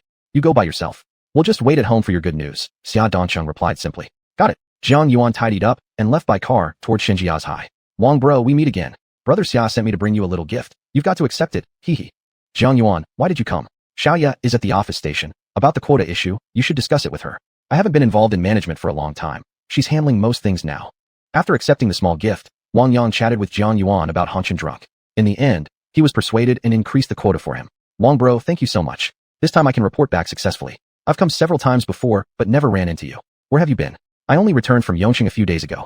It'd be strange if you actually met me. Looks like you've gained some weight. Must be making quite a lot of money lately. Just getting by, though it's much better than before. Everyone owes it to you, Wang bro. When you ever come to the city for fun, give me a call. I'll personally host you. Wang Yang glanced over Jiang Yuan's physical condition. It was still pretty good. Don't follow me around. Go find Xiaoya and let her arrange things for you. I've got stuff to do, so I won't keep you, Wang Yang said. Chapter 331. Parents are back. Time flies. In the blink of an eye, a month had passed. During this time, Wang Yang hadn't gone anywhere. He simply shuttled every day among Shattenkun, Lejiakan, and Leowankan, making sure everything was in place. The vegetable seedlings had been planted, and all the fruit trees had survived. The four villages were slowly beginning to unite their efforts, and their reputation would only grow stronger in the future. That day, Professor Tang came rushing to find Wang Yang with exciting news. Xiaoyang, come with me quickly. We've got results from the experiment. Hearing this, Wang Yang's face broke into a delighted smile. He followed Professor Tang to the lab, and soon saw the results for himself. Their seed patent had officially been approved. Wang Yang felt immense joy. All his hard work over these past weeks had finally paid off. Professor Tang said cheerfully. You really did it, kid. Getting that seed patent approved so quickly, impressive. Wang Yang laughed modestly. It's not just my achievement. It's the result of everyone's joint effort. Nodding, Professor Tang continued. I remember a company approached you before about seed cooperation. What did you think about that? Wang Yang thought for a moment. I turned them away. Surprised, Professor Tang asked. Why? That was a great opportunity. At the time, conditions weren't right. If someone came today, I might agree. But I think we should develop our own seeds instead of relying too much on others. You're absolutely right. We can't always depend on outside help. We need our own core technology. Exactly. So I believe we should keep pushing forward and make our seed development even better. Hearing this, Professor Tang felt deeply satisfied. Finally, you're thinking like an independent man. Wang Yang grinned. All thanks to your excellent guidance, Professor. Professor Tang waved his hand dismissively. Stop flattering me. Focus on how to improve the seed project further. Ring, ring, ring. Wang Yang's phone suddenly rang. He pulled it out and saw it was a call from his mother. He answered immediately. Xiaoyang, your father and I are already on the train. We should arrive in Xian tomorrow around noon. Come pick us up. Mom, why didn't you tell me earlier? Have you finished cleaning the house? It's all ready, don't worry. Gotta go now. Before Wang Yang could say more, he heard the dial tone. He shook his head slightly, exasperated yet touched by his mother's frugality. Back at the office compound, Xiaoyan noticed Wang Yang's arrival and curiously asked, What's up? Something going on. My parents will be here tomorrow. Do you want to come with me to pick them up? Or should I go alone? Zheng auntie and Wang uncle are coming back? That's wonderful. I'll definitely go with you to welcome them, Xiaoyan said excitedly. Got it. After leaving the office, Wang Yang went to his parents' old residence. He opened the door and began cleaning, dusting everything, airing out the quilts and bedding. Once he was satisfied with how clean it looked, he locked up and headed back. The next morning, Xiaoyan woke up early, quickly put on light makeup, and pulled Wang Yang into the car. Wang Yang, what time do your parents arrive? They'll get here around 10. Look at you, so anxious. Let's just grab a seat somewhere nearby while we wait. Fine. Oh, by the way, we've fully arranged the city apartment. You haven't seen it yet, but my parents have stayed there occasionally. Now that Zheng auntie is back, I'll take her to see it. My mom also wants to come greet them when she hears they're back. Ha. Xiaoyan smiled brightly. Uncle Xiao and Aunt Zhao are really thoughtful, Wang Yang replied courteously. Well, of course, they're my parents after all, Xiaoyan said proudly, making Wang Yang laugh. Xiaoyan, what exactly have you been doing in the secret realm these past few nights? Can Xiao Ju and Huizi operate those farming machines properly? And please don't cultivate too much land at once. It's easy to overextend. Don't worry. We won't make life harder for ourselves. Beep, beep, beep. The train arrived. Passengers poured out. Using his spiritual awareness, Wang Yang quickly located his parents. Xiaoyan, come with me. I see them. Wang Yang said with a smile. Mom, Dad, why did you bring so many things? Wang Yang exclaimed, seeing his mother laden with heavy bags full of local specialties and snacks Xiaoyan loved. A warm feeling welled up inside him. These items brought from thousands of miles away weren't just material gifts. They carried deep affection, longing, and care for both him and Xiaoyan. Mom, you've worked so hard, he said softly. Seeing the gray hair at her temples and the wrinkles around her eyes, a pang of sorrow struck his heart. Suddenly, it hit him. His parents were truly growing old. All right, enough with the formalities. Let's head home, Father Wang Dongshan interjected, picking up his luggage and walking toward the station exit. Zheng Yi, my mom knows you're here and asked me to send her regards. She also invited you to visit our new apartment in the city. When do you think you'll have time? Xiaoyan, I'll call your mother later and we can go tomorrow. We've heard you have a place here. We've been eager to see it for ourselves. Our house back home is fully renovated too, so when you and Xiaoyan come back, you'll have somewhere comfortable to stay. And with your wedding just about 2 months away, you really should go back and take a look. The family all wants to meet you. Give it some thought. Hearing his mother's words while driving, Wang Yang smiled and said, Mom, things here are mostly settled now that you and Dad have arrived. You can help keep an eye on things at home. I'll take Xiaoyan back to the village these next few days to meet my second granduncle, second uncle, second aunt, and the rest of the relatives. She needs to get familiar with the family. Can't have a new bride not knowing her way around her own home. Huh? Wang Yang's father chuckled along. Xiaoyan had actually been looking forward to this. She was quite curious about where Wang Yang grew up. Xiaoyan, how are your eldest brother and sister-in-law, and your second brother doing here? Are they adjusting well? Asked Father Wang Dongshan. They're doing great. You'll see brother's family once we get back to the village. I got second brother a job at the winery. He's not the type to settle down quietly in the countryside. He prefers the bustling nightlife. But eldest brother's much more stable now. His kids are grown, and he's calmed down a lot. Actually, I know a bit about third brother too. He and third sister-in-law reconciled. The two of them are doing pretty well living in Wuhan. They've kept it quiet from the family though, so don't let it slip, okay? Upon hearing Wang Yang's words, his mother couldn't help but picture Zhang Meng in her mind. A gentle-natured girl who suited third son perfectly. She'd married him without hesitation back then, never making demands. But years ago, because of their child's situation, things turned bitter between her and the family, and eventually she passed away. Since then, third son hasn't returned home for the Lunar New Year. Clearly, the old conflicts had worn him down, and she sighed quietly. If you already knew about third son, why didn't you tell us? He hasn't come home in years. This stalemate can't go on forever. You three brothers should talk it over. This shouldn't drag on any longer. Since they've reconciled, he should come back for a visit. Xiaoyan, maybe you could go to Wuhan sometime soon to see them. Just tell them I said they need to come home. His father's firm tone made Wang Yang chuckle. Chapter 332, An Ancient Map. The Wang family quickly returned to Xinjia village. When the villagers saw Wang Yang's parents back, they warmly came over to greet them. His mother was truly popular. Several aunts even offered to help clean the house, but she kindly persuaded them all to go home. You must be Wang Yang's parents. Our families have been talking about you nonstop. Finally, we get to meet. Aunt Chow Lanfang happily approached. Seeing Aunt Chow suddenly come out from the courtyard, Wang Yang smiled and said, Aunt Chow, this is my mother xiuxian, and this is my father Wang Dongshan. Could you please call the other 3 aunts over? Let's all get acquainted. We'll have dinner together tonight. Aunt Chow held Xiuxian's hand tightly, excitedly saying, Xiuxian, you're so blessed to have such a wonderful son. He's so thoughtful and polite. Our girls absolutely adore him. His mother chuckled. Chow Jia, you're too kind. From now on, we're one big family. Just being able to gather like this is fate. Everyone should come by later and sit a while. I'd love to get to know you all. After hearing Xiuxian's words, Chow Lanfang's smile grew even wider.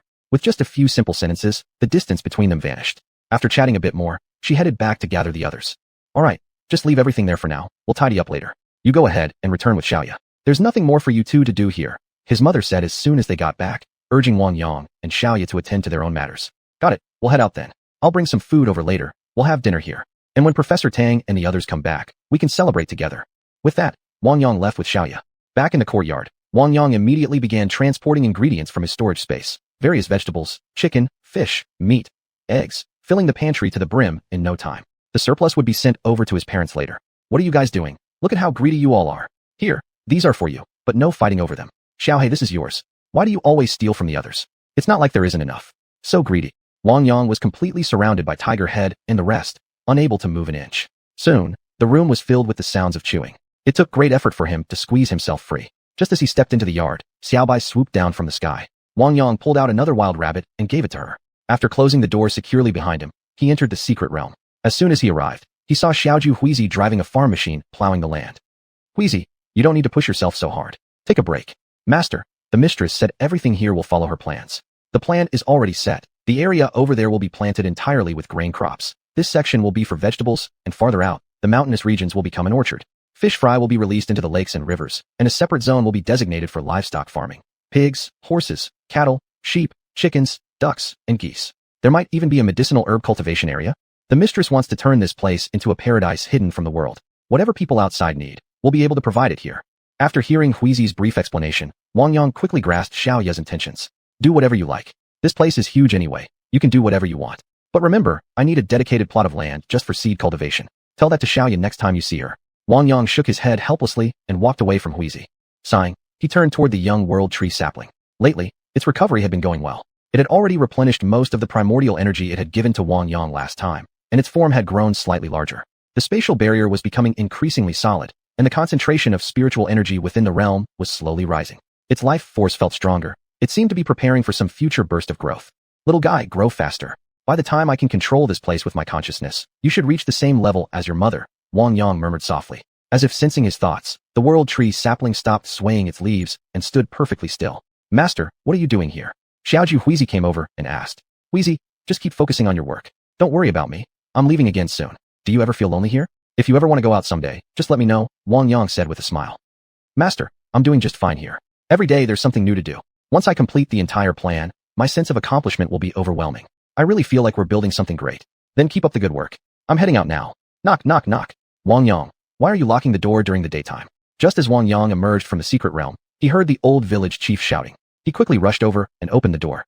Uncle Shun, what brings you here at this hour? Could you go into the mountains for me? A group of people arrived in our village saying they want to conduct a survey. They asked me to help find them a guide. I thought about it, and you're the only one with free time. Can you handle it? A survey? Uncle Shun, do you even know who these people are? If they're coming here to investigate, we need to clarify their identities first. After hearing Wang Yang's words, the old village chief felt somewhat rash. He had forgotten to ask earlier. He had assumed it was some government department and eagerly agreed without hesitation. Xiaoyang, you're right, I forgot to ask all that. Since you're home now, let's go together and take a look. You know more than I do. Be sure to examine them carefully. Uncle Shun, then I'll accompany you over. Wang Yang locked the door and walked with the old chief to the village committee courtyard, immediately scanning the area with his spiritual sense. Boss, that old man's been gone a long time. Do you think he's discovered our operation? Hooks, stay calm. I'll handle all the talking. None of you speak. Our goal is clear. We need a local guide to enter the mountain. Otherwise, we can't find the place. This trip isn't easy, so we absolutely must not fail again. The bespectacled, scholarly-looking middle-aged man whispered in explanation. Boss, everyone's following your lead. You decide. Hooks replied, then returned to his seat. After hearing their conversation, Wang Yang grew suspicious of these people. Their origins were far from ordinary. He would need to tread carefully. Uncle Shun, watch my cues when we get there. Don't rush. I have a feeling these people aren't here for good reasons. Xiaoyang, you haven't even met them yet. How do you know they're up to something? Are you a fortune teller? Uncle Shun joked with a smile. Just leave it to me. Listen and follow my lead. With that, Wang Yang stepped into the village committee courtyard, quickly noticing that all these individuals possessed martial cultivation and were quite skilled. An average 2 or 3 men wouldn't stand a chance against any of them. Welcome to our village. May I ask what brings you here? Could you please explain? The middle-aged man beside them instantly stood up and approached. Young man, we've come from afar. Our ancestors left behind something valuable, and we descendants wish to retrieve it. We need a guide. Would you be willing to assist? We'll pay handsomely, part up front, and the rest once you lead us to our destination. What do you say? Wang Yang didn't reply immediately. Instead, he pulled up a stool and sat down. Sir, may I ask your name? At this moment, the man began carefully sizing up Wang Yang. From their brief exchange, he sensed this youth was no ordinary person, so he responded cautiously. Young man, I'm Luo Hui. Call me Old Luo. We've returned from overseas. Our ancestors left the mainland years ago and never came back. On his deathbed, my forebear gave me a map, instructing me to come and search for it. After hearing his story, Wang Yang became even more skeptical. Was this guy making things up? Mr. Luo, could I take a look at this map of yours? You're here seeking a guide. I can help, but only if I know exactly where you plan to go. There are many places in the mountains that are off limits. That's a rule you must understand. Of course, I'll show it to you right away. Take a good look. If you can identify the location, I'll double your reward. With that, Old Luo pulled an ancient-looking map from his bag. One glance was enough for Wang Yang to suspect the map had been found by chance, not passed down through generations. It appeared genuinely old. The markings and routes were blurred and nearly illegible, though some terrain features and place names were still faintly discernible. This Old Luo really knew how to spin a tale, claiming it was left by his ancestors. Most likely, he picked it up at some antique market. Without delay, Wang Yang stood and moved toward the table. The map depicted an unfamiliar region. High mountains, rivers, forests, strange buildings, and cryptic symbols. Studying it closely, he noticed a small mark in the bottom right corner with 2 characters written on it, Dragon's Lair. His heart stirred.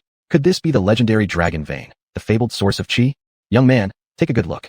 This is a precious heirloom from my ancestors. If you can pinpoint this location, I'll double your payment, Old Luo added from the side. Wang Yang ignored him and continued staring at the map. Soon, he realized the routes marked on it seemed to form a clue, starting from one location, passing through a series of places, and ultimately pointing toward the dragon's lair.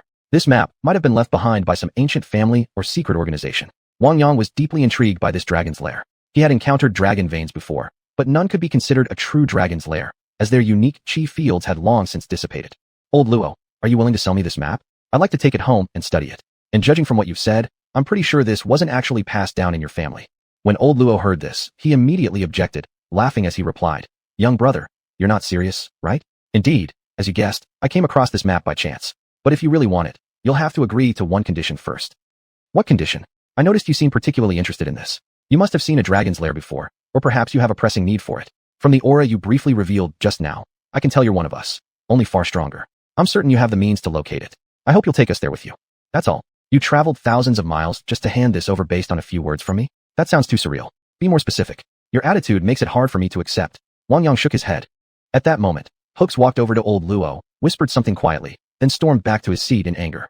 Young brother, sorry for the trouble. You've seen my man's rudeness. What do you say? You wanted something concrete, so here it is. When I arrived, I heard from tourists that the vegetables grown here are especially famous. How about we cooperate? I'd like to become your overseas agent. What do you think? Old Luo proposed another nearly impossible condition, an overseas agency. At this stage, with only a few hundred mu of farmland, he couldn't even meet domestic demand. How could he possibly supply foreign tables? Wang Yang sighed and said to Old Luo, change the offer. Talking about overseas representation now isn't realistic. I simply can't fulfill it. As you can see, we only have a few hundred mu of arable land. We can't even satisfy local demand, let alone export abroad. Discussing international expansion now is premature. I'm not considering international business for now. It doesn't align with our current interests. After hearing Wang Yang's words, Old Luo fell silent for a while. Then he said, your decision confuses me. Many people here approached me wanting to cooperate, but I rejected them all. I felt their real goal wasn't cooperation. They just wanted to use my identity, so I turned them down without hesitation. Why are you refusing me? Can you give me a reason? I haven't introduced my other identity yet, but I can tell you now. Have you heard of the Hongmen? We are disciples of the Hongmen from the United States. We lack nothing, status, wealth, connections, or market access. Think it over. Wang Yang thought for a moment, but still declined. Old Luo, we're practically friends now. Let me treat you all to a simple meal later. Don't rush back. Stay here and enjoy yourselves for a few days. Here, take back the map. If there's no destiny in this, then so be it. Some things can't be forced. Let me advise you, don't go into the mountains. You're strangers in an unfamiliar land. Venturing in might cost you your lives. The place marked on this map is extremely far from here, a remote wilderness covered almost entirely by primeval forests. Do you still want to go? With just a few of you. Once you enter, you may never come out. It would be a terrible waste to throw away such promising lives. Old Luo pondered for a moment and found Wang Yang's words reasonable. In the end, he made up his mind. Young brother, keep the map. We won't go to that place after all. I've decided to return to the US early. If you ever run into trouble, feel free to call me anytime. We won't trouble you further. Wang Yang waited until he was certain the group had truly left. He couldn't help but smile wryly. He had just incurred a personal debt this time, and repaying it later might come at a heavy price. No use dwelling on it. First, put everything away. He would find time later to go check out that place. Chapter 333. Inviting everyone to a gathering. Xiuxian, are we just letting them leave like this? Old village chief asked.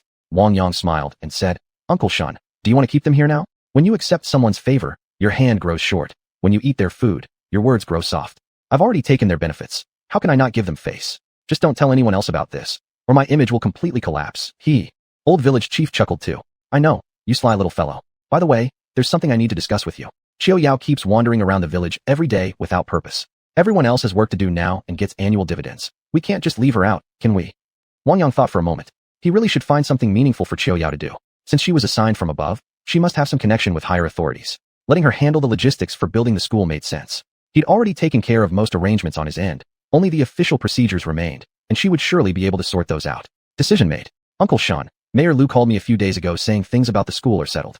Why don't you send Qiu Yao to town to help with running errands and finalize all the paperwork? This matter is crucial for us. The sooner our village kids get proper schooling, the better off we'll all feel. Don't worry, I've already smoothed over the key issues behind the scenes. The funding will come from our Public Welfare Foundation. Once Village Chief Qiu gets this done, the villagers will deeply appreciate her. It'll also make her future work easier. So no need to fret. After thinking it through, Old Village Chief agreed to Wang Yang's suggestion. Having outsiders sent down always carried some concerns. He especially feared young officials might act recklessly, trying to make a name for themselves immediately upon arrival. Grassroots work required patience, understanding, tolerance, and most importantly, staying close to the people. You needed to understand how they thought, connect with them genuinely. Only then could work proceed smoothly. The idea of new officials starting with 3 bold initiatives simply didn't apply in rural settings.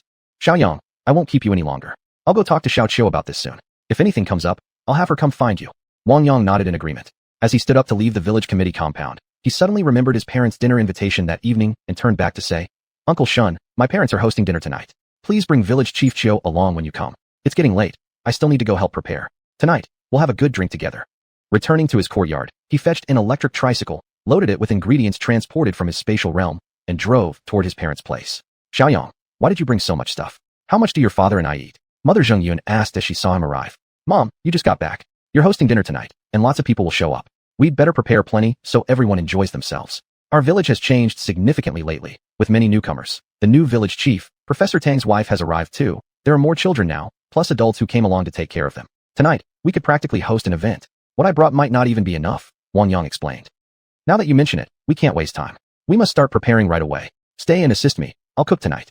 Seeing how happy his mother looked, Wang Yang exchanged a knowing glance with his father and went off to organize the ingredients. Dad, why did you make me come over? Father Wang Dongshan asked, puzzled. Dad, if I hadn't called you over, Mom would have put you to work anyway. This way is better. I'll unload the ingredients first, then you stay here and sort them out. I'll head to the office compound and let Xiao Ye and the others know. They should all come help. All right then, go ahead. I'll handle things here. Also invite your master, that old hunter guy, Brother Xinhua, and Master Lin Haitian from the greenhouse. These are the backbone members. You mustn't forget them. Don't worry, Dad. I've got it covered. Wang Yang headed straight to the administrative compound and walked into Xiao Ye's office. Just as he opened the door, he found several people in the middle of a meeting.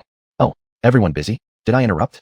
Xiao Ye had been assigning tasks when Wang Yang burst in. She paused, thought briefly, then decided to conclude the meeting early. All right, everyone, you may return to work. Proceed as discussed. If any problems arise, come see me anytime. Meeting adjourned. As the others filed out one by one, each greeted Wang Yang before leaving. Wang Yang, next time could you please knock first? Xiao Ye remarked pointedly. And you poured a glass of water for Wang Yang and stood aside, smiling. Xiao Ye, how was I supposed to know you were in a meeting? I'll make sure to knock next time. What kind of meeting were you having anyway? Why wasn't I informed? Wang Yang asked curiously. Xiao Ye sat back down and said, we were just discussing the annual work plan. Some things need to be communicated early so everyone can prepare accordingly. Construction on the new greenhouse is progressing quickly. It should be completed in about 2 months. Vegetables have already been planted in the 3 neighboring villages, and our list of partners will definitely grow. Everyone needs to be ready ahead of time. All right, handle it as you see fit. Since both of you are here, once you finish up, head over to my parents' place for dinner. I'll go notify the others first. With that, Wang Yang hurried off. Little uncle, where are you going? Xiao Shitu called out loudly. He had been playing with Xiangzi and a few other kids in the village when he spotted Wang Yang. Seeing all the little rascals gathered together, Wang Yang smiled and walked toward them. Xiangzi, take them all over to my parents' house for dinner later, got it? Uncle Wang Yang, are you treating us to dinner? Awesome. The group of kids shouted in unison. All right, stop shouting. Just head over there now. Xiao sure too. Ernyo, both of you go with them too. Wang Yang gently patted each child on the head, grinning happily. After sending the mischievous little ones off, Wang Yang let out a sigh, wondering how his mother would manage such an energetic crowd. He arrived at the liquor workshop, where the brewers were busy working. As he walked in, he saw the sorghum fermenting inside large vats, releasing waves of rich, intoxicating aroma from time to time. Wang Yang, when did you get here? Why isn't there any liquor ready to drink? Uncle Shen Kui joked with a smile. Shen Shu, actually, that's exactly why I came, to get some wine. We're having dinner at my parents' tonight, and I've invited quite a few people. Don't forget to come. Don't worry, now that your parents are back, I'll wrap things up here and head over soon. As for tonight's drinks, just go fetch them yourself from the cellar cave. The liquor we brew here is far more authentic than what comes out of your factory. Seeing Shen Kuo boast like that, Wang Yang couldn't help but chuckle. Uncle Shen Kuo had changed. He wasn't the same as before. He had become much more open and cheerful. Having notified everyone, Wang Yang returned home to help his mother with the cooking. Chapter 334, A Lively Banquet. What a lively evening tonight. You few old fellows actually showed up? Come, sit over here with us, the old village chief shouted joyfully. Shen Fei, we heard Wang Yang's parents came by, so the three of us hurried over to pay our respects. I envy you old-timers. You should have a few extra drinks tonight, Li Jiangguo said with a smile. The hunter elder arrived alone, followed shortly by Uncle Shenhua, who carried a large jar of fine wine into the room.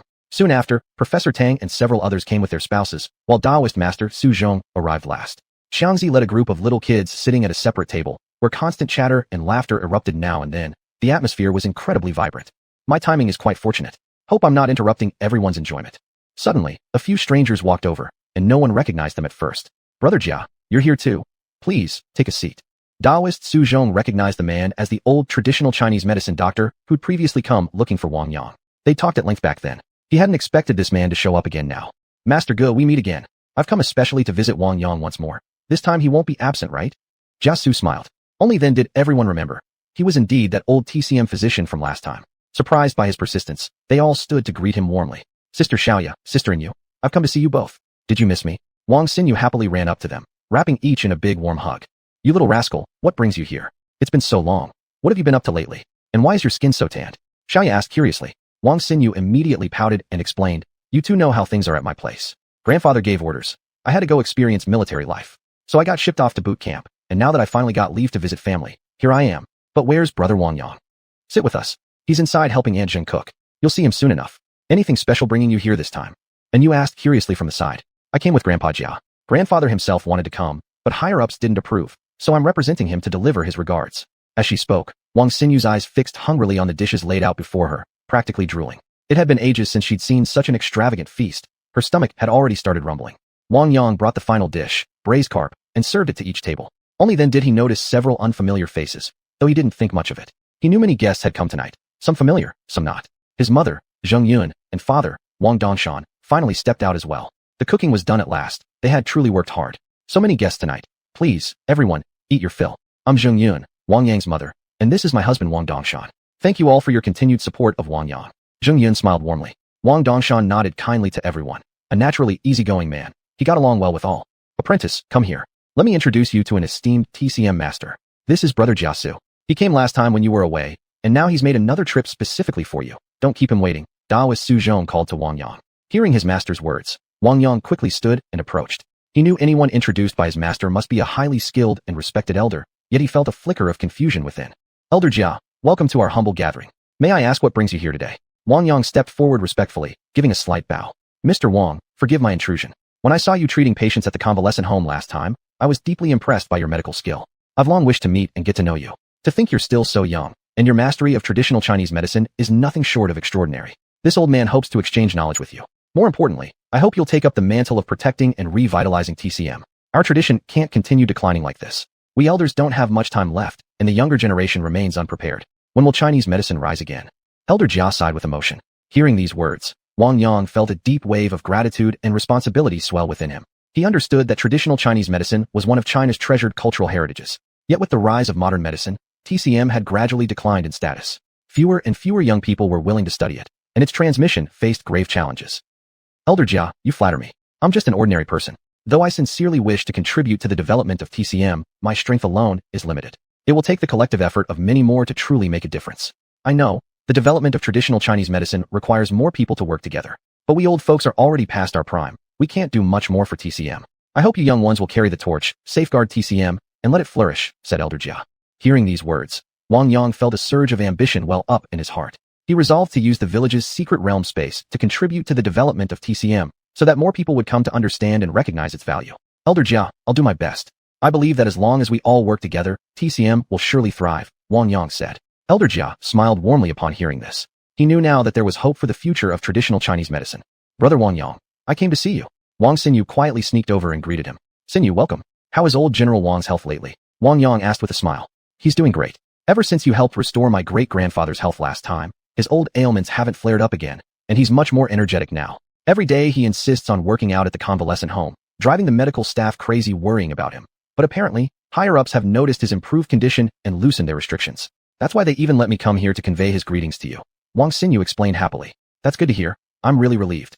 If I get the chance, I'll give the general another round of tele to ensure he spends his later years free from pain and discomfort, Wang Yang replied modestly. Meanwhile, Xiuxian's side was also abuzz with excitement. Tonight, everyone had relaxed completely, and before long, conversations turned warm and uninhibited. Bonds grew stronger among them, and the banquet was undoubtedly a huge success. Spirits ran high, both adults and children were delighted, the food was delicious, and by the end, hardly any dishes or drinks remained. Shenhua, you brought such amazing wine. Why didn't you share it with us before? You're too stingy. The hunter elder joked loudly, joining in the teasing. My dear elders, I promise you'll get to enjoy this wine every year, but drinking it daily? Impossible. Everyone knows how rare Hongqian Zue is. What we're drinking tonight is Hongqian Zue, and it's even more authentic than the version brewed in town. This is truly a rare treat. Shenhua explained joyfully. It pleased him deeply to see others appreciate his carefully preserved treasure. Chapter 335 Persuading Elder Jia to join. Old Master Jia, why don't you stay at my place tonight? I'd like to talk with you about my ideas. What do you think? Wang Yang invited. Young friend, you're too kind. I'd also like to have a good chat with you. Then I shall trouble you for the night. Jiasu thought for a moment and agreed. After dinner, everyone began arranging accommodations for some of the guests. The three village chiefs had drunk a bit too much and stayed behind, eventually being supported away by the elder chief, Shenhua, and the old hunter. Young Yang, we're heading home now. Haven't been this happy in ages. From now on, we've got something to rely on here, huh? Professor Tang said cheerfully to Wang Yang. Professor Tang, please feel free to stay here. My parents have returned, and everything's back on track. It'll be just like before. If you need anything, just mention it to my parents, Wang Yang replied with a smile. Daoist Su Zhongdao, seeing that things had settled down, bid farewell to Wang Yang and left. Soon, most people had gone. Wang Yang's older brother and sister-in-law stayed behind to help clean up. Xiao Shi and Aaron Yo were sleepy and ended up falling asleep at Wang Yang's parents' house. Xiao Ye and Yu and the sister-in-law busily cleaned up the kitchen after dinner, while Wang Yang talked with Elder Jia in the living room. Seeing there was still a guest present, the elder brother walked over and urged Xiao Ye and Wang Yang to head back first. Wang Yang thought about it and realized his brother made sense, so he agreed. Xiao Ye glanced at the pile of dishes in the kitchen, then looked at Wang Yang and nodded. All right, big brother, big sister, we'll leave it to you. If anything comes up tonight, give us a call. We're heading off now. Xiao Ye and Yu washed the dishes, tidied the tables and chairs in the living room, and then set off ahead with Wang Xinyu. Wang Yang and Elder Jia followed behind, chatting about work and life. They found they had much in common, shared interests and hobbies, and exchanged contact information. Elder Jia, now that you're retired, how about coming here to retire? Live with us. Jiasu was momentarily taken aback, then laughed. Young friend, is this what you've been leading up to all along? Let me hear your plans. If you can convince me, I might indeed choose to stay in your village. Wang Yang smiled as well. Elder Jia, you wanted me to take up the banner of reviving traditional Chinese medicine. I accept that mission, but I'll need great TCM masters like yourself to support me. The root causes of TCM stagnation are clear. First, the quality of medicinal herbs has declined. Even the best prescriptions fail if the ingredients are compromised. Second, TCM lacks official recognition and faces slander and suppression from hostile forces. The situation results from multiple pressures. During tonight's banquet, I was deeply moved by your dedication. That's when I decided to give it a try. Even if I ultimately fail, I want to set an example. TCM must reclaim its rightful status, and someone has to step forward. I hope you'll stay, not because I expect you to serve as our village doctor, which would be beneath your standing, but so you could lend your name to our effort. You could treat villagers occasionally. Most importantly, I need your help gathering seeds and seedlings of various medicinal plants. I plan to cultivate them on a large scale. I've already secured suitable land with no environmental issues. All I lack is the final piece, the nod from you, elder. Curious, Jiasu asked, are you really so confident? The biggest obstacle in herbal cultivation today is environmental change. Many wild herbs can no longer adapt. They simply won't grow no matter how hard you try. And more importantly, why should I believe you? You can't just make grand promises based on words alone. I won't be swayed by empty talk. You need to prove yourself to me. Only then will I stay with peace of mind and help you. Wang Yang paused to consider, then silently consulted Xiling to figure out how to persuade the old man without exposing his secret realm. The timing wasn't right yet. Many issues remained unresolved, and he'd eventually need state-level support, which meant contacting Director Mao. He could assist with communication at higher levels. Master, Xiling spoke inwardly. It wouldn't be hard to control this old man. I could prepare certain medicinal compounds, and he'd quickly fall into line. But I don't recommend using that method. It has serious side effects and might harm him. The better way is to trust him and invite him in sincerely. As for that secret realm outside, use it boldly. I'll support you at crucial moments. So long as no one discovers the sapling of the world tree, the hidden realm will remain safe. Wang Yang had gotten the answer he wanted, so he turned to Elder Jia and said, "In a moment, I'll take you somewhere, and then you'll understand my intentions. I need you to keep this secret, don't mention it to anyone. Can you promise me that?" Originally, I planned to wait until the officials arrived to discuss cooperation. But now, I'm choosing you to be my public spokesperson, someone who can speak for me and leverage your influence to inspire more TCM practitioners to regain their faith.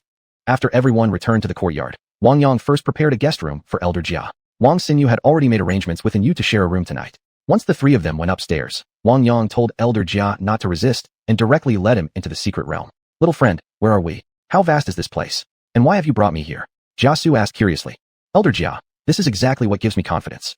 This is a secret realm space, entirely under my ownership. Over there, we've just reclaimed some farmland. I plan to develop seed cultivation there. The rest remains wild and untouched, in its original natural state. As long as we have seeds or seedlings of medicinal herbs, this place can continuously produce traditional Chinese medicinal materials. Elder Jia, what do you think? Is this enough to convince you to stay?" Wang Yang asked with a smile. After hearing Wang Yang's explanation, Jia Su finally let out a breath of relief. He was now completely convinced by Wang Yang. From now on, with herbs grown right here, who could still claim that TCM couldn't cure diseases? "Little friend, I agree. But I have one condition. I want regular access to this place. I intend to personally cultivate medicinal herbs here. From now on, I'm following you. This old body of mine is yours. And when I eventually pass away, I only ask that you bury me here. After we leave, I'll contact some old friends and ask them to help collect seeds. I'll also invite other veteran TCM doctors to come here as village physicians. You mustn't turn them away." Wang Yang smiled and replied to Elder Jia. "Elder Jia, I've already brought you here. Do you really think I care about such things? A large cluster of glass greenhouses will soon be built here. Our crystal vegetables will only grow more popular. They'll never face overstocking issues. I don't lack capital. What I truly lack is support from people like you." Chapter 336, Accelerated Development. Grandpa Jia left the next day, carrying the mission Wang Yang had entrusted to him, and immediately began his busy work. The final outcome would depend entirely on his abilities. Wang Yang decided to accelerate the greenhouse construction, adding more investment and urging Chen Jinhua to speed up the work. Once the greenhouses were completed, he also planned to upgrade the village to meet future development needs. Additionally, he intended to cooperate with the town government, giving up some extra benefits in exchange. In the coming days, more and more people would come to Xinjiazhai, so it was essential to plan ahead and divert the flow of visitors. Once he had made up his mind, he took immediate action. Time waited for no one. He pulled out his phone and called Chen Jinhua. "Brother Chen, can you come see me? I want to talk about our cooperation. It's been a while since we last met. This time, I've got even more projects to add. Don't be late, or else I'll hand them over to someone else." "Wang Yang, just wait.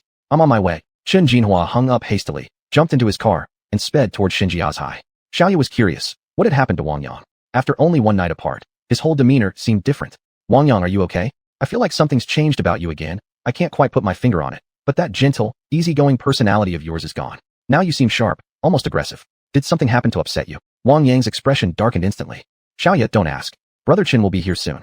Last night, I thought things through. I've decided to accelerate the greenhouse construction. Also, I'm adding more investment to upgrade the village once again. All necessary facilities must be properly equipped. And help me draft some contracts. I'm planning additional investments in the town, building a star-rated hotel. The 3 villages cooperating with us also need certain renovations and upgrades."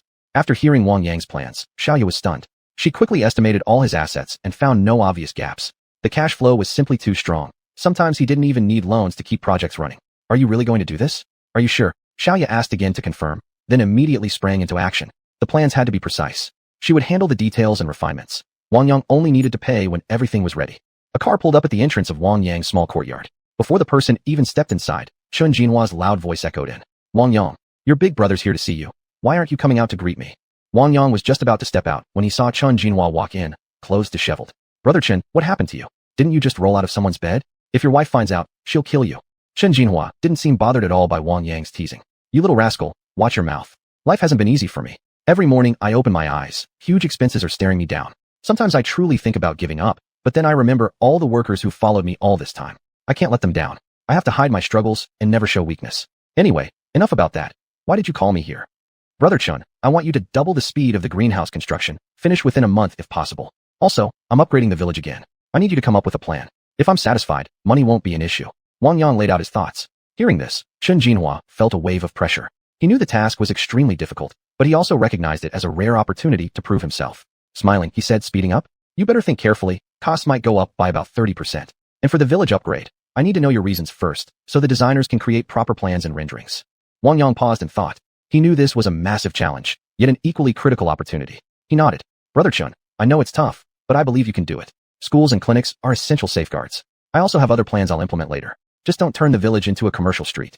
Hearing these words, Chen Jinhua felt deeply moved. He knew Wang Yang was a man with a strong sense of responsibility, someone who genuinely wanted to do more for the villagers. "All right," he said. "I'll give it my best.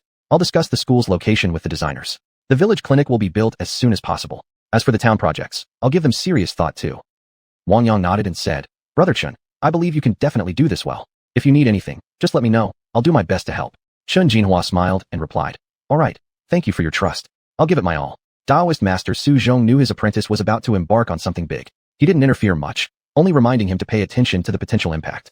Time flew by, and a week passed in the blink of an eye. The construction site was bustling with activity. Workers labored around the clock.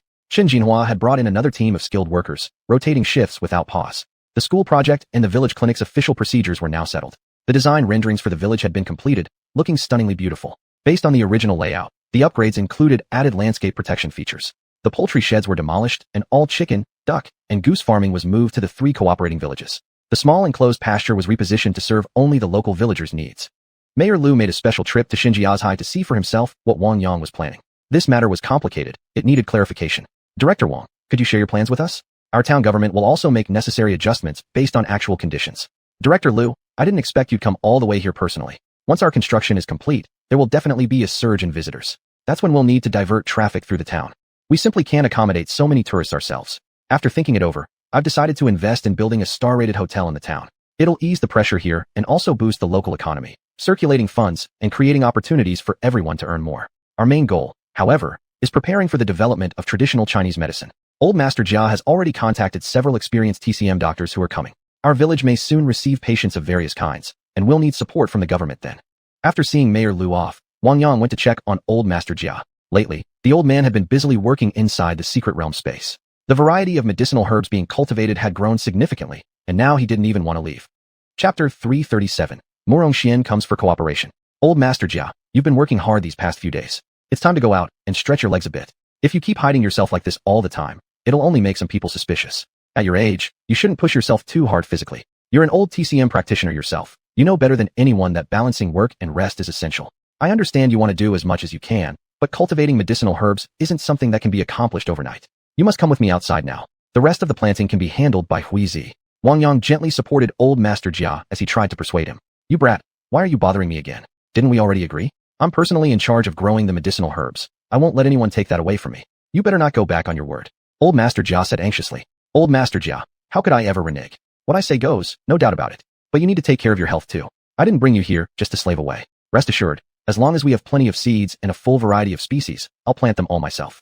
You can guide us, point out any issues, but leave the actual work to us younger folks. That's final. Otherwise, next time I won't even let you enter the space." Wang Yang said firmly. Seeing that Wang Yang wasn't joking, Old Master Jia paused and thought. After all, the young man was only concerned for his well-being. He needed to show some understanding. "All right, fine. I'll follow your arrangement. But don't go restricting me like this in the future.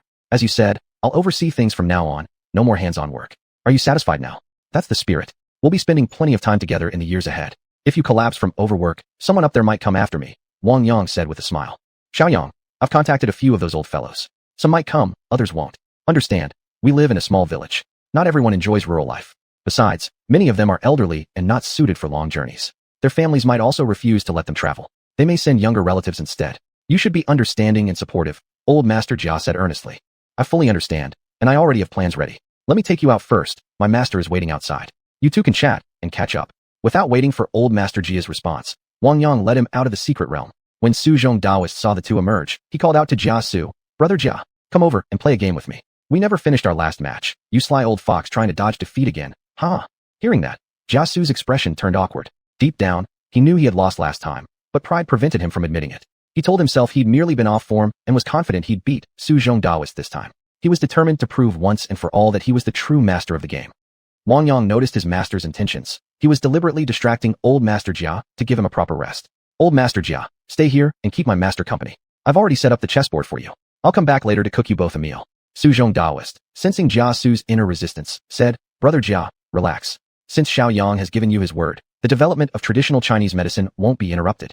This is a perfect chance for us to take a breather. Health is the foundation of everything. Only by taking care of yourself can you continue contributing meaningfully. Jia Su felt a pang of emotion upon hearing those words. Suzhong Daoist was truly a noble and wise man, excelling not only in chess, but in character as well. With that, he finally relented and accepted the advice. The two sat before the Go board, immersed in their game. Their expressions were intensely focused, as if the world around them had vanished. Only the soft, crisp clicks of stones being placed broke the silence. Their minds were sharp, each anticipating the other's moves several steps ahead. Just as Wang Yang was about to leave the courtyard, he saw Murong Xian arriving with her entourage. Big brother Wang, I've come to visit again. You've caused quite a stir lately. Mind if I get involved too? Murong Xian asked cautiously. Miss Murong, no need to be so polite. I haven't done anything major recently, just organizing some local resources. If you're genuinely interested, I'd be delighted to have you on board. Originally, I planned to build a high-end hotel in town. That project could be yours. It would be a breeze for someone like you, Wang Yang replied with a smile. Big brother Wang, since you agree, then I'll gladly take on the hotel project. Murong Xian accepted without hesitation, as if afraid he might change his mind. With just a few exchanges, the deal was settled. Miss Murong, Miss Xiuxian, please come inside and have a seat. My master is currently playing Go with old Master Jia. You can go over and watch them if you'd like. I have some errands to run outside, so I won't be able to entertain you personally. Please forgive my rudeness, Wang Yang said with a smile. Brother Wang, you go ahead and take care of your business. We both enjoy chess as well. This is actually a great chance for us to learn from these two senior masters. With that, Murong Xian led Xiuxian toward the two elders. Once they saw Wang Yang leave, Xiuxian couldn't help but ask curiously, Sister, didn't we come here just for leisure? Why did you accept the hotel project just now? What if the head of the family disapproves? Murong Xian smiled and replied, You've been following me all this time, yet still don't understand? Did you really think I came here just for fun? Recently, our family acquired a large amount of rare medicinal herbs. Most immediate issues have been resolved now, but looking ahead, Wang Yang is someone worth building a relationship with. I know he's mysterious. We mustn't approach him with ulterior motives. Only by being sincere and treating him with genuine care can we earn his trust. That way, when our family faces difficulties in the future, we'll still have someone to turn to. Sister, I understand now. Wang Yang arrived at the construction site and spotted Chen Jinhua busy there, so he walked over. Brother Chen, can the clinic construction start soon? A few veteran TCM practitioners might come to inspect the place in the next few days. At the very least, you've got to set up a proper storefront for me. Chen Jinhua was feeling quite stressed. Finding workers wasn't hard, but the problem was whether there would be continuous work. If people were hired only to sit idle after a few days, taking on too many laborers would backfire. Xiaoyang, you're pushing me pretty hard on short notice. I can get the job done and hire more people, but can you guarantee there will be steady work? Brother Chen, I fully understand your concern. That's exactly why I've always chosen to work with you. Please do your best to make it happen. I'll also increase the wages accordingly. After thinking it over, Chen Jinhua nodded in agreement. All right then, I'll figure something out and try to get things moving as quickly as possible. You go handle your other matters. I'll start recruiting workers right away. With matters settled, Wang Yang returned to the courtyard. Xiaoyang, someone just called me. The next batch of medicinal herb seeds will arrive in a few days.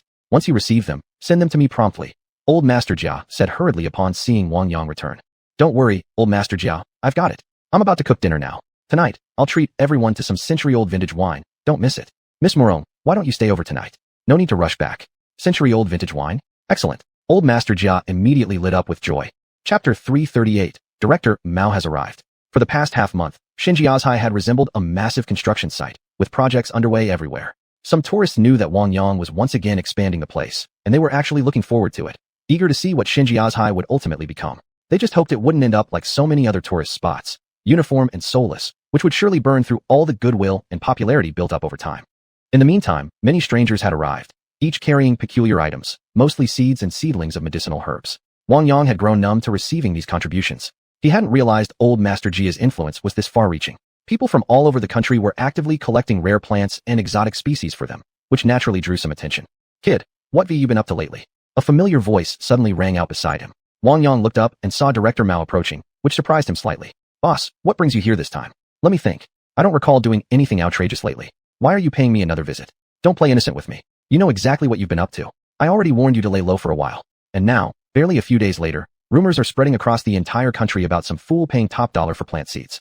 It took me forever to trace it back to you again. What am I supposed to do with you? Director Mao scolded him continuously. Boss, you've got it wrong this time. Do you really think I have that much influence?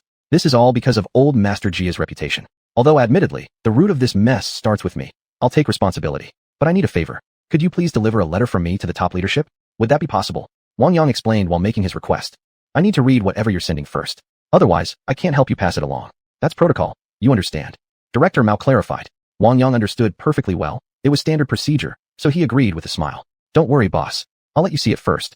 It's nothing too serious. This time, I want to expand our cooperation. But this decision isn't yours to make. It requires approval from the very top. Now do you get it? Director Mao chuckled. You're still the same old kid, never showing your hand until the last moment. Fine, I'll do it for you. But how will you thank me? Even though we're close, as the saying goes, even brothers must settle accounts clearly. That applies to us too. If I'm not satisfied, things might not go as smoothly as you'd like. You know what I mean. Wang Yang realized that Director Mao was evolving too. Every time they dealt with each other, Wang Yang never managed to gain the upper hand. Somehow, he always ended up getting steered into a corner. He could only sigh inwardly with bitter amusement. Boss, I'm still supplying red dust drunk into the military, and I can give you a 50% discount on the price. How's that? Plus, I'm preparing to supply a special batch of grain, rice, wheat, whatever you prefer. You can pick what you need. I plan to donate this grain to you free of charge, though transportation arrangements will be your responsibility. That's a small matter for you anyway. Director Mao hadn't expected such generosity. Clearly, whatever request followed must be enormous. He'd been too quick to celebrate earlier. The real negotiation was yet to come. Straightening his uniform deliberately, he switched to a more formal tone. Wang Yang, go ahead and state your terms. As long as they're not excessive, I'll relay them upward. Just a reminder, don't push your luck. My request is simple. It's about traditional Chinese medicine. If the top leadership gives the green light, I just ask that you hold a meeting to discuss it, then get back to me with an answer. That's all, Wang Yang explained. That's it. Nothing else. Director Mao asked again. Just this one thing. This time, I'm giving up most of my personal gains, purely to open a path forward for traditional Chinese medicine. If the highest leadership agrees, I'm willing to further expand our cooperation. Think about it. The achievements I've made in agriculture are beyond what you can even imagine. Wang Yang had just dropped another massive surprise. Now it was up to them to decide how to respond. Director Mao paused, then decided to return to Beijing immediately to report. He intended to personally brief the top leadership separately. Kid, I accept your proposal. Can you lower the price of red dust drunken any further? Also, what's the exact quantity of grain you're offering? Give me concrete numbers. Having specifics will help me put in a good word for you. Haha. Prepare your letter now. I'll take it with me. I'm leaving tonight, and I should be able to get back to you quickly.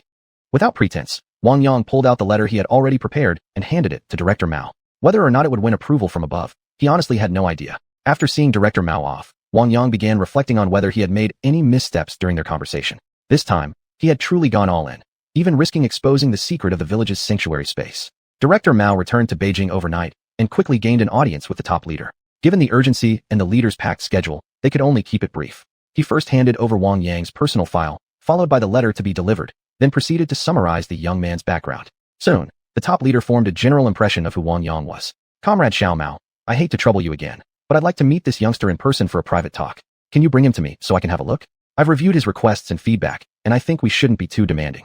For cooperation to last, it must benefit both sides. Only a win-win situation can endure. I'm swamped now, so let's leave it at that. Once you bring him here, just take him straight to me. Yes, mission accepted. I'll take my leave now, sir.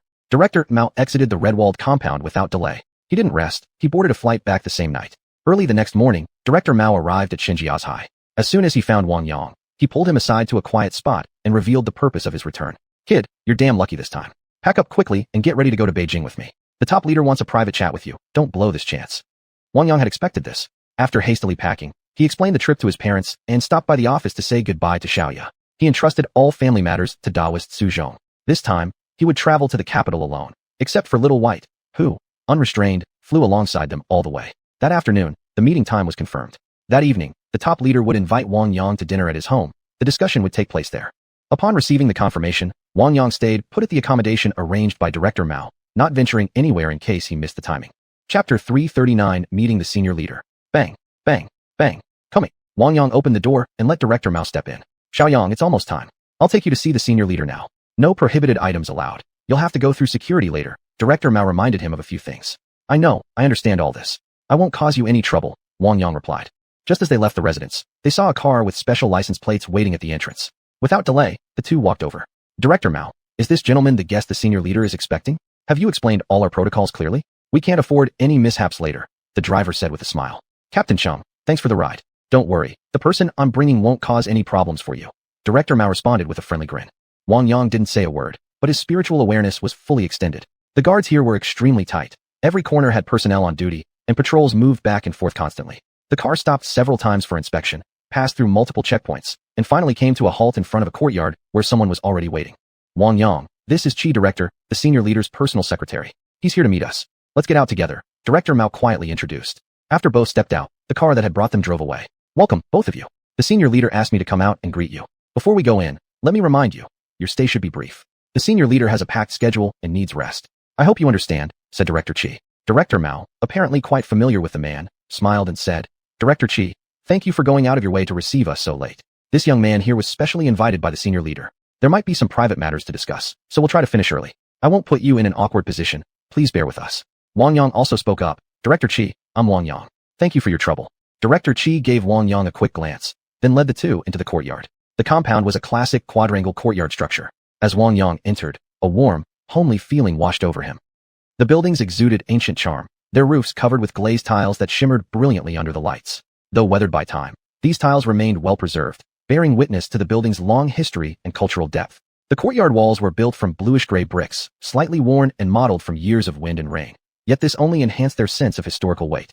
Vines climbed over the walls, lending a vibrant, living touch. They not only added greenery to the yard, but also offered cool shade during the scorching summer months.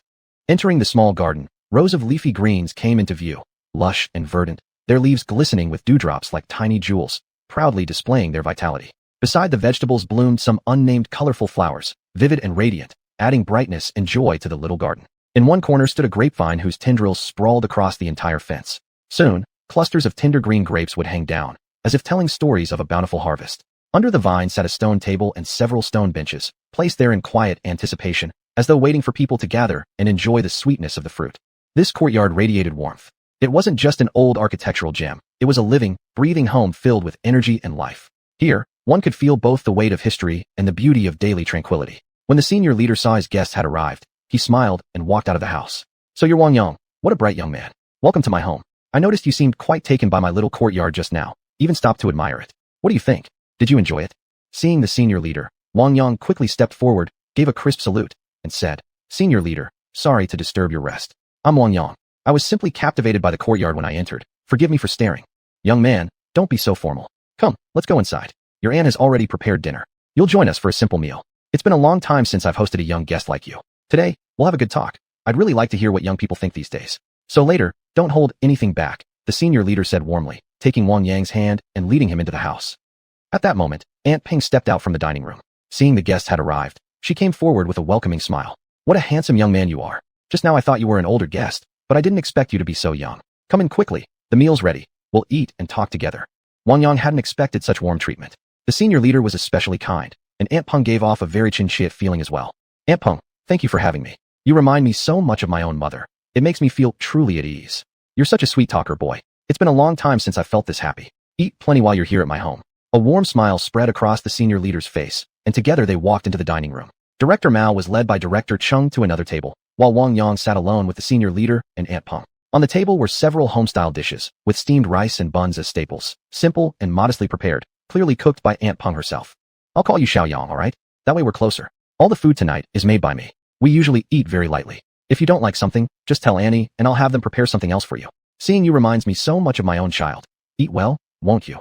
Aunt Peng said with a warm laugh. This time, Wang Yang was genuinely moved. He could feel Aunt Peng's affection was sincere. Quickly, he used his spiritual awareness to instruct Ziling. Pick a jade vial, fill it with a few green lotus seeds. He would present it as a gift shortly. Once Ziling had prepared everything, Wang Yang pretended to pull a jade vial from his pocket and said with a smile, Aunt Peng, I didn't bring any proper gift with me today, but I feel such a connection with you. These few green lotus seeds are ones I always carry with me. Please accept them, and make sure to keep them safe. Aunt Peng looked at the jade vial in Wang Yang's hand. She knew these kinds of vials were traditionally used to store pills or elixirs. She hadn't expected this young man to carry such a thing on him. Her curiosity immediately piqued. Noticing the senior leader showed no objection, she reached out and took it. Xiaoyang, what exactly is this? If it's too precious, I really can't accept it. That would violate discipline, and you can't let your aunt get into trouble, huh? Wang Yang smiled and explained, Aunt Peng, these green lotus seeds are extremely rare. You can open it and take a look. They're wild harvested by me deep in the mountains. They help replenish vital life energy. Please keep them. Later, both you and the senior leader should each take one. It will strengthen your health and extend your longevity. Upon hearing Wang Yang's words, the senior leader took the vial from Aunt Peng. He opened it and tipped one lotus seed into his palm. Immediately, a thick aura of vitality swirled around him, and his body emitted a faint sensation of longing. He quickly placed the seed back inside, resealed the vial, and handed it firmly back to Aunt Peng. I'll accept this gift. You've touched our hearts. Let's eat first. After dinner, you and I will go to my study to talk. Wang Yang didn't stand on ceremony. Picking up a bowl of rice, he began eating. His appetite could vary greatly, but this time, finishing an extra bowl was his way of honoring Aunt Peng's cooking. Chapter 340, The Leader's Response. After the meal, the leader took Wang Yang to his study. Director Cheng wanted to follow, but was stopped by the leader, and Section Chief Mao didn't allow him to go either. Sit down. I've read your letter, and I take the issues you raised very seriously. I've already assigned someone to look into them. In recent years, our policies have indeed been somewhat biased against traditional Chinese medicine. Many problems have emerged. Some people want to eradicate TCM, some want to steal our cultural heritage, and others simply don't want TCM to thrive because they feel it threatens their livelihoods, so they lie without conscience. These problems objectively exist, but we won't let these clowns run around causing chaos unchecked. We will definitely introduce policies to rectify this disorder and ensure justice for TCM. As Comrade Deng once said, it doesn't matter if a cat is black or white, as long as it catches mice. The mere existence of TCM proves its reasonableness. Why suppress it? Isn't that absurd? Can thousands of years of accumulated experience really be destroyed by a few scoundrels? Impossible. We haven't ignored these issues, we just didn't pay enough attention earlier. We nearly allowed TCM to perish in our generation. I understand everything you wanted to tell me, and I fully support what you're doing. I'll discuss with other leaders and expedite new policies to protect TCM. You can rest assured on that. The leader spoke with deep sincerity. Wang Yang stood up and bowed deeply again. Leader, I hope you can issue policies quickly. Many elderly folk healers are already advanced in age. In just a few years, most of them will pass away.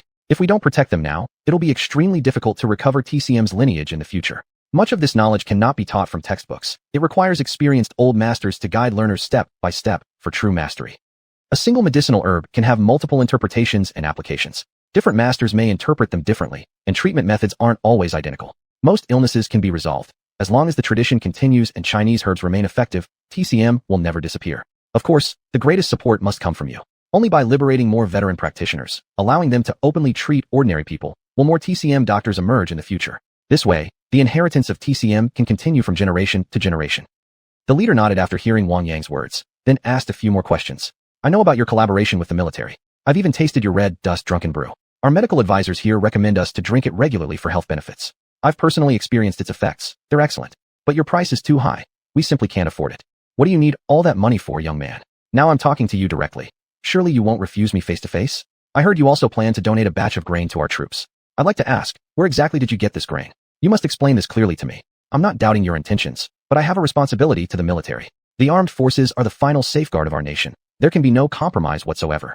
I hope you understand. Wang Yang thought for a moment, then decided to reveal the secret realm in his village. After all, he intended to cooperate with the state. As an individual, his power was still too limited, but the state was different.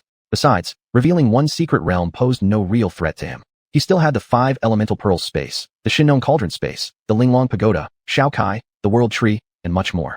Leader, I possess an independent space where I can grow grain, vegetables, medicinal herbs, and conduct animal farming. Basically, do many things. The grain I donated to your forces was grown inside this secret realm. All the food is safe, produced without any pesticides or chemical fertilizers. Please rest assured. Originally, I wasn't planning to disclose this, because our country has far too many traitors. People who only talk big while glorifying foreign countries, belittling our own culture, selling out their conscience, betraying our nation and soul for a petty profit. How selfish. They never realize their roots are still here at home. People who profit from betraying their country earn no respect, and their endings are usually tragic. The leader fell into deep thought. This revelation was too sudden. He needed time to carefully consider it. Ideally, he should establish a dedicated agency, personally overseeing it, making it a precedent, a secret known only to the highest leadership. Wang Yang, since you've told me about the secret realm space, it's clear that you're thinking of cooperating with us. I'm planning to establish a special department within the military. These personnel will be stationed entirely inside your secret realm from now on. Unless something critical arises, they won't come out again. What do you think about this? Wang Yang thought for a moment and felt this suggestion was acceptable. Important national projects could also be relocated there, eliminating the risk of technological leaks. After all, only he could bring people in and out, using talismans as a medium. As long as he communicated with the sapling of the World Tree, he could revoke access rights at any time. As long as the secret realm remained intact, there would be no problems. Leader, I agree with your proposal. Here's how we can do it. You just select the right people and have them gather at one location. I'll find a way to transport them all into the realm. From now on, I'll only report directly to you, or to your successor. The transferred personnel must be politically reliable, with pure backgrounds. No privileged offspring or agents of other factions. I don't want to see backstabbing and scheming happen. Their sole mission should be loyalty to the nation and responsibility to the people, guarding our country alone. They will answer only to the highest leadership. I think we could name this unit the Dark Guard Corps. Agreed. I approve. In the meantime, don't rush to leave. Tomorrow, I'll take you to meet several elders, former senior leaders who've stepped down. I'll assign some trusted individuals to work with you on this. They can handle internal affairs. How does that sound? The leader, completely free of personal motives and solely concerned with national interests, gave his immediate approval. Wang Yang had no objections. Staying a few more days made no difference, so after brief consideration, he agreed. That evening, the leader arranged accommodations for Wang Yang and even sent Director Mao away early. This matter was not meant for his knowledge. The next morning at dawn, the leader postponed several engagements and took Wang Yang alone to a destination. It was a convalescent center for retired cadres, where many familiar faces resided, including the former top leader of the nation. Wang Yang, when you meet the former leader shortly, discuss everything thoroughly with him. I plan to assign him to coordinate directly with you. In the future, he may even live with you inside the secret realm. I hope you don't mind, the leader asked. Wang Yang smiled and replied, Leader, your arrangement is wise and scientific. I fully support it, and now I feel truly at ease. The sight of the current leader arriving alone with a young man drew attention from some, but no one thought too deeply. Most assumed they were simply visiting the elder leader and paid it no further mind. Chapter 341. The formation of the Dark Guard unit. How come you have time to visit me now? Come in and sit down. Who's this young man? Handsome fellow, very impressive, the former top leader said with a smile. I came here for a matter I need to discuss with you. Let's talk in the study, the current leader explained. Of course, follow me. The three walked into the study. Wang Yang closed the door and took a seat. The two leaders engaged in a close conversation, and after about half an hour, they reached a consensus. The former leader turned to Wang Yang with delight and said, Young man, thank you. We've faced many challenges over the years, but the most pressing one has been information leaks, completely impossible to prevent entirely. Your appearance has brought us a turning point, and we truly appreciate your selfless dedication. This matter must not be discussed with anyone else from now on. The more people who know, the greater the risk of exposure. I fully support your proposal to establish the Dark Guard unit, and we will move forward swiftly. I've decided to personally join you in managing them. From now on, we'll be spending much more time together. You mustn't hold back on sharing your insights. You can speak openly with me or with this leader here. Let me give you some advance notice. In that space of yours, we plan to build many facilities, possibly modeled after the existing world's infrastructure. Essential systems like communications and power generation will definitely be included. I hope you can cooperate with us to complete the construction as soon as possible. Wang Yang agreed without hesitation.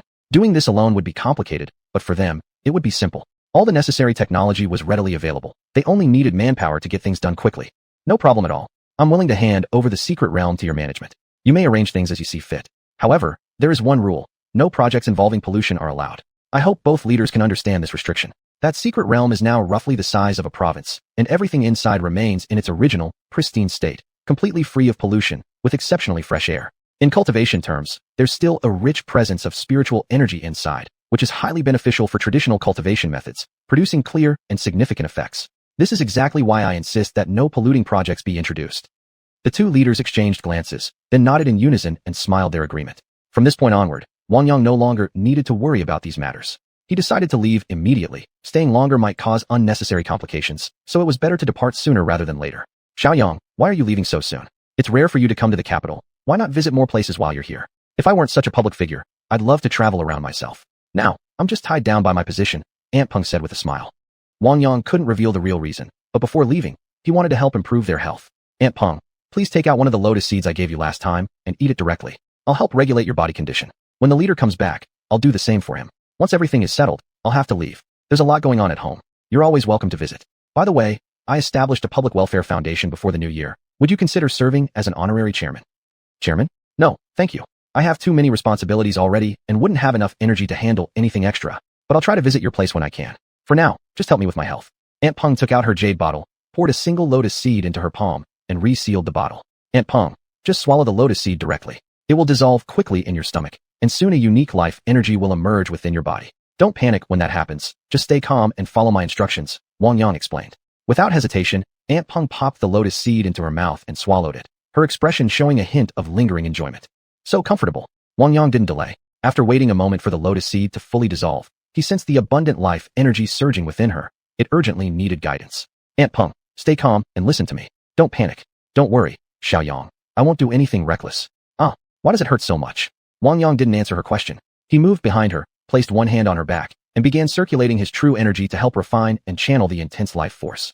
Unfortunately, Aunt Peng wasn't a cultivator. Otherwise, such a massive influx of life energy could have boosted her cultivation level significantly. About half an hour later, everything calmed down. Wang Yang had expended a great deal of his true energy. He stepped outside, went to a stone bench in the courtyard, and sat in meditation to recover. Aunt Peng sniffed herself and immediately rushed to the restroom to clean up. After the top leader returned, he saw Wang Yang meditating in the courtyard and felt even more curious about him. From the past couple of days of interaction, he sensed that this young man definitely had many secrets yet to reveal, but he wasn't one to pry into everything. You're back. Can you tell if there's something different about me? The top leader suddenly noticed his wife looked exceptionally radiant today. She even seemed several years younger, and asked with a smile. Your complexion looks so good today. I feel like you've gotten younger. Do you have some secret remedy? Director Chung observed the two of them, smiled silently to himself, then chose to quietly leave. Wang Yang finally recovered, and surprisingly, his cultivation level had slightly improved, an unexpected but pleasant bonus. Xiaoyang, you're awake. Your aunt owes you big time this time. Peng said gratefully. Aunt Peng, it was nothing really. The lotus seeds I gave you are just too potent. Your body type has some difficulty absorbing them completely. I'll work on formulating pills later so there won't be any risks next time. The top leader laughed. That's a great idea, but don't go selling them freely. Anyway, help me adjust my body condition too. I'd like to see the effects. I'm quite tired today, actually. Wang Yang tested his true energy flow and, finding no issues, agreed. Late at night, just before bedtime, Wang Yang first took the top leader's pulse. Everything seemed normal, except for minor ailments common among older people. His sleep schedule was unstable, likely due to frequent late nights, and his qi and blood were somewhat depleted, though nothing serious. Everything's fine overall, just a bit of vital energy depletion. I'll adjust your body condition and have you take one lotus seed. That should resolve it. But in the future, you must pay more attention to rest. No choice. I've got too many responsibilities right now. Only after stepping down can I truly focus on my health, the top leader said with a smile. This session took longer. Wang Yang circulated his true energy slowly, carefully replenishing the gaps in the elder's body and resolving minor ailments along the way. When the life energy from the lotus seed was fully absorbed, Wang Yang collapsed onto the ground, sitting there for a long moment before slowly getting back up. Xiaoyang, are you alright? Aunt Peng noticed his pale face and obvious exhaustion and asked anxiously. I'm fine, just a bit drained. When the leader wakes up, let him clean his body first. I'll head back now. If anything comes up, just call me. I'm planning to leave tomorrow. Aunt Peng, come visit me when you have time. With a few final words and a smile, Wang Yang returned to his quarters. Chapter 342. Moving into the secret realm. Wang Yang returned to Xinjia village from the capital. As soon as he walked back into his small courtyard, his master showed up at the door. He looked at Wang Yang with a serious expression in his eyes. Xiaoyang, have you really made up your mind this time? His master asked in a low voice, as if suppressing some deep emotion. Wang Yang took a deep breath and nodded firmly. His master stepped inside and sat directly across from him, his eyes filled with concern. I know you've already decided, but I still want to ask, have you really thought this through? Wang Yang raised his head and met his master's gaze. Master, I've thought about it for a long time before making this decision. In the next few days, some people will come to inspect the place. Don't worry about anything. You've been inside the secret realm yourself. It's vast, and there are many areas I haven't utilized. I'm just taking the chance now to develop it properly. I've already communicated with the authorities. A dedicated military unit will be stationed here, and I'll make sure to guide them on development and usage. His master let out a sigh. He knew that Wang Yang had made his decision, and nothing could change it now. Fine. Since you've decided, I won't say any more. Just promise me you'll stay cautious and don't put yourself in harm's way. Don't worry, master. I'll be careful, Wang Yang replied with a smile. In that case, I'll also take up permanent residence in the secret realm from now on. The spiritual energy there greatly benefits my cultivation. If you need me, just come find me inside. Taoist Su Zhong had also decided to enter seclusion. Wang Yang didn't stop him. With the village undergoing large-scale development and tourists arriving every day, it was increasingly inconvenient for someone like his master. Living within the secret realm would bring him numerous advantages. All Wang Yang needed to do was build a Taoist temple for his master inside, so he could cultivate in peace. Just 2 or 3 days later, Wang Yang received a call from a high-ranking official informing him that the troops had assembled and the personnel for the Jinju were finalized. The first batch consisted of specially selected engineering units, accompanied by numerous construction machines and building materials. After setting a time, Wang Yang used the cover of night to transport them all into the secret realm near Xinjia village. Xiaoyang, this place is truly impressive. I've heard of secret realms before. There are many such places in our country, but unfortunately, no one could ever find the entrances. Now, finally, we have a secure base. From now on, I'll be stationed here permanently. Count on me counting on your support. No need to stand on ceremony with me. Let's adjust how we address each other. From now on, just call me Old Hu. The team we've sent focuses primarily on construction, but later we'll also station some scientific researchers here. Be mentally prepared. Old Hu said with a smile. Then I'll call you Old Hu, sir. Feel free to plan and arrange things as you see fit. Areas suitable for farming should be planted with grain. Choose some mountainous zones for development and construction, and build housing there as well. Don't bring in outside architectural styles. We should keep the overall design traditional Chinese. You understand these matters far better than I do. Wang Yang smiled and offered a few suggestions. Don't worry. None of the undesirable outside influences will be brought in here. Everything will be practical and grounded, Old Hu said seriously. Wang Yang didn't stay in the secret realm for too long. The area developed by Xiaoya and Xiaoju Huizi was preserved as their own private territory. Time passed quickly. Under Old Hu's leadership, they developed a vast portion of the secret realm, built many simple roads, and constructed over a dozen barracks. The top leadership assigned a special liaison to coordinate with Wang Yang. Supplies for the Dark Guard unit flowed in continuously. Whatever was needed was promptly delivered. A supply transfer depot was designated in the town, specifically for storing materials, and the guard detail there had been upgraded several levels in strength. Through these convenient channels, the construction of the clinic and school in Xinjia village, along with the village's overall renovation and upgrade, was nearly completed. The clinic was headed by Dr. Jia, supported by several other traditional Chinese medicine practitioners brought in from different regions. Each had their unique expertise, and their medical skills were excellent. After the school passed its final inspection, Mayor Liu personally came to inspect it. The county had also assigned teachers. Children from nearby villages were all welcome to enroll, and Xinjia Village Primary School had begun gaining a local reputation. Xiaoyang, I heard many villagers nearby want to come thank you. Will you receive them? Elder village chief joked with a smile. Uncle Shun, don't tease me. These are just things we should do. When I established the foundation, it was to help those in need, not for recognition or thanks. Wang Yang waved his hand and explained. Ha, you're still just the same as ever, young man. I was only joking with you. But this time village chief Qiu Yao really came through for us. Without your suggestion, I'd never have known she had such powerful connections behind the scenes. On opening day, you must come with me to thank her properly. It was all because of Qiu Yao making an exception and pulling strings through her family that the paperwork went through so quickly, elder village chief said with emotion. Xiaoya and Yu suddenly appeared before them, both rushing over joyfully. Uncle Shun, what are you doing here? Some guests just arrived in the village. Do you want to go take a look? Xiaoya, and you, thank you too for all your hard work. I won't interrupt you young people's business. I'll head over now and see who's come, elder village chief said, then left. You two specially shooed Uncle Shun away. What's up? Wang Yang, Professor Tang's team has made another major breakthrough. The seeds we've been producing are ready for market. Really? And you're not kidding me? Wang Yang asked anxiously. With something as important as seeds, how could we possibly fake it? You should just come see for yourself. This achievement might get official recognition. The patents have already been submitted. Such a significant accomplishment is extremely important for current agricultural development. Finally, we have the confidence to break the foreign monopoly on seeds, Xiaoyu explained with a smile. Wang Yang didn't waste any time. He called the two and hurried together toward the greenhouse laboratory. Professor Tang, Professor Peng, Professor Li, Professor Wu, are you really saying it succeeded? The four elder professors were all smiling. Seeing Wang Yang's anxious look, they decided not to keep him waiting. You're unusually impatient today, young man. Haven't we obtained many seed patents before? This time, we've finally deciphered the remaining portion of the seed's genetic sequence, mapped out the full genome, and completed the foundational elements of all our seed patents. From now on, we'll no longer be dependent on others. Excellent. Professors, thank you all for your hard work. I'll immediately arrange for Master Lin Haitian to ramp up production and get these seeds promoted and into the market as soon as possible, so farmers can benefit right away. Everyone burst into laughter seeing Wang Yang's excited expression. Chapter 343. The clinic explodes in popularity. Xiaoyang, I need to talk to you. Come with me for a moment. Old Master Jia suddenly called out from the entrance of the greenhouse. Hearing the call, Wang Yang walked over and asked in confusion, Old Master Jia, why aren't you at the clinic? What are you doing here? Xiaoyang, we've got a serious problem on our hands. You've got to help me solve it. Somehow word spread that our clinic can treat complicated and difficult diseases, and now patients from all around are rushing here. As you know, our clinic just opened. Our medicinal supplies and staff aren't sufficient yet. With so many people showing up suddenly, we're already overwhelmed. You've got to help us sort this out, Old Master Jia explained anxiously. How long can the clinic keep going like this? Never mind. I'll come with you and see what's happening. Wang Yang quickly explained the situation to Xiaoya and the others before leaving the greenhouse. Isn't there supposed to be a famous doctor practicing here? This is just a tiny clinic. Only a few traditional doctors inside, and even the medicine cabinets don't have labels yet. We must have been scammed. The entrance of the clinic buzzed with noisy chatter, complaints echoing occasionally. Some had already grown impatient and were looking for trouble. Old man, move aside. Don't block my way. Don't push me too far, or you'll regret it. If I don't get treated, I'll leave here full of anger. A pockmarked young man shouted loudly at the crowd. Everyone instinctively parted, allowing him to walk through. Just as Wang Yang arrived with Old Master Jia, they saw a large crowd gathered outside the clinic. Most were elderly men and women dressed plainly, likely drawn here by hearsay. Hey kid, tell me something. Where did the doctors go? The pockmarked youth asked irritably. Suddenly stopped in his tracks, Wang Yang couldn't help but feel both amused and annoyed. You want medical treatment, yet act like a bully? He replied. Brother, if you're here for treatment, is it really appropriate to act so rudely? Huh, what big talk from such a little punk?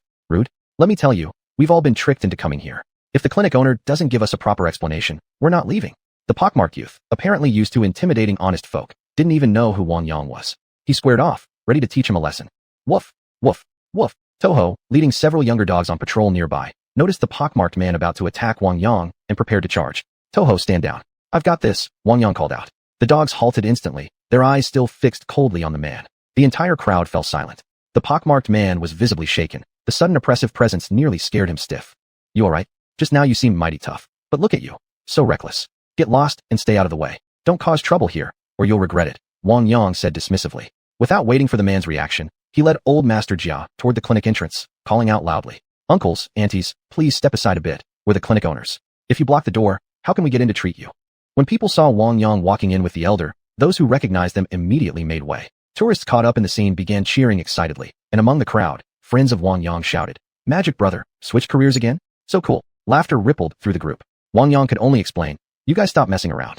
There are way too many people today. Please help keep order and explain things to others. Our clinic just opened. We haven't fully stocked medicines yet. Someone already advertised for us without warning. But don't worry, we won't send anyone away empty-handed. We'll do our best to diagnose everyone. Some doctors haven't arrived yet, so let's show mutual understanding. Gradually, the crowd quieted down. The patients heard Wang Yang's words and understood the situation, starting to form an orderly line spontaneously. Old Master Jiao returned to his consultation seat and exhaled deeply. He'd only stepped away briefly, yet so many had already come. He wondered what exactly caused this frenzy. Smiling, Wang Yang said to Old Master Jiao, "Rest a bit, Old Master.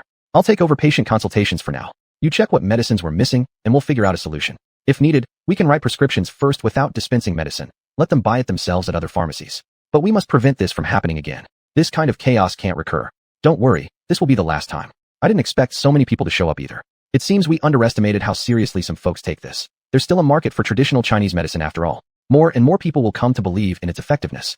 This is actually a good beginning. You go sit over there and start treating patients. I won't rest either. We'll work together. Let's get these people seen to as soon as possible, so I can finally have peace of mind, Old Master Jia said with a faint smile. Outside the clinic, the patients instantly split into two orderly lines, calmly walking toward the entrance. Although Wang Yang had never formally treated patients before, he possessed spiritual awareness and carried within him knowledge passed down from powerful cultivators. His medical skill was truly remarkable. For minor ailments, both Wang Yang and Old Master Jia refrained from prescribing medicine. Instead, they treated patients with acupuncture. Their hands worked wonders. One needle could cure some, while others required more sessions. As patients walked out of the clinic, most wore smiles, experiencing for the first time the charm of traditional Chinese medicine. Others left clutching prescriptions, heading elsewhere to fill them. Minute by minute, the number of patients slowly decreased. Some had already left, while others were still on their way, hoping to try their luck. The village chief came over and said, "Xiaoyang, what's going on here? How did so many patients suddenly show up? There are serious safety risks in the village now. You've got to figure something out. We can't let this happen again." Wang Yang didn't respond immediately, but turned instead to see how village chief Xiuyao would handle the situation. "Xiuyao, what do you think we should do? My original intention in building this clinic was just to provide villagers with a place to seek treatment. I don't know who went around advertising for us, but now so many people have come. It caught us completely off guard." When Xiuyao heard Wang Yang asking for her opinion, she smiled slightly and said, "Wang Yang, I think this is great. Suddenly, our village is flooded with outsiders. Sure, there might be some small problems at first, but next time they come, they'll be bringing money with them. The key is that your medical skills must stay sharp. You can't afford any mistakes." After discussing briefly, they gritted their teeth and pushed forward. In the following days, things gradually improved. Word of mouth spread, and people began to understand the clinic's true purpose. Old Master Jia's reputation soared, and Wang Yang became playfully known among locals as Little Divine Doctor. Chapter 344, The School Opens. Wang Yang had been busy at the clinic for several days straight, and only after most of the patients had left did everyone finally breathe a sigh of relief. "Uncle Xiao, will you take me and Ernie to school?" Xiao Shitu suddenly showed up with a small backpack on his back. "Xiaoshidu, how did you get here? Come here. Ernie, let Uncle hold you. Now that you're starting school, no more crying, okay?" Wang Yang smiled as he walked over. "Uncle, we weren't crying. My parents went to work at the vegetable greenhouses, so we had to come find you to take us," Xiaoshitu explained. Seeing there were few patients left, Wang Yang informed Old Man Jia, and then left with Xiaoshitu and Ernie. When they arrived at the entrance of Xinjia's High Primary School, many villagers were also there sending their children to school. All the teachers had come out to welcome the students, an uncommon scene elsewhere. "Director Wang, you're here to send your kids too. Come by my office later," Principal xiuxian said, walking over. Hearing the voice, Wang Yang turned and saw Principal Chen approaching in a neat suit, smiling warmly. "Principal Chen, I'll leave these kids in your hands from now on. I'd like to make one suggestion. Please focus on teaching. Minimize anything unrelated to education. Cultivating children's learning should be your top priority. Why don't you head back to the school gate? A leader might show up for an inspection soon. You should be there to receive them. I'm just here to send the kids off. There's no need to entertain me." Throughout the morning, not much happened. Wang Yang didn't do much, but felt exhausted nonetheless. The opening ceremony at Xinjia's High Primary School had been rather tedious, but finally, it was over. "Wang Yang, what's with that look on your face?" Xiaoya suddenly came up from behind and asked. "You walk so quietly, startled me." "Xiaoya, start preparing. In a few days, I want to take you back to my hometown, introduce you around, meet the family. Things here are mostly settled. If we don't go back soon, we really won't have time later." "Wang Yang, so soon? Have you told Aunt Zheng and Uncle Wang? Are they going back with us?" "Just the two of us this time. Someone has to stay here and watch things. Remember to tell your parents. The wedding plans will have to fall on them to handle. It's a bit rushed, I know. Don't have any objections, okay?" Got it. Let's go together. I was just about to head over to the greenhouses. We've made progress on the seeds. Packaging designs are finalized, and different seed varieties have been sorted. Officials from higher up even came to check on the matter personally. The distribution channels for the seeds have already been secured. We're truly benefiting from standing under a big tree. Every obstacle has been cleared. All right, I'll go over and talk to Master Lin Haitian about some precautions. You should also contact the other 3 villages and check on their vegetable growth. Make sure to keep tracking it and conduct thorough inspections before anything goes to market. Wang Yang, there's still a difference between the vegetables from our greenhouse and those grown in the 3 villages. How should we price them? If the gap is too big, it'll be hard to explain later. I understand your concern. Our greenhouse vegetables require more time and effort, so quality is naturally better. But if prices are too high, controversy is inevitable. We need to find a balance, something that reflects our labor value while making consumers feel it's worth it, and ensuring villagers don't feel shortchanged. I think we should consider tiered pricing, setting different price levels based on vegetable quality and taste. That way, customers can choose according to their needs and budget, and our produce becomes more competitive. At the same time, we must strengthen supervision over the 3 villages' vegetables to ensure quality and safety. Only then can we protect the Crystal Vegetables brand and ensure broader benefits for everyone. Wang Yang shared his thoughts. Wang Yang, I think we should invite the 3 village chiefs and a few farmer representatives. Let them all visit our greenhouse together, compare the quality of both sides' vegetables firsthand. That'll dispel their doubts. Better to filter out disharmony early than wait until harvest to discuss this. The impact won't be as good later. Sometimes interests blind people. Everyone may understand logically, but if they feel they're losing out, they might eventually go their separate ways. Sometimes human nature is hard to predict. No one really knows how things will turn out. Unexpected things can happen, catching everyone off guard. Xiaoya added, sharing her thoughts. Soon, the 2 arrived at the greenhouse seedling area. Xiuxian had organized the space very methodically, and the clear categorization gave a pleasing, orderly impression. Director Wang, Manager Xiao, you're here. I was just about to go look for you. These are the packaging samples we've prepared. Please take a look and let me know if you have any feedback. If they meet your approval, we'll proceed with mass production, Xiuxian said with a smile. Wang Yang took the packaging and examined it. It was slightly different from typical vegetable packaging on the market, with the Crystal Vegetables brand prominently displayed. The finished product images were photos taken right inside the greenhouses, presenting a clean and appealing look. Master Lin, the design looks great. Let's go ahead with this version. Next, we'll launch staple grain seeds. These vegetable seeds are just our first step. Also, be prepared for copycats. It's difficult to prevent such imitation, so we won't encourage or discourage others from researching similar products. However, we must protect our own intellectual property. If our rights are violated, we should use legal means to defend ourselves. Everyone needs to be mentally prepared. Legal disputes over infringement may become frequent from now on, so we need contingency plans in place. Don't worry, Director Wang. Our legal team is quite capable and has already helped us resolve several disputes. And truthfully, it's thanks to the foundation you laid. We've maintained an ongoing collaboration with the law firm in Yongcheng, Xiuxian replied, giving Wang Yang a compliment. Just handle it as you see fit. Once these seeds hit the market, many knockoffs of Crystal Vegetables will likely appear.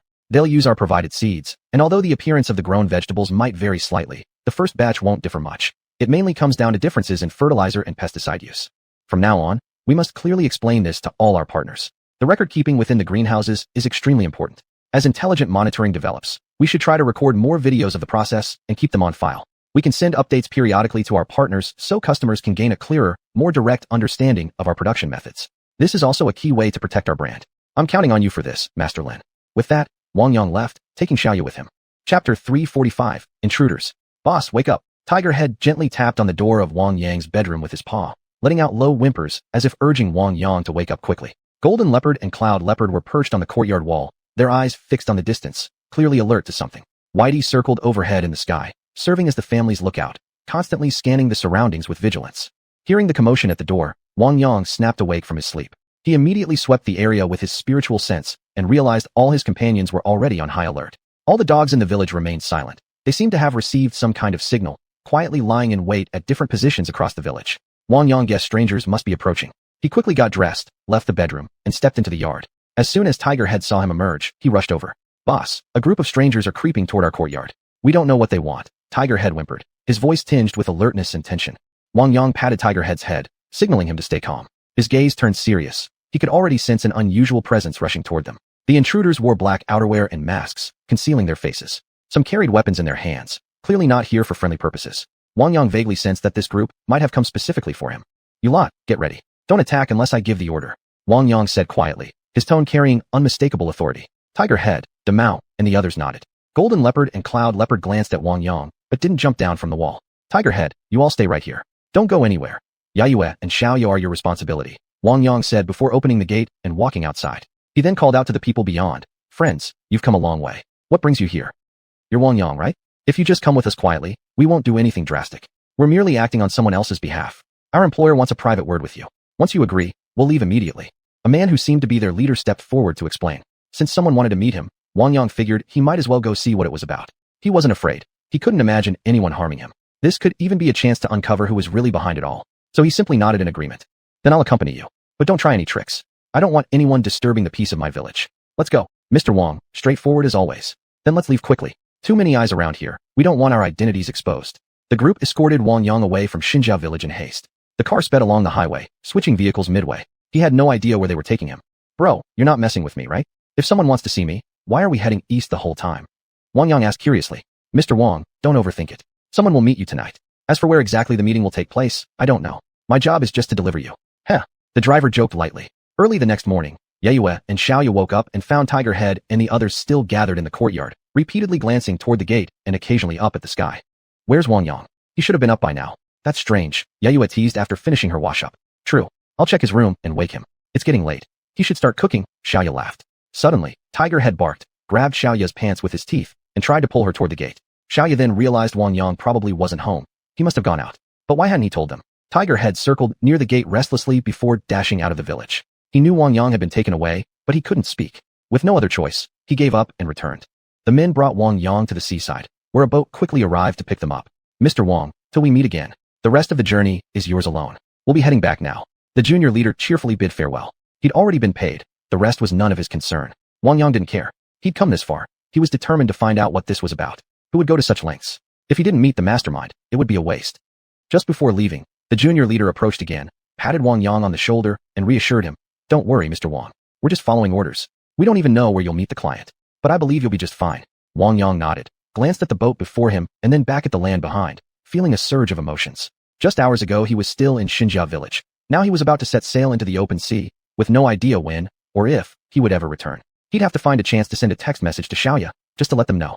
Goodbye, Boss Wang, said the junior leader, waving at Wang Yang before turning away with his men. Wang Yang smiled and waved back, then stepped onto the boat. He turned once more to look at the shore, but the figures had already vanished into the night. The sailors on board greeted Wang Yang with respectful bows as he arrived. He nodded in acknowledgement and found a seat. Gazing out the window at the ocean, he noticed how mysteriously vast the sea looked under the cover of darkness. Never did he imagine he'd be out at sea again, especially not under coercion. With a loud blast of the ship's horn, the vessel slowly pulled away from the harbor. Sitting by the window, Wang Yang watched the shoreline fade into the distance. A trace of nostalgia lingered in his heart, but he knew this was something he had to face. He glanced around at the crew members busy at their tasks. Their faces were expressionless, yet Wang Yang could sense the tension hidden beneath their calm exteriors. The large ship sailed across the open sea for 2 days before finally coming to a stop near a deserted island. Mr. Wang, hello? We've gone to great lengths to bring you here. You may become an important client of our company in the future, so we place great importance on your safety and comfort. We've prepared the best room and finest food for you. We hope you'll enjoy a pleasant vacation here. If you have any needs or questions, please don't hesitate to let us know. We will do our utmost to meet your requests. A man in a suit and tie approached Wang Yang, extending his hand for a handshake. Wang Yang nodded slightly, but remained silent. He knew perfectly well that this trip was far from a leisurely vacation. He couldn't fathom why these people had chosen him, nor what they wanted from him. Please follow me. I'll show you to your room, the man said, then led Wang Yang toward the bow of the ship. Wang Yang followed him across the deck and into a cabin. The interior was lavishly decorated, a large bed, a desk, a sofa, a television, and a bathroom. Famous paintings hung on the walls, and thick carpets covered the floor. Wang Yang looked around, admitting to himself that the place was both comfortable and secure. This is your room. If anything doesn't meet your expectations, please tell me. I'll do my best to improve it, the man said, handing Wang Yang a key. Taking the key, Wang Yang asked, when can I meet the other guests? The other guests? Oh, you mean those who've been invited like you to attend the meeting? They've all arrived and are staying in adjacent cabins. You're free to visit them anytime. However, please note, this is a remote island with no communication equipment and absolutely no contact with the outside world. So, I kindly remind you not to leave your cabin without permission to avoid any accidents. As he spoke, the man pointed toward the door. Wang Yang nodded. I understand. Thank you for the reminder. The man smiled. You're welcome. I wish you a pleasant journey. With that, he left Wang Yang's room. Wang Yang closed the door, sat down on the edge of the bed, and began reflecting on the entire journey. After a while, a commotion sounded from outside. He opened the door to see a group of sailors busy at the bow, transferring cargo from the ship onto the island. Using his spiritual sense to inspect the items, Wang Yang found they were rectangular boxes, each labeled with numbers and letters. He tried probing the contents inside with his spiritual sense, but a powerful force suddenly repelled him, causing a sharp pain in his head. A wave of ominous premonition rose within him. He felt certain that these boxes concealed something dangerous. What are those? Wang Yang pointed at the crates and asked a nearby sailor. The sailor shook his head. Those are the boss's goods. We don't know what's inside. Wang Yang sensed hesitation in the sailor's tone, as if he were hiding something. He pressed further. Who is your boss? The sailor glanced around nervously, as if afraid of being overheard, then lowered his voice and whispered. Our boss is a very mysterious person. We rarely see him. He only appears when absolutely necessary. Wang Yang grew even more puzzled. Suddenly, the island seemed filled with deeper mysteries. Where had these crates come from? Why were they brought to this isolated island? Why wouldn't the boss allow the crew to know their contents? These questions swirled relentlessly in his mind, filling him with growing irritation. After some thought, Wang Yang decided to disembark and go ashore, hoping he might uncover some unexpected clues. Walking along the coastline for a while, he came across a small village. The houses in the village were all built of stone, appearing extremely rudimentary. The villagers looked terrified when they saw him, as if fearing something. Wang Yang approached one villager and asked, "Excuse me, where is this place?" The villager stared at him fearfully and stammered, "This is..." Before he could finish, someone interrupted. It was a man dressed in a long black robe, his face covered by a mask that obscured his features. Behind him followed two guards holding long spears, looking imposing and formidable. "Who are you, and why have you come here?" the man demanded. Wang Yang sensed hostility in the man's tone, so he replied, "I'm a traveler. My boat sank nearby, and I'm seeking some help." "A traveler? How did you get here?" the man pressed. Wang Yang found the question strange and answered, "I swam here from the sea." "You're an ordinary person. How could you possibly swim such a distance?" The man's voice brimmed with doubt. His gaze was sharp, as if capable of seeing through Wang Yang's soul. Wang Yang felt a jolt inside. He realized this man might have seen through his cultivation. Struggling to remain calm, he said, "I'm a cultivator. I possess certain special abilities." A flash of greed flickered in the man's eyes, as if he had just spotted an opportunity. He leaned forward and asked, "A cultivator? Would you be willing to join our organization?" Wang Yang hesitated slightly, unsure of the man's true intentions. Yet he knew he couldn't outright refuse the invitation, or else it might arouse suspicion. After a moment of thought, he asked, "What does your organization do?" The man smiled and said, "Our organization is a secret one, dedicated to exploring the mysteries of the world. We possess the most advanced technology and the greatest power. We can help you achieve your dreams." Hearing this, Wang Yang felt a stirring within. He had always longed to uncover the secrets of the world, and this organization seemed to offer him exactly that chance. But he also knew there was no such thing as a free meal in this world. He continued, "Then what would you require of me?" The man replied, "We need your strength and wisdom to help us complete certain tasks. Of course, we will provide corresponding rewards in return." Wang Yang fell into deep thought, uncertain whether he should accept the offer. His fingers gently tapped on the table as he gazed into the distance, as if contemplating future possibilities. Finally, Wang Yang made his decision. Taking a deep breath, he said, "All right, I'm willing to join your organization." The man smiled and said, "Welcome to our organization. From today onward, you are one of us." His voice was filled with joy and anticipation. The man continued, "We are truly delighted that you've chosen to join us. You are a man of great talent, and we believe you will become an important member of our organization. We hope you can bring new ideas and new energy to our cause." Wang Yang nodded and replied, "I will do my best." The man smiled again and said, "We look forward to your performance." Wang Yang added firmly, "I will give it my all." The man nodded once more and said, "Exactly. We believe in you. Now, let us work together toward our future." Chapter 346, Exploring the Mystery. "Mr. Wang, you rest here for a while. I have other matters to attend to. You don't need to be wary of us. We brought you here because we want to cooperate with you." The man speaking to him had already received word from those on the sea and now knew Wang Yang's identity.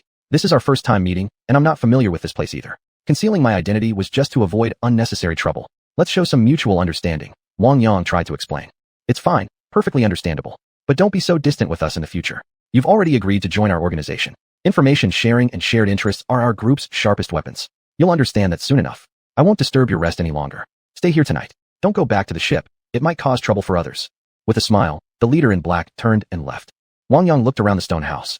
It was extremely rudimentary, only a bed and a few basic living supplies. But the villagers he'd encountered earlier were particularly strange. They seemed to be under someone's control. He used his spiritual sense to scan the surroundings, though this time he didn't extend it too far. The last time he'd done so while inspecting the box, he'd suffered a slight backlash, which made him more cautious now. There must be cultivators here, or perhaps this entire organization was founded by cultivators.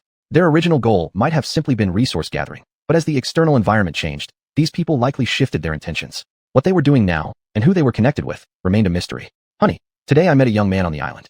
He doesn't seem like he was deceived here, yet he also appears clueless about this place. Everyone around avoids interacting with him. They're afraid of inviting misfortune. If you happen to run into him later, stay cautious," the man warned his wife. He had no desire to get himself hurt. "Husband, do you think we'll ever go home? We've been here over 10 years.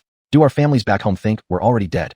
The woman's condition wasn't good, perhaps due to years of isolation on this island. Poor nutrition, constant exposure to sun and wind. She looked much older than her age. Wang Yang overheard their conversation and grew even more curious about the island's secrets. Many here were from inland regions. He felt sympathy for them, although such situations weren't uncommon abroad. In another underground base on the island, many people had gathered. The facilities inside were highly advanced, filled with cutting-edge technological equipment. How these devices had been transported here remained a mystery, further deepening the organization's aura of secrecy. "Brother Gene, why were you so polite to that guy just now? That's not like you."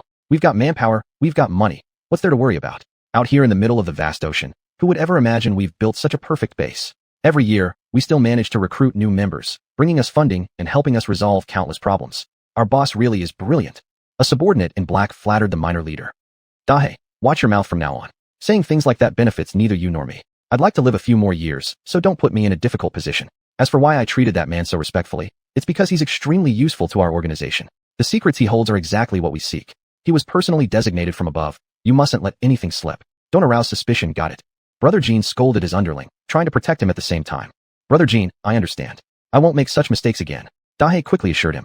Scenes like this unfolded across many corners of the island. With newcomers arriving today, everyone was naturally curious. It had been a long time since so many people arrived at once, an unexpected occurrence indeed. Using his spiritual awareness, Wang Yang had already mapped out the immediate surroundings. The people gathered here were all ordinary folks, seemingly laborers working on the island. The real decision-makers weren't among them. They must have special quarters elsewhere, and appeared to keep their distance from the common workers. The boxes unloaded by the sailors earlier had all undergone special handling. Wang Yang couldn't figure out what these people were really up to. One mystery after another forced Wang Yang to remain on high alert. There was no signal on the island. His phone was useless here. There must be signal jammers operating somewhere. All communications were completely blocked. This organization clearly possessed immense wealth. A secluded environment like this, detached from the outside world, wasn't easy to come by. The next morning, just as dawn broke, the islanders began bustling about. The minor leader from yesterday arrived again, knocking on Wang Yang's door while calling out, "Mr. Wang, are you awake? I was sent by the higher-ups to fetch you. The meeting will start soon, and everyone is already waiting." Wang Yang had sensed the man's approach long before he arrived. He didn't rush to open the door immediately, instead waiting a moment before walking over. "Sorry, I just got up. I stayed up a bit late last night. My sleep quality isn't great in unfamiliar places. But I'm ready now, let's go." "All right, Mr. Wang, just follow me. And no matter what you see along the way, pretend you saw nothing." "Thank you. I'll remember that." Walking behind the minor leader, Wang Yang continuously swept his spiritual awareness around him. What he hadn't seen yesterday now became gradually clearer, giving him a preliminary understanding of the island. Traps were set everywhere, and various locations contained intricate layered mechanisms, an indication of just how cautious these people truly were. "Mr. Wang, we've arrived. You can go in yourself. I'll only take you this far," the subordinate said. Through his spiritual sense, Wang Yang confirmed this was the entrance to an underground chamber. The meeting would be held underground again, but he acted as if he noticed nothing, instead asking curiously, "Thanks, but there's no one around. Where exactly am I supposed to go in?" "Just walk forward. There's an automatic sensor here. As long as you're an approved individual, the entrance will open," the man explained briefly before turning and leaving. After hearing the explanation, Wang Yang naturally walked ahead. Suddenly, a hatch on the ground slid open, and a beam of light shot out from within the passageway. An elevator quickly emerged, accompanied by a voice prompt. "Sir, welcome.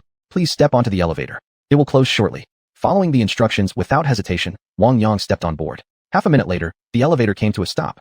As soon as the doors opened, he saw someone already waiting outside. "Sir, please follow me. I'll first take you to change into appropriate attire. Everyone who comes here must keep their identity confidential. It's a special requirement of the organization. Don't have any concerns about it." The receptionist first explained the reasoning, then led Wang Yang to a changing room. His outfit had already been prepared, along with a specially crafted mask placed neatly nearby. "Thank you." Chapter 347 Special Treatment. Wang Yang changed into a new set of clothes and put on his mask before following the receptionist toward the conference room. "Sir, your seat is over there. Please go by yourself." The staff member pointed at the seat and then turned away. Wang Yang glanced around the meeting room. Quite a few people had already arrived, all dressed identically, each wearing a mask. Some were chatting and laughing casually, while others remained silent, as if they didn't belong here at all.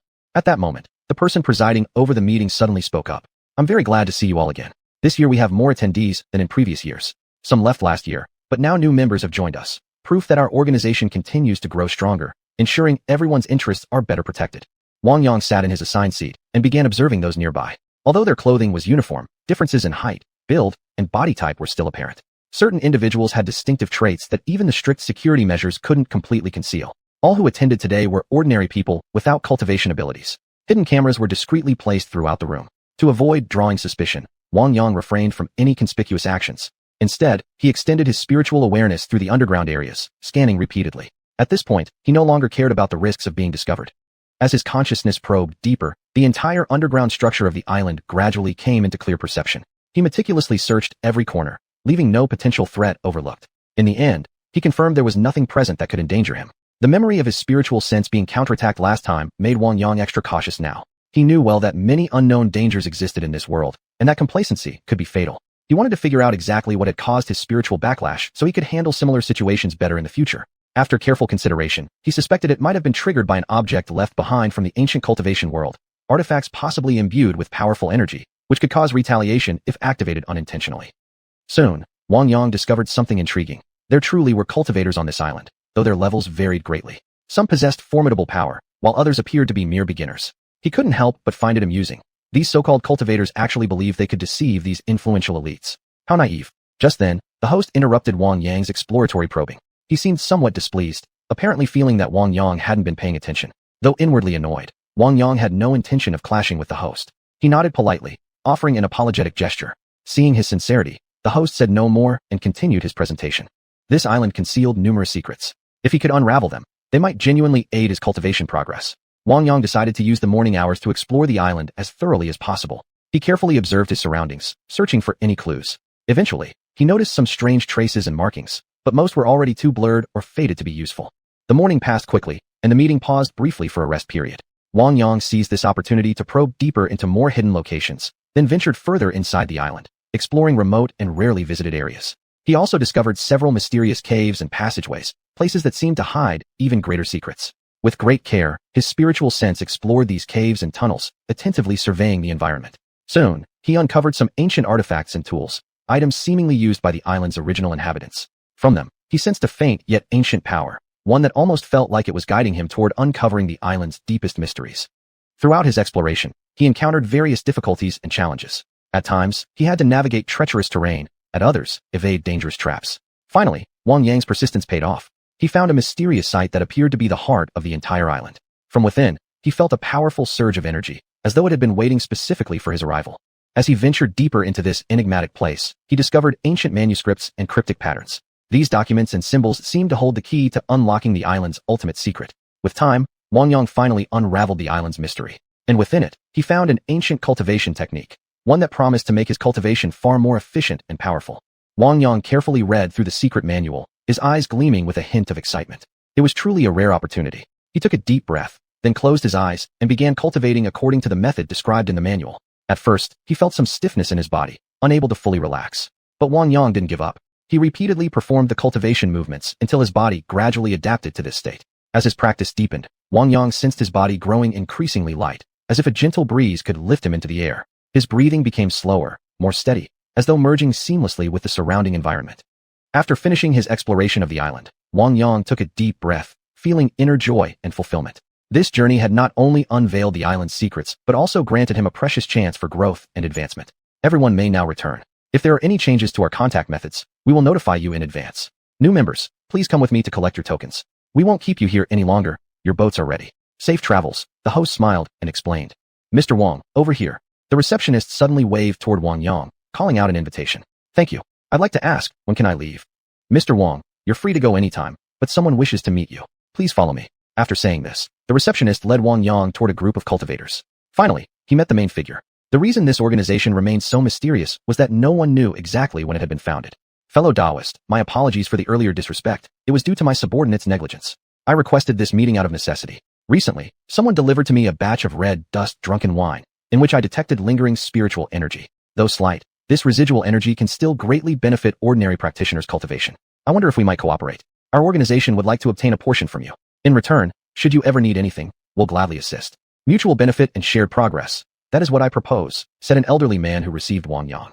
You possess certain things that are very helpful to me. As long as you agree to give them to me, I can provide you with some original extract of red dust drunken wine, enough to ensure you won't suffer any loss. Think it over. I'll give you until tomorrow morning to decide. At dawn, I plan to leave. After speaking, Wang Yang turned and departed. This time, an imposing aura radiated from his body, leaving every cultivator present deeply shocked. Chapter 348 Facilitating Cooperation. Senior Elder, are you really agreeing to cooperate with that young man? Yunhua asked, clearly displeased. Yin-Yang Shangren fell into contemplation. He was thinking about Wang Yang's behavior as he left earlier. The future development of Haiyun sect seemed rather bleak. On the surface, the organization was progressing well, but for people like them, it wasn't of much use. Secular materialism had been corroding their hearts. They needed spiritual fulfillment, not worldly pleasures. Seeing that Yin-Yang Shangren remained silent, Yunhua grew even more irritated. He knew the senior elder held Wang Yang in high regard, and now he was actually putting the sect's interests aside for that outsider. It baffled him. He blurted out angrily, Senior Elder, this is utterly unfair. That boy is just an outsider. How can you sacrifice our sect's interests for his sake? Yin-Yang Shangren slowly raised his head, his eyes firm and resolute, still hoping to explain. Yunhua, calm down. I know you have objections toward Wang Yang right now, but you must understand, we need his help. He possesses a special ability that can assist us in advancing our cultivation. If we don't cooperate with him, Xiuxian sect will gradually decline. I cannot focus solely on short-term gains while neglecting the long-term future of our sect. After hearing these words, Yunhua felt even more unsettled, growing increasingly furious. How can you trust such an unknown youth so completely? He's merely a secular person. How could someone like him possess such great capabilities? Have you been deceived by his smooth talk? Yunyang Shangren replied. Yunhua, don't misunderstand me. I haven't been deceived. I simply believe in his capability. Perhaps you didn't notice, but that young man's cultivation level surpasses all of ours. Aren't you curious why someone at such a level remains within the mundane world? Aren't you wondering why I sent people to bring him here? Do you really think our men could have kidnapped him? Let me tell you, the moment he arrived, he already issued a warning. The fact that he came here at all means he's only trying to assess our true strength.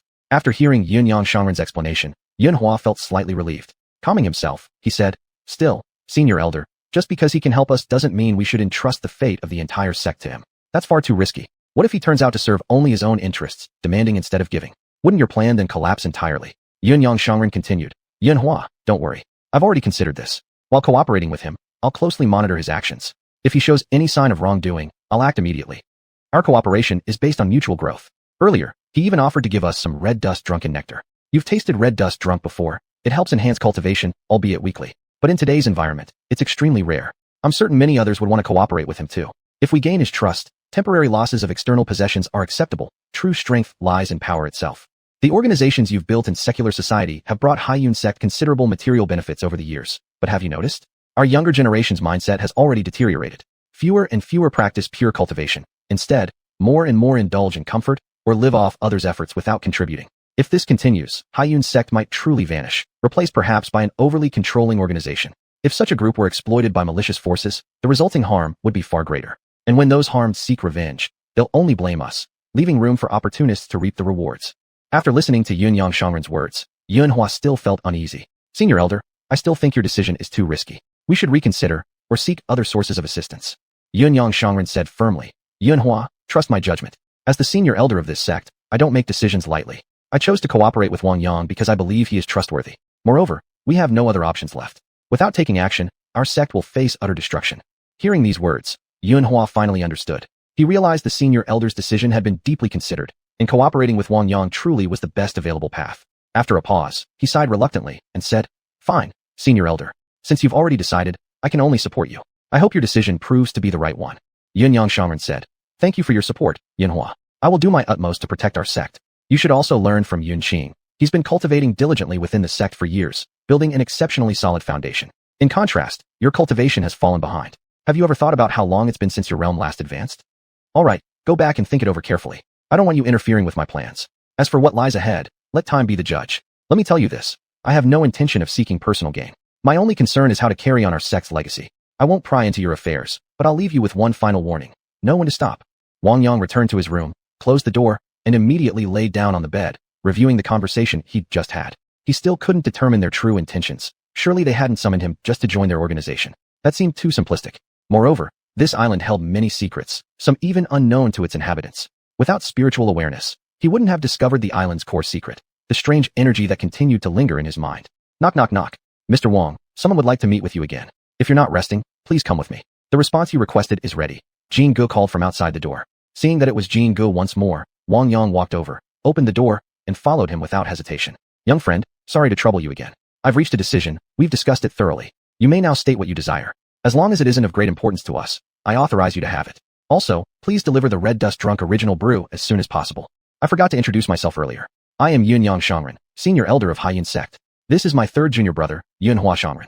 Our second brother is a reclusive cultivator who generally avoids worldly matters, so I won't introduce him. There's no need to remain overly guarded around us. The organization members you've interacted with were merely established by my third brother during his leisure time, created to gather secular resources for Xiuxian sect. Cultivation remains our primary goal. Truthfully, I deeply admire you, young friend. While dwelling in the mundane world, your cultivation level surpasses even ours. It truly makes us feel ashamed. Hearing Yunyang Shangren's explanation, Wang Yang temporarily eased his concerns. Now he no longer needed to tread so cautiously. Smiling, he said, Senior Elder, I was indeed being overly cautious. After all, this is our first interaction, and we didn't know each other before. I wasn't even sure why you summoned me here. Now, we can let go of our mutual suspicions.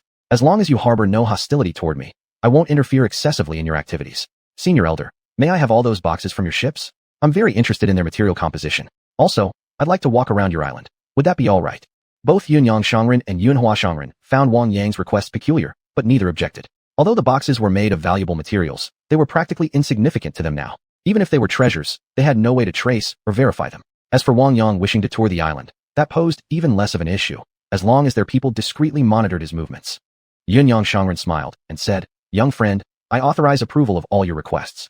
Tomorrow, I'll have everything prepared for you. When you depart, I'll have someone deliver it. If you wish to explore the island, we won't stop you. I'll assign a subordinate to guide you around. Consider yourself a visitor enjoying a tour of our humble abode." Wang Yang smiled in return and said, "Then this young man thanks both senior elders." Chapter 349 Exploring the Island. The next morning, just as dawn broke, Wang Yang got up early. Today he had something very important to do. He needed to reach the core of the island and investigate it. "Mr. Wang, I'll be accompanying you around the island today. If you have any questions, feel free to ask me," Jinga said as he noticed Wang Yang leaving his room and walked over to greet him. "I appreciate it. I don't actually know how to address you. Would you mind introducing yourself? Everyone here calls me Brother Jin. Just call me that too. Let me take you for something to eat first, then I'll show you around the island." Wang Yang didn't appear overly eager. He followed Jinga to breakfast, and afterward, the two began strolling around the island together. This time, the villagers no longer kept their distance from Wang Yang, though they still didn't approach him to chat. There was a mutual sense of detachment. Neither side wished to disrupt the other's way of life. Soon, they arrived near a dense forest. All surveillance equipment ended here, and they were now far from their base, an area rarely visited by anyone. "Mr. Wang, there's no path ahead. This area hasn't been developed, so I suggest we stop here. There are venomous snakes in the jungle. We should be cautious. If anything happens to you, I won't be able to answer to my superiors. Please understand my position," Jinga said with genuine concern. The entrance to Wang Yang's intended destination lay deep within this forest. There was no way he could turn back now. Smiling, he replied, "Brother Jin, I'm very interested in this environment. You can wait for me here a moment while I go take a look. I actually study snake venom, and I'd like to capture a few specimens to take back. I hope you can understand." Hearing this, Jinga grew even more anxious. He wasn't sure whether to follow or stay behind. Others had ventured in before, and all had been bitten by snakes. Though none had died, each suffered permanent injuries. Honestly, he didn't want to risk his life over this.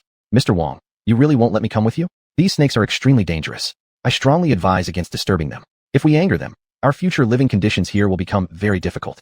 Wang Yang smiled slightly, gave Jingu a reassuring pat on the shoulder, and said, "I'll be fine. Wait for me here. And if you're worried about being seen, just find a spot to hide. I'll call you when I come out." Unwilling to waste any more time, Wang Yang adjusted his clothes, making sure his sleeves and pant legs were tightly secured. Some basic precautions were necessary. Once ready, he stepped into the thick jungle. The island likely fell within a temperate oceanic climate zone, supporting lush and dense vegetation. Small animals were highly active here, especially snakes, which roamed widely. Not long after entering the forest, Wang Yang spotted numerous brightly colored snakes, one coiled near rocks, another lying in wait on tree branches, most preferring dark, damp places. Carefully extending his spiritual awareness, Wang Yang moved forward slowly, pausing frequently to observe his surroundings with vigilance. At times, he deliberately avoided territories marked by particularly threatening snakes. Such areas might harbor hidden dangers. After about half an hour, Wang Yang finally reached a cave, the only passage leading to the island's core. Standing before the cave, a chill washed over him. He took a deep breath, summoned his courage, and stepped forward. Inside was pitch black, with only the occasional faint breeze rustling through, producing a soft, whispering sound. Facing the darkness, Wang Yang immediately contacted Xiling mentally, asking her to check whether Xianxi or the Snake King from the den he'd once tamed deep in the mountains had awakened. With one of them guiding him, his safety would be far more secure. Xiling sensed Wang Yang's request and began scanning the surroundings using her own methods. After a moment, she transmitted her message. "Master, there's no trace of any Snake King nearby, but I've detected something else. Be careful, there may be danger inside." Hearing this, Wang Yang's heart tightened. He quickly pulled out his collapsible baton and switched on his flashlight, advancing cautiously. Suddenly, a massive python surged from the depths of the cave, lunging straight toward him. Startled, Wang Yang dodged swiftly, simultaneously swinging his weapon. Although there was no Snake King here, he hadn't expected such a large python to appear, and he had no idea yet how many more might be lurking inside. It took Wang Yang great effort to subdue the python. He sat on the ground, panting heavily, thinking to himself, "That python was really tough, but at least I managed to tame it." After resting for a while, he decided to bring the python into the Five Spirits Pearl space and have Xiling calm it down. With that, Wang Yang entered the space as well. As soon as he arrived, Xiling came rushing toward him. Seeing Wang Yang, she immediately broke into a joyful smile. "Master, you're finally here. Should I bring Xianxi over? It's been evolving for some time now, and its body has actually shrunk. Don't be surprised when you see it. Leave this little one to me. I'll make sure it's properly calmed." Seeing Xiling, Wang Yang felt a warm comfort in his heart. He nodded and said, "All right, let Xianxi come out with me for a bit. The sooner we finish things, the sooner we can leave. This island is far from home. It would be difficult to explain if anything went wrong." Hearing Wang Yang's words, Ziling immediately went to the other side of the five spirits pearl space. A moment later, she returned leading a small snake. The snake was entirely black with strange, intricate patterns across its body, making it look strikingly beautiful. When Wang Yang saw it, he was taken aback. The last time he'd seen Xianxi, it had been a massive python. How had it become so small? Ziling seemed to read his confusion and explained, Master, this little snake is Xianxi. After evolving, its size has reduced. But don't worry, its power hasn't weakened at all. In fact, it's grown even stronger. Wang Yang felt reassured upon hearing her explanation. Looking at Xianxi with a smile, he said, Xianxi, you've changed so much without saying a word. Have you gone to see Xingui yet? He must be shocked by your transformation. Upon seeing Wang Yang, Xianxi swiftly slithered onto his shoulder and spoke happily. Boss, aren't you amazed? I told you last time that I found my path to evolution, but even I didn't expect such an incredible result. Even Xingui wouldn't dare to challenge me now. All right then, Wang Yang said, patting Xianxi's head. Come outside with me for a moment and help me eliminate the dangers in the cave quickly. I want to reach the deepest part of the cave as soon as possible. Once we're done here, we can leave sooner. The moment Xianxi stepped outside, it caught the scent of its kin and quickly began gliding through the cave. This time, Wang Yang didn't even bother turning on his flashlight. He simply followed closely behind Xianxi, guided by his spiritual awareness. Boss, there are still a few more little ones around. I'll subdue them first, you just follow me. Hearing Xianxi's telepathic message, Wang Yang raised no objection and stayed tightly behind, moving deeper inside. After gathering all the pythons together, Xianxi sent them all directly into the five spirits pearl space. The rest of the journey became much safer. In no time, they reached the core area of the island, where Wang Yang was immediately drawn to a mysterious energy. This place was a pool of concentrated magma. At the center stood a raised platform, upon which lay several translucent crystals emitting a faint aura of spiritual energy. Boss, those stones must be what you're looking for. But with all this magma around, how are we supposed to get over there? Xianxi whispered from Wang Yang's shoulder. Don't worry, this won't be a problem. Now that we've come this far, nothing will stop us. Wang Yang replied cheerfully. Chapter 350, Leaving the Island. Xianxi, you stay here. Don't follow me any further. It's getting too hot in there, don't push yourself. This time, just watch your big brother show you how to retrieve something from a distance. Don't be too shocked when you see it. Wang Yang joked with Xianxi. Boss, don't get careless. I have to remind you again. Be careful, Xianxi said in his usual arrogant tone, but Wang Yang knew it was his way of showing concern. He patted Xianxi on the head reassuringly, then turned and walked deeper inside. Wang Yang cautiously approached the magma, suddenly sensing a thick presence of spiritual energy lingering in the air.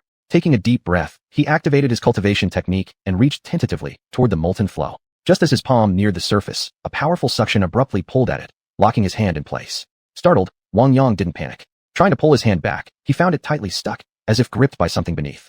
Peering closely, he saw something churning within the magma, a serpentine shape coiling tightly around his wrist. Alarmed, he struggled to break free, but the force only grew stronger, threatening to crush his arm. Then, suddenly, a surge of potent spiritual energy erupted from the magma and rushed into his body. His entire being instantly felt lighter, as though he might float away. Surprised once more, he realized this wasn't ordinary spiritual energy, it was far more intense. Without hesitation, he directed the flow into his meridians, guiding it through his body. As the energy poured in, his physical form grew stronger and stronger, as if nearing a breakthrough. Just then, the force constricting his hand vanished. Seizing the moment, Wang Yang yanked his hand back. A deep gash marked his palm, and after inspecting it with his spiritual sense, he found it was merely a burn. Still, his body now felt vastly enhanced. Clearly, some internal bottleneck had been shattered. Overjoyed, Wang Yang turned back toward Xianxi, who was watching him from a distance with evident concern. Warmth welled up in his heart, and he smiled at the beast before turning to leave. Boss, I never expected you'd become this strong. I've never seen anyone pluck something from thin air, especially under such extreme heat. Haha, neither did I. But honestly, I owe it all to your warning. If you hadn't told me to be cautious, that thing might have crushed my hand. You're too kind, boss. I just worried about you. After all, this place is still dangerous for us. Yeah, it definitely is. But as long as we stay alert, we should be fine. You're right, boss. Better safe than sorry. Wang Yang examined the object in his hand, then glanced back at the magma, trying to locate whatever had latched onto him earlier. Given the abundance of spirit stones that had formed here, there might still be hidden treasures undiscovered. He swept his spiritual sense around the area but detected nothing unusual. The spirit stones in the magma were also gone, absorbed by him, or perhaps taken by that mysterious entity. He decided not to dwell on it. He hadn't found anything else, but he'd already gained immense benefits. His physical strength had ascended another level. Now, even without using his true energy, few could pose a threat to him. He tested his body carefully. Agility, coordination, everything flowed smoothly. A slight tensing made his bones crackle audibly. It was time to leave. Xianxi, let's go. We shouldn't take every advantage. Leave some opportunities for those who come after us, Wang Yang called out, then began retracing his steps. After exiting the cave, he returned Xianxi to his spatial ring. Mr. Wang, you're finally out. I was about to go looking for you. If you hadn't come out soon, I might have faced punishment from above. Please don't act alone like that again. Wherever you go, I'm coming with you, Jingu pleaded. Having already obtained what he wanted, Wang Yang no longer had any reason to explore further. The island held no more appeal for him. His journey here was complete. Smiling, he said, Jingu, I'm heading back. I won't trouble you any longer. What? Just like that? All right. Mr. Wang, let's return from another direction. The view along the way won't disappoint you. Jingu paused briefly in surprise, then happily led Wang Yang back. Before they even reached the base, the Grand Elder was already coming out to greet them. Young friend, our island's scenery quite pleasant, wasn't it? Would you like me to arrange a boat so you can tour the surrounding waters? Elder, thank you for your generous hospitality, but I'm ready to head back. I've been away for quite some time already, and I didn't inform my family before leaving. They might be looking for me by now. Since the young friend is determined to leave, I won't insist on keeping you. The crates you requested have already been sent aboard your ship. You can take them with you when you depart. Elder, then I won't stand on ceremony. As for our future cooperation, let's set a time later to discuss the details properly. Young friend, rest assured, as long as I'm here, I'll never do anything to harm our mutual interests. Our partnership is one of mutual benefit, built on respect. Let's both avoid underhanded moves. I hope the trust between us lasts long. Wang Yang laughed heartily upon hearing this. Elder, you're worrying too much. I'm not someone who goes back on his word. Since you trust me, I naturally won't do anything that damages our shared interests. Young friend, hearing you say that puts my mind at ease. If you ever need help in the future, don't hesitate to ask. Elder, you're too kind. If the opportunity arises, please come visit me. I'll treat you well. You flatter me, young friend. We're both people of the Jianghu. We'll handle everything according to its customs. Elder, then I'll take my leave. My family is waiting for me, so I should go. Safe travels, young friend. May the wind be at your back. Wang Yang turned and walked away, his heart filled with emotion. He checked the crates he had requested, glanced back toward the island one last time, then stepped into the cabin. Chapter 351, Sightings at Sea. Woo, woo, woo. A group of dolphins chased behind the ship, leaping nimbly out of the water and quickly diving back in, as if playing with the vessel. Sunlight glinted off their smooth backs, shimmering with golden light. They were like spirits of the ocean, bringing infinite vitality and energy to these waters. Not far away, a mother whale was swimming southward with her calf. Their massive bodies surfaced intermittently, and they occasionally emitted mournful cries that carried helplessness and sorrow. Hearing the mother whale's calls, the sailors rushed out from the cabins. Why do we keep running into this again? One sailor gazed at the endless sea, sighing silently, his face filled with helplessness and worry. He was an experienced old hand at sea, not the first time he'd encountered such a scene. Every time it happened, a deep sense of powerlessness welled up inside him. Relax, don't go worrying needlessly. We ordinary folks can't really stop things like this. Just bring out some of the fish we have stored and feed them. It's the least we can do, said the first mate, stepping beside the sailor and gently patting his shoulder. Though none of them could change the marine ecosystem, they could still do something small for these lovely creatures. Wang Yang had overheard the crew's conversation and followed them onto the deck. Looking out at the sea, not far from the ship, he saw dolphins, whales, and even some seagulls trailing alongside. They seemed like guardians of these waters. Their presence alone infused the entire area with life and vibrancy. Unfortunately, this stretch of ocean must have been polluted too. Otherwise, so many creatures wouldn't be following the large vessel. Whales, being large-bodied animals, were affected more severely than other fish species, and their senses were far more sensitive. Over the past 2 centuries, rampant whaling ships had led to countless whales being slaughtered every year. Now, in many regions, they had all but vanished. With widespread pollution plaguing the oceans, marine life suffered increasingly severe consequences. Coastal ecosystems had been almost entirely destroyed. The variety of seabed organisms continued to dwindle, fish populations near shorelines slowly diminished, and numerous species had already gone extinct. These 2 whales on the surface might also descend into death's abyss, if not rescued by humans. Wang Yang attempted to establish a connection with the whales, while casually trying to reach out to the dolphins as well. Given the chance, he intended to transfer them all into the ocean within his 5 spirit bead space, where they could live freely. Is it you speaking to me? The mother whale cautiously inquired. Yes. Since you can hear my telepathic message and respond, things should be much easier now. Earlier, I heard your cries from aboard the ship, and I understand your situation. Since fate has brought you to me, follow me and leave this place. Come find me tonight. I'll transport you both to another dimension. From then on, you may live there in peace. Wang Yang explained briefly, exuding kindness and sympathy. The mother whale didn't fully grasp Wang Yang's words yet, but she sensed this human meant no harm. Something about him drew her in, an aura that felt strangely familiar. She swam closer to Wang Yang, studying him carefully, her eyes reflecting curiosity mixed with caution. Feeling her gaze, Wang Yang used his expression and gestures to convey goodwill and friendliness. He gave the whale a gentle nod and pointed lightly to his own ear. The whale seemed to understand and playfully sprayed him with seawater before turning slightly to glance at her calf. If you truly can help us, then I'll trust you. Just this once. Tonight, I'll come to you with my child, the mother whale said, then quietly swam away with her young. Watching their retreating figures, Wang Yang felt anticipation and hope stirring in his heart. This marked his first real communication with marine life, and an important first step towards saving ocean creatures. Nearby dolphins, upon hearing Wang Yang's telepathic voice, grew extremely excited. Having interacted frequently with humans before, they knew many people loved them dearly. Now that someone could actually communicate with them directly, they joyfully shared their thoughts. Are you really speaking to us? That's wonderful. We've helped your kind before, and our pod has always enjoyed contact with humans. May we ask what you need from us? The dolphin leader tried communicating with Wang Yang, clearly expressing its thoughts. They were indeed highly intelligent. Wang Yang was extremely pleased upon hearing the dolphin's response. He never expected these dolphins to be so friendly and intelligent. He continued trying to communicate with them in various ways, first using gestures and sounds to convey his intentions. The dolphins were highly cooperative, responding in their own language and movements. Wang Yang's unusual behavior drew the attention of the sailors, and some curious ones approached him. Everyone happily watched the dolphins' performance, occasionally tossing them some sea fish as rewards. After receiving food, the dolphins performed even more enthusiastically, sometimes interacting directly with the sailors. Wang Yang had already reached an agreement with the dolphin leader, telling them to return that night. The dolphin leader agreed and wanted to bring more members of the pod along, which Wang Yang happily accepted. That night, after all the sailors had fallen asleep, though someone was still on duty in the cockpit, Xiling once again came to his aid. The secret medicine worked just as effectively as before. To avoid detection, he knocked out everyone aboard. Mission accomplished. Wang Yang went to the cockpit, shut down the ship's propulsion system, and dropped the anchor, stopping the vessel completely. As soon as he stepped onto the deck, he saw many dolphins swimming toward the ship. Not far away, the mother whale also approached with her calf, driving schools of fish toward the ship, perhaps intending them as gifts for Wang Yang. Don't be anxious. I'll first take you into my space so you can have a look and start getting used to it. Then you'll understand, I'm not deceiving you, Wang Yang said to the mother whale and the dolphin leader. All right, we'll trust you this one time. I hope you won't betray that trust, said the mother whale. The dolphin leader didn't speak, but clearly showed great trust in Wang Yang. After finding the boarding ladder on the ship, he lowered it directly into the water. Wang Yang took off his clothes and climbed down the ladder into the sea. The dolphins gathered around him immediately, circling him excitedly to express their joy. He gently stroked the dolphin leader, calmed it to prevent resistance, and then transported it into his space.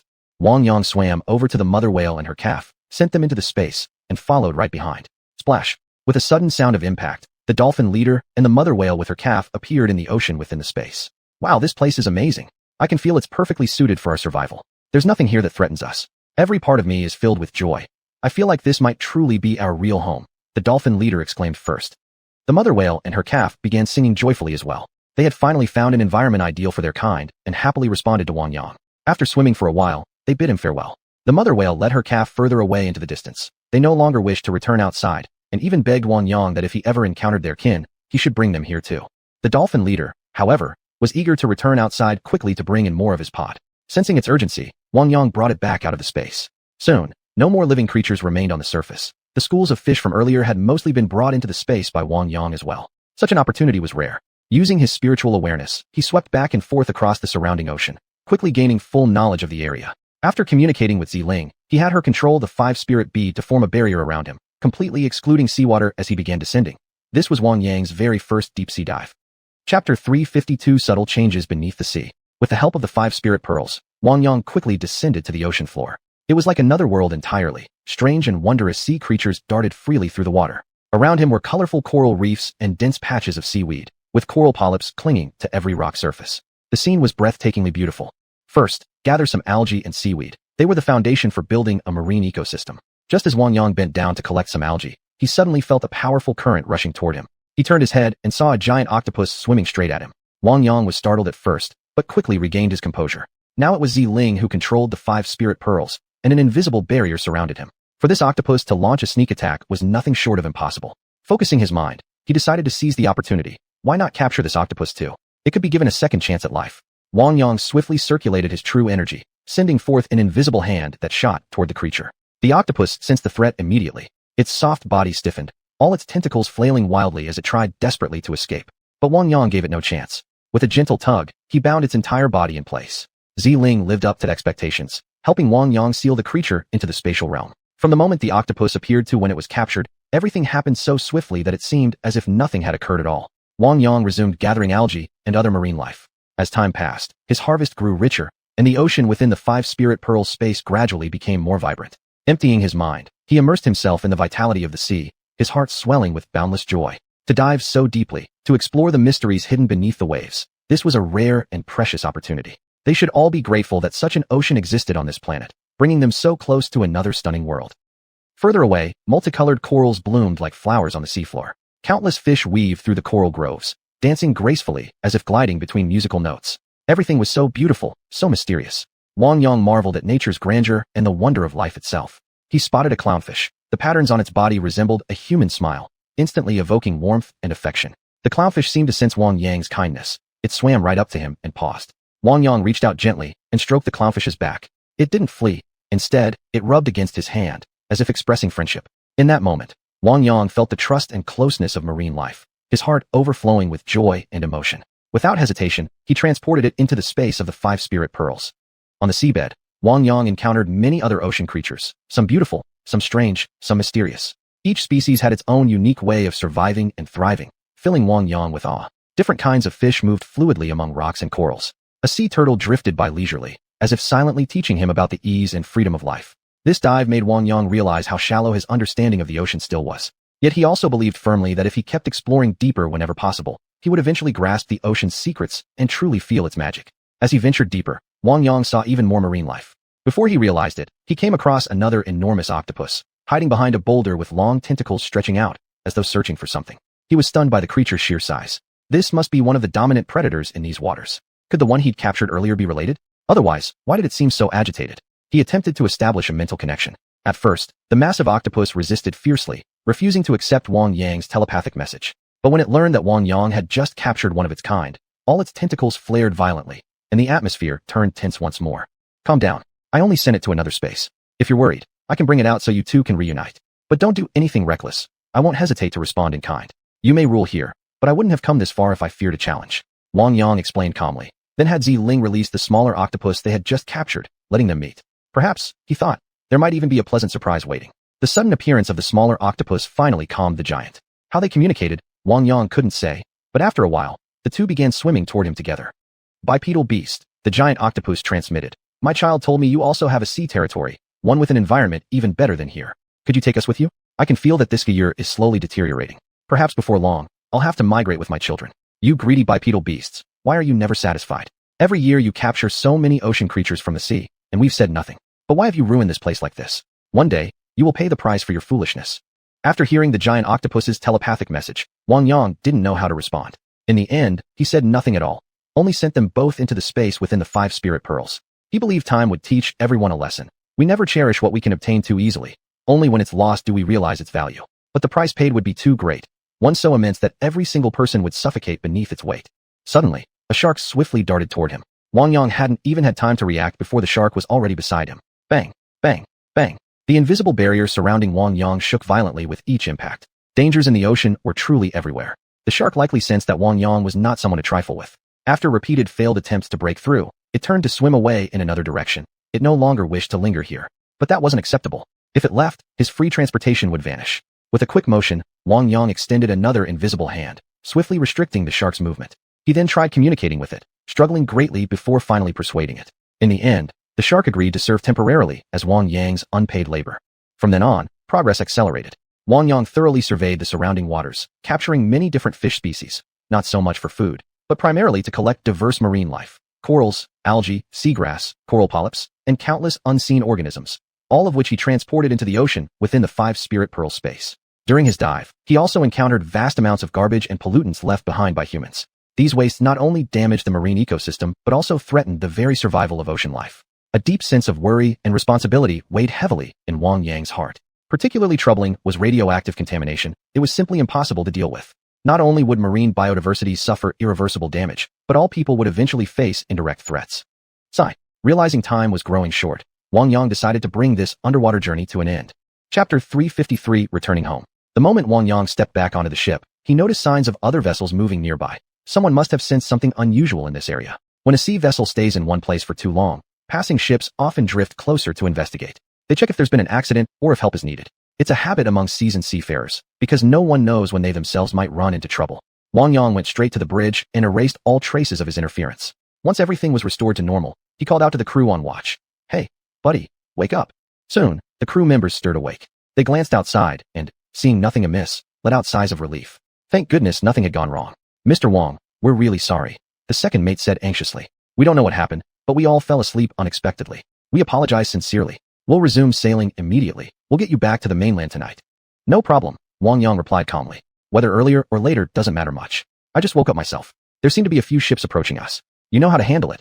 I'll head back now.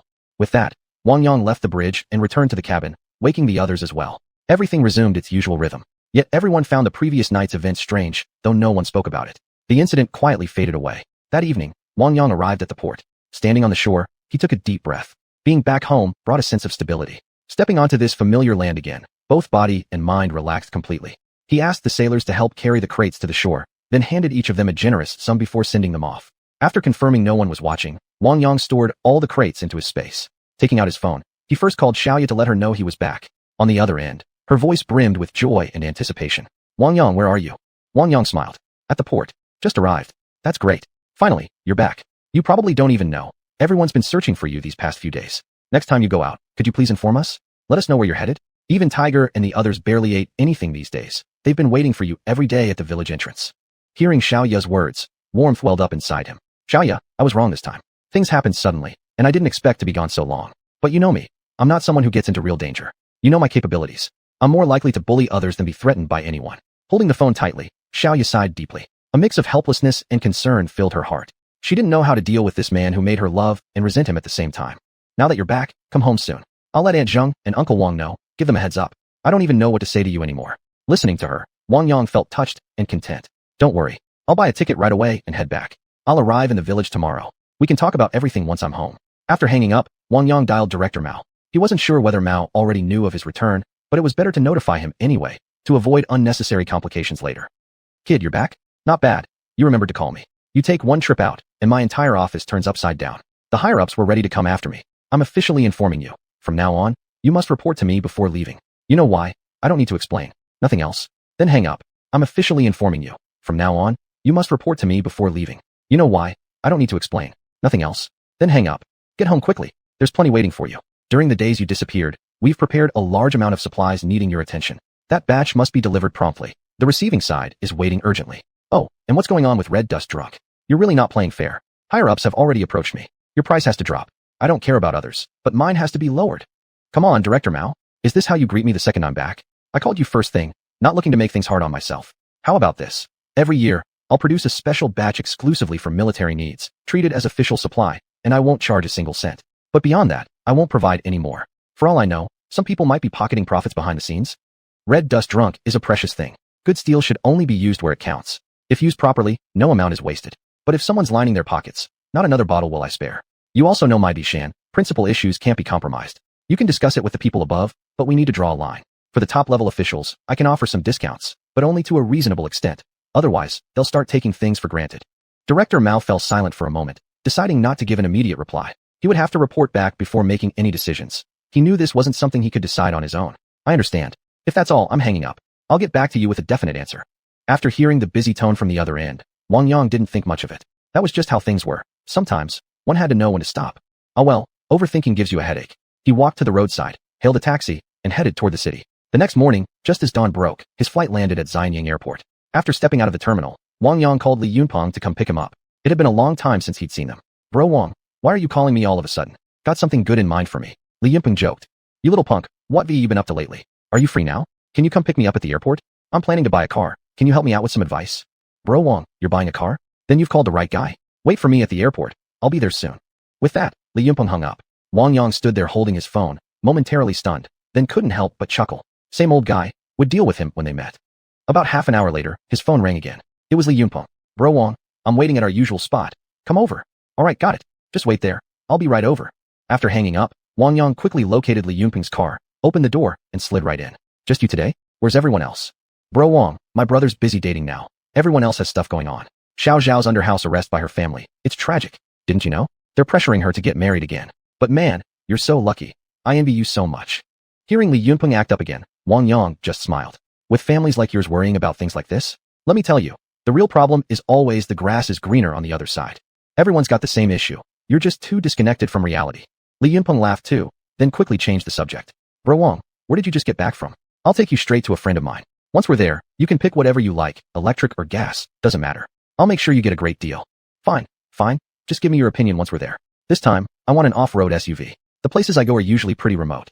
Regular cars just won't cut it. Give me some recommendations." "An off-road SUV. Got it. First, let me take you somewhere. I've got a surprise for you." Chapter 354, A New Ride. Li Yunpeng drove to an outdoor off-road base. Even before entering, he noticed numerous off-road vehicles of various types parked outside. The place already looked impressive. Wong, this is a friend of mine. I brought you here to check it out. Start by chatting with the fellow enthusiasts here, hear their thoughts and opinions, then decide which model suits you best. Personally, I think domestic off-road vehicles have come a long way in recent years. You should definitely consider them. Wang Yang nodded with a smile. He also had a strong interest in off-road vehicles. The two got out of the car and walked toward the off-road base. Just then, someone spotted them approaching and came over to greet them.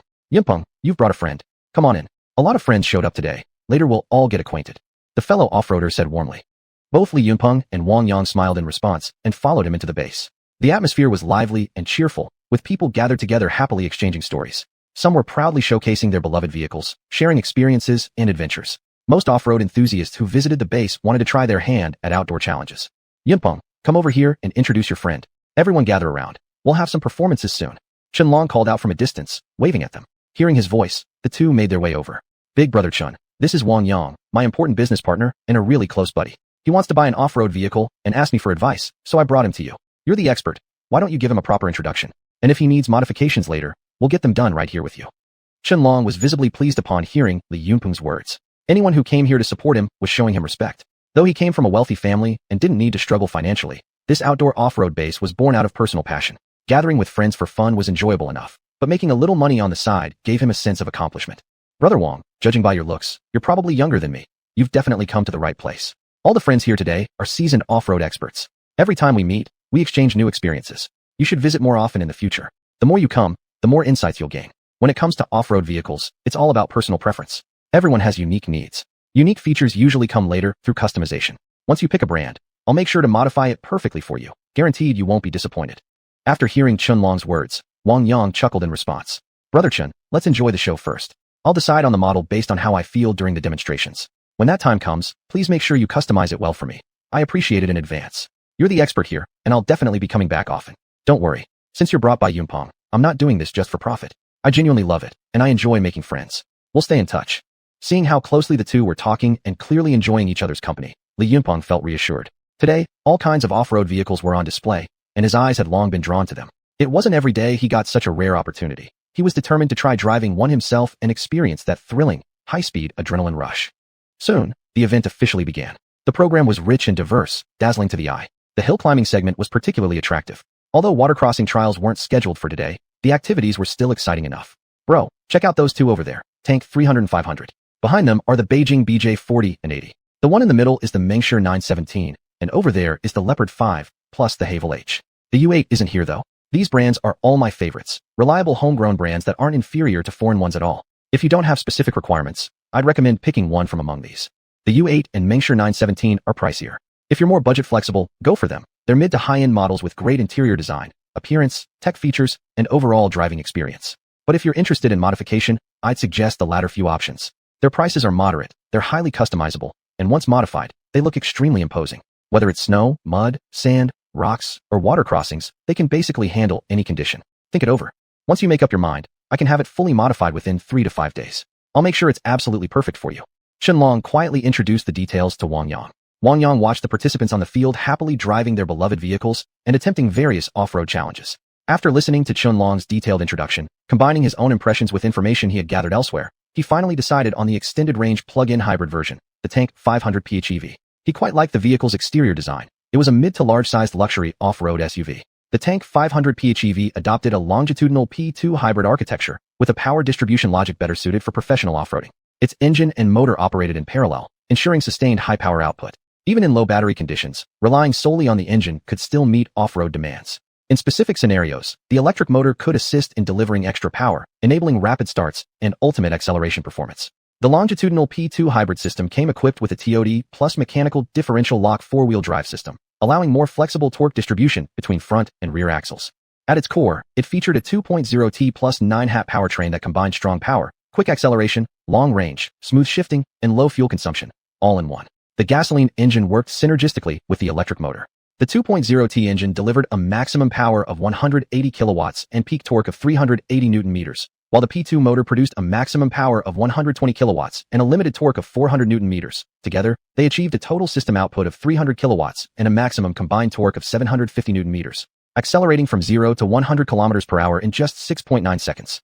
The PHEV powertrain offered a pure electric WLTC range of 100 kilometers, meaning daily commutes could be completed entirely in electric mode. achieving zero fuel consumption in city driving. Combined with an electric assist mode for urban use, overall handling and driving experience were significantly improved. Brother Chun, I've settled on the extended range version of the tank 500 PHEV. That's my pick. If you have connections, go ahead and order one for me. You're the expert when it comes to modifications. Just handle everything for me. Little brother, you're really sure about this? Then I'll make the call right now. I don't have anything on my plate anyway. I'll take you to pick it up. Afterward, just drive it back here for the modifications. It's a simple job. I'll have it ready for you within 3 days. I'll even take care of the license plates. Don't worry about a thing. You're Yunpeng's buddy, and our families are close. I won't rip you off. Almost forgot. What do you do for work? Maybe I'll come visit you someday. Brother Chun, I'm just a vegetable farmer who brews a bit of liquor on the side. You should come visit me sometime with Yunpeng. I live in Xinjia Village, Puhua Town. This season is perfect for spring outings. You can come over anytime these days. I guarantee you won't regret it. Chen Long was initially surprised upon hearing growing vegetables and making wine. But then he remembered the things Li Yunpeng had recently been involved in, and quickly realized Wang Yang's true identity. Little brother, you truly hide your brilliance. Big brother really respects you now. I used to envy those guys around Li Yunpeng, but now that I've met the real master, I'll need you to look out for me from now on. This time, I won't charge you for the modification work. Just give me some red dust drunk, and toss in a bit of your crystal vegetables too, something I can bring home for my parents. That's not too much to ask, right? Hearing Chen Long's words, Wang Yang laughed and said, Big brother, that's all easy. I'll either have Yunpeng deliver them to you later, or you can just come straight to my place. I'll have everything ready for you. Then we have a deal. After picking up the car later, you don't need to follow me back. I'll take care of everything. Once the mods are done, I'll deliver it straight to you. Big brother, I really appreciate the trouble. Chapter 355, Gathering Spirit Array. After test driving the car at the 4S store, Wang Yang didn't hesitate. He paid on the spot. He was extremely satisfied with this vehicle. Insurance and license plates were handled by Chen Long, who showed genuine warmth and enthusiasm throughout. Wang Yang's impression of Chen Long grew even better. He truly felt this was a friend worth cultivating. Once all procedures were completed, Chen Long drove the car away while Wang Yang stayed behind, planning instead to visit the distillery in town. He then called Li Yunpeng, informing him that he had returned and telling him to come find him at Xinjierdai if anything came up. Near the 4S store, Wang Yang hailed a taxi. Sitting inside, his mind gradually settled. President Wang, you're here. This time, the security guard at the distillery recognized Wang Yang immediately and let him in without checking identification. Thank you for your hard work. Wang Yang greeted them and proceeded down the path into the distillery compound. The distillery remained as busy as ever, business thriving. Through spiritual perception, everything appeared to be running smoothly. Vehicles lined up at the warehouse loading area, workers were constant smiles, clearly content with their jobs and lives. No one was slacking off or cutting corners. President Wang, why didn't you call ahead? I would have prepared something. Director Sun Guoqing, sitting in his office, quickly rose and smiled warmly upon seeing Wang Yang enter. Don't be so formal, Director Sunday. We're familiar now, practically old friends. You've managed the distillery so well, I should thank you. If there's any difficulty lately, let me know. I'll help solve it while I'm here. Sun Guoqing thought for a moment. Actually, there hadn't been any issues recently. Everything was stable. The raw materials delivered last time would last a good while longer. Orders hadn't declined. In fact, some partners wanted to increase their orders, but he had turned them down. President Wang, currently everything is smooth and steady. It's been calm without a single unusual incident. The local government has offered us strong support, and our employees are enthusiastic and fully satisfied with their work. If I must mention an issue, it's only that we're overwhelmed by the volume of orders. We're struggling to keep up production-wise. But our reserves are abundant. The wines you instructed me to sell continue growing steadily. Right now, our distillery's reserves already surpass those of many large enterprises. That's truly encouraging. I'm in great spirits, full of passion, not bored at all. Every day feels meaningful when I can contribute to the distillery's growth. I take great pride in this. Hearing Director Sun's report, Wang Yang couldn't help but smile with satisfaction. He could see clearly how much effort and dedication Sun had poured into his role. Their eyes met, each sensing the other's contentment, and both broke into quiet laughter. All right, Director Sun, you keep busy. I'll take a walk around the factory myself. When I leave, I won't come back to say goodbye. Let's just stay in touch by phone. Leaving the administrative zone, Wang Yang decided to stop by and see his second brother first, just to say hello. Second brother, judging by your radiant expression, did something good happen? Wang Hao, startled out of his daze by the voice, snapped back to reality. Xiaoyang, how come you showed up so silently? You scared me half to death. I called you several times and you didn't respond. What were you thinking about? Tell me, maybe I can give you some advice. Better not. I'm riding high right now, moving swiftly like a horse galloping in spring breeze. Unless something unexpected happens, I'll bring you a sister-in-law before year end. Remember to prepare your red envelope. From his brother's confident words and current demeanor, Wang Yang guessed that during his absence, his second brother must have met someone new nearby. Whether she was local or also worked here though, that part remained unclear. Fine. If you don't want to talk, I won't press. Once things get serious, remember to bring her back to Xinjierdai. We'll treat her to a proper meal. Should this stay secret for now? Brother and sister-in-law will surely be delighted when they hear. As for mom and dad, if they find out, they might rush over instantly. For now, only you know. Keep it under wraps. I don't want everyone knowing yet. If things fall through later, I'd be too embarrassed. Whatever you say. A moment ago you were so confident. Why act nervous now? That's not like you. Just follow my instructions. Stay out of the rest. And if you feel awkward, the best way to support me is to fill up my car's gas tank. That's real help. Looking at his brother's antics now, Wang Yang couldn't help but burst into laughter. Second brother, I really have to hand it to you. Fine then, I'll go fill up your tank later, but you'd better drive me back so I don't have to take a taxi. By the way, Xiaoyang, where have you been these past couple of days? I heard a lot of people were looking for you. We've been swamped here rushing orders, so I didn't get to go back home. Don't you owe us an explanation? Wang Yang had no intention of lingering in conversation. This visit was meant for carving a gathering spirit array at the distillery's water source. That way, even if he was away for a long time, the energy flow wouldn't fluctuate too drastically. Second brother, you keep busy. I've got something to handle. I'll come find you later, and you can give me a ride back then. All right, just give me a call when you're ready. Wang Yang left the workshop and headed straight for the distillery's water source. Setting up a spirit gathering array might trigger unusual phenomena, so he needed to consider the potential impacts, and preferred to keep things discreet. President Wang, you're here inspecting again. Don't worry, we have personnel on duty here around the clock within 20 hours. Nothing will go wrong. Wang Yang nodded, a trace of warm satisfaction showing on his face. He patted the guard lightly on the shoulder and said with a smile, "You've all worked hard. The safety of the distillery's water source is paramount. Absolutely no room for error. I'm just going to take a look. You carry on with your duties." This time, Wang Yang carried a small cloth bundle in his hand, filled with spirit stones, materials he had prepared specifically for inscribing the array. Reaching the water source, he gently opened the bundle and took out the spirit stones. Taking a deep breath, he began inscribing the formation around the water. Time seemed to vanish. The outside world faded away as he became completely absorbed in the art of array crafting. The moment the gathering spirit array took shape, a soft breeze suddenly blew by, and the air around instantly felt fresher and purer. Wang Yang finally allowed himself a satisfied smile, gazing at the array he had carved with his own hands, a deep sense of accomplishment welling up inside. President Wang, did you feel that? Something seems different here. The air feels softer, smoother, amazing. Remember, keep it secret. Don't tell anyone. I adjusted the feng shui energy field here. You just continue your patrols as usual. This improved environment is actually a health benefit for all of you. Hearing Wang Yang's words, the guards broke into joyful smiles.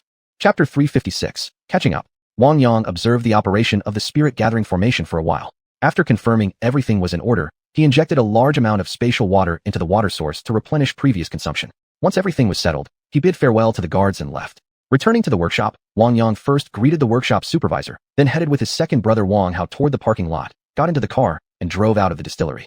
Xiaoyang, I'm telling you again, one shouldn't spread news about something that's not even halfway confirmed. Your second brother never acts without full confidence. Seeing his brother's serious expression, Wang Yang smiled again. I got it. I don't even want to bother myself with your affairs. Later, I'll fill up your tank, you drop me off at Xinjiao village, and then you can go handle your own business. I trust you completely. Almost forgot. Wang Fei called me the day before yesterday and asked about you. You're about to get married soon, right?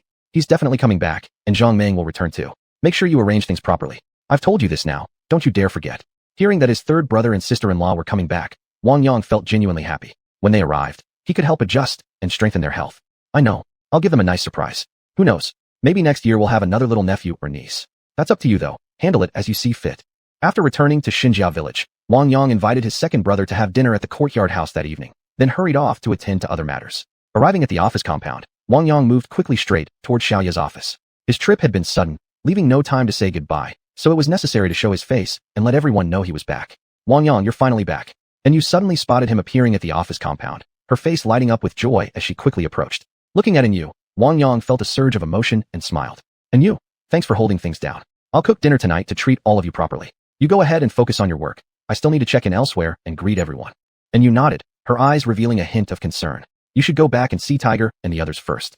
They haven't been eating much these past few days. I feel terrible seeing them like this. A pang struck Wang Yang's heart. He was surprised. Hadn't he clearly explained before leaving? Yet these little ones still missed him so deeply. He had always regarded them as family, and now he truly felt their attachment to him. It seemed he'd have to pamper them while later. Tiger was the first to sense Wang Yang's return. His ears instantly perked up, eyes sparkling with excitement. In a flash, he dashed out of the courtyard like the wind. Da Mao, Air Mao, San Mao, and Si Mao followed closely behind, their steps lively and urgent, as if expressing their longing for Wang Yang. But Jin Bao and Yun Bao didn't come out. They remained quietly at home, maintaining their old habits, motionless as if guarding the household. I'll go see them right away. A surge of urgency welled up in Wang Yang's chest, and his pace unconsciously quickened. Before he even reached the entrance of the office compound, Tiger's tall figure appeared before him. Worry and anxiety filled Tiger's face as he rushed forward. Wang Yang could hear a slight tremble in Tiger's voice. Boss, we've missed you so much. We were all afraid something had happened to you. You told us to guard this place, but you didn't tell us where you were going. We've been so worried. Moved, Wang Yang stepped forward swiftly and gently patted Tiger on the head, trying to calm him. Tiger, I made you worry. My sudden departure must have confused and unsettled you, but there were things I needed to handle in person. You all need to trust my abilities. Don't do this again. You're even thinner now. By now, Da Mao, Air Mao, San Mao, and Si Mao had also gathered around, each eager to greet Wang Yang. Boss, I kept saying you'd come back safe and sound, but they wouldn't believe me. I've always had full faith in your strength. I've been organizing the village dogs patrols these days. This reward better not be smaller than usual. Da Mao said with an ingratiating smile. Boss, you know how much we depend on you. Without you here, we just feel uneasy. Next time, no matter where you go, tell us first so we can prepare ourselves mentally. Air Mao chimed in, quietly slipping in another compliment. A smile remained on Wang Yang's face as he gently patted their heads and led them toward the construction site. Along the way, he softly transmitted his voice. Even when I'm not here, you must eat on time. No more starving yourselves like this. Come to my bedroom tonight. I've already asked Ziling to prepare medicine for all of you. This time, I'm going to properly tally your bodies. Boss, you're truly mighty and imposing. Air Mao chimed in. Hee hee, Air Mao, you really know how to talk. Laughing all the way, Wang Yang arrived at the construction site. He looked at the busy workers and the nearly completed glass greenhouse town. Chengge had really delivered. Wang Yang, over here. Xiaoya waved from a distance, calling out to him. Wang Yang quickly walked over with Tiger and the others toward Xiaoya and her group. Oh, Chengge, you're here too. I thought Xiaoya was just doing her routine inspection. Didn't expect you'd come along. The construction speed is already pretty fast, and I'll keep my word about what I promised you. Seeing Wang Yang, Chen Jinhua smiled and walked over to give him a hug. You know, brother, you truly don't appreciate your good fortune. I envy you so much. My brilliant niece ended up working for you. If I'd known this would happen, I wouldn't have sent her here at all. She should have stayed and worked with me instead. Xiaoya blushed slightly at Chen Jinhua's words, clearly embarrassed, and loudly replied. You two stop flattering me like that. We're here to conduct the preliminary acceptance inspection. Staying focused on our main task is what we should do. Let's continue. Finish early, and we can head back sooner. Little Yang, let's listen to my capable niece here. Now that you're back, take a look around too. Though the construction pace has been fast, the quality is solid, top-notch, Chen Jinhua added with a confident smile. The group quickly inspected all the greenhouses. In just a few more days, everything would be finalized. Looking at row after row of gleaming glass greenhouses, Wang Yang felt time had flown by so fast. It was about to take another leap forward. Chengge, come over to my place tonight for dinner. I'll personally cook to treat you. You've worked hard. And once all the greenhouses are complete, I'll give every worker a big red envelope. I'll make sure everyone leaves satisfied. Chen Jinhua happily agreed upon hearing this. After the inspection concluded, the entire group headed toward Wang Yang's courtyard home. Chapter 357. Changes in the Secret Realm Space. The night's banquet was extraordinarily lively, with joyous smiles on everyone's faces.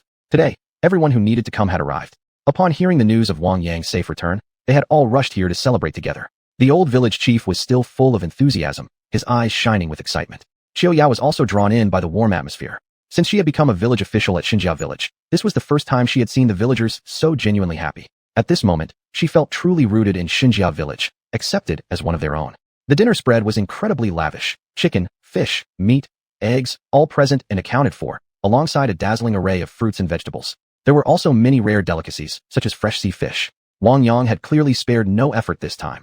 Every ingredient had been carefully selected from within the 5 elemental bead space, each item a rare treasure.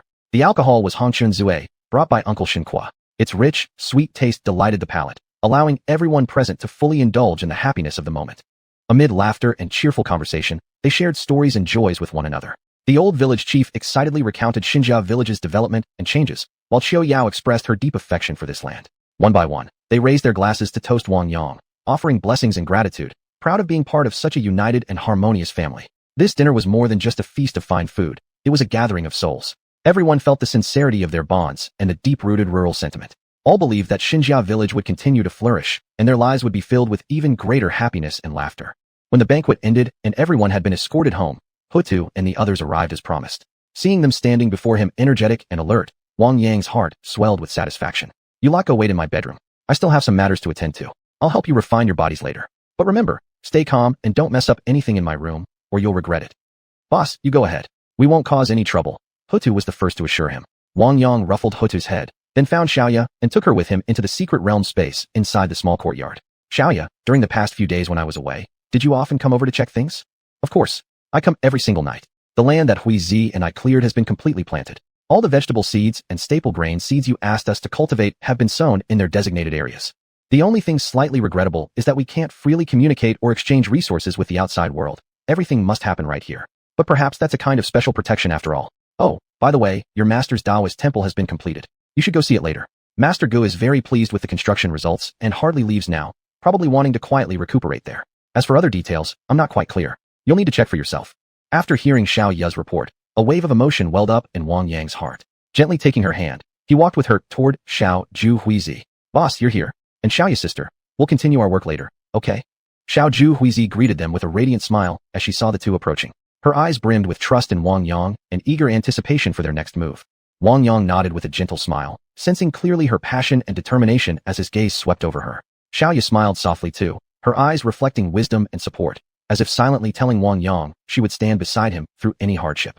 You two focus on your tasks. I'll go take a look at my master's temple. With that, Wang Yang left. The sapling of the world tree grew quietly, as if patiently awaiting Wang Yang's arrival. Through contact with the young tree, Wang Yang could almost sense the breath and pulse of the entire secret realm, gaining a much clearer and comprehensive understanding of its inner workings. Over in Hu Lao's area, basic living infrastructure had already been completed, something that truly impressed Wang Yang. Pathways extended across this hidden realm, gradually revealing a planned layout taking shape. These visionary plans fully reflected Hu Lao and his team's ambition and profound hopes for the future. Far-sighted and unsatisfied with mere immediate accomplishments, they were determined to comprehensively design and develop the entire secret realm, transforming it into a place teeming with vibrant life and boundless hope. Neat grid-like outlines stretched out like splendid blueprints of the future, clearly displayed before the eye. Each square represented a unique zone, destined for meticulous cultivation and refinement. Wang Yang gazed at it all, momentarily stunned, as if he could already see the vision of this place becoming even more beautiful and prosperous in the future. Having understood everything fairly well, Wang Yang made his way to his master's temple. Back already? Come, tell me about your journey. I don't know exactly what you were doing, but I can guess someone must have had their eyes on this place. Otherwise, you wouldn't have left so quietly, Suzhong Daoist said softly, sharing his insight. Master, you truly have sharp eyes. Just as you suspected, an overseas organization approached me this time. Not wanting to disturb the peace of the village, I went out with them for a while. I didn't come out empty-handed though. I gained quite a bit. My physical cultivation has broken through to a whole new level. Now, even without using my spiritual powers, few people can pose a real threat to me. Ordinary weapons hardly affect me anymore. This time, I also discovered a branch sect from overseas, not to be underestimated. They have many cultivators among their ranks. They've even formed a mysterious organization, gathering resources across the world for their own use. I made a deal with them. They wanted my Hongqian Zue, and in return, I obtained some things I needed. It's hard to say who benefited more. It was mutually advantageous. Wang Yang briefly summarized his trip and its outcome, and stopped there. Suzhong Daoist fell into silent contemplation for a moment, neither objecting nor endorsing what Wang Yang had done. Handle it as you see fit. I don't wish to get involved. Just make sure nothing about this place gets exposed. Now that I have my own residence, and I'm quite satisfied with this temple, I'll cultivate here in peace from now on. Don't disturb me for minor matters. Keep reviewing those scriptures I gave you. Review the old to understand the new. Take time occasionally to reflect and meditate on them. If there's nothing else, you may leave. Wang Yang noticed his master was in excellent condition, looking even more spirited than before. Dressed in his Taoist robe, with white hair, beard, and eyebrows neatly groomed, holding a feather duster in hand, he truly resembled an immortal sage. Master, then I won't disturb your cultivation any further. I still need to go check on Hu Lao. If you need me, just let Hui Zi at the foot of the mountain know. She'll relay the message to me. I understand, Suzhong Daoist replied, then closed his eyes and began meditating. Wang Yang didn't mind, simply turned around and left the temple. Chapter 358, Chatting with Elder Hu. Young Yang, I haven't seen you around these days. What have you been up to? Elder Hu asked with a warm smile, his eyes revealing a hint of concern. Wang Yang scratched his head, wearing a slightly embarrassed grin as he quietly replied. Elder Hu, I went out for a little trip recently. I wanted to find something new and interesting to show you, just to make you happy. Hearing Wang Yang's explanation, Elder Hu burst into laughter, kindly, sincerely pleased, as he gave Wang Yang's shoulder an affectionate pat. You really are thoughtful, boy, but I lack for nothing here. Your intentions alone mean more than enough. What about you? Did anything interesting happen during your travels? Come on, tell me all about it. Seeing how kind Elder Hu was being, Wang Yang felt a bit shy. Elder Hu, this trip of mine ended up delaying your construction progress. You're making such grand moves, while I feel almost petty in comparison.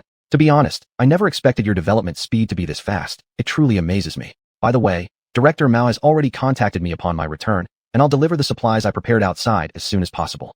Elder Hu laughed heartily once again, growing even more pleased with Wang Yang. Xiaoyang, don't blame yourself too much. It's only a few days delay, nothing serious. You have your own affairs to attend to, and I completely understand your situation. Our goals are the same, to build this place better. The fact that you've selflessly allowed us to develop here is already tremendous help. Since I've got some free time now, let me take you on a tour around the secret realm. I'll walk you through our planning proposals, and if you have any thoughts or suggestions, please speak up. I'd like to hear from the owner himself. This place will become a crucial strategic reserve base for us. So many matters must be anticipated in advance. Right now, this land is like a blank canvas waiting for us to paint. How do we create a masterpiece together? It will require the efforts of everyone involved. I know you're talented, young man. No need to hide your brilliance in front of me. If you've got good ideas, share them with me. At that moment, the guards had already brought the vehicle around, and Wang Yang followed Elder Hu into the car. Elder Hu, when I first proposed developing this place together with you, I'd already mentally prepared myself to give up control over it. I'm not someone with lofty ambitions. This vast area, if left unused, would really be a waste. Originally, I planned to use that section over there for crop cultivation. You probably noticed already, the area developed by Xiuxian. For mountainous and forested zones, I intended to grow medicinal herbs, which old Jia has already begun. As for the areas you're currently developing, I was thinking they could be used for animal husbandry and livestock farming. Elder Hu, you've been here long enough. You must have noticed the dense network of rivers and streams throughout the secret realm. Water resources are extremely abundant here. Just release some fish fry, and we'll have endless catches later on. If I introduce chickens, ducks, geese, horses, cattle, sheep, pigs, pheasants, hares, and so forth, within less than a year, populations would flourish. It wouldn't be an exaggeration to say the yields would be inexhaustible. Honestly, how much can my small family possibly consume? Today, I'll speak frankly. During your development process, you must pay special attention to protecting this place. Don't drain the lake to catch every fish. This land is so beautiful.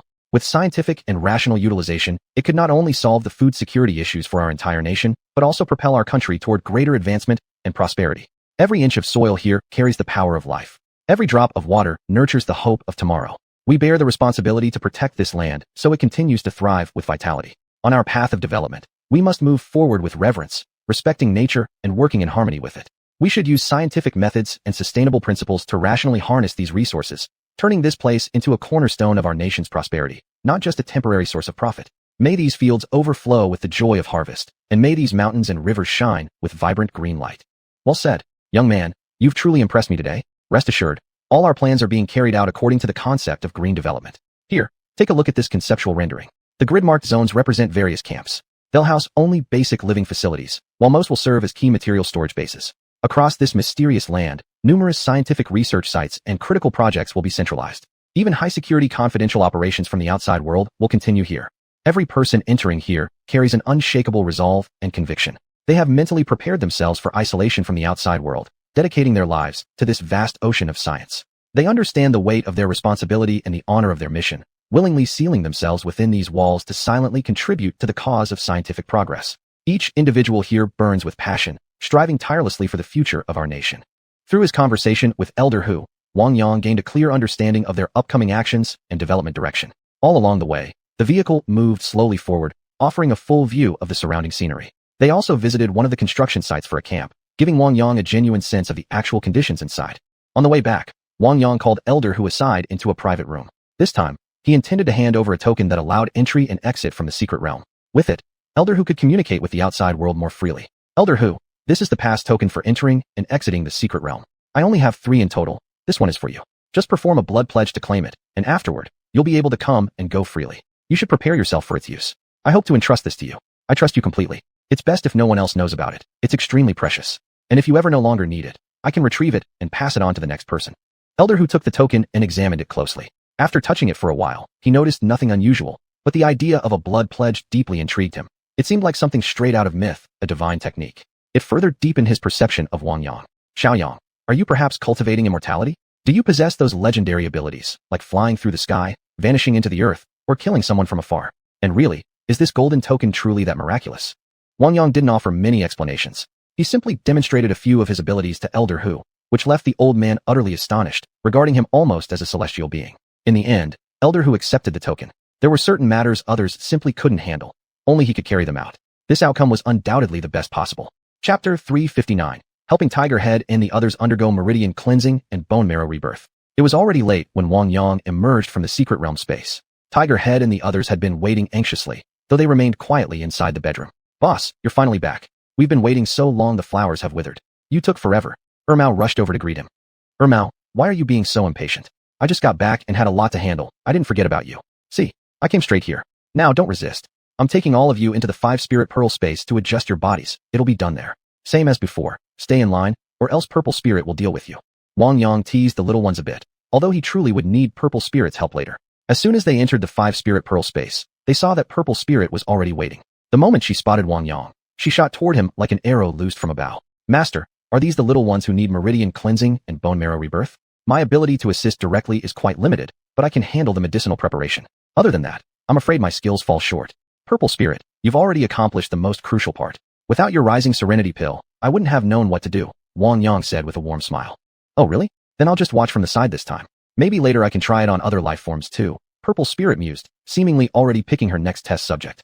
After hearing their conversation, Tiger Head and the rest froze in terror, huddling motionless where they stood. Their eyes were filled with fear, as if Purple Spirit were a nightmare made real, rendering them incapable of resistance.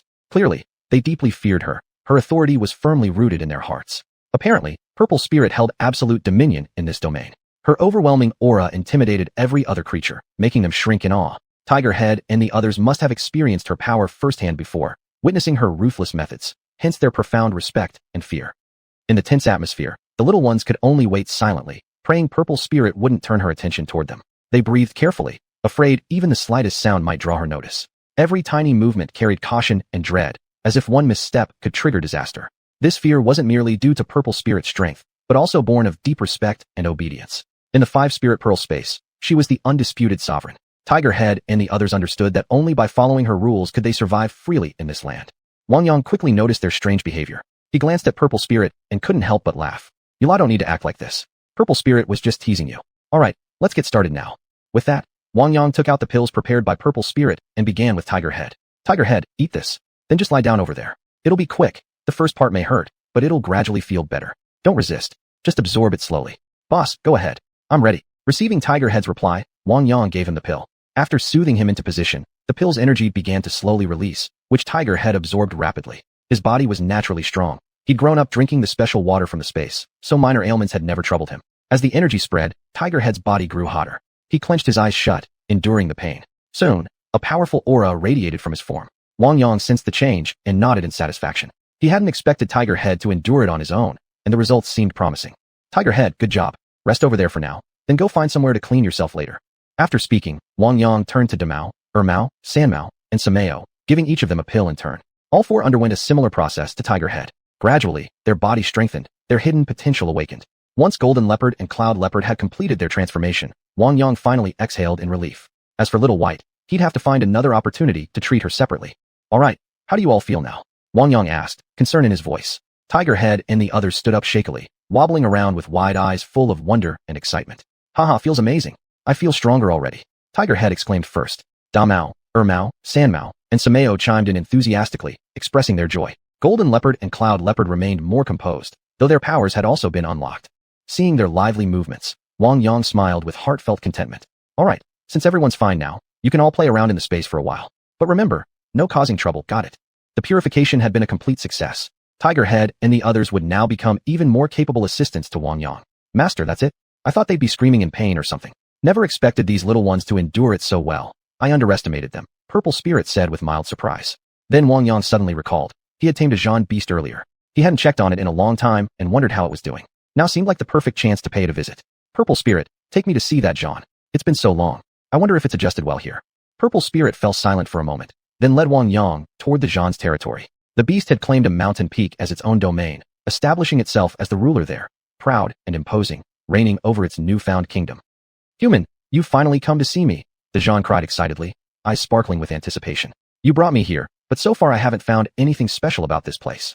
Understanding the Xiuxian's feelings, Purple Spirit gently stroked its head and comforted it. "Don't rush, Xiuxian. This place might not be as dull as you think. Just stay a while and give it a chance." Wang Yang looked at the Xiuxian, fully aware of its loneliness and longing for freedom. Softly, he said, "Xiuxian, we'll find joy together. This is a fresh beginning. Maybe we can create some wonderful memories here." Feeling the sincerity from both Purple Spirit and Wang Yang, the Xiuxian's gaze slowly grew resolute. Though still uncertain about this unfamiliar world, it was willing to believe, and willing to try to discover the beauty hidden within. Wang Yang then instructed Purple Spirit to give the Xiuxian a pill, one designed to enhance its physical constitution and awaken latent potential, an invaluable boost for its future development. "Here, catch. This is top-tier stuff. Take it. It'll help unlock your body's true power." Chapter 360. The dogs move into Shun Family Village. "Boss, didn't you say last time that you'd take out all the little brothers we've been training? We've been waiting forever." Damao rushed over to Wang Yang, asking eagerly with a flushed face. Wang Yang looked at Damao, a flicker of amusement in his eyes. He patted Damao's head gently and said warmly, "Damao, don't be impatient. Since you brought it up, I should first assess them. If they perform well enough to satisfy me, I won't just take them out. I'll also give you all some rewards." Upon hearing this, Damao's eyes lit up with excitement. "Really? Boss, you're the best. Then come quickly with me. Our trained companions are already gathered and waiting for you." With that, Damao took the lead, trotting ahead excitedly. Wang Yang followed calmly behind, anticipation building in his heart as well. Xiling had gone off to attend to her own matters. When they arrived at the gathering place for the dogs, Wang Yang was immediately struck by the scene before him. Over 100 Chinese rural dogs were assembled here. Most had shiny, healthy coats, strong builds, and alert, energetic demeanors. Of course, he also noticed those with physical disabilities or who had suffered abuse on the streets. Their eyes still held traces of fear, but their conditions had greatly improved compared to when they were first rescued. Seeing these dogs, Wang Yang felt deeply satisfied. Though each dog carried different experiences and stories, right now they all stood here, no longer broken and defeated. It was time to see the results of Mao and the others' hard training. You've all done very well. I'm truly happy to see your current condition. Many of you were born here, raised here. Some might not even fully understand what I'm saying. But as long as you keep performing well, I promise I will never abandon any of you again. I hope that even those who have endured hardship can grow up happily from now on. You can live peacefully here, knowing you belong. Today, I've come to select a few outstanding individuals from among you to go out with me and help me with some tasks. I want you to join Mao, Air Mao, San Mao, Sea Mao, and Hutu in patrolling the village for safety. These tasks are simple for you, and all of you are more than capable. I plan to take 20 dogs with me today. Now let me see how you all perform. Mao, begin. At the command, Mao barked loudly several times, and instantly the entire group fell silent. Within moments, Wang Yang realized just how intelligent these dogs were. Every single one executed the training movements he had once taught Hutu and the others with perfect precision. Patrols, sentry duty, search and rescue, obstacle navigation, all completed independently and efficiently. Looking at the simple training grounds he had originally built for Hutu and the others, Wang Yang was amazed at how excellent the results of Mao's training were, far surpassing his expectations. His hands itched to get involved, so he stepped onto the makeshift training field himself, taking over command directly from Mao. Lie down, crawl forward, clear the obstacle. One by one, the commands came, and every dog swiftly carried them out. Even those with physical impairments struggled valiantly and managed to complete each order accurately. Absolute discipline and obedience. Excellent, excellent, excellent. I'm thoroughly impressed with your training results. I'll now select 20 of you to come with me. Life outside may not be as comfortable as here, but I'll make sure to bring you back regularly to visit. Those not chosen shouldn't feel discouraged. Keep living well here and continue your training without slackening. Mao, Air Mao, San Mao, Sea Mao, Hutu. You each pick 5 subordinates to accompany me. From now on, these dogs will follow your lead. The responsibility of village security is now yours. Hearing Wang Yang's words, Mao and the others couldn't contain their joy. Finally, they had their own loyal followers. These weren't like the dull village dogs, but ones they had personally trained, making coordination much smoother and natural. Thank you, boss. Don't worry. We'll lead them well, and there won't be any lapses in village security. Air Mao transmitted his reply first, brimming with happiness. Time was getting short. Dawn was approaching. Wang Yang first brought Hutu and the others out of the 5-spirit bead space, then sent Jin Bao and Yun Bao back to their own quarters. Opening the door of the house, he walked outside and went to a secluded spot near the village, where he released the 20 Chinese rural dogs into the real world. Suddenly appearing in the physical world, the dogs were momentarily disoriented and instinctively began barking. Their sudden chorus triggered barks from the other village dogs, quickly rousing every sleeping villager. The old village chief, along with Ernyo and a few others who had gotten up early, walked toward the village entrance. Dad, what's going on outside the village? All of a sudden there are so many dogs barking, and even our village dogs are acting restless. This is really strange. Ernyo asked the old chief, and the others nodded in agreement. How would I know if none of you do? I just got it myself. Let's go out together and take a look. Bring your tools and weapons. Just in case something unexpected happens, we need to be prepared. Follow my orders, stay calm, and make sure to protect yourselves first, the old chief said solemnly. Uncle Shun, don't worry. We young ones will be fine. It's your old bones we're worried about, huh? Several young villagers teased old man Shen. You rascals, growing bold now, daring to mock me. The old chief laughed along as he spoke. Wang Yang had already sensed the villagers approaching, so he signaled Hutu and the others to keep their squads under control. In no time, all the dogs fell silent. Uncle Shun, it's me. What's with all this commotion? These dogs were trained by a friend of mine and just delivered to me moments ago. I was receiving them. That's why the disturbance. Sorry for disturbing your rest. Upon hearing Wang Yang's voice, the group quickly moved toward him. Xiaoyang, why didn't they deliver them during the day? Why at this hour? The others stared wide-eyed at the dogs. Though all were Chinese rural dogs, their energy and bearing were completely different, strong, vigorous, and radiating a presence far beyond that of ordinary village dogs. They were instantly likable. Xiaoyang, can I have one? I already love them. These dogs are just as impressive as your Hutu and the others. I've always wanted a dog like this, Denyo said excitedly, eyes sparkling as he looked at the pack. Just then, the old hunter stepped out as well. Wow, these dogs are excellent, full of spirit, clearly well trained. Good, very good. Xiaoyang, why don't you let me take care of them? You brought so many here. You won't have time to look after them yourself. Think about it, how about it? Old master, since you like them so much, I'll entrust them to your care. I had them trained specifically for the safety of the village. From now on, they'll handle patrol duties around here. Don't be afraid, they won't bite anyone. You can come closer and take a look right now. As for keeping one for yourself, forget that idea. However, some of them may later be assigned to patrol with certain villagers. They're now official members of our village family, and everyone should help look after them. I'll cover all their food expenses, and old master will supervise them. That's settled. The old village chief examined the 20 dogs carefully, then smiled at Wang Yang. Xiaoyang, you're different this time you've come back. The greenhouses are nearly finished, and we'll soon face another shortage of manpower. These dogs arriving now certainly help ease our security concerns. All right, you young fellows, go back to bed. Don't even think about keeping any for yourselves. From now on, they're under village committee management. Haha. Wang Yang joined in the laughter. The old hunter had already begun issuing commands. Putu and the others followed behind him with their respective subordinates, heading toward his home. More villagers began waking up, unable to sleep.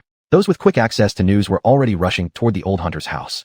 Chapter 361, The Viral Chinese Rural Dog. In the morning, tourists began to trickle into the village. City dwellers were out again to enjoy their holiday, and Xinjia village had gradually become somewhat famous in the area, attracting more and more visitors. During this period, birds migrating northward from the south started arriving once again. As increasing numbers of migratory bird populations appeared, bird-watching enthusiasts also grew in number, and more tourists came streaming into the village to live stream.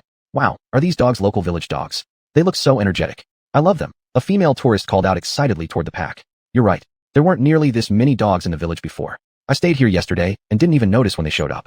Looking at them, I actually want to adopt one. Can someone ask whose dogs these are? I'll pay top price for one. Dog Sheng, you really are dog-typed. Your nose catches every scent. But I think your hopes will be dashed this time. The surrounding tourists burst into laughter upon hearing his remark. Foolish cat, don't look down on me. Don't tell me you're not jealous. These dogs are way better than that mangy mutt you have at home. Never mind, talking to you is like playing music for a cow. It's an insult to my intelligence. Hee hee. The tourists around found the two's mutual taunts hilarious. They seemed like a comedic duo performing traditional crosstalk. At that moment, a village patrol officer walked over and stopped their verbal sparring. Gentlemen, welcome to our village. Sorry to interrupt, but these dogs belong to Boss Wang. He just brought them back from elsewhere after professional training. They'll be taking over patrol duties in the village and aren't available for sale. Please understand, Shunhauern explained to the tourists. Oh, I see. So it's Magic Brothers doing.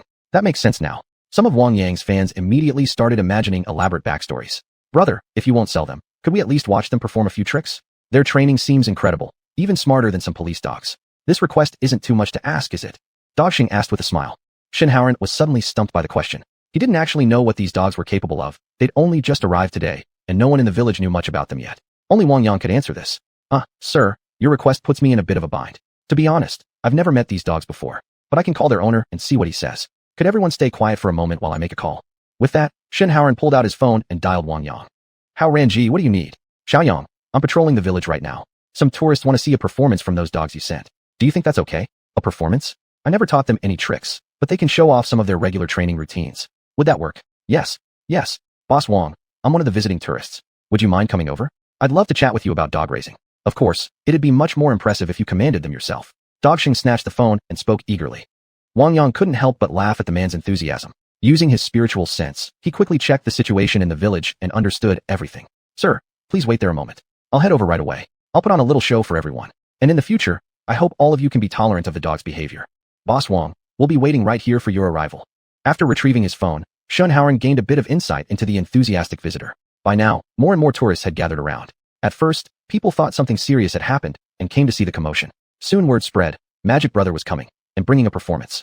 Within minutes, even larger crowds began to assemble. When Wang Yang finally arrived at the scene and saw the growing mass of people, he couldn't help but smile wryly. People's love for spectacles hadn't changed at all. Still, this could be a great promotional opportunity. Scheduling random dog performances throughout the day might draw more tourists to the village and indirectly boost local incomes. He discussed with Director Chiu later about clearing out a space in the village dedicated to performances or setting up a small entertainment zone for guests. Excuse me, ladies and gentlemen, could you please step aside a bit? I'm coming through to give everyone a show. No pushing. Please keep an eye on your belongings. Magic Brother is here. Taiji Brother is here. Everyone up front, move aside. The real star is here. The tourists enthusiastically shouted to those around them. Quickly, a path was cleared for Wang Yang, allowing him to walk right in. Xiaoyang, you're here? These two gentlemen wanted to meet you. Since you've arrived, I'll take care of crowd control, Shinhauern said, then began organizing people to maintain order. Hao Ranji, you go ahead and manage things. I've got this. After speaking, Wang Yang looked at Dogxing and Foolish Cat, his smile never fading. Brothers, welcome to our village. Since you'd like to see these dogs perform, I'll happily grant your request. Wang Yang first greeted the two men, then turned to the surrounding tourists and said, I'm the one you're calling Magic Brother, Taiji Brother. Too many nicknames. I can't even keep track anymore.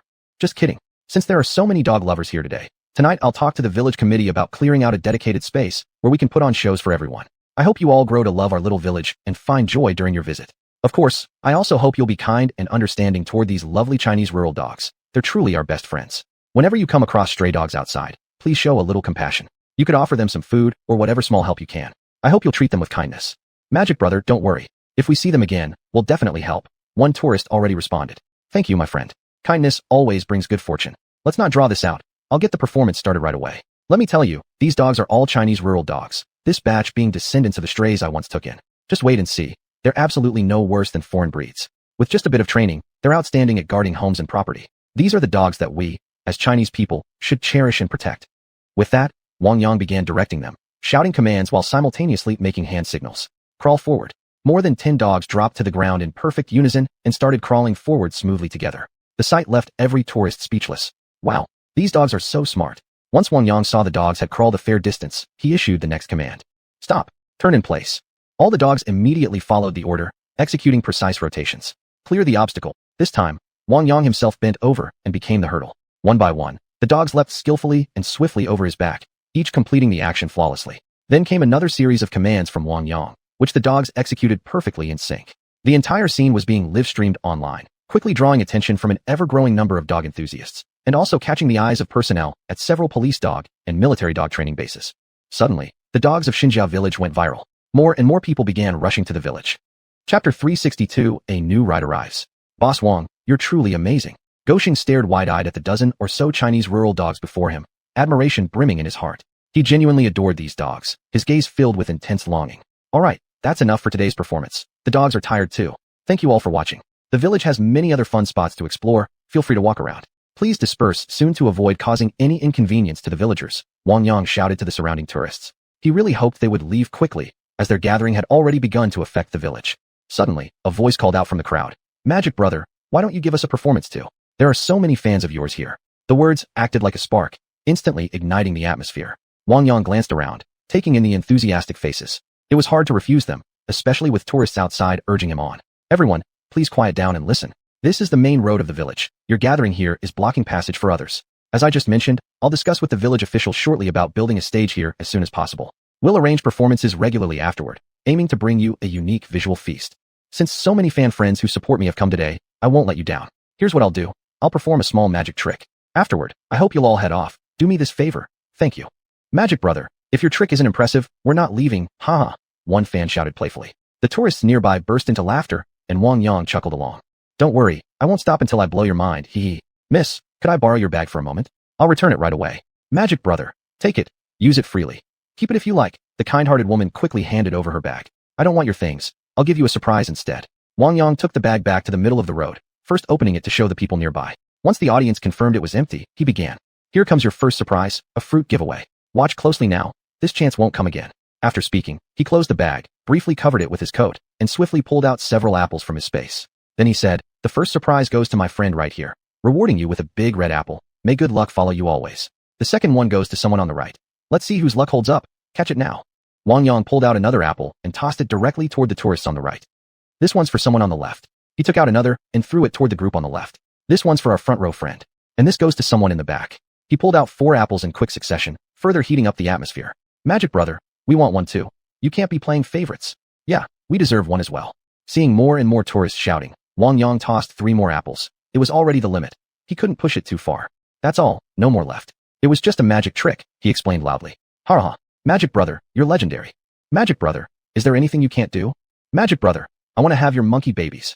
As the tourists' cheers grew bolder, Wang Yang quickly placed 2 apples back into the bag and returned it to the woman. He gave Shin Haoran a signal and worked together with him to start dispersing the crowd.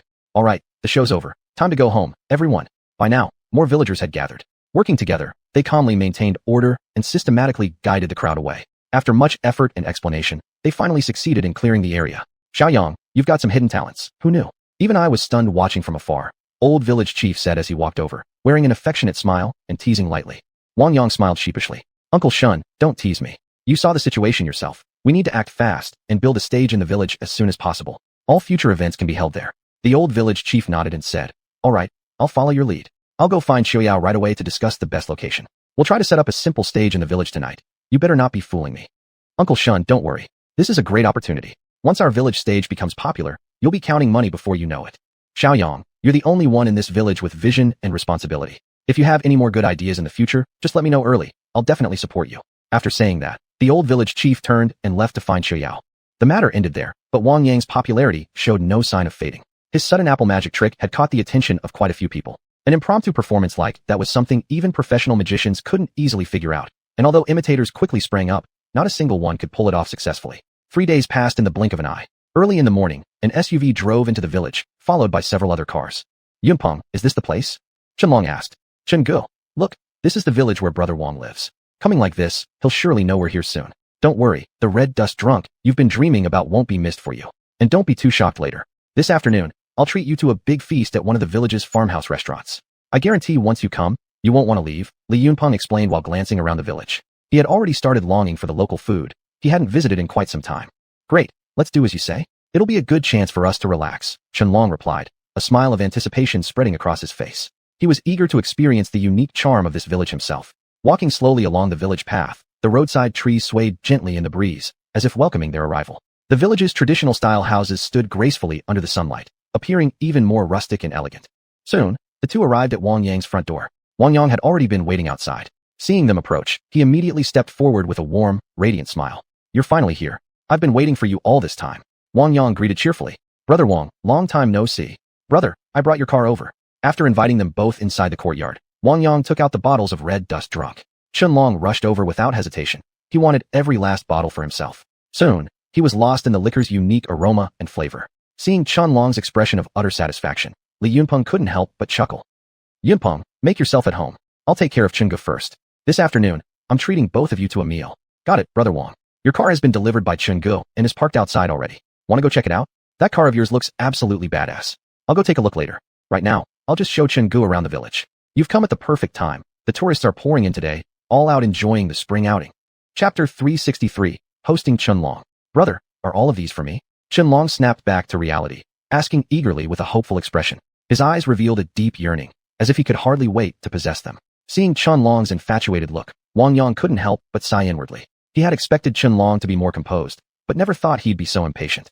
Brother Qian, don't worry, I never go back on my word. All the red dust drunk here is yours. When you leave, I'll have someone help you take it all away. That way, you can enjoy this unique delicacy whenever you want, Wang Yang said firmly, reassuring Qianlong. Hearing Wang Yang's words, Qianlong's face immediately lit up with satisfaction, and he shot Wang Yang a grateful glance. Brother Qian, look, just ahead is the crystal vegetable cultivation base. Let's head over to the growing facility first. I guarantee you'll be amazed. These crystal vegetables are Brother Wang's carefully nurtured creation. Their texture is incredibly fresh, and their nutrition is rich and well-balanced. I specially brought you to the village farm restaurant to taste the food here because I want you to experience the simple, rustic charm firsthand. I heard it's especially lively now, with a wonderful atmosphere. Everyone gets along so harmoniously, full of joy and warmth, Li Yunpeng said excitedly, his face beaming with anticipation. The three walked out of the courtyard together, Wang Yang leading them toward the greenhouse with a warm smile. Sunlight bathed them as they walked, casting joyful shadows behind them. Arriving at the greenhouse, Wang Yang gently pushed open the door, and a refreshing fragrance of fruits and vegetables wafted out. As Qianlong stepped inside, it felt as though he had entered a vibrant botanical world. Rows of neatly arranged cucumber trellises were laden with lush green cucumbers, glistening temptingly under the sunlight. Wang Yang casually picked one cucumber and handed it over. Qianlong took it, examining it closely before taking a small bite. At that moment, a satisfied smile spread across his face. The crisp sweetness flooded his mouth, filling him with delight. Qianlong couldn't help exclaiming, "These cucumbers are absolutely delicious." His voice was filled with surprise and admiration. Hearing this, Wang Yang smiled even more broadly. All thanks to our hard work. Every bite carries the flavor of sweat and dedication. Over there we've also got tomatoes. Want to try some? As for the rest of the vegetables, let's leave them. I'll bring some later to the farm restaurant, and Xiuxian will prepare them for us. I promise you'll enjoy every bite. Brother, you're really going out of your way for me. You know, I put a tremendous amount of thought into modifying your Tank 500. Every single detail, I pondered over again and again, striving to make it truly one of a kind. Now, finally, it's complete. Take a good look later. I'm certain you'll love it. That Tank 500 isn't the same vehicle anymore. It's become like a piece of art. Waiting for your appreciation, Qianlong said proudly. Thanks. Let's have lunch first, then I'll go test drive it. It's technically my first off-road vehicle. From now on, traveling around will be much more convenient. Wang Yang replied cheerfully. Boss, you've brought friends for a tour again. Should I give them an introduction to the place? Lin Haitian approached and asked. Master Lin, perfect timing. Help me prepare some vegetables, pack them up, and keep them chilled in the cold storage for now. I'll need them this afternoon. I'll pick a few more later to bring over to the farm restaurant. Other than that, nothing urgent. You may continue with your work. Boss, I'll get the vegetables ready for you right away. Oh, by the way, we're about to receive that other greenhouse. We've already started cleaning up and will begin planting soon. Do you have any special instructions? Wang Yang paused briefly, then decided it would be best to stick with these current vegetable varieties for now, making changes and additions gradually later on. Master Lin, I fully trust your skills and experience. Proceed according to your own plan. For now, no need to change the crop varieties. Feel free to arrange things flexibly based on actual conditions. From this point forward, I'm entrusting this entire operation to you. I believe you're fully capable of overseeing everything comprehensively. Please keep a close eye on market demand. We'll be heading off now. If anything comes up, just come find me anytime.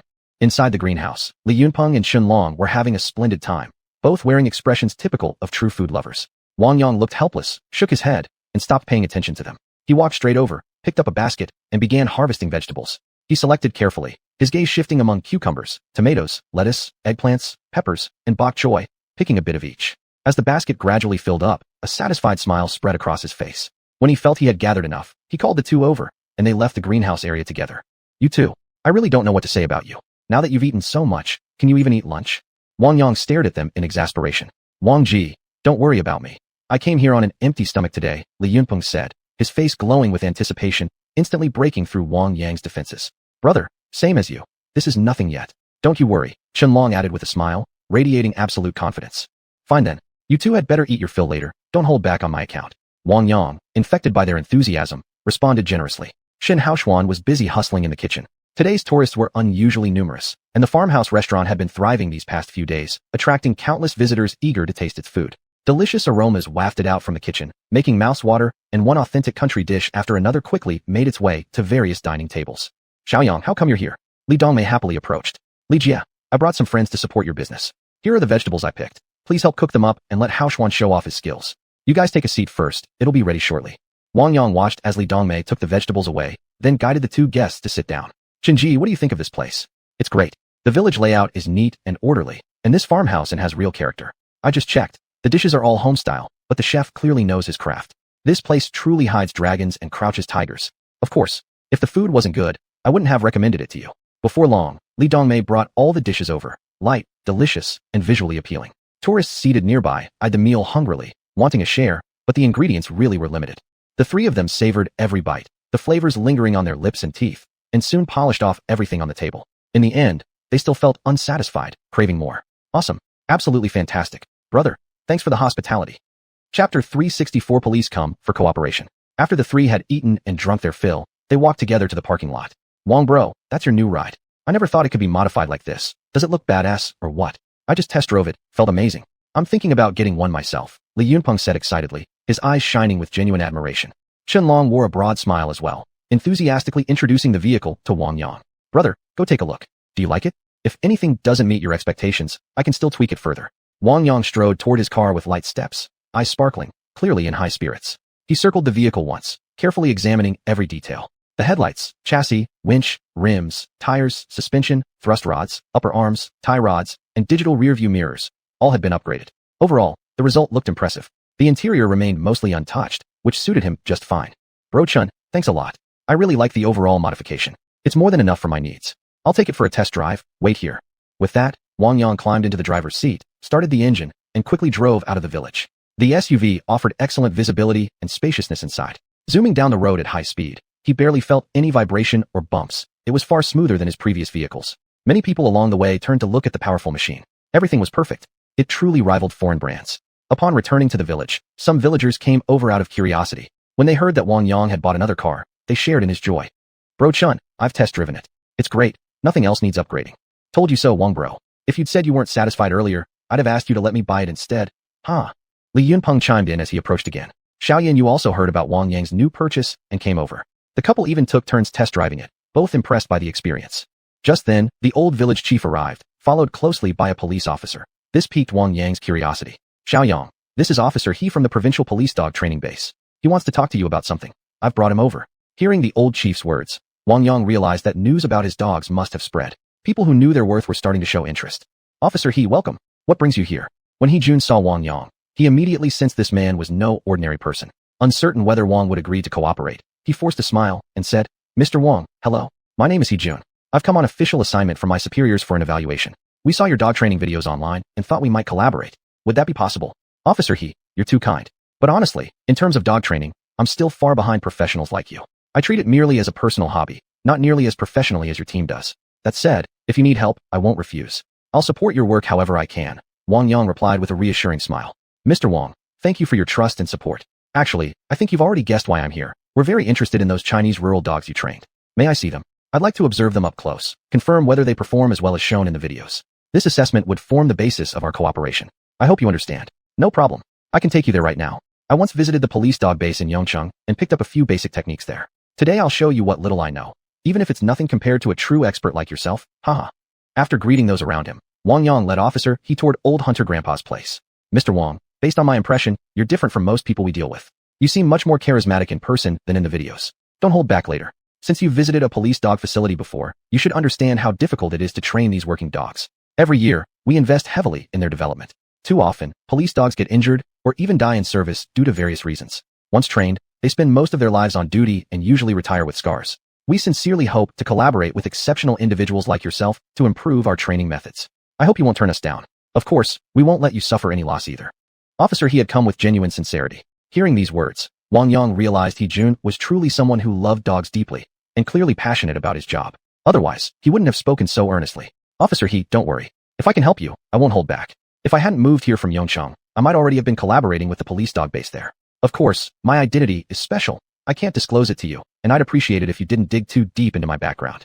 We belong to different departments. You understand the principle of confidentiality. I don't want our cooperation to disturb the peace here in the future. That said, if you're willing, you could send some puppies over for me to raise. The results might be even better that way. I'm not saying your training environment or methods are inferior. It's just that my approach is a bit unique. I hope you can understand. Let me be straight with you today. My methods may not be suitable for your system, but please don't doubt my capabilities. Once you see the dogs I've trained, you'll understand. I suspect military units may also come seeking cooperation regarding their service dogs in the future, and I won't turn them away either. I hope you can understand.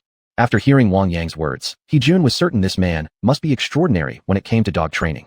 Otherwise, he wouldn't speak with such confidence. Talented people always earn respect wherever they go. He made up his mind to report back thoroughly to his superiors.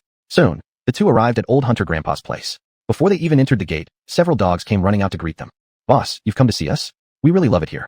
This trip has shown us so many new sights, and the environment suits us perfectly. Some of the dogs had already transmitted thoughts directly to Wang Yang, which eased his mind. It was the first time he'd received such clear feedback. He genuinely worried they might not adapt well. What are you doing here?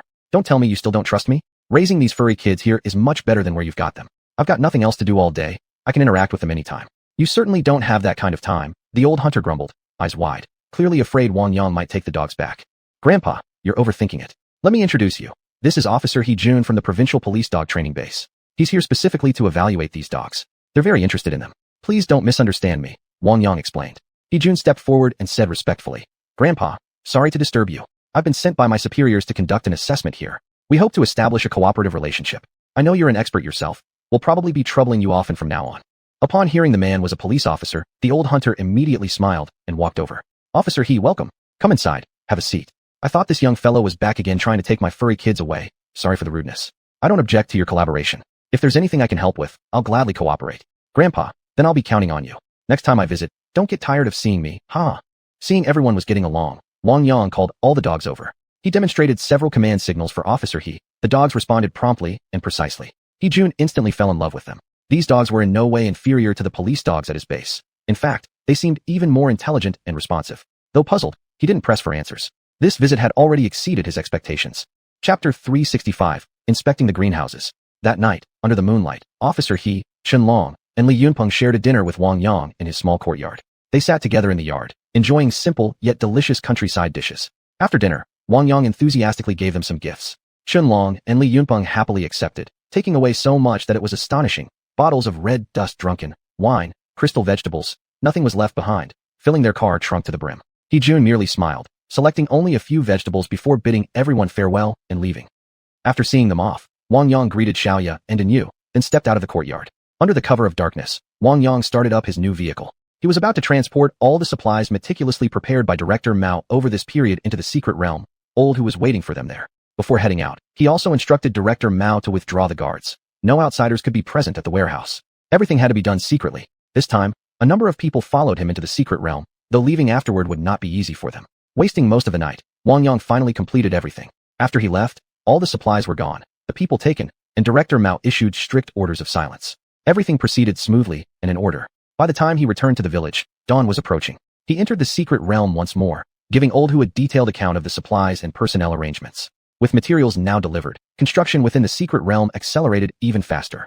3 days later, Chun Jinhua arrived at Wang Yang's courtyard. The greenhouses were fully complete and ready for handover.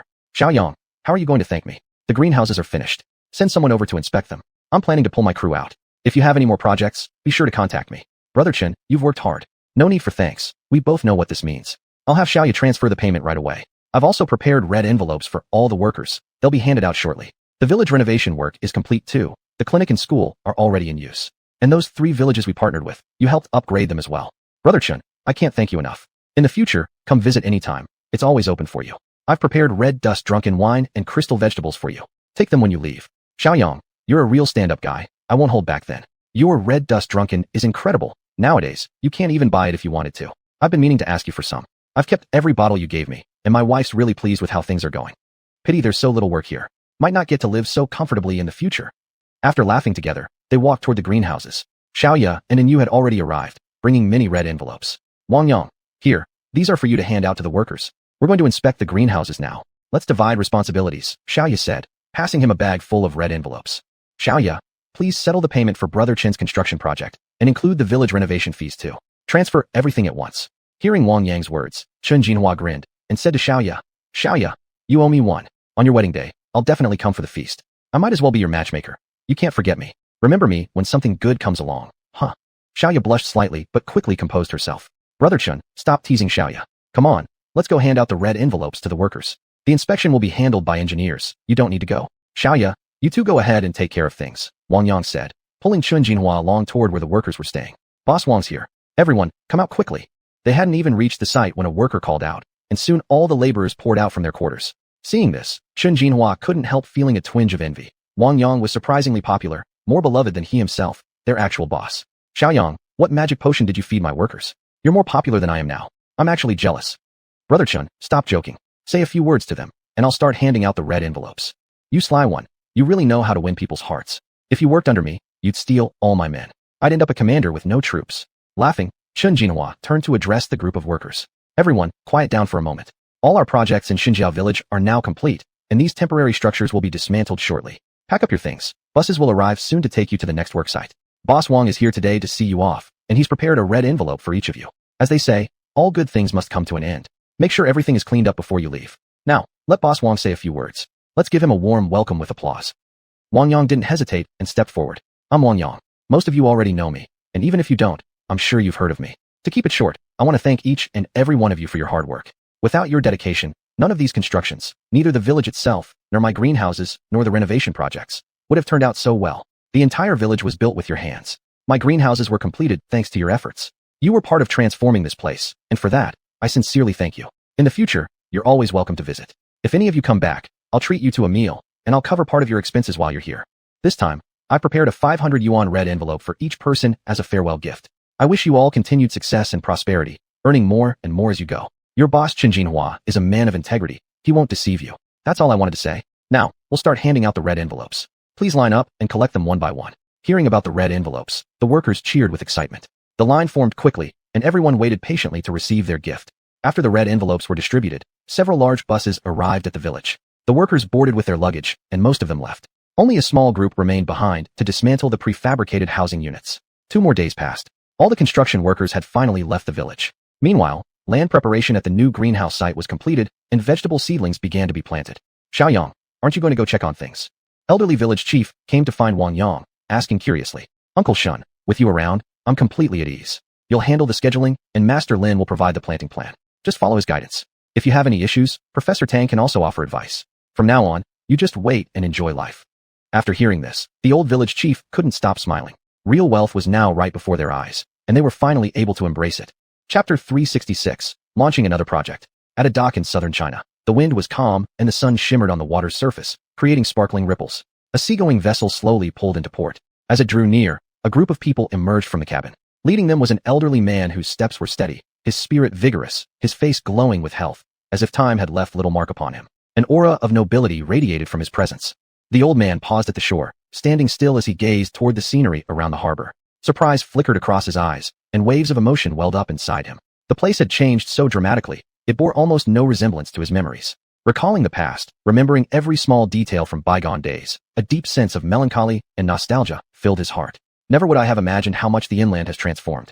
I can't even remember how long it's been since my last visit to the mainland. To think that in my remaining years, I'm here once again. Everything now is completely different. These people, really, they're just overseas Chinese now. The elder murmured to himself, his voice tinged with resignation over the passage of time and longing for his homeland. Upon hearing Elder Yunyang's words, Jingu immediately wore a fawning smile, quickly stepping forward with a bow. Senior Elder, indeed, the inland has undergone earth-shaking changes. During your absence, development here has progressed day by day. Now, the cityscape has been completely renewed, skyscrapers rise everywhere, transportation is convenient, and people's lives are getting better and better. As he spoke, Jingu secretly watched the Senior Elder's expression, trying to gauge his mood. He knew the Senior Elder carried extraordinary history and stories within the inland. Although this return was primarily to meet Wang Yang for business cooperation, Jingu still hoped to win the Senior Elder's favor and recognition. The Senior Elder gave a slight nod, his gaze still fixed on the bustling harbor scene. Inwardly, he sighed. The swift passage of time, the world forever changed. This had once been a familiar place, now it felt entirely foreign. Gina, are the cars ready? Let's get going. Have you contacted Wang Yang yet? We've come with sincerity today. I don't want anyone ruining the good impression I have in mind. Elder Yunyang asked softly. Senior Elder, look, the car has been waiting in the pickup area for quite some time. We can just head straight there. Our men have already obtained information about Wang Yang.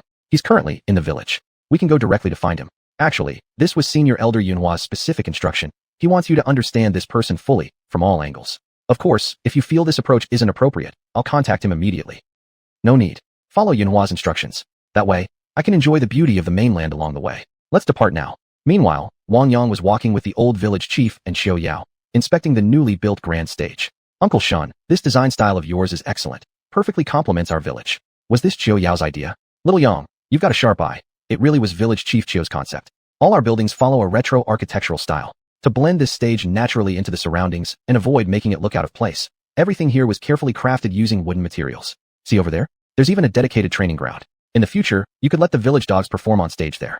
This is a great opportunity, Little Yang. You should put more effort into it. Ideally, cultivate a few promising young villagers to learn from you for several days. Pass on your experience and techniques to them. That way, our village will develop a stronger talent pool, said the old village chief with evident delight.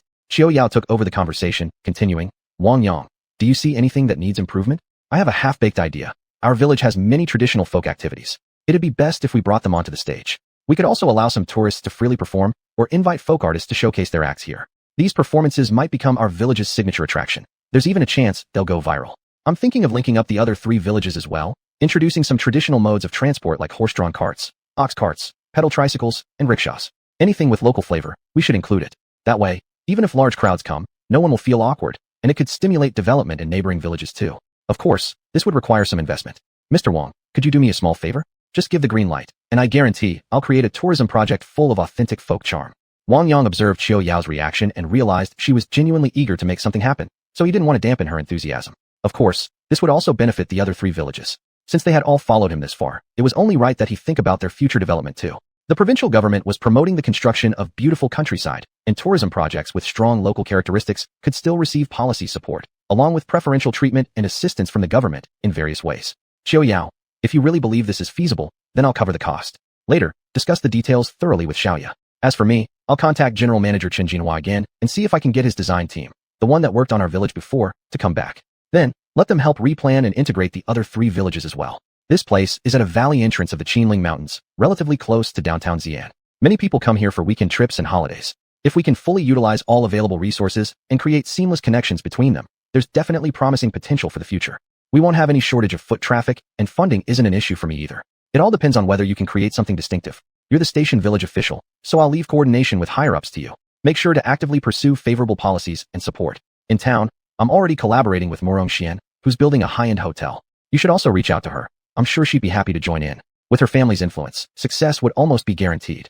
Hearing Wang Yang's approval, Xiu's face lit up with more smiles. She truly wanted to build something meaningful for herself. If this project succeeded, it would greatly benefit her own future prospects as well. Wang Yang, thank you for your support. I'll dedicate myself entirely to making this work. Rest assured, I won't let your investment go to waste. The old village chief listened quietly to their conversation. No matter what, Shenjiazhai remained the core of everything. If Xiu succeeded, the village would not only achieve success in agriculture, but also gain substantial returns from tourism, a win-win outcome. In the future, their village might even become a nationally recognized model of prosperity. Chapter 367, Yuanyang Shangren's Visit. With the short holiday over, the number of tourists in the village had dropped significantly. Still, regular visitors remained plentiful. Birdwatchers, fishing enthusiasts, travel bloggers, and live-streaming influencers continued to come without any decrease. Chen Jinhua heard there was another job waiting for him and drove over early in the morning, bringing the entire design team along. These matters were now handled by Xiaoya, and Wang Yang didn't get deeply involved. He had plenty on his plate as well. The provincial police dog base had already agreed to collaborate. An officer he had even sent over several puppies, along with a few adult police dogs who needed time to acclimate to the environment here. In the morning, Wang Yang accompanied Officer He to the training ground.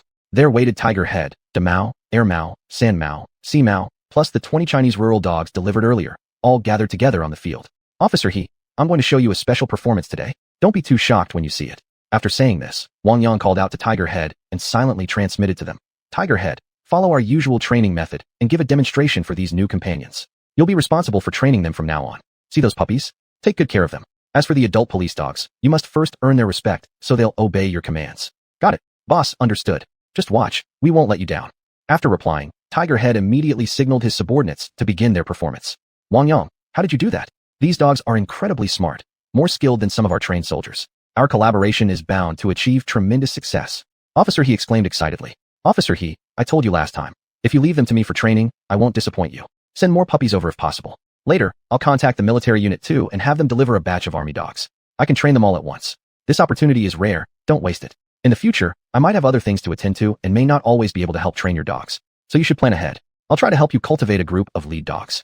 Then select handlers who can properly work with them. That way, even if I'm no longer around, your training program won't fall behind. Lead dogs. That's brilliant.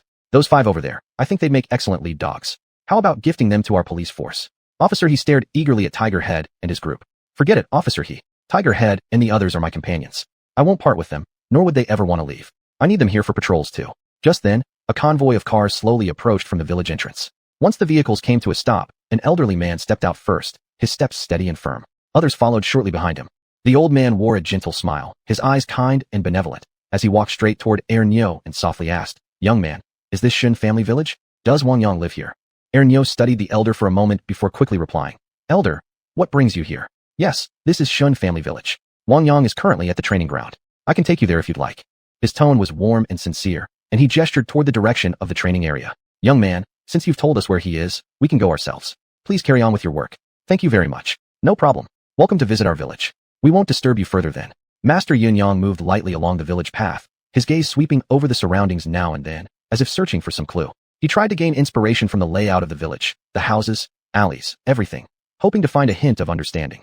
The village exuded tranquility and beauty, its architecture unique and elegant. Master Yunyang observed everything quietly, attempting to infer something about Wang Yang's tastes through his environment.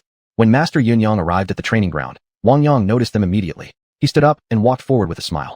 Elder Zhonglok, traveling such a long distance. You should have informed me earlier. I'd have come out to greet you. My apologies for the lack of courtesy. My young friend, I'm the one intruding uninvited. I came specially to discuss cooperation.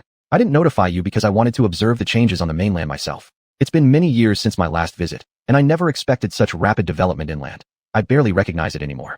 Wang Yang smiled, extended his right hand, and firmly shook hands with the elder Donglok, his eyes showing deep respect. Then, turning cheerfully toward the people behind the elder Donglok, he greeted them warmly, his voice full of friendliness and enthusiasm.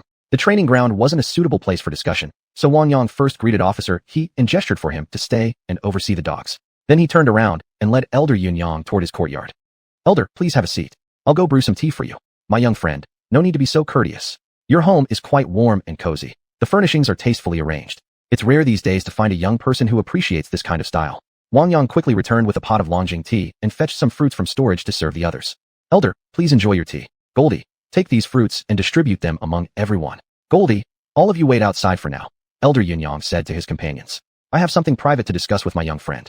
You're free to explore the village. There's no need to follow me around. With that, he picked up his teacup and took a sip. Boss, we'll head out then. Call me if you need anything. After saying this, Goldie led all the subordinates away. My young friend, Elder Yunyang began. I've come here today seeking your help. Due to increasing marine pollution, our island has also suffered some impact. While I'm here not only to discuss red dust drunken, I've also heard about your crystal vegetables. They're highly regarded. Would you be willing to supply us as well? We'll offer a price that will surely satisfy you. Wang Yang paused in thought, but eventually decided to agree. Elder, I can accept your request. However, transportation must be handled by your side. I won't be able to deliver the goods directly to your island. You'll understand. As for red dust drunken, the first batch is already prepared. You may set the delivery date yourself. As for the crystal vegetables, it'll take some time to prepare them. There's currently no allocation left for new orders, so I hope you understand. Still, you won't need to wait too long. My new greenhouse is already operational and production will soon scale up. When your people come next time, everything will be ready together. Hearing Wang Yang's agreement, Elder Yunyang was visibly delighted. He had already learned quite a bit about Wang Yang's operations, and after discreetly investigating through other channels, he felt completely at ease cooperating with him. My young friend, I truly appreciate your support. From what I've learned, your inland market price for crystal vegetables is 50 renminbi per gene, though retail prices outside are even higher and demand still exceeds supply. I propose to purchase from you at $100 per gene. The value of your vegetables is greater, especially for cultivators like us who benefit more from their properties. If you agree, we'll use this price standard going forward. Wang Yang hadn't expected such a generous offer. After a moment of consideration, he accepted. Elder, let's proceed as you suggested. Later, I'll give you an overseas account where you can transfer the payment. Since you're here, why not stay on the mainland for a while longer? How about staying a few days at my place? No, thank you. I still need to visit some old friends.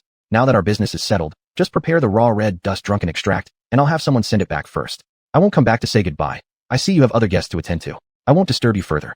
My young friend, you must come visit me sometime. Elder, at least stay for a meal before leaving. If you leave like this, I'd really feel embarrassed, Wang Yang said, immediately standing up to persuade him. My young friend, I really must go. Next time, perhaps. And with that, Elder Yun Yang and his group departed, taking the raw red dust drunken extract with them. As Wang Yang watched them leave, he couldn't quite make sense of the elder's visit, truly unsure what the purpose of this entire trip had been.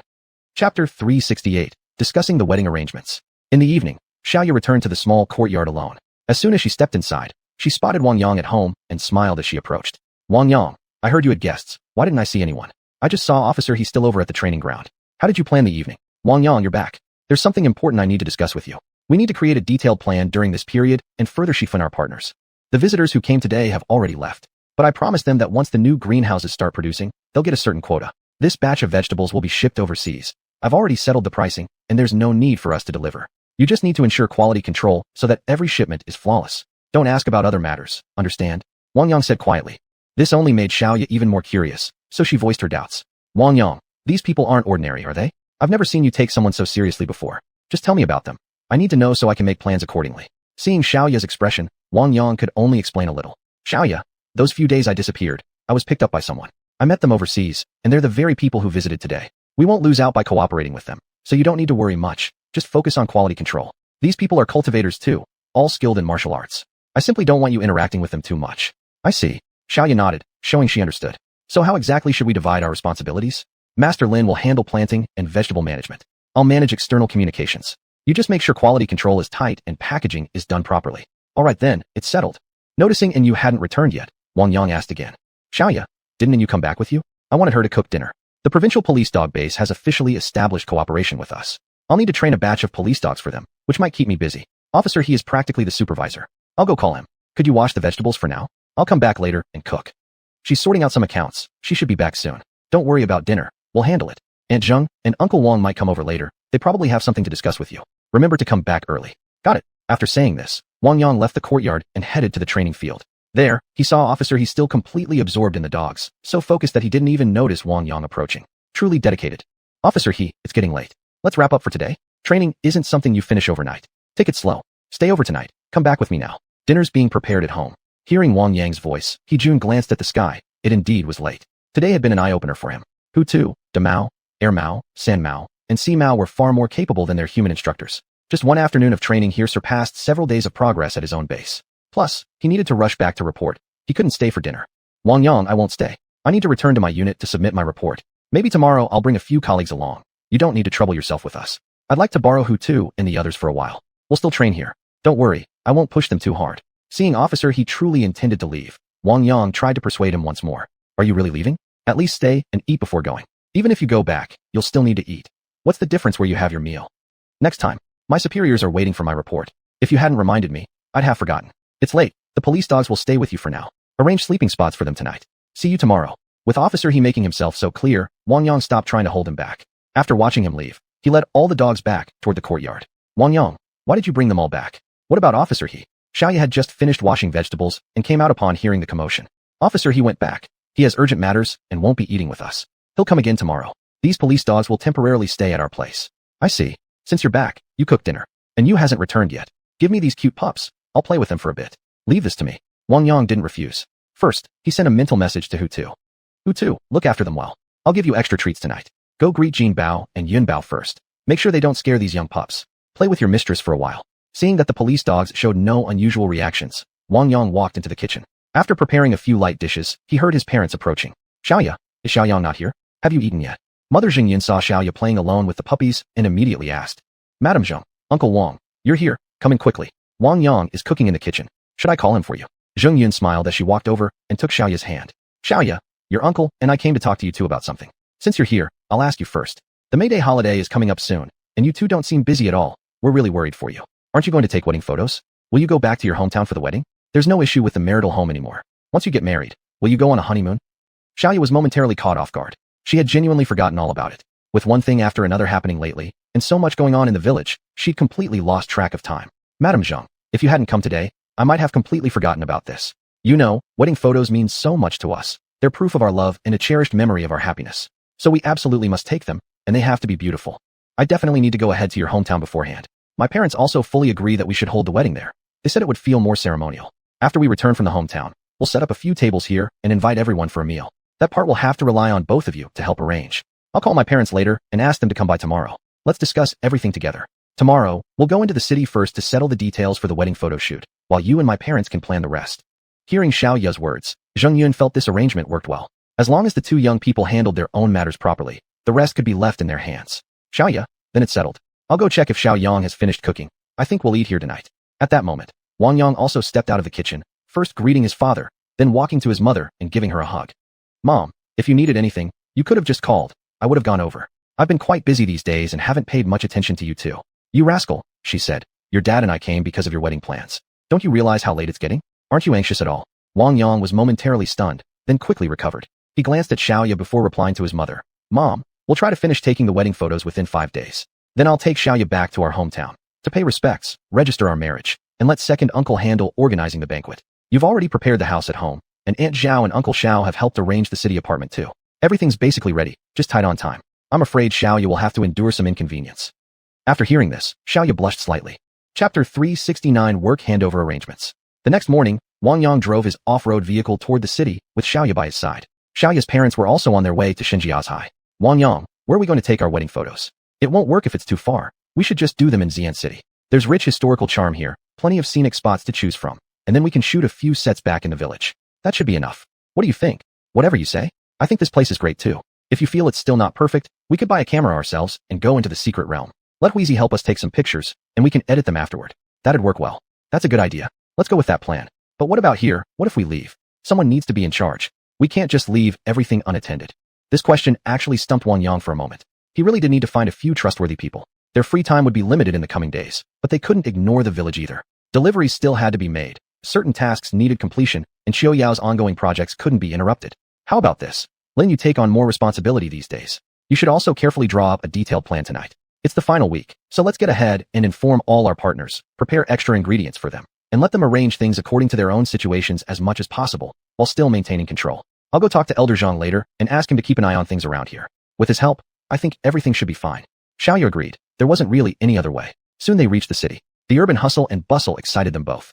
As Wang Yang drove, Xiaoya browsed online for highly recommended bridal studios. Each studio description stirred her heart, and as she imagined herself in a beautiful wedding gown, a happy smile spread across her face. Finally, Xiaoya found the one that matched her vision best and directed Wang Yang straight there. Wang Yang, it's this one. Let's go in. The front desk attendant greeted them warmly upon entering. Learning that the couple was preparing urgently for wedding photography, she began introducing their services. Hello, sir and madam. Welcome to AI Zhiyong Hung Bridal Photography Flagship Store. Our studio specializes in simple, fashionable, natural, romantic, cinematic, authentic, and emotionally rich shooting styles. You can pick your preferred style, and our photographers will design custom scenarios for you. We also offer private shooting locations. You're free to choose from our selection of dresses and gowns. Rest assured, we'll make sure your experience becomes a cherished memory. We provide high-end customized services at affordable prices. Let me show you around. Here are some photo albums from our previous shoots. You're welcome to browse and select. Wang Yang wasn't particularly interested in such details, so he left everything to Xiaoya. As long as she liked it, he was ready to commit. Wang Yang, I really like it here. Their style suits me perfectly, and their approach feels fresh and creative. Let's go with this place. I'll talk to their photographer right away and try to start shooting tomorrow. Ideally, we finish everything in 2 or 3 days. And if we're not satisfied later, we can always reshoot some photos ourselves. It'll be fun. Xiaoya made the decision swiftly. The rest became straightforward. Soon after, they paid the deposit and settled on starting the shoot the next day. The first day would be indoor photography with abundant props. The second day would be outdoors, either at locations they chose themselves or those suggested by the studio. Ultimately, they decided to shoot several sets at the Tang Paradise, add a few more at other selected sites, and wrap up with a few final sets back in Shenjiazhai. They even simulated some beach-style scenes. Altogether, it took them 3 full days to complete everything. The moment the final shot was taken, Wang Yang felt an overwhelming sense of relief. It had been incredibly awkward. He hadn't felt comfortable at all. But somehow, he'd pushed through until the end. At that point, the studio offered to produce the album for free, hoping to use their photos as promotional material. Naturally, the couple declined. After paying the balance, they were told they could pick up the finished album within a week. As they walked out together, Xiaoya laughed and said, "Wang Yang, seriously? Look at you now. You're nothing like your usual self. I won't push you anymore. Actually, I've thought about it. I think we should head back to your hometown the day after tomorrow. We'll stay there a few more days and finally register our marriage. That's important business. I, Xiaoya, am finally getting married. Huh? From now on, you're my husband, Wang Yang. Don't you dare let me down, or I'll castrate you." Wang Yang immediately felt a chill run through his body, a cold sweat forming below his waist. He hadn't realized Xiaoya had such a dark sense of humor. "Xiaoya, I've fallen completely into your hands. I beg you, my dear wife, go easy on me. I still want to live a little longer, hee." After hearing this, Xiaoya just smiled. "Good, you'd better remember that. Keep my warning in mind, or you'll face the consequences, huh?" When the two returned to the village, and Yu came over with a smile and said, "You're back. You two have been out enjoying yourselves, but I've been swamped lately. No excuses, I demand compensation.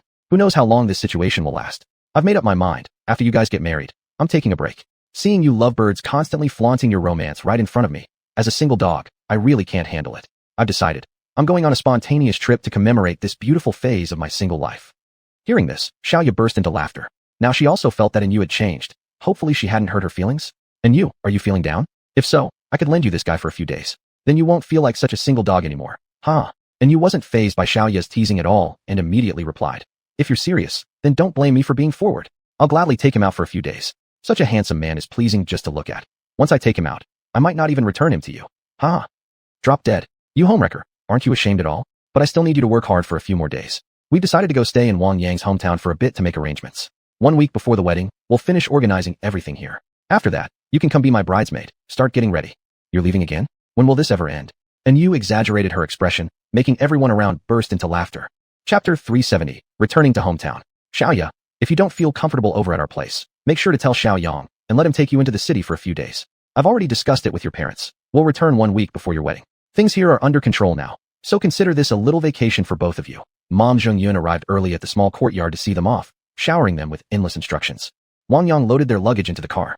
Seeing that Xiaoya was still chatting with his mother, he turned to Tiger and the others. "You lot, listen well. Train hard with Officer He these days. I'm heading back home for something important and won't be back for a while. Behave yourselves while I'm gone. If anything comes up, wait until I return. And don't slack off at the training ground. I've arranged it with Old Hunter. He'll feed all of you at his house from now on." "Got it." Tiger looked gloomy. He really didn't want to stay behind. He longed to go back home with Wang Yang, but he couldn't disobey orders, so finally, reluctantly, he agreed. "Boss, make sure you come back soon. I'll keep an eye on them. Don't worry about the village, we've got it covered."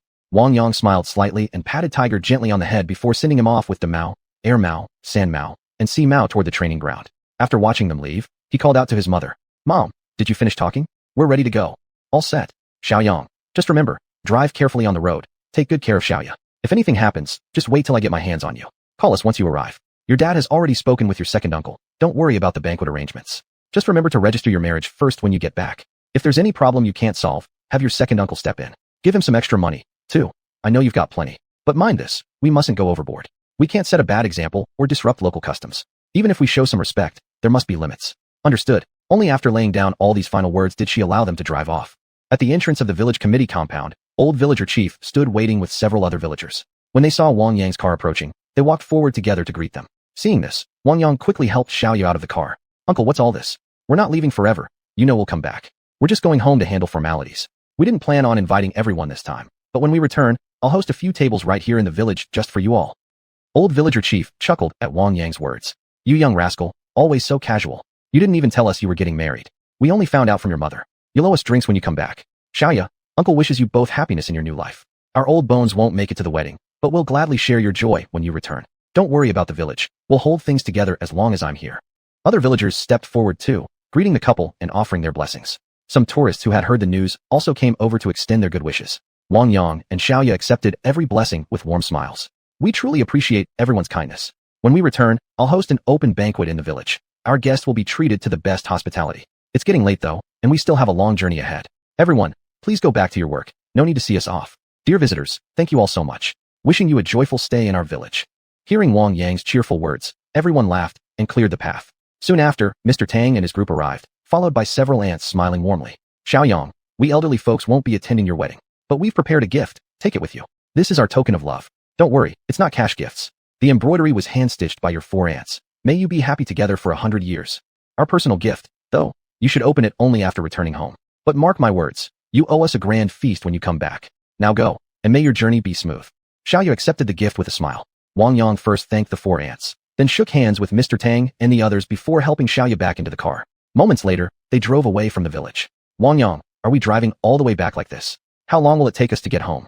Xiaoyu asked, admiring the embroidery in her hands with a gentle smile. If I drive fast, we'll arrive by tonight. If I take it slow and stop to rest along the way, we won't make it until tomorrow. Let me know if you're feeling uncomfortable. I'll try to speed up. You can also take a nap in the back. I've already made space for you. You've got great physical endurance anyway. This trip won't be much for you. Fasten your seatbelt. Get some rest if you're tired, or just watch something on your phone. Wang Yang said with a smile. Xiaoyangzi, focus on driving properly and don't jostle this empress around. Once we get home, you'd better give me a proper introduction to your family. I won't have them laughing at me, Xiaoyu said, then burst into laughter herself. With the navigation turned on, they enjoyed different scenery along the way, stopping once to refuel. That evening, just as dusk settled in, they finally arrived home. Wang Yang gently nudged Xiaoyu. Xiaoyu, we're here. Get out and stretch a bit. I'll carry the luggage inside. I'll take you to meet my 3rd granduncle later. I'll show you the way. If you're too tired, we can go tomorrow instead. My 2nd uncle and 2nd aunt might come over soon. They usually catch wind of things quickly around here. Some of my buddies might drop by too. Don't feel awkward. They're all close friends. Just simple, casual greetings are fine. Being too formal might make them uncomfortable. Xiaoyu looked dazed. It was already dark outside, so she couldn't see much of the village. She opened the door and stepped out. Wang Yang, this is your hometown? It doesn't have any character at all. It's not nearly as cozy as Xinjiang. Why didn't you stay and build a life here? Wang Yang didn't explain immediately. He got out after her. I'll answer that later. If I had stayed in the village, would I have ever met you? I'm not even sure how my parents renovated the house. If you don't like it, just bear with it for now. From now on, you, my dear wife-to-be, will have to adapt to local customs. Haha. Xiaoyu smiled but didn't reply. She took the keys from Wang Yang, unlocked the front gate, and walked in first. Our home is pretty spacious. The courtyard is nice too. We could grow some flowers, a few vegetables, maybe even raise some small animals. That'd be lovely. Xiaoyu, turn on the lights and take a look around the house. I'll unload the luggage. You can start organizing the bedroom. Got it. And you're already giving me orders before we're even married. Humph. Chapter 371, Grandpa's Request. Xiaoyang, you're back? Did your wife bring you back? Let Auntie Tu have a look. Hearing his 2nd aunt's voice, Wang Yang quickly walked out. Auntie Tu, please come in and sit down. Didn't my 2nd uncle come along? Xiaoyu is inside. I'll call her. No need, I'll go myself. You go ahead and do what you're doing. We're family, no need to be formal. Your 2nd uncle will be here soon. The meal at home is already ready, just waiting for you two. Your 3rd grandpa also wants to see his new granddaughter-in-law. Haha. When Xiaoyu heard people arriving, she came out from the bedroom. Oh my, such a pretty girl. Good, good, good. I'm Xiaoyang's 2nd aunt. You must be Xiaoyu. Just call me Auntie Tu too. Dear, are you comfortable here? Auntie Tu's enthusiasm left Xiaoyu completely bewildered. Seeing the expressions on both their faces, Wang Yang smiled. Xiaoyu, this is my 2nd aunt. You can just address her as I do. Once my 2nd uncle arrives, I'll introduce him properly. Auntie Tu, Xiaoyu isn't quite used to your energy yet, so no need to go overboard. Huh? I see. Girl, I'm just so happy to see you here. Don't feel restrained. From now on, this place is your home too. Once you get familiar with me, you'll adjust just fine. Auntie Tu said cheerfully. After regaining her composure, Xiaoyu smiled, walked forward, took Auntie Tu's hand, and said, Auntie Tu, I was a bit rude earlier. I didn't know how to react. But I'm feeling much better now. Please come inside and have a seat. Seeing the two of them walk hand in hand into the bedroom, Wang Yang didn't interfere. He simply cleaned the house a little, sweeping away dust around the main room. He didn't need to worry about the bedroom. Auntie Tu would take care of that. Shortly afterward, 2nd uncle arrived. He first examined the car outside before stepping into the courtyard. Xiaoyang, I got a call from your parents. They told me you'd be back today, so I've been waiting. Is the girl with you? I don't see her. Didn't your 2nd aunt arrive earlier? 2nd uncle, Auntie Tu is helping tidy up the bedroom. I'll call Xiaoyu to come out and meet you. By the way, 2nd brother is doing well where he is. He's working at the distillery now, stable job, nothing for you to worry about. My eldest brother's family is working with me in the village. Little Stone and 2nd Nyo are studying there now too. Everything's going great. Before Wang Yang could finish, Xiaoyu heard the commotion outside and stepped out. Hello, 2nd uncle. I'm Xiaoyu. Please come inside and have a seat. Good, good, good. Hello, dear. This is your home now. No need to stand on ceremony. If you ever need help, just come find me. Don't hesitate. We're family now. If anything here feels unfamiliar or uncomfortable, just talk to your Auntie Tu. Dinner's already prepared, just waiting for you two. 3rd grandpa is waiting at home. He's eager to see his new granddaughter-in-law. Huh? 2nd uncle rambled excitedly. After tidying up the bedroom, Auntie Tu came out and saw her husband had arrived. Husband, you and Xiaoyang can clean up here. I'm taking Xiaoyu back to our place first. The food will get cold otherwise. Hurry up, you two. Seeing Xiaoyu's expression, Wang Yang smiled and said, Xiaoyu, go with my 2nd aunt first. We'll be right behind. And remember to say hello to third grandpa for me. After watching the two leave, second uncle relaxed. Xiaoyang, how do you plan to handle things this time? Your parents asked me to arrange the wedding banquet. Let me know if you have any requests. Tell me early. Second uncle, just follow the usual procedures. No need to make it special or fancy. Keep it simple, something slightly better than average households, but not too extravagant. Otherwise, it'll set a high bar others won't be able to match. I might have quite a few guests, some unexpected friends may show up. Prepare extra tables. Better to have more than less. If there's leftover food, we can distribute it later. Tomorrow I'll give you the money. Just manage the grocery shopping as you see fit. Alright then, makes sense. I'll handle everything. You don't need to worry. Nothing else needs cleaning here anyway. Let's head over for dinner. Everyone's been waiting. Third grandpa is in good health, so don't worry. Xiaohao is staying with you now, so your auntie too, and I have one less thing to worry about. We've cleared the few acres of land in the village. We're even farming the land belonging to your eldest brother's family now. Food won't be an issue moving forward. I heard the vegetable seeds from your place are pretty good. Could you set some aside for me? Once you're done with your business here, I'll plant a small plot for ourselves to eat. I also heard you've developed staple grain seeds. Save some of those too when the time comes. I want to try growing them and see how they turn out. If they do well, I'll just stick with your seeds from now on. Second uncle, your plan sounds great. Just don't overwork yourselves. Know your limits. You won't need to worry about my second brother anymore. He might even find a girlfriend there someday. Then all you'll have to do is enjoy life. For now, just focus on taking care of third grandpa, and both you and second Annie should watch your health too. Before long, you'll be enjoying grandchildren, huh? As Wang Yang spoke, he followed his second uncle toward their home. The moment they entered the courtyard, they saw Xiaoyu sitting on a stool chatting with third grandpa. The two seemed to be getting along quite well. Third grandpa, you look much better than the last time I saw you. Keep this up, and you'll soon be helping us take care of the kids, haha. Xiaoyang, your wife is excellent. I'm very satisfied. From our conversation, I can tell you've come a long way. Remember, whenever you meet someone in need, lend them a hand. As the ancients said, in adversity, cultivate oneself. In prosperity, benefit all under heaven. I don't expect you to achieve anything grand, but remember this. If you ever become successful, always look after those around you. Don't forget our village. It's your root, your home. Returning home in glory will never go out of style. And when our country faces difficulties, be ready to help too. Even if you encounter injustice outside, hold no grudges. A big family will always have a few bad apples. We mustn't follow their example. Enduring a little loss is nothing. That's the foundation of our family. And that principle will never become outdated. With deep emotion, third grandpa shared his thoughts. Having lived through the ravages of war, a man of his age understood one truth clearly. Without a nation, there can be no family. Only when the country is strong can its people live in peace and never again suffer the horrors of war. Third grandpa, don't worry. I've taken your words to heart.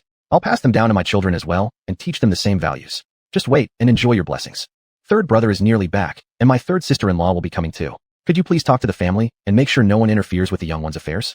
This time, I'll help adjust their health conditions. By this time next year, there will be a new baby in the family, Wang Yang said softly. Hearing Wang Yang's words, third grandpa's face lit up with a broad smile. Good. That issue has been weighing on my mind for years, but now I can finally let go. Don't worry, after this, I'll be watching closely. Anyone who dares disrespect me, I'll chase out with a stick. These past few years, Xiao Fei suffered greatly. The fact that Zhang Meng is willing to forgive us already brings me great joy. Family harmony is the root of all prosperity. When the household is at peace, everything flows smoothly. All difficulties are temporary. There's no hurdle we can't overcome. Let's eat now, before the food gets cold. Xiaoya, eat plenty. It's your own home, so feel free. In the future, live your lives well. If any of us elders make mistakes, please bear with us. Don't waste your energy arguing with unreasonable people. It's not worth it, understand?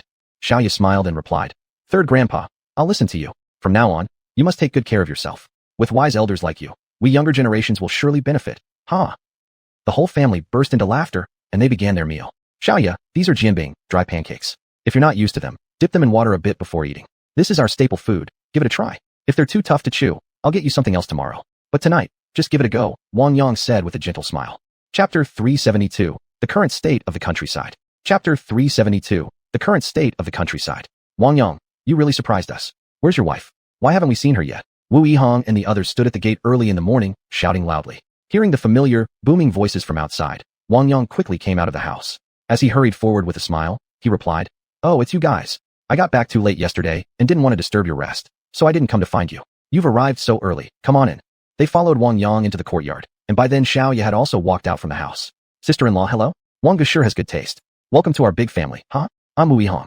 This is De Zhuang. The one behind me is Wang Wei, and that's Sun Tao. We all grew up playing in the mud together with Wang Yang. We're like brothers. If you ever need any help, don't hesitate to ask. Wu Yihong said cheerfully. The others also greeted Xiaoya briefly, and they all entered the house amid laughter and chatter. Smiling warmly, Xiaoya quickly brought out fruits and snacks from inside to entertain them. Come on, these are local specialties we brought back from Xian. Give them a try. The fruits were bought on the way. Please help yourselves. Don't be shy. Wang Yang added. Are you guys just staying home like this without going out to work? That won't do. You should all come work with me. My elder and second brothers are already working under me now. Finding jobs for you won't be hard at all. Yeah, sure. Sun Tao chimed in with an eager expression. It's really tough to find decent work nowadays. I'm in sales, but I barely close a few deals a month. I'm just killing time every day. Ihang's got his relationship settled down at home. The other two do odd jobs around the village. Work when there's something available, rest when there's not. You basically know how things are here. We only rushed over because we heard you were back for your wedding, hoping you could help us out. Wu Ihang jumped in. Wang Ge, can I bring my girlfriend along? We've just gotten engaged. I can't possibly leave her behind. You know what I mean.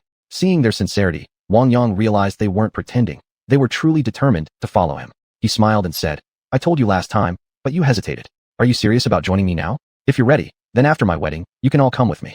Ihang, you and your wife can work at my greenhouse. It's easy work, no strain at all, and you won't be separated. Just team up with my eldest brother and sister-in-law. The other three can go work at the distillery with my second brother. The work isn't exhausting, much better than what you're doing now, and the pay is guaranteed. Xiaoya also smiled and said, this arrangement sounds great. If you don't want to work at the distillery, you could even come back with us to the village. There's plenty of work there, not a problem for you. And if you decide later you don't want to continue, you can always come back and start your own thing. Working in greenhouses isn't simple labor, it involves skill. You can learn a lot about agriculture, so don't look down on it. Done right, it's actually promising. Our main business now is agricultural development, combined with winemaking, tourism, and some breeding projects, quite diverse. All of them require dedication, but as long as you're willing to put in the effort, you'll see results. My brother-in-law and sister-in-law are doing very well there, so don't look down on farming. Traditional farming may yield little or even losses, but once you find the right direction, you can make money. After hearing her explanation, all four made up their minds to go and check things out. The matter was settled. Wang Ge, is that car outside brand new? Can we take it for a spin? We've already checked it out. None of us have ever driven an off-road vehicle before. Might as well give it a try and feel its charm, Wu Yihang said, changing the subject with a grin. He genuinely loved that car. Wang Yang simply handed over the keys, saying with a laugh, be careful, drive slowly. I still need to take your sister-in-law to register today. When we get back, I'll visit each of your families. Got it, Wang Ge. We'll just drive around nearby and come back soon. Wu Yihang grabbed the keys, and the four of them ran off toward the car, laughing. Wang Yang, I've prepared all the documents for registration. They're all in my bag. Should we go tell second uncle first? Actually, I'd love it if you could show me around the village now. I haven't really taken a good look at your hometown yet. I'm curious about what it's like. A city girl like me never imagined I'd end up as a rural wife by following you. Such a loss, huh? Xiaoya said playfully to Wang Yang. You've had enough now. What difference is there between the countryside and the city these days? You have a house in the city, and you also have one back home. If you want to live in the city later, just stay there. If you feel like enjoying some pastoral scenery, come back to the village for a few days. The countryside is full of natural beauty. It's not bad at all. Our house in Xinjiao village is quite comfortable, isn't it? What's really the difference compared to living in the city? Sure, there are fewer people here, and shopping is a bit inconvenient, but otherwise I actually find rural life more comfortable. I don't know what people are thinking these days. Someday, longing for a simple rural life might become a luxury. That's true. Nowadays, rural infrastructure is pretty complete. Electricity, water, everything's available, and we've got plenty of space. Transportation is convenient too, with room to park cars wherever you like. No need to pay property management fees. Every family has a bit of farmland. Growing a little food is enough for your own consumption. That's exactly the kind of life city folks dream about. We must take good care of our old house. When we have kids, let them experience this kind of rural lifestyle too.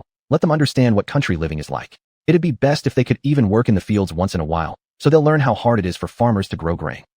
Wang Yang listened as he prepared breakfast in the kitchen, making something soft. As for pancakes, Xiaoya really couldn't chew them. They'd ended up laughing over dinner last night. After eating just one pancake, she still felt a headache this morning. Huh? Xiaoya, I'm boiling some congee and stir-frying a couple of light dishes.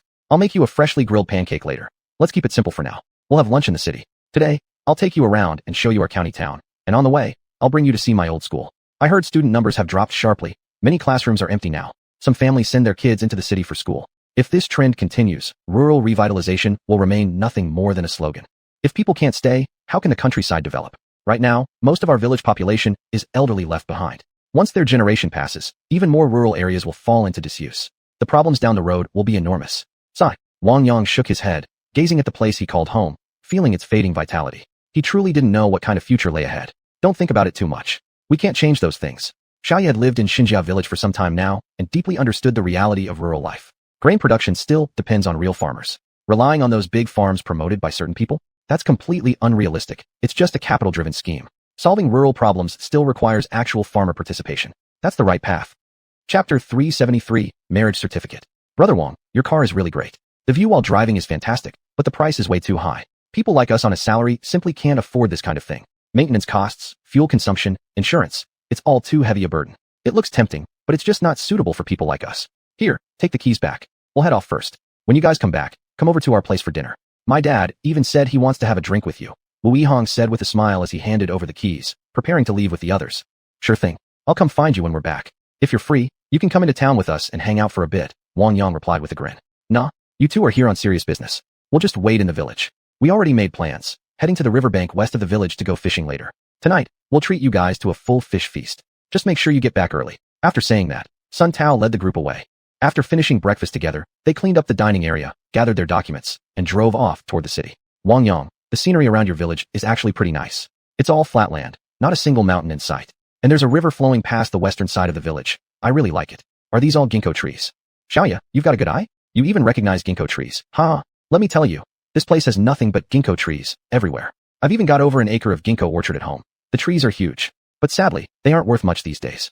In the past, every household here could have been quite wealthy. But now that the hype's over, all that's left is disappointment. Every part of the ginkgo tree is valuable. Leaves, nuts, can be used in medicine or made into tea. But somehow, it never turned into a real industry. Xiaoya was delighted to hear about the ginkgo orchard, her heart swelling with anticipation. She couldn't wait to visit it. Wang Yang, after we get the marriage certificate, you absolutely have to take me to see your ginkgo orchard, Xiaoya said excitedly, her eyes sparkling as she gently held Wang Yang's hand, her voice filled with longing. She imagined herself strolling through the golden grove, basking in its unique serenity and beauty. Seeing her expression, Wang Yang smiled and said, all right, darling. But right now the ginkgo leaves have only just started sprouting. That picture you're imagining, it won't be visible yet. Don't end up disappointed later. I know. Just because I can't see it now doesn't mean I won't get the chance later. The car sped forward, and soon they arrived at the Civil Affairs Bureau's registration hall. Not many people were there today, so they didn't have to wait. They handed in their documents, went inside to take a photo, paid the small processing fee upon exiting, and quickly received their marriage certificate. Congratulations to both of you. Wishing you everlasting harmony and an early birth of a precious child, the staff member said cheerfully. Thank you. They smiled and expressed their gratitude, also handing out the wedding candies they had brought along, sharing their joy with everyone present. After receiving the marriage certificate, Xiaoya lifted it to her lips and kissed it gently. Finally, they were officially married, a legitimate couple. Suddenly, she called out to Wang Yang, husband, from now on, you're not allowed to bully me. You must treat me well, and only me, understand. Wang Yang was startled by her sudden declaration. Wife, I'm completely yours for life. Take good care of the certificate, don't lose it. Let me take you for a walk in Tanzi Park. Then we can go by the old site of the ancient Tang Kingdom. Sure, our place might not have the grandeur of Tang Dynasty never-ending city, but we've got our own character. This is an ancient capital with deep cultural roots. Later, we can stroll through the supermarket in town, buy more candies, cigarettes, and alcohol to bring back. Tonight, I'll introduce you around the village. Let everyone get to know you. Under bright sunshine and a gentle breeze, they walked hand in hand, laughing and teasing each other, the air between them brimming with happiness. At the park, Xiaoya suddenly stopped, her face glowing with joy, and dialed her parents' number without hesitation. Mom, Wang Yang and I have just gotten our marriage certificate.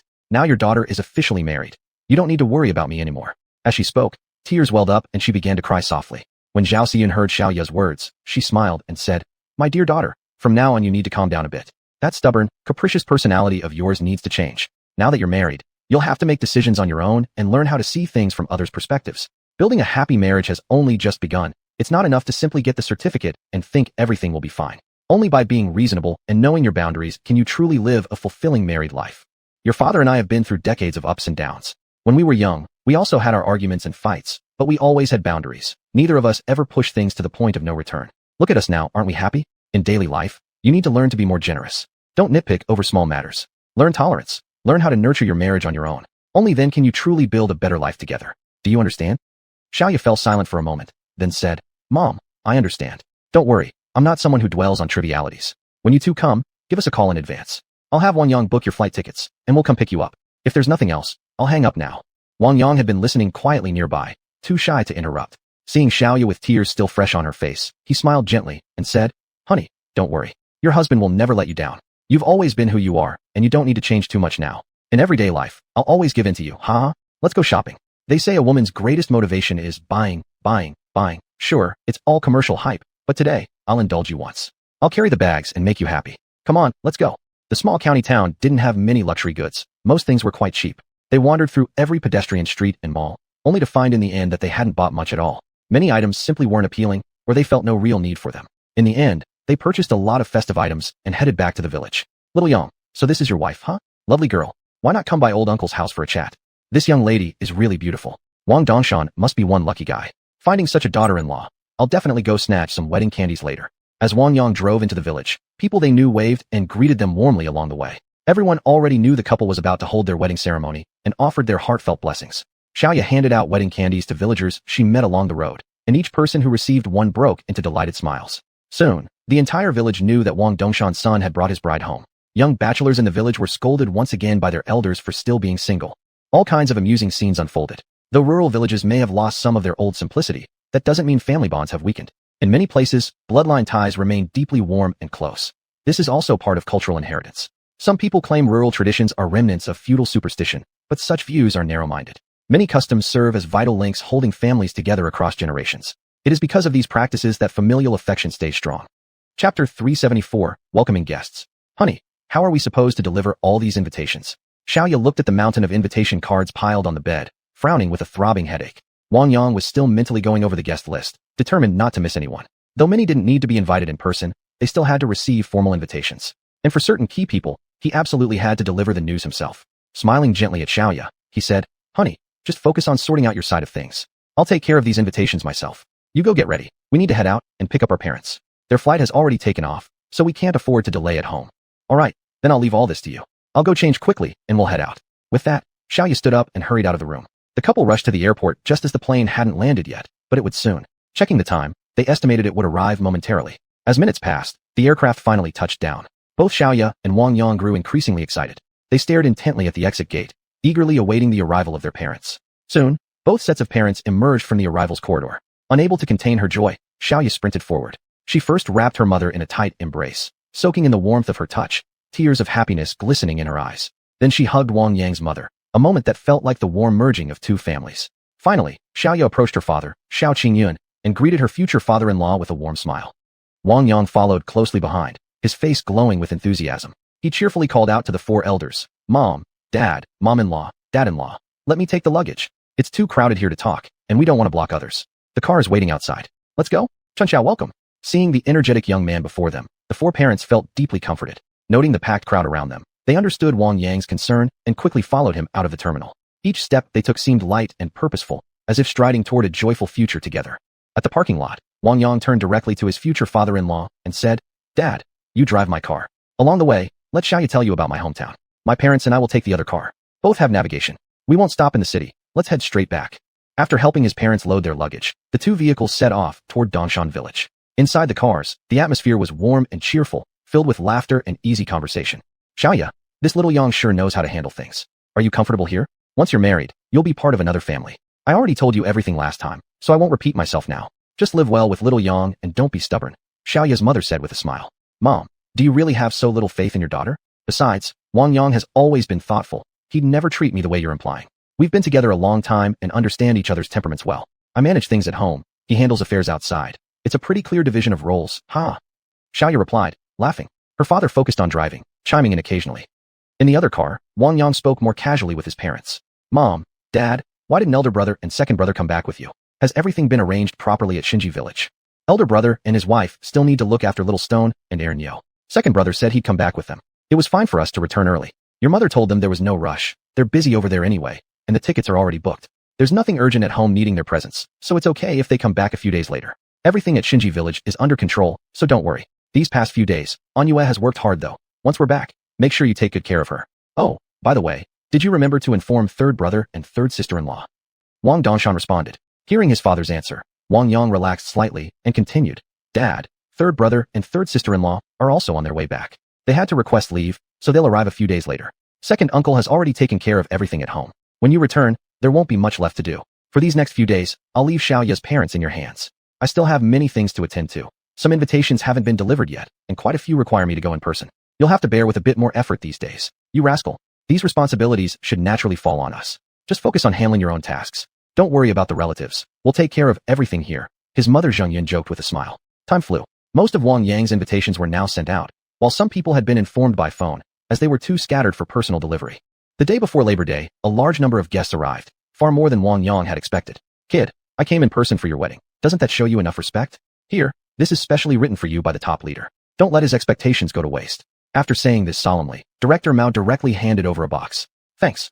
Given our relationship, I won't say thank you too much. I'll keep this item carefully. When you return, please pass on my message. Tell him everything remains unchanged, and once I'm back, I'll further increase support. The construction progress there is moving quickly. There won't be any issues. As for you, I'm even more grateful. Your coming at this moment truly surprised me. Holding the box with both hands, Wang Yang said joyfully. In the martial world, Tan Shen Daoist from Wudong actually came in person. Though the old heavenly master from Longhushan couldn't attend personally, he sent a calligraphy and painting piece through a messenger, which carried endless implications. This artwork might have been the old heavenly master's own brushwork or a treasured masterpiece he had collected for years. Every stroke and line revealed his attention and blessings. The senior elder from Xiuxian Gate went even further. An ownership certificate for an island he had sent was undoubtedly a weighty gift.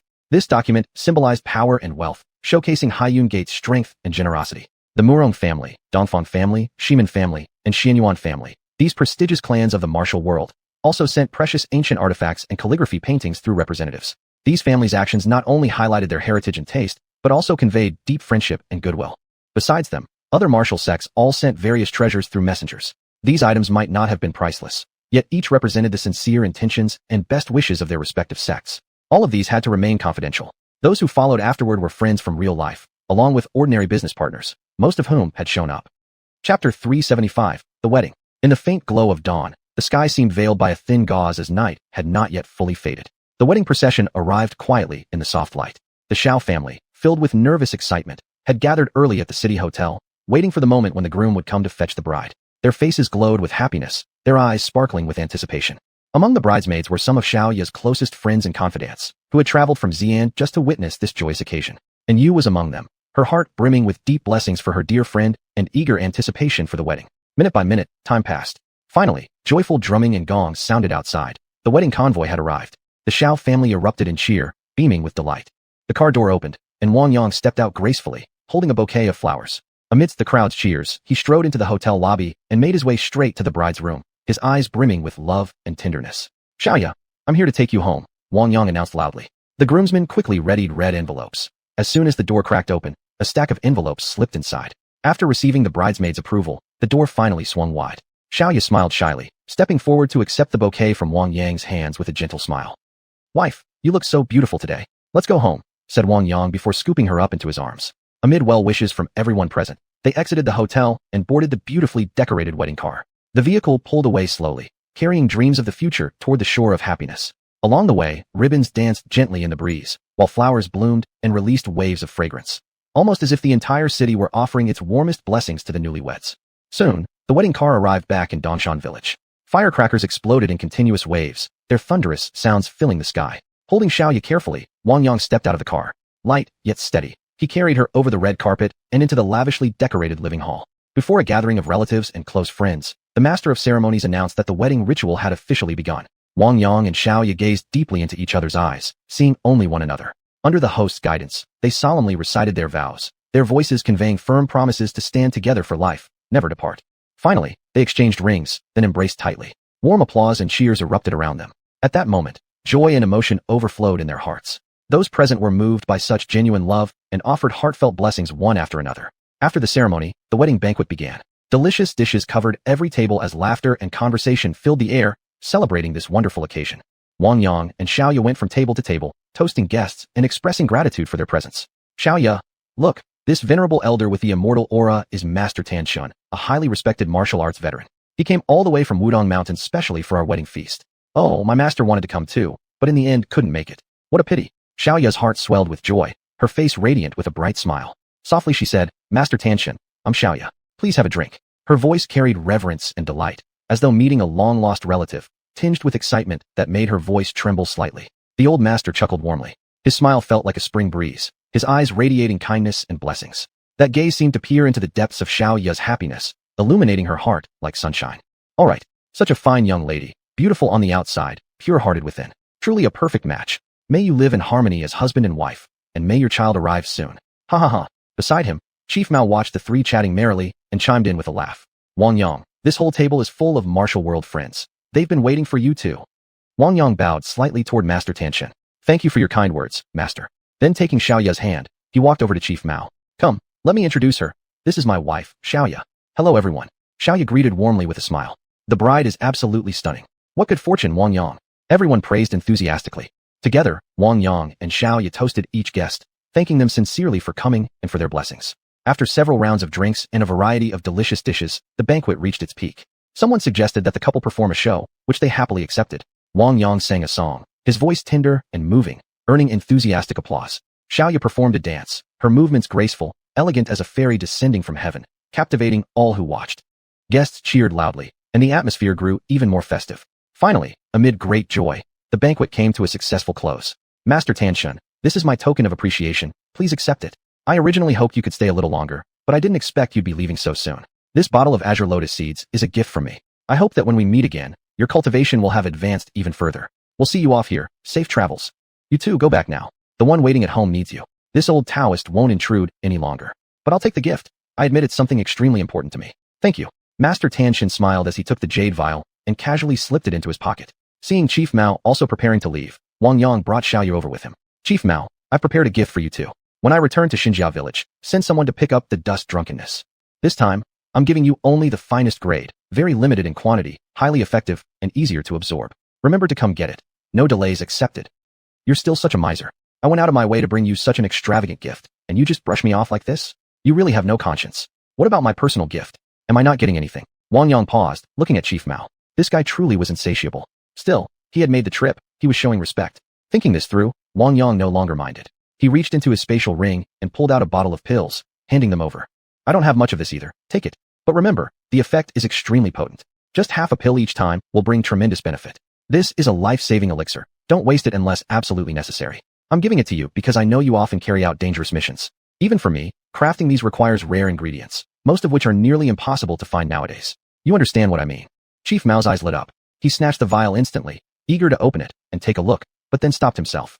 How much more do you have? Could you give me another batch? You know my people get injured often.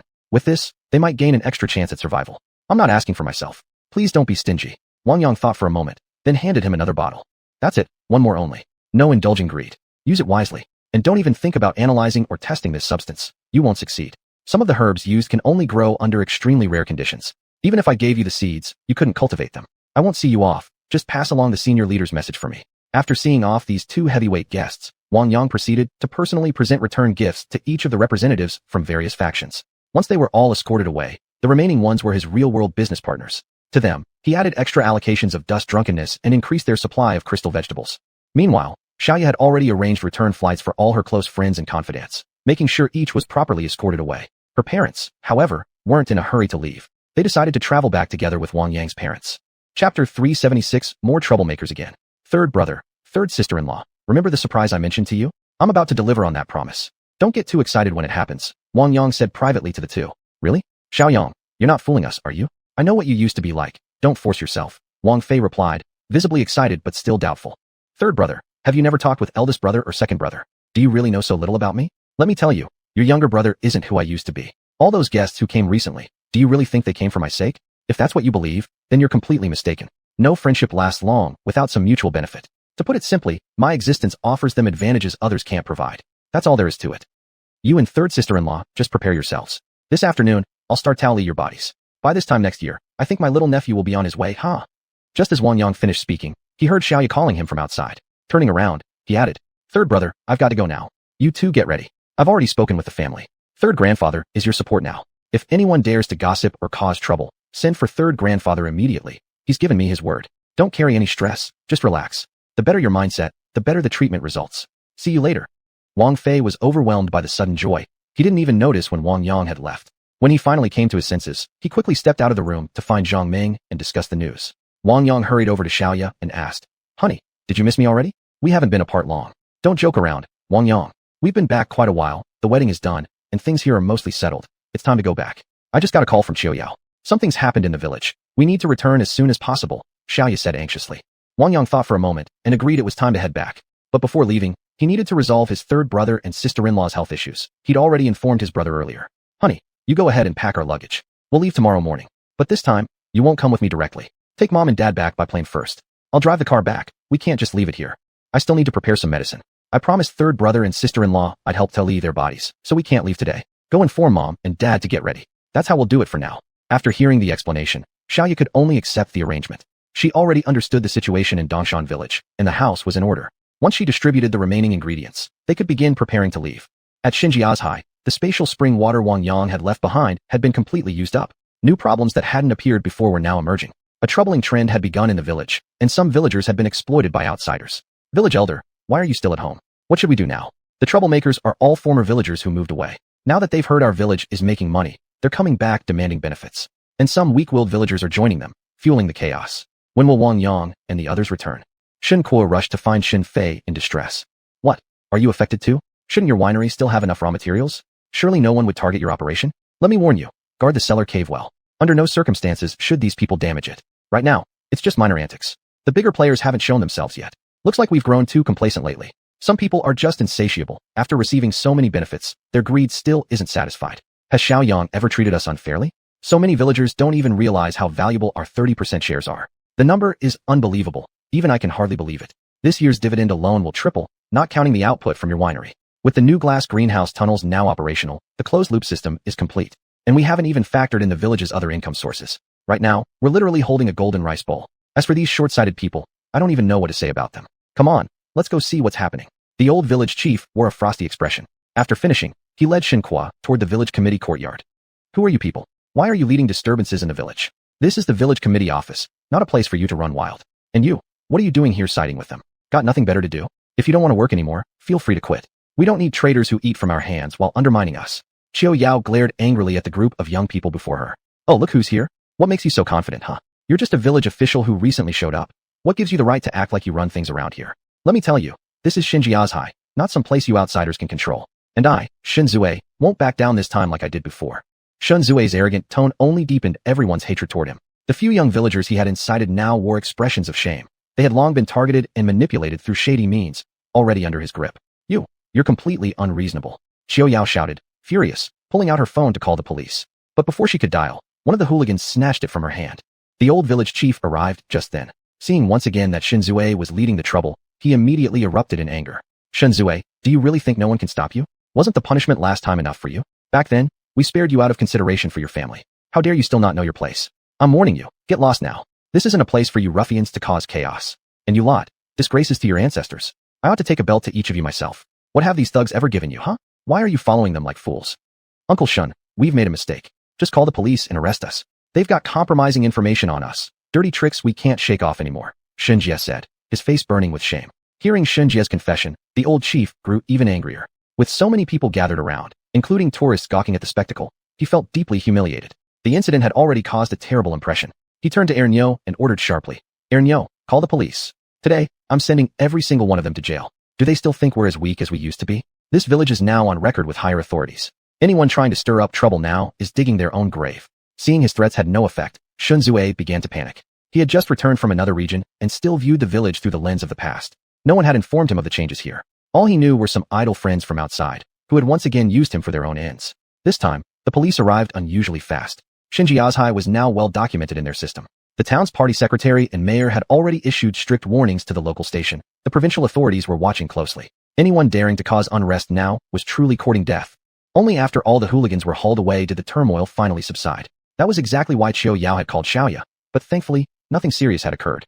Chapter 377. Changes. In the afternoon, sunlight streamed through the window into the room, casting patchy shadows across the floor. Wang Yang arrived at Third Brother's home carrying a heavy medicine case. This attempt today was of great significance to both Third Brother and his wife. Wang Yang knocked gently on the door. It opened quickly, and Third Brother and his wife greeted him with warm smiles. The couple had already made their decision. They would let Wang Yang try. After all, he was family. They trusted that he would never deceive them. When they saw how many medicinal ingredients Wang Yang had brought, Wang Fei and Zhang Ming exchanged a glance, a hint of doubt flickering in their eyes. Still, they nodded in agreement, signaling that he could begin. Sensing their hesitation, Wang Yang took a deep breath, striving to make his smile appear even more confident. Third Brother, sister-in-law, I know you might have some doubts, but please trust me. I've brought these herbs because I fully understand their effects. I'm determined to help you fulfill your dream of having a child. Please relax and don't worry about anything, Wang Yang said softly, his voice filled with sincerity and resolve. Xiaoyang, just go ahead. If anything happens, we won't blame you, ha. Zhang Ming smiled as she gave her approval. Seeing how calm his sister-in-law appeared reassured him greatly. This was indeed an excellent beginning. Wang Yang spoke gently. Sister-in-law, please sit down first. Don't be nervous. Let me check your pulse, then I'll examine Third Brother. You know, having a child isn't simple. One problem from either side can create difficulties. But since you trust me, I promise I won't let you down. With that, Wang Yang took a deep breath, slowly closed his eyes, adjusted his breathing rhythm, then cautiously released a thread of true energy. His spiritual awareness followed closely behind, like a loyal guard staying vigilantly alert, meticulously observing every subtle change within his sister-in-law's body. Soon, Wang Yang detected a faint chill near her lower abdomen, one that had lingered there for over a decade. He couldn't help but feel sorrow for all she must have endured. Third brother Ly noticed the shift in Wang Yang's expression, his voice tinged with anxiety. Xiaoyang, we're not outsiders here. Just tell us what you found. Your sister-in-law has always taken good care of you when you were growing up. A flicker of emotion passed through Wang Yang's eyes. He nodded slightly, speaking in a slightly lowered tone. Third brother, there's a lingering coldness in my sister-in-law's lower abdomen. It's been there for a long time. I can sense how hard she's suffered over the years. But don't worry, this issue is easy to fix. I'll clear it immediately. Just take some medicine afterward, and everything will be fine. Now you sit down too. I'll check you next. It didn't take long before he finished examining and treating both of them. At this point, they were completely free of any health issues. Xiaoyang, that's it? That was way too simple. I wasn't even ready yet. Ha! Third brother chuckled upon hearing the good news, now teasing lightheartedly. Relieved and happy seeing their joy, Wang Yang simply smiled and quietly left. The next day, as dawn's first light touched the earth, Wang Yang was already driving toward the airport with Xiaoya and both sets of parents. After seeing them off, he turned back to the village to pick up his childhood friend. Wang Yang, now that your in-laws have left, shall we get going too? Sun Tao's voice pulled Wang Yang back to the present. Xiaoya returned to Xinjia village in urgent haste, her steps swift and purposeful, as if propelled by invisible force. The moment she stepped into the village, she began searching eagerly for Qiuyao. When they met, Qiuyao slowly recounted everything that had happened, his voice low yet heartfelt. Xiaoya listened quietly, her emotions rising and falling with his narration. Upon hearing how resolute and fair old village chief had been in handling matters, admiration welled up in her heart. However, when Qiuyao mentioned the problems that arose after their departure, Xiaoya furrowed her brows. She could feel Qiuyao's inner worry and anxiety, and she herself grew uneasy about the potential issues. For now, all they could do was wait for Wang Yang to return and handle things. After a long journey, Wang Yang finally arrived in Xinjia village that evening. Ignoring his physical fatigue, he immediately extended his spiritual awareness, carefully scanning the entire village. After a thorough sweep, he found no major issues, and truthfully, didn't pay much attention anyway. Hutu sensed Wang Yang's return and came sprinting out from the courtyard, rushing over quickly. Boss, you're finally back. We've missed you so much these past days. How are Jinbao and Yunbao doing? I told you to guard the village. Why did I hear something about petty thieves coming to cause trouble again? How was it handled? Don't worry, just some insignificant clowns, the same ones we dealt with last time. They got caught again later. Not sure exactly what happened, but everything in the village seems normal. Wang Yang pondered for a moment, but finally made up his mind to enter the secret realm first and check the situation, how far the construction had progressed, and whether there was anything urgent that required his attention. Honey, let's go inside and talk. This time I came back, I really noticed some rather unfriendly signs, Xiaoya said, her voice tinged with concern and her eyes revealing a hint of unease. All right, don't worry, I'm here. Whatever comes, it's just minor stuff. Even if we give up our visible businesses, it won't matter much. Let's go into the secret realm together and take a look. I have no idea how things are going in there, Wang Yang said, pulling Xiaoya into the secret realm. Master, you'd better go have a look. The construction speed over there has been too fast. It's hard to tell whether this is good or bad. Huizi ran over excitedly and said, Huizi, stay here with Xiaoya for now and walk around to see how things are. I'll go visit my master first. Once I come back out, we can talk in detail, Wang Yang said, then vanished on the spot. Su Zhongdaoren was quietly rejoicing. He'd finally made another breakthrough in cultivation after all his recent efforts. Seeing Wang Yang arrive, he smiled and said, You little brat, you're finally back. Look at my cultivation level, hasn't it improved? And congratulations on your marriage. I've prepared a few small gifts for you. I'll hand them all over later. You should go check on other places. Everything here is fine. Master, I rushed back without rest, hurrying non-stop just to see you sooner. How have you been feeling lately? I've been thinking about you the whole way. Now that I see you're perfectly well, I can finally relax. Since there's nothing here that needs my help, I'll head over to Old Hu's place next. If you need anything at all, just let me know. Your disciple will do everything in his power. Chapter 378, Secret Realms Yield. After leaving the Taoist temple, Wang Yang first made his way to where the world tree sapling was located, eager to see what the secret realm looked like. It had been over half a month since he last entered this place. Surely Old Hu's side must have transformed significantly by now. The moment he touched the world tree sapling, a mysterious yet powerful aura washed over him. After recent periods of accumulation and recovery, the sapling had finally completed its integration. Wang Yang could now sense that he could effortlessly control certain changes within the space, no longer needing to go through the cumbersome process as before. He focused his mind and re-established a connection with the sapling, beginning to probe the transformations inside the secret realm. Quickly, he gained a clear understanding. Old Hu had truly been busy these past days. The farmland they had cultivated was on the verge of harvest season. Wheat dominated in planting area, vast golden fields stretching endlessly like an ocean. At the same time, crops such as corn, rice, and soybeans had also reached considerable scale. The fruits of their hard labor were astonishing. It was foreseeable that once these grains matured and were harvested, the yield would be incredibly enormous. At this thought, Wang Yang felt immense excitement. Such abundant results would not only solve urgent real-world needs, but could also bring tremendous change to society as a whole. Wang Yang began directing the world tree sapling, making subtle adjustments to some of the terrain within the secret realm. He relocated the medicinal herbs planted by old Jia to a separate designated area, then gathered various seeds from the 5 elemental pearls and scattered them throughout the dense highland forests, confident that miracles would soon emerge.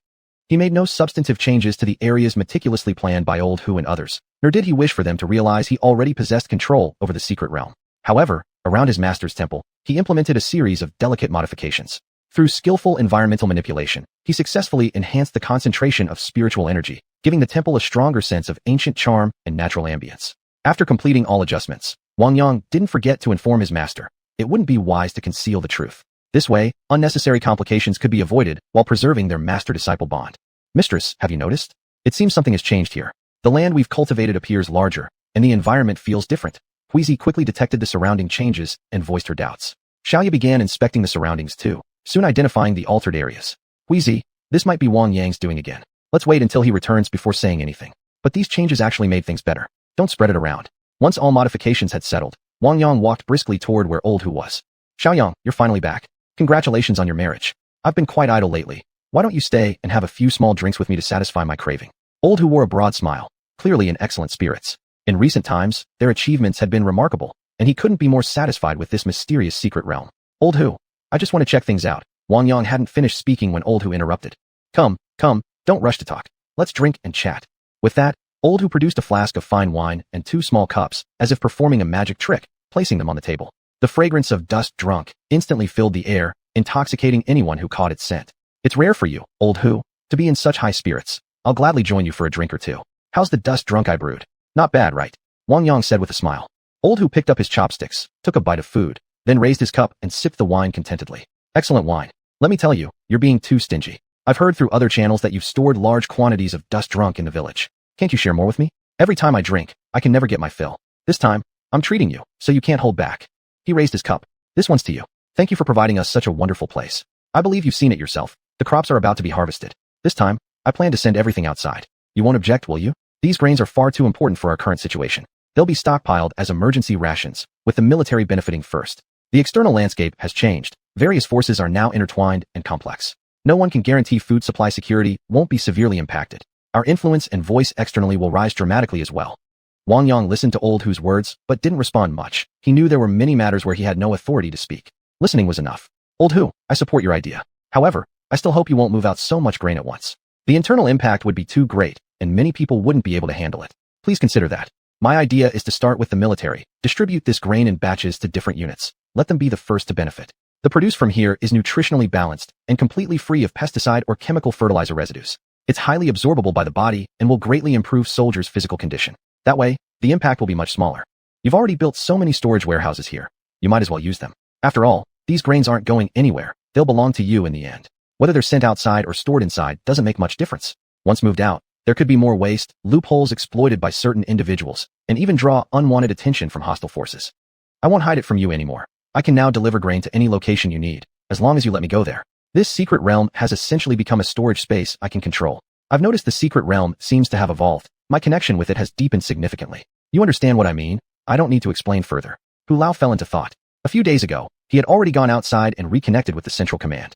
Both current and former top leaders had exchanged views, both eager to quickly eliminate external interference. Now that food reserves were sufficient, future coercion was no longer a concern. But now the main decision-maker had reservations. He couldn't just ignore them. Sometimes, an outsider sees things more clearly. Xiaoyang, is that really your opinion? I think you're being overly cautious. What do you have to fear when this place won't be exposed anyway? Let me tell you, everything here is classified at the highest level. Anyone who knows about this place has essentially joined us inside. There's nothing for you to worry about. Still, I'll take your concerns into consideration, and I'll pass on your suggestion to the higher-ups. After all, not holding the position means not making the decisions. I'm already retired, yet still invited back, only because of my love for the country. All right then, I'll leave the decision regarding the first harvest entirely to you. Now, let's drink. Otherwise, the food will get cold. Wang Yang didn't decline. He'd wait until their harvest season came and check the output himself later. After 3 rounds of drinks, time had gotten late. He still had other matters to attend to. Best to leave now. Hu Lao, since there's nothing urgent here and your project schedules are all on track, I'll head out first. I have other things to handle. If anything comes up, feel free to find me. Hu Lao happily agreed. He knew Wang Yang had just returned from his honeymoon and must have plenty to deal with. He didn't want to hold him up, so he smiled and gave his consent. Wang Yang found Xiaoya, briefly explained things to Huizi, then took her with him as they exited the secret realm. Chapter 379 Arranging a Job for My Childhood Friend. Honey, why did you let me out so soon? Is something going on? Xiaoya asked in confusion. Babe, you just go back first. I need to hear about what's been happening in the village. And about arranging things for my childhood friend. Take care of village matters while I'll take them over to the distillery tomorrow, Wang Yang explained with a smile. Oh really? When I went back to the village, Xiao Yao already told me someone was causing trouble again. Looks like some people are up to no good once more. You should be careful. You know the saying, kings are easy to deal with, but it's the little devils that cause real headaches. You'd better go check on the greenhouses first. I heard the water from your spatial pocket has run out, and the quality of the crystal vegetables has clearly dropped by a level. If nothing changes, we might end up just like those other 3 villages. Then they can set whatever price they want. Xiaoya shared what she knew. Wang Yang glanced at the sky. It was the perfect time to go refill his spatial water. The 40 or 50 greenhouses consumed a lot of water. I understand. I'll head out now. You go to sleep and don't worry about me. This time, I'm going to fully rehydrate the entire village. The fish ponds, the winery, and the mountain pasture all need it. I'll be back by dawn. By morning, every problem will be solved. Wang Yang quietly left the courtyard, allowing only Tiger Head to follow him. Tiger Head, stay close and don't make a sound. No warnings, just keep beside me. Boss, don't worry. I've got your back, Tiger Head replied. Wang Yang gave the big dog's head a gentle rub, smiling in satisfaction. He arrived first at the glass greenhouse complex, carefully avoiding the night watchman and heading straight for the water room. The open-air reservoirs were filled with ordinary groundwater. There wasn't a drop of spatial spring water in sight. He summoned Xiao Kai, first absorbing all the regular stored water, then releasing pure spatial spring water to replace it. Next, he went to the pumping station and directed Xiao Kai to infuse spatial water into the underground supply, blending it thoroughly. Once satisfied with the timing, he recalled Xiao Kai back into his body. Then he moved swiftly to each water source one by one, completing the entire irrigation network for the greenhouses in short order. For several months at least, the greenhouses would require no further spatial water.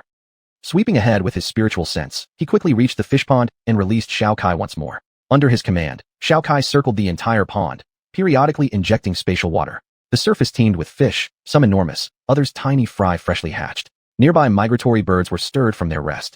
Taking advantage of the darkness, they swooped down greedily, feasting without restraint. With so many fish near the surface, all they had to do was lower their heads to eat. The birds' calls rose into the sky, echoing and overlapping, as if performing a grand symphony beneath the night. After finishing all tasks here, Wang Yang turned toward the mountain grassland. Upon arrival, he immediately filled the water sources with spatial spring water. Seeing how much the cattle and sheep had grown, he felt deeply satisfied. Next, Wang Yang arrived at the distillery site, making sure not to disturb the night shift workers. Silently, he walked to the water source and added a generous amount of spatial spring water. Then, without delay, he headed toward the Wild Boar Valley. This time, he brought along a large load of corn cobs, helping the wild boars drink and replenishing their water supply as well. Finally, everything was taken care of. After an entire night of hard work, Wang Yang let out a long breath. Seeing everything in the village thriving, he felt a deep sense of accomplishment. Returning home, he gently entered the bedroom and gazed at Xiao Ya's sleeping face, a warm smile spreading across his own. The next morning, sunlight bathed the village as villagers stepped outside, breathing in the fresh air and embracing the beauty of a new day. First, Wang Yang went to the village committee, where he discussed plans with old village chief and Xiao Yao to host celebratory banquets in the village, just to lift everyone's spirits. As for Shun Zue's recent disturbance, he didn't bring it up. Better to pretend he didn't know. Someone else had handled it anyway, and he didn't care about the outcome. He had no intention of souring relationships since he himself had suffered no loss. Stepping out of the village office, Wang Yang took a deep breath of the crisp morning air, feeling especially refreshed. Then, he began walking toward the direction where his childhood friends were staying. Soon, he arrived at the small courtyard where second brother used to live. Pushing open the gate, he saw Wu Yihong and his wife busy packing and cleaning. Yihong, come, sit down for a bit. Wang Yang pulled up a stool and sat down, continuing, I just spoke with the old chief at the village office. You'll start working today. His childhood friend nodded in understanding. Wang Yang continued, Yihong, later on, you and your wife just follow my eldest brother and sister-in-law. They'll arrange suitable jobs for you. Sun Tao, Dazhuang, and Wang Wei, come with me to the distillery in town. My second brother works there. He can guide you around. Once you get used to it, if you still don't feel comfortable, you can always come back to work in the village.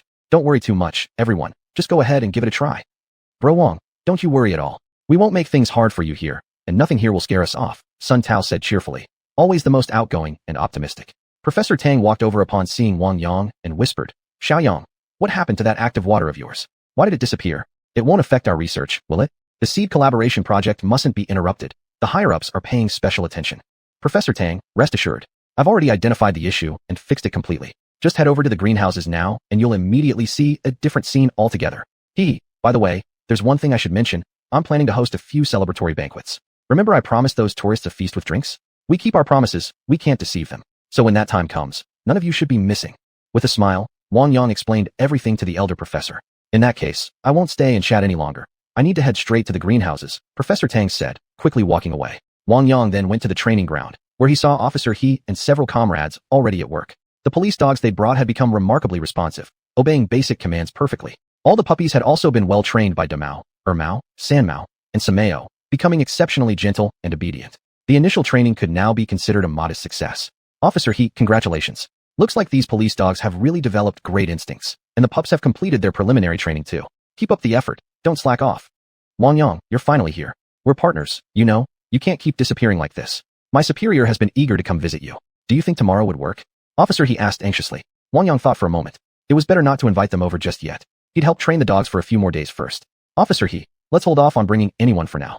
I've got some matters to attend to these days, so I'll assist with further training. When I feel it's ready, then you can bring people over. In the morning, after sending off his childhood friends and checking the water source at the distillery, he found the spirit-gathering formation running very stably, which reassured him. He quietly added a large amount of spatial spring water into the supply. After completing all this, he returned once again to the village. Chapter 380, The Flowing Banquet. Excuse me, young man, a passing tourist asked with curious laughter. Your village is so lively today. Why all these tables and chairs set up? The young man addressed as young man paused his work, looked up, and smiled. Today's a joyous occasion for our Shun family village. Everyone must stay and not leave just yet. The Wang Yang elder in our village is hosting a flowing banquet for all of us, completely free of charge. Before he even finished speaking, astonished murmurs rippled through the crowd. Wow, what incredible luck. We get to enjoy delicious food for free today. Mr. Wang is truly generous. Huh, the amazing brother really keeps his word. He's amazing. We were planning to eat at a local farm restaurant, but now we'll just wait a little longer. In an instant, excitement filled the air as people chatted eagerly, brimming with anticipation for the banquet about to begin. Meanwhile, the young man resumed his busy work, his face glowing with pride and joy. Xiaoyang, when exactly will this banquet start? You gotta give us a precise time. There are plenty of villagers here, not to mention all the tourists visiting. If we don't prepare enough dishes, it won't be enough for everyone. Shun Haoshuan stood before the stove, carefully tending the fire beneath it. When he spotted Wang Yang approaching, he immediately broke into a bright smile and called out. Haha, brother Haoshuan, I'm counting on you to show off your culinary skills later. Whether or not the tourists love your cooking directly affects whether your golden reputation stands strong. Don't worry, everything's been arranged. The feast starts promptly at 10 o'clock. If there's anything that needs coordination or any tricky issues arise, just come find me anytime. As for ingredients, if we run short on vegetables, we'll send people to pick fresh ones from the greenhouses right away. For meat and fish, we can call our suppliers at any time. They'll deliver immediately. Wang Yang replied in his usual cheerful and humorous tone. The villagers assisting nearby couldn't help but chuckle at his words, their laughter filling the air. Wang Yang continued, uncles, aunties, brothers, and sisters, I really count on all of you today. Later, make sure to eat well and drink heartily. I hope everyone shares in our joy. This year, we're going to have several banquets in the village. Many of our young folks are reaching marriage age. I hope none of you need to worry about your children's marriages anymore. Let me tell you ahead of time, this year's village dividends won't be less than triple last time's amount. No one needs to worry about money. If anyone faces difficulties, come to the village committee for help. I'm certain village chief Qiu Yao, an elderly, won't stand idly by. Boss Xiaoyang, you're truly magnificent. Shen Haoshuan laughed in response. It's not about me being generous. It's because everyone in the village works hard. As long as you all keep working diligently with me and don't cause trouble, I won't let anyone down. During my few days back home, I heard someone came to stir up trouble again, but elder uncle resolved it. I want to thank all of you here for supporting and believing in me, and especially thank the village committee for their strong support. I won't disturb your work any longer. Wang Yang, come with me for a moment. I need to talk to you. Xiaoya stepped lightly beside Wang Yang, her eyes revealing a hint of mystery and urgency. She gently patted his shoulder and spoke in a low voice. Wang Yang turned around, a flicker of confusion in his eyes. What's wrong? Did something happen? Xiaoya frowned slightly, her lips parting softly. Come with me. Let's go discuss it at the office. Seeing her serious expression, Wang Yang's heart tightened instinctively. He followed closely behind her, and soon they arrived at Xiaoya's office. What's going on? Why so secretive? Wang Yang couldn't help but ask again. I've noticed the quality of the greenhouse vegetables has declined. Have you checked the greenhouse lately? Was the spatial water replenished? Xiaoya asked, equally puzzled. Wang Yang reactivated his spiritual awareness, scanning the greenhouse. To his shock, he found that the spatial spring water he had placed in the open reservoir just a few days ago had once again been switched out. He wore a baffled look. What was happening? Fortunately, he had also supplemented large amounts of spatial spring water at the underground water source, preventing major fluctuations. I understand now, Xiaoya. I'll handle this. Don't say anything for now. I'll replenish it again tonight. It won't cause significant impact. Since you already know, I won't say more. Go welcome the guests. Today is a joyful day. I don't want to dampen anyone's spirits. Seeing that Wang Yang had grasped the issue, Xiaoya said no further. It was enough that she knew in her heart. On his way back from the office, many tourists waved and greeted Wang Yang. Amazing, brother. Congratulations on your marriage. Such a generous boss. Wang Yang smiled and responded to each one, occasionally inviting them to come taste the food. By now, the banquet had officially begun. Several young villagers were carrying dishes and serving them at the tables. Villagers came and went, sitting down to eat or switching tables after trying different dishes. Each table was equipped with serving chopsticks, and everyone was quite conscious about hygiene. Extra utensils were available for anyone to use at any time. So delicious. The food here is absolutely amazing. We've all heard the crystal vegetables produced here are extraordinary, but I never expected them to taste this good. Coming here for a visit was definitely the right choice. Exactly. I told you all this before, but no one believed me. You thought I was exaggerating. You might not know this, but the fish from the village pond are also legendary. Unfortunately, only skilled anglers get to enjoy them. I heard these fish have become so prized they're practically priceless. Ordinary folks can't even dream of tasting them. Really? I saw there's a big pot cooking fish over there. Let's try some later. The tourists gazed eagerly at the large cauldron simmering with fish.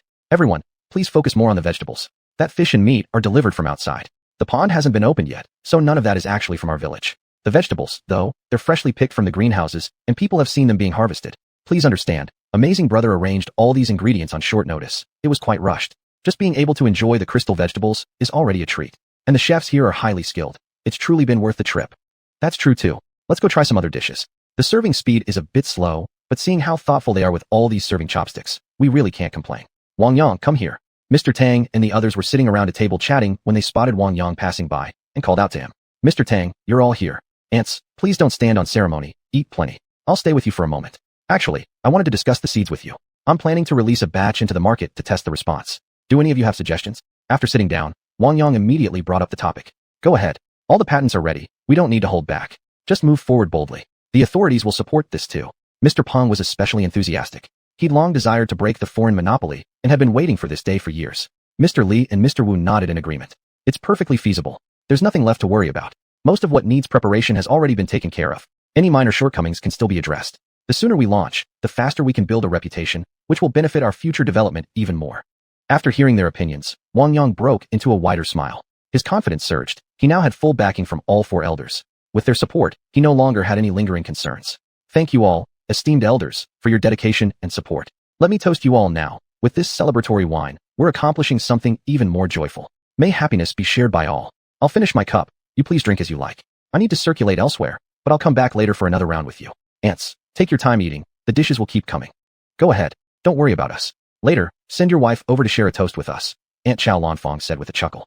Chapter 381, Found the Water Thief. Wang Yang went from table to table toasting guests. After Xiaoyu arrived, she quietly replaced his alcohol with plain water. With so many guests today, if he didn't play it smart, he'd definitely be drunk before long. Drink less. Every time I see you chug like that, I get scared. How can you handle it? Downing cup after cup so fast. Xiaoyu scolded gently. Wang Yang took a sip of the plain water and couldn't help but laugh. Honey, I'm just getting started. Don't worry about me. No one in the village can outdrink me. You know that. Wang Yang winked at Xiaoyu and moved on to the next table. Wang, little brother, you've got the stamina of a tank. We'll drink up, but you go easy. So many tables waiting for you. Your wife's already Kung, ha, a tourist teased. The banquet stretched late into the night. As joy filled the air, villagers lit a bonfire beneath the moonlight. Laughter echoed through the trees, and no one could say who left last. This feast had truly cemented its reputation. People in and around Xian now knew Shanxai as a wonderful place to unwind. Not only was there delicious food and beautiful scenery, but there was no entrance fee, just the cost of a meal. Of course, if you wanted to buy anything, that was extra. The next morning, Wang Yang rose early and headed straight to the glass greenhouse. He needed to look into what Xiaoyu had mentioned yesterday. He wanted to check the water usage situation under Lin Haitian's supervision. Director Wang, why are you here? This is the first time you've visited since returning. Come, take a look at my seedling progress. I'm telling you, this year I plan to sell vegetable seedlings to nearby villages. I've already made the plans, and Manager Xiao approved them. Lin Haitian was clearly excited to finally show his hard work to the boss. Lin Master, didn't I tell you? I trust you completely with this place. Just do your job boldly. Even if something goes wrong, it's fine, as long as we stop losses quickly. Just don't make me lose too much money, haha. Wang Yang joked. That would never happen. You've entrusted such an important place to me. I'm always cautious every single day. But there's an issue I want to bring up. Recently, I felt something off in the greenhouse. It doesn't feel as open and light as before. I can't quite put my finger on it, but something feels missing. I think you should come inspect it yourself, Lin Haitian confessed his concerns. At first, Wang Yang didn't say much. He simply asked Lin Haitian to hand over his notes so he could review them. Lin Master, since you've noticed an issue, and Xiaoyu reminded me yesterday, I'm here to investigate. You don't need to follow me. Go about your work. I'll come back and discuss things with you before I leave. Alright then. Director Wang, I'll leave this in your hands and go check on the other greenhouses. I've still got plenty to do, Lin Haitian said and walked off. Wang Yang called Tigerhead over and told him to come check the water storage area with him. He suspected something might be wrong there. How could the vast amount of spatial spring water he'd poured in be used up so quickly, and even replaced? Tigerhead circled the area, sniffing carefully. The scent of many people lingered here, indicating frequent human traffic. Boss, this is tough to trace. If we'd found it the first day, I could have pinpointed the culprit exactly. But now, after several days, with so many people coming and going, almost everyone's scent is mixed in. I can't identify who was involved in the switch, Tiger had admitted. Wang Yang didn't press him further. Instead, he expanded his spiritual awareness and began scanning the surroundings. Finally, in a secluded corner, he spotted a thin hose snaking away toward a distant spot, where a large container was quietly collecting water. So brazen. This person couldn't be a local villager, maybe someone from a neighboring village hired for labor. But then again, it didn't seem quite right. More likely, it was an outsider sent here to spy. Wang Yang went straight to old village chief Shen and asked, Uncle Shen, who's that person bringing water from outside? Why are they taking water from our supply? The old chief was momentarily stunned. He himself had found it odd. The man had been coming around not just once or twice, but multiple times over the past few days. Since the village wasn't short on water, no one had paid much attention. Taking a bit of water seemed harmless enough. Xiuxian, is there something suspicious about this guy? Seeing the old chief was alert after all, Wang Yang finally allowed himself a genuine smile. As long as it wasn't collusion from within the village, he had nothing to fear. Uncle, the irrigation water here is specially formulated. It can't be taken away freely. Lin Master reported the anomaly, and I came specifically to find out what's going on.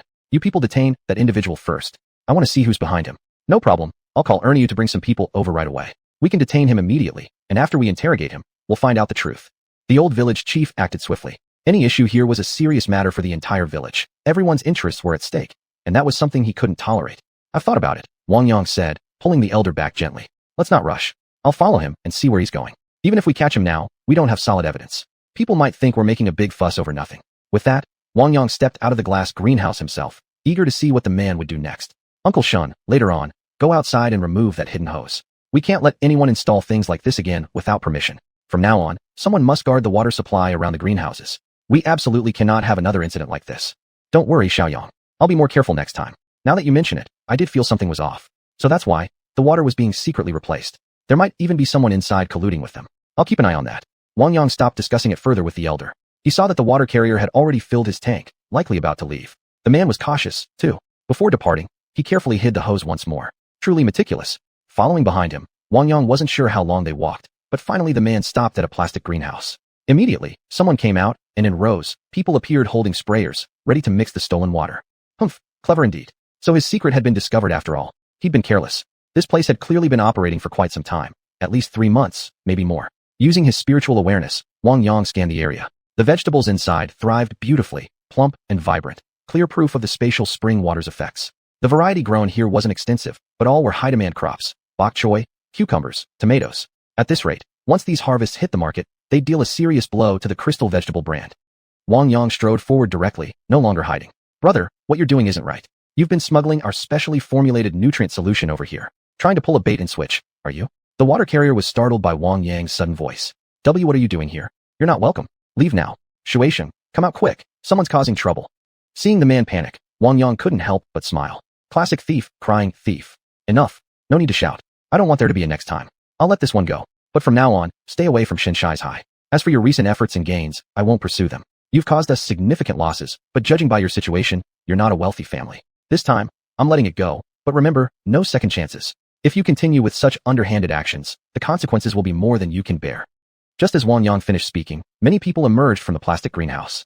Leading them was none other than Xiuxian, a broad, muscular man. Shunzi, what's going on? Who is this guy? Xiuxian demanded loudly. I'm Wang Yang from Shenshai's High. You're stealing our confidential formula.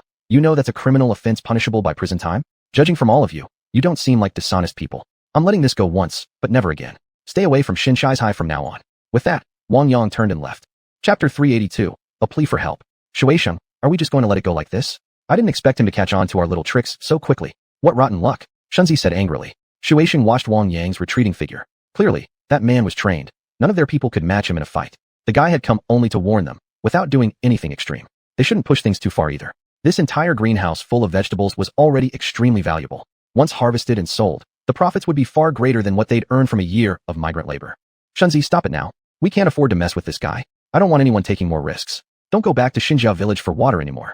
I checked the crops. They'll be ready to harvest in about a week. Let's quit while we're ahead. Luckily, he didn't press charges. Otherwise, someone might have ended up in jail. We can't afford the accusation of theft. Xiuxian sighed deeply, finally making up his mind to walk away. After returning to Xinjia village, Wang Yang went straight to see the old village chief. Uncle Shen, I've taken care of the situation. I believe that person won't come back again. I'll prepare more nutrient solution shortly. But you must keep everything secret, Assign patrols regularly, and tighten security. No strangers should be allowed here, not even villagers from our own community. We need rules in place, or our greenhouse output will suffer serious consequences. I'm about to deploy my seeds, all produced right here. You and everyone else will benefit from this going forward. Everyone needs to stay alert. I don't want something like this happening again. Hearing this, the old chief looked helplessly distressed. He didn't know what to say. Truthfully, he felt he had failed in his duties. Xiuxian, I'm sorry you suffered losses. From now on, we'll expand our patrol zones, and someone will be assigned specifically to guard the greenhouses.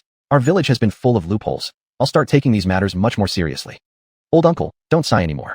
No one wanted this to happen, and you've already done more than enough. Just increase the frequency of patrols and pay closer attention to villagers' behavior, and such incidents won't recur. I'm off to find Master Lin now. You take care. With that, Wang Yang left. When he found Lin Xiuxian, he walked over and said directly, Master Lin, I've identified the cause. Proceed as originally planned. Once the seeds arrive, plant another test batch. I'm entrusting this entirely to you. Excellent. Boss, I must say, you never cease to amaze me. Following you has definitely been the best decision of my life. Lin Xiuxian flattered with an eager smile, his tone dripping with sycophantic praise. Hearing this, Wang Yang couldn't help but laugh. Haha, Master Lin, you're getting better and better at sweet talk. But remember, fine words alone won't cut it. We need real results, ha. Director Wang, as long as I'm around, everything will run smoothly and perfectly. Lin Xiuxian vowed earnestly. Wang Yang chuckled, then stopped bantering. Without another word, he took Hutu and hurried toward the reservoir, where he first used his spiritual sense to control Xiaokai, swiftly switching the water sources. Once everything was ready, he pulled out his phone and called the control room, issuing the order to immediately replenish water to the greenhouses. As the command transmitted, the space spring water within the pipelines began flowing continuously into each greenhouse, and the fine mist sprayed down like a light drizzle, gently settling on the leaves and stems of the plants. This mist-based irrigation method not only effectively maintained soil moisture, but also increased air humidity, creating a more comfortable growing environment for the crops. Gradually, the previously listless vegetables regained their vigor, bursting once again with lush green vitality. Seeing this before him, Wang Yang finally felt the weight lift from his heart. Though the incident had been sudden and unsettling, thankfully there had been no lasting damage. It had been resolved in time. Sir, this place is beyond our ability to intervene. While we still have strength, you must leave now. Please tell my parents at home that I cannot fulfill my duty in this lifetime. Only in the next life can I repay their kindness of raising me. Go now, shouted a bloodied, severely wounded soldier in desperation.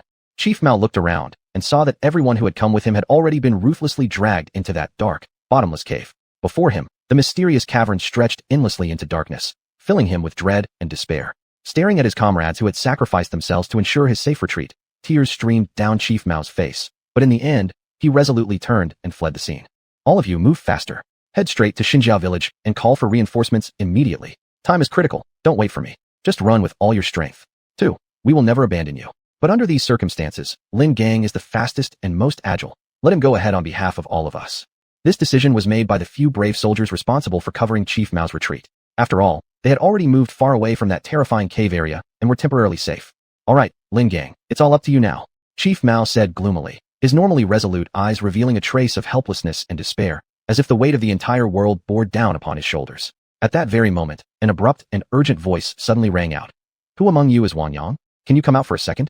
That voice crashed like a boulder into a calm lake, sending ripples surging violently across the surface, instantly shattering the previously tense and suffocating atmosphere. Everyone stared in shock toward the source of the sound, only to see a man standing there, his expression frantic and terrified, eyes darting around wildly as if searching for someone.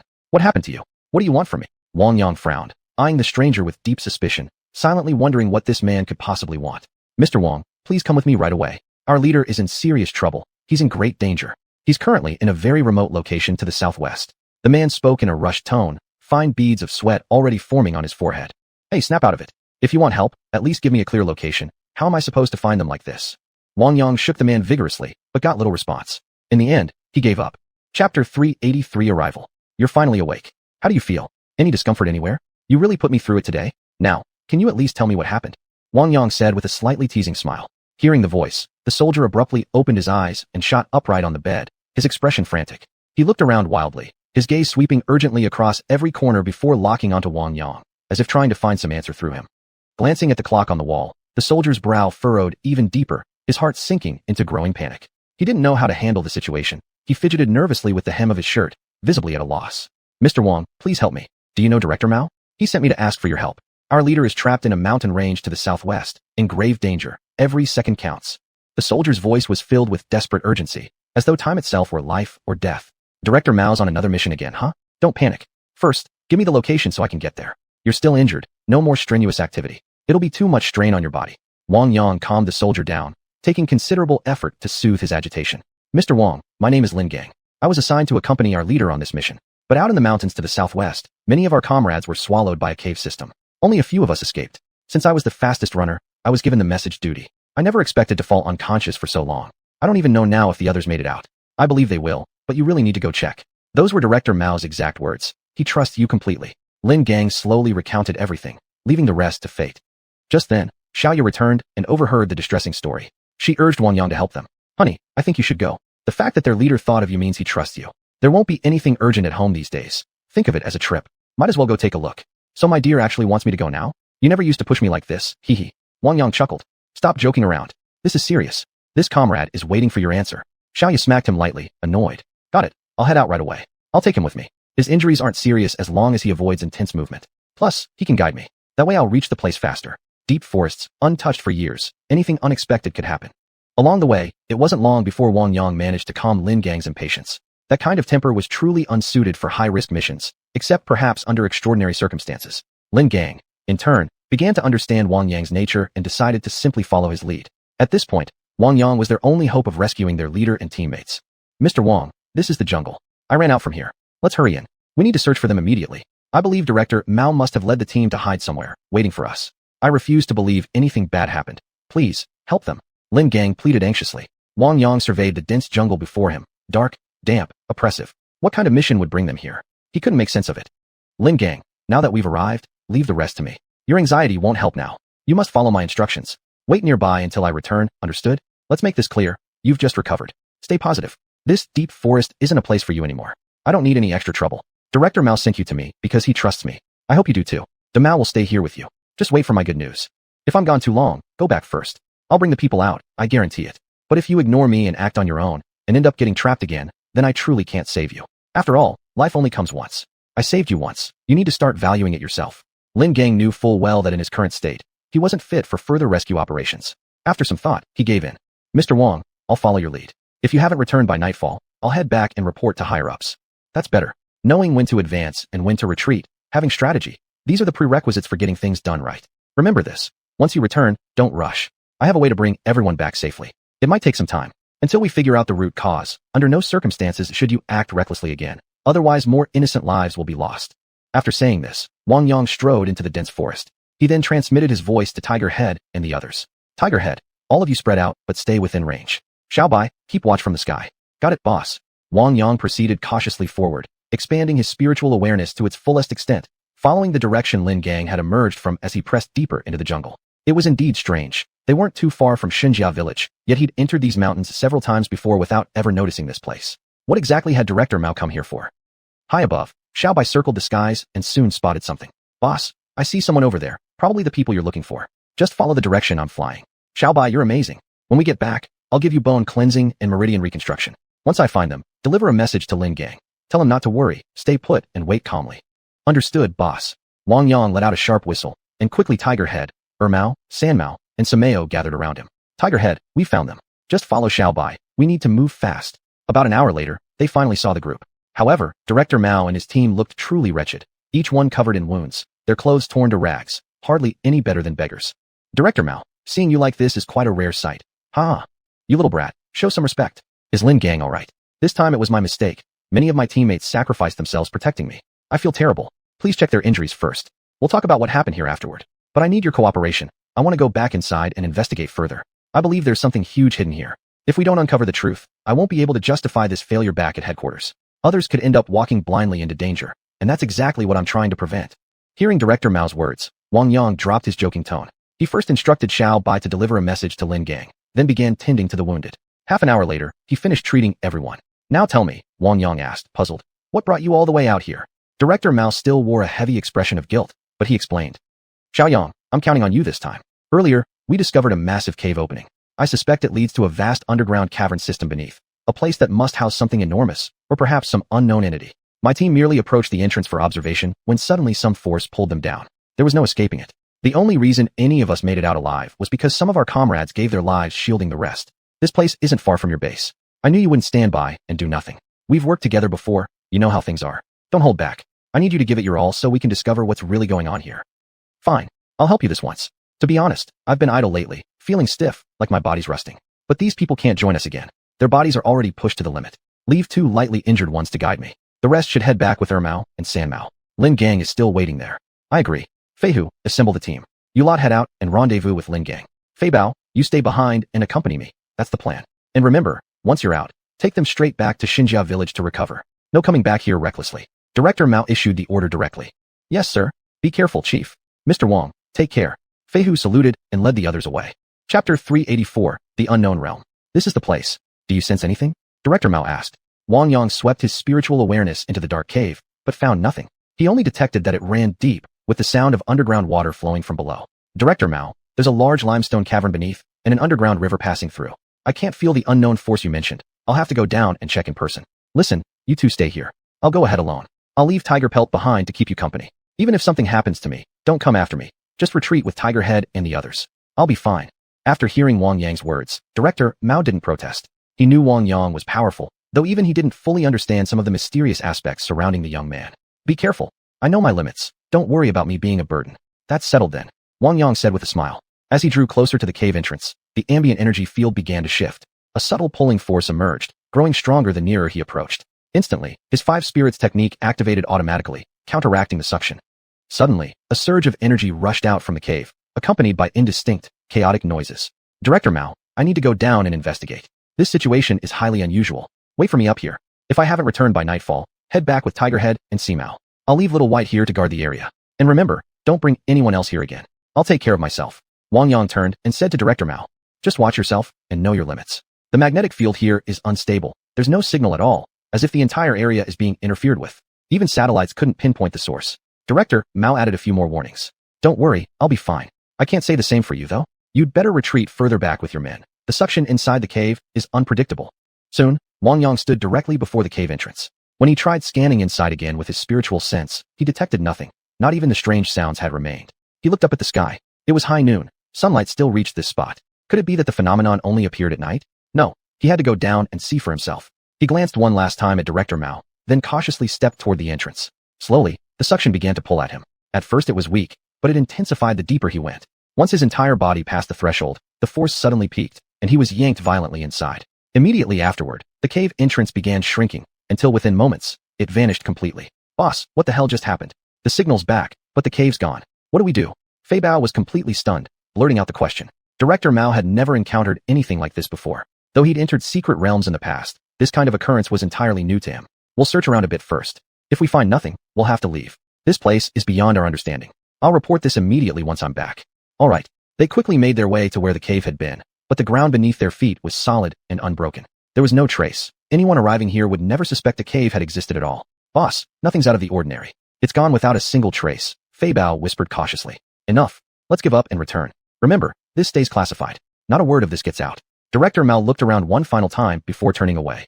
Tiger Head and the others sniffed around the area too, but sensed nothing. Unfazed, they simply followed Director Mao as they departed. Wang Yang was already gone, transported elsewhere, to a destination he didn't know. Ah damn, my head's spinning. Finally not floating in void anymore. Feels good to have solid ground under my feet. When Wang Yang finally regained full clarity, he realized he was no longer in the same space-time. The spiritual energy here was incredibly rich. Towering trees surrounded him, vegetation thick and wild, while unfamiliar small creatures scurried past, creatures he'd neither seen nor recognized before. What on earth was going on? He first located a safe spot and sat down to meditate. His 5 spirits technique flowed naturally on its own, and he could clearly feel there were no longer any bottlenecks holding him back. Master, don't panic yet. You must start cultivating as soon as possible. Those previous limitations no longer exist. This place is a true paradise for you. I didn't urge you before because I knew that even with hard training, you wouldn't achieve much under the old system.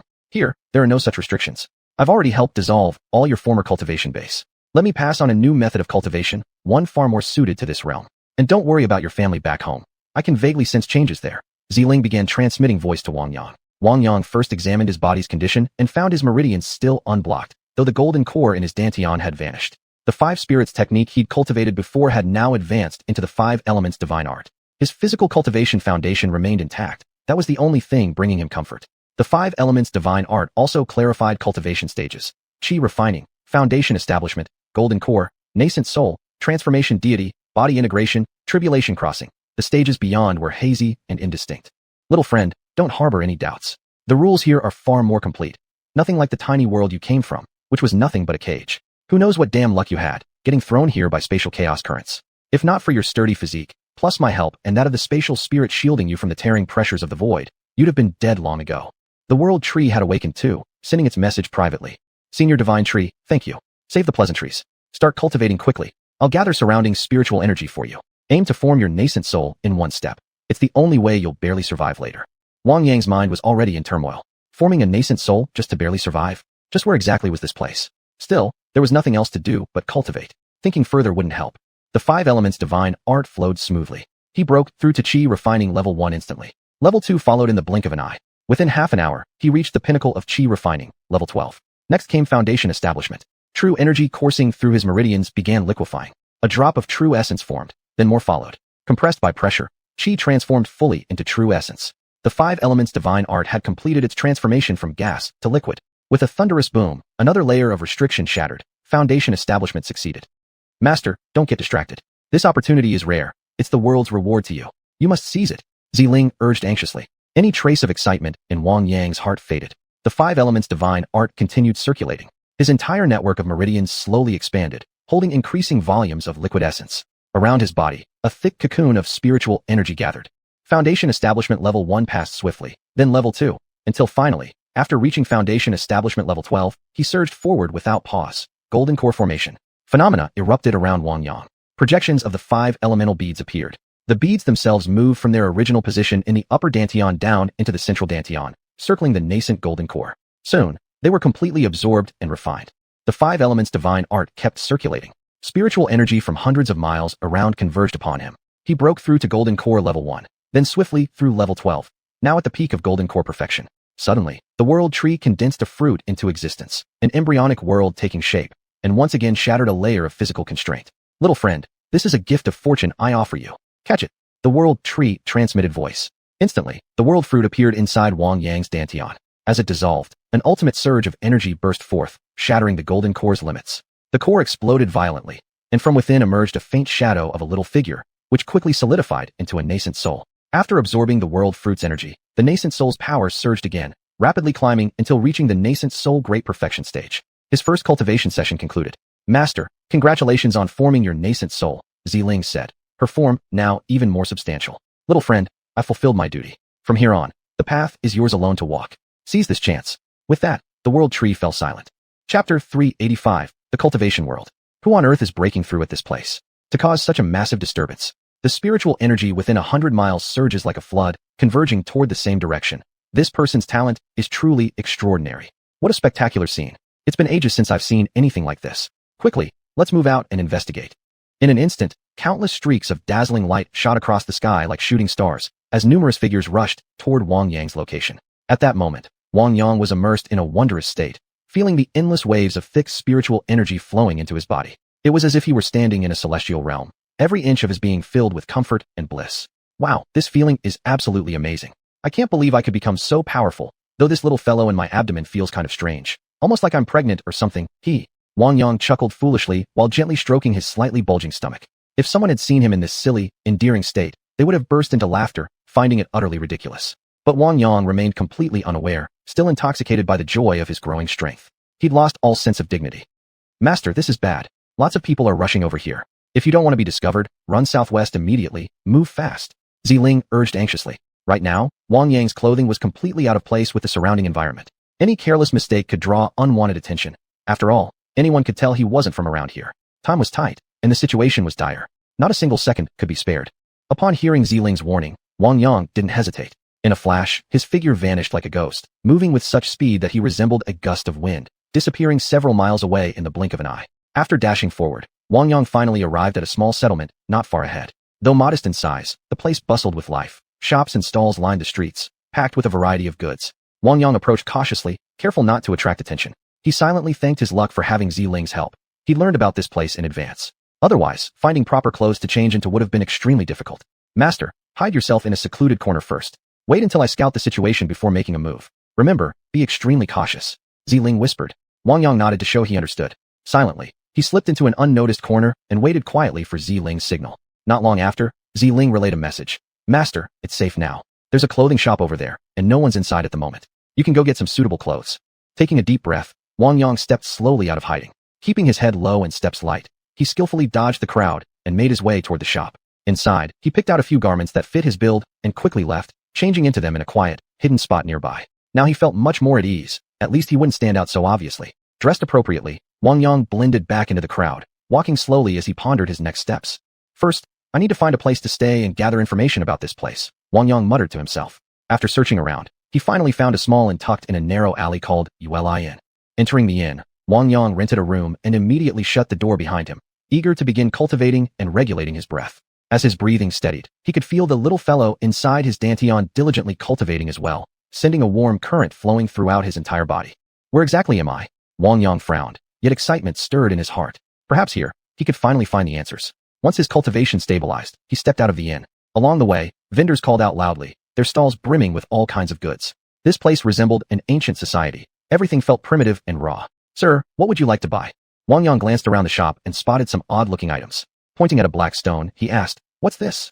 The shopkeeper replied enthusiastically, that's obsidian, very rare. It wards off evil and brings protection. Wang Yang picked up the stone and felt a coolness seeping through his palm. His heart stirred, and he decided to purchase the piece of obsidian. After paying, Wang Yang continued strolling through the market. Suddenly, he heard a heated argument coming from ahead. Turning toward the sound, he saw a street vendor and a customer locked in fierce dispute. Wang Yang stepped forward and quickly understood what had happened. It turned out the customer believed the medicinal herbs sold by the street vendor were of poor quality and demanded a refund. Indeed, the herbs did have issues. Drawing on his extensive planting experience, Wang Yang immediately pointed out their defects. Seeing this, the vendor realized he was dealing with an expert and reluctantly agreed to refund the money. The customer was deeply grateful, repeatedly expressing thanks.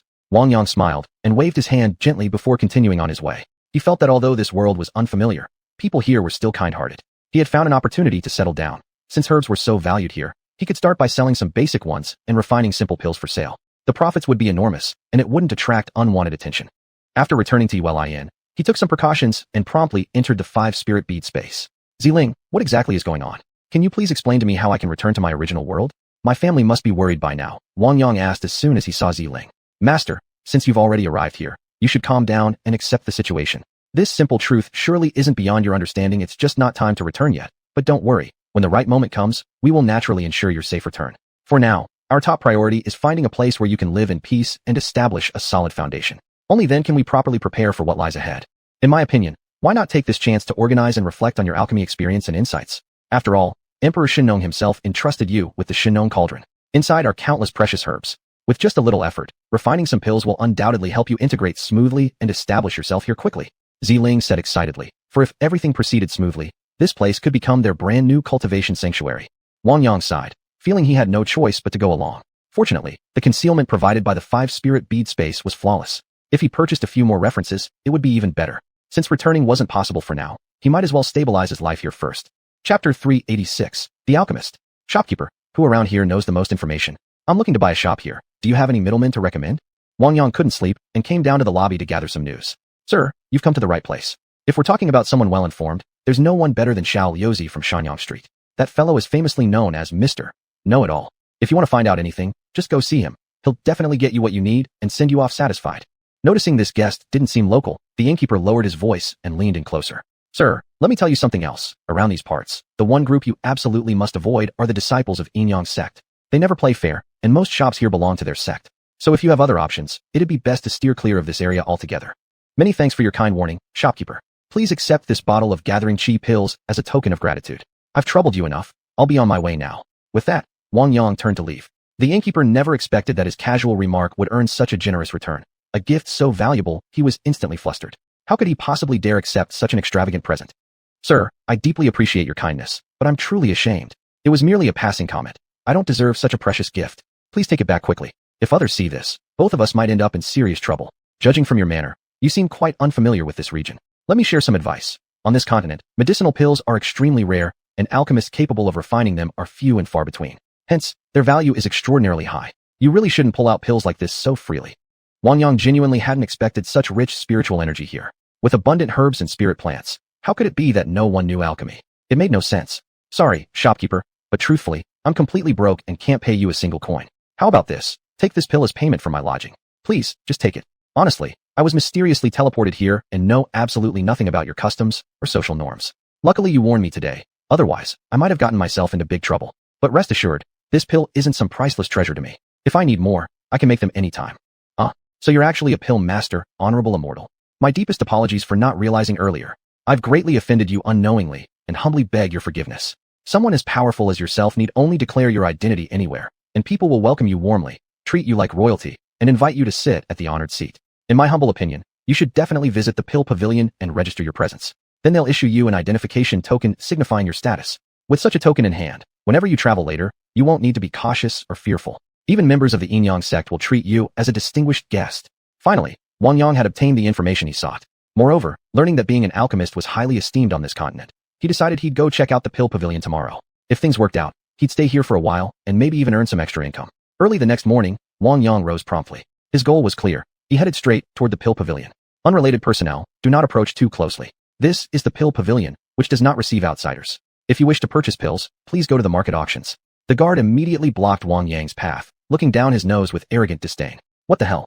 Is a mere gatekeeper allowed to act this haughtily? Seems the pill pavilion isn't much better than a den of filth. Probably full of corruption.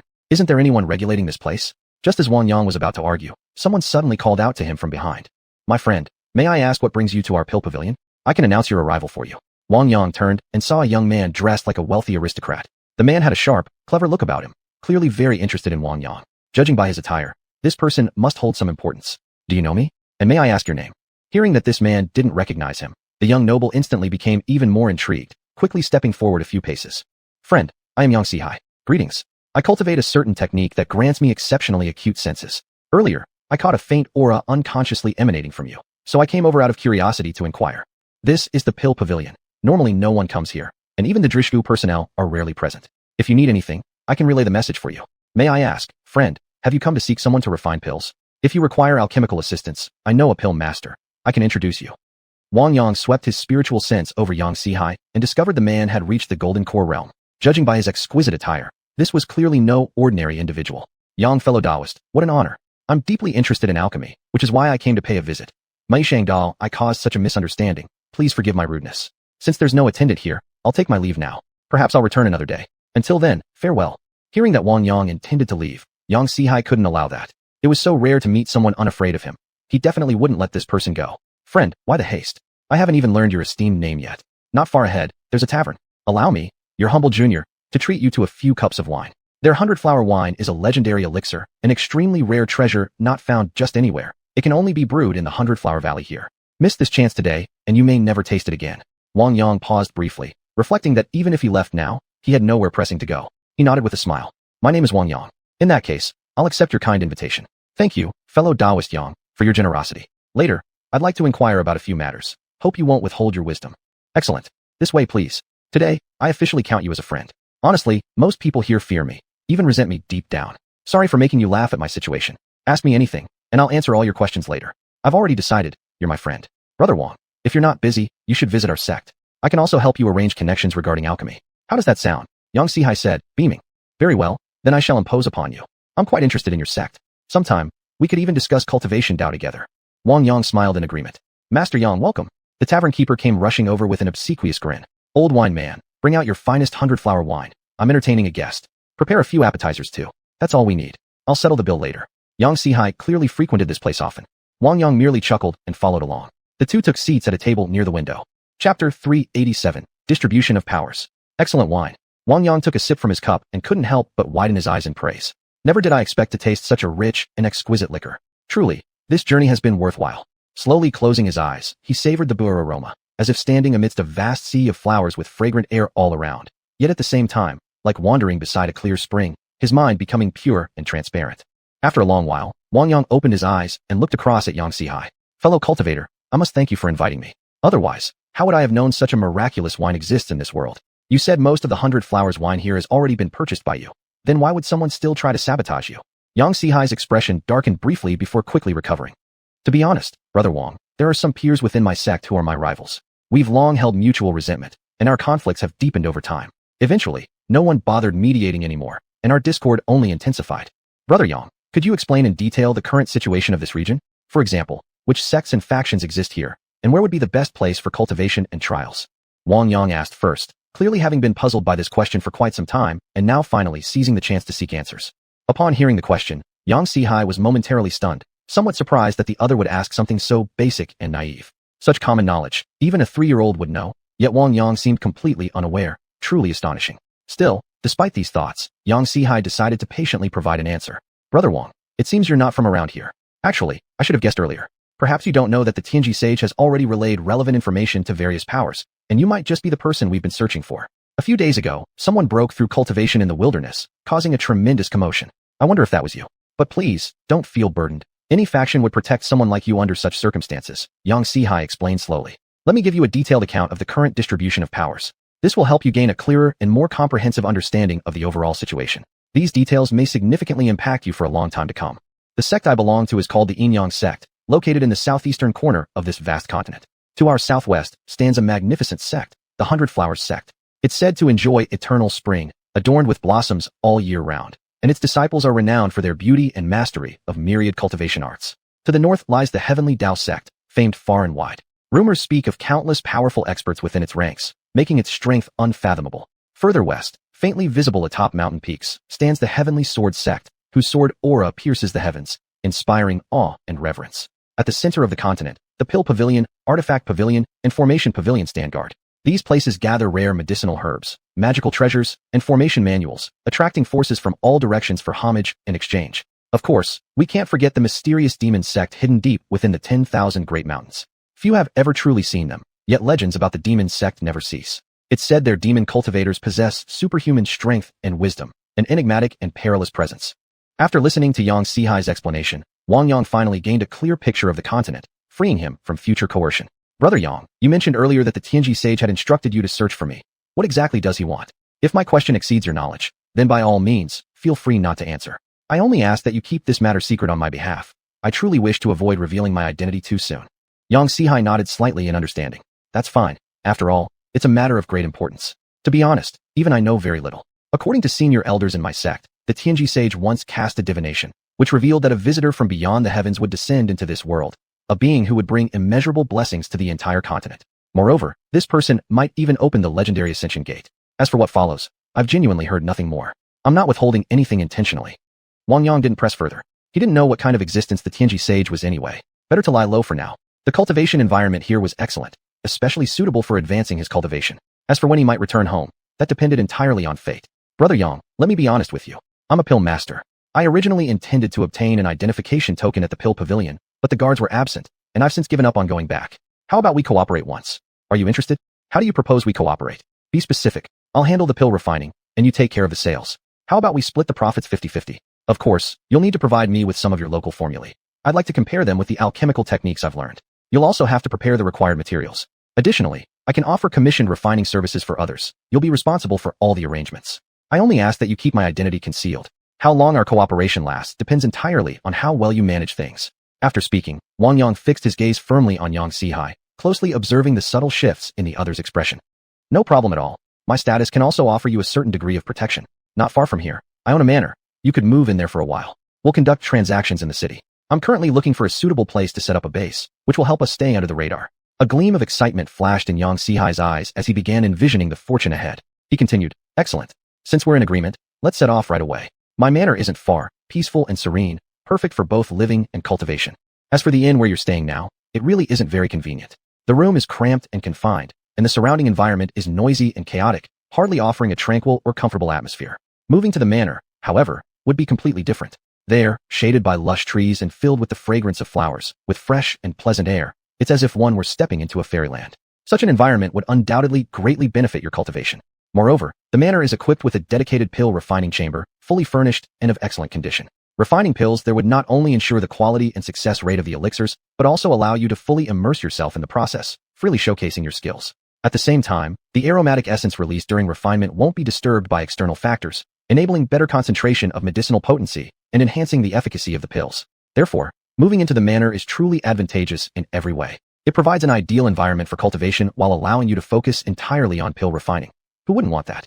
I'm confident that, under such conditions, your cultivation level will advance rapidly, helping you achieve your goals much sooner. Wang Yang and Yang Sihai successfully reached their agreement, both feeling exceptionally pleased. At last, Wang Yang could enjoy a period of stability. Chapter 388, Alchemy. Brother Wang, I came to see you. Are you comfortable living here these days? Yang Sihai called happily. Friend, nothing again today? I already told you. I'm stabilizing my cultivation. It'll take some time before I can refine pills. But here, I have a batch of qi gathering pills I refined earlier. Take them all, try them out. Though they won't do much for you, of course. Wang Yang reluctantly opened his eyes, retrieved 10 bottles of pills from his spatial storage, and handed them over. Yang Sihai grabbed them swiftly, never dropping the wide smile on his face. You really are like my own elder brother.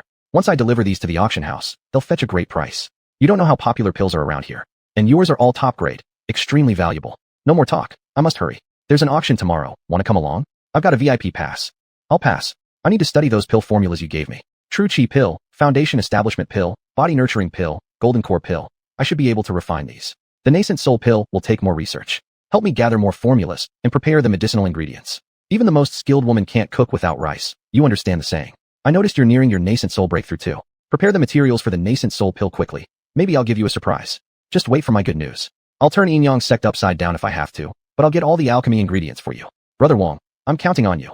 Before the last word left his mouth, Yang Sihai hurriedly turned and dashed away. Watching his retreating figure, Wang Yang shook his head.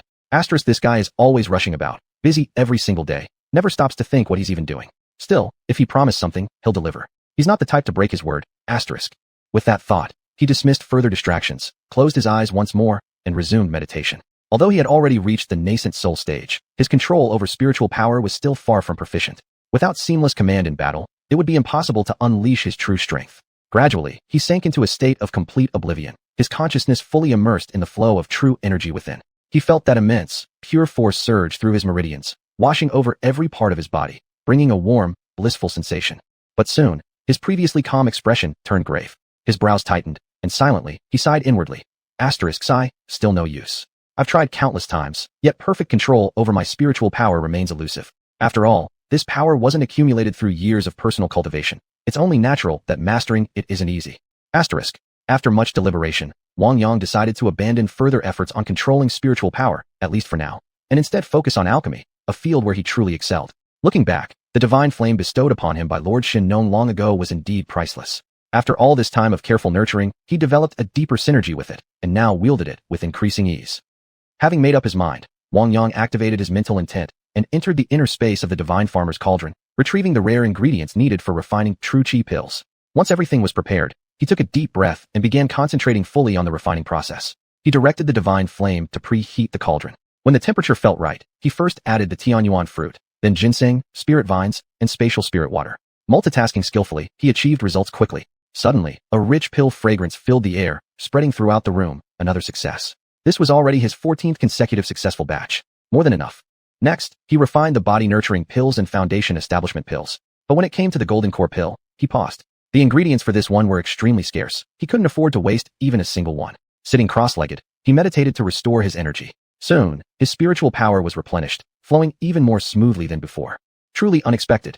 He had only meant to practice alchemy casually. Yet not only did his cultivation improve slightly, but the wild, unruly spiritual energy inside him had also become remarkably obedient. All his previous attempts to harmonize with this power had failed. Yet now, simply refining pills proved more effective than any cultivation method. If that's the case, then push forward. Today, he would attempt to refine the legendary golden core pill.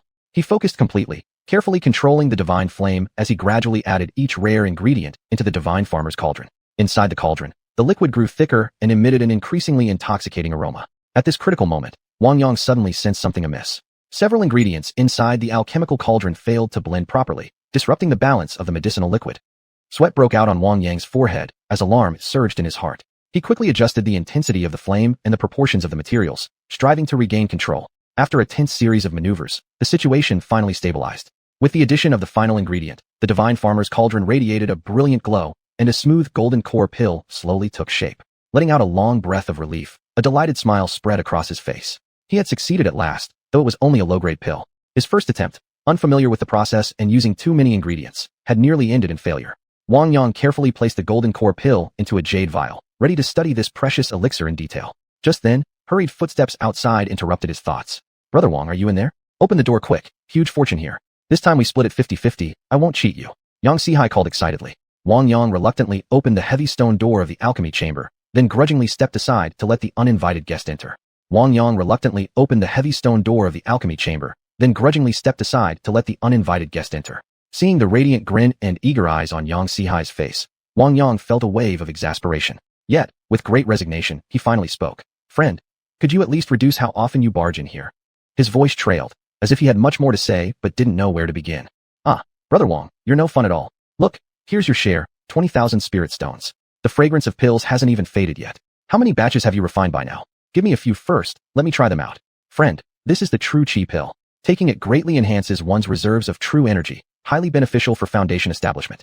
And this foundation establishment pill, it helps stabilize your base and break through bottlenecks swiftly, truly a treasure for cultivation. Then there's the body nurturing pill, rich with the essence of heaven and earth, nourishing the internal organs, harmonizing blood and qi, making the body stronger and more resilient. After hearing Wang Yang's explanations, Yang Sihai abruptly shot up, his voice trembling as he stammered. Excellent. Brother Wang, just wait here, I'll be right back. Chapter 389, Treasure Vault Pavilion. Carefully examining the spatial pouch in his hand, Wang Yang silently calculated. Only 10 bottles of gathering qi pills, and I've gotten a full 20,000 spirit stones in return. The profit margin here is simply outrageous. He couldn't help but break into a wide grin. At this rate of earning, it wouldn't be long before he could accumulate a true mountain of wealth. At the thought, Wang Yang burst out laughing again. Since all the medicinal ingredients he needed were now used up, and there was nothing urgent left to do, he might as well take a short rest.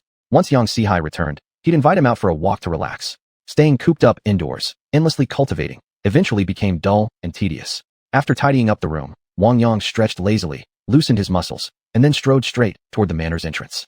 He seemed to recall Yang Sihai mentioning earlier that a grand auction would be held soon. Originally, he hadn't planned to attend, but now, for some reason, curiosity stirred within him. Such events often showcased all kinds of rare treasures.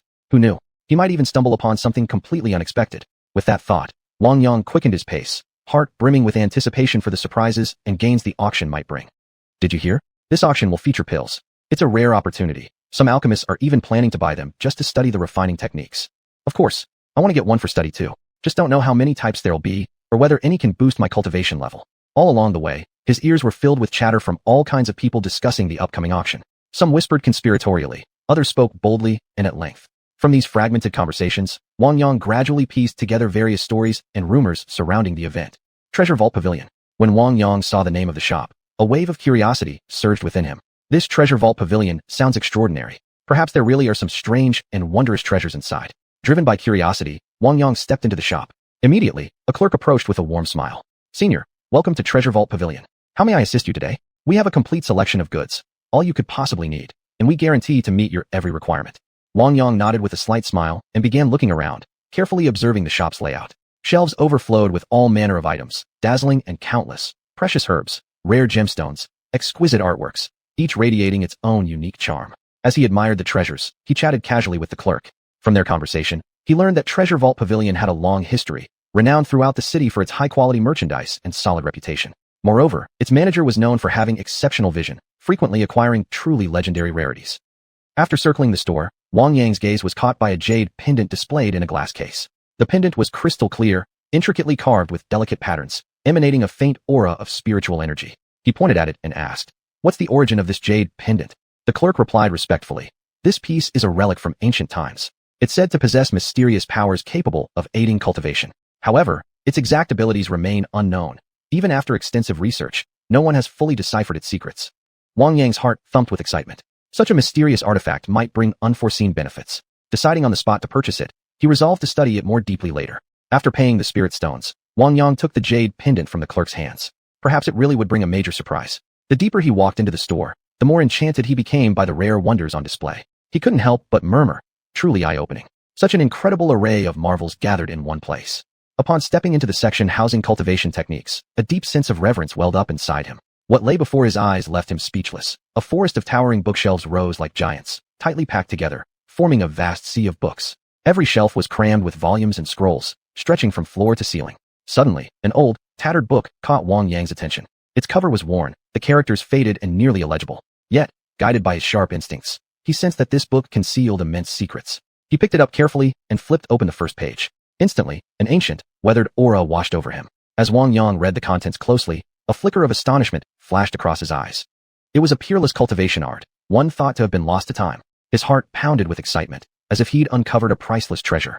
But he quickly calmed himself, well aware that showing too much emotion here could draw dangerous attention. Wang Yang calmly put the book back in place and continued browsing through other texts. Yet his mind was far from calm. constantly pondering how to obtain that mysterious cultivation art. He left the cultivation section without revealing any emotion and idly wandered around the store for a while. He noticed a secluded corner where some seemingly ordinary items were displayed. A sudden thought struck him, and he walked over to take a closer look. Amid a pile of miscellaneous objects, he spotted an unremarkable stone. The stone's surface was rough and dull, devoid of any luster, but Wang Yang sensed a peculiar energy emanating from it.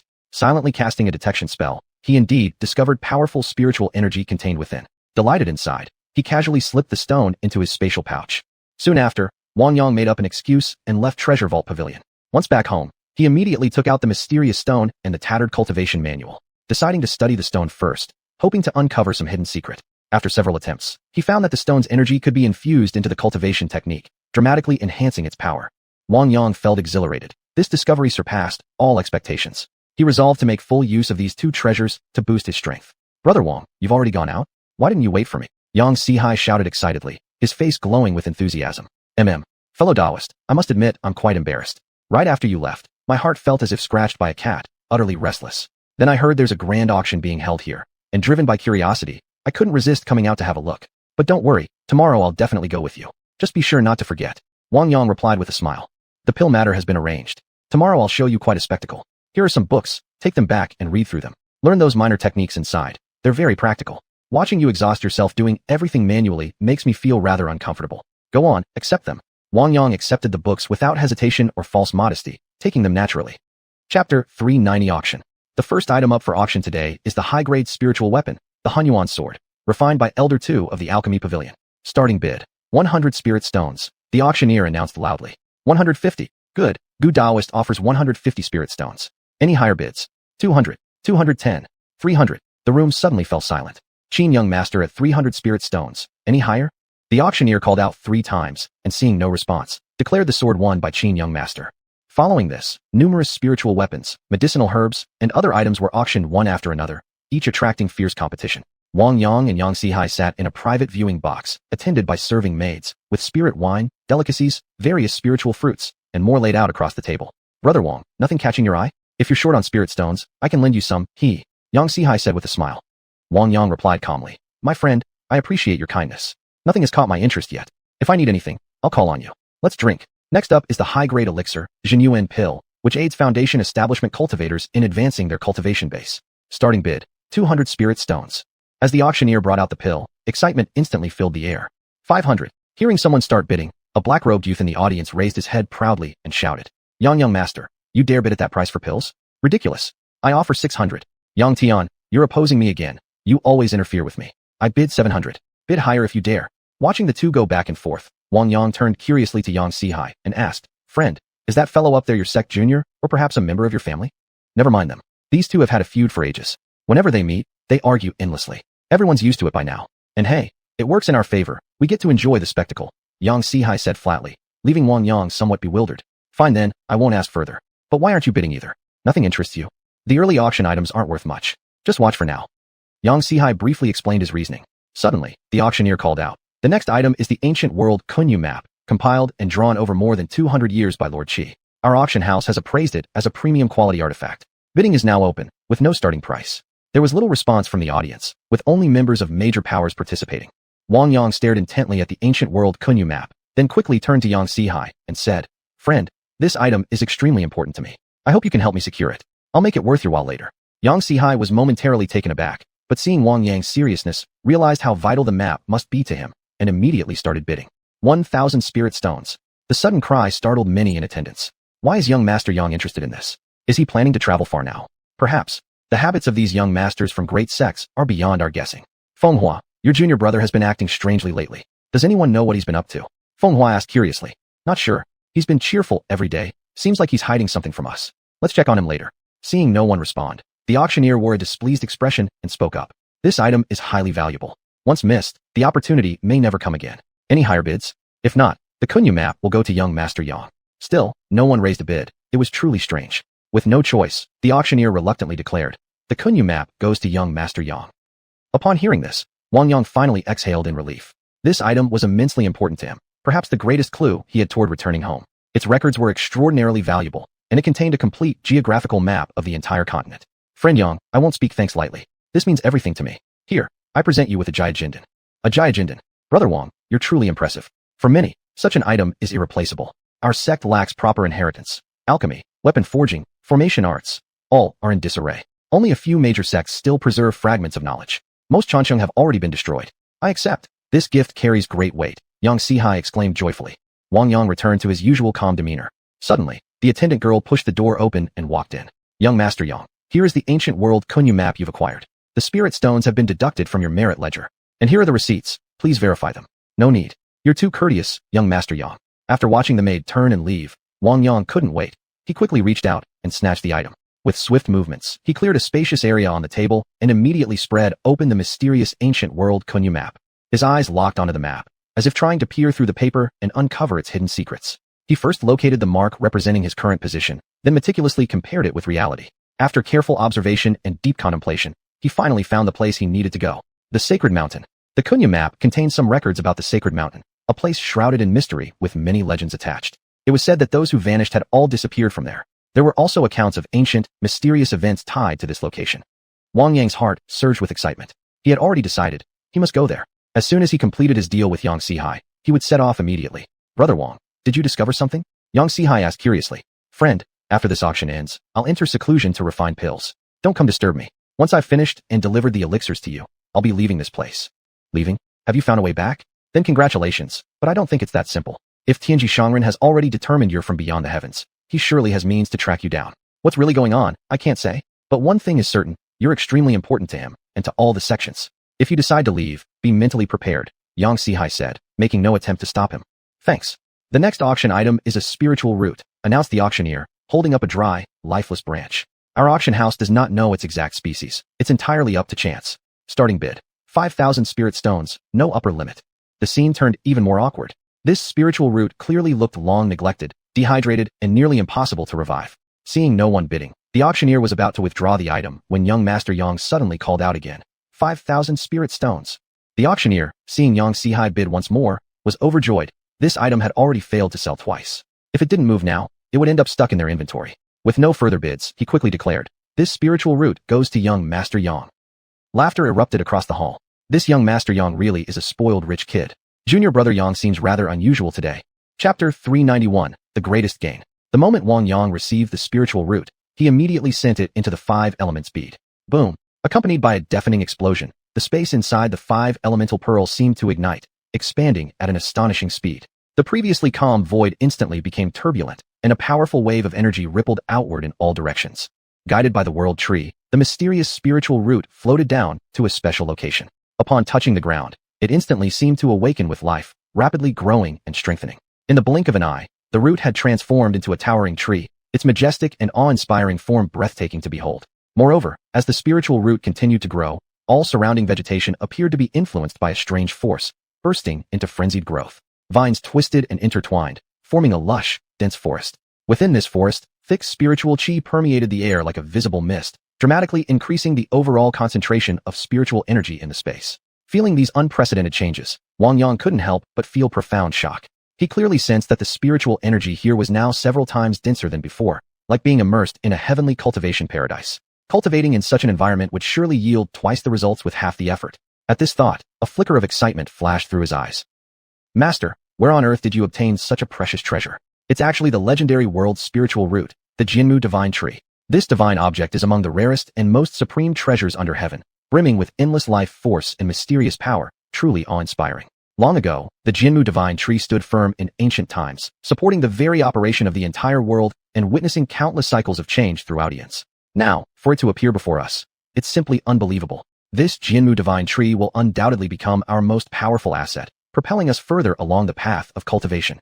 Xiling transmitted joyfully to Wang Yang, ecstatic over her immense gains. At that moment, a mysterious and overwhelming aura suddenly surged from Wang Yang's body, as if attempting to tear the entire space apart. This sudden outburst shocked Yang Sihai, who turned pale with alarm and anxiety. Wang brother, wake up! Yang Sihai cried anxiously, his voice trembling with fear. He tried shaking Wang Yang's body, hoping to rouse him, but the powerful aura prevented him from getting anywhere near. Inside Wang Yang, spiritual energy surged like a raging torrent, and his cultivation base skyrocketed as if propelled by a rocket. In the blink of an eye, he advanced from early nascent soul stage to mid-nascent soul stage, but this was only the beginning. Soon after, his aura exploded once more, unstoppable like a volcanic eruption. Within just a few breaths, he broke through the nascent soul stage entirely and stepped into the coveted transformation realm. At the same time, dramatic changes occurred in Wang Yang's upper dantian. The previously tranquil dantian now resembled an ignited bomb, churning violently. Beams of dazzling spiritual light radiated outward, causing the entire upper dantian to glow with brilliant splendor. Before long, a tiny, exquisite figure quietly emerged. This little humanoid form emitted a faint yet mysterious light, appearing as if descended from a celestial realm. It floated serenely within the upper dantian, surrounded by a soft ripple of spiritual energy, giving off an ethereal and unfathomable aura. As time passed, Wang Yang's divine consciousness seemed to be activated by a mysterious force, growing at an astonishing rate. His perception gradually extended farther and farther, spreading outward like ripples without end. Simultaneously, his mind grew sharper and more agile. Thoughts flashed through his mind like lightning. Wang Yang discovered that his ability to analyze and understand problems had improved qualitatively. Many puzzles that once troubled him now resolved themselves effortlessly. Even more astonishingly, Wang Yang's entire demeanor underwent a radical transformation. Externally, he now exuded an otherworldly, almost immortal-like aura that captivated anyone who saw him. His eyes sparkled with depth and wisdom, and every movement carried an air of transcendence. Holy crap, Wang brother actually broke through. Is he even human? We're both people. How can there be such a huge difference? Yang Sihai grumbled miserably. Just then, he suddenly realized a serious problem. They were still at the auction hall. That surge of powerful aura must have caused quite a commotion. Now things were complicated. How on earth was he going to explain this to others? Worse still, Wang Yang was still in a state of enlightenment and wouldn't snap out of it anytime soon. With people surely about to come knocking any moment, Yang Sihai grew increasingly anxious, frantically wondering how he would handle the situation. No good. I need to come up with a quick solution. Alright, I can use a formation plate to conceal the truth. But exactly how should I go about it? Muttering to himself, Yang Sihai nervously racked his brain for a plan. Seconds ticked by, and fine beads of sweat began to form on his forehead. Boom, boom, boom. Violent pounding shook the air, as if the entire space trembled from the impact. Master Yang, are you alright? The auction house manager rushed over anxiously, his face filled with concern and eyes brimming with urgency. He nearly stumbled in his haste. Manager Tong, please don't worry. I'm perfectly fine. Thank you for your kindness. I suddenly experienced an epiphany, gained some minor insights, and made a small breakthrough. However, this isn't the best time for us to meet. Could you please wait just a moment? While speaking politely to Manager Tong, Yang Sihai quickly reached into his mysterious storage space and pulled out an item, an unassuming formation plate glowing faintly. Without hesitation, he flung it forward, and instantly it enveloped Wang Yang's location, forming what seemed like an invisible barrier descending from nowhere. Finally, the aura has stopped leaking out. Brother Wang, why was it so intense just now? Yang Sihai muttered, utterly numb from the ordeal. After a long while, Wang Yang slowly opened his eyes. He was fully aware of everything Yang Sihai had done. This man was truly dependable, and deep down, Wang Yang had already accepted him as a true comrade. Brother Yang, I owe you thanks this time. If there aren't any problems, let's leave here soon. We won't be staying for the rest of the auction, Wang Yang said, eager to return and sort through his gains, hoping to convince Yang Sihai to leave with him. TSK. There are still some great items coming up later. Just wait a bit longer. I want to bid on a few things. Don't worry, it'll be fine. Why don't you stay nearby and organize your new insights first? Alright then, Wang Yang replied, sitting down calmly. Chapter 392, Hunyuan Robe. Congratulations, Brother Yang, on your recent breakthrough. After the auction ends, shall we return to our sect together? Fenghua stood at the doorway, wearing a smile. Yet, the room remained silent, with no response. Fenghua couldn't help but feel puzzled. Huh? What's going on? Why isn't he answering? He lingered by the door a little longer, muttering quietly to himself. Minute after minute passed, and still no reply came. After waiting for some time, he sighed helplessly, shook his head, then turned to his fellow junior brothers behind him and said, Never mind. Perhaps Brother Yang is busy at the moment. Let's go back first. With that, he led them away. At that very moment, Yang Sihai inside the private chamber actually felt immense relief at not having to meet senior brother Fenghua. In his eyes, Fenghua was nothing more than a hypocritical, smiling tiger. Only after confirming those people had truly left did Yang Sihai finally let out a breath of relief. At this point, Wang Yang noticed Yang Sihai's odd behavior and curiously asked, Brother Yang, are you afraid of the person outside? Do you need me to step in and deal with them for you? Upon hearing this, Yang Sihai hastily waved his hands in refusal. I appreciate your kind offer, Brother Wang, but there's no need. The auction will soon be over. You should start preparing. We'll just leave through the back exit later. Those men were my own senior brothers from the same sect, but that particular one has a twisted heart, utterly deceitful and fake. Associating with someone like him is simply unbearable. I'd rather travel alone in the outside world than align myself with such individuals, lest I become corrupted by their influence. I see. Very well then. I won't interfere in your personal matters. When we return to the manor, I plan to shut myself in seclusion for alchemy practice. I can also refine the nascent soul pill you need. While I'm at it, I'll make some pills to boost cultivation as well. Once I hand them over to you, I'll head north. Who knows whether we'll ever meet again. Brother Wang, great kindness requires no words of thanks. Once I break through to the nascent soul stage, I'll surely pay you a visit. Give it a rest. Given our relationship, Do you really think I'd accept any gift from you? You've helped me greatly during this auction. Refining a few pills for you is the least I can do. Don't stand on ceremony. Suddenly, the entire hall fell into complete silence. The auctioneer carefully carried forward an exquisite wooden box. After taking a deep breath, he solemnly opened it and announced to the crowd, "Ladies and gentlemen, the final item of today's auction is now up. The supreme-grade spirit artifact known as the xiuxian robe. This treasure was personally crafted by the venerable elder grandmaster of the artisan sect, who kindly donated it for this auction. There is no starting bid, though there are limits set on how high bids may go. Please, place your offers freely." Hardly had the words been spoken when someone shouted eagerly from below, "I bid 5,000 spirit stones." Immediately, another voice rang out boldly, 10,000 spirit stones. I respectfully ask you all to grant me this honor. Instants later, bidding erupted throughout the hall, rising rapidly without pause. Brother Wong, I think this artifact suits you quite well. I intend to win it today. You'll just need to back me up when we leave, haha. Yang Sihai said with a smile. Go ahead, bid without hesitation. I've already carefully surveyed the venue. There's no one here whose cultivation level surpasses mine. As long as I'm with you, ensuring your safe return to our quarters will be no problem. Without hesitation, Wang Yang readily agreed to Yang Sihai's request. 100,000 spirit stones. Yang Sihai declared decisively, immediately setting the highest bid of the entire auction. For someone of his status and background, such a price was perfectly reasonable and fair. Instantly, many participants dropped out, leaving only a handful of powerful factions unwilling to give up yet, hoping to snatch a share from this rare opportunity. Foolish fellows who know neither heaven nor earth. Just then, a cold snort echoed from within the crowd. Before the sound faded, those previously eager competitors instantly abandoned their intentions and withdrew from the bidding. 150,000 spirit stones. That's everything I have left. If anyone can offer more, then the treasure naturally belongs to them.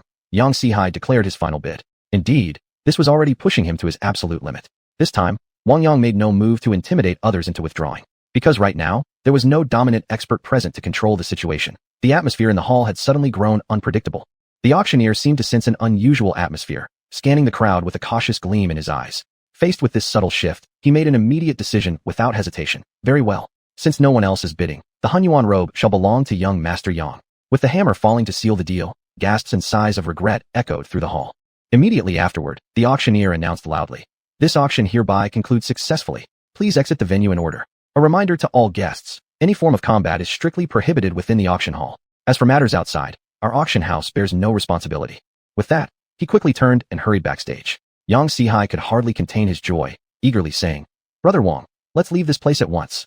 This xiuxian robe is of utmost importance. Please keep it safe for me. It must not be lost under any circumstances." His words were brimming with urgency. "All right, I'll hold on to it. We must slip away quietly." Wang Yang fully released his spiritual sense, grabbed Yang Sihai by the arm, and successfully evaded what could have been a major crisis, carefully fleeing the scene through the back exit. Minute after minute passed. They weren't sure how long they'd been walking, but throughout the journey, both remained extremely low-key and cautious. Yet at that moment, a sudden, discordant voice rang out from behind. "Trying to run? You brats. Today, this Taoist master will show you my power and prove who the true Chengzhi really is." The unexpected voice startled both Wang Yang and Yang Sihai. They instantly realized the situation was dire. It appeared their opponent had been lying in wait, and their strength was not to be underestimated. Faced with such a threat, they would have to give their all to confront the challenge ahead. Wang Yang and Yang Sihai didn't slow down either. They continued running forward as before, now heading straight toward the Yin-Yang sect. "Junior brother, slow down. Wait for us," Feng Hua shouted from behind. King hell, what rotten luck. Damn persistent ghost. Yang Sihai muttered angrily. Still, neither of them showed any intention of stopping. Seeing this, Wang Yang activated his cultivation technique and, together with Yang Sihai, instantly vanished from sight. Chapter 393, Identity Exposed. Damn it, these two bastards are really cunning. Feng Hua stomped his foot in rage, cursing nonstop. His face turned crimson with anger, and a thin layer of sweat had formed on his forehead. Meanwhile, Wang Yang was quickly leading Yang Sihai toward the Yin-Yang sect's compound. The place was bustling more than ever, teeming with activity as people moved to and fro without pause. Most were sect disciples, some hurrying along, others chatting in small groups with easy laughter. After scanning the surroundings and making sure they hadn't drawn undue attention, Wang Yang quietly said to Yang Sihai, "Brother Yang, I can only accompany you this far. Here's the item, I'll be heading back now." Yang Sihai smiled at him, a flicker of gratitude flashing in his eyes. He gently patted Wang Yang's shoulder and said firmly, "Brother Wang, don't rush off. This thing was bought for your sake to begin with. I just didn't inform you beforehand. You should keep it without hesitation." Hearing this, warmth surged through Wang Yang's heart. Seeing the sincerity in Yang Sihai's gaze, he stopped resisting and reached out to take the mysterious object. "Thanks." Wang Yang murmured his appreciation, then turned and left, carrying the precious gift back to the estate. Yet at that very moment, he had no idea that chaos had already erupted beyond its walls. Just moments earlier, an unfamiliar cultivator had appeared near the Yin-Yang sect, drawing immediate attention. Curious onlookers gathered close, trying to get a better look. Suddenly, someone gasped, "That fellow just now. He doesn't seem to be from around here." Then another voice followed. "I remember now. Elder Tianji once prophesied that outsiders from beyond the heavens would arrive. Could this man actually be that legendary celestial visitor?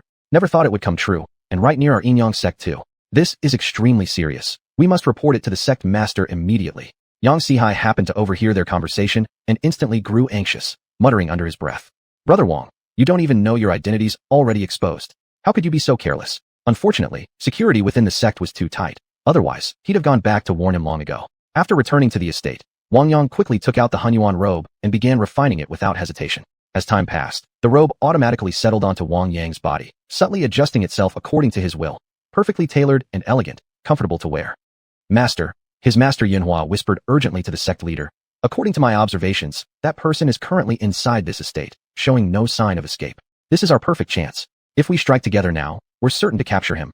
We absolutely cannot let this fiend slip away. Missing this opportunity may mean we'll never find such a favorable moment again." The sect leader gave a slight nod in agreement and replied solemnly, "Has Yang Sihai arrived yet? This estate belongs to his family. I expect he will provide us with a satisfactory explanation."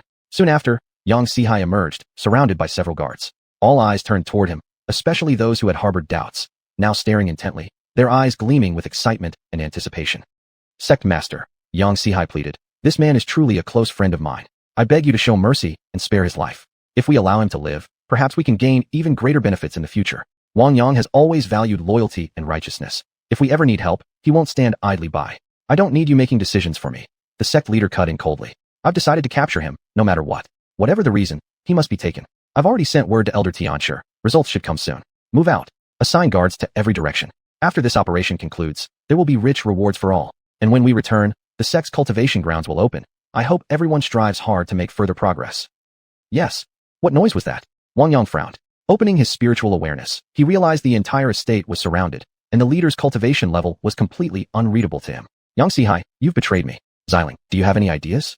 Wang Yang asked anxiously. Xiling furrowed her brow slightly, falling into brief contemplation. After a moment, she lifted her head, meeting Wang Yang's eyes with firm determination. "Master, things have gone too far. You have no way out now. Instead of running, face it boldly. As the saying goes, who dares not enter the tiger's den will never catch its cub. Perhaps this is exactly your chance, to finally discover what they truly want from you." Wang Yang felt a stirring in his heart upon hearing Xiling's words. Her reasoning made sense. Since escape was impossible, why not go all in and fight back? Gritting his teeth, he silently steeled his resolve. With a mere thought, all his personal belongings instantly vanished into his spatial ring. Having finished this, he stepped forward without hesitation toward the front gate. As he reached the door, Wang Yang took a deep breath and then called out loudly, "I don't know which friend has graced my humble abode with your presence, but please step inside the estate for a talk. I, Wang Yang, have been waiting for you long." His voice was loud and steady, revealing a sense of firmness and confidence. At that moment, the sect leader of the Innyang sect stood in the distance, closely observing every move Wang Yang made. When he saw Wang Yang step forward voluntarily and behave so calmly, the anxiety he had initially felt instantly eased considerably. After all, on his own turf, imprisoning someone was an effortless task. Now that Wang Yang had chosen not to flee, things would proceed much more smoothly. Thinking this, a faint, barely noticeable smile flickered across the sect leader's face. "So you are the celestial visitor? This time, I'm here to take you away. I've already contacted Elder Tianshi. He should arrive soon, and then everything will be settled. Follow us back to the Innyang sect. I won't harm you. My apologies for not greeting you properly, sect master. I will leave with you now, and I hope you won't disturb the peace of this place any further." "Very well. We came for you in the first place. Come along now." Wang Yang could only feel helpless, yet his demeanor remained relaxed, showing no sign of worry, deliberately hiding what he truly felt inside. "Brother Wang, I'm truly sorry for putting you through this," Yang Sihai said guiltily. "It's not your fault. I would have been discovered sooner or later anyway. It just happened a bit earlier than expected. Don't carry this burden in your heart," Wang Yang reassured him gently. Soon, the group returned to the Innyang sect. Wang Yang was taken separately to a secluded spot, surrounded by guards keeping watch. Though inwardly filled with helplessness, on the surface he remained calm and indifferent, appearing utterly unconcerned by his predicament. Not even a trace of anxiety crossed his features, as if determined to conceal his true thoughts from anyone's gaze. "Brother Wang, this must have been so hard on you." Yang Sihai looked at him with full regret and self-reproach in his eyes. Wang Yang lightly waved his hand and comforted him. "This isn't your fault. This place was never meant to be my permanent shelter. My identity was bound to be exposed eventually. It's merely a matter of time. You needn't dwell on it and bring yourself unnecessary distress." Before long, they arrived back at the Innyang sect. However, Wang Yang was led away alone to a quiet corner, surrounded by designated watchers who clearly wouldn't allow him to leave freely. Thus, escape seemed almost impossible. But with the 5 spirit pearls in his possession, he could find a chance to hide. Once concealed, who could ever find him? Chapter 394, Master Tianji. My young friend, I sincerely apologize. These past days must have been most unpleasant for you. Please forgive our rudeness. Today, I've come specially to escort you out of here, said the sect master of Yin Yang sect with a beaming, apologetic smile. Wang Yang was utterly bewildered, silently puzzled. Ever since he had been confined here, although meals were delivered punctually every day, no one had exchanged a single word with him. Now, hearing these words from the sect master, he instantly sensed that something unknown to him must have occurred. Remaining outwardly calm, he replied, Master Tu, might I ask what brings you here today? Young friend, please don't be angry. Inviting you to stay in our Yin Yang sect for these few days was entirely due to unavoidable circumstances. The person who wished to see you has now arrived. I kindly request your presence for a meeting. The sect master explained earnestly. Master Tu, if there's something to say, why not speak plainly? As you already know, I do come from a world beyond the skies. As for how I arrived here, even I am filled with confusion. My only wish right now is to return to my original world as soon as possible. Keeping me imprisoned here serves no purpose. Let us be open and honest with each other, Wang Yang stated bluntly, expressing his desire for sincere communication. My young friend, please don't misunderstand me. I truly came here to welcome you. To be honest, a close friend of mine has traveled from afar and specifically asked me to invite you to meet him. Once your discussion concludes, I will naturally release you as promised, without any further interference. Surely this puts your mind at ease. The sect master pleaded earnestly, his eyes steady and sincere. After a moment of silence, Wang Yang finally spoke. Very well. If that's the case, I'll accompany you to meet this friend of yours. But I do hope you'll keep your word and not go back on it. With that, he slowly stood up, his eyes revealing a hint of resignation and compromise. Please, by all means. The sect master said eagerly. I'm quite curious about your world. Would you mind telling me more about it? Hearing this, Wang Yang paused briefly. Deciding there was no harm in sharing, he responded, Master Tu, to be honest, the world I come from is merely an ordinary mortal realm. In our land, spiritual qi has long since dried up completely. By cultivation standards, we've entered what is known as the age of dying laws. This place is vastly different.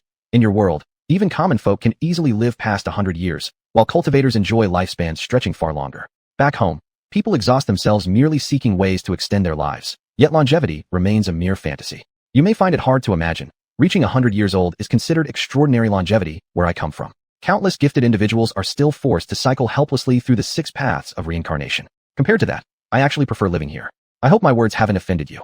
Not at all. It's surprising to hear your homeland exists in the age of dying laws. But I'm curious, how then did you attain such high cultivation? The sect master posed another question. Wang Yang held nothing back and frankly explained. I did experience some unusual events. Have you ever heard of secret realms? Though our world is in the dying law era, remnants of ancient secret realms still linger. Of course, they're extremely difficult to locate, and many may have already vanished. Without spiritual qi to sustain them, such realms cannot endure for long. All my current cultivation was made possible by the residual spiritual energy within one such secret realm. When I first arrived in your realm, I was at the core formation stage. The moment I set foot here and felt the rich spiritual qi nourishing my body, I quickly broke through into the nascent soul stage. Then, on the day of that auction, inspiration struck. I suddenly achieved enlightenment and leapt forward, advancing directly from nascent soul to the transformation through spirit stage. If you doubt me, you may ask Yang Sihai. He knows me well and can confirm everything. Thank you for your explanation, young friend. We're here now. My friend is waiting inside. Let us go in. With that, the sect master led Wang Yang into a grand hall. This must be the young man we've been awaiting. Please sit down. An old Taoist stood and greeted him warmly. This old one goes by the name Heavenly Mechanism Elder. I received an omen, the arrival of one from beyond the heavens. Through divination, I foresaw that this individual may bring great change to our world, and perhaps even open the door to ascension. The old Taoist then explained the reason and result of his divination to the other cultivators, asking them to help locate the young man. I heard you've been restricted by the Yin Yang sect these past days. Please forgive us for the inconvenience. I myself offer my apologies, said Heavenly Mechanism Elder, stepping forward warmly as soon as he saw Wang Yang enter the grand hall. Wang Yang sensed that this Taoist cultivation was unfathomably deep, likely having reached the very limit of this world's cultivation ceiling. He realized the elder's earnestness stemmed from his own spiritual path. After a moment of thought, he replied, Senior, ignorance carries no blame. I've suffered no real loss. These past days were undisturbed, and I even took the chance to consolidate my cultivation base. Let us not beat around the bush. Let's speak openly. If there's something you need me to do, so long as it's within my power, I won't refuse. The Heavenly Mechanism Elder hadn't expected such an agreeable response, and couldn't help but break into a broader smile. Young friend, I thank you sincerely. I won't conceal anything from you. My cultivation has reached the ultimate threshold of this world, beyond which lies no further advancement. For reasons unknown, the ascension pathway in this realm has long been sealed. Over time, countless seniors and peers at my level have remained trapped here, unable to break free. But the recent divination revealed that you hold the key to resolving this. That is precisely why I sought you out, to gain enlightenment from your fortune. I humbly beg your guidance. This left Wang Yang utterly bewildered. If even experts like them couldn't figure it out, how could someone like him, a mere novice, provide the answer? Seeing the elder's eager expression, he knew he couldn't outright decline. So, he cautiously replied, Senior, I'm still unclear about your world's cultivation methods and cultivation stages. Would you be willing to provide me some cultivation manuals so I can get a sense of them? Right now, I'm completely confused about what you're asking. I don't even know at what stage your cultivation stands. In terms of knowledge and talent, you're undoubtedly far more experienced than I am. How about this? We exchange insights first, and then give me some time to ponder it over. You've waited this long already. You surely wouldn't mind waiting another day or two. My eagerness got the better of me. Forgive my haste, young friend. Here's what we'll do. First, let Sect Master 2 arrange a high-quality cultivation chamber for you. Then, I'll gather the cultivation techniques of our world for you to study. Finally, we shall discuss them together. Does that sound acceptable? Then I'll follow your arrangement, Senior. Since the omen indicated I could assist you, there must be a way. To be honest, I also wish to return to my original world as soon as possible. I won't disturb you further now. I'll take my leave. Chapter 395. Secluding oneself to study the cultivation method. Little friend, this is the residence I've specially prepared for you. Now that you've arrived, I shall take my leave and not disturb you further. Shortly, I will have your cultivation technique sent to you. Just focus on studying it here. With that, Master 2 turned as if to depart. Young Master respectfully seized the elder off. Wang Yang watched until Master 2's figure receded into the distance and finally disappeared entirely, only then collapsing onto the ground with a heavy sigh of relief. He muttered inwardly, dealing with these people is truly exhausting, especially that xiuxian earlier. Merely meeting him once brought such oppressive pressure that I could barely endure it. After a long while, Wang Yang finally regained his composure, stood up slowly, and began carefully surveying his surroundings. Once he confirmed there was nothing unusual, he stepped into the cultivation chamber, sat cross-legged upon the meditation cushion, closed his eyes, activated the 5 Elements Divine Manual, and fully immersed himself in practice. He didn't know how much time had passed when he gradually awakened, feeling refreshed and clear-minded, his spirit crystal pure. Just as he was about to rise and stretch, he suddenly noticed Master 2 standing outside the hall, and quickly snapped upright. Elder, my deepest apologies. Earlier during cultivation, I entered a profound state of enlightenment, and became so deeply absorbed that I failed to greet you properly. I beg your forgiveness. No trouble at all, young friend. No need to be so formal. Master 2 waved with a smile. I just arrived myself, haven't waited long. Here are some of our sect's cultivation scriptures, and within this spatial pouch are items entrusted to me by xiuxian for you. Please accept them and study them carefully. In the past couple days, xiuxian has already departed elsewhere to seek more cultivation secrets on your behalf. I won't bother you further. If you require anything else, simply send word to me, and I'll do everything in my power to assist. Thank you, Elder, for your generous gifts. I am profoundly grateful. Wang Yang repeatedly expressed his thanks, then respectfully escorted Master 2 out of the hall. Only after watching the elder disappear from sight did he turn back, shut the door behind him, and return once more to the cultivation chamber to continue his seclusion. Facing the towering stacks of scriptures before him, Wang Yang couldn't help but feel overwhelmed.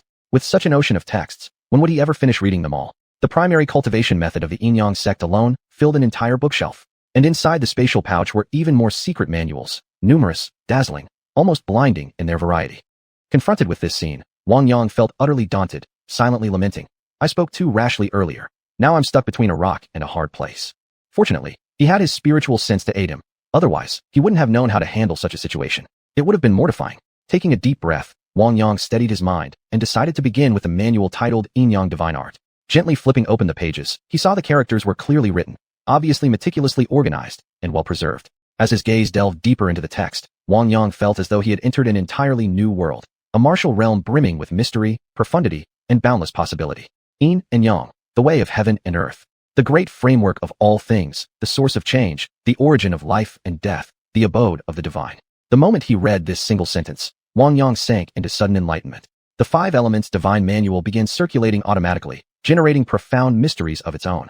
The 5 elemental energies rotated around each other, forming a massive spherical vortex. At first, the 5 energies transformed seamlessly among themselves. Then, suddenly reversing Yin and Yang, a grand Taiji diagram emerged, enveloping Wang Yang's body completely. Countless insights into the mysteries of Yin and Yang spontaneously unfolded within Wang Yang's consciousness.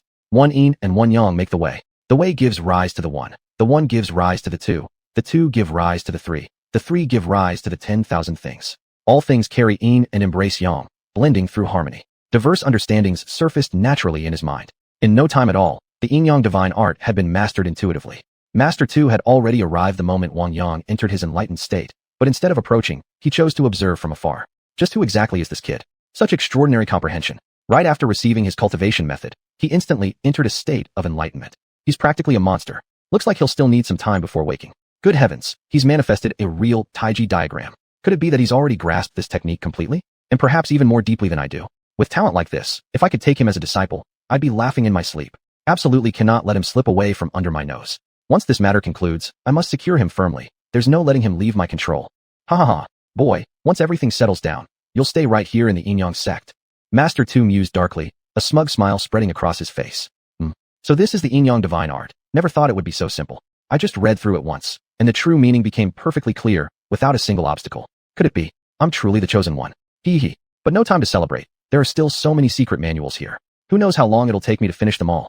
Wang Yang muttered to himself for a while, then picked up several more manuals and began reading. After confirming that Wang Yang was in no danger, Master Tu set up a warning formation nearby and quietly left. Unaware, an entire month passed. Every book surrounding Wang Yang had now been read. The things he once didn't understand were mostly clarified. He had mastered numerous secret techniques, and even picked up many simple minor spells. This seclusion had truly been worth it, a rare opportunity impossible to come by outside. All of the Yin-Yang sect's deepest secrets were laid bare before him, far more systematically than what xiuxian had ever studied. In divination and fortune-telling, Wang Yang had also gained basic proficiency. If he returned to his original world now, he'd have more than enough knowledge to fool ordinary people. He stood up and stretched his body, a delightful sense of relief bringing him immense joy. Snap, snap, snap. A series of crisp sounds echoed from his cracking joints as Wang Yang began performing Tai Chi. This time, his mind was completely empty, fully immersed in the true essence of Tai Chi. A Taiji sphere formed, first appearing beside Wang Yang, then slowly beginning to rotate. As his movements continued, the sphere grew larger and larger, transitioning from illusion into reality. Clearly divided, one side was pure white like snow, the other pitch black as ink. Flecks of black scattered within the white snow, specks of white shimmering within the dark ink. Soon, the Taiji sphere enveloped the entire cultivation ground, expanding outward continuously. Its invisible pulling force intensified, drawing in spiritual energy from several miles around, and the range kept growing. All disciples must leave the sect immediately. No one is allowed to remain here. Consequences will be on your own head. Master Tu's voice suddenly boomed across the sect. More and more disciples evacuated swiftly. Wang Yang's Taiji sphere had already wrapped the entire sect, yet he remained deep in his own state of enlightenment. The 5 Elements Divine Manual automatically merged with the Yin-Yang Divine Art. His cultivation level soared rapidly, soon breaking past the nascent deity stage, reaching the body integration realm, and still, Wang Yang hadn't awakened. The area of spiritual absorption expanded further and further, draining all spiritual energy within dozens of miles, and continuing to spread outward. When he finally reached the peak of the body integration stage, Wang Yang awoke. He first examined the changes in his body and realized his cultivation level had once again increased dramatically. What's going on? Is breakthroughs really this easy here? I've only been here for half a year, and I've gone from core formation to body integration. At this rate, after another moment of enlightenment, I'll be ready for tribulation. Next thing you know, they'll be making me open the ascension passage, just so I can get struck by heavenly lightning. How else could I possibly help those ancient monsters? It must be this way. Once I ascend, the restrictions will lift, and eventually everyone in this world can slowly ascend too. Wang Yang firmly believed his speculation was correct. Whatever. No use thinking about it. Young friend, do you feel anything different? Master Tu asked anxiously, looking over. Elder, just now I entered another enlightenment and broke through by accident. Everything feels great, no problems at all. Sorry to make you worry, Wang Yang replied with a smile. Good. That's excellent. Go back and stabilize your cultivation level. I'll take my leave now. After turning away, Master Tu immediately cursed inwardly. This brat is nothing but trouble. But worse, his words could drive anyone to madness. Forget it. I can't stay here and keep getting humiliated. Tianji Shangren will return soon. We'll discuss this kid's future then. Chapter 396. The Casuistry of Heavenly Mechanism Elder. Master Tu, I'm back. Has the young friend made any progress in studying the cultivation technique? Elder Tianji, judging by your expression, this journey must have been fruitful indeed. As for the young friend, there has already been some progress. Why don't we go together to visit him? After his recent breakthrough in cultivation, he shut himself away for focused practice, and I haven't been able to learn much about his current condition. Excellent. That suits me perfectly. Still, I harbor some concerns, worried that the youth might fail to comprehend the secret manuals I left behind. Now that I've decided not to leave again, I can personally instruct him on the essence of these techniques. We should not delay. Let us proceed at once. With that, Elder Tianji strode toward the hall's entrance. How utterly unreasonable. If this old Taoist grows close with that brat and develops a fondness for his talent, my entire plan could be ruined. I must devise a careful strategy first. Master Tu thought inwardly, completely unaware that Tianji beside him had already noticed his unease. Troubling indeed. Old scoundrel Tu must be plotting something deceitful behind my back. Most likely he stirred up trouble while I was away from the mountain. Something must have happened during my absence. Better wait until I see the young one before deciding my next move. Elder Tianji silently plotted within. Wang Yang was currently refining pills inside the alchemy chamber. Ever since consolidating his cultivation base, he hadn't stopped practicing alchemy. He had successfully produced numerous quantities of gathering chi pills, true yuan pills, foundation establishment pills, body nourishing pills, golden core formation pills, and nascent soul coalescing pills. He sensed that his time in this world was drawing short. Intuition told him so, and intuition he trusted deeply. After properly storing these extremely precious pills, each with unique effects, Wang Yang formulated a clear plan. Upon leaving this place, he would leave a portion for Yang Si-hai as gratitude for his kind care during this period, while taking the rest home for his family. If circumstances allowed, perhaps he could even exchange some for rare resources in this realm.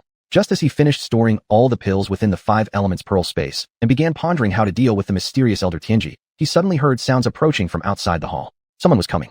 A thought struck him. Could it be Master Tu again? Young friend, I've finally returned. Have you been well? This time, I've brought ancient scriptures treasured for generations across various sections. I hope you'll delve into them deeply. For now, I have no intention of leaving again and have decided to cultivate quietly in the room adjacent to yours. Every day, I will set aside time to explain the obscure and difficult passages in these texts. I truly hope you can quickly grasp the principles of our path. With these words, the figure stepped into the hall, none other than the enigmatic Elder Tianji. He wore a gentle smile, his eyes glistening warmly as he fixed his gaze on Wang Yang, as though genuinely placing great expectations upon him. Young friend, I've come to see you too. Master Tu then called out, greeting Wang Yang. Senior masters, please come in. Recently, while studying the secret manuals you both left, I actually gained some insights. Of course, there are still many things I don't understand. Since you're not planning to leave, I'd like to consult with you every day. This is a rare opportunity for me. I've spoken with Master Tu before. The world I come from is in an era of waning magic, where most cultivation methods have already been lost. It's perfect timing. I hope to learn as much as possible from you two seniors during this period. I humbly ask for your generous guidance. Youth, you're too modest. Even if you didn't say so, I'd still teach you thoroughly. To me, this world is nothing but a vast prison. I also wish to use this chance to break free from confinement sooner and achieve longevity beyond measure. We cultivators dream only of ultimate freedom, ultimate liberation. Each gains what they seek. Don't carry unnecessary worries. Taoist friend Tianji speaks wisely. I've observed that the young friend has shown exceptional understanding of our sect's techniques, even breaking through using our foundational laws. Young friend, would you consider joining my sect? If you agree, I intend to take you as my personal disciple, possibly even passing down my lineage to you in the future. What say you? Master Tu, isn't that inappropriate? The young friend is still helping us solve the mystery of ascension. Becoming your disciple might complicate matters. This time, I've brought every sect's guarded secrets. Should he join your faction, other powers certainly won't approve. You'd better reconsider. Mention this again, and I can't guarantee some other elders won't come looking for trouble. Taoist friend Tianji, aren't you being overly harsh? Let's simply respect the young man's own wishes. If he declines, I will never force him. How does that sound? Seeing Master Tu determined to take Wang Yang as a disciple, Elder Tianji didn't want things to turn rigid. He turned toward Wang Yang, watching closely to see how he would respond. Wang Yang hadn't expected the two elders to actually argue over him. He had originally planned to stay out of it, even subtly stepping backward a bit. But when he suddenly noticed both of them turning their gazes toward him, he could only steel himself and speak up. Esteemed seniors, I'm deeply grateful for your kind favor, but perhaps we should put this matter on hold for now. Personally, my greatest wish is to return to my original world as soon as possible. My family is waiting for me there, and I still have many responsibilities to fulfill.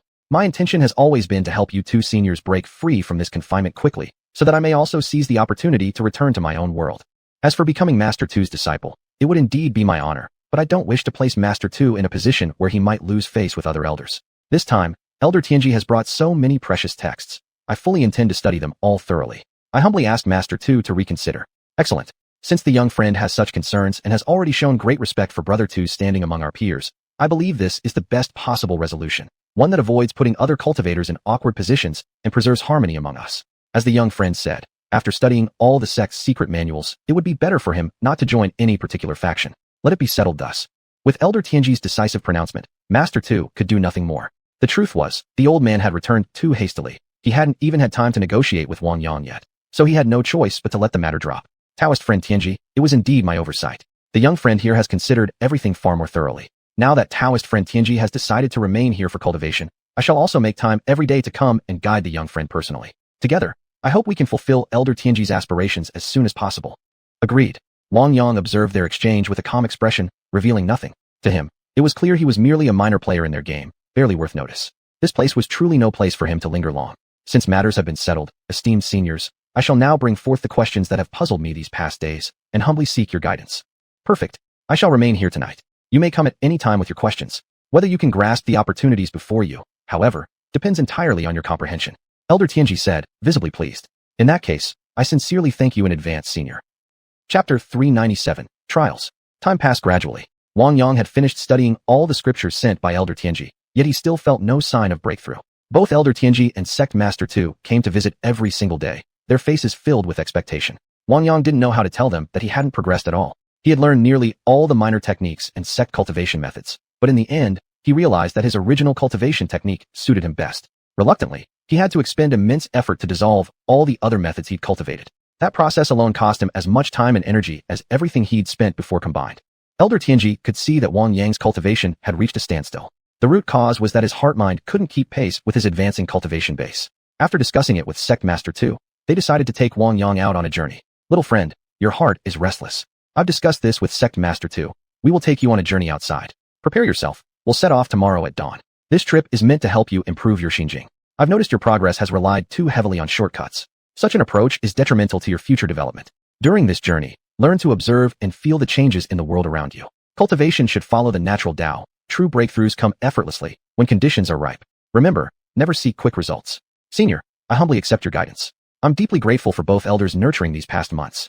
I don't know how I can ever repay you, but if there's anything you need, I'll do my best to fulfill it. However, I must reiterate, I have no intention of joining any sect. My only wish is to return home as soon as possible. I've been away for far too long, and I don't even know how my family is doing.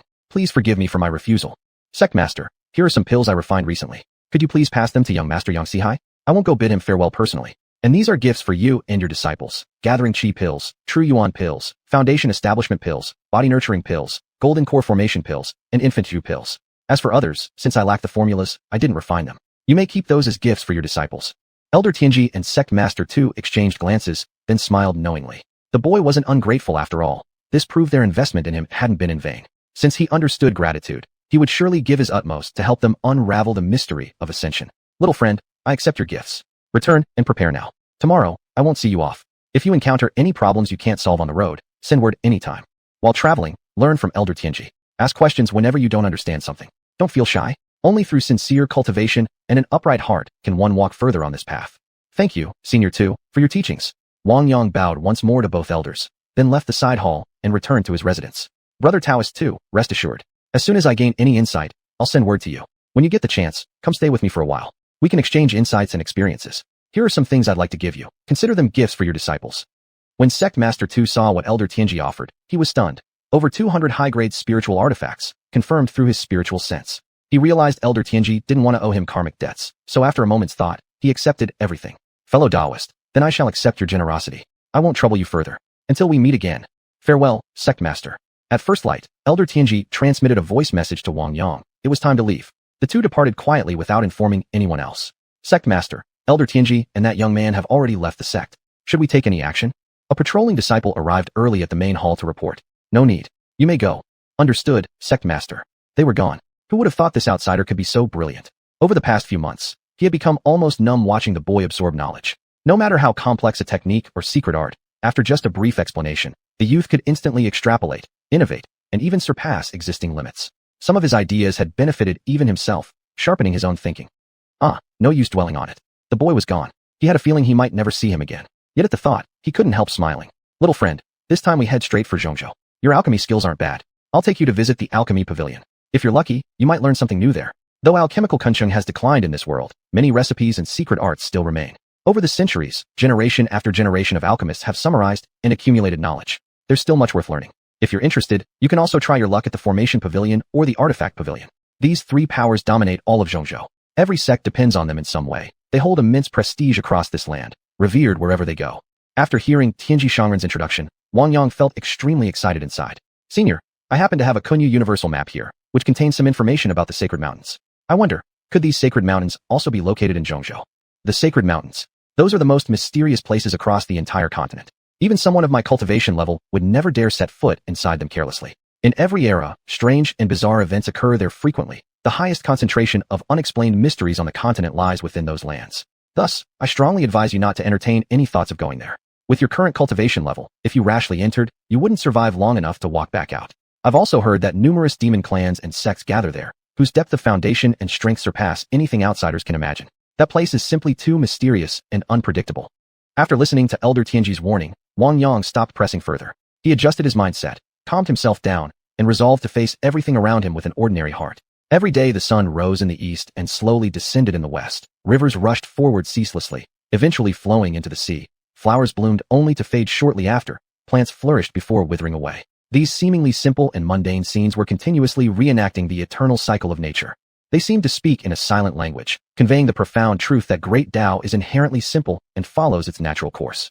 Anyone who sincerely observed and felt these rhythms would inevitably gain immeasurable insights. Through the long and arduous journey lasting 3 full months, the two of them did not rely on their cultivation at all, walking solely on foot to traverse this vast, boundless land. Though the journey appeared simple on the surface, it gave Wang Yang unprecedentedly deep experiences. Gradually, he came to realize that the essence of true cultivation did not lie in those esoteric, dazzling magical techniques, but rather was hidden within the smallest details of everyday life. Only by returning to authenticity and maintaining an ordinary heart could one truly comprehend the simplicity of the ultimate Tao. Elder Tianji quietly watched Wang Yang. When he saw that the youth had finally achieved enlightenment, a satisfied smile gently spread across his face. Although this journey had been long and exhausting, knowing that it helped Wang Yang break through in his heart-mind made every hardship worthwhile. Chapter 398, Inside the Inner City. Little friend, we'll arrive in Zhongzhou soon. You've certainly gained much on this journey. Here's a recommendation letter I've written to the head of the Alchemy Pavilion. Take it, and stay there for a while to cultivate properly. As for what comes next, this old man can't accompany you any further. Elder, your boundless kindness to this junior is beyond repayment. Please rest assured, I will fulfill my promise to you with all my strength. Moreover, I have a suspicion, when my cultivation reaches the tribulation crossing stage, the laws of this realm might shift. At that time, someone like you should be able to sense the call. Still, I must advise you. Be sure to prepare thoroughly for your tribulation in advance. Upon hearing Wang Yang's words, Tianji Shangren immediately cast a divination. The result matched Wang Yang's speculation exactly, forcing even him to take the matter seriously. Little friend, thank you as well. Once you reach Zhongzhou, begin preparing early. We part ways here at this wine shop, but when the time is right, I shall come find you again. No more delays. Off you go now. Wang Yang bowed deeply to Tianji Shangren once more before turning and walking away slowly. Only after the elder's figure completely disappeared from sight did that constant, oppressive tension finally dissipate. Zhongzhou, I'm here. Alchemy Pavilion, I'm coming.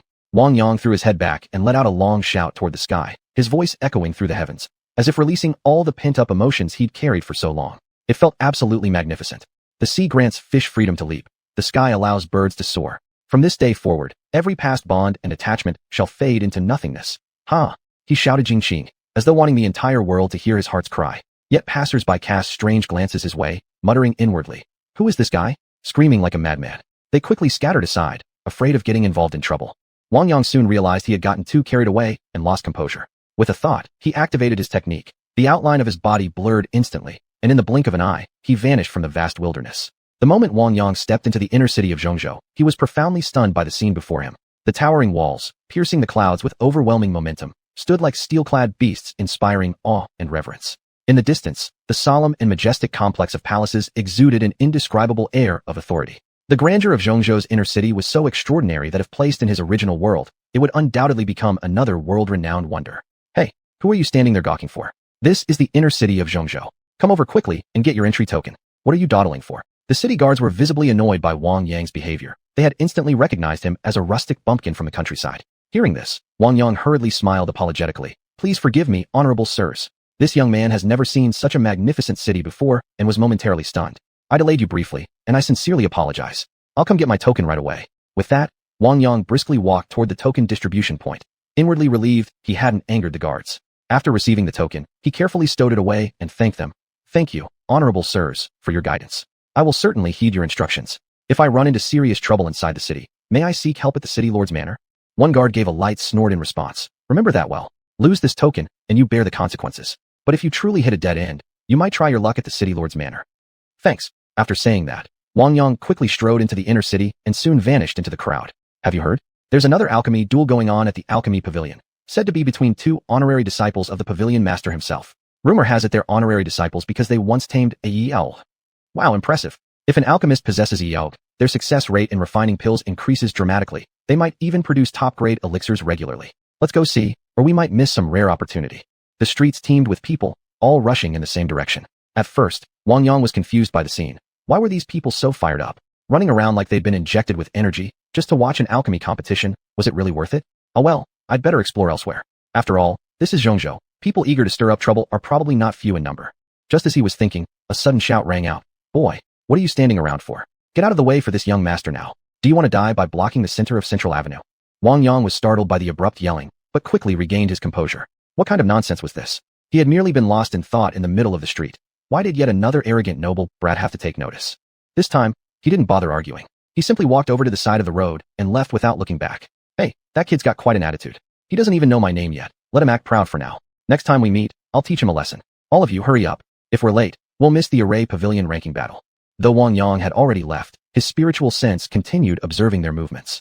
When he heard about the event at the Array Pavilion, he could only shake his head in disbelief. Would the Artifact Pavilion also have some commotion? No sooner had the thought crossed his mind than he saw crowds rushing toward the Artifact Pavilion, each carrying various refining materials. This is absolutely insane. How can the inner city be in such chaos during broad daylight? It was utterly astonishing. He'd assumed such a majestic, awe-inspiring metropolis would maintain perfect order, but instead, it seemed daily life unfolded in this frenzied manner. Truly eye-opening. Young friend, I see you shaking your head, and then nodding, clearly astonished by the state of things here.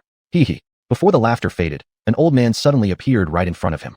Wang Yang's heart tightened instantly. The familiar oppressive sensation had returned once again. Oh, come on. Another ancient freak? Why does this young master keep running into these old fellows no matter where I go? This is truly bizarre. Barely suppressing his inner unease, Wang Yang forced a joyful expression and said, Senior, this junior has a habit of nodding and shaking my head like this. You needn't find it so surprising. I still have matters to attend to and wouldn't wish to disturb your leisure. Let us part ways here. You little fellow, are you really so afraid of me? I won't eat you. I find you quite interesting. Why not come stay with me for a few days? The moment Wang Yang heard stay for a few days, alarm bells went off in his head. Was he about to fall into another trap? He quickly replied, Senior, this junior really is busy and shouldn't trouble you any further. With that, Wang Yang turned to leave, ready to flee, but in the end, he was still intercepted. Chapter 399 The Master of the Arsenal Pavilion. You little brat, I rarely invite anyone to my place personally, yet you dare refuse me so rudely? Humph, the more you try to run, the more determined I am to take you back with me. You'll be staying at my place for several days. Whether you like it or not, I absolutely won't let you go easily. Hey, don't get any funny ideas. I was brought here personally by Elder Tianji. He hasn't gone far yet. If you know what's good for you, you'd better leave me alone. Wang Yang grew increasingly anxious and couldn't help but shout at the top of his lungs. Oh ho, so you actually know that old monster? Let me think. Could you possibly be that outsider everyone's been talking about recently? Weren't you supposed to be holed up in some remote corner of the Yin sect? How on earth did you end up wandering into my territory? Excellent timing indeed. Now you shall come along and stay at my place for a while. I've always wanted to see just how different you so-called outsiders truly are. Do yourself a favor and come quietly. I am the master of the Arsenal Pavilion. Others may wish to visit me, but I don't bother entertaining them unless I choose to. Now move quickly. At this moment, Wang Yang had absolutely no strength to resist and was effortlessly carried off into the Arsenal Pavilion. Enough pretense, follow me. You won't lose anything by it. See those objects over there? They're all part of my collection. If there's something you fancy, I might even gift you a small portion. Wang Yang slowly stood up, circulating his true essence within while sending out his spiritual sense like a rising tide, spreading outward in all directions. Since leaving now was impossible, he might as well calm himself and bide his time. Moreover, this presented a golden opportunity. If he could learn the art of artifact forging here and bring the skill back home, it would surely cause a tremendous sensation. With this thought in mind, Wang Yang steadied his mind, turned toward the old man before him, bowed deeply, and said aloud, Senior, I spoke disrespectfully earlier and humbly asked for your forgiveness. Originally, I intended to pay a visit to the Pill Pavilion, but instead found myself brought to your Arsenal Pavilion. Under the circumstances, I must impose upon you for a brief rest. I trust completely in your magnanimity and integrity. You wouldn't trouble a junior such as myself. The elder narrowed his eyes slightly, studying Wang Yang from head to toe, then allowed a faint smile to appear on his lips as he softly said, You clever little fellow do have some courage. But tell me, why were you heading to the Pill Pavilion? Are you also after that pill Jijiangchu, the one about to be completed? Senior, what pill? I'm not quite sure what you mean. I merely wish to study the techniques of alchemy there. Since fate has brought me here, I'd like to first learn from you the art of artifact forging. Upon hearing Wang Yang's words, the master of the Arsenal Pavilion burst into loud laughter. Excellent. Then let us see just how capable you really are. Learn whatever you can. There will be no limit on what I allow you to observe. Rest assured, I won't conceal anything from you, though I have no intention of explaining every profound secret in detail. Whether you truly enter this realm depends entirely on your own comprehension. Should you manage to grasp its mysteries, then congratulations, you've passed the threshold. But if you fail to understand, then I suggest you abandon any thoughts of artifact forging and simply remain here under my roof. Then we have a deal. In that case, I won't hold back. He grinned. I notice you have quite an array of materials here. Why not show some mercy, senior, and forge me a weapon suited to my needs? A weapon? What would you even need a weapon for? That'd be a downright waste of talent. But who am I to deny a request when I'm known for my kindness? Fine, I'll grant this tiny wish of yours. Come, follow me. Today you shall witness the unparalleled craftsmanship of the master of this pavilion. No sooner had the master spoken than he swiftly formed a mysterious hand seal. Instantly, a glowing portal materialized out of thin air before them. Then, one after the other, the two figures stepped through the light. As the gate slowly faded away, their silhouettes vanished without a trace. Hey, what's with the nervous look? Keep your eyes wide open and watch closely. I'll only demonstrate once. What you walk away with depends entirely on your own fortune. Wang Yang stared intently, not blinking a single time, meticulously observing every subtle movement of the master. At the same time, he released his powerful spiritual sense without reservation, focusing it entirely upon the master of the Arsenal Pavilion.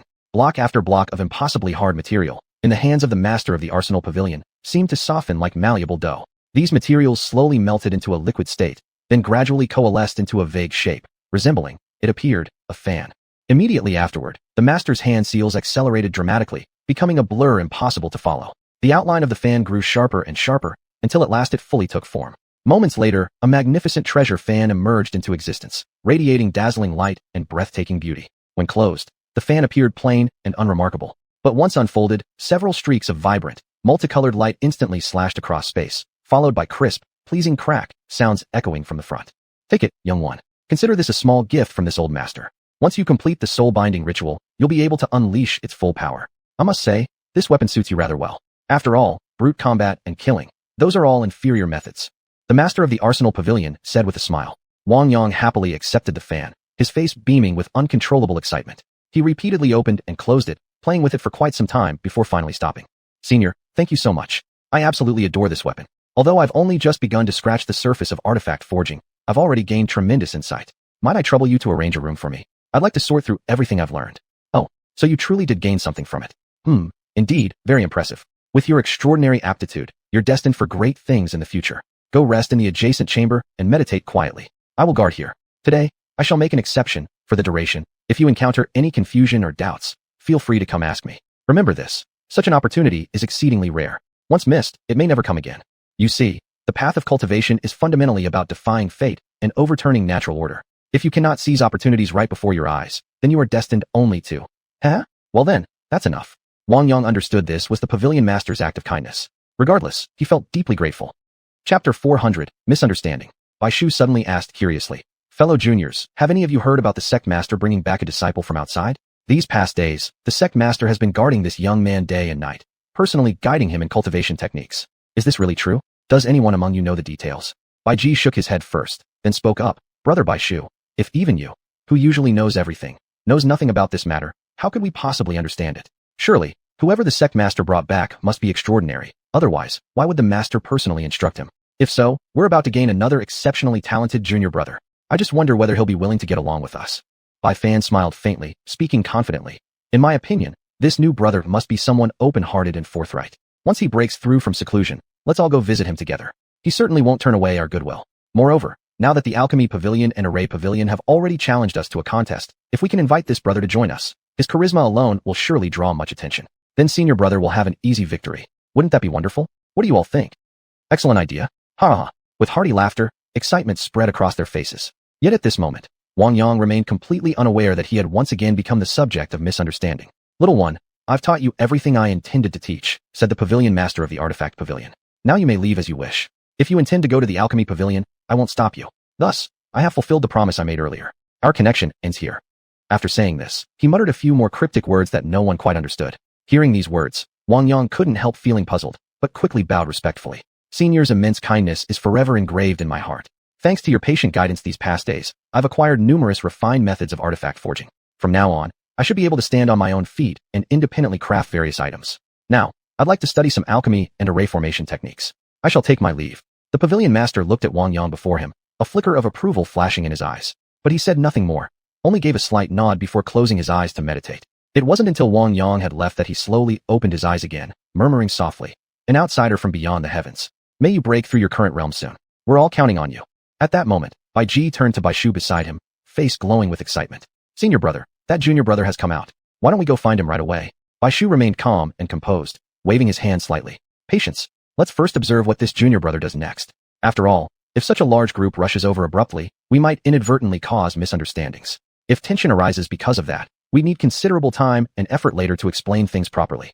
Bai Shu's reasoning made perfect sense, and after hearing it, Bai Ji also realized its wisdom. So the two decided to wait a little longer. But just then, Wang Yang suddenly felt a strange sensation, as if countless pairs of eyes were silently watching him from all around. Confused, he thought to himself, why do I feel like many people are secretly observing me? How strange. I've learned nearly all there was to learn here in the Artifact Pavilion. As for those so-called secret teachings not meant for outsiders, I suppose there's no chance of getting them anyway. Although I've gained quite a bit from this trip, I still don't fully understand what the pavilion master meant by his final words. There's nothing left to do but let it go. Seeing Wang Yang about to turn and leave, the others could no longer contain their urgency. They quickly stood up and rushed toward him like birds taking flight. Young junior brother, please wait a moment. Bai Shu shouted while speeding forward. We fellow brothers in arms wish to discuss something important with you. Could you spare a little time to come aside with us and talk it over? Upon hearing Bai Shu's call, Wang Yang stopped, but didn't turn around. Calmly, he replied, "Are you calling me? First, I should clarify. I am not your junior brother, nor have I joined the artifact pavilion. If there's anything you need help with, just say so directly. So long as it's within my power, I'll do my best to assist." Upon hearing Wang Yang's explanation, everyone wore looks of utter bewilderment. What was going on? Could it be their previous assumptions had been wrong? If so, the situation had suddenly become extremely tricky. Once lies were exposed, the consequences could be catastrophic. And even if they managed to win the upcoming competition, what real meaning would that victory hold? In the end, they might suffer an even heavier blow, truly a loss far outweighing any gain. For a moment, the group fell into silence and confusion, each pondering in their hearts how to handle this unexpected turn of events. Friend, please don't take offense. We assumed you were the pavilion master's personally chosen disciple, and we brothers were simply curious and wanted to get to know you. Since you're not actually a member of the artifact pavilion, we'll drop the matter. But may I ask where you're headed? We several junior brothers might be able to assist you. After all, meeting is fate. Why not get acquainted? In the future, if we cross paths during our cultivation journeys, perhaps we could lend each other a hand, Bai Shu explained with a smile. Esteemed senior brothers, to be honest, I've long been fascinated by the art of alchemy. That is precisely why I've come here today, to pay a visit to the alchemy pavilion and seek guidance. I wonder if any of you would be so kind as to introduce me? Should this be realized, I shall be forever grateful, Wang Yang asked, his face brimming with hopeful smiles. Oh, you wish to go to the alchemy pavilion? That may be somewhat problematic.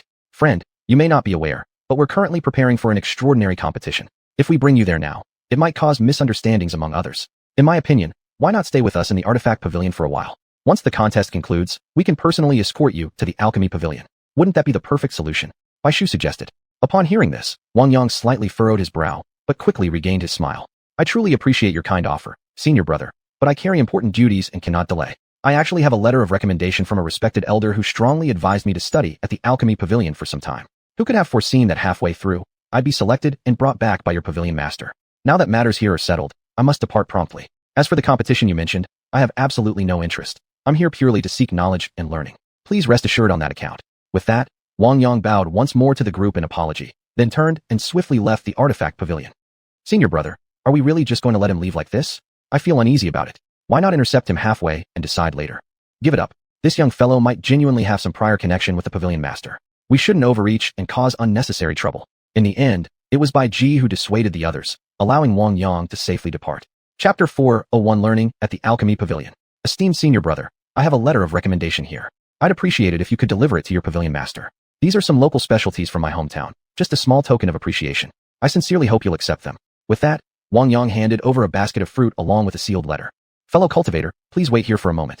We shall have a proper chat shortly. The alchemy pavilion truly lived up to its reputation. Even before entering, one could catch from afar a refreshing, soothing fragrance of pills. In such an atmosphere, refining elixirs must surely proceed without the slightest hindrance. So you're the one recommended by old Monster Tianji. Please follow me. Remember not to wander around randomly here. The pavilion master is currently awaiting you inside the hall. Just stay close behind me, and we'll arrive in no time. Many thanks for your assistance, senior brother. A humble gift, offered with sincere gratitude. Please do me the honor of accepting it. Saying this, Wang Yang slightly bowed and presented a carefully prepared gift to the guiding senior. To be honest, we've been on high alert recently, strictly guarding against disturbances from the artifact pavilion and formation pavilion. If there was any rudeness earlier, I kindly ask for your understanding and forgiveness. Wang Yang walked briskly toward an elegant garden and was quickly drawn to an elderly man within. Could this be none other than the legendary master of the alchemy pavilion? Young friend, come over here. I'm already aware that Elder Tianji recommended you to me. For the coming period, you may stay close by my side. There are several precious pill formulas preserved in my residence. You're free to browse and read as you wish. If you encounter any difficulties, feel free to ask me directly. I've heard you're also skilled in alchemy. That's excellent.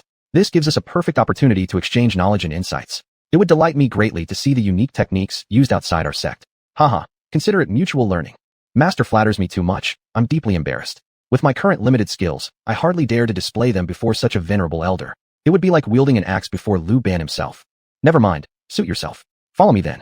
The herbs here are already sorted, so you don't need to do anything. First go to my residence. Read whatever formulas you like, but don't you dare damage them. They're all treasures of mine. Tonight, I'll give you a detailed explanation and personally demonstrate pill refinement. You just watch carefully, and I'll give you 5 days. How much you learn will depend entirely on your own abilities, said the master of the alchemy pavilion with a relaxed smile.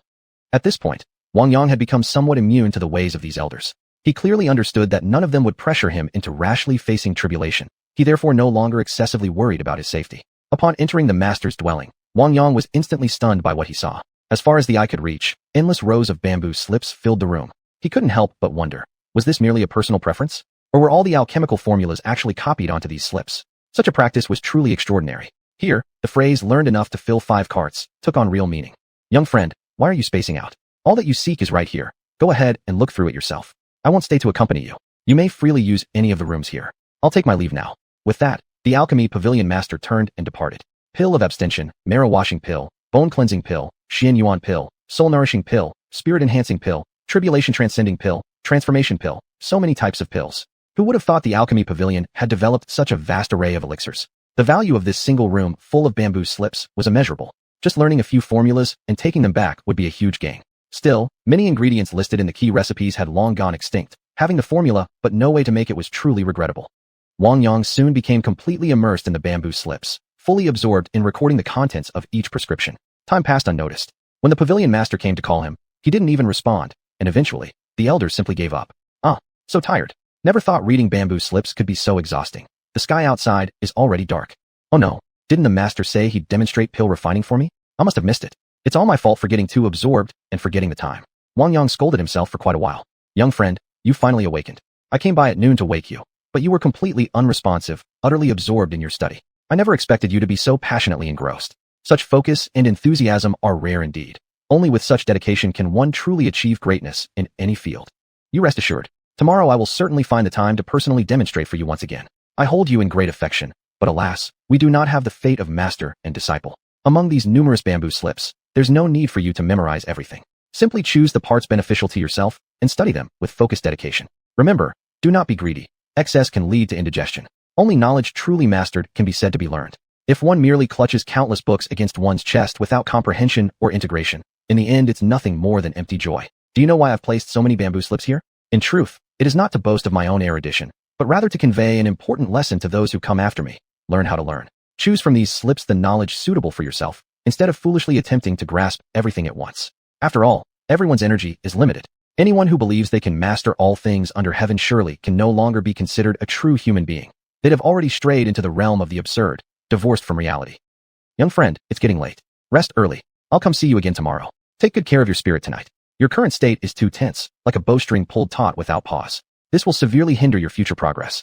If you still don't learn self-restraint, I can confidently predict you won't achieve anything meaningful for a long time. Don't concern yourself with what others think. I know people like Tianji and the others are urging you forward, but their pressure should become your motivation. What you're learning from me isn't merely alchemy techniques. Observe what I do every day. Do you see me sitting by the furnace all day long, ceaselessly refining pills? No, you don't. Let me tell you this. Alchemy is the refinement of life itself. Perfect the ordinary tasks before you now, elevate them slightly, and then apply that essence to your pill refining. When your xinjing, your inner state, is naturally elevated, the pills you create will flow smoothly from your hands. Young friend, ponder this well. Your current cultivation has reached a dead end. It's a bottleneck. The best way to break through such a barrier isn't endless refinement of skill, but transformation through the mundane. Hear thunder where there is silence. Perceive blooming flowers where there is no color. Chapter 402. Departure.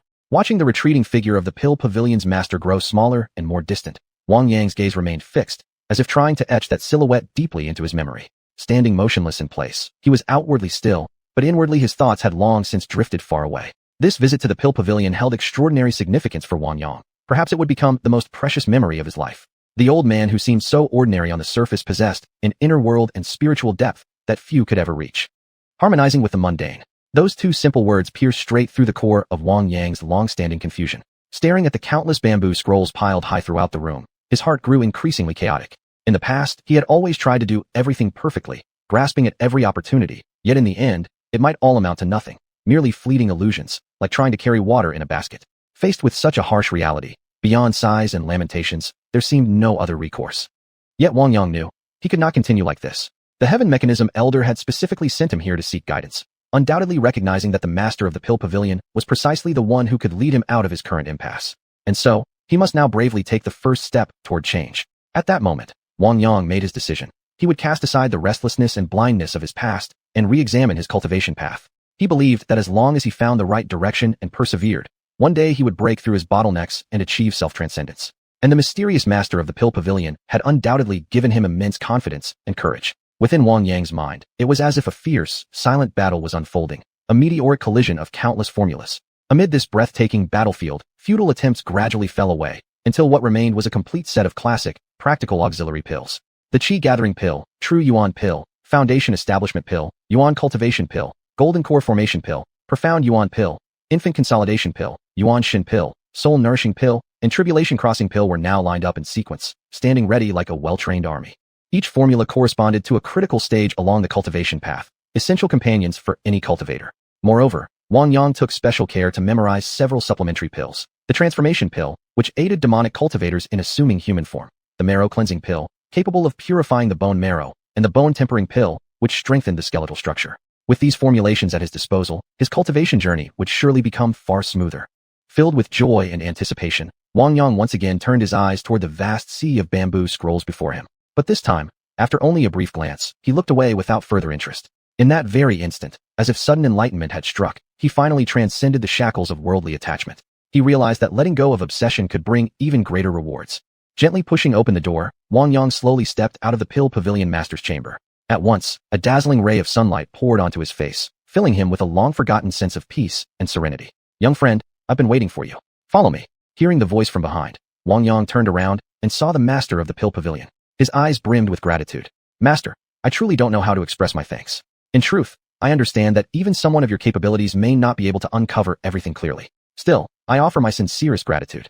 This brief encounter has elevated my mindset so greatly that even the bottleneck that once plagued me is beginning to loosen. After mastering your alchemical techniques, I intend to venture out alone for a period of cultivation experience. Of course, I won't be gone too long. Please await good news from me." "Good. Your insight truly astonishes me. Still, I must give you one warning. Even with exceptional comprehension, if you cannot apply it wisely, all efforts will be in vain. Do not covet petty gains before your eyes. Learn to think ahead, to look toward the future. From what I see in you now, I already know your potential. This time, I shall refine only a single batch of pills. Whether you grasp their true essence depends entirely on your own fate." With those words, the master of the Pill Pavilion produced an unremarkable alchemical furnace and gathered some fuel from around the room.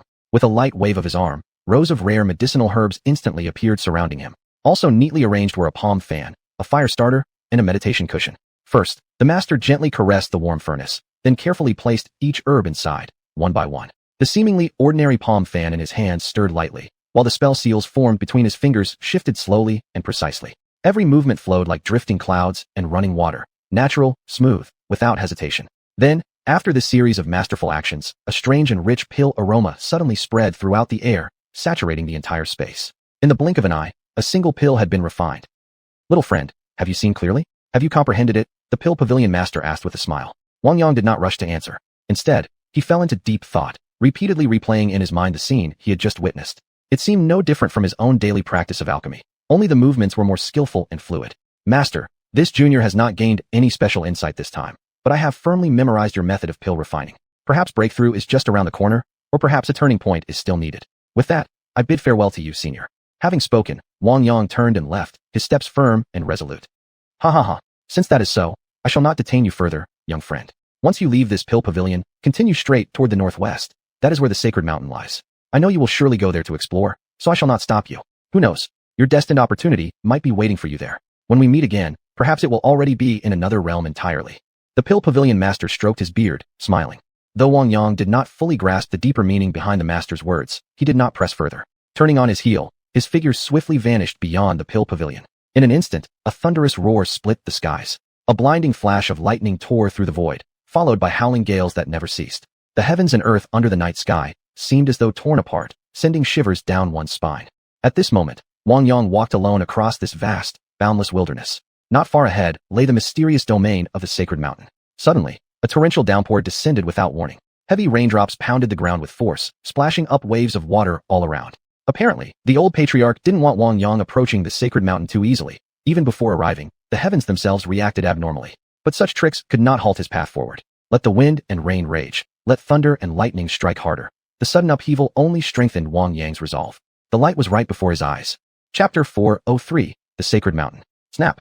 A sharp sound cracked through the air, and suddenly a narrow fissure appeared.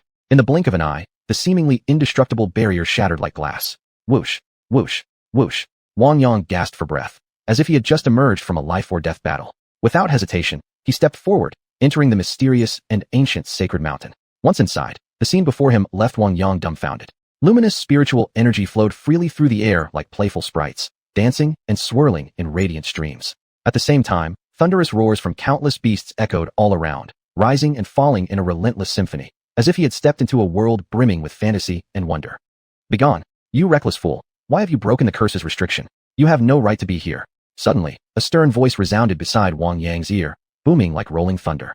Unfazed by the abrupt challenge, Wang Yang stood tall and replied loudly, "Why hide yourself, sir? If you have the courage, then show yourself. The very fact that I've reached this place proves the long-standing curse has already weakened and is about to shatter completely. Do you truly believe your solitary strength can stop the wheels of history?" His voice rang out like temple bells, resolute and powerful, imbued with a confidence and determination beyond words.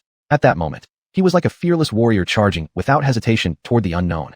Suddenly, dazzling lights surged in from all directions, streaking through the void like lightning bolts aimed straight at Wang Yang. "What's going on?" Wang Yang frowned, his mind racing, yet his feet never slowed as he sprinted forward.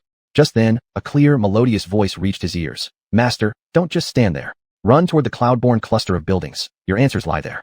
If you delay any longer, escaping later will be harder than scaling the heavens." Hearing Xiuling's transmission, Wang Yang snapped back to awareness. This warning had come from Xiuling, and she would never speak without cause. He quickly mobilized the true energy within his body and activated his unique cultivation technique. His figure shimmered faintly, then erupted in a burst of violet light. In an instant, his form vanished like a phantom. When he reappeared, he was already halfway up the mountain. Yet before Wang Yang could catch his breath, shouts erupted from all around. "Stop! That sanctuary is no place for someone like you. Fellow cultivator, if you cease now, we'll find a way to safely escort you out." Wang Yang stared in shock, realizing he had somehow been surrounded by a group of individuals radiating overwhelming auras, clearly top-tier powerhouses. He couldn't help but grimace inwardly. He had expected dangerous formations and restrictions, but never imagined so many terrifyingly strong beings lurking here. And judging by their hostile expressions, they saw him as an intruder.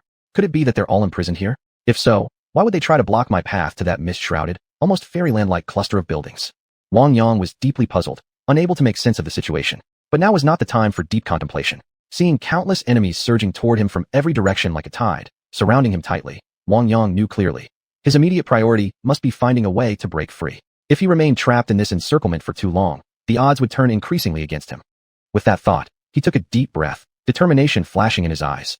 Very well, since a fierce battle was unavoidable anyway, he might as well unleash himself fully. Let it begin. With that resolve, his figure flickered like a ghost, darting swiftly toward the summit and its array of towering structures. Roar! A deafening roar split the skies. A man glowing with golden light, majestic and powerful as a god descending from war, suddenly materialized before Wang Yang, blocking his path. His voice thundered, "Daredevil demon, how dare you invade this forbidden land? Leave now. This is sacred temple ground. No outsiders are permitted near. Violators will be executed on sight." Executed? Ha ha ha. Wang Yang let out a wild laugh, as if he had just heard the most absurd joke in existence. If this world truly possessed the ability to mount effective resistance, how could I possibly be standing here at all? No matter. It saves me the trouble. Fine. Let's step through this gate first and see what lies beyond. Without another word, Wang Yang strode forward toward the great gate as if he hadn't heard the warning at all. Each step was firm and steady, as though nothing in this world could halt his advance. "Boy, stop right there." A thunderous roar suddenly cracked through the air like a bolt of lightning. "This is forbidden ground. How dare you act so recklessly? Surrender now, or we won't hesitate to strike. This is no place for you to cause trouble." Wang Yang gave no reply. Not only did he not stop, but he surged forward with full speed, determined to break through whatever restriction lay ahead. In the blink of an eye, he had already entered the grand hall of the temple. Sigh. A mournful sigh echoed out, heavy with boundless regret and resignation. What must come has finally arrived. Alas, even the oaths sworn long ago are destined to be broken. Who dares lurk in shadows and play ghost here? What kind of cultivator hides like a coward? Now that I've reached this place, do you truly think I'll turn back? Wang Yang shouted loudly, but no one answered. He called out several more times, and upon receiving no response, chose to ignore it and move on. Suddenly, a colossal statue came into view. Wang Yang couldn't help but feel puzzled. Why would there be a divine idol enshrined here? Driven by curiosity, he pressed onward. After walking a short distance, an ancient and elegant scripture pavilion emerged before him. Majestic and solemn in aura, the structure clearly belonged to no ordinary builder. A scripture pavilion of such grand scale. Whose work could this possibly be? Wang Yang mused silently. There must be more buildings hidden behind. Sure enough, after advancing just a bit further, a plaque hung high above caught his eye, inscribed with 3 powerful, flowing characters, Yang Ling Hall. A little beyond that, another, even more solemn plaque bore 2 words, Ancestor Hall. Blood pool. All of a sudden, as if enlightenment had struck, Wang Yang abruptly pulled out a small blade from his spatial ring and slashed a deep cut across his finger. Blood dripped swiftly into the pool, and as the amount increased, the surface began to churn violently. A profound sense of age and Kongsong settled in the air. The blood pool soon enveloped Wang Yang's entire body. So painful. The pool was reshaping his physical form, enhancing his bodily strength beyond measure. How much time passed, he could not say, but when the energy of the blood pool was finally exhausted, Wang Yang realized his body's strength had surpassed his current cultivation level. Snap! His bottleneck shattered. Chapter 404, Thunder Tribulation. The outsider from beyond the heavens has broken through his bottleneck. Accompanied by an astonished cry, the ancient expert's faces lit up with anticipation. It's finally beginning. Immediately after came another wave of amazement. The heavenly tribulation is actually appearing. At this very moment, every single person in the central continent turned their gaze toward the direction of the sacred mountain. The Pill Pavilion master felt waves of emotion surge within him as he murmured softly, "I hope young friend achieves great things upon the sacred mountain. I too was entrusted by someone. I must fulfill my duty faithfully." The instant his cultivation bottleneck shattered, Wang Yang sensed clearly that his thunder tribulation was about to descend. In a flash, his figure blurred like a ghost, swiftly leaving the temple until he reached a vast, open ground. High above, the once clear sky darkened in the blink of an eye. Rolling black clouds surged forth like the coming of doomsday. Tribulation clouds gathered wildly, thunder roaring and lightning flashing without cease. Dazzling bolts snaked through the cloud layers like silver serpents at play, growing increasingly dense. In an instant, the entire sacred mountain was enveloped in intense light, crackling with blinding electric sparks, bright as day. The crowds previously gathered outside the temple had long since scattered in panic, and the vast area quickly emptied. Even more astonishing, even those beasts of prey that were usually so proud and fearsome now hid deep within their dens, afraid to make the slightest sound. Across the entire sacred mountain, only the deafening roar of thunder reverberated endlessly. "Master, this thunder tribulation is actually a tremendous opportunity for you. Your physical body has just broken through. Being tempered by this lightning will make your flesh even more solid. For the first dozen or so waves of tribulation, you must experience them directly yourself. It's crucial for you." Unexpectedly, Xiling once again offered guidance.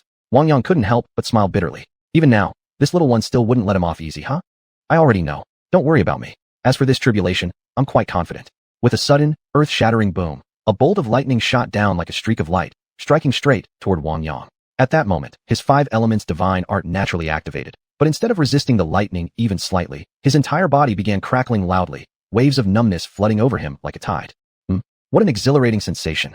The accumulated energy within Wang Yang's body gradually dissolved and refined. In the blink of an eye, the first wave of tribulation passed effortlessly. So simple after all. The thunder tribulation isn't anything special. I'm even more confident about overcoming it now, huh? Witnessing this scene, the powerful cultivators hidden deep in the mountains quietly muttered among themselves. Then boom, boom, boom, boom, 4 deafening explosions tore through the sky. 4 dazzling lightning bolts rushed down the mountain like 4 ferocious tigers, charging straight at Wang Yang with terrifying momentum. Their speed was staggering, giving him no time whatsoever to react or defend. In an instant, a continuous crackling sound filled the air. Wang Yang was completely enveloped by this terrifying tribulation, as if plunged into a world of endless lightning and thunder. His previously indestructible physical form was now undergoing an unprecedented trial and refinement. As time passed, Wang Yang's body gradually took on a more ancient, natural quality, like an artwork weathered by ages. Had anyone been able to draw close enough to observe carefully, they would have been shocked to discover mysterious seal-like patterns flashing intermittently across the surface of his otherwise ordinary-looking flesh. These marks flickered in and out of visibility, seemingly imbued with boundless mystery and power, stirring awe in any who might see them. Time slipped by, and already more than 20 waves of thunder tribulation had descended. Throughout this period, Wang Yang endured each strike solely through the resilience of his physical body. All his efforts were not in vain. The rewards he received were extraordinary. Meanwhile, Xiling skillfully manipulated the 5 spirit pearls, subtly absorbing the immense energy from the tribulation lightning. This energy played a profoundly significant role in helping her further refine the laws of space. Within the pearls, sparks of electricity flickered continuously, as if silently announcing some profound transformation. The creatures living inside once again felt the call of the tribulation, while those with stronger bloodlines perceived this power even more acutely, benefiting greatly from it. At that very moment, Xian Gui, the dark tortoise, who had been asleep for eons, suddenly awakened. Refined by the thunder tribulation, the flesh reborn. "I never imagined I could also use the power of this tribulation to transform into human form." Clearly, the greatest beneficiaries of this tribulation were the World Tree and the Jianmu Divine Tree. Their thirst for the lightning seemed insatiable, forever craving more, never truly fulfilled. The thunder tribulation seemed to realize that all its prior preparations had been in vain, and the entire cloud mass began churning violently, as if stirred by an invisible colossal hand. Dense, ink-like clouds rapidly gathered into a thick mass, blotting out the sky and shrouding the land in darkness. At the same time, the previously dazzling bolts of tribulation lightning underwent a strange transformation. Their brilliance gradually dimmed until they turned into an unfathomable, pitch-black hue. The accompanying thunder, once earth-shaking, now shifted into a low, hoarse growl, like the sinister whisper of a demon, sending chills down one's spine. Unexpectedly, the thunder tribulation had mutated again. At that very moment, a mysterious barrier abruptly emerged, tightly enveloping Wang Yang's body. Immediately after, one ancient defensive artifact after another, long sealed and forgotten, awakened as if called upon by some unseen force. Yet the following waves of lightning gave him no chance to catch his breath, striking in relentless succession like a violent storm, catching him completely off guard. Each bolt descended like divine punishment from the nine heavens, carrying annihilating power that crashed down with cataclysmic force. Crack, accompanied by a sharp snapping sound, the first barrier shattered instantly. Then came a continuous series of cracks, unending and alarming. Those defenses, once thought indestructible, now crumbled like paper, helplessly reduced to ashes scattered by the ravages of the tribulation. When the lightning finally reached Wang Yang's body, more than half of its terrifying power had already been weakened. Still, even this diminished force was nothing to underestimate. Fortunately, Wang Yang was no longer the same man he once was. Relying on his peerless physical form, he endured the assault head-on, harnessing the energy of the tribulation itself to break through his final restraints and elevate his cultivation to a completely new realm. In the blink of an eye, 72 strikes of the thunder tribulation had passed. Yet the alteration of the world's rules was far from over, and already, new waves of lightning began gathering energy once more. By now, all the ambient energy within the sacred mountain's vicinity had been absorbed by the tribulation clouds, which still showed no sign of being satisfied. Snap, snap, snap. Accompanying each crisp cracking sound, the once impenetrable outer barriers surrounding the sacred mountain shattered one by one. The tribulation clouds, finally breaking free of their constraints, spread outward like a ferocious beast opening its gaping maw, extending toward the entire central continent. The sheer magnitude of lightning energy it contained surpassed everyone's wildest imagination, so immense that even the usually calm and composed Wang Yang paled at the sight before him. What is going on? Does the tribulation truly intend to kill me? A roar echoed in Wang Yang's heart. He couldn't comprehend why he was subjected to such unimaginable treatment. Yet, faced with this unknown and perilous situation, he knew he must remain calm and strong. Master, please steady your mind and keep your spirit tranquil. This might be heaven's test upon you. We must face it with reason and objectivity. Believe me, you will come through unscathed. Xiuling's voice was like a gentle spring breeze, soothing Wang Yang's agitated heart and bringing a measure of peace to his turbulent emotions. Chapter 405. Success in Transcending the Tribulation. The World Tree and the Jinmu Divine Tree finally refused to remain under Xiling's control any longer. They broke free, their true forms released. Their enormous branches and leaves spread out like a canopy blotting out the sky, covering the entire divine mountain. The surface of the World Tree shimmered with dazzling silver light, while ethereal fruits slowly materialized from nothingness into distinct, visible phantoms. In contrast, the Jinmu Divine Tree was even more audacious and unrestrained, dashing fearlessly straight into the tribulation lightning, as if seeking to claim even this most terrifying force of heaven and earth for itself.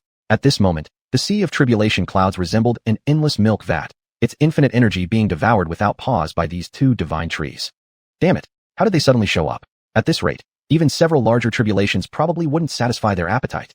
Master, the final bolt of lightning depends entirely on you. Wake up. Boom, boom, boom. Accompanied by thunderous roars that shook heaven and earth, the once vast and overwhelming sea of tribulation clouds began to visibly shrink at an astonishing speed. In the blink of an eye, the last and most devastating bolt of tribulation lightning took shape. Wang Yang dared not slacken his focus for a single instant. He concentrated completely, directing the Divine Farmer's Cauldron, Linglong Pagoda, and Shao Kai to instantly form 3 indestructible defensive barriers. Immediately after, he poured all his strength into activating the 5 elemental pearls, forming a 4th, powerful layer of defense. Yet, the moment these 4 shields appeared, they shattered like paper before the onslaught of the tribulation lightning. In a flash, the heavenly bolt struck Wang Yang's body like a ferocious beast. Pooh! Wang Yang spat out a large mouthful of blood. His physical body could not withstand such terrifying power. The force tore him apart instantly, countless jagged, horrifying cracks spreading across his flesh like a spiderweb. An excruciating, soul-rending pain surged through him, prompting a shrill, agonized scream. At the same time, the blood on his skin seemed drawn by some mysterious force, exploding outward in droplets scattered everywhere, an appalling sight. Time passed, minute by minute, though no one knew exactly how long. Slowly, the thick clouds hanging over the divine mountain began to dissipate. Suddenly, a magnificent 7-colored radiance descended from the heavens, enveloping Wang Yang's entire body. Under the glow of this miraculous light, his shattered form regenerated at an astonishing rate, returning swiftly to wholeness, and even his spiritual sea was bathed in the radiant aura. I've broken through. This feeling of great freedom, of absolute liberation. It's truly incredible. Overcome with joy, Wang Yang's figure flickered like lightning and vanished from where he stood, as if a spark had split the night sky. The next moment, he reappeared silently within the temple, like a ghost emerging from shadows. At the same time, wondrous changes began unfolding atop the divine mountain. The previously calm summit suddenly glowed with brilliant light. Then, a colossal statue, over 100 feet tall and majestically grand, slowly emerged from the peak. Exquisitely carved and lifelike, it seemed almost sentient, evoking awe in all who beheld it. Everyone stared wide-eyed, their faces filled with disbelief. The statue depicted an elderly man clad in Taoist robes, his left hand pointing toward the heavens and his right toward the earth. A presence so supreme and domineering that it sent waves of awe rippling through every observer. "Why is there a statue of Laozi here?" Wang Yang blurted out in shock, his face etched with astonishment and confusion. Others around him looked equally bewildered, whispering among themselves. After all, Laozi, the founder of Taoism, revered throughout the world as the supreme elder lord, carried immense prestige and sanctity. How could such a monumental, imposing statue appear here without reason? They were deeply suspicious, but found no answers. All they could do was stare in silence at the enigmatic statue, searching for clues while acutely sensing an incomparable, overwhelming aura emanating from it. An aura that made each of them feel insignificant, like ants beneath a mountain. Just then, something unexpected occurred. With a deafening boom, the long-sealed gate of the ancestral hall swung open. A radiant scroll, glowing brilliantly, shot forth like a meteor streaking across the sky, flying directly toward Wang Yang and landing neatly in his hands. Immediately afterward, a mysterious decree manifested before him, and a brilliant flash of spiritual light exploded within the depths of his mind. "Descendant, congratulations on breaking free from the constraints of the Taiching realm. The path to the upper realms has now opened. May you make wise use of this opportunity. Tread carefully, and may all be well." At last, it had begun. Wang Yang's heart trembled. He keenly sensed intense fluctuations of energy emerging from many places across this world. Particularly at the location of the divine mountain, waves of tribulation lightning were beginning to gather. In the long hours that followed, breakthroughs erupted one after another throughout the realm, their thunderous booms echoing through the skies as if trying to tear open the heavens themselves.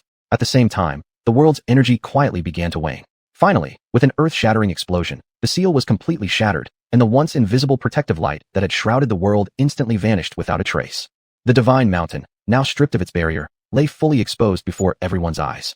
The people gazed in astonishment at the sight, unable to hold back their gasps. Wow, the divine mountain has truly appeared. What holy being is that giant statue? Could it be one of the legendary deities? Incredible. Never would I have imagined so many senior experts would break through their cultivation bottlenecks at once and ascend. They must be heading to higher realms to pursue the ultimate Tao. Chatter filled the crowd, every face glowing with excitement and reverence. For these ordinary mortals, the spectacle before them was undoubtedly a once-in-a-thousand-years visual feast, a spiritual cleansing. For cultivators like Wang Yang, however, it signaled the arrival of a new era, brimming with endless possibilities and challenges. Roar, roar, roar. Deafening beast roars rose continuously, shaking the skies as if the entire divine mountain trembled. These sounds came from every corner of the mountain, feral beasts sensing the massive changes sweeping through their environment. The once isolated divine mountain was about to open its gates to the outside world, revealing countless hidden opportunities waiting to be discovered. Everywhere were rare and precious spirit herbs, dazzling to behold. Even the monstrous beasts guarding these treasures possessed strength that wasn't overwhelmingly invincible. Such irresistible temptation would naturally draw countless adventurers eager to explore. Standing outside the temple, Wang Yang gazed at everything before him, a wave of helplessness and sigh rising within his heart. Sigh. The tranquility of this place is about to be shattered. He well understood what this opening of the divine mountain meant. Endless conflicts, bloodshed, and turmoil might soon follow. Yet as an onlooker, he was powerless to change any of it. This, perhaps, was the price of transcendence. Chapter 406, The Soul Nurturing Manual. Why can't we enter the temple? We've waited so long. Could it really be that this place is simply not meant for us? This is truly unbearable. Once again, numerous guardians gathered around the outer edge of the divine temple. With the dissipation of the barriers surrounding the sacred mountain, more and more outsiders had begun venturing toward it. The mountain's fame had spread far and wide, linked with countless legends. Now that its mystical veil had finally lifted, any attempt to block access was hopeless. Master, there are items within the main hall that you must take and leave quickly. Do not linger here too long. Within the soul-nurturing hall lies a divine treasure capable of helping living beings break through their cultivation bottlenecks. This you must absolutely take with you. The vital energy in the ancestral hall has already been absorbed by you. The remaining opportunities here no longer concern you. Upon receiving Xilinx's message, Wang Yang swiftly opened the door of the soul-nurturing hall and strode inside. The moment he entered, he was astonished to see a mysterious book floating in midair, emitting flickering rays of spiritual light. The soul-nurturing manual. Wang Yang gasped inwardly. As he reached out with his divine sense toward the sacred book, he was suddenly sucked into the world contained within its pages by an overwhelming force. Is this the legendary realm of a divine book? His eyes widened in disbelief. The scene before him was breathtakingly beautiful, like a fairyland intoxicating to the soul. Countless radiant orbs hung suspended in the air, each glowing brilliantly. Inside every orb, faint silhouettes of living beings could be seen, vivid and lifelike, as if they were real. This awe-inspiring spectacle left Wang Yang utterly stunned. At that instant, a dazzling ray of divine light flashed across, forcibly dragging Wang Yang's consciousness into yet another place. Never would I have thought the one who eventually arrives here would still be someone from the ancestral star. It seems my old master truly foresaw everything. Very well then, I shall follow fate and help fulfill this destiny. The book spirit quietly observed Wang Yang, a faint look of satisfaction shimmering in its eyes. Young one, this is the soul-nurturing realm. The orbs you see before you represent individual living beings, each alive and breathing in their own right. Treat them well. Since my old master entrusted you with the soul-nurturing manual, he must have had great faith in you. Do not betray that trust. Who's there? Wang Yang jumped violently at the sudden voice, his heart nearly leaping out of his throat. What kind of reaction is that? So jumpy. I am the spirit of the soul-nurturing manual, and now I shall recognize you as my new master. From now on, treat these souls with care. I am about to return to slumber. Do not disturb me unless necessary. As soon as the book spirit finished speaking, Wang Yang felt a powerful force ejecting him from the book's inner world. Master, you're finally awake. Congratulations on acquiring yet another extraordinary divine treasure. Seeing the soul-nurturing manual fly into Wang Yang's sea of consciousness, Xiling couldn't hide her joy. Xiling, where did the divine book go? Just now, I seemed to encounter the book spirit. It was incredibly wondrous. It clearly promised to acknowledge me as master. Wang Yang looked around the vast, empty hall, filled with suspicion. Master, the soul-nurturing manual hasn't vanished. It now resides within your sea of consciousness. As long as you calm your mind and focus, you'll be able to perceive it. To think such a priceless treasure still exists in this world, truly, you are blessed by heaven. This manual not only nurtures the soul, but also enables control over various living beings throughout the world. Those outside the hall have already recognized you as their master. They are all beasts disguised in human form, under the control of the soul-nurturing manual. You may now walk out confidently. It would be best to bring them all into the 5-spirit pearl space. Let them reside there henceforth. Xiling, if what you say is true, then all those people outside are transformed beast clans, and in such large numbers. If I bring them all into the space, will it negatively affect the other beings already living there? After all, these creatures are powerful. The balance might be disrupted. Master, do not worry. Within the 5-spirit pearl space, I am the sovereign. Any being entering must obey my commands. Moreover, the soul-nurturing manual in your hands gives you direct control over them. Thus, when you return to your original world, many tasks can be handled without your personal involvement. They will become loyal aides at your side. Good. Then let's go out now. No sooner had Wang Yang spoken than his figure flickered like a phantom, appearing instantly beyond the temple's outer perimeter. He's out. Finally, he's come out. Someone shouted excitedly, unable to contain himself. The speaker was a rugged-looking man with coarse features, bulging muscles, fierce eyes, and a terrifying demeanor. Yes, quickly lead us into the holy temple. Otherwise, don't blame us for being ruthless. Others chimed in agreement. Wang Yang gazed at the group of transformed beasts before him, secretly astonished. These beasts had actually taken human form, and so perfectly that they were indistinguishable from real humans, which was truly beyond belief. After a careful glance around, he realized there were far more of them than expected, and a slight headache began to form. Unwilling to waste time entangled with them, Wang Yang decided to end things swiftly. With a mere thought, the soul-nurturing manual within his sea of consciousness emitted a mysterious aura. Immediately, beams of light shot forth from the manual, rapidly enveloping every beast present. Moments later, those ferocious-looking creatures suddenly became abnormally docile. The hostility in their eyes vanished without a trace. Master, this servant was terribly disrespectful earlier. Please forgive me. The rugged man now bowed his head submissively, completely stripped of his former arrogance, not even daring to entertain a single rebellious thought. The soul-nurturing manual is actually this domineering? Wang Yang stared wide-eyed, utterly incredulous at what he was witnessing. He could hardly believe that the same burly, boisterous man had become so gentle and obedient in an instant. After brief consideration, Wang Yang decided to let the matter drop. After all, such a miraculous transformation had already broadened his horizons, and right now, he had more important matters to attend to. From this moment on, I am your master. There is no need for resistance. I will send you all into a special space where you shall live from now on, Wang Yang declared aloud. Hardly had the words left his mouth when Xiling opened a portal nearby leading into an unknown realm. Upon hearing this, the crowd stirred restlessly. At that moment, an elderly man dressed in a simple yet elegant long robe, exuding a refined and scholarly air, stepped forward respectfully and said to Wang Yang, Master, your compassion knows no bounds. Might we be permitted to bring our descendants into this space as well? This place is fraught with danger. If we leave them behind, they will surely face certain death.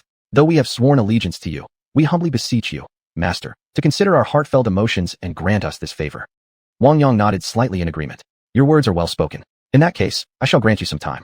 Return swiftly to your respective clans. Bring your family members here. And if you possess any rare treasures or heavenly resources, bring those as well. My space is like a complete world, rich in resources. You will understand its benefits in time. In that case, many thanks to the Master for your generosity. Chapter 407. Returning to the original world.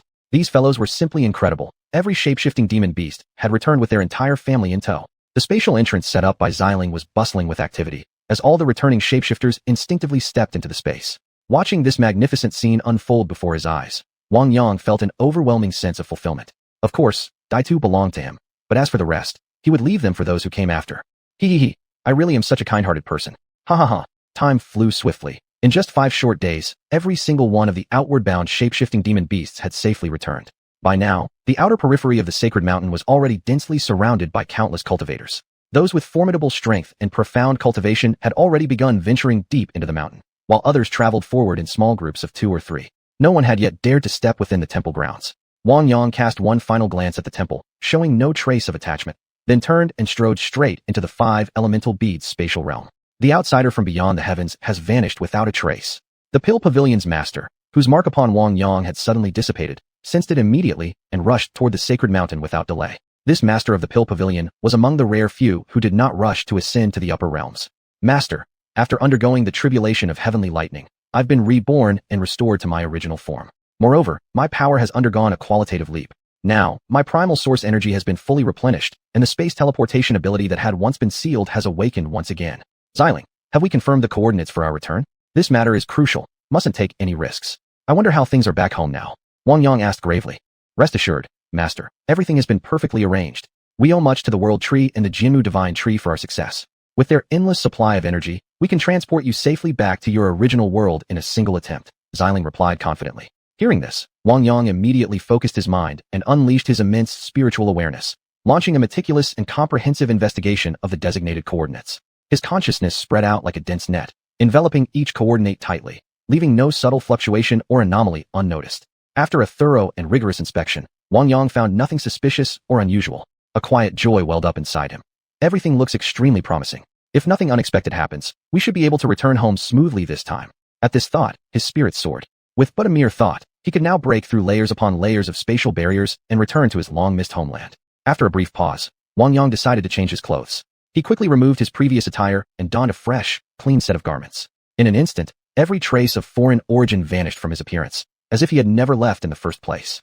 The space around him had undergone tremendous transformation. Lush, thriving vegetation covered the surroundings, exuding vibrant life. Yet, the stronghold of the 5 Elements sect remained as serene and tranquil as ever, seemingly untouched by the outside chaos and changes. Especially striking was the sight of the spatial spirit spring. The changes there were absolutely breathtaking. Towering skyward stood a colossal world tree, as if striving to pierce the very heavens. Beside it loomed the even more magnificent Jinmu Divine Tree, its vast canopy eclipsing the sky and casting an awe-inspiring visual impact. These 2 titanic trees complemented each other, forming a dreamlike, breathtakingly beautiful landscape that captivated anyone who beheld it, drawing them in irresistibly. The previously barren and desolate space was now filled with wild, untamed creatures, all subdued by powerful and mysterious demonic beasts. They scattered across this boundless domain, each claiming their own territory. Every corner featured cave dwellings established by shape-shifting demon beasts, some hidden deep within secluded valleys, others perched high on steep cliffs, each unique and distinctive. These abodes served not only as shelters against wind and rain, but also as symbols of their strength and majesty. As time passed, the space within the 5 elemental beads gradually flourished with vitality.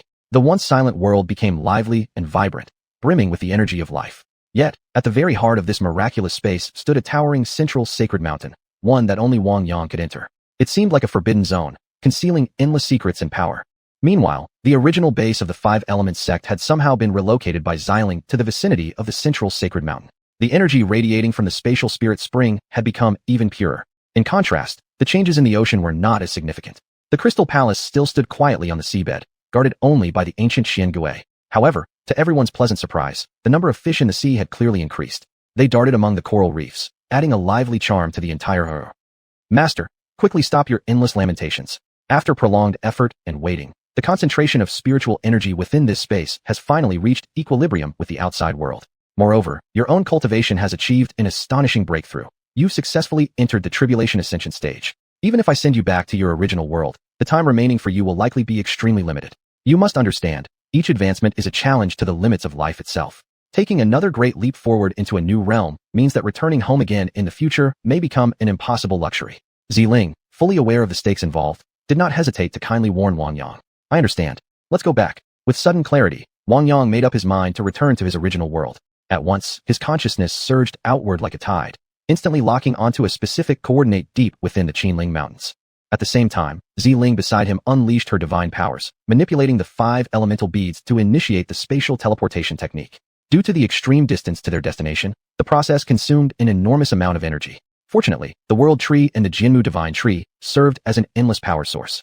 Without their assistance, Wang Yang would have needed far more time to accumulate sufficient energy for a safe return journey. Just then, the sky above underwent a sudden transformation. The previously clear heavens abruptly emitted an incredibly powerful energy fluctuation. As this force erupted, a massive rift was forcibly torn open in the airspace above Qinling, yet it closed just as quickly, vanishing without a trace. During this brief period, all communication signals in the surrounding area mysteriously cut out, as if disrupted by some unknown mystical force. It wasn't until much later that things gradually returned to normal. At last, I'm back. When his feet touched the familiar soil once more, a profound sense of solidity welled up in Wang Yang's heart. He didn't dare linger, nor did he have time to admire the scenery around him. Instead, he swiftly dashed into the distance. For he knew well that it wouldn't be long before someone arrived to investigate the anomaly that had just occurred.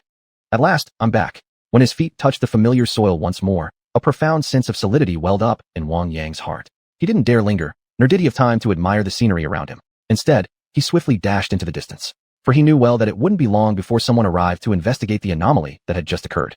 Chapter 408. The changes this year. Xiaoya, don't push yourself so hard. If it's really too much, let's just sell this place. Yang left behind so many businesses, they're definitely worth a fortune. Even if we did nothing from now on, we'd still live comfortably for the rest of our lives. Here, give me the baby. Look at how exhausted you are. Your mother's heart aches seeing you like this. Your mother-in-law has come to check on you several times already. If you keep being so stubborn, I'll really lose my temper. Zheng Yun quickly reached out and took her grandson into her arms, her face brimming with affection and concern. Mom, you know me better than anyone. My body's strong. I can handle this little bit of work. Even though Wang Yang disappeared somewhere, who knows? He might come back any day. I firmly believe nothing bad has happened to him. He's probably just caught up in something difficult that he can't get away from right now. That's why I've decided to stay here and wait for him to return. Besides, the distillery in town has already been sold. No one should have their eyes on this land anymore. Our greenhouse vegetables are high quality. Sure, we're not as famous as before, but the profits are still quite good. In fact, maybe it's not such a bad thing. When Wang Yang was around, we didn't realize it much, but after this period of quiet reflection, I've come to understand deeply, relying on outside help is never as solid as depending on your own strength. As the saying goes, self-reliance brings abundance. That truth still holds today, Xiaoya said firmly. Xiaoya, I truly worry about you. Women often need someone to lean on. Your father isn't good with words. He's always been quiet like a gourd, but without him holding things together at home, I would have been panicked long ago. Right now, your mother-in-law is busy arranging your brother's wedding, which is why she hasn't visited as often lately. But you must promise to take better care of yourself from now on. Zheng Yun urged, her voice heavy with emotion. Mom, I understand. Take the child and go rest. I still have some things to attend to. All right then, Xiaoya, I'll head back now. Don't work too late. We're not short on money. If anything happens to you, Yang wouldn't be happy when he returns. Xiaoya watched her mother-in-law's figure grow smaller as she walked away, and tears burst forth uncontrollably from her eyes. For the past 2 years, she had silently carried an enormous burden alone. Fortunately, the mysterious secret realm had remained by her side, offering endless comfort and support. Wang Yang's master also lived here in seclusion, cultivating his cultivation. Because of this, even when external pressures and challenges arose, various officials respected master's presence and stepped forward to mediate and resolve issues. In recent years, Xinjia village had undergone earth-shaking changes. What was once an ordinary mountain village had transformed into a mature and charming new rural showcase. An increasing number of city dwellers were drawn here, eager to experience the beauty of nature and the simplicity of countryside life. At the same time, a bustling commercial street with a full range of businesses had emerged and gradually stabilized. The old village chief had retired, enjoying his well-earned peace with family. Now, the village leadership team was appointed uniformly by the town government. Qiu Yao had taken over as party secretary, and a vibrant young university graduate had also been assigned as a grassroots village official, dedicating himself to rural development. Villagers' incomes had risen steadily, multiplying several times over compared to the past. Generous annual dividends ensured that every household here had entered a moderately prosperous standard of living. Undoubtedly, this achievement stemmed not only from the villagers' hard work, but also from Wang Yang's early planning and vision. Most notably, because the secret realm was located precisely here, to ensure its safety, the authorities had specially established a new military outpost deep within the Qinling Mountains, tasked specifically with maintaining peace and order in this area. The deliberate suppression of this place's fame was truly necessary. After all, if powerful individuals weren't stationed here to guard it, even leaders in Beijing would feel uneasy, wouldn't they? In the past 2 years alone, the grain yield harvested from that mysterious secret realm had been remarkably high. So high, in fact, that supplies had already begun reaching the military. As a result, the nation's dependence on imported foreign grain had naturally decreased significantly. What brought the greatest joy and reassurance was that, after sustained effort and exploration, the seed industry had finally achieved large-scale, systematic growth. The successful cultivation of the first batch of seeds had laid a solid foundation for future research, and now seed development had gradually expanded across numerous domestic scientific institutions. Yet, the most important and critical part still revolved around activities carried out within the mysterious and special secret realm. This place not only offered a safe and reliable environment, but also possessed vast land area, effectively avoiding a series of issues such as human interference. Master Hu, who resided here, deserved immense credit. His enormous contributions had undoubtedly propelled the entire industry forward by a significant leap.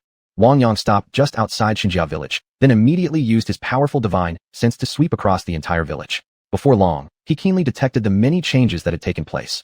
Although much had transformed beyond recognition, fortunately, the overall framework of the village remained relatively intact. It surprised Wang Yang to realize that quite a few villagers had left. Even more unexpected was that Yu, once so familiar to him, had also chosen to depart. Now, only Xiaoya remained, diligently working alone in the small courtyard. As Wang Yang looked upon the little child cradled in her mother's arms, an indescribable feeling welled up inside him. There seemed to be a special bond between them. Just one glance, and he could feel a profound, blood-deep connection. The little boy was sturdy and strong, with a round head adorned by bright, lively eyes, his tiger-like appearance radiating cuteness. Judging from the aura emanating from him, he clearly inherited Wang Yang's superior physical constitution. Fortunately, Wang Yang had returned home in time. Had he arrived a few years later, he might have missed the optimal window for the child's cultivation. But it wasn't too late now. With just a simple meridian washing and bone rebuilding process, he could unblock the child's internal channels and lay a solid foundation for his future cultivation path. Seeing this little one, Wang Yang's previously tense expression finally relaxed. A faint smile tugged at the corners of his lips, one filled with quiet satisfaction. From this moment on, he silently resolved to devote all his energy to nurturing this child. Unless absolutely necessary, Wang Yang would likely never reappear publicly again. The ambition he once held had gradually faded, smoothed over by the passage of time. Life was unpredictable, fleeting like a dream. Many things were simply beyond human control. He had chosen a far more low-key way of living, freely altering his appearance, maintaining contact only with those closest to him. In this way, he and his family could avoid unnecessary troubles. In this complex and chaotic world, Wang Yang was like an observer, watching the myriad human conditions with cold, detached eyes, yet rarely intervening. Perhaps, this was the enlightenment born of all he had endured through the years. Chapter 409, Reunion. Who's there? A slightly hoarse voice rang out, tinged with alertness and confusion. It's me. Xiaoya, I'm back, came a deep, magnetic reply. Xiaoya had been lost in thought when the sound reached her ears. She snapped her head up abruptly, and upon recognizing the familiar face before her, tears instantly spilled over like a dam breaking, uncontrollable and overwhelming. Without hesitation, she flung herself into Wang Yang's arms, as if finally finding the anchor of her life. You bastard, where have you been for 2 years? Do you even know how much I've missed you? Every single night, I thought of you. I've waited so long, 2 years and 1 month. You made me suffer so much. Her emotions surged beyond control.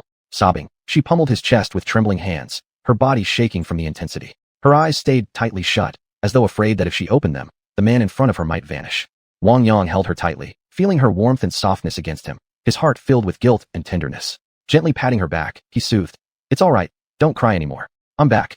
This time, leaving was unavoidable. I was swept into another world by spatial turbulence. If not for my recent breakthrough in cultivation, I might not have known when I could return. But rest assured, my love, I won't leave again. After all, our child has already been born. Xiaoya, you've endured so much during this time. Let me take care of everything here from now on. Hand all responsibilities over to my eldest brother and sister-in-law. From today forward, I'll lead you both onto the path of cultivation.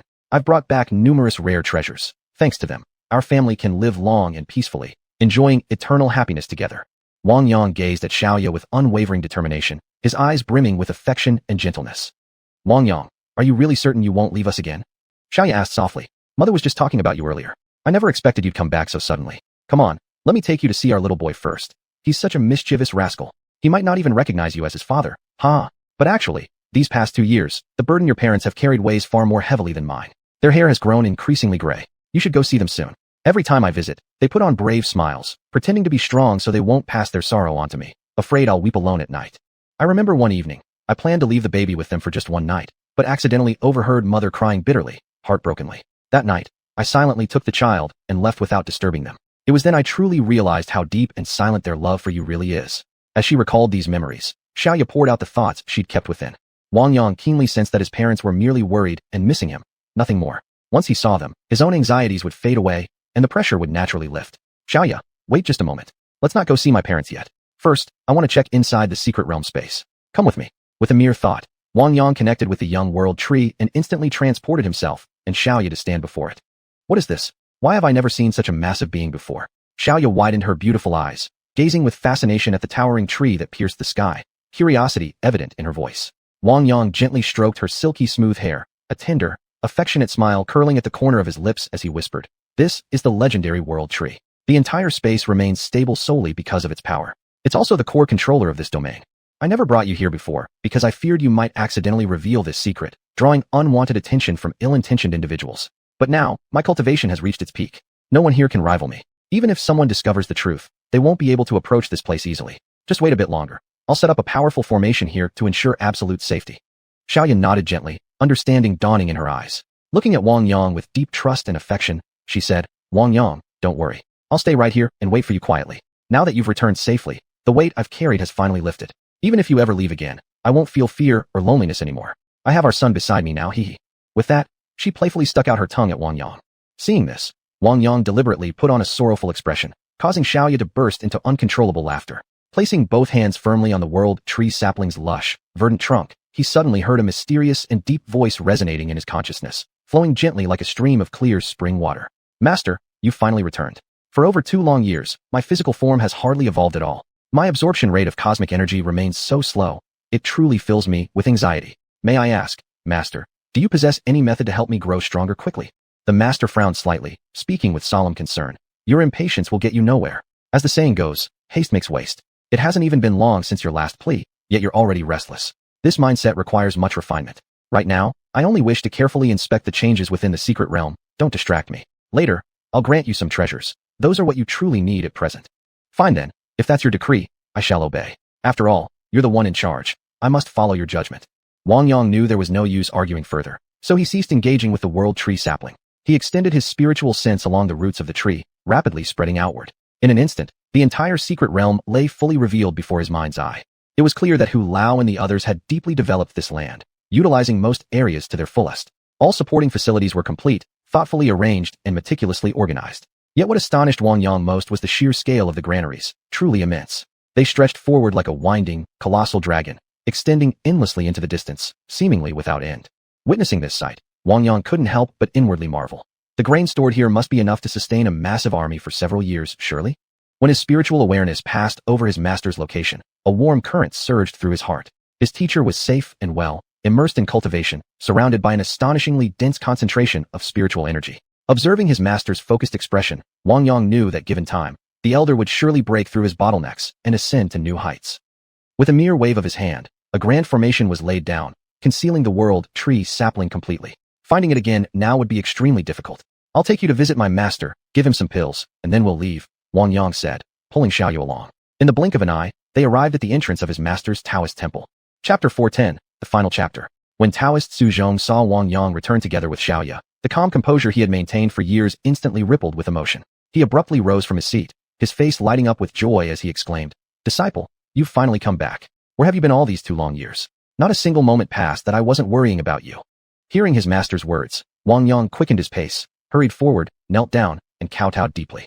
"Master, please accept this bow from your disciple. This story is rather long. Do you remember when I went with Director Mao to investigate those missing persons? At the time, I was full of confidence, believing my abilities could handle any challenge. But fate is unpredictable. During the mission, I encountered a spatial turbulence that swept me into an entirely foreign world. For over 2 years, I never allowed myself a moment's slack, cultivating tirelessly day and night. Fortunately, heaven showed mercy, and at last I found an opportunity to break through and return home. Master, I brought back some precious pills for you. Also, I possess a highly profound cultivation technique that suits you perfectly. I hope you'll study it in your free time. From now on, I have no interest in managing outside affairs. I plan to entrust all my businesses to relatives and friends. I now have a child, and Xiaoya has chosen to walk the path of cultivation with me. Soon, we may leave this place to seek a secluded retreat for quiet cultivation." After listening, Master Xuzhong slightly furrowed his brows and fell into deep thought. After a moment, he slowly nodded in agreement. "Disciple, I can no longer tell how far your cultivation has advanced. These past 2 years, I've remained within the temple, focusing solely on practice, and I've made considerable progress.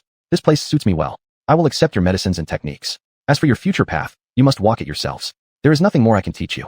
If ever you need my help, do not hesitate to inform me. I've already met your child, truly a promising talent.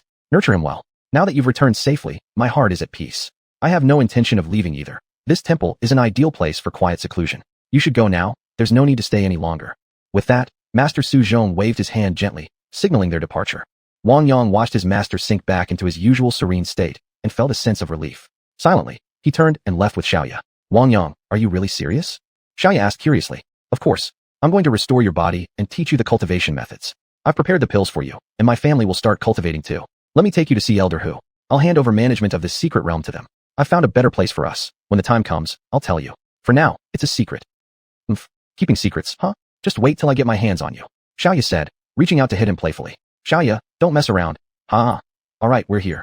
Behave yourself for a moment. Wang Yang laughed. Young man, you finally show up. Tell me, where have you been? Elder Hu, it's been too long. I've missed you. Enough talk, come and sit. Xiaoya, sit by me. Those 2 years weren't easy for you. Elder Hu smiled warmly, gesturing for them to take their seats. Elder Hu, I didn't expect it'd be you managing things here. Thank you so much for everything. I wouldn't have made it without your support, Xiaoya said sweetly, sitting beside him. Through the sapling of the world tree, Wang Yang already had complete understanding of the entire secret realm. He didn't need to ask Elder Hu many questions. The hidden domain had developed into a fully functional supply base, completely free of polluting industries. Specialized research facilities were also well established, and life here attracted many people, all living without greed or scheming. Elder Hu, I won't involve myself in the affairs of this secret realm anymore. From now on, it's in your hands. If you continue developing along this path, there won't be any problems. This time, I'm transferring some control permissions to you. This token serves as the medium, guard it well. So long as no war or destruction occurs, the safety of the realm will remain assured. We won't stay long. I haven't seen my parents yet, nor met my child. I just came to let you know I'm back. Alright then, off you go? We won't exploit it recklessly. Since it's been entrusted to us, nothing like what you feared will happen. I'll visit you when I get the chance, Elder Hu said with a smile, standing to see them off. Wang Yang led Xiaoya out of the secret realm, slightly altered their appearances, and headed toward his parents' home. Mom, Dad, are you doing alright? Let me see my baby right away. Mother Xiuxian suddenly heard her son's familiar voice and jumped to her feet in excitement. Xiaoyang, where the hell have you been, you rascal? Your father and I were so worried. Your wife suffered so much these past 2 years. Come here. I'm going to beat you black and blue. Father Wang Dongshan, seeing Wang Yang's appearance, happily said, since the child is safe and sound, don't you go waking my grandson now. Xiaoya smiled teasingly. Mom, Dad, now that Wang Yang's back, you should be happy. If you want to punish him, there'll be plenty of time later. We have something to tell you. Wang Yang plans to take us all onto the path of cultivation. You just pack up. I've decided to hand over management here to elder brother, sister-in-law, and second brother. No more worries for you about these matters. Hu Tu, De Mao, Air Mao, San Mao, and Si Mao, upon seeing Wang Yang, excitedly rushed over and began circling around him. Boss, we thought you'd abandoned us. Everything's been fine at home, but if you leave again, don't you dare leave us behind, or we really will get angry. Yeah, boss, we're mad. Wang Yang gently patted each of their heads, then instantly sent them all into the Five Spirits Pearl realm. From now on, they would live inside the space. Mom, Dad, Xiaoya, hold my son. I'm taking you somewhere. Don't be startled when we arrive. Let me help you adjust first. The moment he finished speaking, the entire family appeared within the Five Spirits Pearl space. This place feels so comfortable. Mother Xiuxian was the first to speak. Is this the immortal realm? The air is so fresh. Father Wang Dongshan exclaimed in amazement. Xiaoya felt it most profoundly. Her cultivation technique automatically began to circulate within her body. The baby was the most extraordinary. Surrounding spiritual energy continuously poured into his tiny body, making him the one who benefited the most. Wang Yang immediately took his son into his arms, channeling spiritual energy to smooth and unblock his meridians. He quickly reopened pathways that had nearly sealed shut. Once the boy grew a bit older, he could begin formal cultivation. Mom, Dad, this is my secret sanctuary. From now on, our family will live here together. Pick any room you like. This is truly my final secret. This is far superior to that hidden realm. Wang Yang, what other secrets are you hiding from me? Be careful, or I'll give you a beating. Wife, please have mercy on me. Finally, Wang Yang led them on a full tour of the Five Spirits Pearl space. It was vastly larger than the outside world. The transformed demonic beasts, upon seeing Wang Yang, bowed deeply in great respect. After settling everyone into their rooms, he brought them back out of the Five Spirits Pearl space. Time passed swiftly. Wang Yang's cultivation level could no longer be suppressed. It had finally reached the limit of this world. Now rejected by the world's rules, he had no choice but to ascend to the higher realm. Xiaoya's cultivation had broken through to the nascent soul stage. His parents' levels had stabilized at the yuaning stage, unable to advance further due to their innate limitations. As for his son, Wang Feng, his cultivation surpassed them all. He had already reached the body integration stage. His master refused to leave with Wang Yang, and the rest of the family preferred a quiet, ordinary life. None wished to burden him. Even his parents initially refused to depart, but in the end, unable to resist Wang Yang's insistence, all four were taken into the Five Spirits Pearl space. Heaven and earth changed. Deep within the Qinling Mountains, a brilliant light flashed, and Wang Yang vanished from the spot.